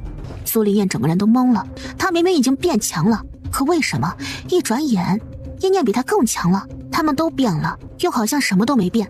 苏林燕，我要的从来都不是证明我的清白，你不明白吗？我不在意别人怎么看我，我要的是享受当众抽回我凤元时那酣畅淋漓的感觉。金龙！苏林燕尖声高喊着，下一刻，一只巨大金龙睁着血红的双眸出现了。一念看见这条金龙的时候，有几分诧异，这龙为什么这么丑呢？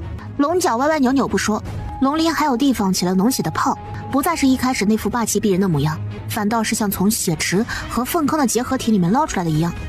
一念实在是被这个龙给丑到了，太过震惊，脚下一松，竟然让苏林燕挣脱开来，而苏林燕已经将一念眼中的诧异自动理解成了畏惧。哼，你有血凤，我有金龙，你真当我怕了你不成？去死吧，一念！他手上举起巨大的灵力漩涡，这漩涡是他最强的一招灵术，里面像是凝聚了数百张脸，狰狞地对着一念扑杀了过来。一念眯起眼睛，下一刻，雪花从他周身凭空凝结而出，灰色灵力奔涌，那雪花却是雪白色的，漂亮到一念觉得苏林燕根本就不配被这样的颜色埋葬。苏林燕，我之前不明白你怎么忽然就天灵境了，但是现在我明白了，不是有奇遇，你也没有能拿得起那一份奇遇的实力和决心，你已经是修邪师了吧？这话说的苏林燕心底咯噔一声，她的神情肉眼可见的变得难看起来。天空当中，那夹带着人脸的漩涡和雪花漩涡终于碰撞在了一起，没有僵持，没有不上不下的纠缠，雪花漩涡几乎是以摧枯拉朽的强横姿态直接碾压了人脸漩涡，将苏林燕绞杀了进去。不！苏林燕脸色巨变，她万万没想到对付一个自认为是地灵境的一念，她还能受伤。漆黑的血液带着浓浓的脏臭气息，熏得底下那些还没有收起为地基加油姿态的人捂着肚子就猛地狂呕了出来。修邪师，地基成为修邪师了。从别人身上掠夺能量的感觉怎么样啊？可惜啊，你成为修邪师的时间太短了，还没能完全融合吧。你现在的战斗力充其量只能媲美地灵境巅峰，就你这样的，我一个人一次就能杀10个。苏林燕艰难地看向金龙，杀了他！金龙就好像一个失去了灵性的傀儡龙，僵硬地转动脖子之后，猛地对着一念就扑杀了过来。是龙啊！底下的人惊呼了一声，他们再也不敢说地基是无辜的这种话了，他们恨不得人人往他身上吐一口口水才好。金龙张开了腥臭的血盆大口，但下一刻，天空中忽然出现一个巨大的蜗牛虚像，庞大的精神力冲击到了第一学院的人，都吃了一惊。他们并不知道一念还是一位御兽师，毕竟灵兽无法跟着一起去第一学院的，是变异精神力型的灵兽，稀有程度堪比远古神兽，而且竟然已经是神元兽了。一念到了天灵境了，他们自然受凤元滋润，一起到了神元兽，主人碾压主人，灵兽自然可以轻松碾压对方的灵兽。金龙被这一波精神力攻击弄得恍惚了一瞬，但就是这一瞬，却成了致命的瞬间。巨大的血凤一爪子抓下他眼睛，而下一刻，裂空虫咬住了龙的脖子。血凤、裂空，已经消失在世界上的远古血脉，怎么又回来了呢？阮青云露出了一个笑容，他是最明白一念的潜力和实力的，还有就是他那上佳的心性。巨大的裂空虫一口咬断金龙的脖子，一片血雨落下，可这还没完，一棵苍翠的大树虚影在3个兽崽背后撑开，无数的绿色光点补足了用出去的灵力。妖草兽，这是什么妖草兽？小辫子瞪圆了眼睛，竟然看不出这小苗的来历。3兽1苗齐战的这一幕，深深地刻进了天一中所有人的心中。百变咬了2口之后，实在是吃不下去了，难吃。而此刻，被所有虫族爱着的阴念缓缓地伸出了手，摁住了已经半死不活的苏林燕。哼，真是可怜。我早就说过了吧，不是你的东西，终归会被拿回去的。小可怜虫，你有什么遗愿吗？老师救我！老师？你是说斜面吗？呵呵，真是个小可怜，你的老师现在可顾不上救你了呢。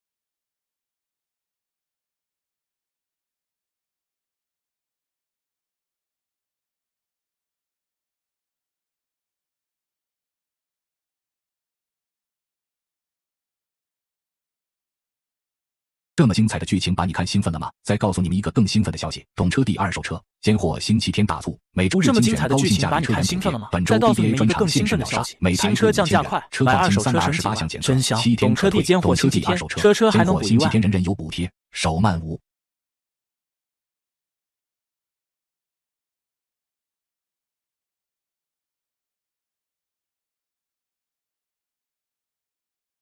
为了早点回家剪视频，我在瓜子2手车买了台特斯拉，才花了9万9。瓜子每台车都有官方检测，电车3电系统都有原厂质保，电池还有100天衰减保障。瓜子最近上架了几千台便宜的个人直卖车，买到就是赚到。买2手车，瓜子有保障。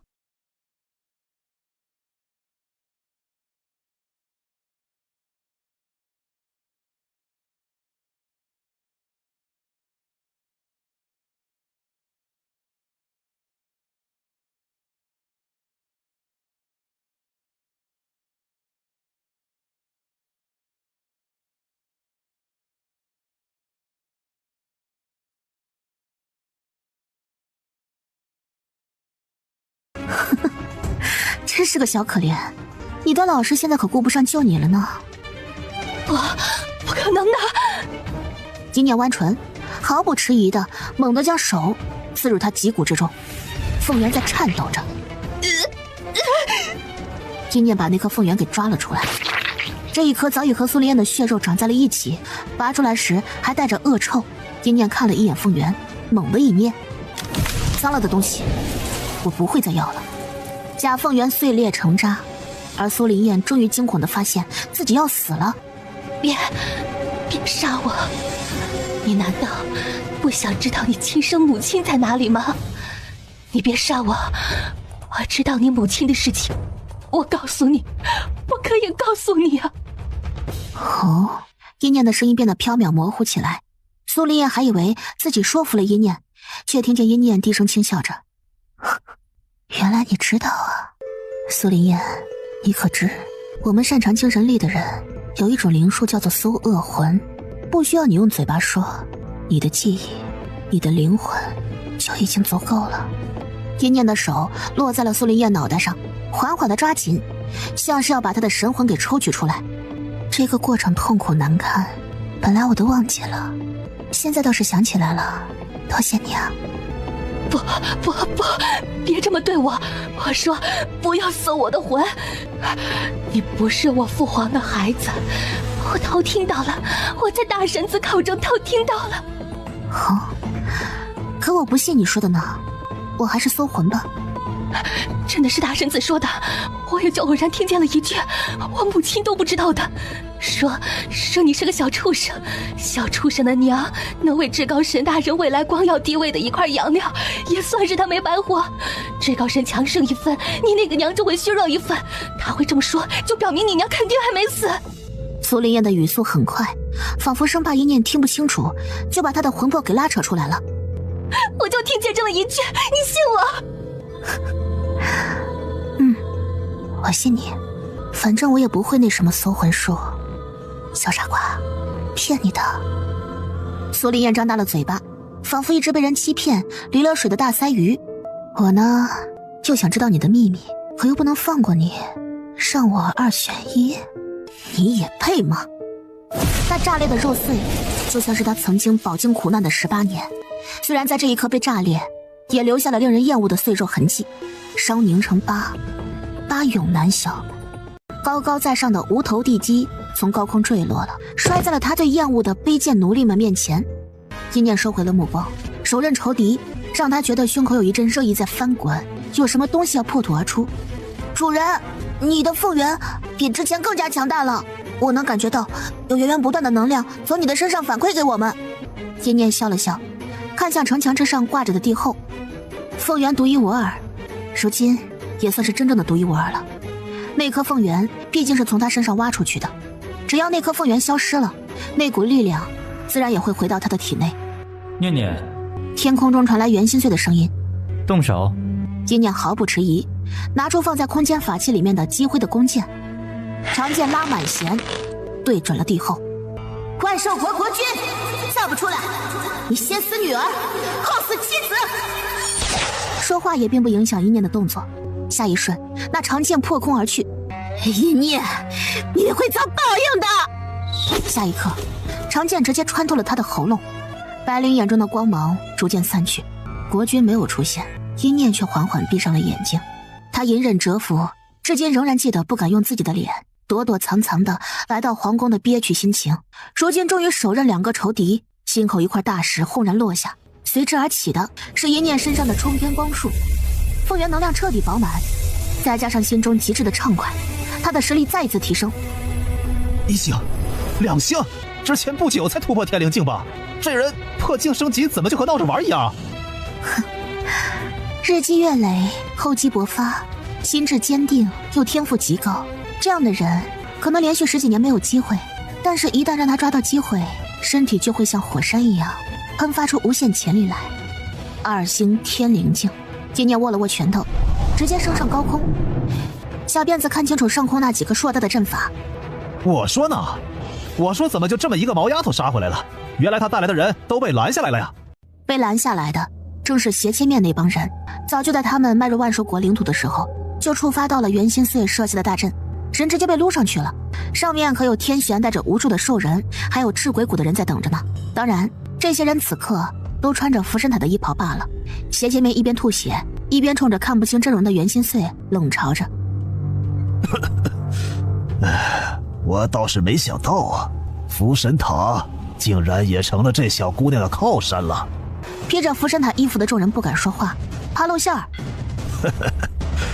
这女人是给你们灌了迷魂汤吗？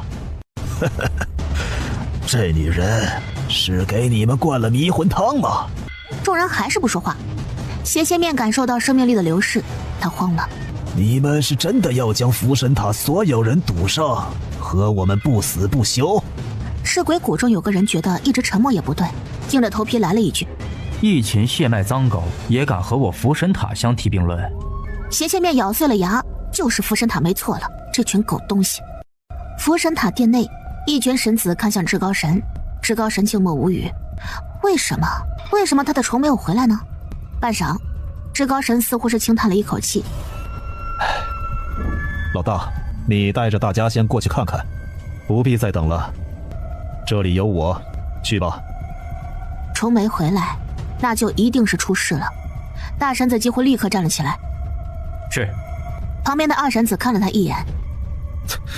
你这是急了？也是，你那个相好的在呢。大神子脸色阴郁。好了，别内斗，这一次一定要将周鑫带回来，别耽误了我们的大计划。至高神声音里面带着几分压抑的暴怒。就差一点点了，可那个该死的女人竟然断了我的灵路，害得我只能卡死在这最后一步上。若是取到周鑫，我就能迈出那最后一步，成为这片天地的最强者。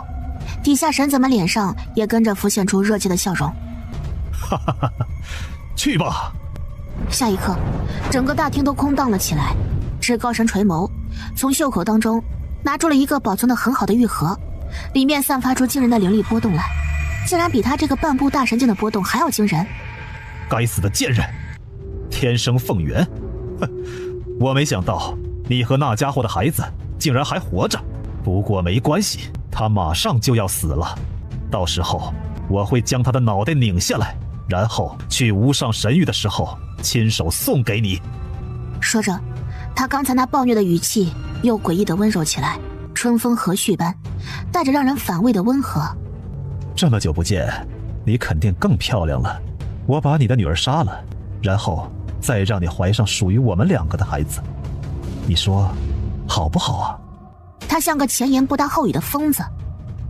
我会拨开你的衣服，揉碎你的自尊，让你臣服于我，那一定是非常美丽的景色。他低声笑着，而玉盒当中静静躺着的竟然是一根细长的漆黑的长尾。万寿国边境处，无数光阵涌现，福神塔的人到了。奇怪，不是说天一州的人都在逃亡吗？为什么在边境处反倒看不见什么人？而他们不知道的是，在他们迈进万寿国领土的那一刻，在边境处布置下感应阵法的袁心碎就已经知道了。斜切面正好已经奄奄一息，袁心碎却笑了笑。好了，放他们走吧。为什么？多好的机会啊！袁心碎看了一眼师大，对他说话就坚强很多了，也冷漠很多。有用。师大看向一念，一念是信任袁心碎的。放出去。斜切面奋力一击，哎，竟然打开了路了！来不及多想，他兴奋地冲着自己带来的弟子们大吼一声：“快走！”比逃命，有谁比终日躲躲藏藏的修邪师更加擅长呢？走！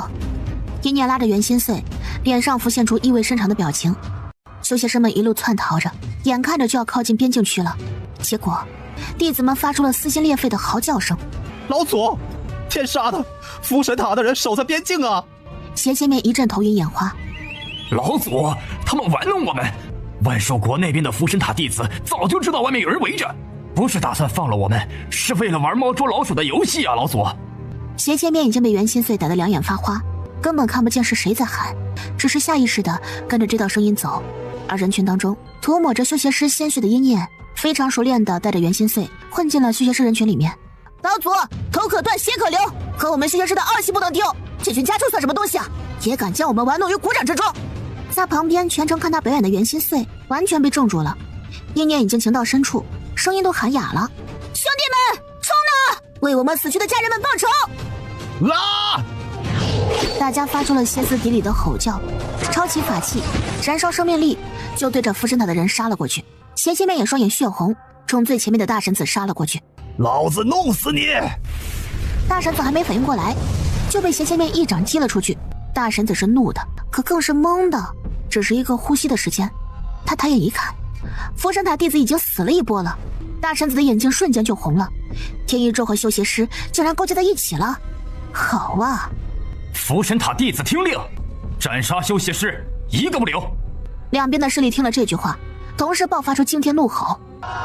而当他们相撞之时，一念拉着袁心碎，咻的一下滚落到旁边的一块大石头后面。一念压着有些蠢蠢欲动想要杀人的袁心碎，苟住，咱们不冲，让傻子去冲。苟住，咱们不冲，让傻子去冲。袁心碎抓住他手，意味难明的盯着他。你接下来打算怎么办？金念嘿嘿笑了一声，这一笑让跟他过来的第一学院的4个人瞬间回神。太无耻了！咱们的预备首席就这么让2个人干起来了？阮琴倒是笑得很开心。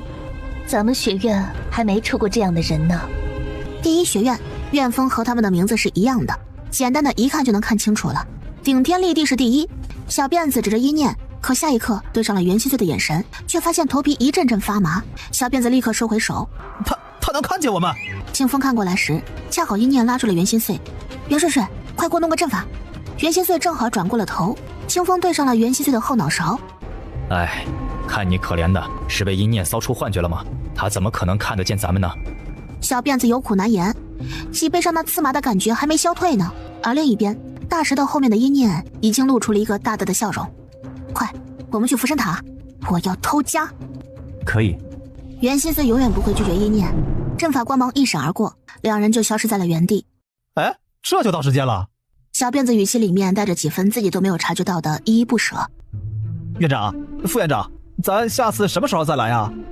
小辫子还在眨巴着眼睛看着他们呢，全然忘记了应该是一念去第一学院，而不是他们这些第一学院的领导们来追着看一个预备生呢。哎，你们为啥不说话呀？让院长恢复一下灵力，我们再来。哦，好吧。这里就是福神塔所在的天武州吗？一念看了看繁华了不止1倍的街道，天武州虽然排行在最后面，却比天一州大了很多。因为福神塔在这儿。一念抬眼看着天武州这些人，他们个个面色红润，眼中还有与生俱来的傲气。袁心碎带着一念走了2步，他没有穿福神塔弟子的衣服，穿的是自己的衣服。来到福神塔大门口，还没来得及进去呢，就听见了旁边一群喝高了的天武州居民发出嗤笑声。哪里来的小娘子啊？看起来不像是我们武州的人呢。这细皮嫩肉的，怕是哪个男人一养的小娘货，过来陪爷喝一杯。猥琐又饱含恶意的声音戛然而止。那醉醺醺的几个人对上了2张明艳的不可方物的脸，顿时懵了。这2个人看起来都像是往那一坐就该有无数人蜂拥伺候的尊贵的人。袁心碎眯起眼睛看了这几人一眼。我们走吧，念念。2人没有停留，只是离开了之后，砰砰砰几声，他们嘴里和身上就炸开了无数的血雾，惨叫声也来不及发出，僵直的倒下去，生死不知。一念和袁心碎到了福神塔大门的时候，守门的一排弟子正要上前来排查他们的身份。一念肩膀上忽然钻出一个小蜗牛，那些人只觉得脑子一震，随后眼前炸开了花白的光。让我们进去。弟子们僵硬地转开步子。一念兴奋地撸了一把窝窝脑袋，哼，宝贝儿，你可真厉害。那是，光明正大的来我不行，但是悄摸摸的谁都没我狠。这也是为什么他能和2只神兽肩并肩站立的原因。他的天赋技能实在是太犯规了。进去之后，一念飞快的又让窝窝控制住了一个人，问着能解开魔族封印的宝贝在哪？这个人长得奇奇怪怪的，脑袋活像一颗大西瓜球。他摸了摸自己脑袋，一脸麻木道：宝物库房吧，不过那里戒备森严，等闲弟子根本进不去。一念皱起眉来，不由自主地低沉下来。我就知道没那么容易。一念脑海当中已经有了自己为了拿到那2个剩下的宝物，历经千难万险的场景了。结果就看见了面前被完全操控了思想的西瓜头男，把手伸进了自己的裤裆当中，一边掏一边嘿嘿笑着。我给你看个大宝贝。一念一愣，随后缓缓地抽出了自己的匕首。我也打算送你去个极乐之地呢。就在他准备教训西瓜头的时候，哗啦一声，一串钥匙从他裤裆里面掏了出来。等闲弟子进不去，可我不等闲。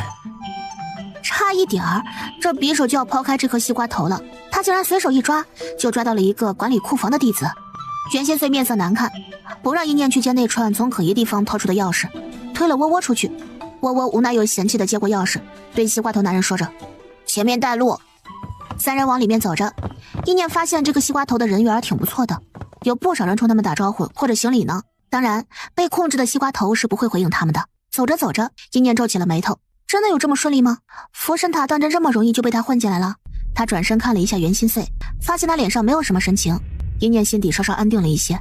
而就在福神塔最顶上的一层，落座于巨大王座上的男人缓缓睁开了眼睛，他的感知像蜘蛛网一样遍布整个附身塔。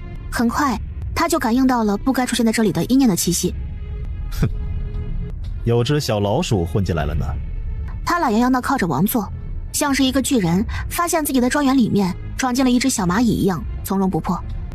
你们看，总有人借着他那芝麻大的脑子和比天还要大的胆子，想着来闯巨人的庄子。哼，有只小老鼠混进来了呢。你们看，总有人借着他那芝麻大的脑子和比天还要大的胆子，想着来闯巨人的庄子。声音回荡在这空荡荡的大厅当中，但遗憾的是，至高神忘记了，本该在这里待着的神子们都去天一州了。空气里顿时弥漫着一股子自说自话的尴尬气息。至高神一张老脸顿时拉长，他心情糟糕，那只小老鼠叫倒霉了。至高神伸出了五指，他的精神力如海潮一样朝着还在1层楼的一念涌了过去。他要把一念的精神体拉扯出来，让他精神体损伤，彻底变成一个只会流口水的傻子。这一招是一念的生父，也就是苏将迫切的想要见到亲生女儿的时候使用过的招数。这一招本就是对敌时非常残忍的一招。当然，苏将不会伤害自己的女儿，可精神力是非常脆弱的，尤其是被突然拉扯出去的时候。这也是当时袁心碎发现之后立刻就暴怒的原因。一念只感觉头皮一痛，他还没有来得及防备呢，就有一股巨大又深不可测的力量从他天空当中涌了出来。那力量是完全陌生的。一念怔住，这股力量是从哪来的？窝窝则是一脸安心的贴在他腿旁，看了一眼袁心碎。那天晚上，袁心碎捣鼓了一晚上，捣鼓的他自己面色苍白，就是给主人弄了这么个精神护壳。从那一刻起，没有任何人可以拉扯出一念的精神体了。至高神本来以为能很轻松的拉扯出一念这个小杂碎的精神体，却没想到勾到一念精神力的那一刻，他眼前炸开了一圈白光。下一刻，庞大完全不输他的精神力源源不断的涌了过来。至高神没有做好准备，竟然呕出一口血来。一个虚幻的人影顺着那个精神力钩子到了他身边，立在空中冰冷的俯视他。就是你觊觎我家念念精神体？不可能，你是谁？那个小杂种的身上为什么会有这种强者的精神共融呢？还没等他想明白，袁心碎的精神体已经强行把至高神的精神体拉扯了出来。两个精神体爆发出激烈的战斗，还在1楼的一念只感觉脑子一痛，下一刻就恢复了清明。而面前的袁心碎却不知为什么闭眼盘腿坐了下来。主人，这伏神塔有强者发现你的踪迹了，刚才他攻击了你的精神力，想把你的精神体拉扯出去，你差点就变成傻子了。好在袁心碎和你做了单方面的精神共融，他大概是上去找那个人干架去了。精神共融指的是两个人的精神力彻底绑在一块儿，一方遭受到攻击的时候，另一方就能感应到。但是窝窝知道，袁心碎强过目前的一念太多，这样的融合对袁心碎来说是非常亏本的。万一一念死了，他的精神体枯竭，那么袁心碎也会死的。但这个相融却是单方面的，他死不死对一念来说没有半点关系，所以窝窝当时才会那么震惊和沉默。他一直觉得袁心碎这个男人和别的男人不一样，他不明白许多事情，也不像别的男人一样会花言巧语的哄主人，但他做的每一件事情都像是刀刃抹了糖霜，刺的是自己，甜的是一念。主人，这伏神塔有强者发现你的踪迹了，刚才他攻击了你的精神力，好在袁心碎和你做了单方面的精神共融，他大概是上去找那个人干架去了。那个人强吗？多少人？很强，就他一个。袁心碎能打得过吗？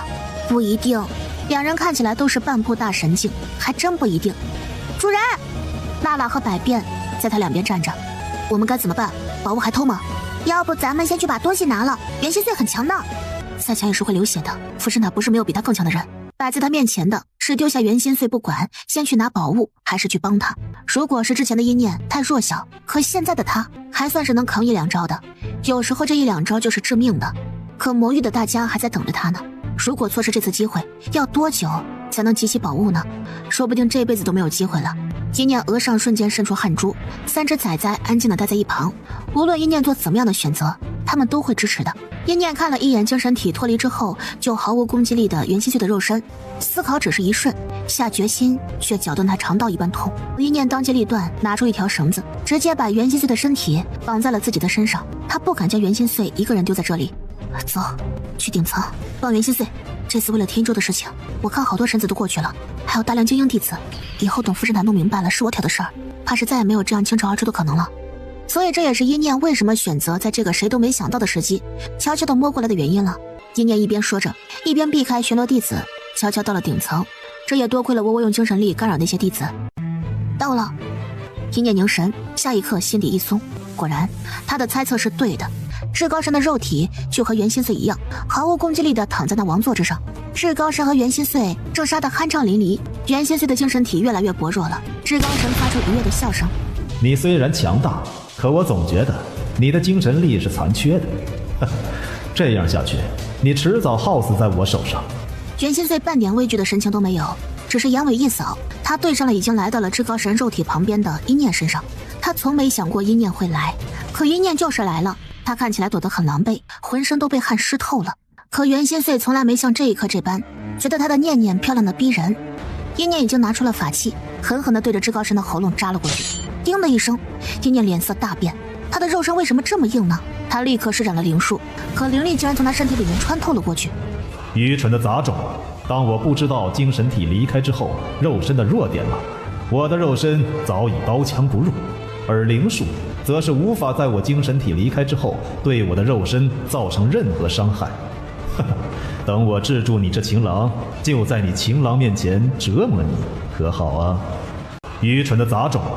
我的肉身早已刀枪不入，而灵术则是无法在我精神体离开之后对我的肉身造成任何伤害。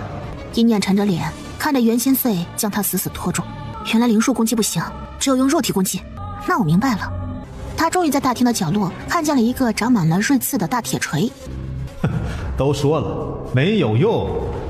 可下一刻，他看见一念高高举起了铁锤，对着他那个地方狠狠地砸了下去。刀枪不入嘛，还打算折磨羞辱我？他娘的！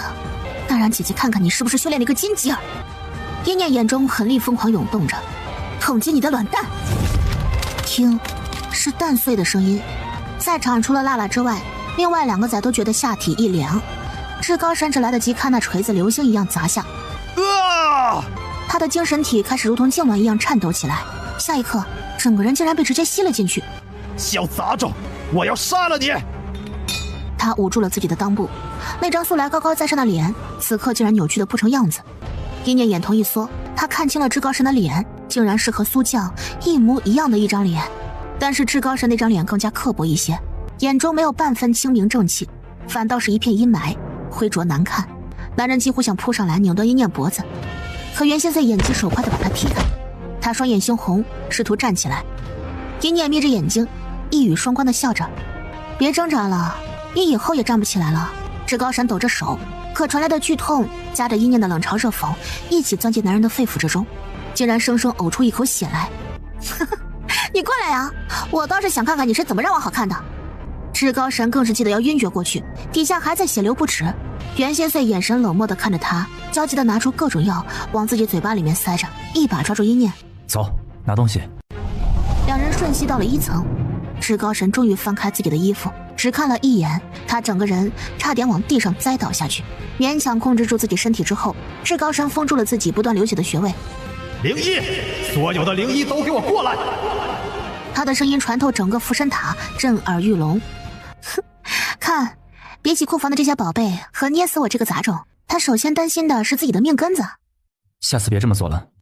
一念一愣，我不会打不过他，平白还脏了你的手。胡说什么呢？明明脏的是大锤子，多好一大锤子，真是可惜了。哎呀，下次别这么做了，平白还脏了你的手。胡说什么呢？明明脏的是大锤子，多好一大锤子，哎呀，真是可惜了。众人还没走出2步，耳边又传来至高神满是杀气的声音：“有敌入侵福神塔，福神塔弟子长老听令，见敌格杀勿论。”话音落下那一刻，一念感觉到至高神虽然虚弱，但仍散布的十分广的感知，瞬间粘附在他身上了。他和袁心碎2个人竟然原地发起光来。老不要脸的，竟然搞这么一招！袁水水，能压下这个光吗？这不就是一顿的大蜡烛吗？不行，这是他的感知，我们速战速决。长老们在那里！无数的弟子已经纷纷往他们这边靠拢过来。西瓜师弟，你怎么和敌人站在一起？这人还真叫西瓜呀！西瓜还是那副呆呆的样子。不，此刻对他来说，一念才是他自己人。窝窝的精神力可谓是用到了出神入化的地步了。这个西瓜用一种舍己为人的姿态，将一念往库房大门上一推。走啊，别忘了你的成功路上有我这个西瓜师兄的一半。场外的福神塔弟子们一头问号，他怕是疯了吧？可西瓜才不给他们反应的时间，猛地对他们扑杀了过去。去啊！别辜负我一片心意。一念当然不能辜负了。袁心碎和几个崽子在门外守着，一念一脚踹开北方的门，狂奔进去。弟子们终于把西瓜给弄开，让人压住这个发疯的弟子之后，就对一念扑了过去。还没等他们的手挨到一念裙边呢，他们的身体就跟着砰砰砰的炸开血雾。袁心碎面色平静，在地面上铺散出一个巨大半圆，将那一道库房的门完全圈了进去。至高神绝对不可能短时间内拖着自己断掉的命根子跑下来，他眼中有着冰冷的笑意，让那些弟子顿时浑身恶寒。哼，想进去？来。一时之间竟然无人敢动。这边一念冲进了库房之后，看见了无数的珍宝。他娘的，这要找到什么时候去啊？外面不断传来砰砰砰的声音，想也知道是在打架，可偏偏一念现在最需要的就是时间。他拿出了自己的空间法器，一边往里扫东西，一边仔细地看着有没有他要的宝贝，连续打开了几个精美的一看就不是凡品的盒子，都没有。哎呀，要是这个法器会自己吞就好了。刚说完，耳边就传来一道熟悉的声音：“嘿，我来了！”吞吞从紫禁城里面溜了出来。“你是在找我吗，主人？我来吞，我会吞的。”吞吞好似终于在这群战斗力爆表的炸炸弹中找到了属于自己的定位。你想吃？不行，平常随便吃，但是我想找的东西说不定藏在这里呢，被你吃了，那我真的是要哭了。不行，平常随便吃，但是我想找的东西说不定藏在这里呢，被你吃了，那我真的是要哭了。不，我可以吞进去，但是不消化。等咱们回家之后，吞吞给你原模原样的吐出来。一念眼睛一亮，完全不觉得有什么好恶心的，能把东西带出去，那才是对福神塔的又一次沉重打击。这时候矫情什么呀？哼，好宝贝儿，你来，都吞进去，一个也别留。吞吞果然没有辜负自己给他起的名字，他缓缓地张开自己的大嘴巴，嗷呜一口吞了一半，又嗷呜一口吞了剩下的一半。吞吞的肚子却不见一点鼓的，可惜了。要是能将这些全部都吃了，我就有1个月不用吃东西了。不过很奇怪啊，我的身体里面种着1颗落珠果，1颗星火花，对吧？剩下的宝贝不说比这2个灵力含量高吧，怎么也该不相上下才是。但为什么没有呢？吞吞开始疯狂地耸动鼻子，让我感受一下的。我明明感受到了2个和星火花差不多波动的宝贝儿，在哪儿？一念这才猛地一拍额头，他差点忘记了，吞吞是卓灵。据他自己所说，他就是一只寻宝小猎犬，方圆百里的宝贝都逃不过他的鼻子。有这么一个宝贝在，他早就该喊出来让他找了。吞吞是在库房里面四处乱嗅，最终定在了某处墙壁上。就是这里，从墙壁缝隙里面传出的能量波动。一念二话不说，抬起了手，那就砸。此刻，门外的袁心碎正死死堵着门，长老们的攻势越来越凶猛，周围已经堆积了一片死尸。娜娜是最实战的，但她此刻看着袁心碎的眼神仍然带着很深的敬畏，实在是太可怕了。她脸色煞白，看起来消耗非常大了，但她守在门口却一步也没有动。我听主人说，他9成的实力都被放在白头山下，可就算是这样，他怎么还这么猛啊？佛神塔的弟子们比娜娜还要吃惊害怕，他们躲在长老的背后，根本就不敢上前。人海战术，在绝对的实力面前，那叫送菜。那女人已经进去多久了？那女人一定是冲着我们宝物去的。就在此刻，房间里传来砰砰砰的连续炸响，弟子们的心都要被搅碎了，太丧心病狂了。抢咱们的宝物还不够，还在砸我们的库房吗？该死！至高神到底去哪儿了？为什么至高神大人不出面啊？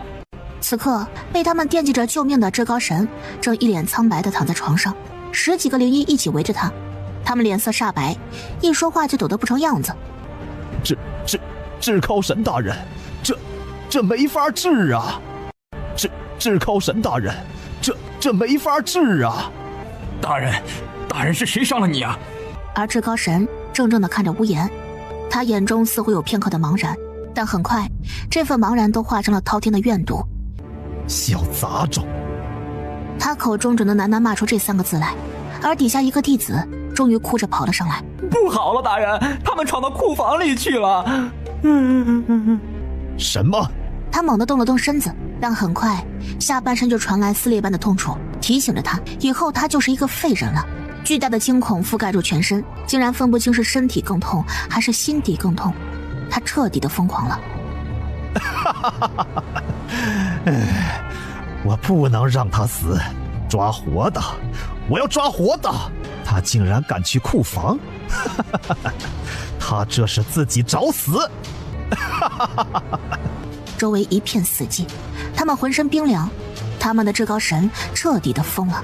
但就在至高神因为断了筋儿，气息微弱发神经的时候，他没有注意到，他一直死死封印着的那个玉盒骤然颤抖起来，玉盒上的封印因为他此刻的虚弱被猛地挣脱开来，黑色尾巴呲溜一下，化成了一道针尖那么大的光芒，对着一层库房的方向爆射出去。而此刻的一念已经砸开了一层又一层的墙壁，咚的一声砸在了青铁之上，是一扇很小的门。就在里面，就在里面呢！一念的手掌贴在门上，他缓缓吐出了一口气，此刻竟然有热意直逼眼眶。他在那群可爱可敬的魔族身上得到了太多，如今他这个半路捡来的孩子，他们的小拖油瓶终于可以报答他们了。里面可能有危险。一念眼神坚定，就算可能会死，我也绝不退缩。说着，他汇聚了全身的灵力，猛地把门推开，同时用灵力笼罩全身，像壳儿一样紧紧地护着他。但烟尘散去，什么也没有发生。里面是一个很大的密室，密室里面悬浮着2团灵土，灵土之上一棵金黄色的树，树枝上挂着一颗冉冉如耀日的果实，而另外一边是一棵银白色的树，树枝上挂着一颗弯弯如月的果实，是杨树、月树。吞吞！一念厉喝一声，吞吞速度极快地把2棵树吞了进去。一念一把抓住吞吞，此时不跑，更待何时？可他速度虽然很快，但生长着那2棵树的土壤里，竟然生出了一颗小小的、带着恶毒诅咒气息的蘑菇。蘑菇的速度很快，在一念离开的那一刻，就猛地穿透了一念的所有防御，直直进入一念的身体。蘑菇的速度很快，在一念离开的那一刻，就猛地穿透了一念的所有防御，直直进入一念的身体。而同时，那黑色长尾巴也到了。他在看见那颗蘑菇进去的时候，浑身的毛都炸开了。无声的尖叫一声之后，一个猛子也冲进了一念身体当中。一念还半点没有察觉，他兴奋地走出去。走！袁心碎看见他的样子，就知道他拿到东西了。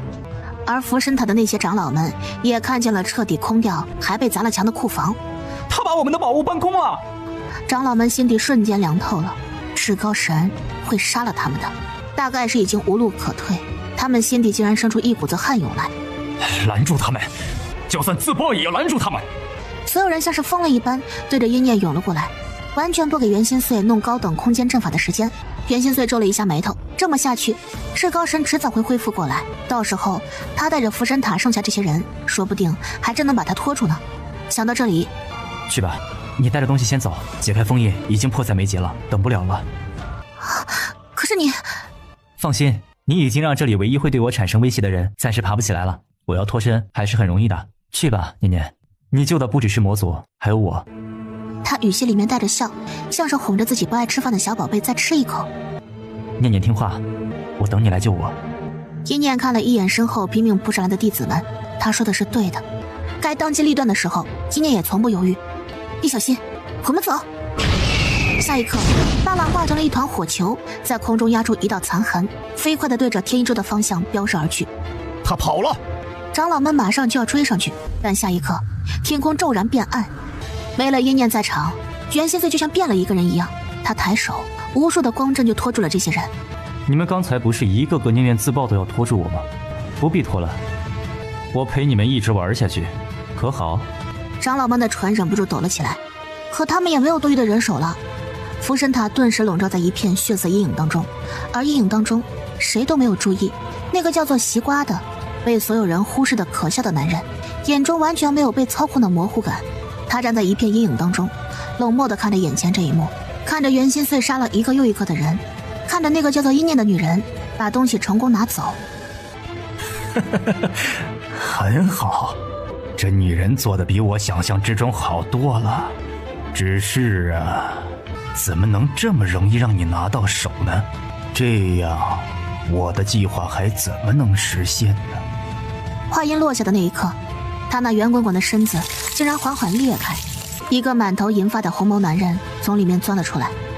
他身上竟然半分气息也没有露出来，好似一团空气一样，毫不引人注意。他腰间系着一块木刻的牌子，上面写着阿喜2个字，是这个男人真正的名字。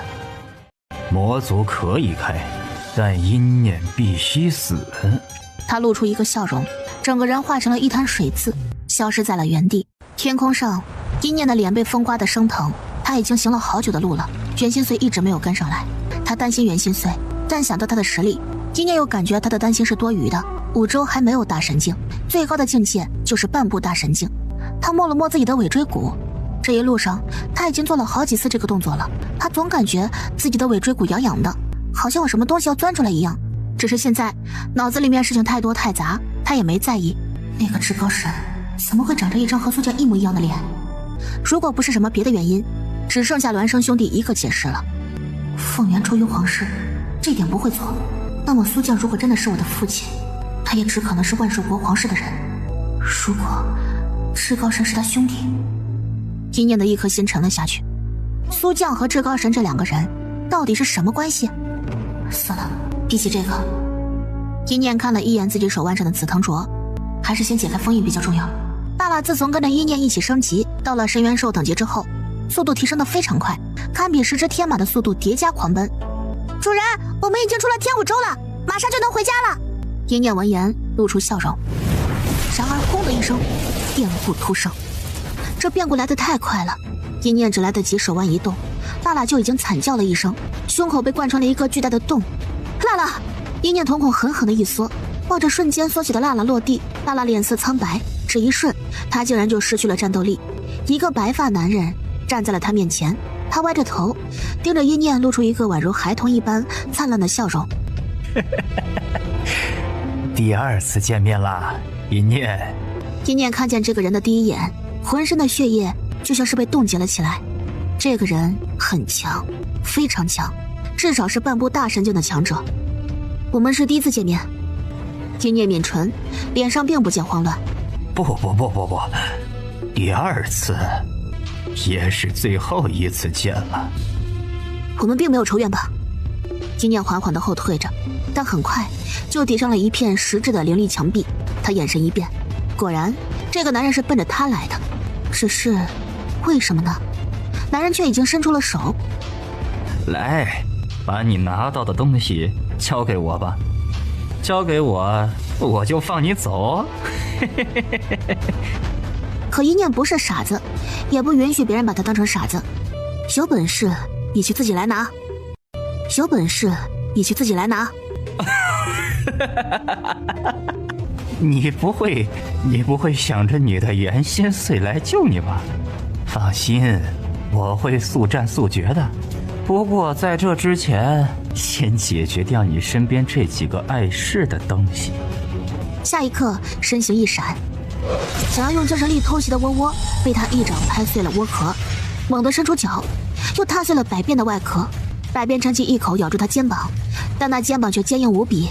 阴念飞快地抓住这次机会，灰色灵力覆盖住整个红伞，叮的一声刺穿了这个男人的眼睛。阴念知道自己赌对了，不要去刺心脏，因为刺不穿。哦，你很聪明，刺穿了我的一只眼睛，真棒。可阴念却没有半点轻松，3个崽崽就躺在他背后，生死不知。哎呀，真麻烦，要弄好这只眼睛可得费我不少功夫。只这一句话就让阴念心底遍体生寒，这到底是个什么怪物？阴念咬牙抓着红伞猛地往前继续一刺，他的红伞竟在男人的手中逐渐崩碎了。我有一点点生气呢。男人弯头猛地一掌打在阴念身上，一瞬间那护甲衣崩裂成光点，阴念吐出一大口血倒在了地上，这该是剧痛难当。可阴念脚夹在地上轻轻一点，无数的法器飘忽于空中，砰砰砰砰，法器在男人身上尽数爆炸了。还没等他喘息几口气，那巨大的爆炸烟尘当中，一只手就猛地伸了过来，他完全没有受伤的模样。调皮呀，调皮的孩子，就该被处以极刑。他口中说着恶毒的话，狠狠地把阴念往前方一丢，对面就是一个小村落。阴念看见几个孩子正在探头探脑地往这边看着，有几只小老鼠。孩子们露出了惊恐的神情。阴念咬牙，跑！灵力打在了他身上，你可真是好心。那几个孩子哭着要跑，却被男人抓了回来。这个大姐姐救了你们，感不感动啊？小孩们瑟瑟发抖，而他们的父母听见动静跑了出来。大人，求你放过我们的孩子。男人见状，似乎更是来了兴趣。看见这个女人没？她救了你们的孩子，心里肯定很感激吧？但是她是魔族哦。看见这个女人没？她救了你们的孩子，心里肯定很感激吧？但是她是魔族哦。他的一只手在一念手指上轻轻一点，一念顿时就压制不住体内的魔元素了，无数的魔元素从他身体冲起来。魔族，是魔族。对呀，是魔族。这样吧，哎，那几个小孩，你们要是勒死这个可怕的魔族人，我就给你们奖励，怎么样？他手一挥，无数的灵晶堆积成了一座小山。孩子们还在犹豫，可那些父母却瞬间红了眼。杀！魔族本来就该杀！吊起来，放干魔族脏臭的血！一念被绑着脖子吊了起来，鲜血淋漓地滴下来，他的尾椎骨变得越来越疼了，比他的脖子还要疼。那些人在疯狂地抢夺灵晶。哎呀，看见了吗？这就是人族的劣根性啊！贪婪、怕死、不知感恩。放心吧，魔族的封印会开的，而且会由我亲手解开，成为魔族的恩人。但是我会告诉他们，你死在五洲人族的手上，五洲会因为你的死变得更乱。魔族，你那些矮人朋友都会发疯。一念抖了抖唇。想说什么？傻子，魔族封印已经要改了，我的苗苗算时间已经到了。他手腕上的镯子早就没了，在一开始变故突生抖动手腕的时候，他的苗苗已经带着他的镯子跑了。明明现在满身鲜血的是一念，但脸色骤变的却是阿袭。不可能，你是怎么在我眼皮子底下把东西送出去的？那不如你先告诉我，为什么你和我是第二次见面？他很确定自己从未见过阿袭，可这个疯子就好像咬死了他一般，追着他，想拿着宝物成为魔族的恩人，想借他的死让他身边的人都疯狂起来。这对他而言有什么好处呢？看来你很好奇。下一刻他闭上了眼睛，一张皮被他抓了出来，那是那个西瓜头男人，竟然是他。你看，我说了是第二次吧，现在该轮到你了，告诉我你的东西都去哪儿了？现在该轮到你了，告诉我你的东西都去哪儿了？别想着拖延时间来欺骗我。一念缓缓地笑起来，下一刻一口带血的唾沫吐在了阿西那张脸上。你可真是不怕死啊。他不是不怕死，谁都不会不怕死，但是能解开魔族的封印，一念觉得值了。阿西看向那几个孩子，喂，过来，要是你们能让这个女人头脑叫出来又不死，她叫一声我就给你们一颗灵晶，怎么样？孩子们瞪大了眼睛。娘亲说了，那个女人是坏人，坏人就是该被打死的，灵晶是好东西，他们的爹爹和娘亲都很想要。他们拿起了刀，对着一念走了过来。一念缓缓闭上了眼睛，掩下了嘴角的笑容。他读对了，激怒这个突然出现的男人，他会不希望他死得那么快的。折磨他又如何？他还活着，只是那些孩子冲他走过来的样子，也让他的心一寸寸的凉掉了。救他们只是下意识的行为，可这一刻，他心里竟然避无可避的生出一点后悔的感觉。就在这时，一群孩子忽然从村庄深处冲了出来，他们手上拿着法器，有高有矮，有大有小。都给我滚开！我不许你们欺负他！一念终于扯断了那根绳子，他跌落在地上。凤元的涅槃之力就在这个时候飞快地冲刷他的身体，他压制着自己开始慢慢恢复的灵力和魔元素，让阿袭生不起警惕之心。他看向那个忽然冲过来的孩子，看见他那一刻，泪流满面。念念姐姐，简宝，那个在小巷子里被他随手搭救下来的小贩的儿子，被他送到了童院，在和修邪师大战的时候再一次救过一次的孩子。这个孩子竟然带着人躲在这个村落里，恐怕是因为童院不肯屈辱在附身塔之下，他们这群孩子就被逼着跑出来，窝在这个小村落附近躲避。阿喜被这忽然冲出来的变故弄得一愣。这女人是魔族，我证明给你们看。可简宝没有后退半步，他们的声音变得更大了，寸步不退。而此刻，小苗猛地抱着紫金镯从泥土下滋溜一下钻了出来，他已经来到了白头山，跌跌撞撞地对着魔剑狂奔过去，一边狂奔一边凄厉地大喊着：来人，来人，救救我家主人啊！糟了，是念念养的那根草。他们飞快地来到了封印交界口，而殷满站在最前面。小苗，怎么了？念念呢？殷满这会儿太自责了，他就该跟着念念一起的。没时间解释了。小苗抬手就抛出了4件宝物。开封印，主人有危险！开封印，主人有危险！就这么短短几句话，殷满就知道该怎么做了。也幸好他还在魔剑，不然就算东西带回来了，也没人知道该怎么解开封印。女儿，请你3滴精血来，所有魔物都后退。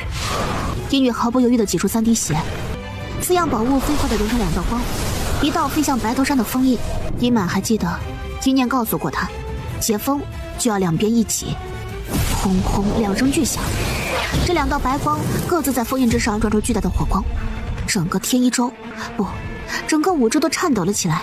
空气里的魔元素开始沸腾，白昼骤然变成黑夜，透不进一丝光亮。魔元素们欢呼着，他们疯狂乱窜，封印轰然破碎，魔物们发出了惊天动地的咆哮声。而殷女首当其冲，双翼一震，冲天威压直通天际。这世上最强大的半步大神竟是谁？是被剥夺了9成实力的元心碎吗？是被切断了接耳成了无根神的至高神吗？不，从这一刻开始是殷女。殷女整个人化成了一道光，小苗就蹲在她肩膀上指路。快呀，再快一点呢！村庄里面，殷念看见那些孩子被打得歪倒在地面上，所幸这人似乎是享受这种猫戏老鼠的快感，并没有杀掉这些孩子。这男人忽然冲殷念露出一个笑容来。我倒是忘记了解开封印的办法，你肯定还没来得及告诉你那只我被漏掉的手。只要你死了，魔族封印照样开不了，是吗？他在炸殷念的话，可殷念觉得这已经不重要了。他现在只想救下简宝，这么好又勇敢坚定的孩子才是未来的希望。我觉得你不怕痛，但是这些孩子一个个死在你眼前，你一定很心痛。哎呦，我这人就喜欢看别人心痛。他轻笑了一声，就要一脚踩下去，可下一刻魔元素暴动起来，是封印开了。殷念忽然就笑了起来，男人也同样感受到了。你竟然把方法告诉这种畜生了！男人一把抓住他头。好，看来留着你也没用了。你以为魔族的人现在赶过来来得及？告诉你来不及了，去死吧，贱女人！殷念死死瞪着他，可能真的要死了。他闭上了眼睛，下一刻他的尾椎骨痛感达到了一个鼎盛，滋溜一声，一根长长的漆黑的尾巴忽然钻了出来，一个巨大的女人的虚影出现于他身后。失去了意识的殷念只感觉浑身像是被泡在温水当中，也像是落入这个世上最温暖的一个怀抱里。那虚影看了一眼阿袭，他那张温婉如水的脸上浮现出无比阴沉的杀意。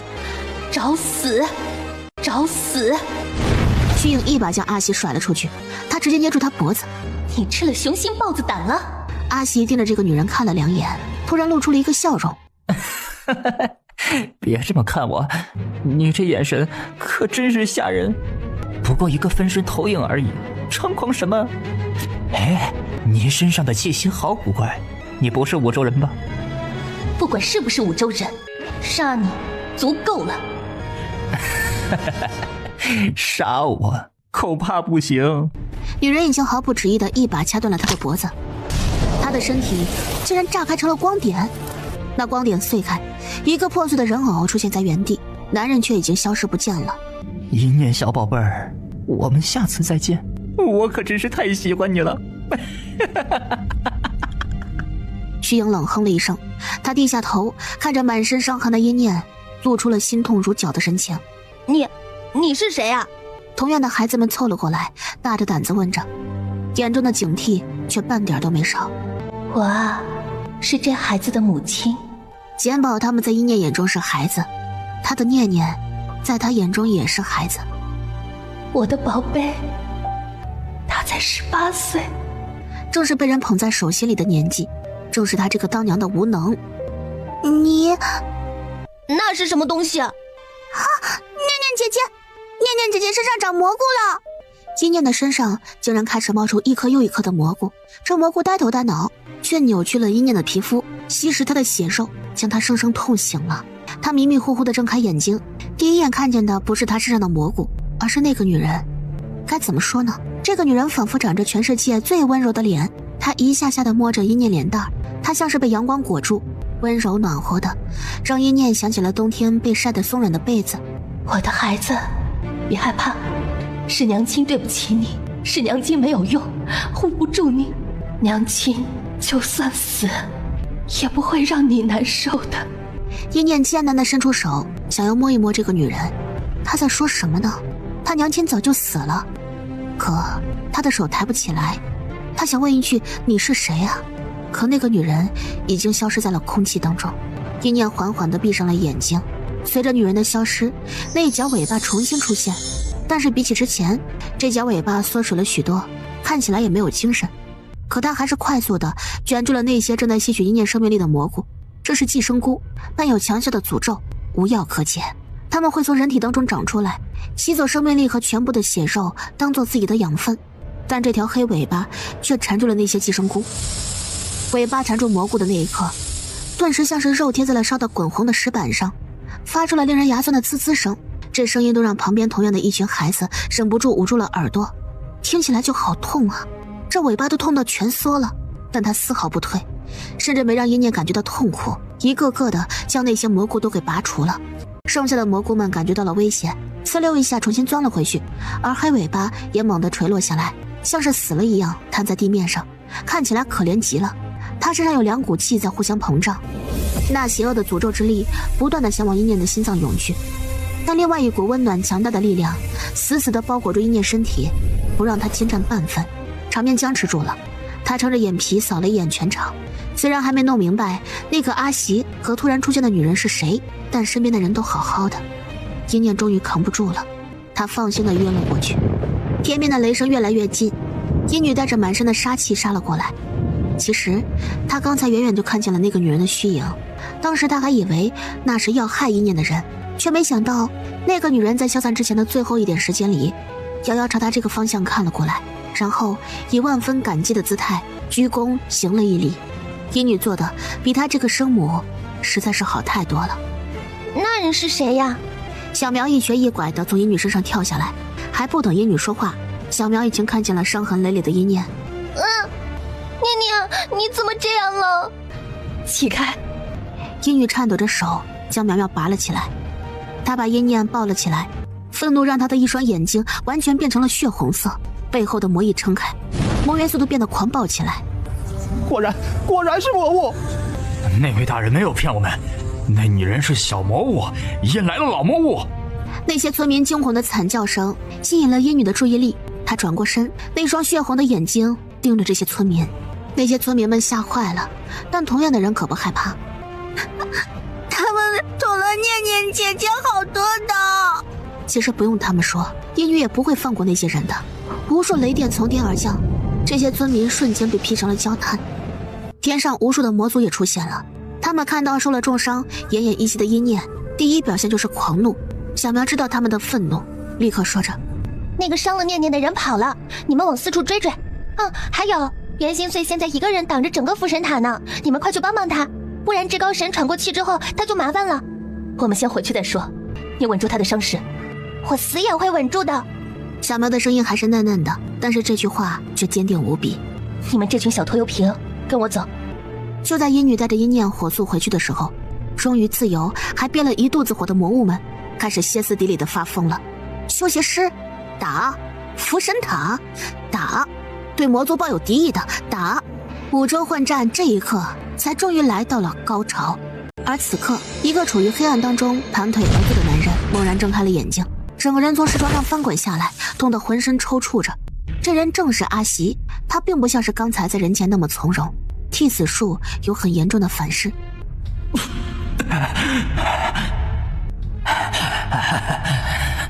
阴念，你可真厉害，这一次的伤怕是要养久了。他强撑着从地上站起身来，旁边忽然睁开了一双双的眼睛，无数的气息出现于这漆黑的洞穴当中。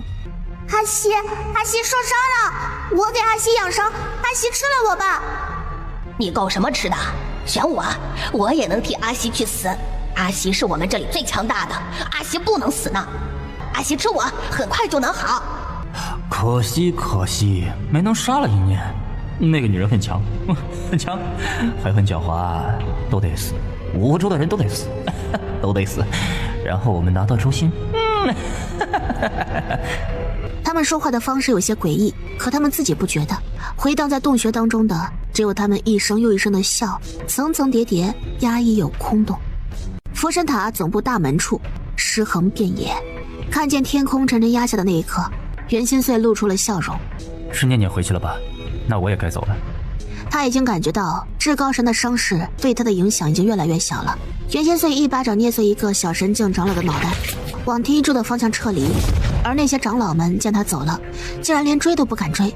袁心碎一路往回赶着，可他行至之前那个小村落的时候，却身形一顿，地上有好大一滩血，那一滩血有念念的气息。袁心碎一颗心骤然沉了下来，连白头山那边都顾不得去了，顺着阴念一路滴滴答答流下的血迹就追了上去。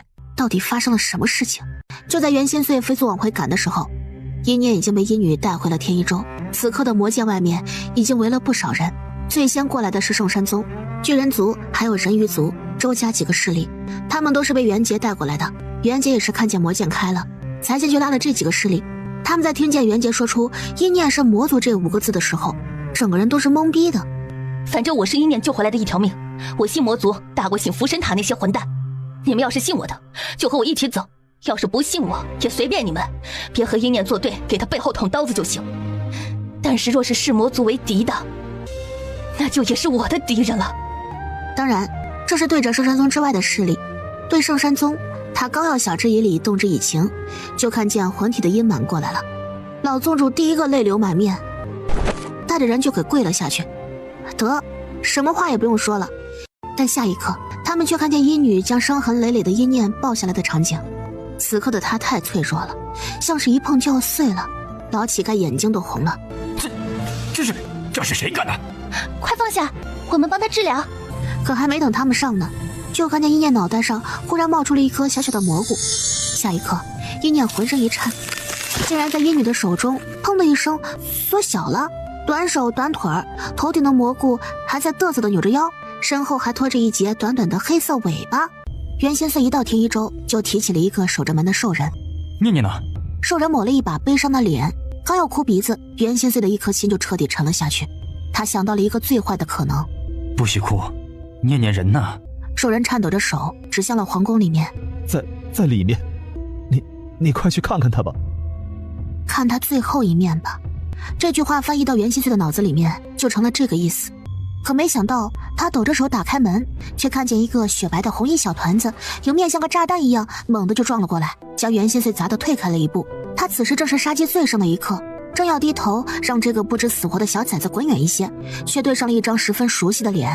虽然缩水了很多，但这就是阴念的脸没错呀。袁心碎整个人都愣住了。念念的女儿？不对，他还没和念念成婚呢，哪里来这么大一个女儿呀？身后的一群人追了出来，一脸的焦急。小宝贝儿，别跑！祖宗哎，你小心点儿，别摔喽！师大天玄冲着阴念露出一个自以为十分和善的笑容，看起来就是一照面就能吓哭100个小孩的样子。而他们身后，好家伙呀，人鱼族们都直立着自己的尾巴，而魔族们长得就更加随意了，一个个的不是脑袋上鼓着包，就是浑身上下长满了鳞片。哪怕是最像人的阴女，背后都有一对大翅膀，一身红衣扎着2个小舅舅的念念，就仿佛一块掉进了怪物窝里香喷喷的里脊肉。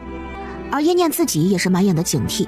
他抬起头，看见一个男人站在门口，身上没有长任何古怪的东西。叶念倒吸了一口凉气，这屋子里就他和这个男人是正常人了。啊，念念这是中了诅咒菇，不过诅咒菇不知道为什么被压制住了，没吸取他血肉养分，反倒是让念念变成了这副模样。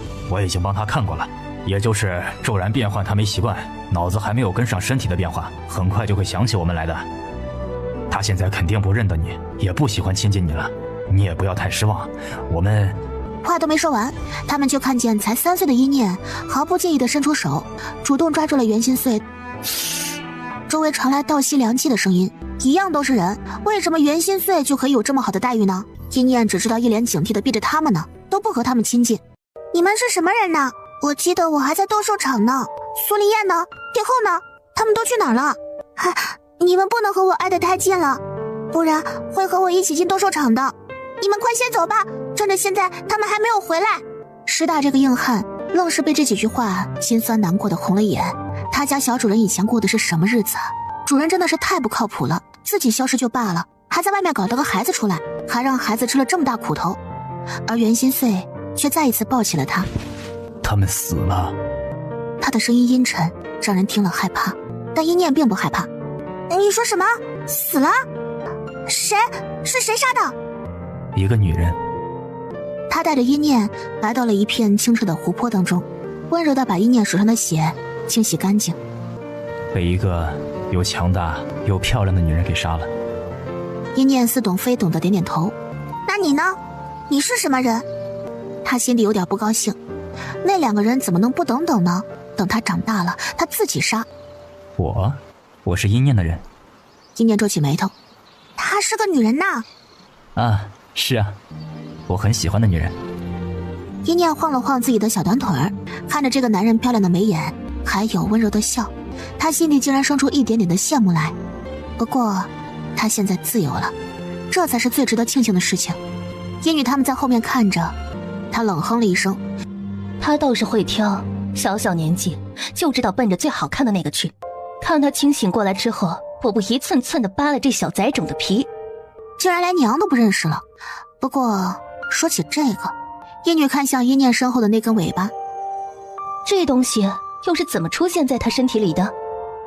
他看向殷满，没办法，谁让殷满是他们所有人当中见识过最多稀奇古怪东西的人。听见自己女儿问他，殷满立刻屁颠屁颠凑上去了。乖女儿，那尾巴我也看不透，气息很古怪，不过对念念肯定无害就是了。我怀疑诅咒菇被镇压住和这根尾巴有脱不开的关系。我管他去死呢！金女嘴上不屑着，脑海中却不由自主地出现了那个虚幻女人的身影。那女人是谁？看起来应该和一念有脱不开的关系。那几只小崽子怎么样了？放心吧，都好着呢，在我们人鱼族的养伤池子里养着呢。我们魔族也是被封印的太久了，才会让这些人一个个都欺负到咱们家人头上来。没事情干的人都去翻翻医书，看看小崽种这诅咒怎么破。天一州那些势力在哪儿？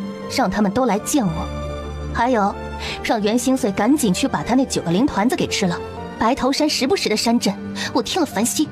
让袁心碎赶紧去把他那9个灵团子给吃了。白头山时不时的山镇，我听了烦心。可他如果吃了的话，就不能……可什么？我都在，他在不在有什么关系？英女往外看了一眼，看见一念正亦步亦趋地跟着袁心碎，英女感觉更烦了，太碍眼了。而那边小魔物们战战兢兢地把话转述给袁心碎，袁心碎压根没有放下一念的意思。走，我带你去玩好玩的。那边英女在天一州这些势力面前大摇大摆地坐下时，才猛地想起她应该把小崽子提溜过来的，派人去找，结果阴女大人，念念被袁心碎抱走了。要你们有什么用？他极度不满，暴躁就写在脸上。老宗主是坐在最前面的人，大气儿都不敢出一下。好在阴女还知道自己过来是来做什么的，他懒洋洋地瞄了一眼这些人。哼，听说你们被追得很惨，现在无处可去。大家沉默。这位魔王说话可真不客气，但人家有不客气的资本，可偏偏就是有头脑不清楚的人以为自己能得很。天一州就是我们的家，你们这群魔族有什么资格说我们无处可去？难不成你们还想夺取我们的天一州不成？话音刚落，老宗主心底就叹息了一声：“蠢呐！”果不其然，阴女笑了起来，打了个响指，站起来那个人就砰的一声炸成了一团血雾。你们这些人可真有意思，以为我在同你们商议不成？土地从来都是自由的，它不属于谁，谁强，土地便是谁的故乡。更别说论起时间长短，天一州可是我们魔族的故土，你们应该庆幸才是。你们的老祖宗没有参加到封印魔族的事件中来，不然我可不会这么温柔地和你们说话。大家看了一眼空气当中不散的血雾，温柔。阴女冲着老宗主挥了挥手：“那个小家伙，把周星拿过来，我知道周星在你那儿。”须发洁白的老宗主抽了抽唇角，才犹豫了1秒钟，他家老祖宗殷满就出现在了他身后。小屁孩，让你给就给。其他人脸都僵硬了，在这里岁数最大的老宗主竟然被叫做小屁孩，大家都不由得开始瑟瑟发抖。见这些人乖顺下来了，阴女冷哼了一声，刚站起身就听见外面轰隆的一声，白头山这次是真的裂开了，阴女飞上了天空。哟，袁心碎的动作还挺快的呀。屋子里这些人也都跟着跑出去了。什么情况？那是什么怪物苏醒了吗？就看见远远的袁心碎被9个光团簇拥着，他们急切地想进入袁心碎身体当中，每一个光团身上散发出的气势波动，都让这些人不禁腿软。那是……袁心碎似乎还有些嫌弃，他看了一眼这些光团，毫无疑问，吃下去之后没有了封印禁止，他虽然自由了，可太自由了，自由的他会变成这个世界最强大的人，然后他就会被直接召唤到无上神域去。可这样的话，他的念念怎么办呢？他现在不可能抛下念念一个人，让他在这动荡的小世界里面面对这些危险，所以袁心碎只是指尖上把玩着那些光球，并不吞吃，反正是他的一部分，没有他的允许谁都拿不走，强行吞噬反倒是会遭到反噬的。阴女看他这个样子，在心里默默呸了一声，没想到他竟然知道吃下去以后就会被强行押送上无上神域的事情，骗不走这可怎么好啊？可老宗主他们不这样想啊，他们对实力的向往让他们不由自主捏紧了拳头。吃下去啊，快吃啊，吃下去就能成为至强者了呀。袁心碎却随手捞出一个光团递给了一念，来，拿着玩吧。一念一脸懵的接过了光团，他脑袋上的蘑菇噌的一下立了起来，盯着光团开始流口水。众人一脸震惊，暴殄天物啊！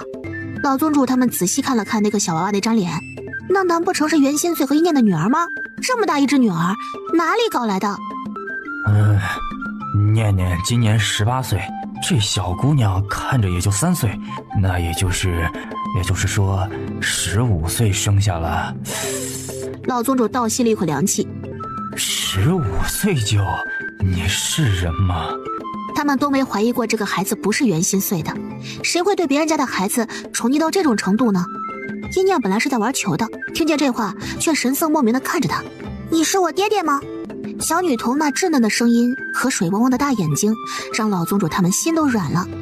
爱爹爹的小棉袄真的是太可爱了。可下一刻他们却看见没有得到回答的一念噌的一声抽出了一把小刀，直指袁心碎。我问你呢，你是不是我爹？袁心碎看见这个切水果的小刀，却露出了温和的笑容。调皮。众人都看傻了，父慈女孝，不对，骨肉相残。一念却不依不饶，你就是这个万寿国的王，抛弃了我和娘亲，看着娘亲惨死，看着我被苏丽燕折磨的，是不是？你若是我爹的话，我是必杀你的。你若是我爹的话，我是必杀你的。纵然诅咒菇把他的身体缩小了，将他的部分记忆取走，可他却没有忘记刻骨的恨。袁心碎不由得更加温柔了，他屈身。我不是。真的？啊。袁心碎握住了一念的手，把人再次抱了起来。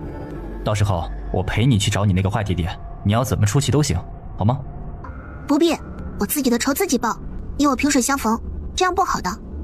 我们可不是萍水相逢，我们两个啊。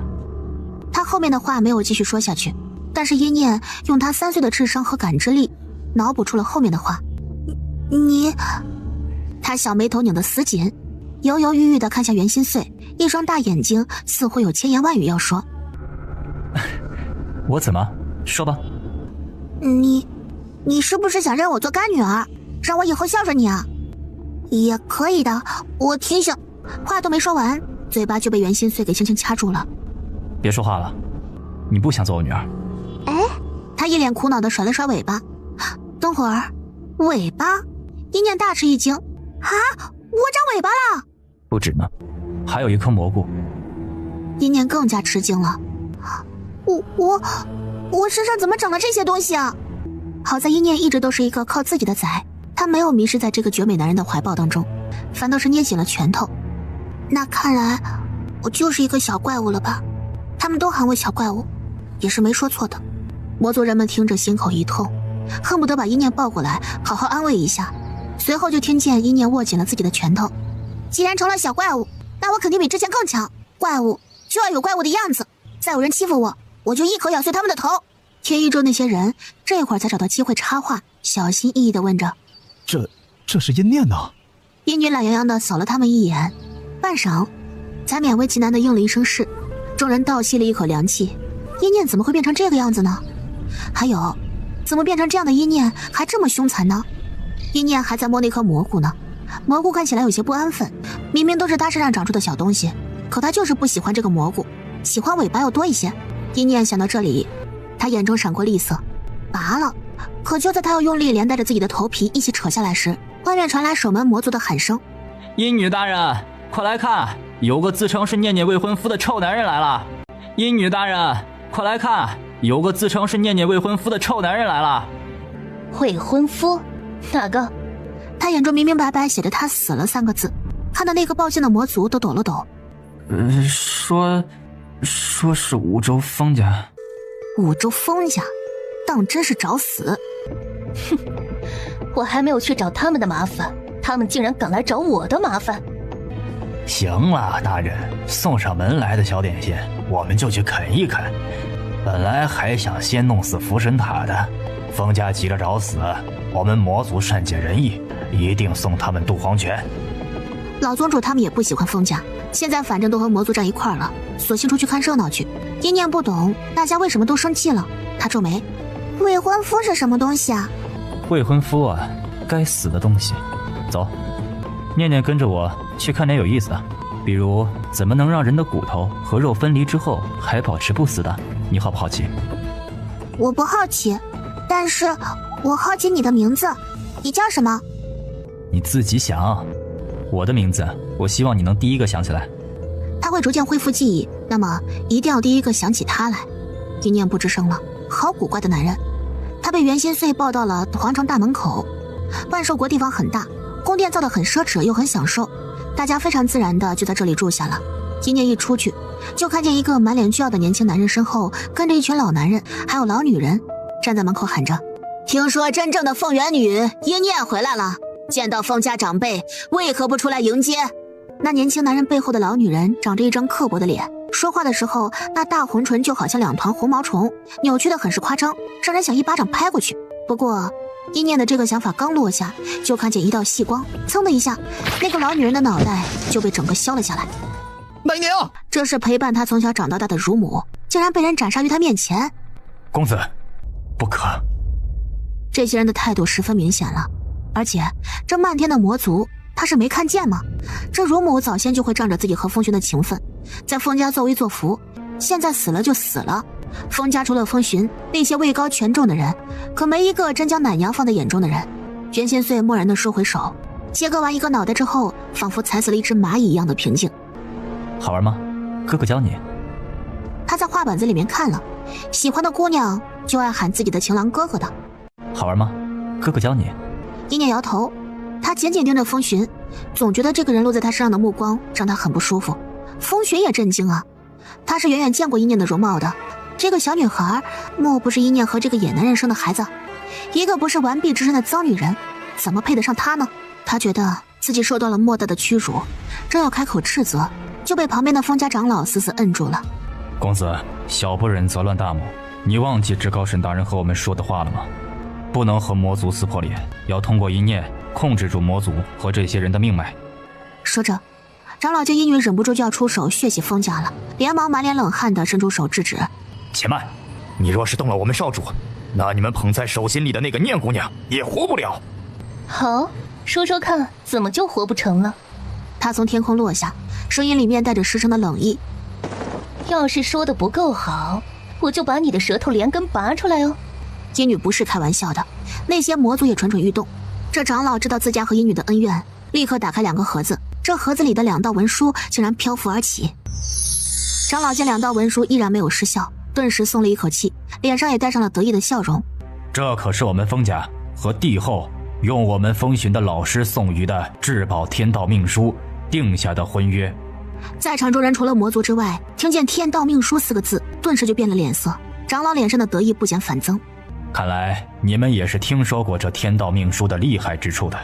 用天道命书定下婚约的2人，便由一缕天道红线牵连捆绑，生死同行，绝无可能撕毁婚约。这是你们封家和那死去的地基定下的婚约，和我们一念有什么关系？可别胡乱攀亲，找死呢！就风轩这种癞蛤蟆，配得上他家一念这么好的女人吗？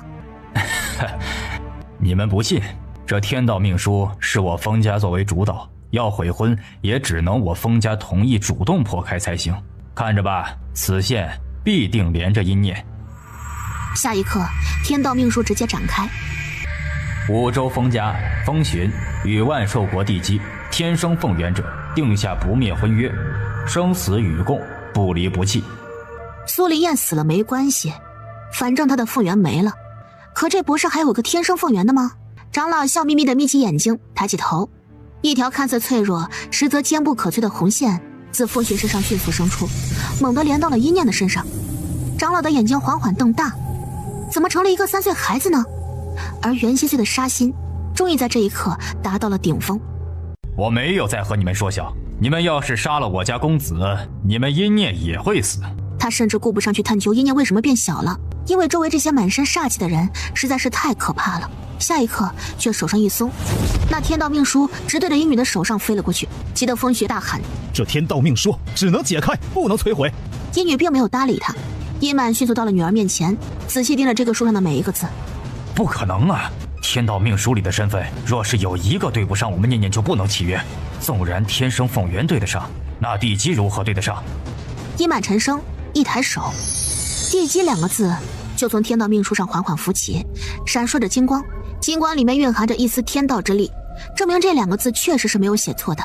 可阴念生父不是夜读星背后的主人吗？到底哪个才是阴念的生父啊？只有阴念本人看着绑在自己身上这条线，皱着眉头。这线不能剪掉吗？自然是不能。话说你这鬼样子什么时候能恢复啊？我总不能娶一个3岁的小孩吧？还有你头上长的那是什么东西啊？风轩话都没有说完，无尽的威压就朝他压了过去。风轩猛地吐出一口血，神已经朝阴念的方向跪了下去。不能杀你，哼，可我能让你求死不得。阴女也觉得风家实在是蠢得可以，用死来威胁他们。只要风轩可以被他们抓住，保证不死而已，多的是办法。正这么想着，一道惊雷从天空落下，趴在地上的风巡被整个往后吸着，来人面色苍白，这是那位无根的至高神。至高神大人，您快看看这些给脸不要脸的贱货吧！风家那长老瞬间抖了起来。哼，你们恐怕不知道吧？我家公子新找的师傅便是至高神大人，倭州的最强者。风轩原本倒是有个师傅，可惜至高神找上了他们，风轩当然立刻就给自己换了个师傅。倭州至高神的弟子娶你，那是你的福气。风家长老就像是一只鼓着肚子的癞蛤蟆，满嘴恶臭还不自知。此刻福神塔的众人也匆匆赶到了，大神怎么一脸狼狈？至高神大人，邪前面的老鬼竟然选择自爆，二神子没了。不关修邪师的事，我来的时候已经抓到一个人问过了。阴念，你可真是好手段，又装福神塔的人，又装修邪师的人，再让我们两相残杀。哼，心肠歹毒的杂种！魔族有你这么个人能解开封印，倒是也不奇怪。只是像你这样的人，他们怕是心疼你心疼的紧吧？要是你死了，或者你被当众折辱在他们面前，才是最诛心的吧？他的声音比平常还要低哑，看来那伤对他的影响可真的是非常大了。袁希岁的目光落在了他身上某处，背后的9个光球忽然感受到他的怒火，纷纷散发出无尽的威压来。可至高神半点畏惧都没有，甚至露出了一丝嘲讽的笑容。怎么想用这个来压我？赤鬼谷的谷主原来竟然是白头山县族的余孽，老妖怪披了个少年郎的皮，还真骗过了所有人。可是你敢用这些能量吗？你若是用了，你顷刻就会消失在五洲。我倒是希望你别走，不然你怎么能欣赏到心上人死在自己眼前的美妙结局呢？至高神被切断了基耳，整个人都已经疯魔了。他要的不仅仅是阴念和袁心碎死，他要这2个人生不如死。至高神一把捏住风寻的脖子，用一个徒儿来换你们心肝宝贝的性命，这可真是太值得了。风寻刚才还满脸红润的气色，顿时变得苍白了起来。喂，你是谁啊？至高神的目光落在他头顶的诅咒箍上，又看了看他身后的尾巴。贱人，竟然这么快就跑去找自己的女儿了，他不由得怨毒加重。我自然是要让你求生不得，求死不能的人。你说的什么乱七八糟的？我纠正你说的2点哦。我觉得你没长眼睛。第一，哥哥不是老妖怪，他长得这么好看，怎么可能会是老妖怪呢？所以我说你没长眼睛。第二，虽然不知道未婚夫是什么东西，但是你能不能快点把你这个徒儿带回去啊？他长得好丑，我看了眼睛疼。这根红线我也不喜欢。够杂种，这可由不得你不喜欢。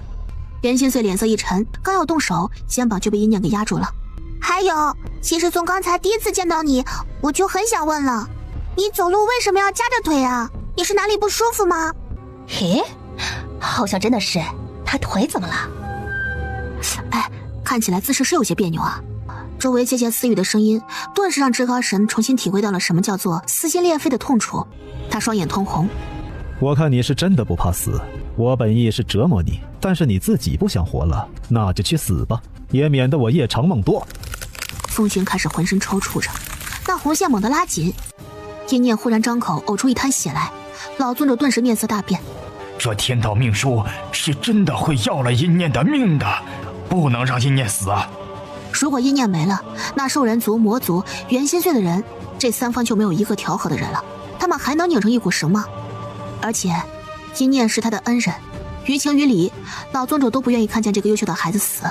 袁心碎脸上闪过一抹狠绝之色，他一把抓过旁边一个光团。不可，少主，不可用我族禁术，你会死的。可袁心碎想做的事情谁都无法阻拦，除非袁睡睡。只3个字就让袁心碎冷静了下来。你想起来了，我先帮你把人杀了。别急，我有办法，听我的，照我说的做。2人的交流也就是在阴念附耳过去的一瞬间。至高神本来还担心袁心碎真能破开这天道之法，结果却看见袁心碎抱住了好似已经晕过去的阴念，僵着一张脸看着他。你欲如何？这是服软了。我要如何？至高神一把松开了风寻。我要你把阴念洗干净，送到我徒儿的床上。择日不如撞日，今日不妨就洞房花烛吧。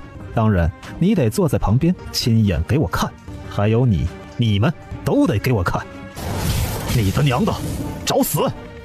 哼，那就直接杀了他。袁心碎的眼底有着猩红的血色，他深吸了一口气，像是要将蓬勃而起的杀意咽下去一样，背对着至高神的阴念再次开口：睡睡，答应他，会没事的，相信我。袁心碎咽下口中的血腥味，也压下心底涌上来的无限杀意。可以。你疯了！我说可以。袁心碎看向阴女，他眼中的猩红半点不少。念念绝对不能死，难道你有更好的办法吗？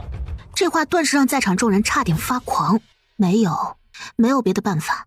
至高神更是笑得猖狂。还不快去准备？我的好徒儿，今天师傅就让你美娇娘在怀，做一回新郎。见风寻呆呆的，好似还没从被师傅当成棋子的打击当中回过神来。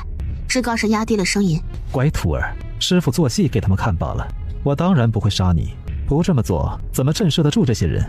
风寻看了他一眼，脸色好看了许多，可皱起的眉头还是没有松开。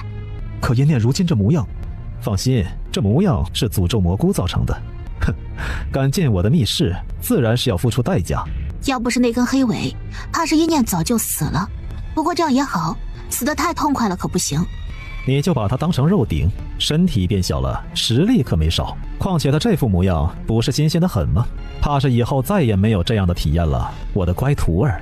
他越发觉得下身痛苦难当，可越是这样，就越想让一念体会同样的痛楚。风轩一想到一念天灵境的实力，是啊，如果有一念这样的肉顶，那他的实力岂不是能够飞速进步吗？风轩心底的恶意噌的一下就起来了。那就勉强用用吧，不过就是一个被袁心碎用过的破鞋，便捏着鼻子恶心的用一次。那就勉强用用吧，不过就是一个被袁心碎用过的破鞋，便捏着鼻子恶心的用一次。见他愿意听话，至高神这才露出了几分笑容。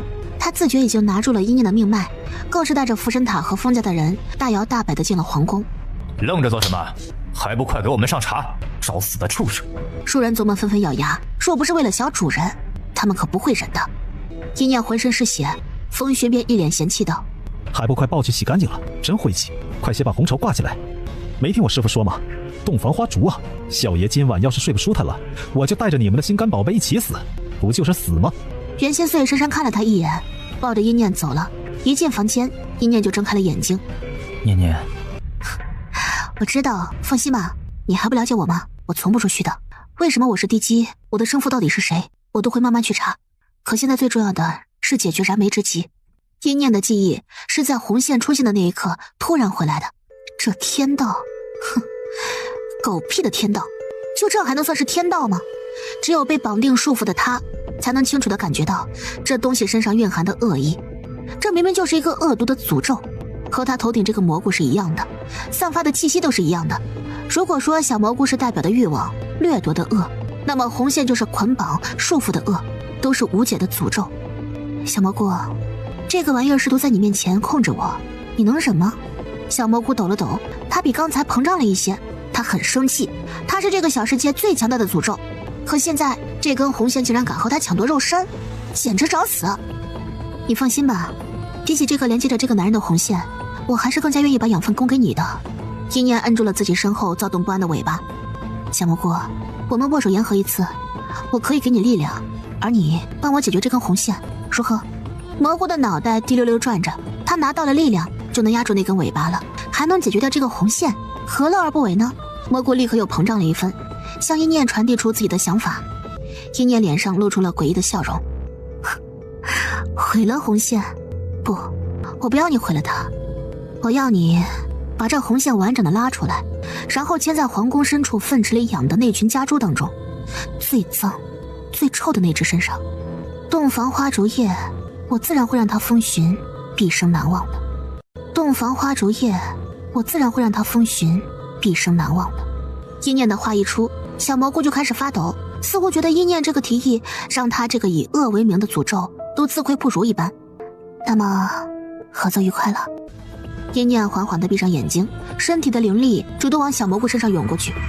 蘑菇贪婪吸收着一念身上的力量，它在缓缓地长大，而袁心碎就在一旁看着。他皱着眉头盯着那个越来越大的蘑菇，这个蘑菇跳到了那根红线的面前。一念猛地睁开了眼睛，就是现在。红线似乎是感觉到了针对他而来的恶意，正要翻脚，却被膨胀的小蘑菇一口咬住了线头。一念猛地吐出一口血来，而同时那根红线被小蘑菇十分利落地扯了出来。一念头顶的蘑菇咬着这头的红线直直飙了出去，穿过空旷的走道，来到了后院养畜生的地方。蘑菇听了一念的话，在众多猪猪当中选了最积极、双腿后蹬最有力的那只，将红线直接抛到了猪的身上。红线挣扎着想要跑出来，还想利用天道命术把人给勾过来，可这小蘑菇岂能如他的意呢？他那张黑黢黢的嘴巴弯成了一个邪恶的弧度。诅咒是无解的，但是就如同以毒攻毒一样，他们诅咒一脉，自然也有互相对付的本事。他大张开嘴巴，呸的一下，一团乌黑的诅咒能量直接强行把红线盖住，牵在了这只灵猪的身上。被抓在风轩手上的天道文书才刚开始发烫，还没等引起别人的注意呢，就又沉寂了下去。风轩压根也注意不到这番变故。风轩这个人吧，本就是有一分本事，能给自己吹成10分。毕竟在一念出现之前，他风寻才是公认的年轻一代最有潜力的人。可后来出了个什么魔族的妖女，再后来出了一个苏林燕，直接把他的光芒给彻底抹杀了。谁还记得五洲风寻呢？风寻一瞬间就从天上坠入了地底，成为了一个泯然众人的普通人。而如今他成了至高神的弟子，还能将阴念这个魔族妖女踩在脚下。风寻光是想想就已经激动得浑身战栗，他大摇大摆地走在皇宫当中，周围所有的兽人，他们的实力都比如今的风寻强上许多，可却没有人敢出手对风寻做些什么，只能睁着血红的眼睛死死盯着他。想杀我呀？你们要是敢动我一下，我就带着你们的心肝宝贝一起去死，你们大可以试试。兽人们脸上的青筋已经完全爆出来了。哼，一群畜生，长得就奇奇怪怪的，也不知道阴念从哪里把你们一个个的找来。此刻风寻已经将自己当成了这个皇宫的男主人。既然阴念是你们的主子，那作为他以后的男人，我也就是你们的主子了。若是让我不高兴了，我便告知我师父，扒了你们这些畜生的皮，一片片的剁碎喂狗。这个风寻倒是老德行啊！还记得当时在白头山上，我第一次碰到他时，实在是可笑。阴念坐在桌旁，突然想到自己当时戴着面具，那个面具我还没扔呢，要不晚上耍耍他？他脸上露出诡异的笑容，袁先岁懒洋洋地撑着脸，他另一只手在桌子上喃喃地敲着，杀心四溢。外面风寻是感觉不到袁先岁正在努力地压着杀意的，反倒还是美滋滋地指着自己心口。我这条命啊，可是和你们主子彻底绑一块了，他这辈子都是我的人。这话说完，他看见自己胸口的红线浮动着扯了扯。哼，女人嘴上说不要，身体却很诚实，这就如此激动了。也是，他一个残花败柳配我，是他高攀了。而此刻猪圈里面，那养猪的奴隶刚把食物泼下去。别急，别咬，别激动，说你呢，最大的那只猪，给我推开。最胖的那只灵猪抬起头来，被捅开不让吃饭的他暴躁地冲着奴隶喷口水。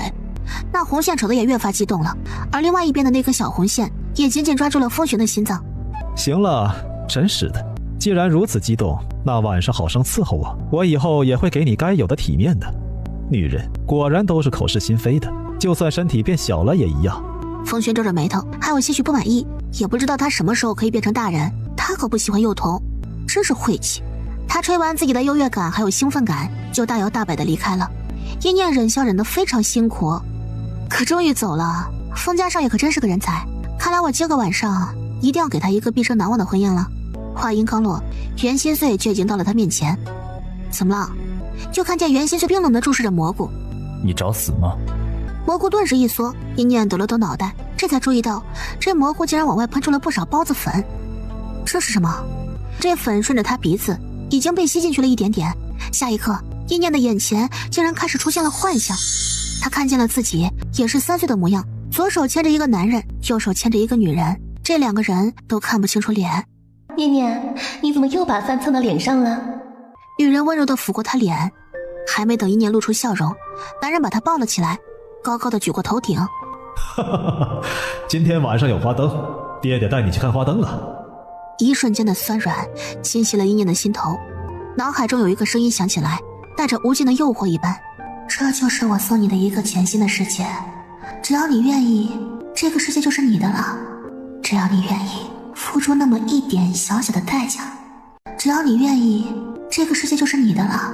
只要你愿意付出那么一点小小的代价。一只手伸到了阴念面前，他有预感，只要他握住这只手，就能永远的留下。阴念一张小脸露出了笑容，带着天真稚气。我愿意，愿意个鬼啊！下一刻，阴念一把抓住那只手，那手幻化成了一只大蘑菇，阴念的连环拳头就猛地砸了过去。找死吧，给我弄幻境，看我不把你切得一块一块的！那蘑菇发出了惨叫声，而眼前的幻境也开始轰然破碎。阴念猛地惊醒，才发现自己以一种四脚朝天的姿势躺在地上，两只手凶狠地抓住头顶的蘑菇，要将它连同自己的头皮和脑袋都撕扯下来。松手，念念，你的头发掉下来了。而蘑菇正在发出尖锐的叫声，一声比一声惨，尾巴死死拉住他手，劝他不要冲动。阴念顿时一个翻身，气势汹汹地冲着蘑菇放狠话：解决掉红线，就想趁虚而入夺我的身体吗？哼，我告诉你，我疯起来连我自己脑袋都拔，我还拔不出你一颗小蘑菇了，一拳头给你捶折你！3岁的阴念就像是一只炸了毛的小狮子，袁先岁压着上翘的唇给他顺毛。好了好了，别生气。他把阴念抱起来，阴念下意识地嗅到了他衣领里的香味，很好闻。阴念无意识地猛吸了2口，随后就听见了从胸膛里面震出的笑声。阴念脑子一僵，默默地挪开脸，美色上头，他好像一个不要脸的登徒子。那个，你身上好香啊。袁心碎倒是没什么不高兴的，甚至有些遗憾，他此刻要不是3岁的模样就好了。不过阴念很快调整了过来，他想到刚才那个幻境，顿时来劲儿了，一巴掌拍在蘑菇头上。喂，刚才那种粉再来点儿。蘑菇一头问号。快点儿，不然我就把你连带我的头皮一起撕下来。我可不怕疼，你怕疼。还真别说，阴念说的果真没错，作为天地孕育而出的诅咒，他就没吃过这样大的委屈。蘑菇最终还是忍着屈辱给他喷了粉，他倒是很想直接吸收阴念的血肉呢，可那条碍事的黑尾还在镇压他，除非阴念自愿，不然他根本吃不到半点养分。阴念把粉收好，正好外面天也黑了，他让袁千岁抱着自己去见了阴女他们。真的没事了，没有红线了。他恐怕是没想到给念念下的诅咒，反倒是将另一个诅咒给破开了。阴满压着笑声，下一刻他的脸上就露出了阴恻恻的笑容。乖女儿，你带着人守着天一州，别让这群人跑了。到时候等看完这出精彩的戏，咱们将他们一起拿下。乖女儿，你带着人守着天一州，别让这群人跑了。还用你说？阴女早就憋了一身的杀意了，她带着人匆匆出去布置了。在阴念的翘首以盼之下，黑夜终于姗姗来迟，而婚宴也已经布置好了。除了几个很亲近的人，都不知道阴念已经没有被红线控制了，其他人都以为阴念还被控制着，所以当风轩一身红色婚服出来的时候，他们根本恨不得冲上去吃他的肉。看什么看？再看我就当着你们的面把你们的宝贝给办了。他脸上是扭曲的笑意，至高神坐在最高位上，其他人都沉默地坐在下面，包括袁心碎。他闭着眼睛，似乎是不敢看现场一样。至高神露出了畅快的笑意。袁心碎，阴念，今天可只是一个开始而已，让阴念出来。阴念小小一团，脑袋上的蘑菇更大了，可这会儿谁都不会在意那颗蘑菇，反倒是冲着阴念露出了悲怆的怒吼。小主人！念念！阴念眨了眨眼睛，一派3岁之儿的天真。走得真慢，快着点。可下一刻，阴念抖了抖袖子，一阵粉末往他脸上扑去。那粉末很细，风轩完全没有注意。台上的至高神已经等不及了，双眼猩红地站起身来。拜堂就不必了，徒儿，当着所有宾客的面享受你的洞房花烛吧。风轩一动不动。徒儿，你还在等什么？风轩双眼赤红。风轩！至高神怒了，而另外一边，奴隶们悄悄把猪赶了过来。风轩终于动了，他抬起头来，双眼呆愣浑浊。他吸进去的粉可比阴念多了，而且风轩本来就不是心智坚定之人，这粉代表了欲望。他的眼前出现了幻象，他看见阴念消失了，但很快他又出现了，不是3岁的模样，竟然是18岁的模样，少女倾城，眉眼淡媚。就凭你，我可看不上你。风轩顿时怒了，这个女人胆敢和家里未来男主人呛声。风轩的心里有一道声音在叫喊着：女人都是男人的玩物，让他知道谁才是主人。去，在宾客面前教训教训这个不知天高地厚的女人。风轩猛地冲那个阴念扑了过去，他撕开他衣服，把他压在身下。而在场众人此刻已经完全石化了，他们看见一只猪冲了过来，而风寻疯魔一般的冲着那个猪飞奔了过去，他一把摁住了那猪，把他压在了身下。猪疯狂的挣扎，被他狠狠打了一拳头。老实点，女人，放心吧，我会让你很爽的。老实点，女人，放心吧，我会让你很爽的。灵珠发出了愤怒的咆哮声，他却无比深情的带着男人的征服欲狠狠地吻了下去。全场众人倒吸了一口凉气，至高神都瞪大了眼睛，颤抖着伸出手，半个字也说不出来。可风轩还没完，猪使劲用腿蹬他。风轩一把摁住猪蹄。女人，看你很着急呀，也罢，今天我就让你成为一个真正的女人。他潇洒的以迅雷不及掩耳之势，一把掀飞了自己的裤子。我今夜就征服于你。这一幕实在是太过辣眼睛，一群魔族痛苦地扭曲了脸。咦，伤风败俗，恬不知耻，恶心玩意儿！他们愤怒开骂，为了自己这双被玷污的眼睛。而猪猪早就忍不住了，猛地扭过头，愤怒的一击，他一口咬住了风寻的下边。啊！围观众人当中，无数男人猛地一抽，就像是自己的被咬掉了一样的痛苦，脸色都扭曲成一团了。可偏偏这风寻因为这个孢子粉无比的上头，他感觉不到疼，也感觉不到自己从此刻开始就不是个男人了。他还在疯狂大笑着。哈哈哈哈！服不服？你服不服？叶念满脸冰冷地站在旁边。下一刻，袁心碎出现了，从容地把人抱了起来。叶念顺势非常习惯地靠在他肩膀上。袁心碎垂眸看着他。书上说，习惯是一个很可怕的东西，尤其是在男女之间，越来越习惯的肢体接触会让两人的气味交融。袁心碎不动声色地把人抱得更紧一些，嘴角浮上一抹笑容。至高神终于在这场荒谬的闹剧当中反应了过来。混账东西，你到底在干什么？封家那些长老们也颤抖着站起来。救少爷呀！救少爷！风寻可是封家独苗啊，可风寻哪里顾得上这么多呀？他只感受到自己从未有过的畅快和酣畅淋漓，他竟然还去扒拉那只灵珠。灵珠毫不客气的就又要张嘴去咬，一人一猪都分外的激动，红线跟着扭动起来，发挥了自己的巨大功效。人在猪在，猪死人亡。封家的人想摁住下面已经血流不止的风寻，可偏偏那边至高神动作更快，一个晃神的功夫，至高神已经猛地掐住他脖子了。你找死！风寻满脸痴呆，双眼血红，好似陷入了一场不可阻挡的浪潮当中。此刻的他根本就感觉不到痛苦，甚至会将面前的人都认作一念。在他眼中，一念正温柔地抚摸他脖子，那水润的眼眸，那细腻的肌肤。他竟然不顾自己快要断掉的喉咙，猛地伸出手，一把拽下了至高神的裤裆。至高神只感觉自己屁股一凉，底下空空荡荡。这下连老宗主他们都坐不住了。我终于知道他走路为什么要夹着腿了。至高神彻底疯了，整个大厅都爆发出了一阵疯狂到极致的威压，无数人爆惊而出，有跑得慢的，被灵力冲击的吐出一口血来。袁心碎带着一念稳稳地把人抱到了天空之上，一念伸出了自己的脑袋往下看着，看见那风寻似乎是在九死一生当中被封家长老拼了老命的在余波中护住了，晕死了过去。可他体内的所有灵脉都被一瞬间震碎了，再也没有能够修炼的可能了。从各种意义上来看，他都成了一个真正的废人。而那猪猪倒是完好无损。封家知道至高神发狂了，而且很可能首当其冲的就要先弄死他们。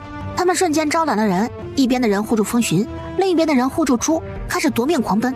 长老为什么要带着猪啊？愚蠢，没见着红线吗？这还是猪吗？这怕是他们未来的封家女主人了。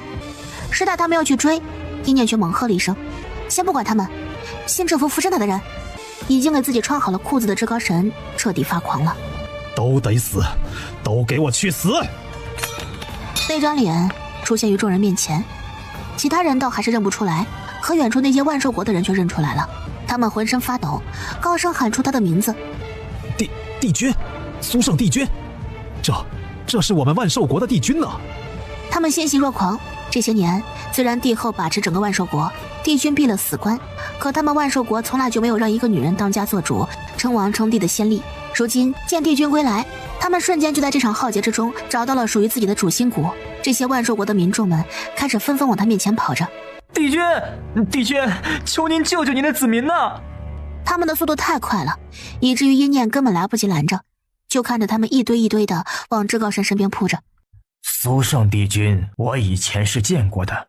至高神，我以前也奇怪，他怎么挡着脸不让我们看？怎么这万寿国的帝君成了福神塔的至高神了？奇了怪了，我看福神塔那些人好像也很吃惊呢。众神子是真的吃惊，尤其是大神子。一念猛地看向这个有一半可能是自己父亲的人。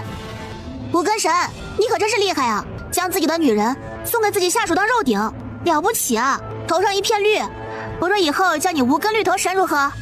一念的话带起一阵畅快的笑声，却没想到最先斥责他的却不是福神塔的人，一个万寿国的子民忽然朝天空上立着的一念怒吼道：“贱人说什么呢？天道命书上说你是帝姬，那你便是我们帝君的女儿吧？有你这么做人女儿的吗？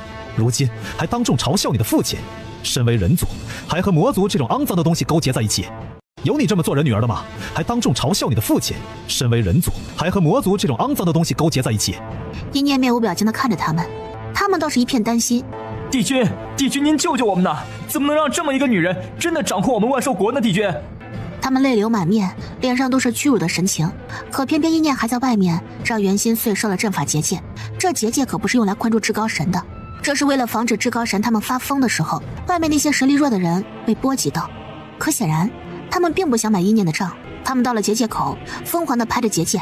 意念看在眼中，实在是不知道该说这些人愚蠢好，还是因为无知所以无畏才好。他们的帝君要是真的有一颗想保护好自己子民的，早就在他攻过来时就飞快地找人过来护了。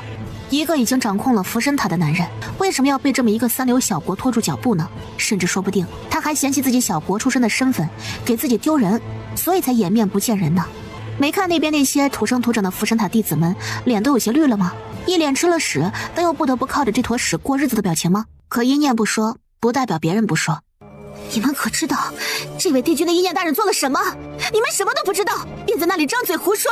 你们都忘记了吗？是谁挖走了意念大人的凤元？又是谁将意念大人关在斗兽场中，像畜生一样折磨了18年？意念大人从来都是有仇报仇，可有伤你们一家老小的性命啊！可你们怎么不想想，之前帝后大权在握的时候，杀了多少无辜的人呢？那你也说了，这是帝后的错，让女人把持帝国，便是这样的下场，和帝君有什么关系？他们眼中透出贪婪的光来，这可是福神塔呀！他们的帝君成了至高神，那他们便也算是福神塔里的人了吧？众人神情激动，砰砰地敲打着结界，对一念露出厌恶的神情。我劝你趁早打消了想要做我们女帝的心。就是，皇家子女这么多，怎的就欺负你一个，就让你一个去斗兽场？必定是你自己有什么问题。哼，不知道反省自己为何不得父亲喜欢，还跑出来勾结魔族。赶紧松开对我们的禁锢，让我们进去。难不成你还不许我们回自己家不成啊？老宗主他们咬了咬牙，一群不识好歹的东西，一念，你别和他们计较。一念靠在了袁心碎身上，他眸光冷淡地看着这些人。禁锢，说的可真好。听见了，袁水水，他们说是禁锢呢。那就解开吧。话都没说完，那层结界就没了。万寿国的人欣喜若狂的拖家带口涌了进来。帝君，我们是你的子民呐，带我们去福神塔吧，帝君。他们那无知又愚蠢的样子，让至高神本就要发狂的脸上更是添上几分疯狂。该死，该死！他甚至能看见旁边那些福神塔的人看着他的时候，那压在皮肤底下的鄙夷神情。福神塔的神子是有血脉限制的，他这样低贱的小国血脉其实是没有资格进入福神塔的。他好不容易混进福神塔，又好不容易成为一个神子，再得到机缘成为至高神，如今全被这些愚民给毁了。滔天的怒气直接爆发，化成了一柄柄的锋刃，直接刺穿了跑在最前面的那些人的胸膛。后面那些欣喜的人也都停了下来，他们脸上的笑容变成了惊恐，愣愣地看向至高神。哼，无知愚蠢，我怎么可能是你们的帝君呢？像你们这样信口开河的贱民，死不足惜。地面瞬间被鲜血溅湿，奴隶们满脸悲怆。哎呀，你们怎么就是不信呢？我万寿国早就没有帝君了。如果苏胜当真还是在意这个国家的，便不会让一个女人把持万寿国了。看着自己的子民因为那对母女逐渐变得水深火热的生活，这位帝君心底并没有半点触动。万寿国对他来说是不堪的过去呀。不论是奴隶也好，还是你们这些平民也好，不过就是粘在他血脉里的第一件石头，他只会将我们踩碎丢开，怎么会护着我们？帝后难不成不该死吗？死了一个帝后，咱们万寿国以后能少死多少人？为什么你们就是不听呢？他们现在终于愿意听了，有几个离一念近的。救救我！你救救我们一家呀！你不是如今万寿国的女帝吗？是我们错了，我们错了，快将这些人赶出去吧！你愣着干什么呢？我们是你的子民呀，你就这么眼睁睁地看着他屠戮你们的子民？一念笑着眨了眨眼睛，然后抬手便将这几人震得十分远。抱歉了，我这个人从来不会给背叛过我的人第二次机会。至高神还在发着疯，在场也没有一个人阻止他们，连天一柱的人也只是冷眼看着。那些往福神塔方向冲过来的人，没有一个逃得出去。至高神已经发泄的差不多了，他深吸2口气。你们别听这些渔民胡说，这小小一个3流国和我有什么关系？神子们在心中自然是破口大骂，也鄙夷这个小国之人。可现在，谁敢出半步大神境的眉头啊？至高神大人永远都是我们福神塔的神明。大神子压着内心的忐忑不安，恭恭敬敬地对至高神低下了自己的头颅。他脖梗处是一片湿润的冷汗。谁不知道这个人就是万寿国的帝君了？可为什么这个人明明知道，却又看着自己的妻子在他的一步步诱惑之下，自愿成为他的肉顶呢？难道至高神已经知道，当年他和帝后其实早已认识，只是当时他并没有向帝后表明自己福神塔后人的身份。帝后当年虽然年纪轻轻，可野心却一点都不比现在少。帝后白灵勾搭上了万寿国的皇子之后，便一脚踹了他这个穷小子，成了万寿国尊贵的帝后。而那个时候，帝后早已不是完璧之身了。随后很快就传来帝后怀孕的喜讯。他当时年少，心底对帝后存了恨，却也怀疑过孩子是不是自己的。可即便是他的，他也不打算要。所以后来帝后知道了他的身份，主动投奔他之时，他便让这个负了自己的女人成为了自己的一只肉顶。他都如此恨了，说是至高神当年知道这件事的话，难道不恨帝后吗？他越想越觉得心惊胆战。大神子飞快地低下头，自以为遮掩得很好，可被袁心碎抱着站在他对面的阴念却看见了他一闪而过的极端惊恐。他自言自语，至高神是万寿国的人，他怕成这样，是怕至高神算账自己被绿的事情吗？可至高神是自愿被绿的吧，不然也不能在自己眼皮子底下这样默许啊。至高神作为一个男人，当真能慷慨到这一步吗？阴念觉得不会，像他这样死要面子的人，肯定是宁愿自己夫人死，也不愿他被别的男人碰的，除非真的是厌恶极了。那这其中的理由是什么呢？这个人身上的秘密可真是多啊。阴念抬手，人已经自己悬浮于半空当中，身后的尾巴跟着一晃一晃的，深深刺痛了对面至高神的眼睛。这个东西便是你从我手上偷去的吧？哼，没教养的小杂种！偷？这难道不是从我的亲人身上取下来的东西吗？你个老东西，恬不知耻的作风倒是和苏林叶母女两个一模一样啊！今年也不是什么都感觉不出来，那个女人的虚影，然后结合苏林燕死前说自己亲娘没死的话，他也该猜出一部分来了。这个东西很可能是他亲娘留下来的，把他围起来！阴念一声令下，天空地面便瞬间围满了人。可至高神脸上却露出了一个意味深长的笑容。阴念，你不会觉得我只准备了天道命书这一样能置你于死地的东西吧？那你可就大错特错了。阴念只感觉头顶一疼，那蘑菇竟然以非常霸道的姿态在他身上一个又一个的冒出来。念念，别过来，看着他，我没事的。你以为诅咒菇只能靠吃你的灵力增长吗？你错了，作为他的栽种者，我的灵力他也能吃得下去。说着，便又往佐助菇身上灌入一大波灵力。阴念身上的骨头仿佛被揉碎了再撑开一般痛楚。念念，我先杀了他。袁仙穗直接朝着至高神使出了杀招，而阴女也自天空中落下。要东西，我魔族的人也是你能动的；要东西，我魔族的人也是你能动的。福神塔的人眼瞳一缩，2对1，而且都是半步大神境，他们的至高神必死无疑。呵呵，修邪老祖，你还在等什么热闹？等我一死，等着你的也就是这2人的加工了，还不现身？至高神，没想到你还有向老夫求助的一日。我当邪千面是谁杀死的呢？又当你福神塔一向趋利避害一流，怎么会和我们修邪师宣战？如今看来，倒都是受了这小丫头的挑拨。那股杀意直指阴念。一个小小的天灵境，竟然将我们握在手掌心，翻来覆去的耍。邪万，你果真没死。我只要那个叫做阴念的女人，剩下这些所有人都可以给你们修邪师享用，如何？有什么不可以的？难得你福神塔向我低头。孩子们，去吃饭吧。邪万一挥手，无数的修邪师和福神塔弟子冲向了天一州各处。老宗主的声音震耳欲聋：御敌，背水一战，不必留手。话音落下那一刻，袁仙穗已经杀向了至高神，蘑菇已经遍布了阴念全身。念念，袁杰咬着牙，将被蘑菇折腾得浑身是血的阴念带进了旁边有袁仙穗阵法加持的房间当中。他一定会救你的，你放心，袁仙穗一定能杀死那个至高神的。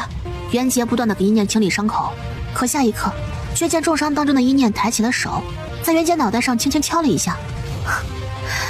袁杰，我竟然不知道你从什么时候开始，也将全部的赌注和希望压在别人身上了。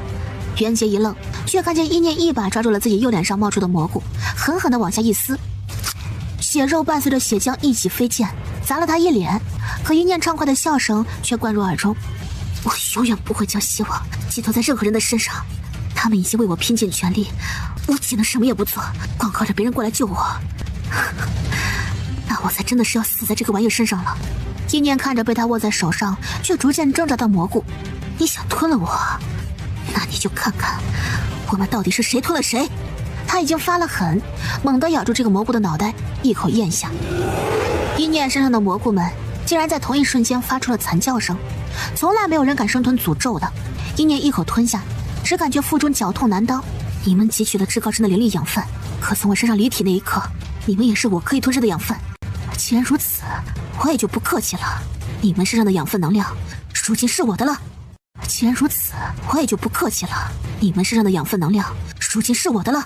蘑菇们在他身体里面疯狂的扎根，可意念动作更快，一把一把的将蘑菇从自己身上拉扯下来，生吞下去。他不再管身上源源不断长出的蘑菇，还是忍着剧痛，开始吸收被他吞进肚子里的蘑菇。蘑菇变得越来越弱了，他吞噬的速度却越来越快。下一刻，无数的魔元素开始暴动，围绕着阴念发出了欢乐的尖叫声。袁杰不可思议地看着阴念，念念，你，我该当面谢谢他的。阴念冷笑一声，抬手把门窗直接用灵力冲开。喂，五根绿头神！阴念扬起了手，当着至高神的面将最后一颗长在他心口的蘑菇拔了出来。这是蘑菇的本体，在所有人惊讶的目光当中，一口咬住那挣扎尖叫的蘑菇。感谢你啊，给我送来晋级小点心。念念，你怎么？你疯了！你在吃天道！哼，天道，他算是哪门子天道啊？一道诅咒罢了。就算真的是天道，我就是吞了又怎么样呢？天道想让我死，那我就撕了这天道！两道惊雷同时落下，魔元素已经开始在天空上翻滚着。修邪老祖被这两道雷弄得心惊肉跳。小儿猖狂，看我不取你狗命！他也不知为何，明明意念现在实力和他们差很多，可就是看着心惊肉跳的。哼，你能过去便试试看吧。他背后的羽翼徐徐展开，像是一个巨大的牢笼一般困住了修邪老祖。念念，别硬撑，你现在的身体怎么去升级？你怎么知道我撑不住呢？下一刻，无数的魔元素已经开始对他身体冲了过来，而体内灵力也开始沸腾翻滚着。至高神竟然在他身上感受到了自己灵力的气息。你，至高神一个晃神，被袁熙岁的阵法光刃猛地刺穿了肩膀。而在他们身边，大神子他们都和天诛的人混战在一起，两方对战，天灵境强者竟然还不如修邪师和伏神塔那边多。他看见那些天灵境强者在苦苦支撑着，可天空中依然有不少人受伤落下，生死不知。那都是站在他这边的人，是这场战役当中被称为同伴的存在。阴念深吸了一口气，压下眼底的血色。实力。阴念深吸了一口气，努力平衡身上的灵力和魔元素。魔元素和灵力互相焦灼，将他整个人的表皮都扭曲了起来，筋脉鼓起了一个个巨大的血包。念念，别继续了，真的别继续了，你想死吗？阴念的身躯也不知道为什么还没有恢复过来，他砰的一声摔在了地面上，黑白圆盘疯狂地吸收能量，似乎是在等待一场彻彻底底的新生。阴念似乎是被痛晕过去了，他躺在地上一动不动。至高神见状，猛地看向了袁心碎。袁心碎，我还以为你有多爱你的小姑娘呢。他已经逐渐有些力不从心了。袁心碎比他想象当中还要强大很多，再这么下去，他会灵力枯竭了。你看看你的小姑娘，像条蠕虫一样，心疼了吗？阴女，你可看见这个好男人了？你们的小姑娘可马上就要死了。他本意是想让袁心碎方寸大乱，可没想到换来的却是袁心碎越来越猛的攻势。袁心碎，你要眼看着阴念死吗？我的念念为什么要死？袁心碎面色冰冷的可怕，他没有转身，更没有回头，手上的招式却一招比一招凶狠。我信他，你这样的人一生都不会明白的。一个男人真心实意地为自己喜欢的人感到骄傲和信任是一种什么滋味？哼，说得好，我看你终于顺眼3分了。魔族的孩子比起被救，第一首选先是自救。护根神，你当我魔族为何从远古开始便是数1数2的凶悍种族？哼，因为我魔族人的血是热的，不像你们腥臭虚伪。天女的话似乎是为了应和一念，又是2道惊雷，一念身上的灵力开始猛地胀开，元劫交集的声音从底下传来。不行，太多了，念念，你吸收不了的。至高神脸上露出疯狂的笑意。我的灵力岂是白拿的？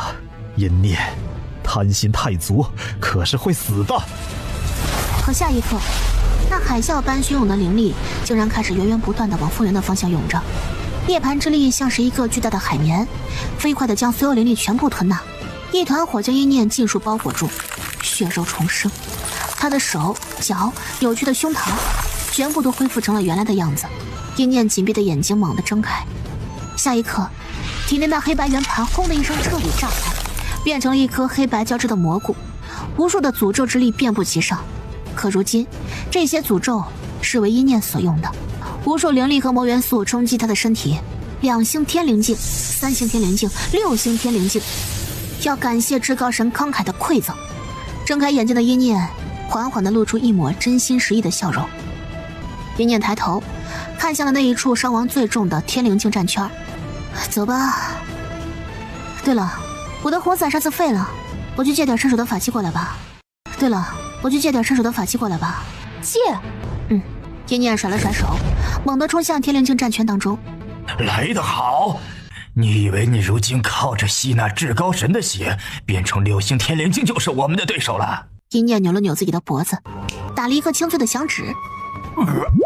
方才那还在狂笑的男人张开的嘴巴里面忽然生出了一颗巨大的蘑菇，他的手上腿上全都开始长满密密麻麻的蘑菇。他像是被吸干了水分一样，猛地弯腰开始挖着自己的喉咙呕吐着。可怎么办呢？那蘑菇越长越多了。下一刻，阴念来到了他面前。你的法器不错，我借用一下可好？不等男人说话，他便一脚把那男人踹飞了出去。好了，你不回答我，我便当你是默认了。对了，这招是我自创的灵术，我给它起了个名字，叫贪疾。男人发现身上的蘑菇怎么也拔不完之后，便朝阴念杀了过来。可他的身体以肉眼可见的速度虚弱下来，阴念灵巧地躲开，一边躲一边冲他们笑着。贪疾啊，便是贪欲极趋，他们会吸附在你的身体上，直到榨干你们身上每一寸养分和灵力，然后忠诚地输送到我的身上。顶上那2个半步大神境倒是想过来弄死阴念，可没有办法，元心碎和阴女实在是太凶狠了。至高神就眼看着阴念在自己眼皮子底下跑来跑去，只是没想到阴念路过他旁边时又冲他笑了笑。要不是你把诅咒菇培育得这么好，我也创造不出贪疾这样优秀的灵术。再一次真诚地感谢您呢。至高神被阴念气得气血翻滚，元心碎抓住他一瞬间的动怒，又是一道光束穿透他胸膛。阴念看了他一脸有精神的样子，眯起眼睛，真不愧是半步大神境啊，血可真多。至高神听见了这句话，顿时勃然大怒。无知的贱人，你这蘑菇便是能取灵力又如何？只要在灵力枯竭之前杀了你便可以。雕虫小技，还敢沾沾自喜，哼，简直可笑。你要这么说，我可就不高兴了。看来你们都不了解贪疾灵术的可怕之处啊，只能针对一个人。哼，愚蠢的人才会说的痴话。在场所有修邪师和附身塔的人突然浑身一麻，哪怕是正在对战的人都生出了几分不安来。下一刻，一个巨大的光圈出现于他们脚下。是阴念的宣誓，快跑啊！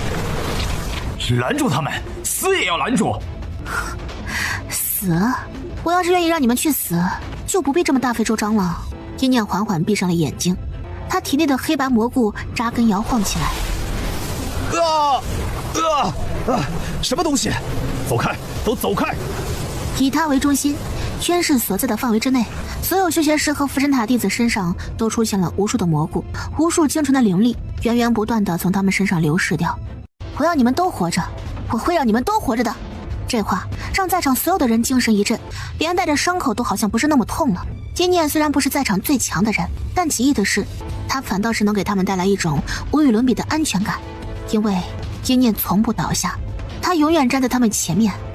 行了，站吧，一个也不许死。话音落下，阴念第一个冲了出去，跑出他的圈室。修邪师们彻底慌了，他们的实力被蘑菇压制得很厉害。为什么他的这些招式都是范围这么大的？该死的！场面完全颠倒了过来，他们一边咒骂，一边还要躲避天一柱这些人的攻击。天一柱的众人越战越猛，而他们越来越虚弱了。修邪老祖死死盯着阴念，得杀了这个人，一定得杀了这个人，不惜一切代价。旁边传来一道嗤笑声，却不是对阵的阴女，而是变成虚无体的无上神域第一学院的4个人。没错，他们又来了。这老东西倒是聪明，看出阴念潜力巨大呀。哎，我先说好啊，是你们要来看他，我才勉强来看的啊。小辫子老师努了努嘴，给自己一个巨大的台阶。不过阴念是怎么回事啊？怎么往回倒着长了？没了诅咒菇，阴念竟然也还是那副3岁的模样。是诅咒菇。院长阮琴眼中露出诧异的神情。这孩子是怎么收服诅咒菇的？诅咒之力竟然能为他所用。不过这份诅咒之力还没完全化解，估摸着过2天就能恢复成人模样了。哎，可不是嘛，太闹腾了。我们第一学院就没有过这么闹腾的学生。小辫子漂浮在半空当中，仗着大家根本看不见他，就越发嚣张了，甚至来到阴念身边，瞪大了眼睛看。结果看着看着就冒火了。往左，哎，再往左，打他腹部，他腹部是弱点呐。哎呀，阴念啊，你眼珠子往哪儿粘呢？嚯，脑浆都给你打出来了。哎，小心点啊，衣服都脏了。阮琴看着小辫子一边对阴念万分嫌弃，一边又只跟阴念絮絮叨叨，忍不住露出了一个笑容。青云，你怎么看？阮琴笑着看向了阮青云，却发现阮青云怔怔地看着阴念。阮琴愣住了，她从未在阮青云身上看过这样的神情，似乎是有几分欣慰，还有几分向往。院长，你听见他刚才说了什么话吗？什么话？他说一个都不能少，还有他们都活着。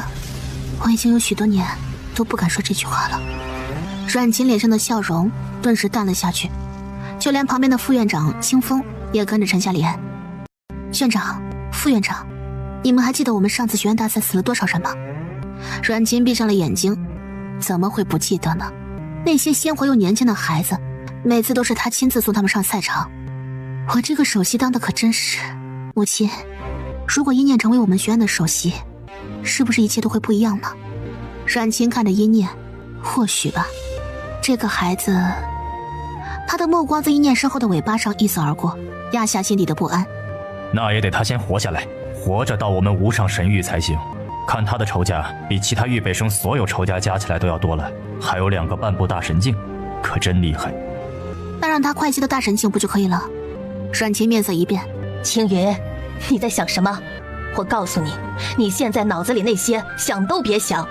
我们无上神域的人不可以插手底下小世界的命运，这个你知道吧？说是不想被那些人抓到我们对下面的人施以援手，你就安分一些。温和的院长极少这样疾言厉色的。这边的动静甚至吸引了一心跟着阴念的小辫子老师。怎么了？怎么好好的吵起来了？青云呐，你又和你娘亲吵架了不成？阮青云是阮清的亲生女儿，可这2个人也是很奇怪的。这话直接触到了阮青云的敏感点，不敢高攀院长，我们算哪门子母女啊？阮青云嘴唇微微发抖，最后看了一眼阴念。我突然想起来，学院中还有很多事要我处理，先走了。他的身形轰的一下便消散于空中了。这孩子不会真要悄悄给阴念破格给予一些便利吧？我会盯紧一些的。阴念这个孩子，阮琴捂着额头，视线再一次落在他身后的尾巴上。他的身份，罢了，也不知道招来我第一学院到底是好事还是灾祸，但这到底是青云选中的人。小辫子，走了。再看下去，你那些学生该没人管教了。小辫子还有些依依不舍，但3人的身形很快就在空中散去了。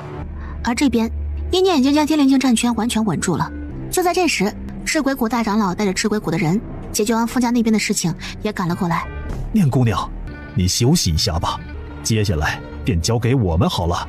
如今魔族出，我们县族也不必怕他福神塔了。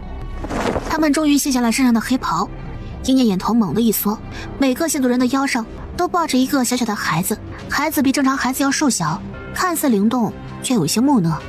您不是一直好奇我们县族的偶娃娃到底是怎么样的存在吗？今日便展示给您看，可好？这些是我们县族最强大的对敌至宝偶娃娃。大长老抬手，那些小人就一个个跳了下来，蹦蹦跳跳的朝着对面的战局冲了过去，不像是去杀人的，像是去郊游的。可是偶娃娃不是傀儡娃娃吗？阴念一直听袁心碎说这个，他刚从白头山出来的时候缠着他，想让他当自己的偶娃娃。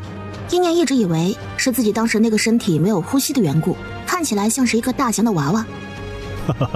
不是的，念姑娘，我们县族的人一辈子只能有一个偶娃娃，这个你知道吧？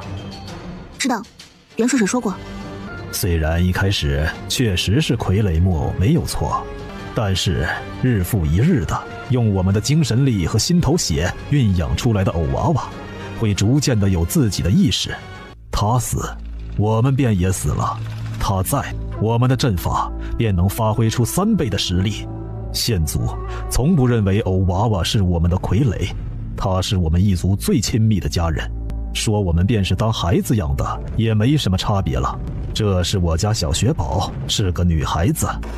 小雪宝眨巴着眼睛，腼腆地看着一念，姐姐漂亮。这么乖的宝宝，一念冲他笑了笑。大长老看见一念的笑容，顿时也跟着笑了。所以啊，念姑娘，您可千万别因为我们少主之前满口的偶娃娃就觉得他羞辱您。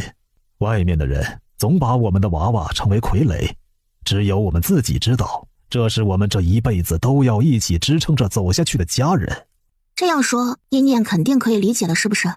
一念重重点头，我明白了。也就是说，袁顺水一开始就想当我爹了？大长老一头问号。不。行了，大长老，我都明白，您不用说了。大长老心里在狂吼。哎呀，你不明白，你明白什么了？明白呀，我们是当成孩子养没错。可他们家少主显然脑子不正常，在白头山底下又没个人教他，他还没有来得及和自己的偶娃娃定气，全族就被杀了，他懂个屁呀！他把你当成心上人养的呀，不是父女情，是男女情。大长老很想不顾形象的咆哮，但是阴念已经再次提剑杀了出去，他兴奋的脸上的婴儿肥都在颤抖着。太棒了，太棒了，大长老，崽子们都很厉害呀！偶娃娃们是真的很厉害，随手一甩就是阵法，还是3倍叠加。等什么呢？这个时候就要一鼓作气弄死他们。大长老叹了一口气，算了，先对敌吧。不过刚才我们少主说很喜欢你啊，念姑娘，当时你在忙着晋级，没听见吧？那么痛苦的情况之下，怎么可能听见呢？不啊，我听见了，我也很喜欢他，我也为他感到骄傲，发自内心的。阴念用拳头咚咚地捶着心口，他左边脸颊上写着不懂，右边写着爱情。是鬼谷的人无语了，他看起来就是一脸没有那种世俗的欲望的牛脸。比起谈论这些事情，阴念还是更喜欢打架。他一招手，小崽子们跟姐姐走，姐姐教你们怎么打架。一个两个光明正大的往前怼着，真是浪费了这些偶娃娃的小小身躯的优势。偏偏这些偶娃娃都听他的，阴念振臂一挥，他们就跟着跑了。行了行了，说起来我还觉得亏心呢，咱们少主多大了，阴念多大呀？这么一想啊，咱们少主真是不当人呐。阴念带着这帮小家伙立在战场边缘，神情严肃。你们知道战争最重要的是什么吗？其中看起来最灵动最聪明的小雪宝说着，正面干。错，大错特错，战争当中最重要的是偷袭。何为偷呢？躲躲藏藏，鬼鬼祟祟。何为袭呢？出其不意，一招爆头。阴念说的无比的激动，好似在讲述天底下最正义最光明磊落的大事一样。旁边的人听了一耳朵，都觉得脑子嗡嗡的响。是这样的吗？有几个弟子一脸被颠覆了人生观的模样。当然是这样的。他笑得神采飞扬，半点不觉得自己说这话有什么好丢人的。留得青山在，不怕没柴烧，退敌和保命从来都不是只能选择一个的问题。所有人都被这话给镇住了，看着阴念的神情，开始带上了几分钦佩。突然就看见殷念朝前一个卧倒，快来快来，孩子们，和我一起趴草丛里。刚才我出去闹了一波，他们精疲力竭，我离开了，正是他们最松懈的时候，绝对想不到我会偷袭的。殷念飞快地融入那堆草丛里面，前进的时候那小屁股一扭一摆，像条前进的大青虫。很快，比它更小的人体虫虫们也都扑倒在草丛里面。向前进，向前进！弟子们抽了抽嘴角，所以刚才他们为什么会觉得殷念竟然有一瞬间光芒万丈的错觉呢？咱们还是看上面吧。受伤在休息的弟子们抬头看着天空上的战圈，半部大神境的战斗可是真刀真枪的干的。你看，那至高神要撑不住了。大家眼睛一亮，2个半部大神境，今日总要斩杀一个吧？只要能斩杀掉一个，接下来的战局他们便可以轻松一些了。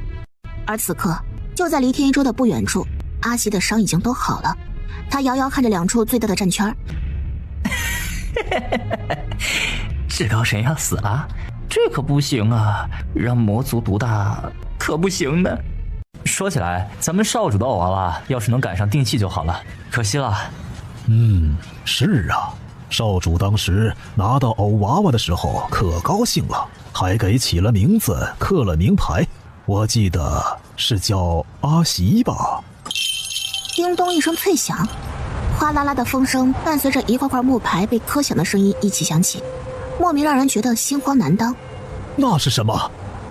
天空当中，一群密密麻麻的红毛小娃娃带着诡异的笑容盯着他们。最中间那个男人把玩着一串木牌，他们看不清楚上面的字，只觉得这个男人给人的感觉十分的不舒服。挺热闹的呀。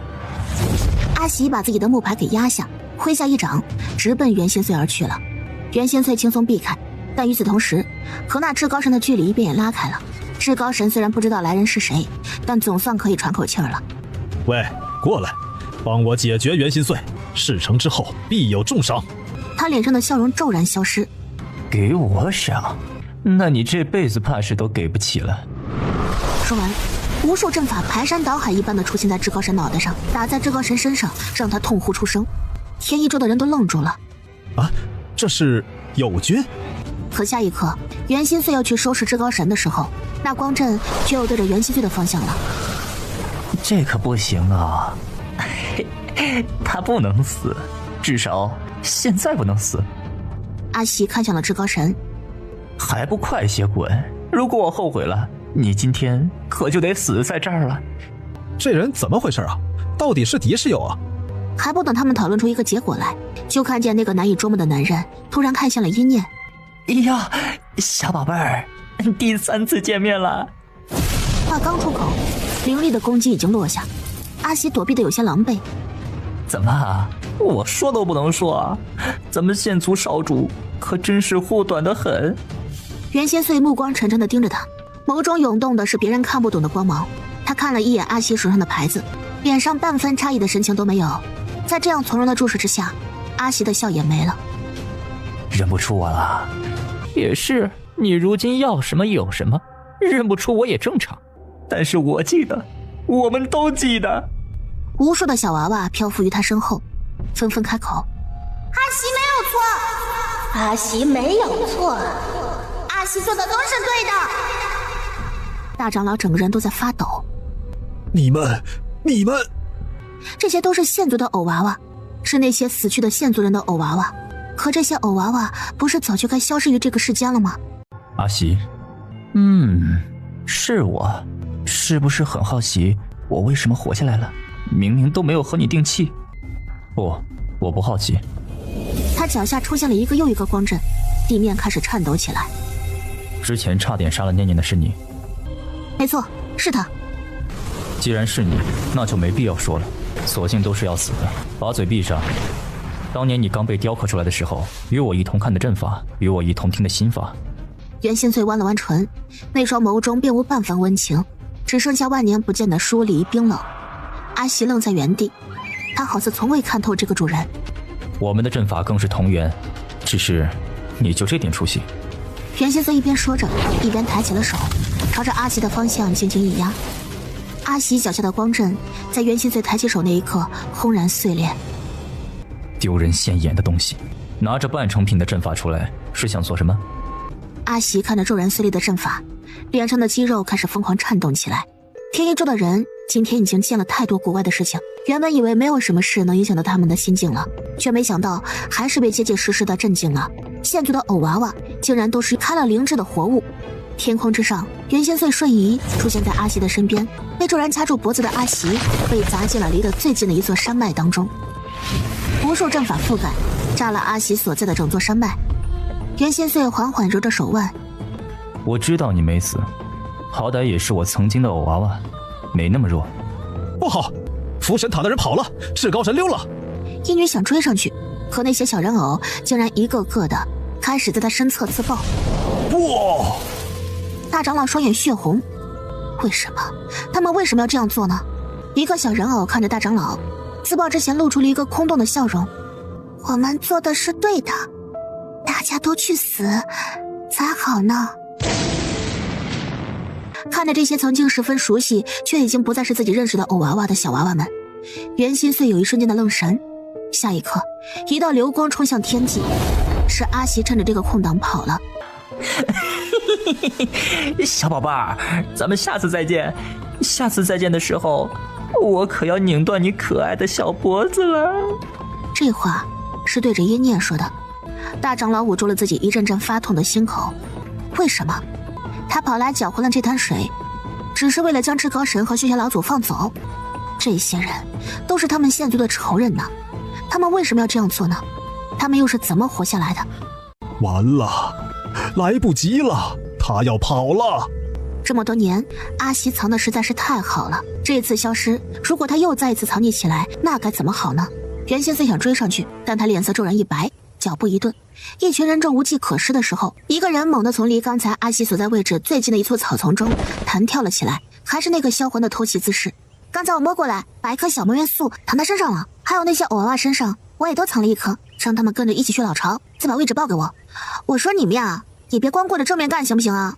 诸位，我说过那么多次了，战斗最重要的是什么？是偷袭啊，偷袭！所有人目瞪口呆地看着一念，都愣着干什么？走，现在咱们就找过去。他跃跃欲试要追过去，却被人压住。你不能去。一念愣住了，打架不带他，凭什么？这还是他想到的办法呢。只有小神境强者能跟着我去追击，这一次追过去便是别人的地盘了，我们还得分出心神来顾着你，弊大于利。带着小神境强者，至少大家打不过了跑总是没问题的。小傣种才多大，脑袋上的毛都没剃过几次，这种时候就别上赶着往前凑了。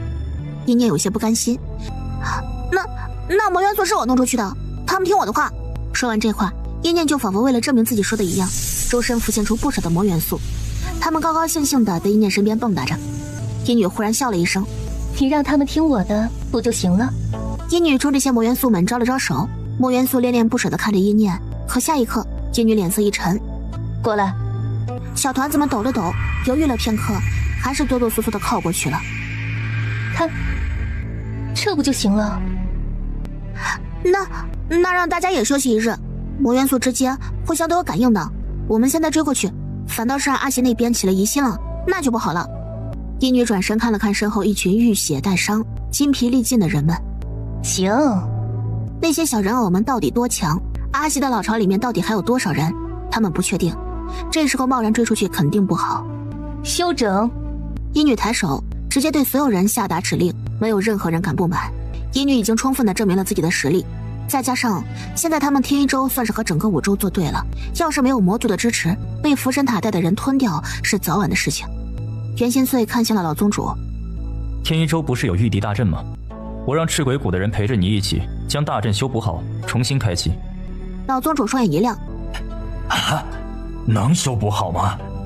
论起阵法，谁能比得过我们县族？哎呀，那就赶紧的吧。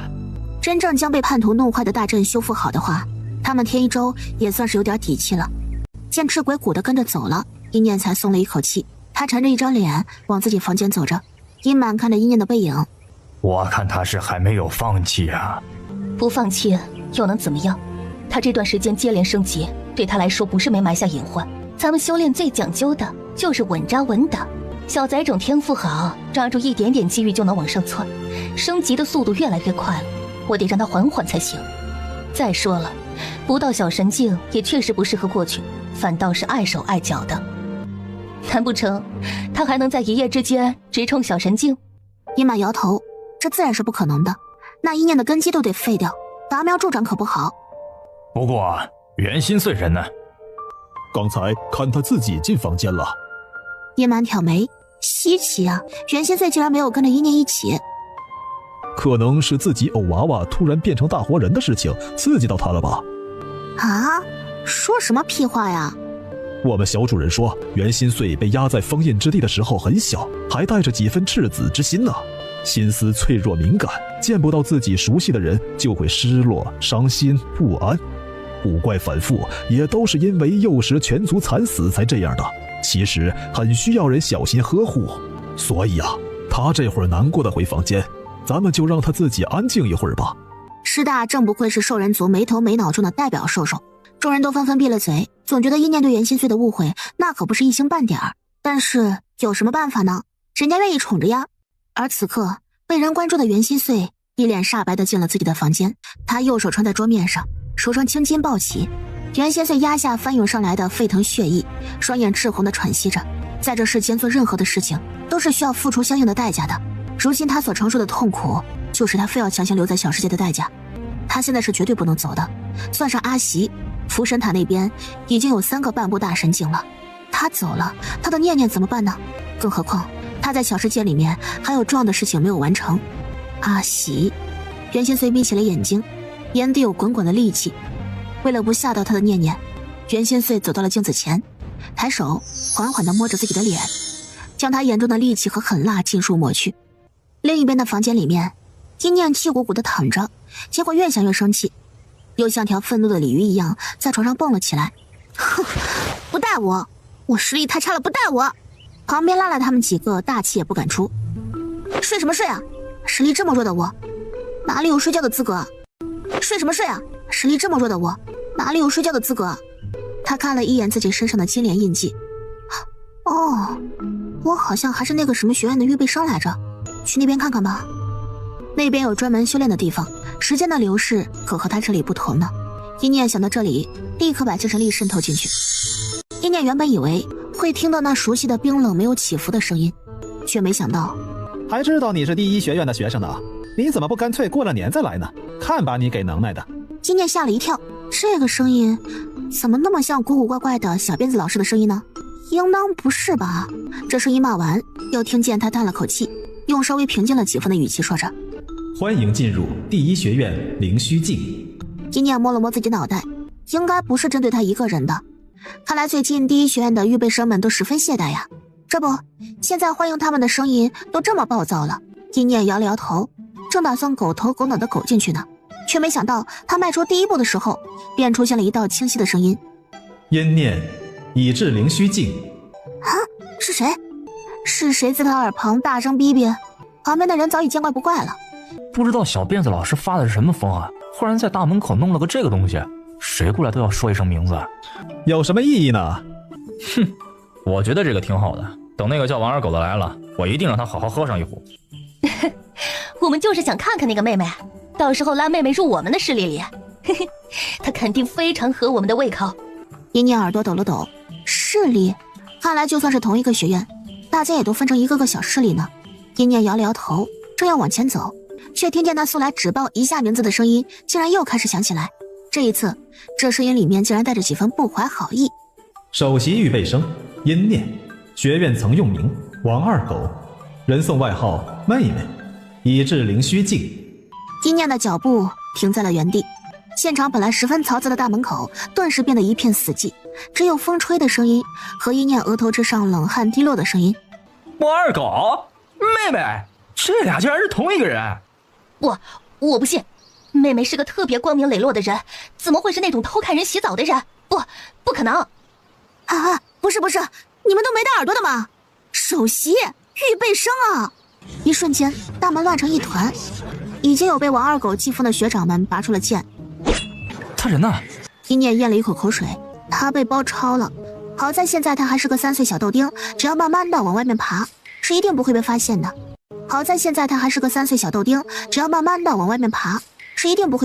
的。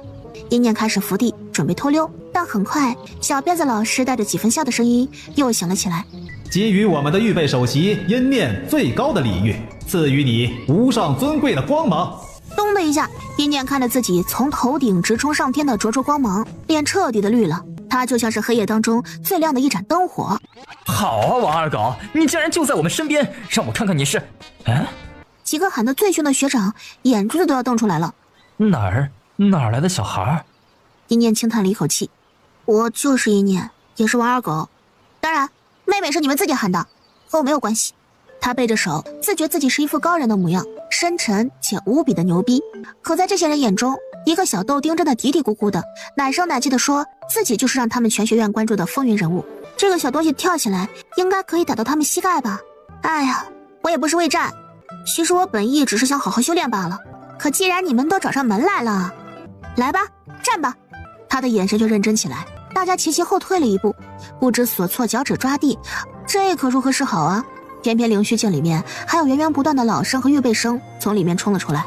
我的天啊，太厉害了！这竟然都是同一个人。神呢？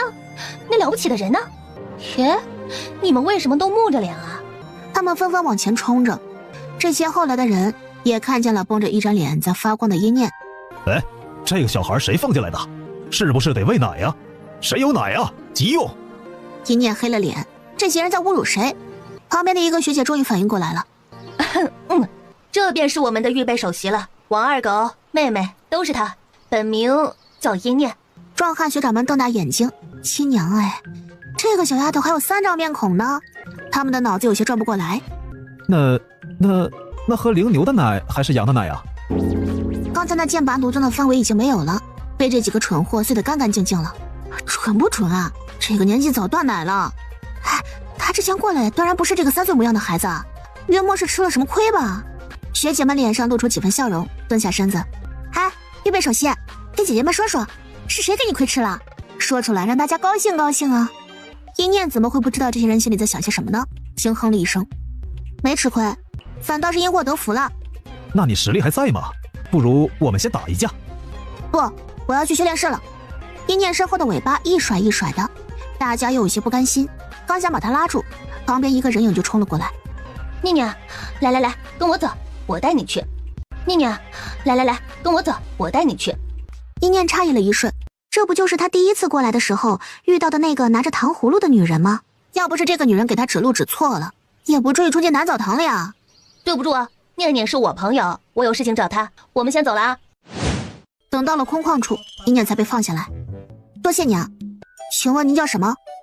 我啊，我叫庞乐，大家都叫我胖胖。你不胖，顶多算是圆润可爱，确实不胖。只不过但凡修炼得狠的人，大多身姿飘渺若仙，对比起来，庞乐便有些胖了。我就喜欢你这样的实诚人。不过我可不是来帮你解围的，我是真的受人之托找你有事儿。哦，这个给你，这是我们无上神域里最好的伤药丹，最好的炼药大师在去世之前也只炼出了3颗，只要你还有一口气在，就算只剩下一个脑袋了，都能让你活死人生血肉。有人托我将这个给你的。一念接过这个绿色药丸，脑子里第一句话便是无事献殷勤，非奸即盗。他下意识的要还回去。不成，你拿着，我只是来送东西的，你要是退回来，我怎么回去交差呢？那人说了，他也不是冤大头，给你这样好的东西，也不是别无所求。谁知道听了这话，一念反倒是平静下来了。说说看。没别的，带你上我们无上神域的那一天，一定要选择我们第一学院，就只有这一个要求。我们学院的院长、副院长他们都十分看好你，而且我们首席如今实在是独木难支。说到后面，他惊觉自己失言，赶紧紧紧闭上了嘴巴。一念握着手上的丹药，有了这个东西，便是多了一条命。这份礼物的重量很重。你怎么知道我能上无上神域呢？你可能不知道，我在的小世界已经战火连天，能不能活下来还是未知呢。谁知道庞乐反倒露出一个神秘的笑容。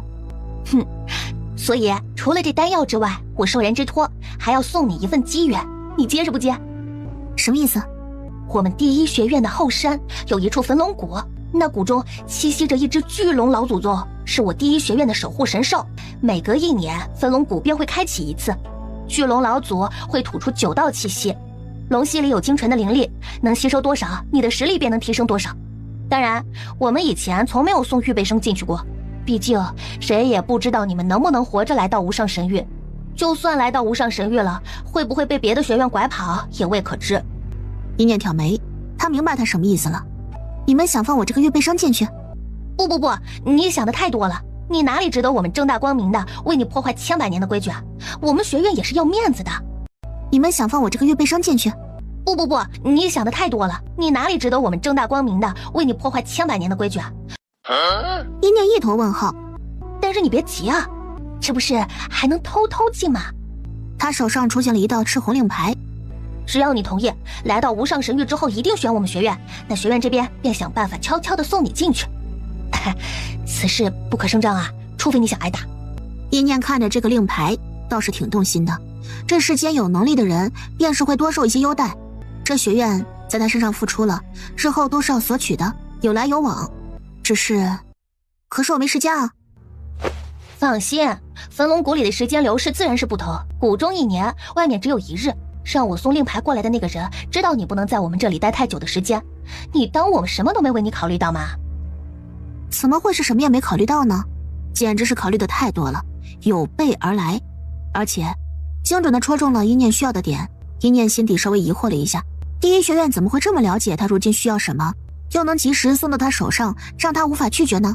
轰隆隆，巨响声传来，一座巨大的火焰山脉从地底深处拔地而起，火焰浓浆不断的从山顶滚落下来，看着十分吓人。可整个学院的气氛却瞬间燃爆，他们顿时顾不上什么学院首席预备了，纷纷凌空朝那忽然出现的巨大山脉冲了过去。啊，是焚龙谷开了，快些决定，去还是不去？庞乐想到那人叮嘱他的话，深吸了一口气。我顶上的人说了，若是你不答应的话，那金莲印记便一并抹除了。我第一学院也不会强逼人。金念在心里呸了一声，往他身上烙下印记的时候，怎么没问他的想法呢？将人带上来，见识了这边的好处之后，又说你想离开，还是可以离开的。金念不知道别的学院是什么样子的，可他此刻需要这个历练机会，他不想看着自己的家人这日去危险的地方搏杀，自己却只能待在安全的地方对付一些小兵。时间不容他多想，回去。好，我顶上那人说相信你的为人，你应下便是承诺，不会反悔，所以不需要你起誓约，我现在就带你过去。不得不说，这句话让一念心底还是有几分舒坦的。这学院虽然有些事情令他十分无语，但也不是没有可取之处的。你顶上那人是谁？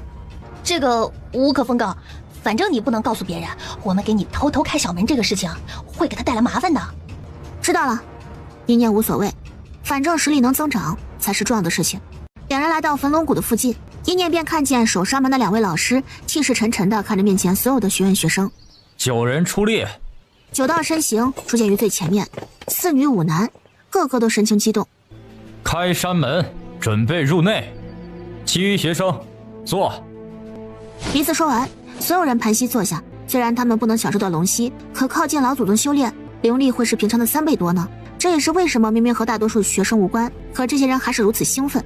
破风声不断的响起，那9人顺着先后顺序冲了进去。趁现在速速溜进去，不要被人发现。一念点头，冲了。刚冲出去，就听见庞乐在身后喊着：对了，因为你是我们额外加进去的，所以算是第10个人。可老祖宗1年就只乐意吐9道龙息，你得自己想办法让他喷你一口哈，就1口就得了。一念一个激动，差点跌个狗吃屎。娘的，原来在这儿等着他呢，怎么不早说呀？可现在也来不及了，他已经带着令牌凶猛地冲了进去。看着一念消失在眼前，庞乐才高高兴兴地拍了拍手掌。嘿，成了。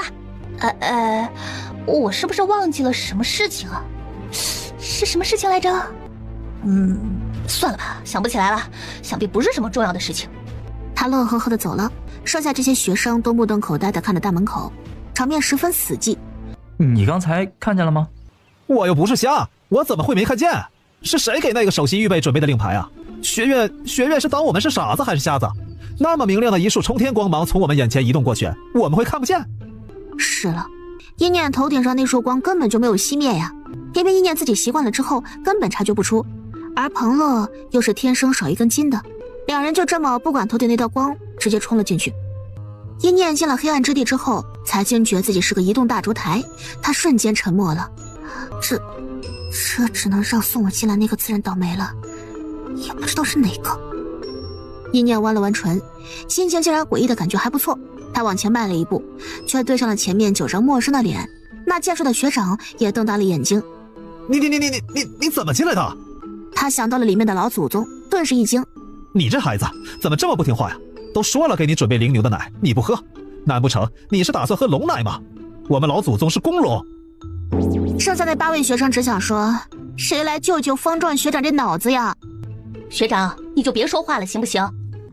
看你手上的令牌，是我们学院打算提前给予你一些支持了，是吧？可这支持也太大了些，哼！真当老祖宗的龙息是遍地生长的大白菜啊，任他挑选不成？这支持也太大了些，真当老祖宗的龙息是遍地生长的大白菜啊，任他挑选不成？萧青，说话别那么难听，他还只是个孩子啊。萧青无语。与此同时，在学院的会客厅里，一群脸上带着几分倨傲的人坐在院长阮琴的身边，一副要来算账的模样，而他们身后都有一条长长的黑色细尾。诸位远道而来，到我们第一学院有何指教？阮琴脸上是温和的笑容，只是眼中那浓浓的戒备却非常明显。毕竟站在他面前的是无上神域3大古老宗族之一的九尾宗，这次带人前来的就是九尾宗最难缠的一位8尾女长老毛玉长老。听说你们第一学院开始招预备生了？毛玉笑了笑，对着自己身后的一群姑娘招了招手，其中一个长着一双金瞳的高傲女人走了出来，她身后有2条尾巴，看得出来很年轻，也就比一念大不了几岁。这是我们九尾宗天赋最好的孩子，送来给你们当首席预备，怎么样？虽然是一句询问，可毛玉脸上没有半分商量的意思。这可是我们宗门最有潜力的孩子，现如今给你们学院送来，你们便偷着乐吧。阮琴端着茶杯的手微微一顿，今天九尾宗来势汹汹呢。见阮琴不答话，毛玉长老脸上的神情顿时阴沉下来。阮琴院长，你们第一学院这些年死掉的学生可是越来越多了，说是没有我们九尾宗的帮助，你们明年的学生至少再多死上1倍。你应当不会想要看见这一幕的吧？阮琴听了这句半带威胁的话，目光落在这些人的尾巴上，一晃一晃的。可明明是同样的尾巴，他却觉得一念身上那尾巴实在是顺眼太多了。做个选择吧，阮琴院长。龙穴里，一念越往里面走越感觉热，而洞穴也不像一开始那么漆黑，反倒是透出一片让人心底无比压抑的深沉红光来。一念走在中间，萧青走在最后。小崽子，我们这可不是照顾你啊，是怕你背后偷袭我们，知道吗？一念一言不发，甚至觉得他有些吵。那萧青还想说话。闭嘴，我们到了。一念探出脑袋，一只巨大的红龙趴在高高的山峦之上。一念还满脑子这坨好大只的时候，9个第一学院的老生们已经满心敬仰地弯下了腰。学生见过龙祖宗。红龙听见声音，懒洋洋地撑开了自己的眼皮子，他有些不耐烦。红龙嗜睡，可这学院的小点心们每年都要进来喊醒他一次，这么快就又到1年了。龙祖宗嗜睡，并且脾气不好，每次清醒都要花个10天半个月的，我们耐心等待，切记不能惹得龙祖宗不高兴了。大家懂事的点点头，弯下去的腰便一直没有抬起来。相比于他们，一念就和一根笔直的肥筷子一样，挺挺地扎在旁边。严格来说，自己只是预备生，都还算不上是正式学生，所以一念直接就不弯腰了。一念一边这样想着，一边盯着红龙脑袋上那唯一一根迎风飘扬的龙毛，叹了一口气。这龙应当是年纪很大了，老人家都睡不醒，像袁睡睡。哎，袁睡睡年纪很大吗？一念心底的想法忽然就歪了歪。而就在一念想着这些有的没的事情时，红龙那懒洋洋的眼皮儿终于撑开了一条细小的细缝。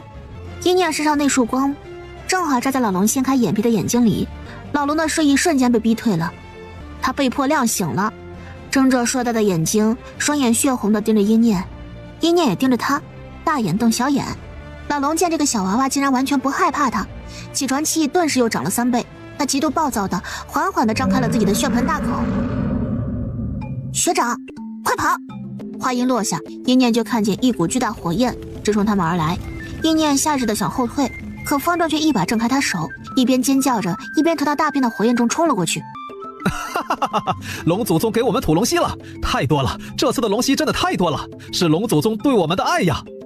原来这个玩意儿叫龙息呀！哇呼哇呼，好烫好烫啊，好爽好爽！我感觉身上充满了力量。哇呼！身后的学姐们立刻跟上，连萧青都一脸兴奋地冲了上去。老龙的愤怒加倍，自然龙息也在加倍。一念缓缓舒展了自己紧皱的眉眼，好，把握了，明白了。他也飞身上前，老龙眯起眼睛，冲他缓缓张大嘴巴。一念拍了拍自己的胸膛，来吧，让龙息来得更加猛烈一些吧。突然，老龙打了个嗝，他冲一念吐出了一口气，然后猛地闭紧了嘴巴。老龙数了数，自己已经喷了9道龙息了，已经到了1年的量了。一念傻眼了，这龙为什么要搞区别对待啊？他看了一眼还沉浸在龙息当中一脸痛苦但又无比享受的方丈9人，一念觉得这条龙是故意的，可为什么呢？一念摘下了自己腰间的牌子，双手捧着令牌给他看。老龙才不搭理他呢，眼睛一闭，准备再次入睡。离他最近的萧谦见状，非常不给面子的直接喷笑出声。哎呀，你省省吧！你知道为什么只有9个人能进来吗？因为龙祖宗1年最多就喷9次龙息，你个毛都没长齐的小屁孩本就不该来这里凑热闹。哎，赶紧走走走走走！你个毛都没长齐的小屁孩本就不该来这里凑热闹。哎，赶紧走走走走走！旁边的方丈也露出几分同情来。龙祖宗脾气便是如此，你不要顶撞，快回去吧，等学长们出来给你带好吃的。旁边的学长们和学姐们也跟着劝，但除了方丈，其他人想的都是我们拼得头破血流的才抢到这个位置，虽然你是首席预备，可谁都想到首席预备啊。大家觉得自己还是有一争之力的。一念左耳听他们劝说，右耳全哗啦啦都倒了出去，他脸色沉沉的盯着这头不为所动的老龙，这一趟总不能白来吧。既然如此，那么得罪了老祖宗。一念整个人化成一道流光，直冲老龙而去，吓了那9个老生一跳。一念快回来，你根本破不开龙祖宗的一点皮囊。可一念却没有要去打老龙一掌激怒他的意思，他咻的一下从老龙的头皮上划过，老龙用鼻子再次喷气，哼，这一颗试图引起他注意的奶跳蚤。可下一刻，一念悬浮于他面前，右手紧紧攥着一根细长飘逸的龙发。老龙缓缓闭上的眼睛顿时撑得有平时2个大。嘿，没错，龙祖宗，你头上仅剩的那根独苗我给拔了。老龙愣愣地摸着自己的脑袋，一片光秃秃的，没了，全都没了。一瞬间，老龙的血盆大口张开，饱含着愤怒的龙息直接把他整个人罩住，1口、2口、3口。阴念，龙祖宗，他还年幼。老龙十分不耐烦的又给方丈补了一口龙息，方丈冷不丁喂了一口，心里又是担心又是惊喜，身体却自觉地开始吸收灵力。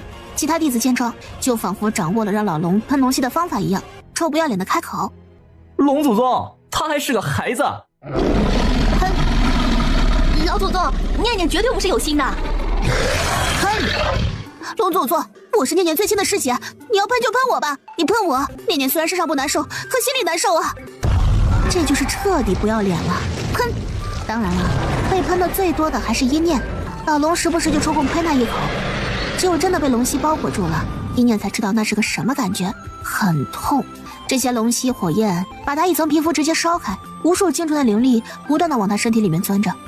可一念不是不能忍，和之前的诅咒相比，老祖宗这个实在是太温和了，不愧是学院的守护兽，还挺温柔的。一念露出了一个笑容，靠得最近的萧青看着在火焰团里烧脱了一层皮还咧着嘴的诡异场景，身子骤然一抖，这人怎么这么邪门啊？难不成阮清云选中他作为继任者，就是看中了他的邪门？一念已经闭上了眼睛，完全沉入了这段修炼当中。他身上的新皮烧掉又长好，长好又烧掉，如此反复，越发变得白皙了。而一念身上的气势也在逐渐变强。老龙也不睡了，他悲伤的睡不着。见一念似乎要将龙息全部给吸收完了，他又赶忙又给补上一口，疼死这个小东西。一念愣是在火堆里面一动都不动，就连方丈他们到后期都受不了了，死死咬牙在撑着。可一念却越来越坚韧，一念心中甚是狂喜，太好了！之前我升级如此之快，虽然是因为我有凤元和机遇，不至于留下什么后遗症，可根基不稳却也是有一定弊端的。龙息竟然把我这些小弊端全都给凝实了。一念深吸了一口气，看着老龙的眼神越发的敬佩和感激。老龙深觉受辱，怒极开口，又是一顿狂喷。谷中的时间一日日流逝着，瞬间就已过去数月了。对外界来说，也就过去一盏茶的时间，会客厅里，九尾宗的毛玉手指一下又一下的在桌子上敲着。考虑好了没有啊，院长？我们可不是什么没事情做的人，非要陪你在这里混着。赶紧的，给我们一个定论，今日便可宣布我宗青青成为你们的预备首席了。正好，让学生们都过来见一见她。青青就是这个两位女人的名字了。青青脸上浮现出几分笑容，只是这笑容还有几分僵硬。她其实并看不上这种学院，这么多人一起教学，能学到什么呀？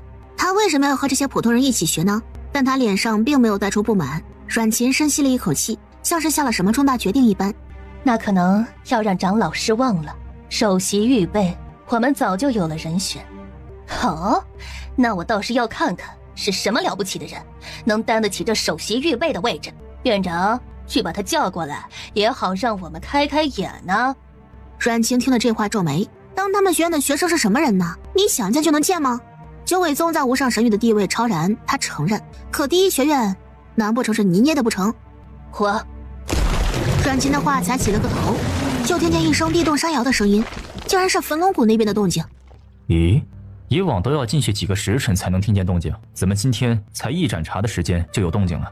阮琴顿时顾不得九尾宗这群人了，立刻飞身而出，来到半空当中。焚龙谷最上面不断有滚滚浓烟冲天而起。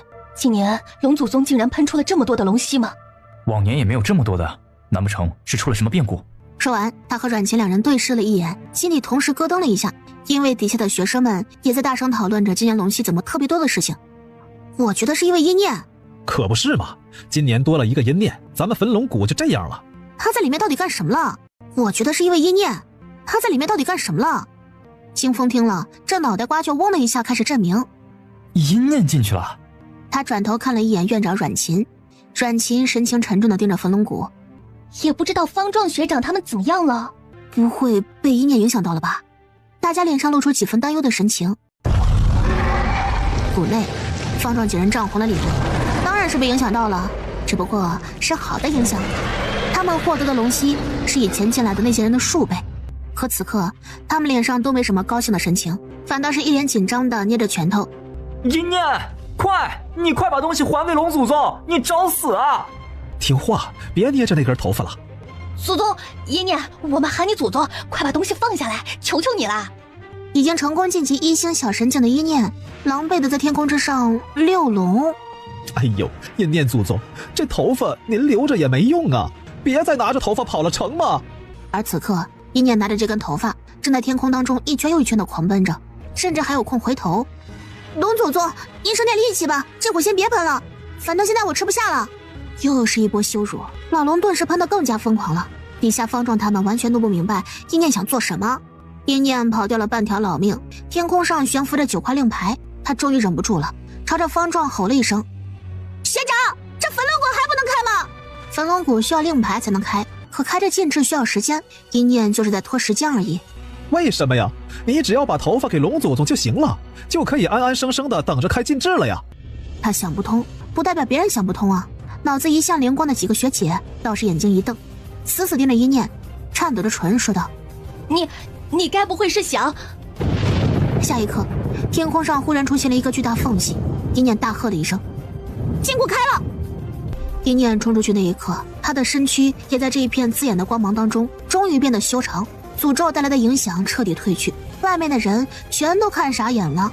这还不是最重要的，重要的是他身后跟着的红龙。几乎是立刻，在场所有的第一学院的学生全部朝阴念的方向双手交叠于前，恭声道：“第一学院全体学生，恭迎龙祖宗出国！”一道声音不响，可若是千千万万道声音一起呢，那便是振聋发聩。九尾宗的人跟着出来时，看见的就是这么一幕，所有人都朝着一个方向弯腰叩拜，而他们叩拜的方向有一个红裙女人，浑身一光，披星戴月，她也是不及他半分耀眼。这是……青青怔愣了一下，不知怎么的，心里竟然涌现出一股极度的不喜来，就好像看到了天敌一样，浑身的毛孔炸开。而阴念那条黑色尾巴也瞬间像是感受到了什么一样，安抚性的拍了拍阴念的脊背，然后呲溜一下缩进了阴念身体里。远处的阮琴看着这个尾巴自己缩进去了，顿时松了一口气。阴念对此一无所知，因为龙祖宗还在追他呢。阴念此刻顾不上别的，朝底下众人怒吼一声：“全都给我抬头！”还弯了腰的大家伙儿下意识的抬头，坐。众人下意识的就盘腿坐了下来，等反应过来，却脸色一红。他们为什么要这么听话？还是个预备生呢？可下一刻，一念却做出了让他们心惊胆战的举动。他转过身，朝龙祖宗笑了一声：“祖宗，您看，您的独苗苗归我了。”龙祖宗再也忍不住了，无数的龙息喷涌出来，追着一念而去了。而一念呢，直接扎进了学生堆里，每一个学生都享受到了龙息的灌溉。空中传来一念的笑声：“第一学院为我破格一次，我知道你们不服，可你们觉得这一次破格值吗？”他们怔怔地看着一念，一念的声音再次响起：“愣着干什么？变强！”3个字让所有人心中都燃起了一把火。值得吗？当然值得。说之前他们有不满吗？肯定有。凭什么一个刚来的一念却比他们拿到更多的资源呢？可这一刻，沐浴在龙息下的所有人瞬间不恨不妒了，因为得到了好处。原来你我都不过是凡夫俗子。这九尾宗的人看着眼前这一幕，久久说不出话来。这女人是怎么回事？还有这龙，没想到第一学院的这头老龙竟然还没有死。就在这时，阮琴笑着开口了：“毛玉长老，你不是要看我们学院的首席预备吗？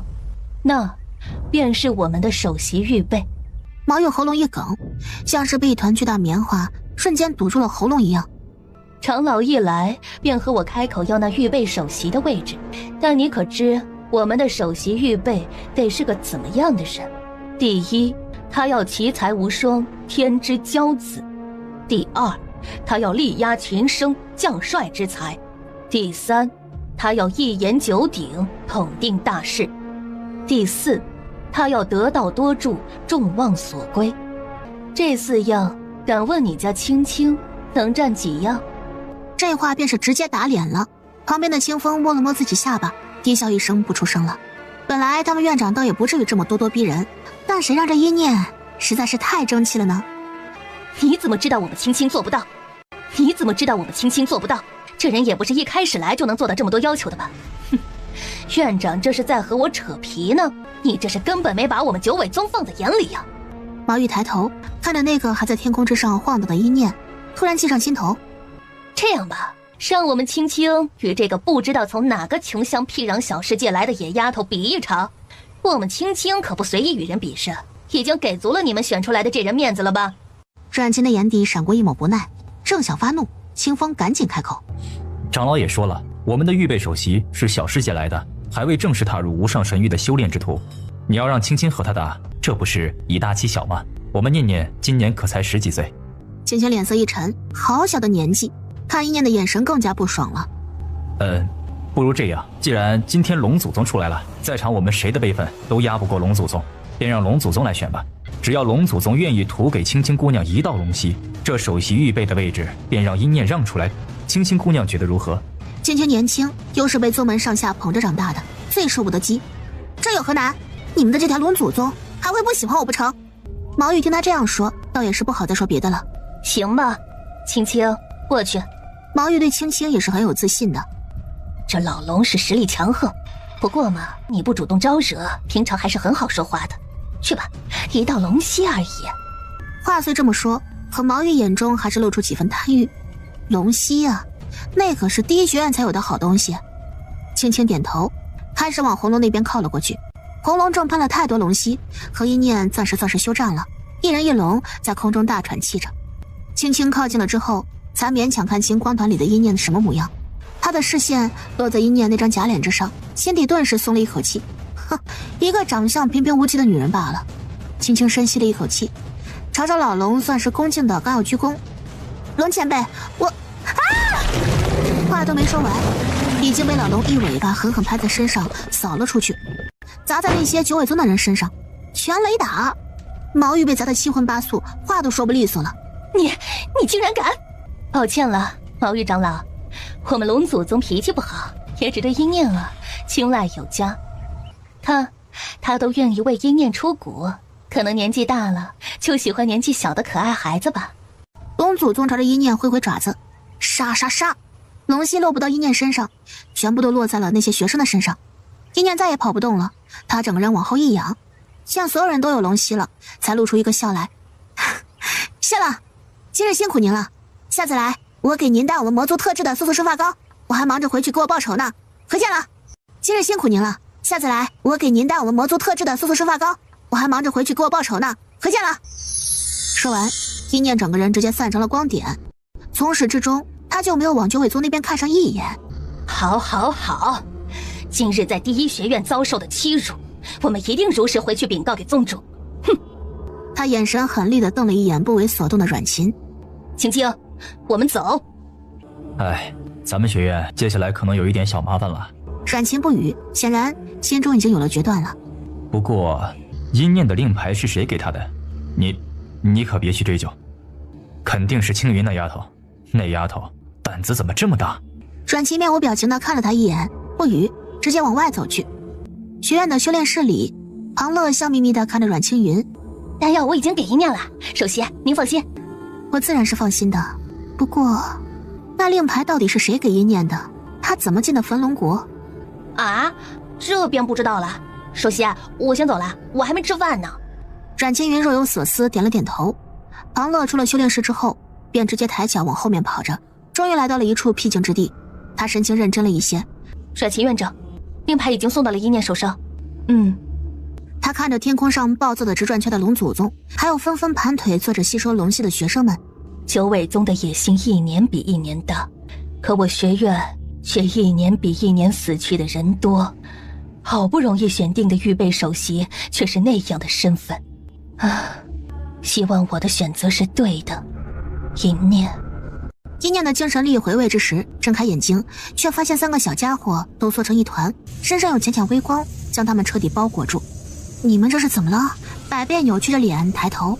这话该是我们问你啊，主人，你又干了什么啊？为什么我们又要晋级了？百变真的就是一觉睡醒，被狗撵着一般，开始吨的修炼了。一念他竟然一夜之间就成了小神境了啊！我给忘记了，这好事啊！外面的天色还是黑沉沉的，一念抬脚往外面走着，可一走却发现手上触感怪怪的。糟了，为什么老龙的毒苗被我给带出来了？那个地方的东西是能带出来的吗？一念只知道自己这边的东西是带不过去的，可那边的东西竟然被他给带出来了，想来也是能带的，不然学院那边不会给我收上单。既然那边的东西可以带过来的话，一念脑中忽然出现了一个极好的想法。不过先溜出去法器库里看看有没有什么这种的法器。而此刻庭院大门被缓缓推开，一颗脑袋鬼鬼祟祟的从门后探了进来。闺女，阿爹的好闺女啊，快来给阿爹开个锁。那大门还被魔气锁着，只能开出一道缝来。叶安，就是那个将红伞和护甲衣赠给他的叶安，除了他之外唯一一个魔灵双修的叶安。要不是叶安忽然出现，一念差点就要忘记还有这么一个人了。我惹你阿娘生气了，她不许我踏入魔族的地盘。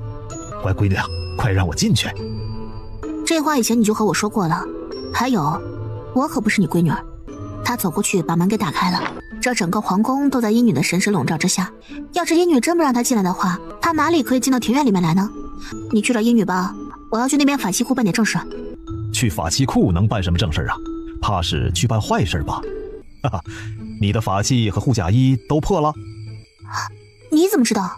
上次大战的时候啊，我看你一直没用这2个，我就知道了。论起法器，叶安才是其中行家。你手上缠着的是什么东西啊？叶安顺手捏了一下，脸色却骤然一变。你哪里来的神品材料？这就是一根头发呀。调皮，这怎么可能是头发？你爱信不信。算了，这从哪里拿来的也不重要了，不必去什么法器库了。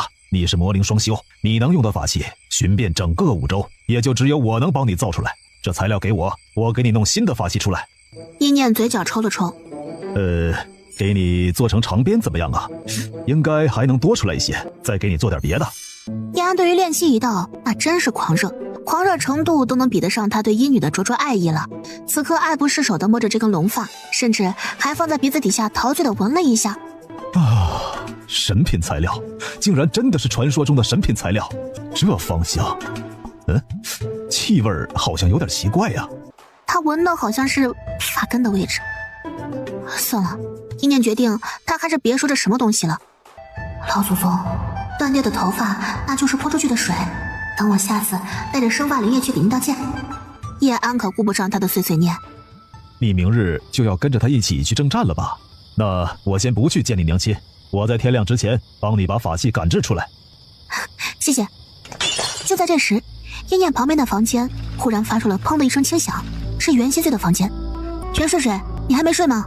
过了好一会儿都没听见袁心碎的声音，叶念皱眉，可下一刻房间门缝里面却蔓延开了一层细密粘稠的血浆。叶念瞬间面色大变，一掌推开了门。袁睡睡，袁睡睡！扑面而来的血腥味，可袁心碎却好好的站着，保持着一个半脱衣的姿势，露出的大片白皙胸膛。念念，怎么了？他看着叶念，露出一个笑容。你恢复了。叶念将视线从他敞开的衣领当中努力地拔出来。他看着满地的血，脚下的血浆粘在鞋底，刺鼻的气味让他浑身上下都难受。这怎么回事啊？你受伤了？怎么可能？是处理了一个赤鬼谷的叛徒。袁心碎若有所思地歪了歪头。念念，你不信我？如果你不信的话，要不要来检查一下，看看是不是我身上的血？他的衣裳已经半开，露出小腹处几分分明流畅的紧绷曲线。金念的视线直勾勾顺那曲线滑了下去。倒也不是不信。说完他就闭嘴了，差点咬到舌头。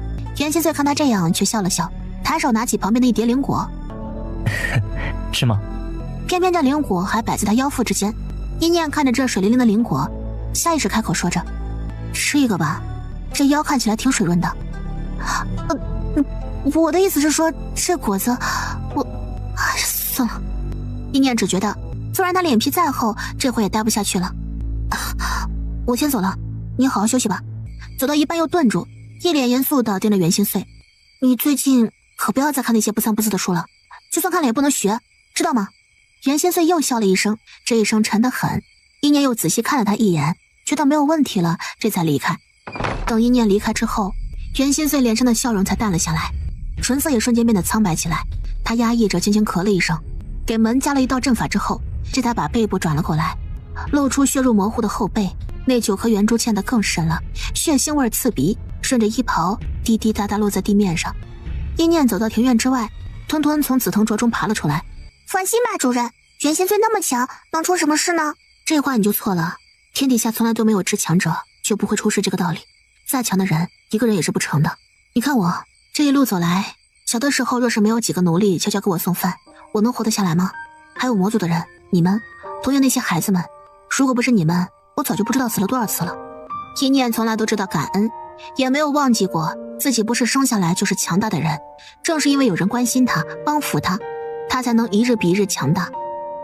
哪怕我以后变成大神境，乃至大神境再往上，我也不敢说我完全不需要别人帮我了，明白吗？哪怕我以后变成大神境，乃至大神境再往上，我也不敢说我完全不需要别人帮我了，明白吗？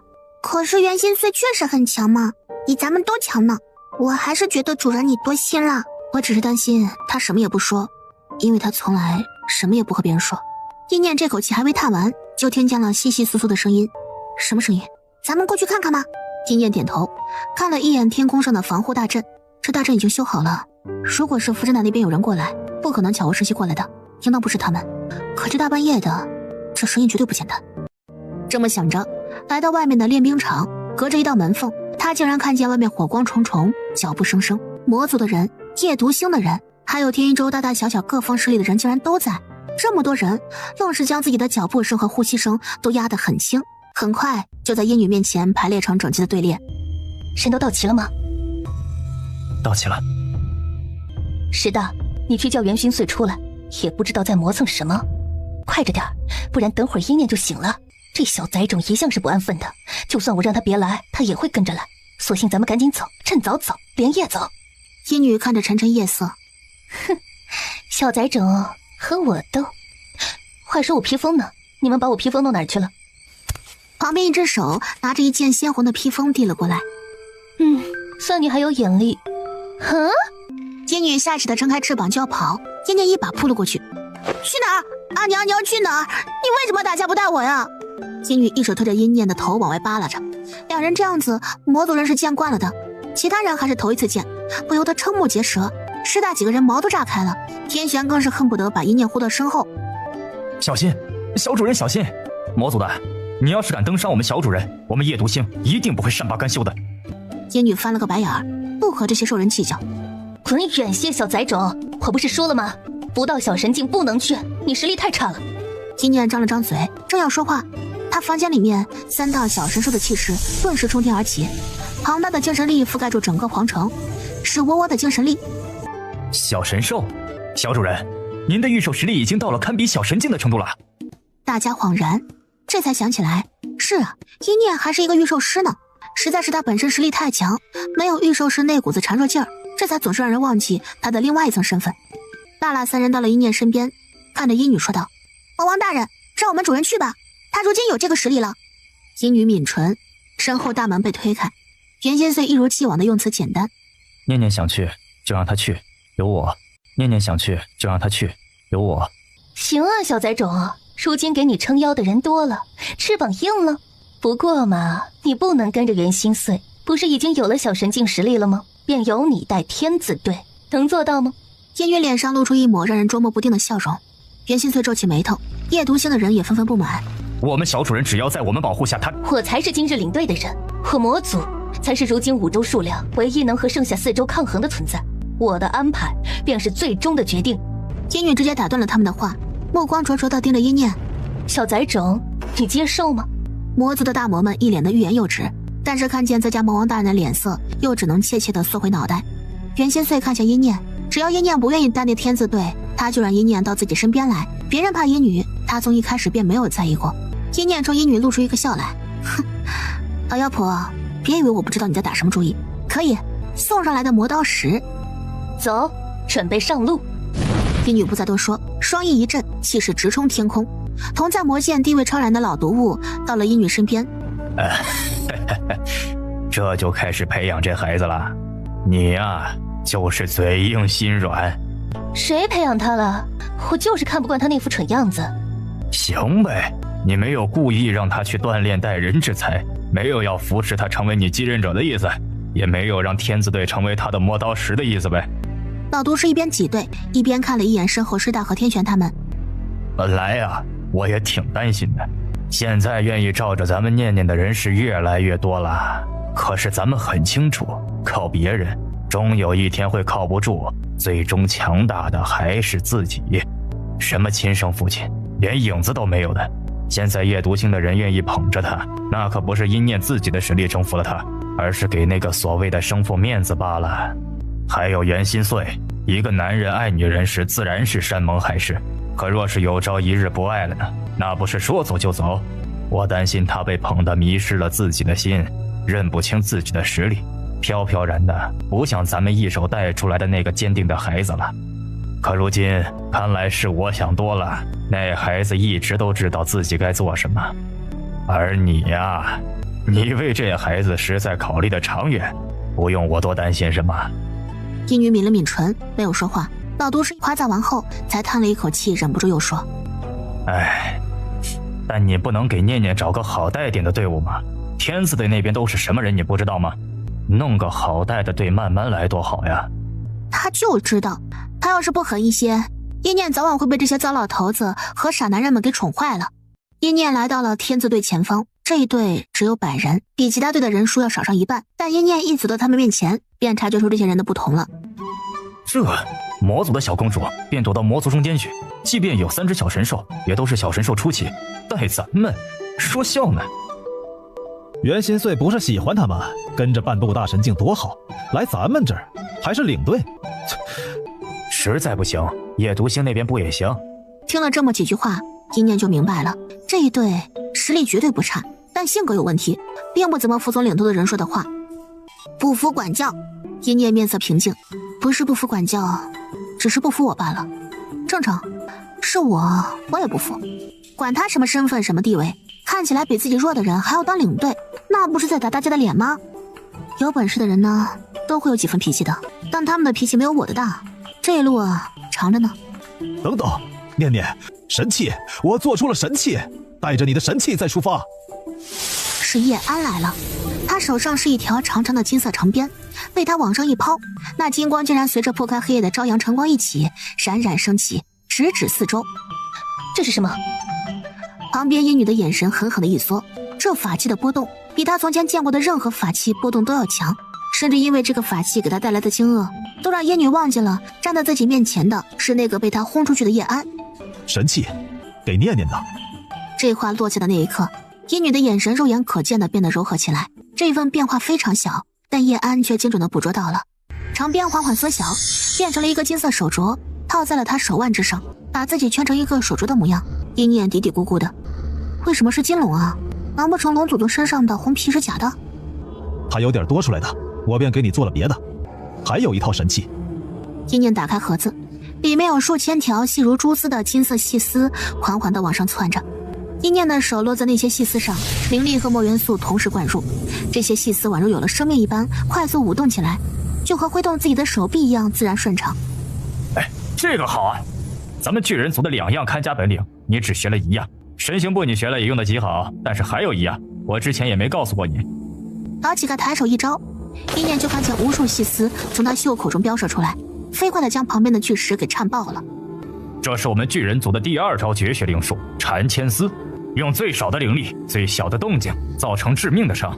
这一路上我慢慢教你，等到了地方正好用这个来练练手。周围人都露出了几分震惊的神情，谁能想到呢？这可是最粗犷的巨人族，一个个变成巨人形态之后，那简直比小山还要壮。没想到他们的绝学竟然是控丝。一念跟着大部队坐着飞船出发。等等，这方向是……这不是去天武州的路吗？是去武州的路。不是要去找阿喜吗？老妖婆想做什么？不会吧？他想到了一个可能。就是你想的那样。真的？他果然是打算先杀一波旧仇人。可不是，根据魔元素说的那地方正好途经四周，咱们便一个个来吧。当年将魔族封印住的那些势力，正好一路杀过去。身后的魔族们听见这话，一个个都沸腾了起来。被圈禁了这么久的他们，已经迫不及待要见点血了。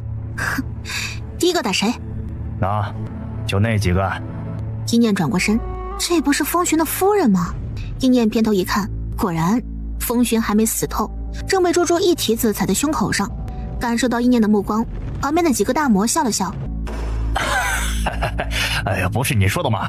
这小子还不能死，封家少主这么简单死了，岂不是便宜他们了？哎呀，让我们一并带过来，好好服侍着。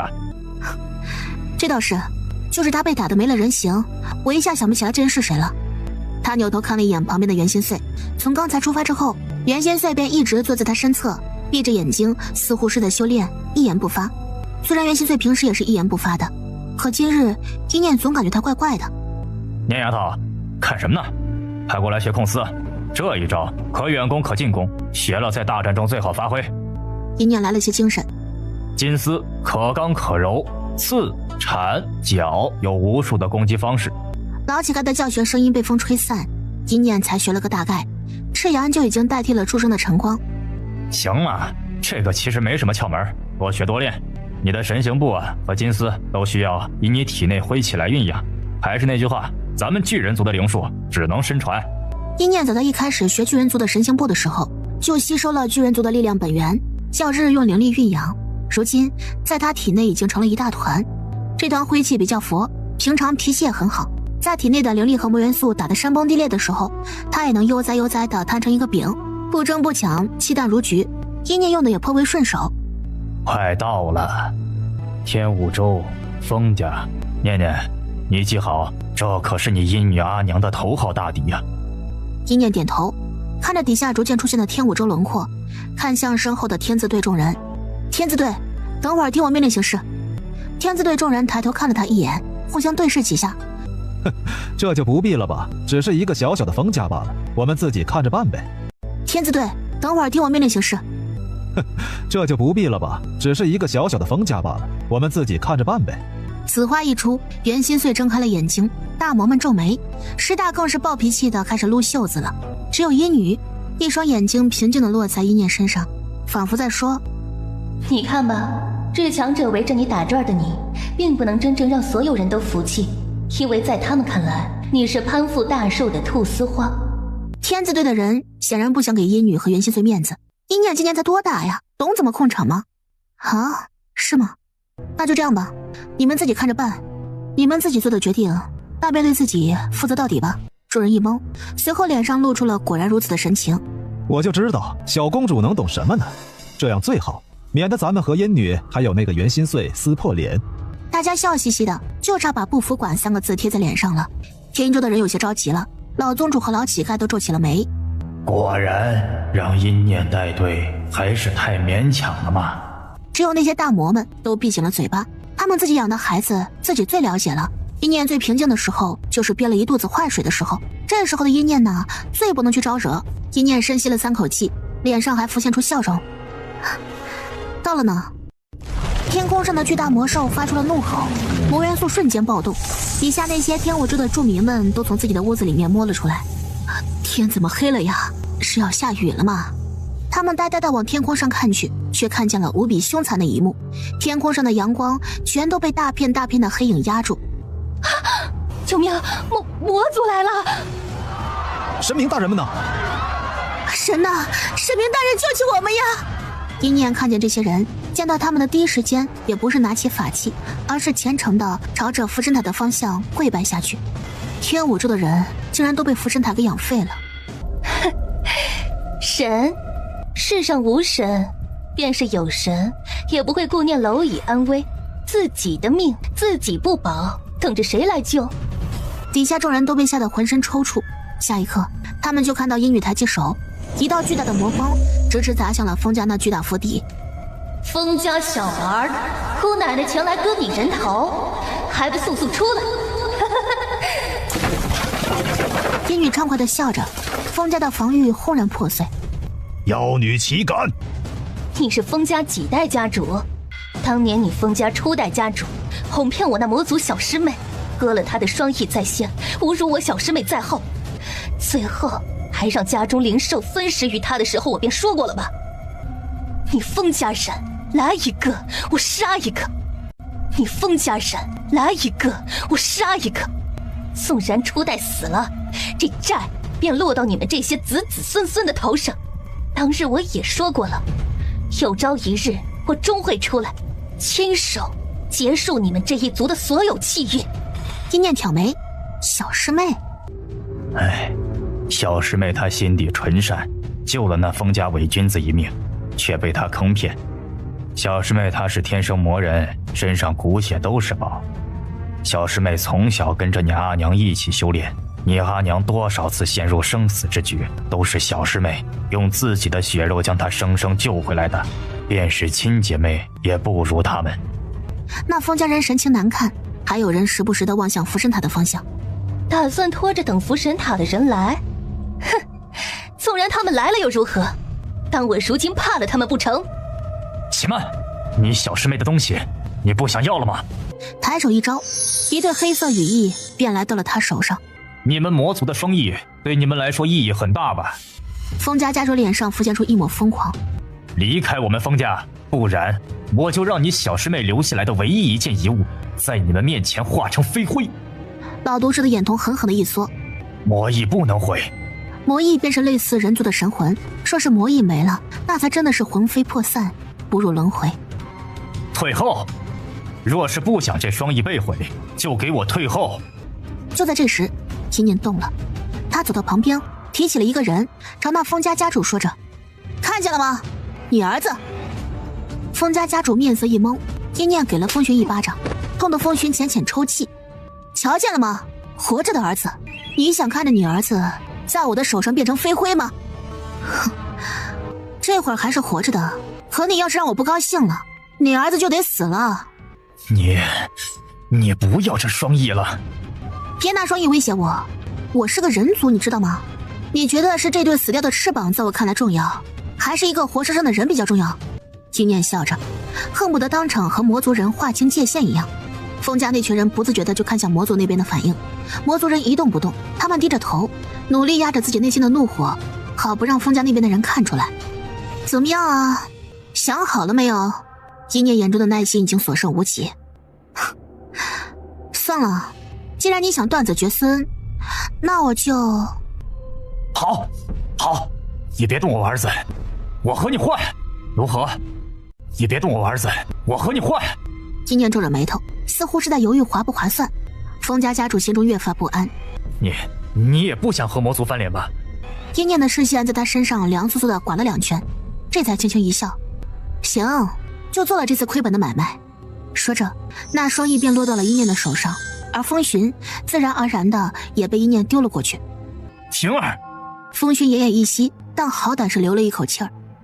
他只知道风寻跟着福神塔的人一起去了天一州，可没想到他再次看到风寻，竟然是儿子已经奄奄一息的模样。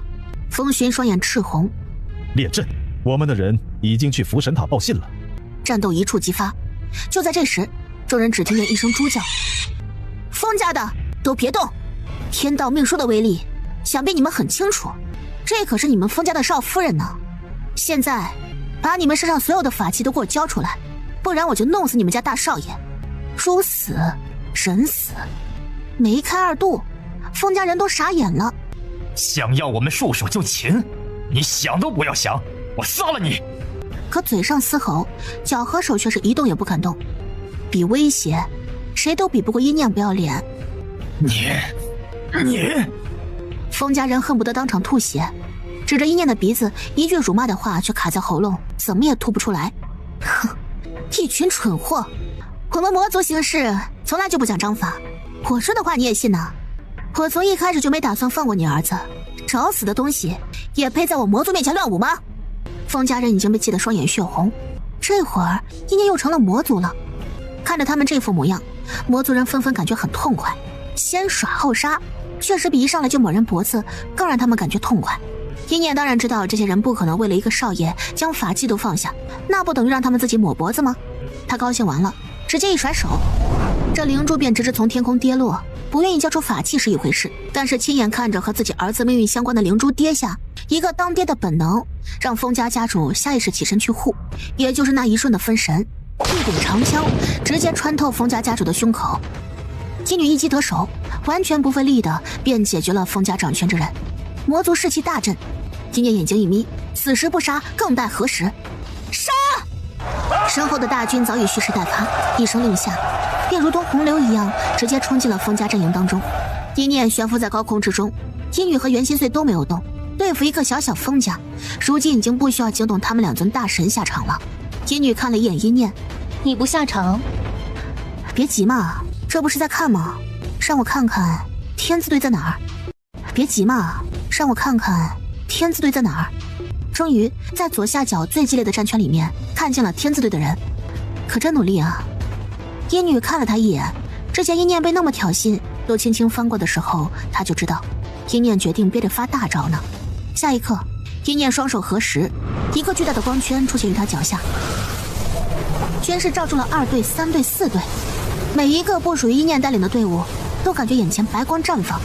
下一刻，他们面前的敌人动作竟然都缓了1倍，可偏偏这耀眼的白光更是一星半点都没有分给天字队的人。天字队的人还在奋战呢，突然就感觉旁边那些人像疯了一样喊着阴念的名字。念姑娘，多谢念姑娘！念姑娘，好人一生平安！念姑娘来我们队，求求念姑娘来我们队啊！好家伙，有阴念帮忙的那些队伍里的人简直有如神助。这是他的灵兽。天字队的人都已经傻眼了，近距离的感受才能知道圈势的可怕之处。他们抬起头，对上了阴念从容冷漠的眼睛。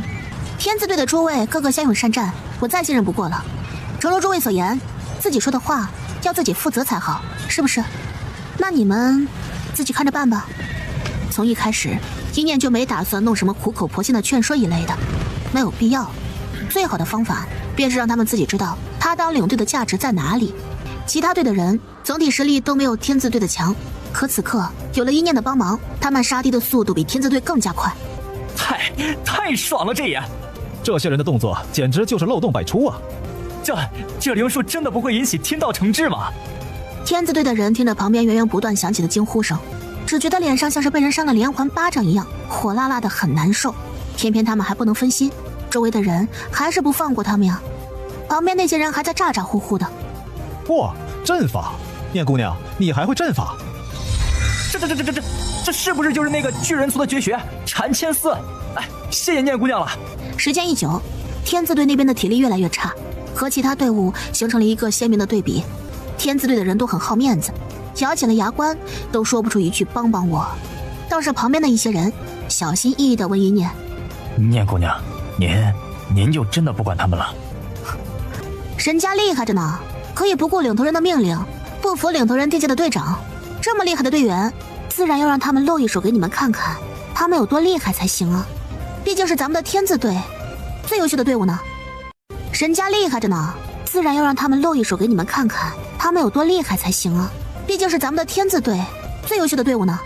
下一刻，就看见天字队带头奚落一念的那几个人一个分神，都被砍了好几刀，不致命，但鲜血直流，肯定不好受。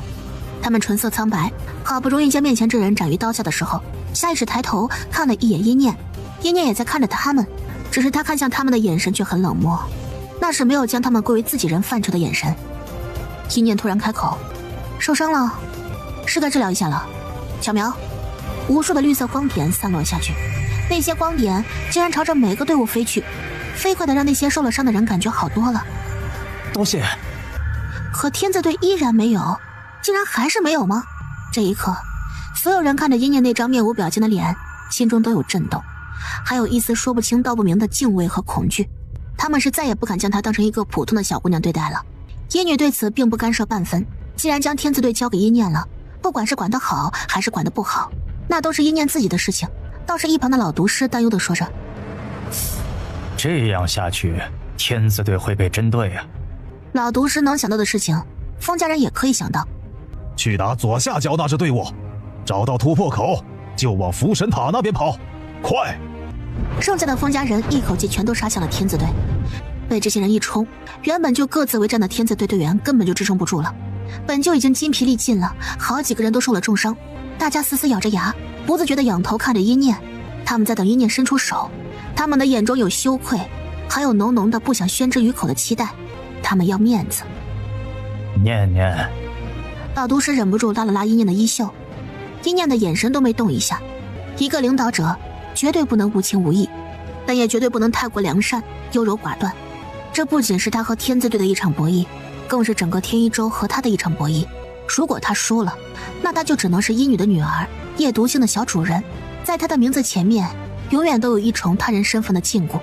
而若是他赢了，他就是一念，让人觉得可以依靠，不再弱小的一念。杀！风家众人马上就要打开一个突破口，天字队的人都快被冲散了，其他队伍的人受了一念的恩，此刻都按捺住了没有去帮这些人。最终，最早开始呛一念的那个人环顾四周，他看了看四周快要撑不下去的兄弟们，几乎要连同自己那颗自满骄傲的心一起咬碎一般，大声喊着：念姑娘，求你管我们！念姑娘，求你管我们！一念放在背后的那只手猛地松开，那张冷若冰霜的脸上终于泄出几分灿烂的笑意。当真吗？你能代表你们队伍所有人吗？大概是有了这么一个起头的人，其他人心里那口莫名的劲儿一下就松了。念姑娘，请您管我们！念姑娘，帮帮我们！下一刻，洁白的光圈在他们脚底下蔓延开来，绿色光点不要钱一样涌入他们的身体，他们不自觉地发出了舒服的喟叹，而他们的敌人脸色骤变。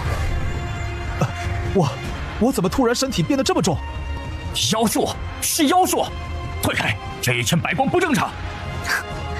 白胡子老头儿，你是背着半个棺材，眼神不好，才会觉得我们的天字队是突破口了吧？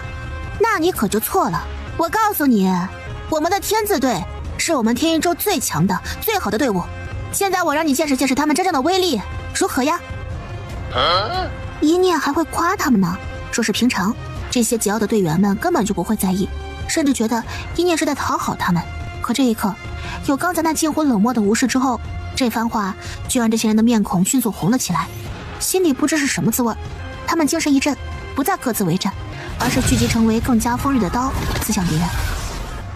不，你们怎么敢？你们怎么敢！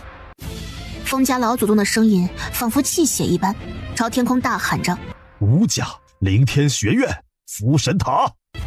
你们当真要看魔族一个个的解决我们，然后霸占这5州吗？还不快来助我一臂之力！封家周围的天武州住民已经跑光了，那些平常还靠着封家的小势力，更是恨不得把自己埋进土里。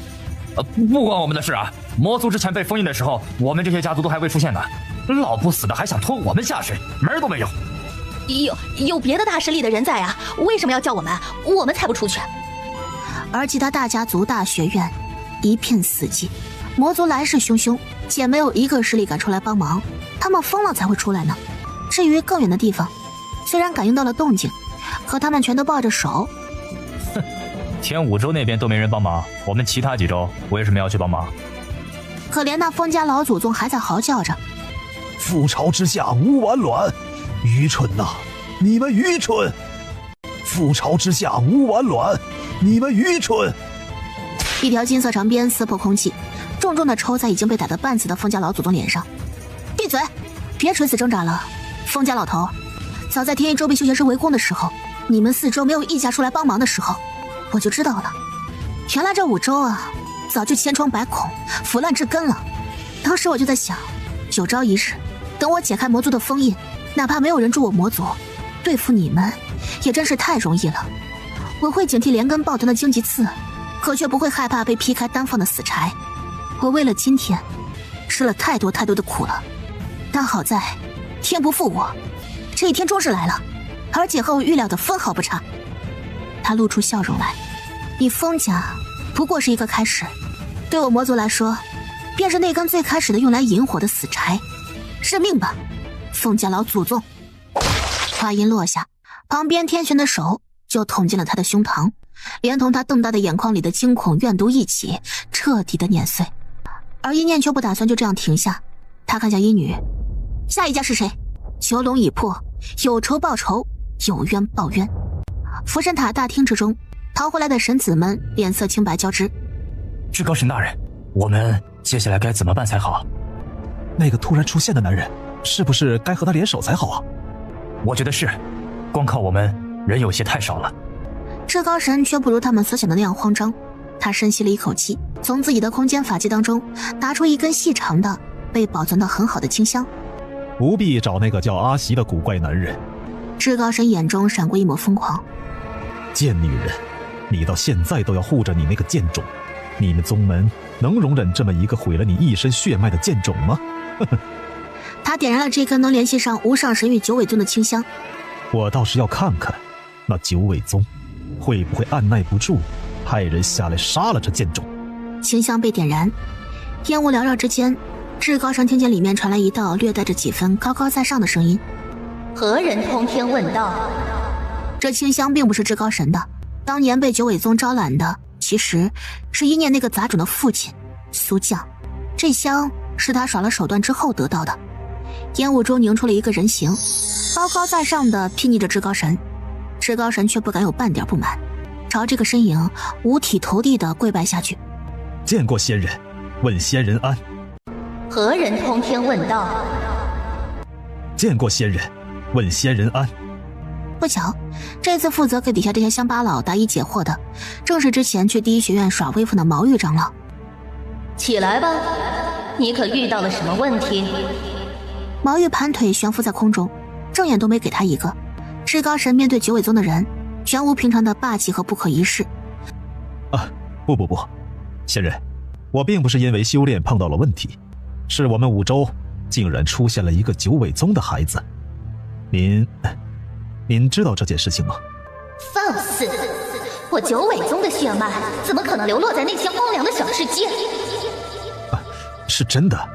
当年贵宗的大小姐，在一个叫做五州的小世界，被一个叫做苏将的男人欺骗了，生下的那个孩子还活着。这话一出，毛玉只感觉脑子嗡的一下。你说什么？我就是五州的人，不信你们派几个人来五州看看便知道。那人叫做阴念，他身上还有大小姐留下的异尾护体。毛玉的身形开始剧烈晃动起来。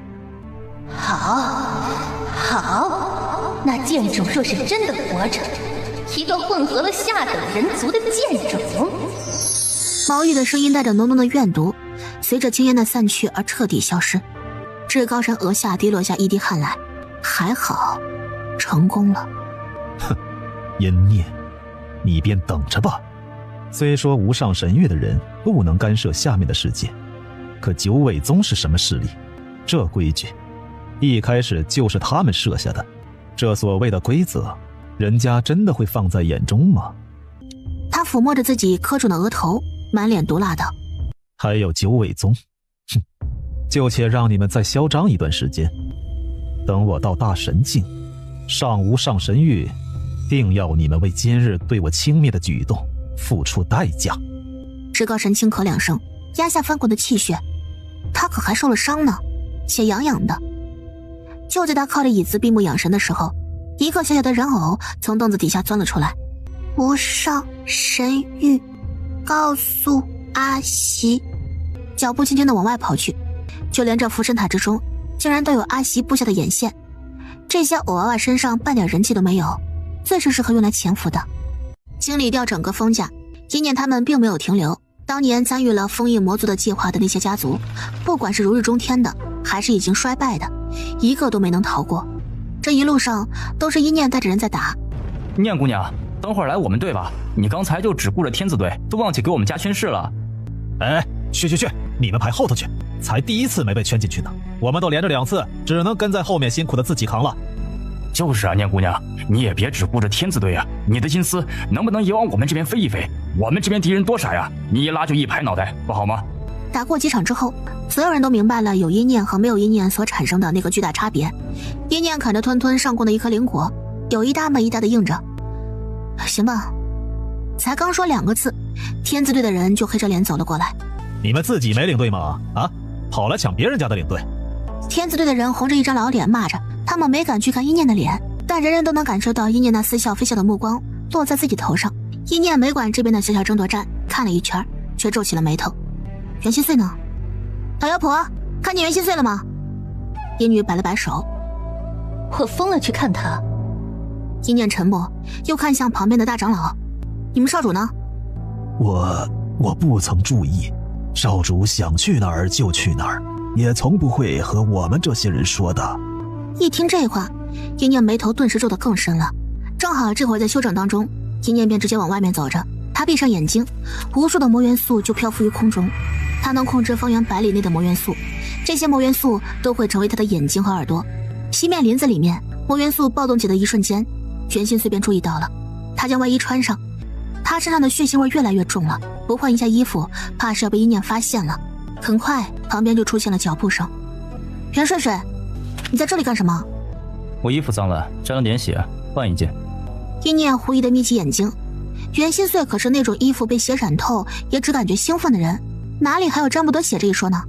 阴念看他眼下一片青黑，你没事吧？你最近到底有没有睡觉啊？袁心碎屈起一指，弹在他脑袋上。当然有，你在想什么呢？阴念还是眯着眼睛审视他。袁心碎在心底无奈地叹了一口气，也就他了，在这种时候还能分出心神去关心他的身体，发现他的异常之处。其实是我有点困，跑出来偷懒的。与其遮掩，不如承认。阴念神情果然松了很多。你身体不舒服吗？你身体不舒服吗？最近有点睡眠不足，你也知道我很能睡。袁心碎甚至神色如常的压住了阴念半边肩膀。念念，累。他这个样子让阴念一下想起了他们一开始认识的时候。下次不要溜出来睡了，走吧，你躺到书背上去睡，大懒毛很软的，比这种小林子舒服。袁心碎看了一眼阴念，非常自然的把半个人靠在阴念的肩膀上。男女相处之道便是这样，一方强一方弱。他不觉得男人偶尔示弱有什么，看他的念念不就主动让他抱了吗？还对他嘘寒问暖的。有那么一瞬间，袁心碎都觉得自己真的就是那么一朵柔弱的娇花了。就在这时，前面大长老放心不下追了过来，看见自家少主正依靠在阴念姑娘身上，心里顿时一个咯噔。完了，少主他受伤了，看他那个样子必定是重伤。我来了，少主。他是想这样说的，可下一刻袁心碎就好像有感应一样，大长老刚说出一个字，整个人就拔地而起。他整个人飞起来了。怎么了？一念听见动静想转身，被袁心碎温柔地摁住了肩膀，不让他转身。一念，我头晕。一念顿时就想不起去看那个动静了。等他们两人磨磨蹭蹭地回到队伍里的时候，顿时惊呆了一片人的眼睛。你，伊曼看到自己的闺女儿气得话都骂不出来，自然是非常贴心地帮她骂着。臭不要脸！其他人也都气死了，只是他们这一次却没讨到好。别说了，他是真的很不舒服。他了解袁睡睡的，袁睡睡平时根本就不是这个状态，其他人只是不关心，或者觉得袁心碎很强，不需要关心，所以察觉不出罢了。来，你躺这儿。一念整理开了娜娜背上一团软毛，娜娜不情不愿地抖了抖，但还是被一念压了下去。太惨了，主人有了野男人之后就不爱他们了。袁心碎一脸虚弱地躺在一念的身边，还拉住他的手。念念，你拉着我，我怕我睡熟了掉下去。一念的目光落在他那张脸上，他咽了一口口水。他现在终于明白为什么世界上有那么多昏君了。美色呀美色，他当然不会拒绝这样的要求了。袁睡睡能有什么坏心思呢？袁睡睡只是想拉拉手啊。众人只感觉牙酸，心里也酸。魔族人敢怒不敢言，这会儿他们骂的越多，一念就越心疼这个小妖精，忍着先。行了，接下来咱们去哪儿啊？天女本来想说去附身塔的，可闭着眼睛的袁心碎却忽然开口：去找阿西。行了，接下来咱们去哪儿啊？去找阿西。天女挑眉，这一路上袁心碎是第一次提出自己的要求。先去找阿西。他又重复了一遍，这次声音森冷了许多。我也忍得够久的了。不上神域，九尾宗内，毛玉气急败坏地来到一处关押池中，他抽出长鞭，对着一个被绑住的女人狠狠地抽去。你说，你当年那个贱种是真的胎死腹中了吗？说着，毛玉又抽了一鞭，重重地打在孟雨月的身上。哼，我的阿鱼大小姐，这是吃惯了鞭子，如今皮厚无比，打你都不知道痛了是吧？可即便是这样，孟雨月的脸上却没有半分的动容。她抬起头，那张脸正是当天在一念濒死之时出现过的那个人的脸，只是当时面对一念的时候，她是温柔如春风的，此刻却只有浓浓的冷漠和永远不为所动的骄傲。毛玉看她这个样子，便气得牙痒痒。你还真当自己是九尾宗那个高高在上、天赋第一的大小姐吗？当年孟雨月就是凭着这张脸和一副骄傲自大的姿态，让整个九尾宗的男人除了她之外，眼里就再也看不到其他女人了，以至于根本没有人注意到她毛玉。她也是个天才。毛玉想到这里，心底的恶意一下子冒了上来。你在这里跟我装模作样也没有用，你的秘密我都知道了。要不是当年受伤跌落小世界，和那小世界的野男人好上了，玷污了你身上纯净的血脉，还断了8尾，嘿嘿，彻底成了一个不能修炼的废物。你现在在九尾宗，怕是依然是那个天上明月。你实话和我说吧，你很后悔吧？九尾宗的女人生来便要承担上一个不能逃避的责任，那就是生孩子。自身血脉的纯净度是天生的，但是血脉纯净度越高的女人，和宗门当中同样血脉纯度最好的男人，生下的第一个孩子一定会青出于蓝而胜于蓝。但是九尾宗也不知道是不是受了诅咒，宗门中从来只有男人能修炼到9尾。如今的宗门门主便是宗门内唯一的成年9尾，但凡是能够上7尾和8尾的女人，在能生育之后，必须要送来给她第一个享受，甚至连有血缘关系的也不能放过，她全盘接受，只要能生出血脉纯净度更高的孩子，如同猪圈里的猪配种一般。这么令人恶心和毛骨悚然的事情，在九尾宗竟然是一个被誉为神圣的事情，而那些被送上宗主床上的女人却都以此为荣，谁都想再生出一个孟余月，从此一飞冲天。在这样畸形的认知里，孟余月却和一个小世界的野男人相爱，还怀了孕，彻底剥夺了宗门中那些人想要2个9尾生出一个前无古人后无来者的10尾之子的愿望。他的血脉之力再也无法传给后人，而和野男人生的野种，他们九尾宗如何承认呢？九尾宗发疯是必然的。你后悔吧？你后悔的快疯了，对吧？毛玉发出猖狂的笑声，还带着快意。孟余月的眼睫颤了颤，睁开眼的那一刻，那些穿透他全身的锁链也跟着颤动起来。孟余月，你就是一个背叛了宗门的叛徒，一只下贱又自甘堕落的畜生，被野男人玷污了身子的脏东西。现在你的血脉之力被抽取出来，不断的孕养我族中的小辈儿，也算是勉强能清洗你1%的罪过了。哼，只是我很好奇呀，孟于月。毛玉眯起眼睛，残忍的目光在他身上流连着。当时宗门里的长老们只是想让你堕胎罢了，你的8条尾巴是怎么断的？你那个贱种，又是怎么躲过长老们的探查，悄悄被你留了一命的？说呀，你是不是还想那个贱种长大了来救你？说呀！鞭子抽打的声音又响了起来，还有毛玉张狂的尖叫声。只是孟于月从一开始到现在都没有说过一句话，他像是无视了面前这个人，也不在意这些毒打，甚至在毛玉打够了离开了之后，他脸上还露出了如释重负的笑容。我的念念，娘的念念。他从来都没有后悔过，拼了断掉8条尾巴留下的孩子，只是后悔自己不能陪在他身边。念念是那么好的孩子，即便没有他在身边，也好好的长大成人了。毛玉有一句话说错了，他怎么会想让念念来救他呢？他哪里来的这个脸呢？他一日都没有抱过他，一次都没有唱曲儿哄他入睡过，他只要自己的女儿无忧无虑地活着。毛玉气冲冲地到了门外，喝了好几口水才压下心底的怒意。那个贱女人竟然一声都不吭，可真是没趣得很。不过嘛，毛玉笑了笑，朝着外面的人说着：去把青青叫来。其实青青是他的女儿，是他悄悄生的女儿。九尾宗的人并不知道，因为不是和宗门给他定的那个男人生的，被他谎称是他母亲生的小女儿，当成了妹妹带着。怎么了娘亲？我还在修炼呢。都和你说了，在宗门里要喊我长老。毛玉满脸严肃，但很快就破功，露出了几分恶毒的笑容。青青，我要交代你去办一件事情。青青，我要交代你去办一件事情。什么事啊，阿娘？你的神情看起来很可怕。孟于月那个贱种在下面的小世界有消息了。真的是那个从小就和您作对的那个贱女人的女儿？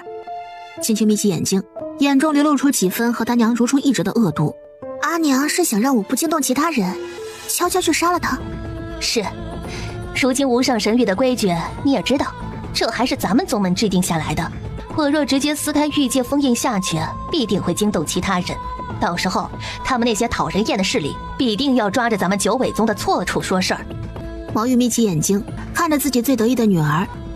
但是你不一样，你带几个小姐妹，或者你自己去，找一个叫做苏胜的人，他会带你去找那个贱种。青青，虽然如今你在无上神域还只是入门的实力，但是你知道，只要去到小世界，即便有玉界封印加持，你的实力被压制，却依然强于那个小世界9成的人，该是有半步大神境的实力。你别惊动其他人，悄摸摸的过去杀了这女人，以绝后患。同一时间，一念他们已经来到了天武州最边缘的一处深山之中。这里的树长得比普通的树都要高大，把阳光遮得一丝不剩。真的是这里吗？没走错吧？魔元素激动的点头，肯定没错，他跟了一路呢。突然，这些魔元素激动的颤抖起来，他不断在原地蹦跶着。看见了吗？前面那个洞穴。一念当然看见了，同时还能感觉到有诡异的波动从里面传来，像是一个血腥炼狱。山洞里面还不断有笑声传了过来。小心一些，这里面的气息让我觉得很诡异。有他这句话，众人顿时收敛了刚才一路畅通无阻的攻过来那股得意洋洋的劲儿，窝窝苍白着一张脸，他的精神力恐怕是除了袁心碎在场最高的了。主人，我觉得很不舒服，里面很邪门，不是那种单纯的强大或是危险，是很邪门，你别进去。可来都来了，哪里能不进去呢？而且这些古怪的偶娃娃是敌人，早晚都有一天得对上的，根本就躲不过去。窝窝也意识到自己说了废话。好吧，那我们都小心一些吧。别怕，我护着你们。我一个人进去。袁顺顺，念念，我没有在和你开玩笑，这些偶娃娃并不好对付。我一个人进去。袁顺顺，念念，我没有在和你开玩笑，这些偶娃娃并不好对付。娟心碎笑了笑，摸了摸一念的脸。我先进去，若是不行，你们再进来。他说完这话，整个人就消失在一念面前了。他进去了，一念下势抬脚往前走了一步。别进去了，让他先探探敌也好，对他有些信心。其他人显然也是这样想的。一个半步大神境强者开先锋没有问题。一念缓缓吐出一口气来，正要说话，耳边却传来一道熟悉的笑声。这可不行，我的小可爱进不去，那岂不是白费了我这么多年布下的心血？进去吧，小可爱。他惊惶低头，看见了自己脚下的阵法。这整个林子里面都是阵法。是了，县族擅长阵法。下一刻，一念已经被送入洞穴当中了。恍惚之中，他还听见一女惊慌失措的喊声：“堂堂魔王，竟然还有这样失态的时候！”等他从这个鬼洞穴中出去了，必定要好好嘲笑他一番的。可一念的眼睛却越来越重了，他好困呐。在彻底陷入沉睡之前，他听见了阿西的笑声。我的小心肝儿，和你们硬碰硬可不行。但是啊，你们可能弄错了，我们最擅长的可不是硬来，攻心才是上策。声音逐渐消失了，一念只觉得自己眼前炸开一片白光，他的记忆，他的感官，尽数都被剥离了，什么都没了。念念，娘的孩子，快醒醒啊！耳旁有一道声音响起，一个貌美温柔的妇人笑眯眯地捏了捏他小鼻子。小淘气，看你这样子就知道又朵懒不绣花了是不是？你小心爹爹回来骂你。一念眼中闪过一抹困惑，但很快他脸上就缓缓露出了一抹笑容。是了，他是一念，一户农户家的孩子，马上就要和他心爱的表哥成婚了。他绣的正是嫁衣上的遍地莲，他十分高兴，拿起了手上的绣花针，一针一针的穿丝。娘亲，表哥什么时候来呀？一念脸上露出幸福的笑容，因为她是一个幸福的女人，父母双全，家中独女，表哥和她又是青梅竹马，无话不谈。这个世上还有比她更加幸福的女人吗？快了，快了，我的念念就要出嫁了。快了，快了，我的念念就要出嫁了。娘亲仔仔细细地摸着她脑袋，一下一下，格外的温柔。时间飞逝，很快就到了成婚那日。她匆匆忙忙地穿上嫁衣，盖上了红盖头。表妹，我来求娶你了。外面表哥的声音很温柔，让一念莫名感到很熟悉。男人扣住了一念的腰，附耳笑着说：“念念，今日开心吗？”一念摸了摸胸口的遍地莲，开心。那念念，我们永远留在这里好不好？我会一直待你好的，我们会一直这么幸福下去。一念歪着头，眨了眨眼睛。那表哥，你低头，我悄悄告诉你。他脸上飞起红霞，男人果然低下头，无限的包容。你看我身上这朵遍地莲，好看吗？这忽然的问话，让男人下意识地往他胸口看去。可下一刻，一念却忽然伸出了手，狠狠地刺入男人的眼睛里面。男人发出了惨叫声，一念一把掀开红盖头，笑容灿烂。看着这个穿着婚服的男人是阿袭。我的好表哥呀，不知道为什么看见你我就想戳瞎你的双眼呢。他面前的世界一寸寸崩裂了。一念气定神闲，攻心，凭你也配吗？只是没想到这个阿袭也不是真的阿袭，他惨叫了一声，在一念面前变成了一个小小的偶娃娃。一念眼睛一瞪，说是阿袭，他还真会忌惮一些什么。小娃娃他怕什么？一念一把扑过去，掐住了这个小偶娃娃的脖子。你这个虚幻之境是怎么搞出来的？给我说，什么阵法？教我，不教我就弄死你。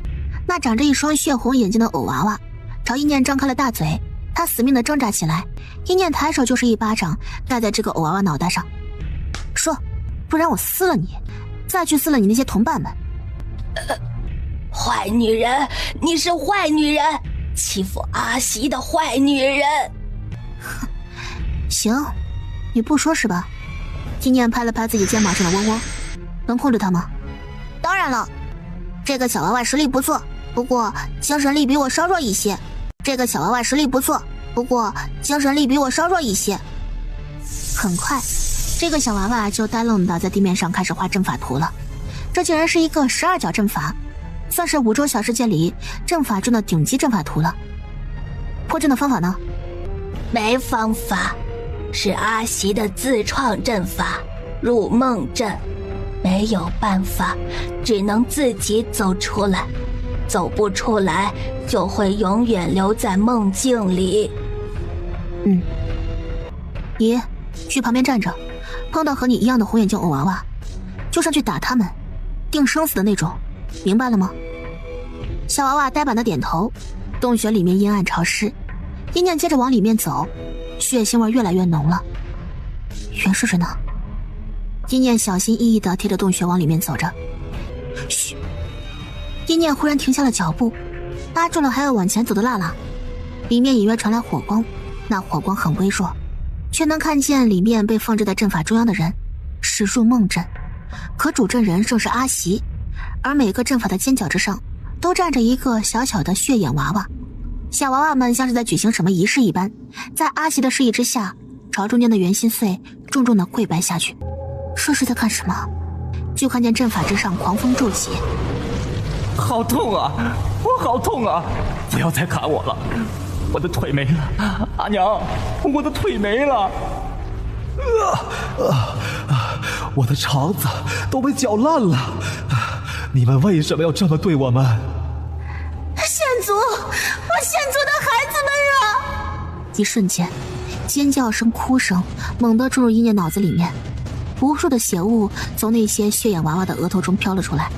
袁心碎皱起了眉头，脸上浮现出极度痛苦的神色。我看你是忘记了当年族人们吃的那些苦，你忘记了不打紧，我会帮你重新记起来的。哼！一念握紧了手上的毒龙鞭，眼中透露出几分森寒的杀意。一念在那一片幻境当中看见了一个小男孩，他眼下那颗红痣让一念一下辨认出这人的身份了，是小时候的袁心碎。娘亲！小睡睡呆呆的看着倒在他面前的女人还有族人们，他站起来试图将女人从地上拽起来，一个木偶娃娃从他腰间掉落下来。杀光他们，杀光他们！他嘴里喃喃着说着这些话，可当时的他太过弱小，袁心碎此生最后悔的事情便是在自己最需要的时候却并不强大。一念看着幻境里的小睡睡被族人拼尽了全力封印进了白头山当中。孩子，要报仇！这是族长最后赤红着眼睛握住他肩膀说的最后一番话。你的天赋是很好的，你是我们族中最有天赋的孩子，好孩子，你要活下去。可一念却觉得一阵心酸的寒意从心底腾腾漫开。一念握紧了手，可幻境还在继续。终于第一个偶娃娃睁开了眼睛，他双眼猩红，只剩下纯粹的恶与恨。都得死，都去死，都去死！袁心碎还在梦中，阿西缓缓蹲下身子。有了一个女人后，你便忘记了族中的仇恨了吗？他缓缓地伸出了手，放在了袁心碎脑袋上。不只是福神塔，所有用了灵力的人都得死，一群吸血虫，吸着我们县族的血，肮脏又恬不知耻地生活在这世上，日日开开心心，一日3餐吃饱，凭什么？吸过血的都得死，福神塔是，5洲其他人也是，你那个小心跟阴念也是。袁心碎，我的主人。阿西脸上露出嘲讽的笑来。你呀，就是一个没用的懦夫。他做事要往袁心碎脸上吐口水，一念再也忍不住了，他站起身来就要出手，可下一刻，原本还一脸痛苦闭着眼睛的袁心碎却猛地把眼睛给睁开了，一只手猛地掐住阿西的脖子，把人举了起来。袁心碎眼神冰冷，根本就不像一个刚从噩梦中惊醒的人。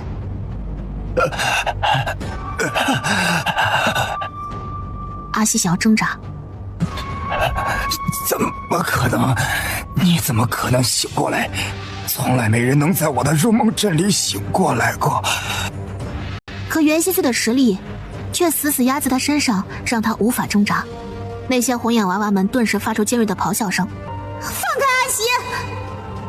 叛徒，袁心碎是叛徒；懦夫，袁心碎是懦夫。他们张大嘴巴，尖锐的怒骂着：“袁心碎是叛……”轰的一声，金色长鞭带起气浪轰炸的声音。闭嘴！一群沾了些怨气和恶意，连人都算不上的蠢东西，有资格指责袁心碎吗？金念的声音无比的阴冷，他站在袁心碎面前，气得肩膀发抖。你们倒是比袁心碎更早从那炼狱里出来，你们做什么了？金念那双燃着怒火的眼睛直视着阿袭，还和我鬼扯什么？让所有人都陪葬？那怎么没见你弄翻了罪魁祸首福山塔呢？半步大神境，你多了不起啊，阿袭！入梦阵，多了不起的诡异阵法呀！怎么没见你给那些设计陷阱的家族们来几套呢？你在这里装的什么苦大仇深？你站在这里跟谁装的大义凛然呢？你张着嘴说谁是懦夫？阿袭能忍受辱骂和责打，却不能忍受别人质疑他那颗被仇恨和鲜血浇灌的心。他使劲挣扎起来，袁心碎的手还牢牢掐住他脖子。阿袭涨红着脸，声音沙哑，断断续续地挣扎着骂道：“一介女流，懂什么制衡之道？我就是要他们这些大势力互相残杀，我要这5州一个不剩的全都为我县族陪葬。若是福神塔没了，5州成了魔族或者是大家族的天下，这5州人依然不会死绝，这可不是我想要的。我要的是沉沦，是共灭。”袁心碎皱起眉，把人丢在地上。阿袭抬眼就要往袁心碎背后看去，可刚抬眼就被一鞭子抽在了眼睛上。阿袭的惨叫声响起，金念真的是忍不了了，他死死瞪着阿袭。制衡？哼！我看你是个智障！自相残杀？谁在自相残杀了？那些不知道内情的人，那些对灵力来源一无所知的人吗？行，你心有怨气，我理解。看我们这些用灵力的人不爽，我也理解。可真正的最要紧的仇人呢？他们还在喝酒吃肉，享受神明的待遇。你等着他们自相残杀，等到现在他们杀了几个，仇家一个都没死。你是不是觉得自己很聪明啊？我看你像是被使糊了眼睛，连爆竹的主次也分不清楚了。余念自从死里逃生之后，做的件件事情都是奔着搞死那对母女，教训那些曾经欺负过自己的人去的。所以不到2年时间里，他已经完成了他的初定目标。可这个阿袭呢？余念冰冷地看向他，你个白活了千万年的老废物！要是我们睡睡，在你苏醒的时间从白头山里出来，这会儿所有周家的坟头草都2丈高了。余念越想越气，忍不住又狠狠抽了他一鞭子。要不是你个老废物阻挠，早在万寿国的时候，我们就把至高山和那帮神子全都拿下了。你个被浆糊糊了脑子的蠢东西，和我在这说什么共灭？我看你在想屁吃！一念越骂越收不住了。你说，修邪师是不是你捣鼓出的东西？说起互相残杀，一念脑子里第一眼浮现出的就是修邪师这个存在。果然，阿西露出一个惨白却带着几分得意的笑容。他们吃我们县族的血肉，我就让他们人吃人，有什么错？哼，你这么能，你怎么没勾到福神塔的人都成为人人喊打的修邪师呢？结果福神塔因为拔出修邪师有功，反倒让其他人对他们更加深信不疑了。你能不能干点有用的事情啊？在阿喜眼中没有仇人，普通人这么一说，恐怕在他眼中，一个刚出生的孩子和福神塔的人都是一样分量的仇家。玄心碎不是懦夫，他从来都没有忘过自己的仇恨，他也知道自己该做什么。是你一直在做无用功。阿西还要反驳，闭嘴，我比你了解袁心碎。他一把握住袁心碎肩膀，袁心碎，你没有做错任何事情，这些也不是你的族人，他们只是一群单纯的恶意凝聚物，连生命也算不上的东西。你的族人一定从来都没有埋怨过你。一番话像是拨开云雾一般，他听见了自己清晰的心跳声。他张开了嘴，他能呼吸了。元岁闭了闭眼睛，阿西在地上呕出一口血来。妍妍，我随你怎么说，说实话，我还挺喜欢你的呢。阿西说这话的时候，眼中却只有纯然的恶意。魔族都听你的是不是？都顺着你是不是？但凡你争气点，多杀点人，我的目标就更进一步。阿西的脸色缓缓沉了下来。可我没想到你这么不争气，既然拿下了万寿国就该屠国，拿下了天武州就要屠州，没用的东西。刚骂完，阿西又被袁千岁狠狠踩了一脚。但是没关系，你们真以为我没有准备后手吗？他低声闷笑起来。一念，你们的人在天武州闹出的动静，大家都很关注，都很害怕，对吗？福神塔、魔族，还有消失了的县族，滔天恩怨多精彩呀！你猜大家忘记了什么？而一念却和袁心碎对视了一眼，袁心碎抿着唇，看不出想法。一念却面色大变，你让那些修仙师做了什么？他一脸满足的仰躺着，看着黑漆漆的山洞。要让他们死光，可不是只有让他们互相残杀这一种方法呀。现在7、4州的州心应该都已经拿到了吧？这还要感谢你一念、袁心碎。我知道你们两个绝对不会放过我，也绝对不会放过福神塔。一念，我真是太喜欢你了，我的小宝贝儿，你太能干了。没有你在前面吸引他们注意力，我的计划也不会实行得这么顺畅。没有州心的话，4州都会消失，就只剩下你们1州了。1州容不下那么多人，你们救还是不救？你们不想战也得战。我的一念小宝贝儿，你可真是……袁先生脸色一沉，又踢了他一脚。阿西吐出一口血来。可惜入梦镇没留下你们两个。他的眼睛缓缓地闭上。一念终于可以确定，他的确对周心出手，立刻转身。糟了，睡睡，我先出去了。下一刻，一念脚步一顿，又转头看着那个安然等死的阿袭，咬牙笑着。是啊，入梦镇没有留下我们，而且我还通过你手把手教导起来的小娃娃，想到了入梦镇的阵法图呢。刚才还一脸最后是我赢的阿袭，猛地睁开眼睛。你不可以用，我不许你用。他挣扎着要起来，入梦阵是他自创的最得意的阵法，这是对他的侮辱。我不许。一念心口那股被算计的闷气总算是出了几分，他冰冷地剐了一眼阿袭，往外面跑着，得把这件事情告诉大伙才行。山洞里面重新安静下来，袁心碎看着濒死的阿袭，他还在大口大口地急速呼吸着。阿袭看着袁心碎，忽然呜呜地哭起来。好疼啊，主人，我好疼啊！我不是你的偶娃娃吗？你不心疼我吗？别装了，你袖子里的法器划出来了，你不会以为凭着那东西就能杀了我吧？拼了最后的力气，一把扑杀过去，高高的举起了刀，要往袁心碎喉咙里面插。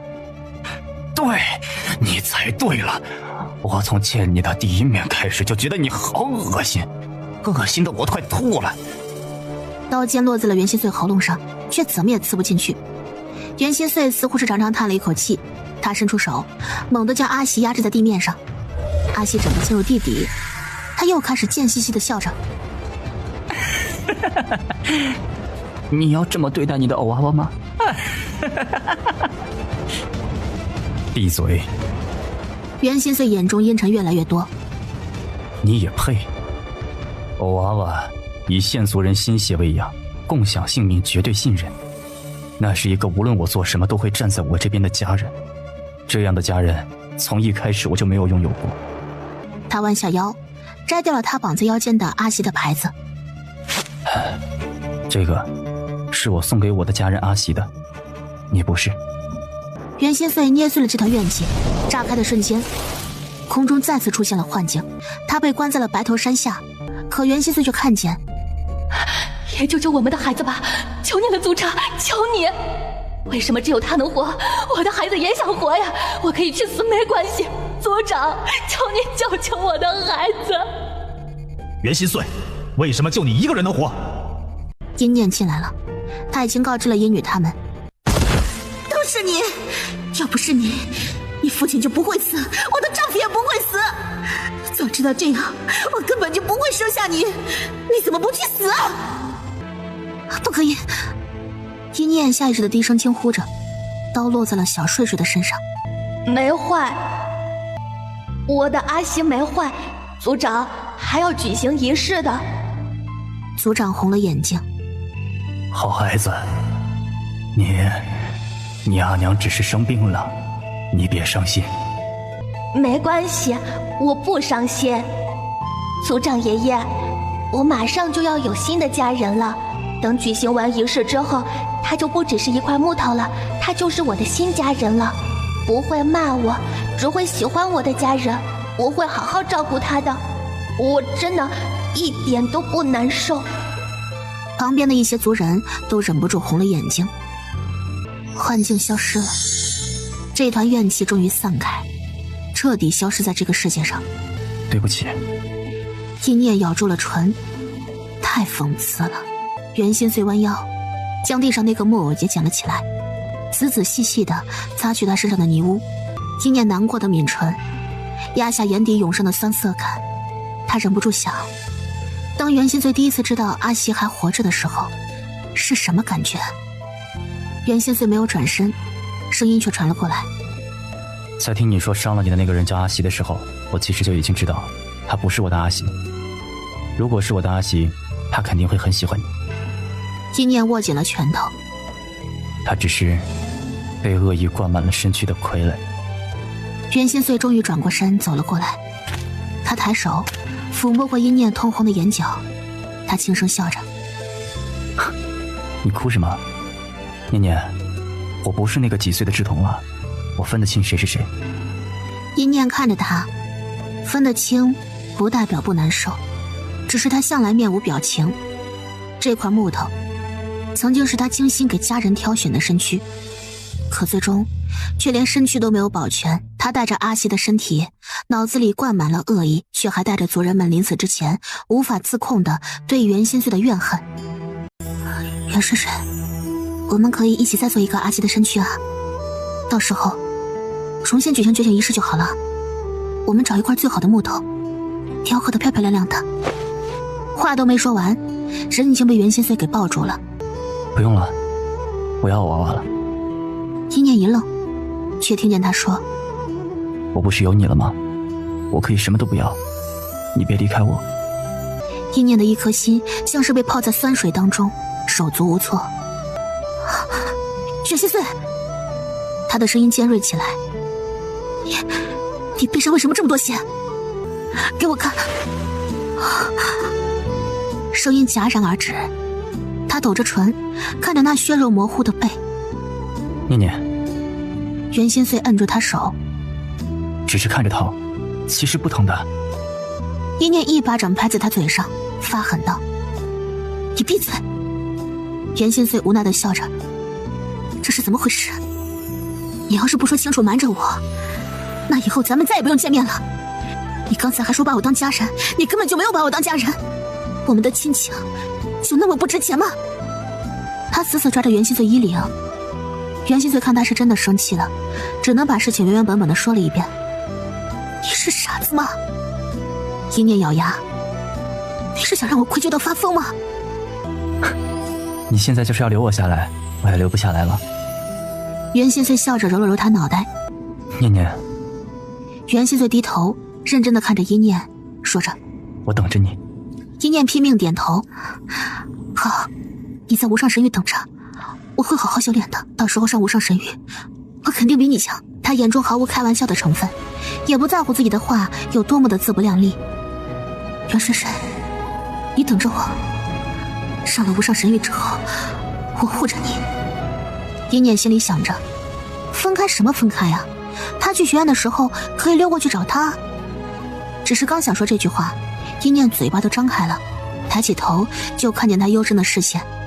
袁心碎看着他，见鬼的亲情啊！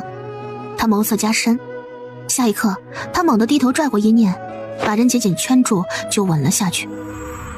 记住你说的话。低头在他唇角上又狠狠地咬上了一口。一念，我等着你护我那天。如果你胆敢拉着别的男人的手上无上神域，或者让别的男人对你做这种事情。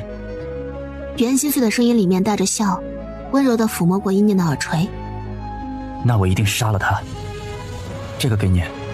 袁心碎在彻底消失之前，往一念怀中塞了一个木盒。下一刻，他整个人便消失不见了。一念下意识地伸手就要去抓他，伸出去的手却只抓了个空。指尖空荡荡的触感让他明白，袁心碎已经走了。五洲太小，已经留不住他了。一念呆呆地愣在原地，这木盒竟是一体的，严丝合缝。一念试图劈开，却劈不开。算了，他能给我，总有一天是能打开的。估摸着是时间还没到吧。他晃了晃脑子，正想当做无事发生，吞吞从紫藤镯里面钻了出来，盯着他说着亲了。一念面无表情的把他又摁了回去，但下一刻小苗从一念肩膀上钻了出来，肯定的点头。亲了亲了。一念当时脸色腾的一下烧了起来。闭嘴。小苗笑嘻嘻的捂住了自己的枝干。什么感觉啊，主人？娜娜也笑眯眯的钻出来。哼，水水哥哥长得还是很好看的。只有百变十分不高兴的拍了娜娜一巴掌。一念回想了一下，其实他太吃惊，都记不太清楚了，只记得袁心碎睫毛很长，温柔盖下的时候像是要落进他眼底了。一念一愣，唰的一下便惊醒了过来。他在想什么？他不太自在，又欲盖弥彰的一巴掌拍在娜娜屁股上。就你乱说话啊！他说什么了他？一念深吸两口气。走吧，我们先过去找老妖婆他们。这是怎么了？娜娜立刻变成原形，载着一念飞上了高空。大地正在崩裂，而且不是一片地方，而是肉眼所见的所有地方都在崩塌着，好似世界即将灭亡一般。而确实，整个小世界正在崩塌灭亡。是诛心，阿西说的是真的。一念脸色无比难看，那些血血师真的拿了诛心，并且很有可能已经毁了诛心了。说是诛心被偷离位，就算什么也不对诛心做，也就1-2年的功夫，相对应的那一周也会彻底崩塌的。按现在这个崩塌程度，怕是诛心已经彻底被毁了。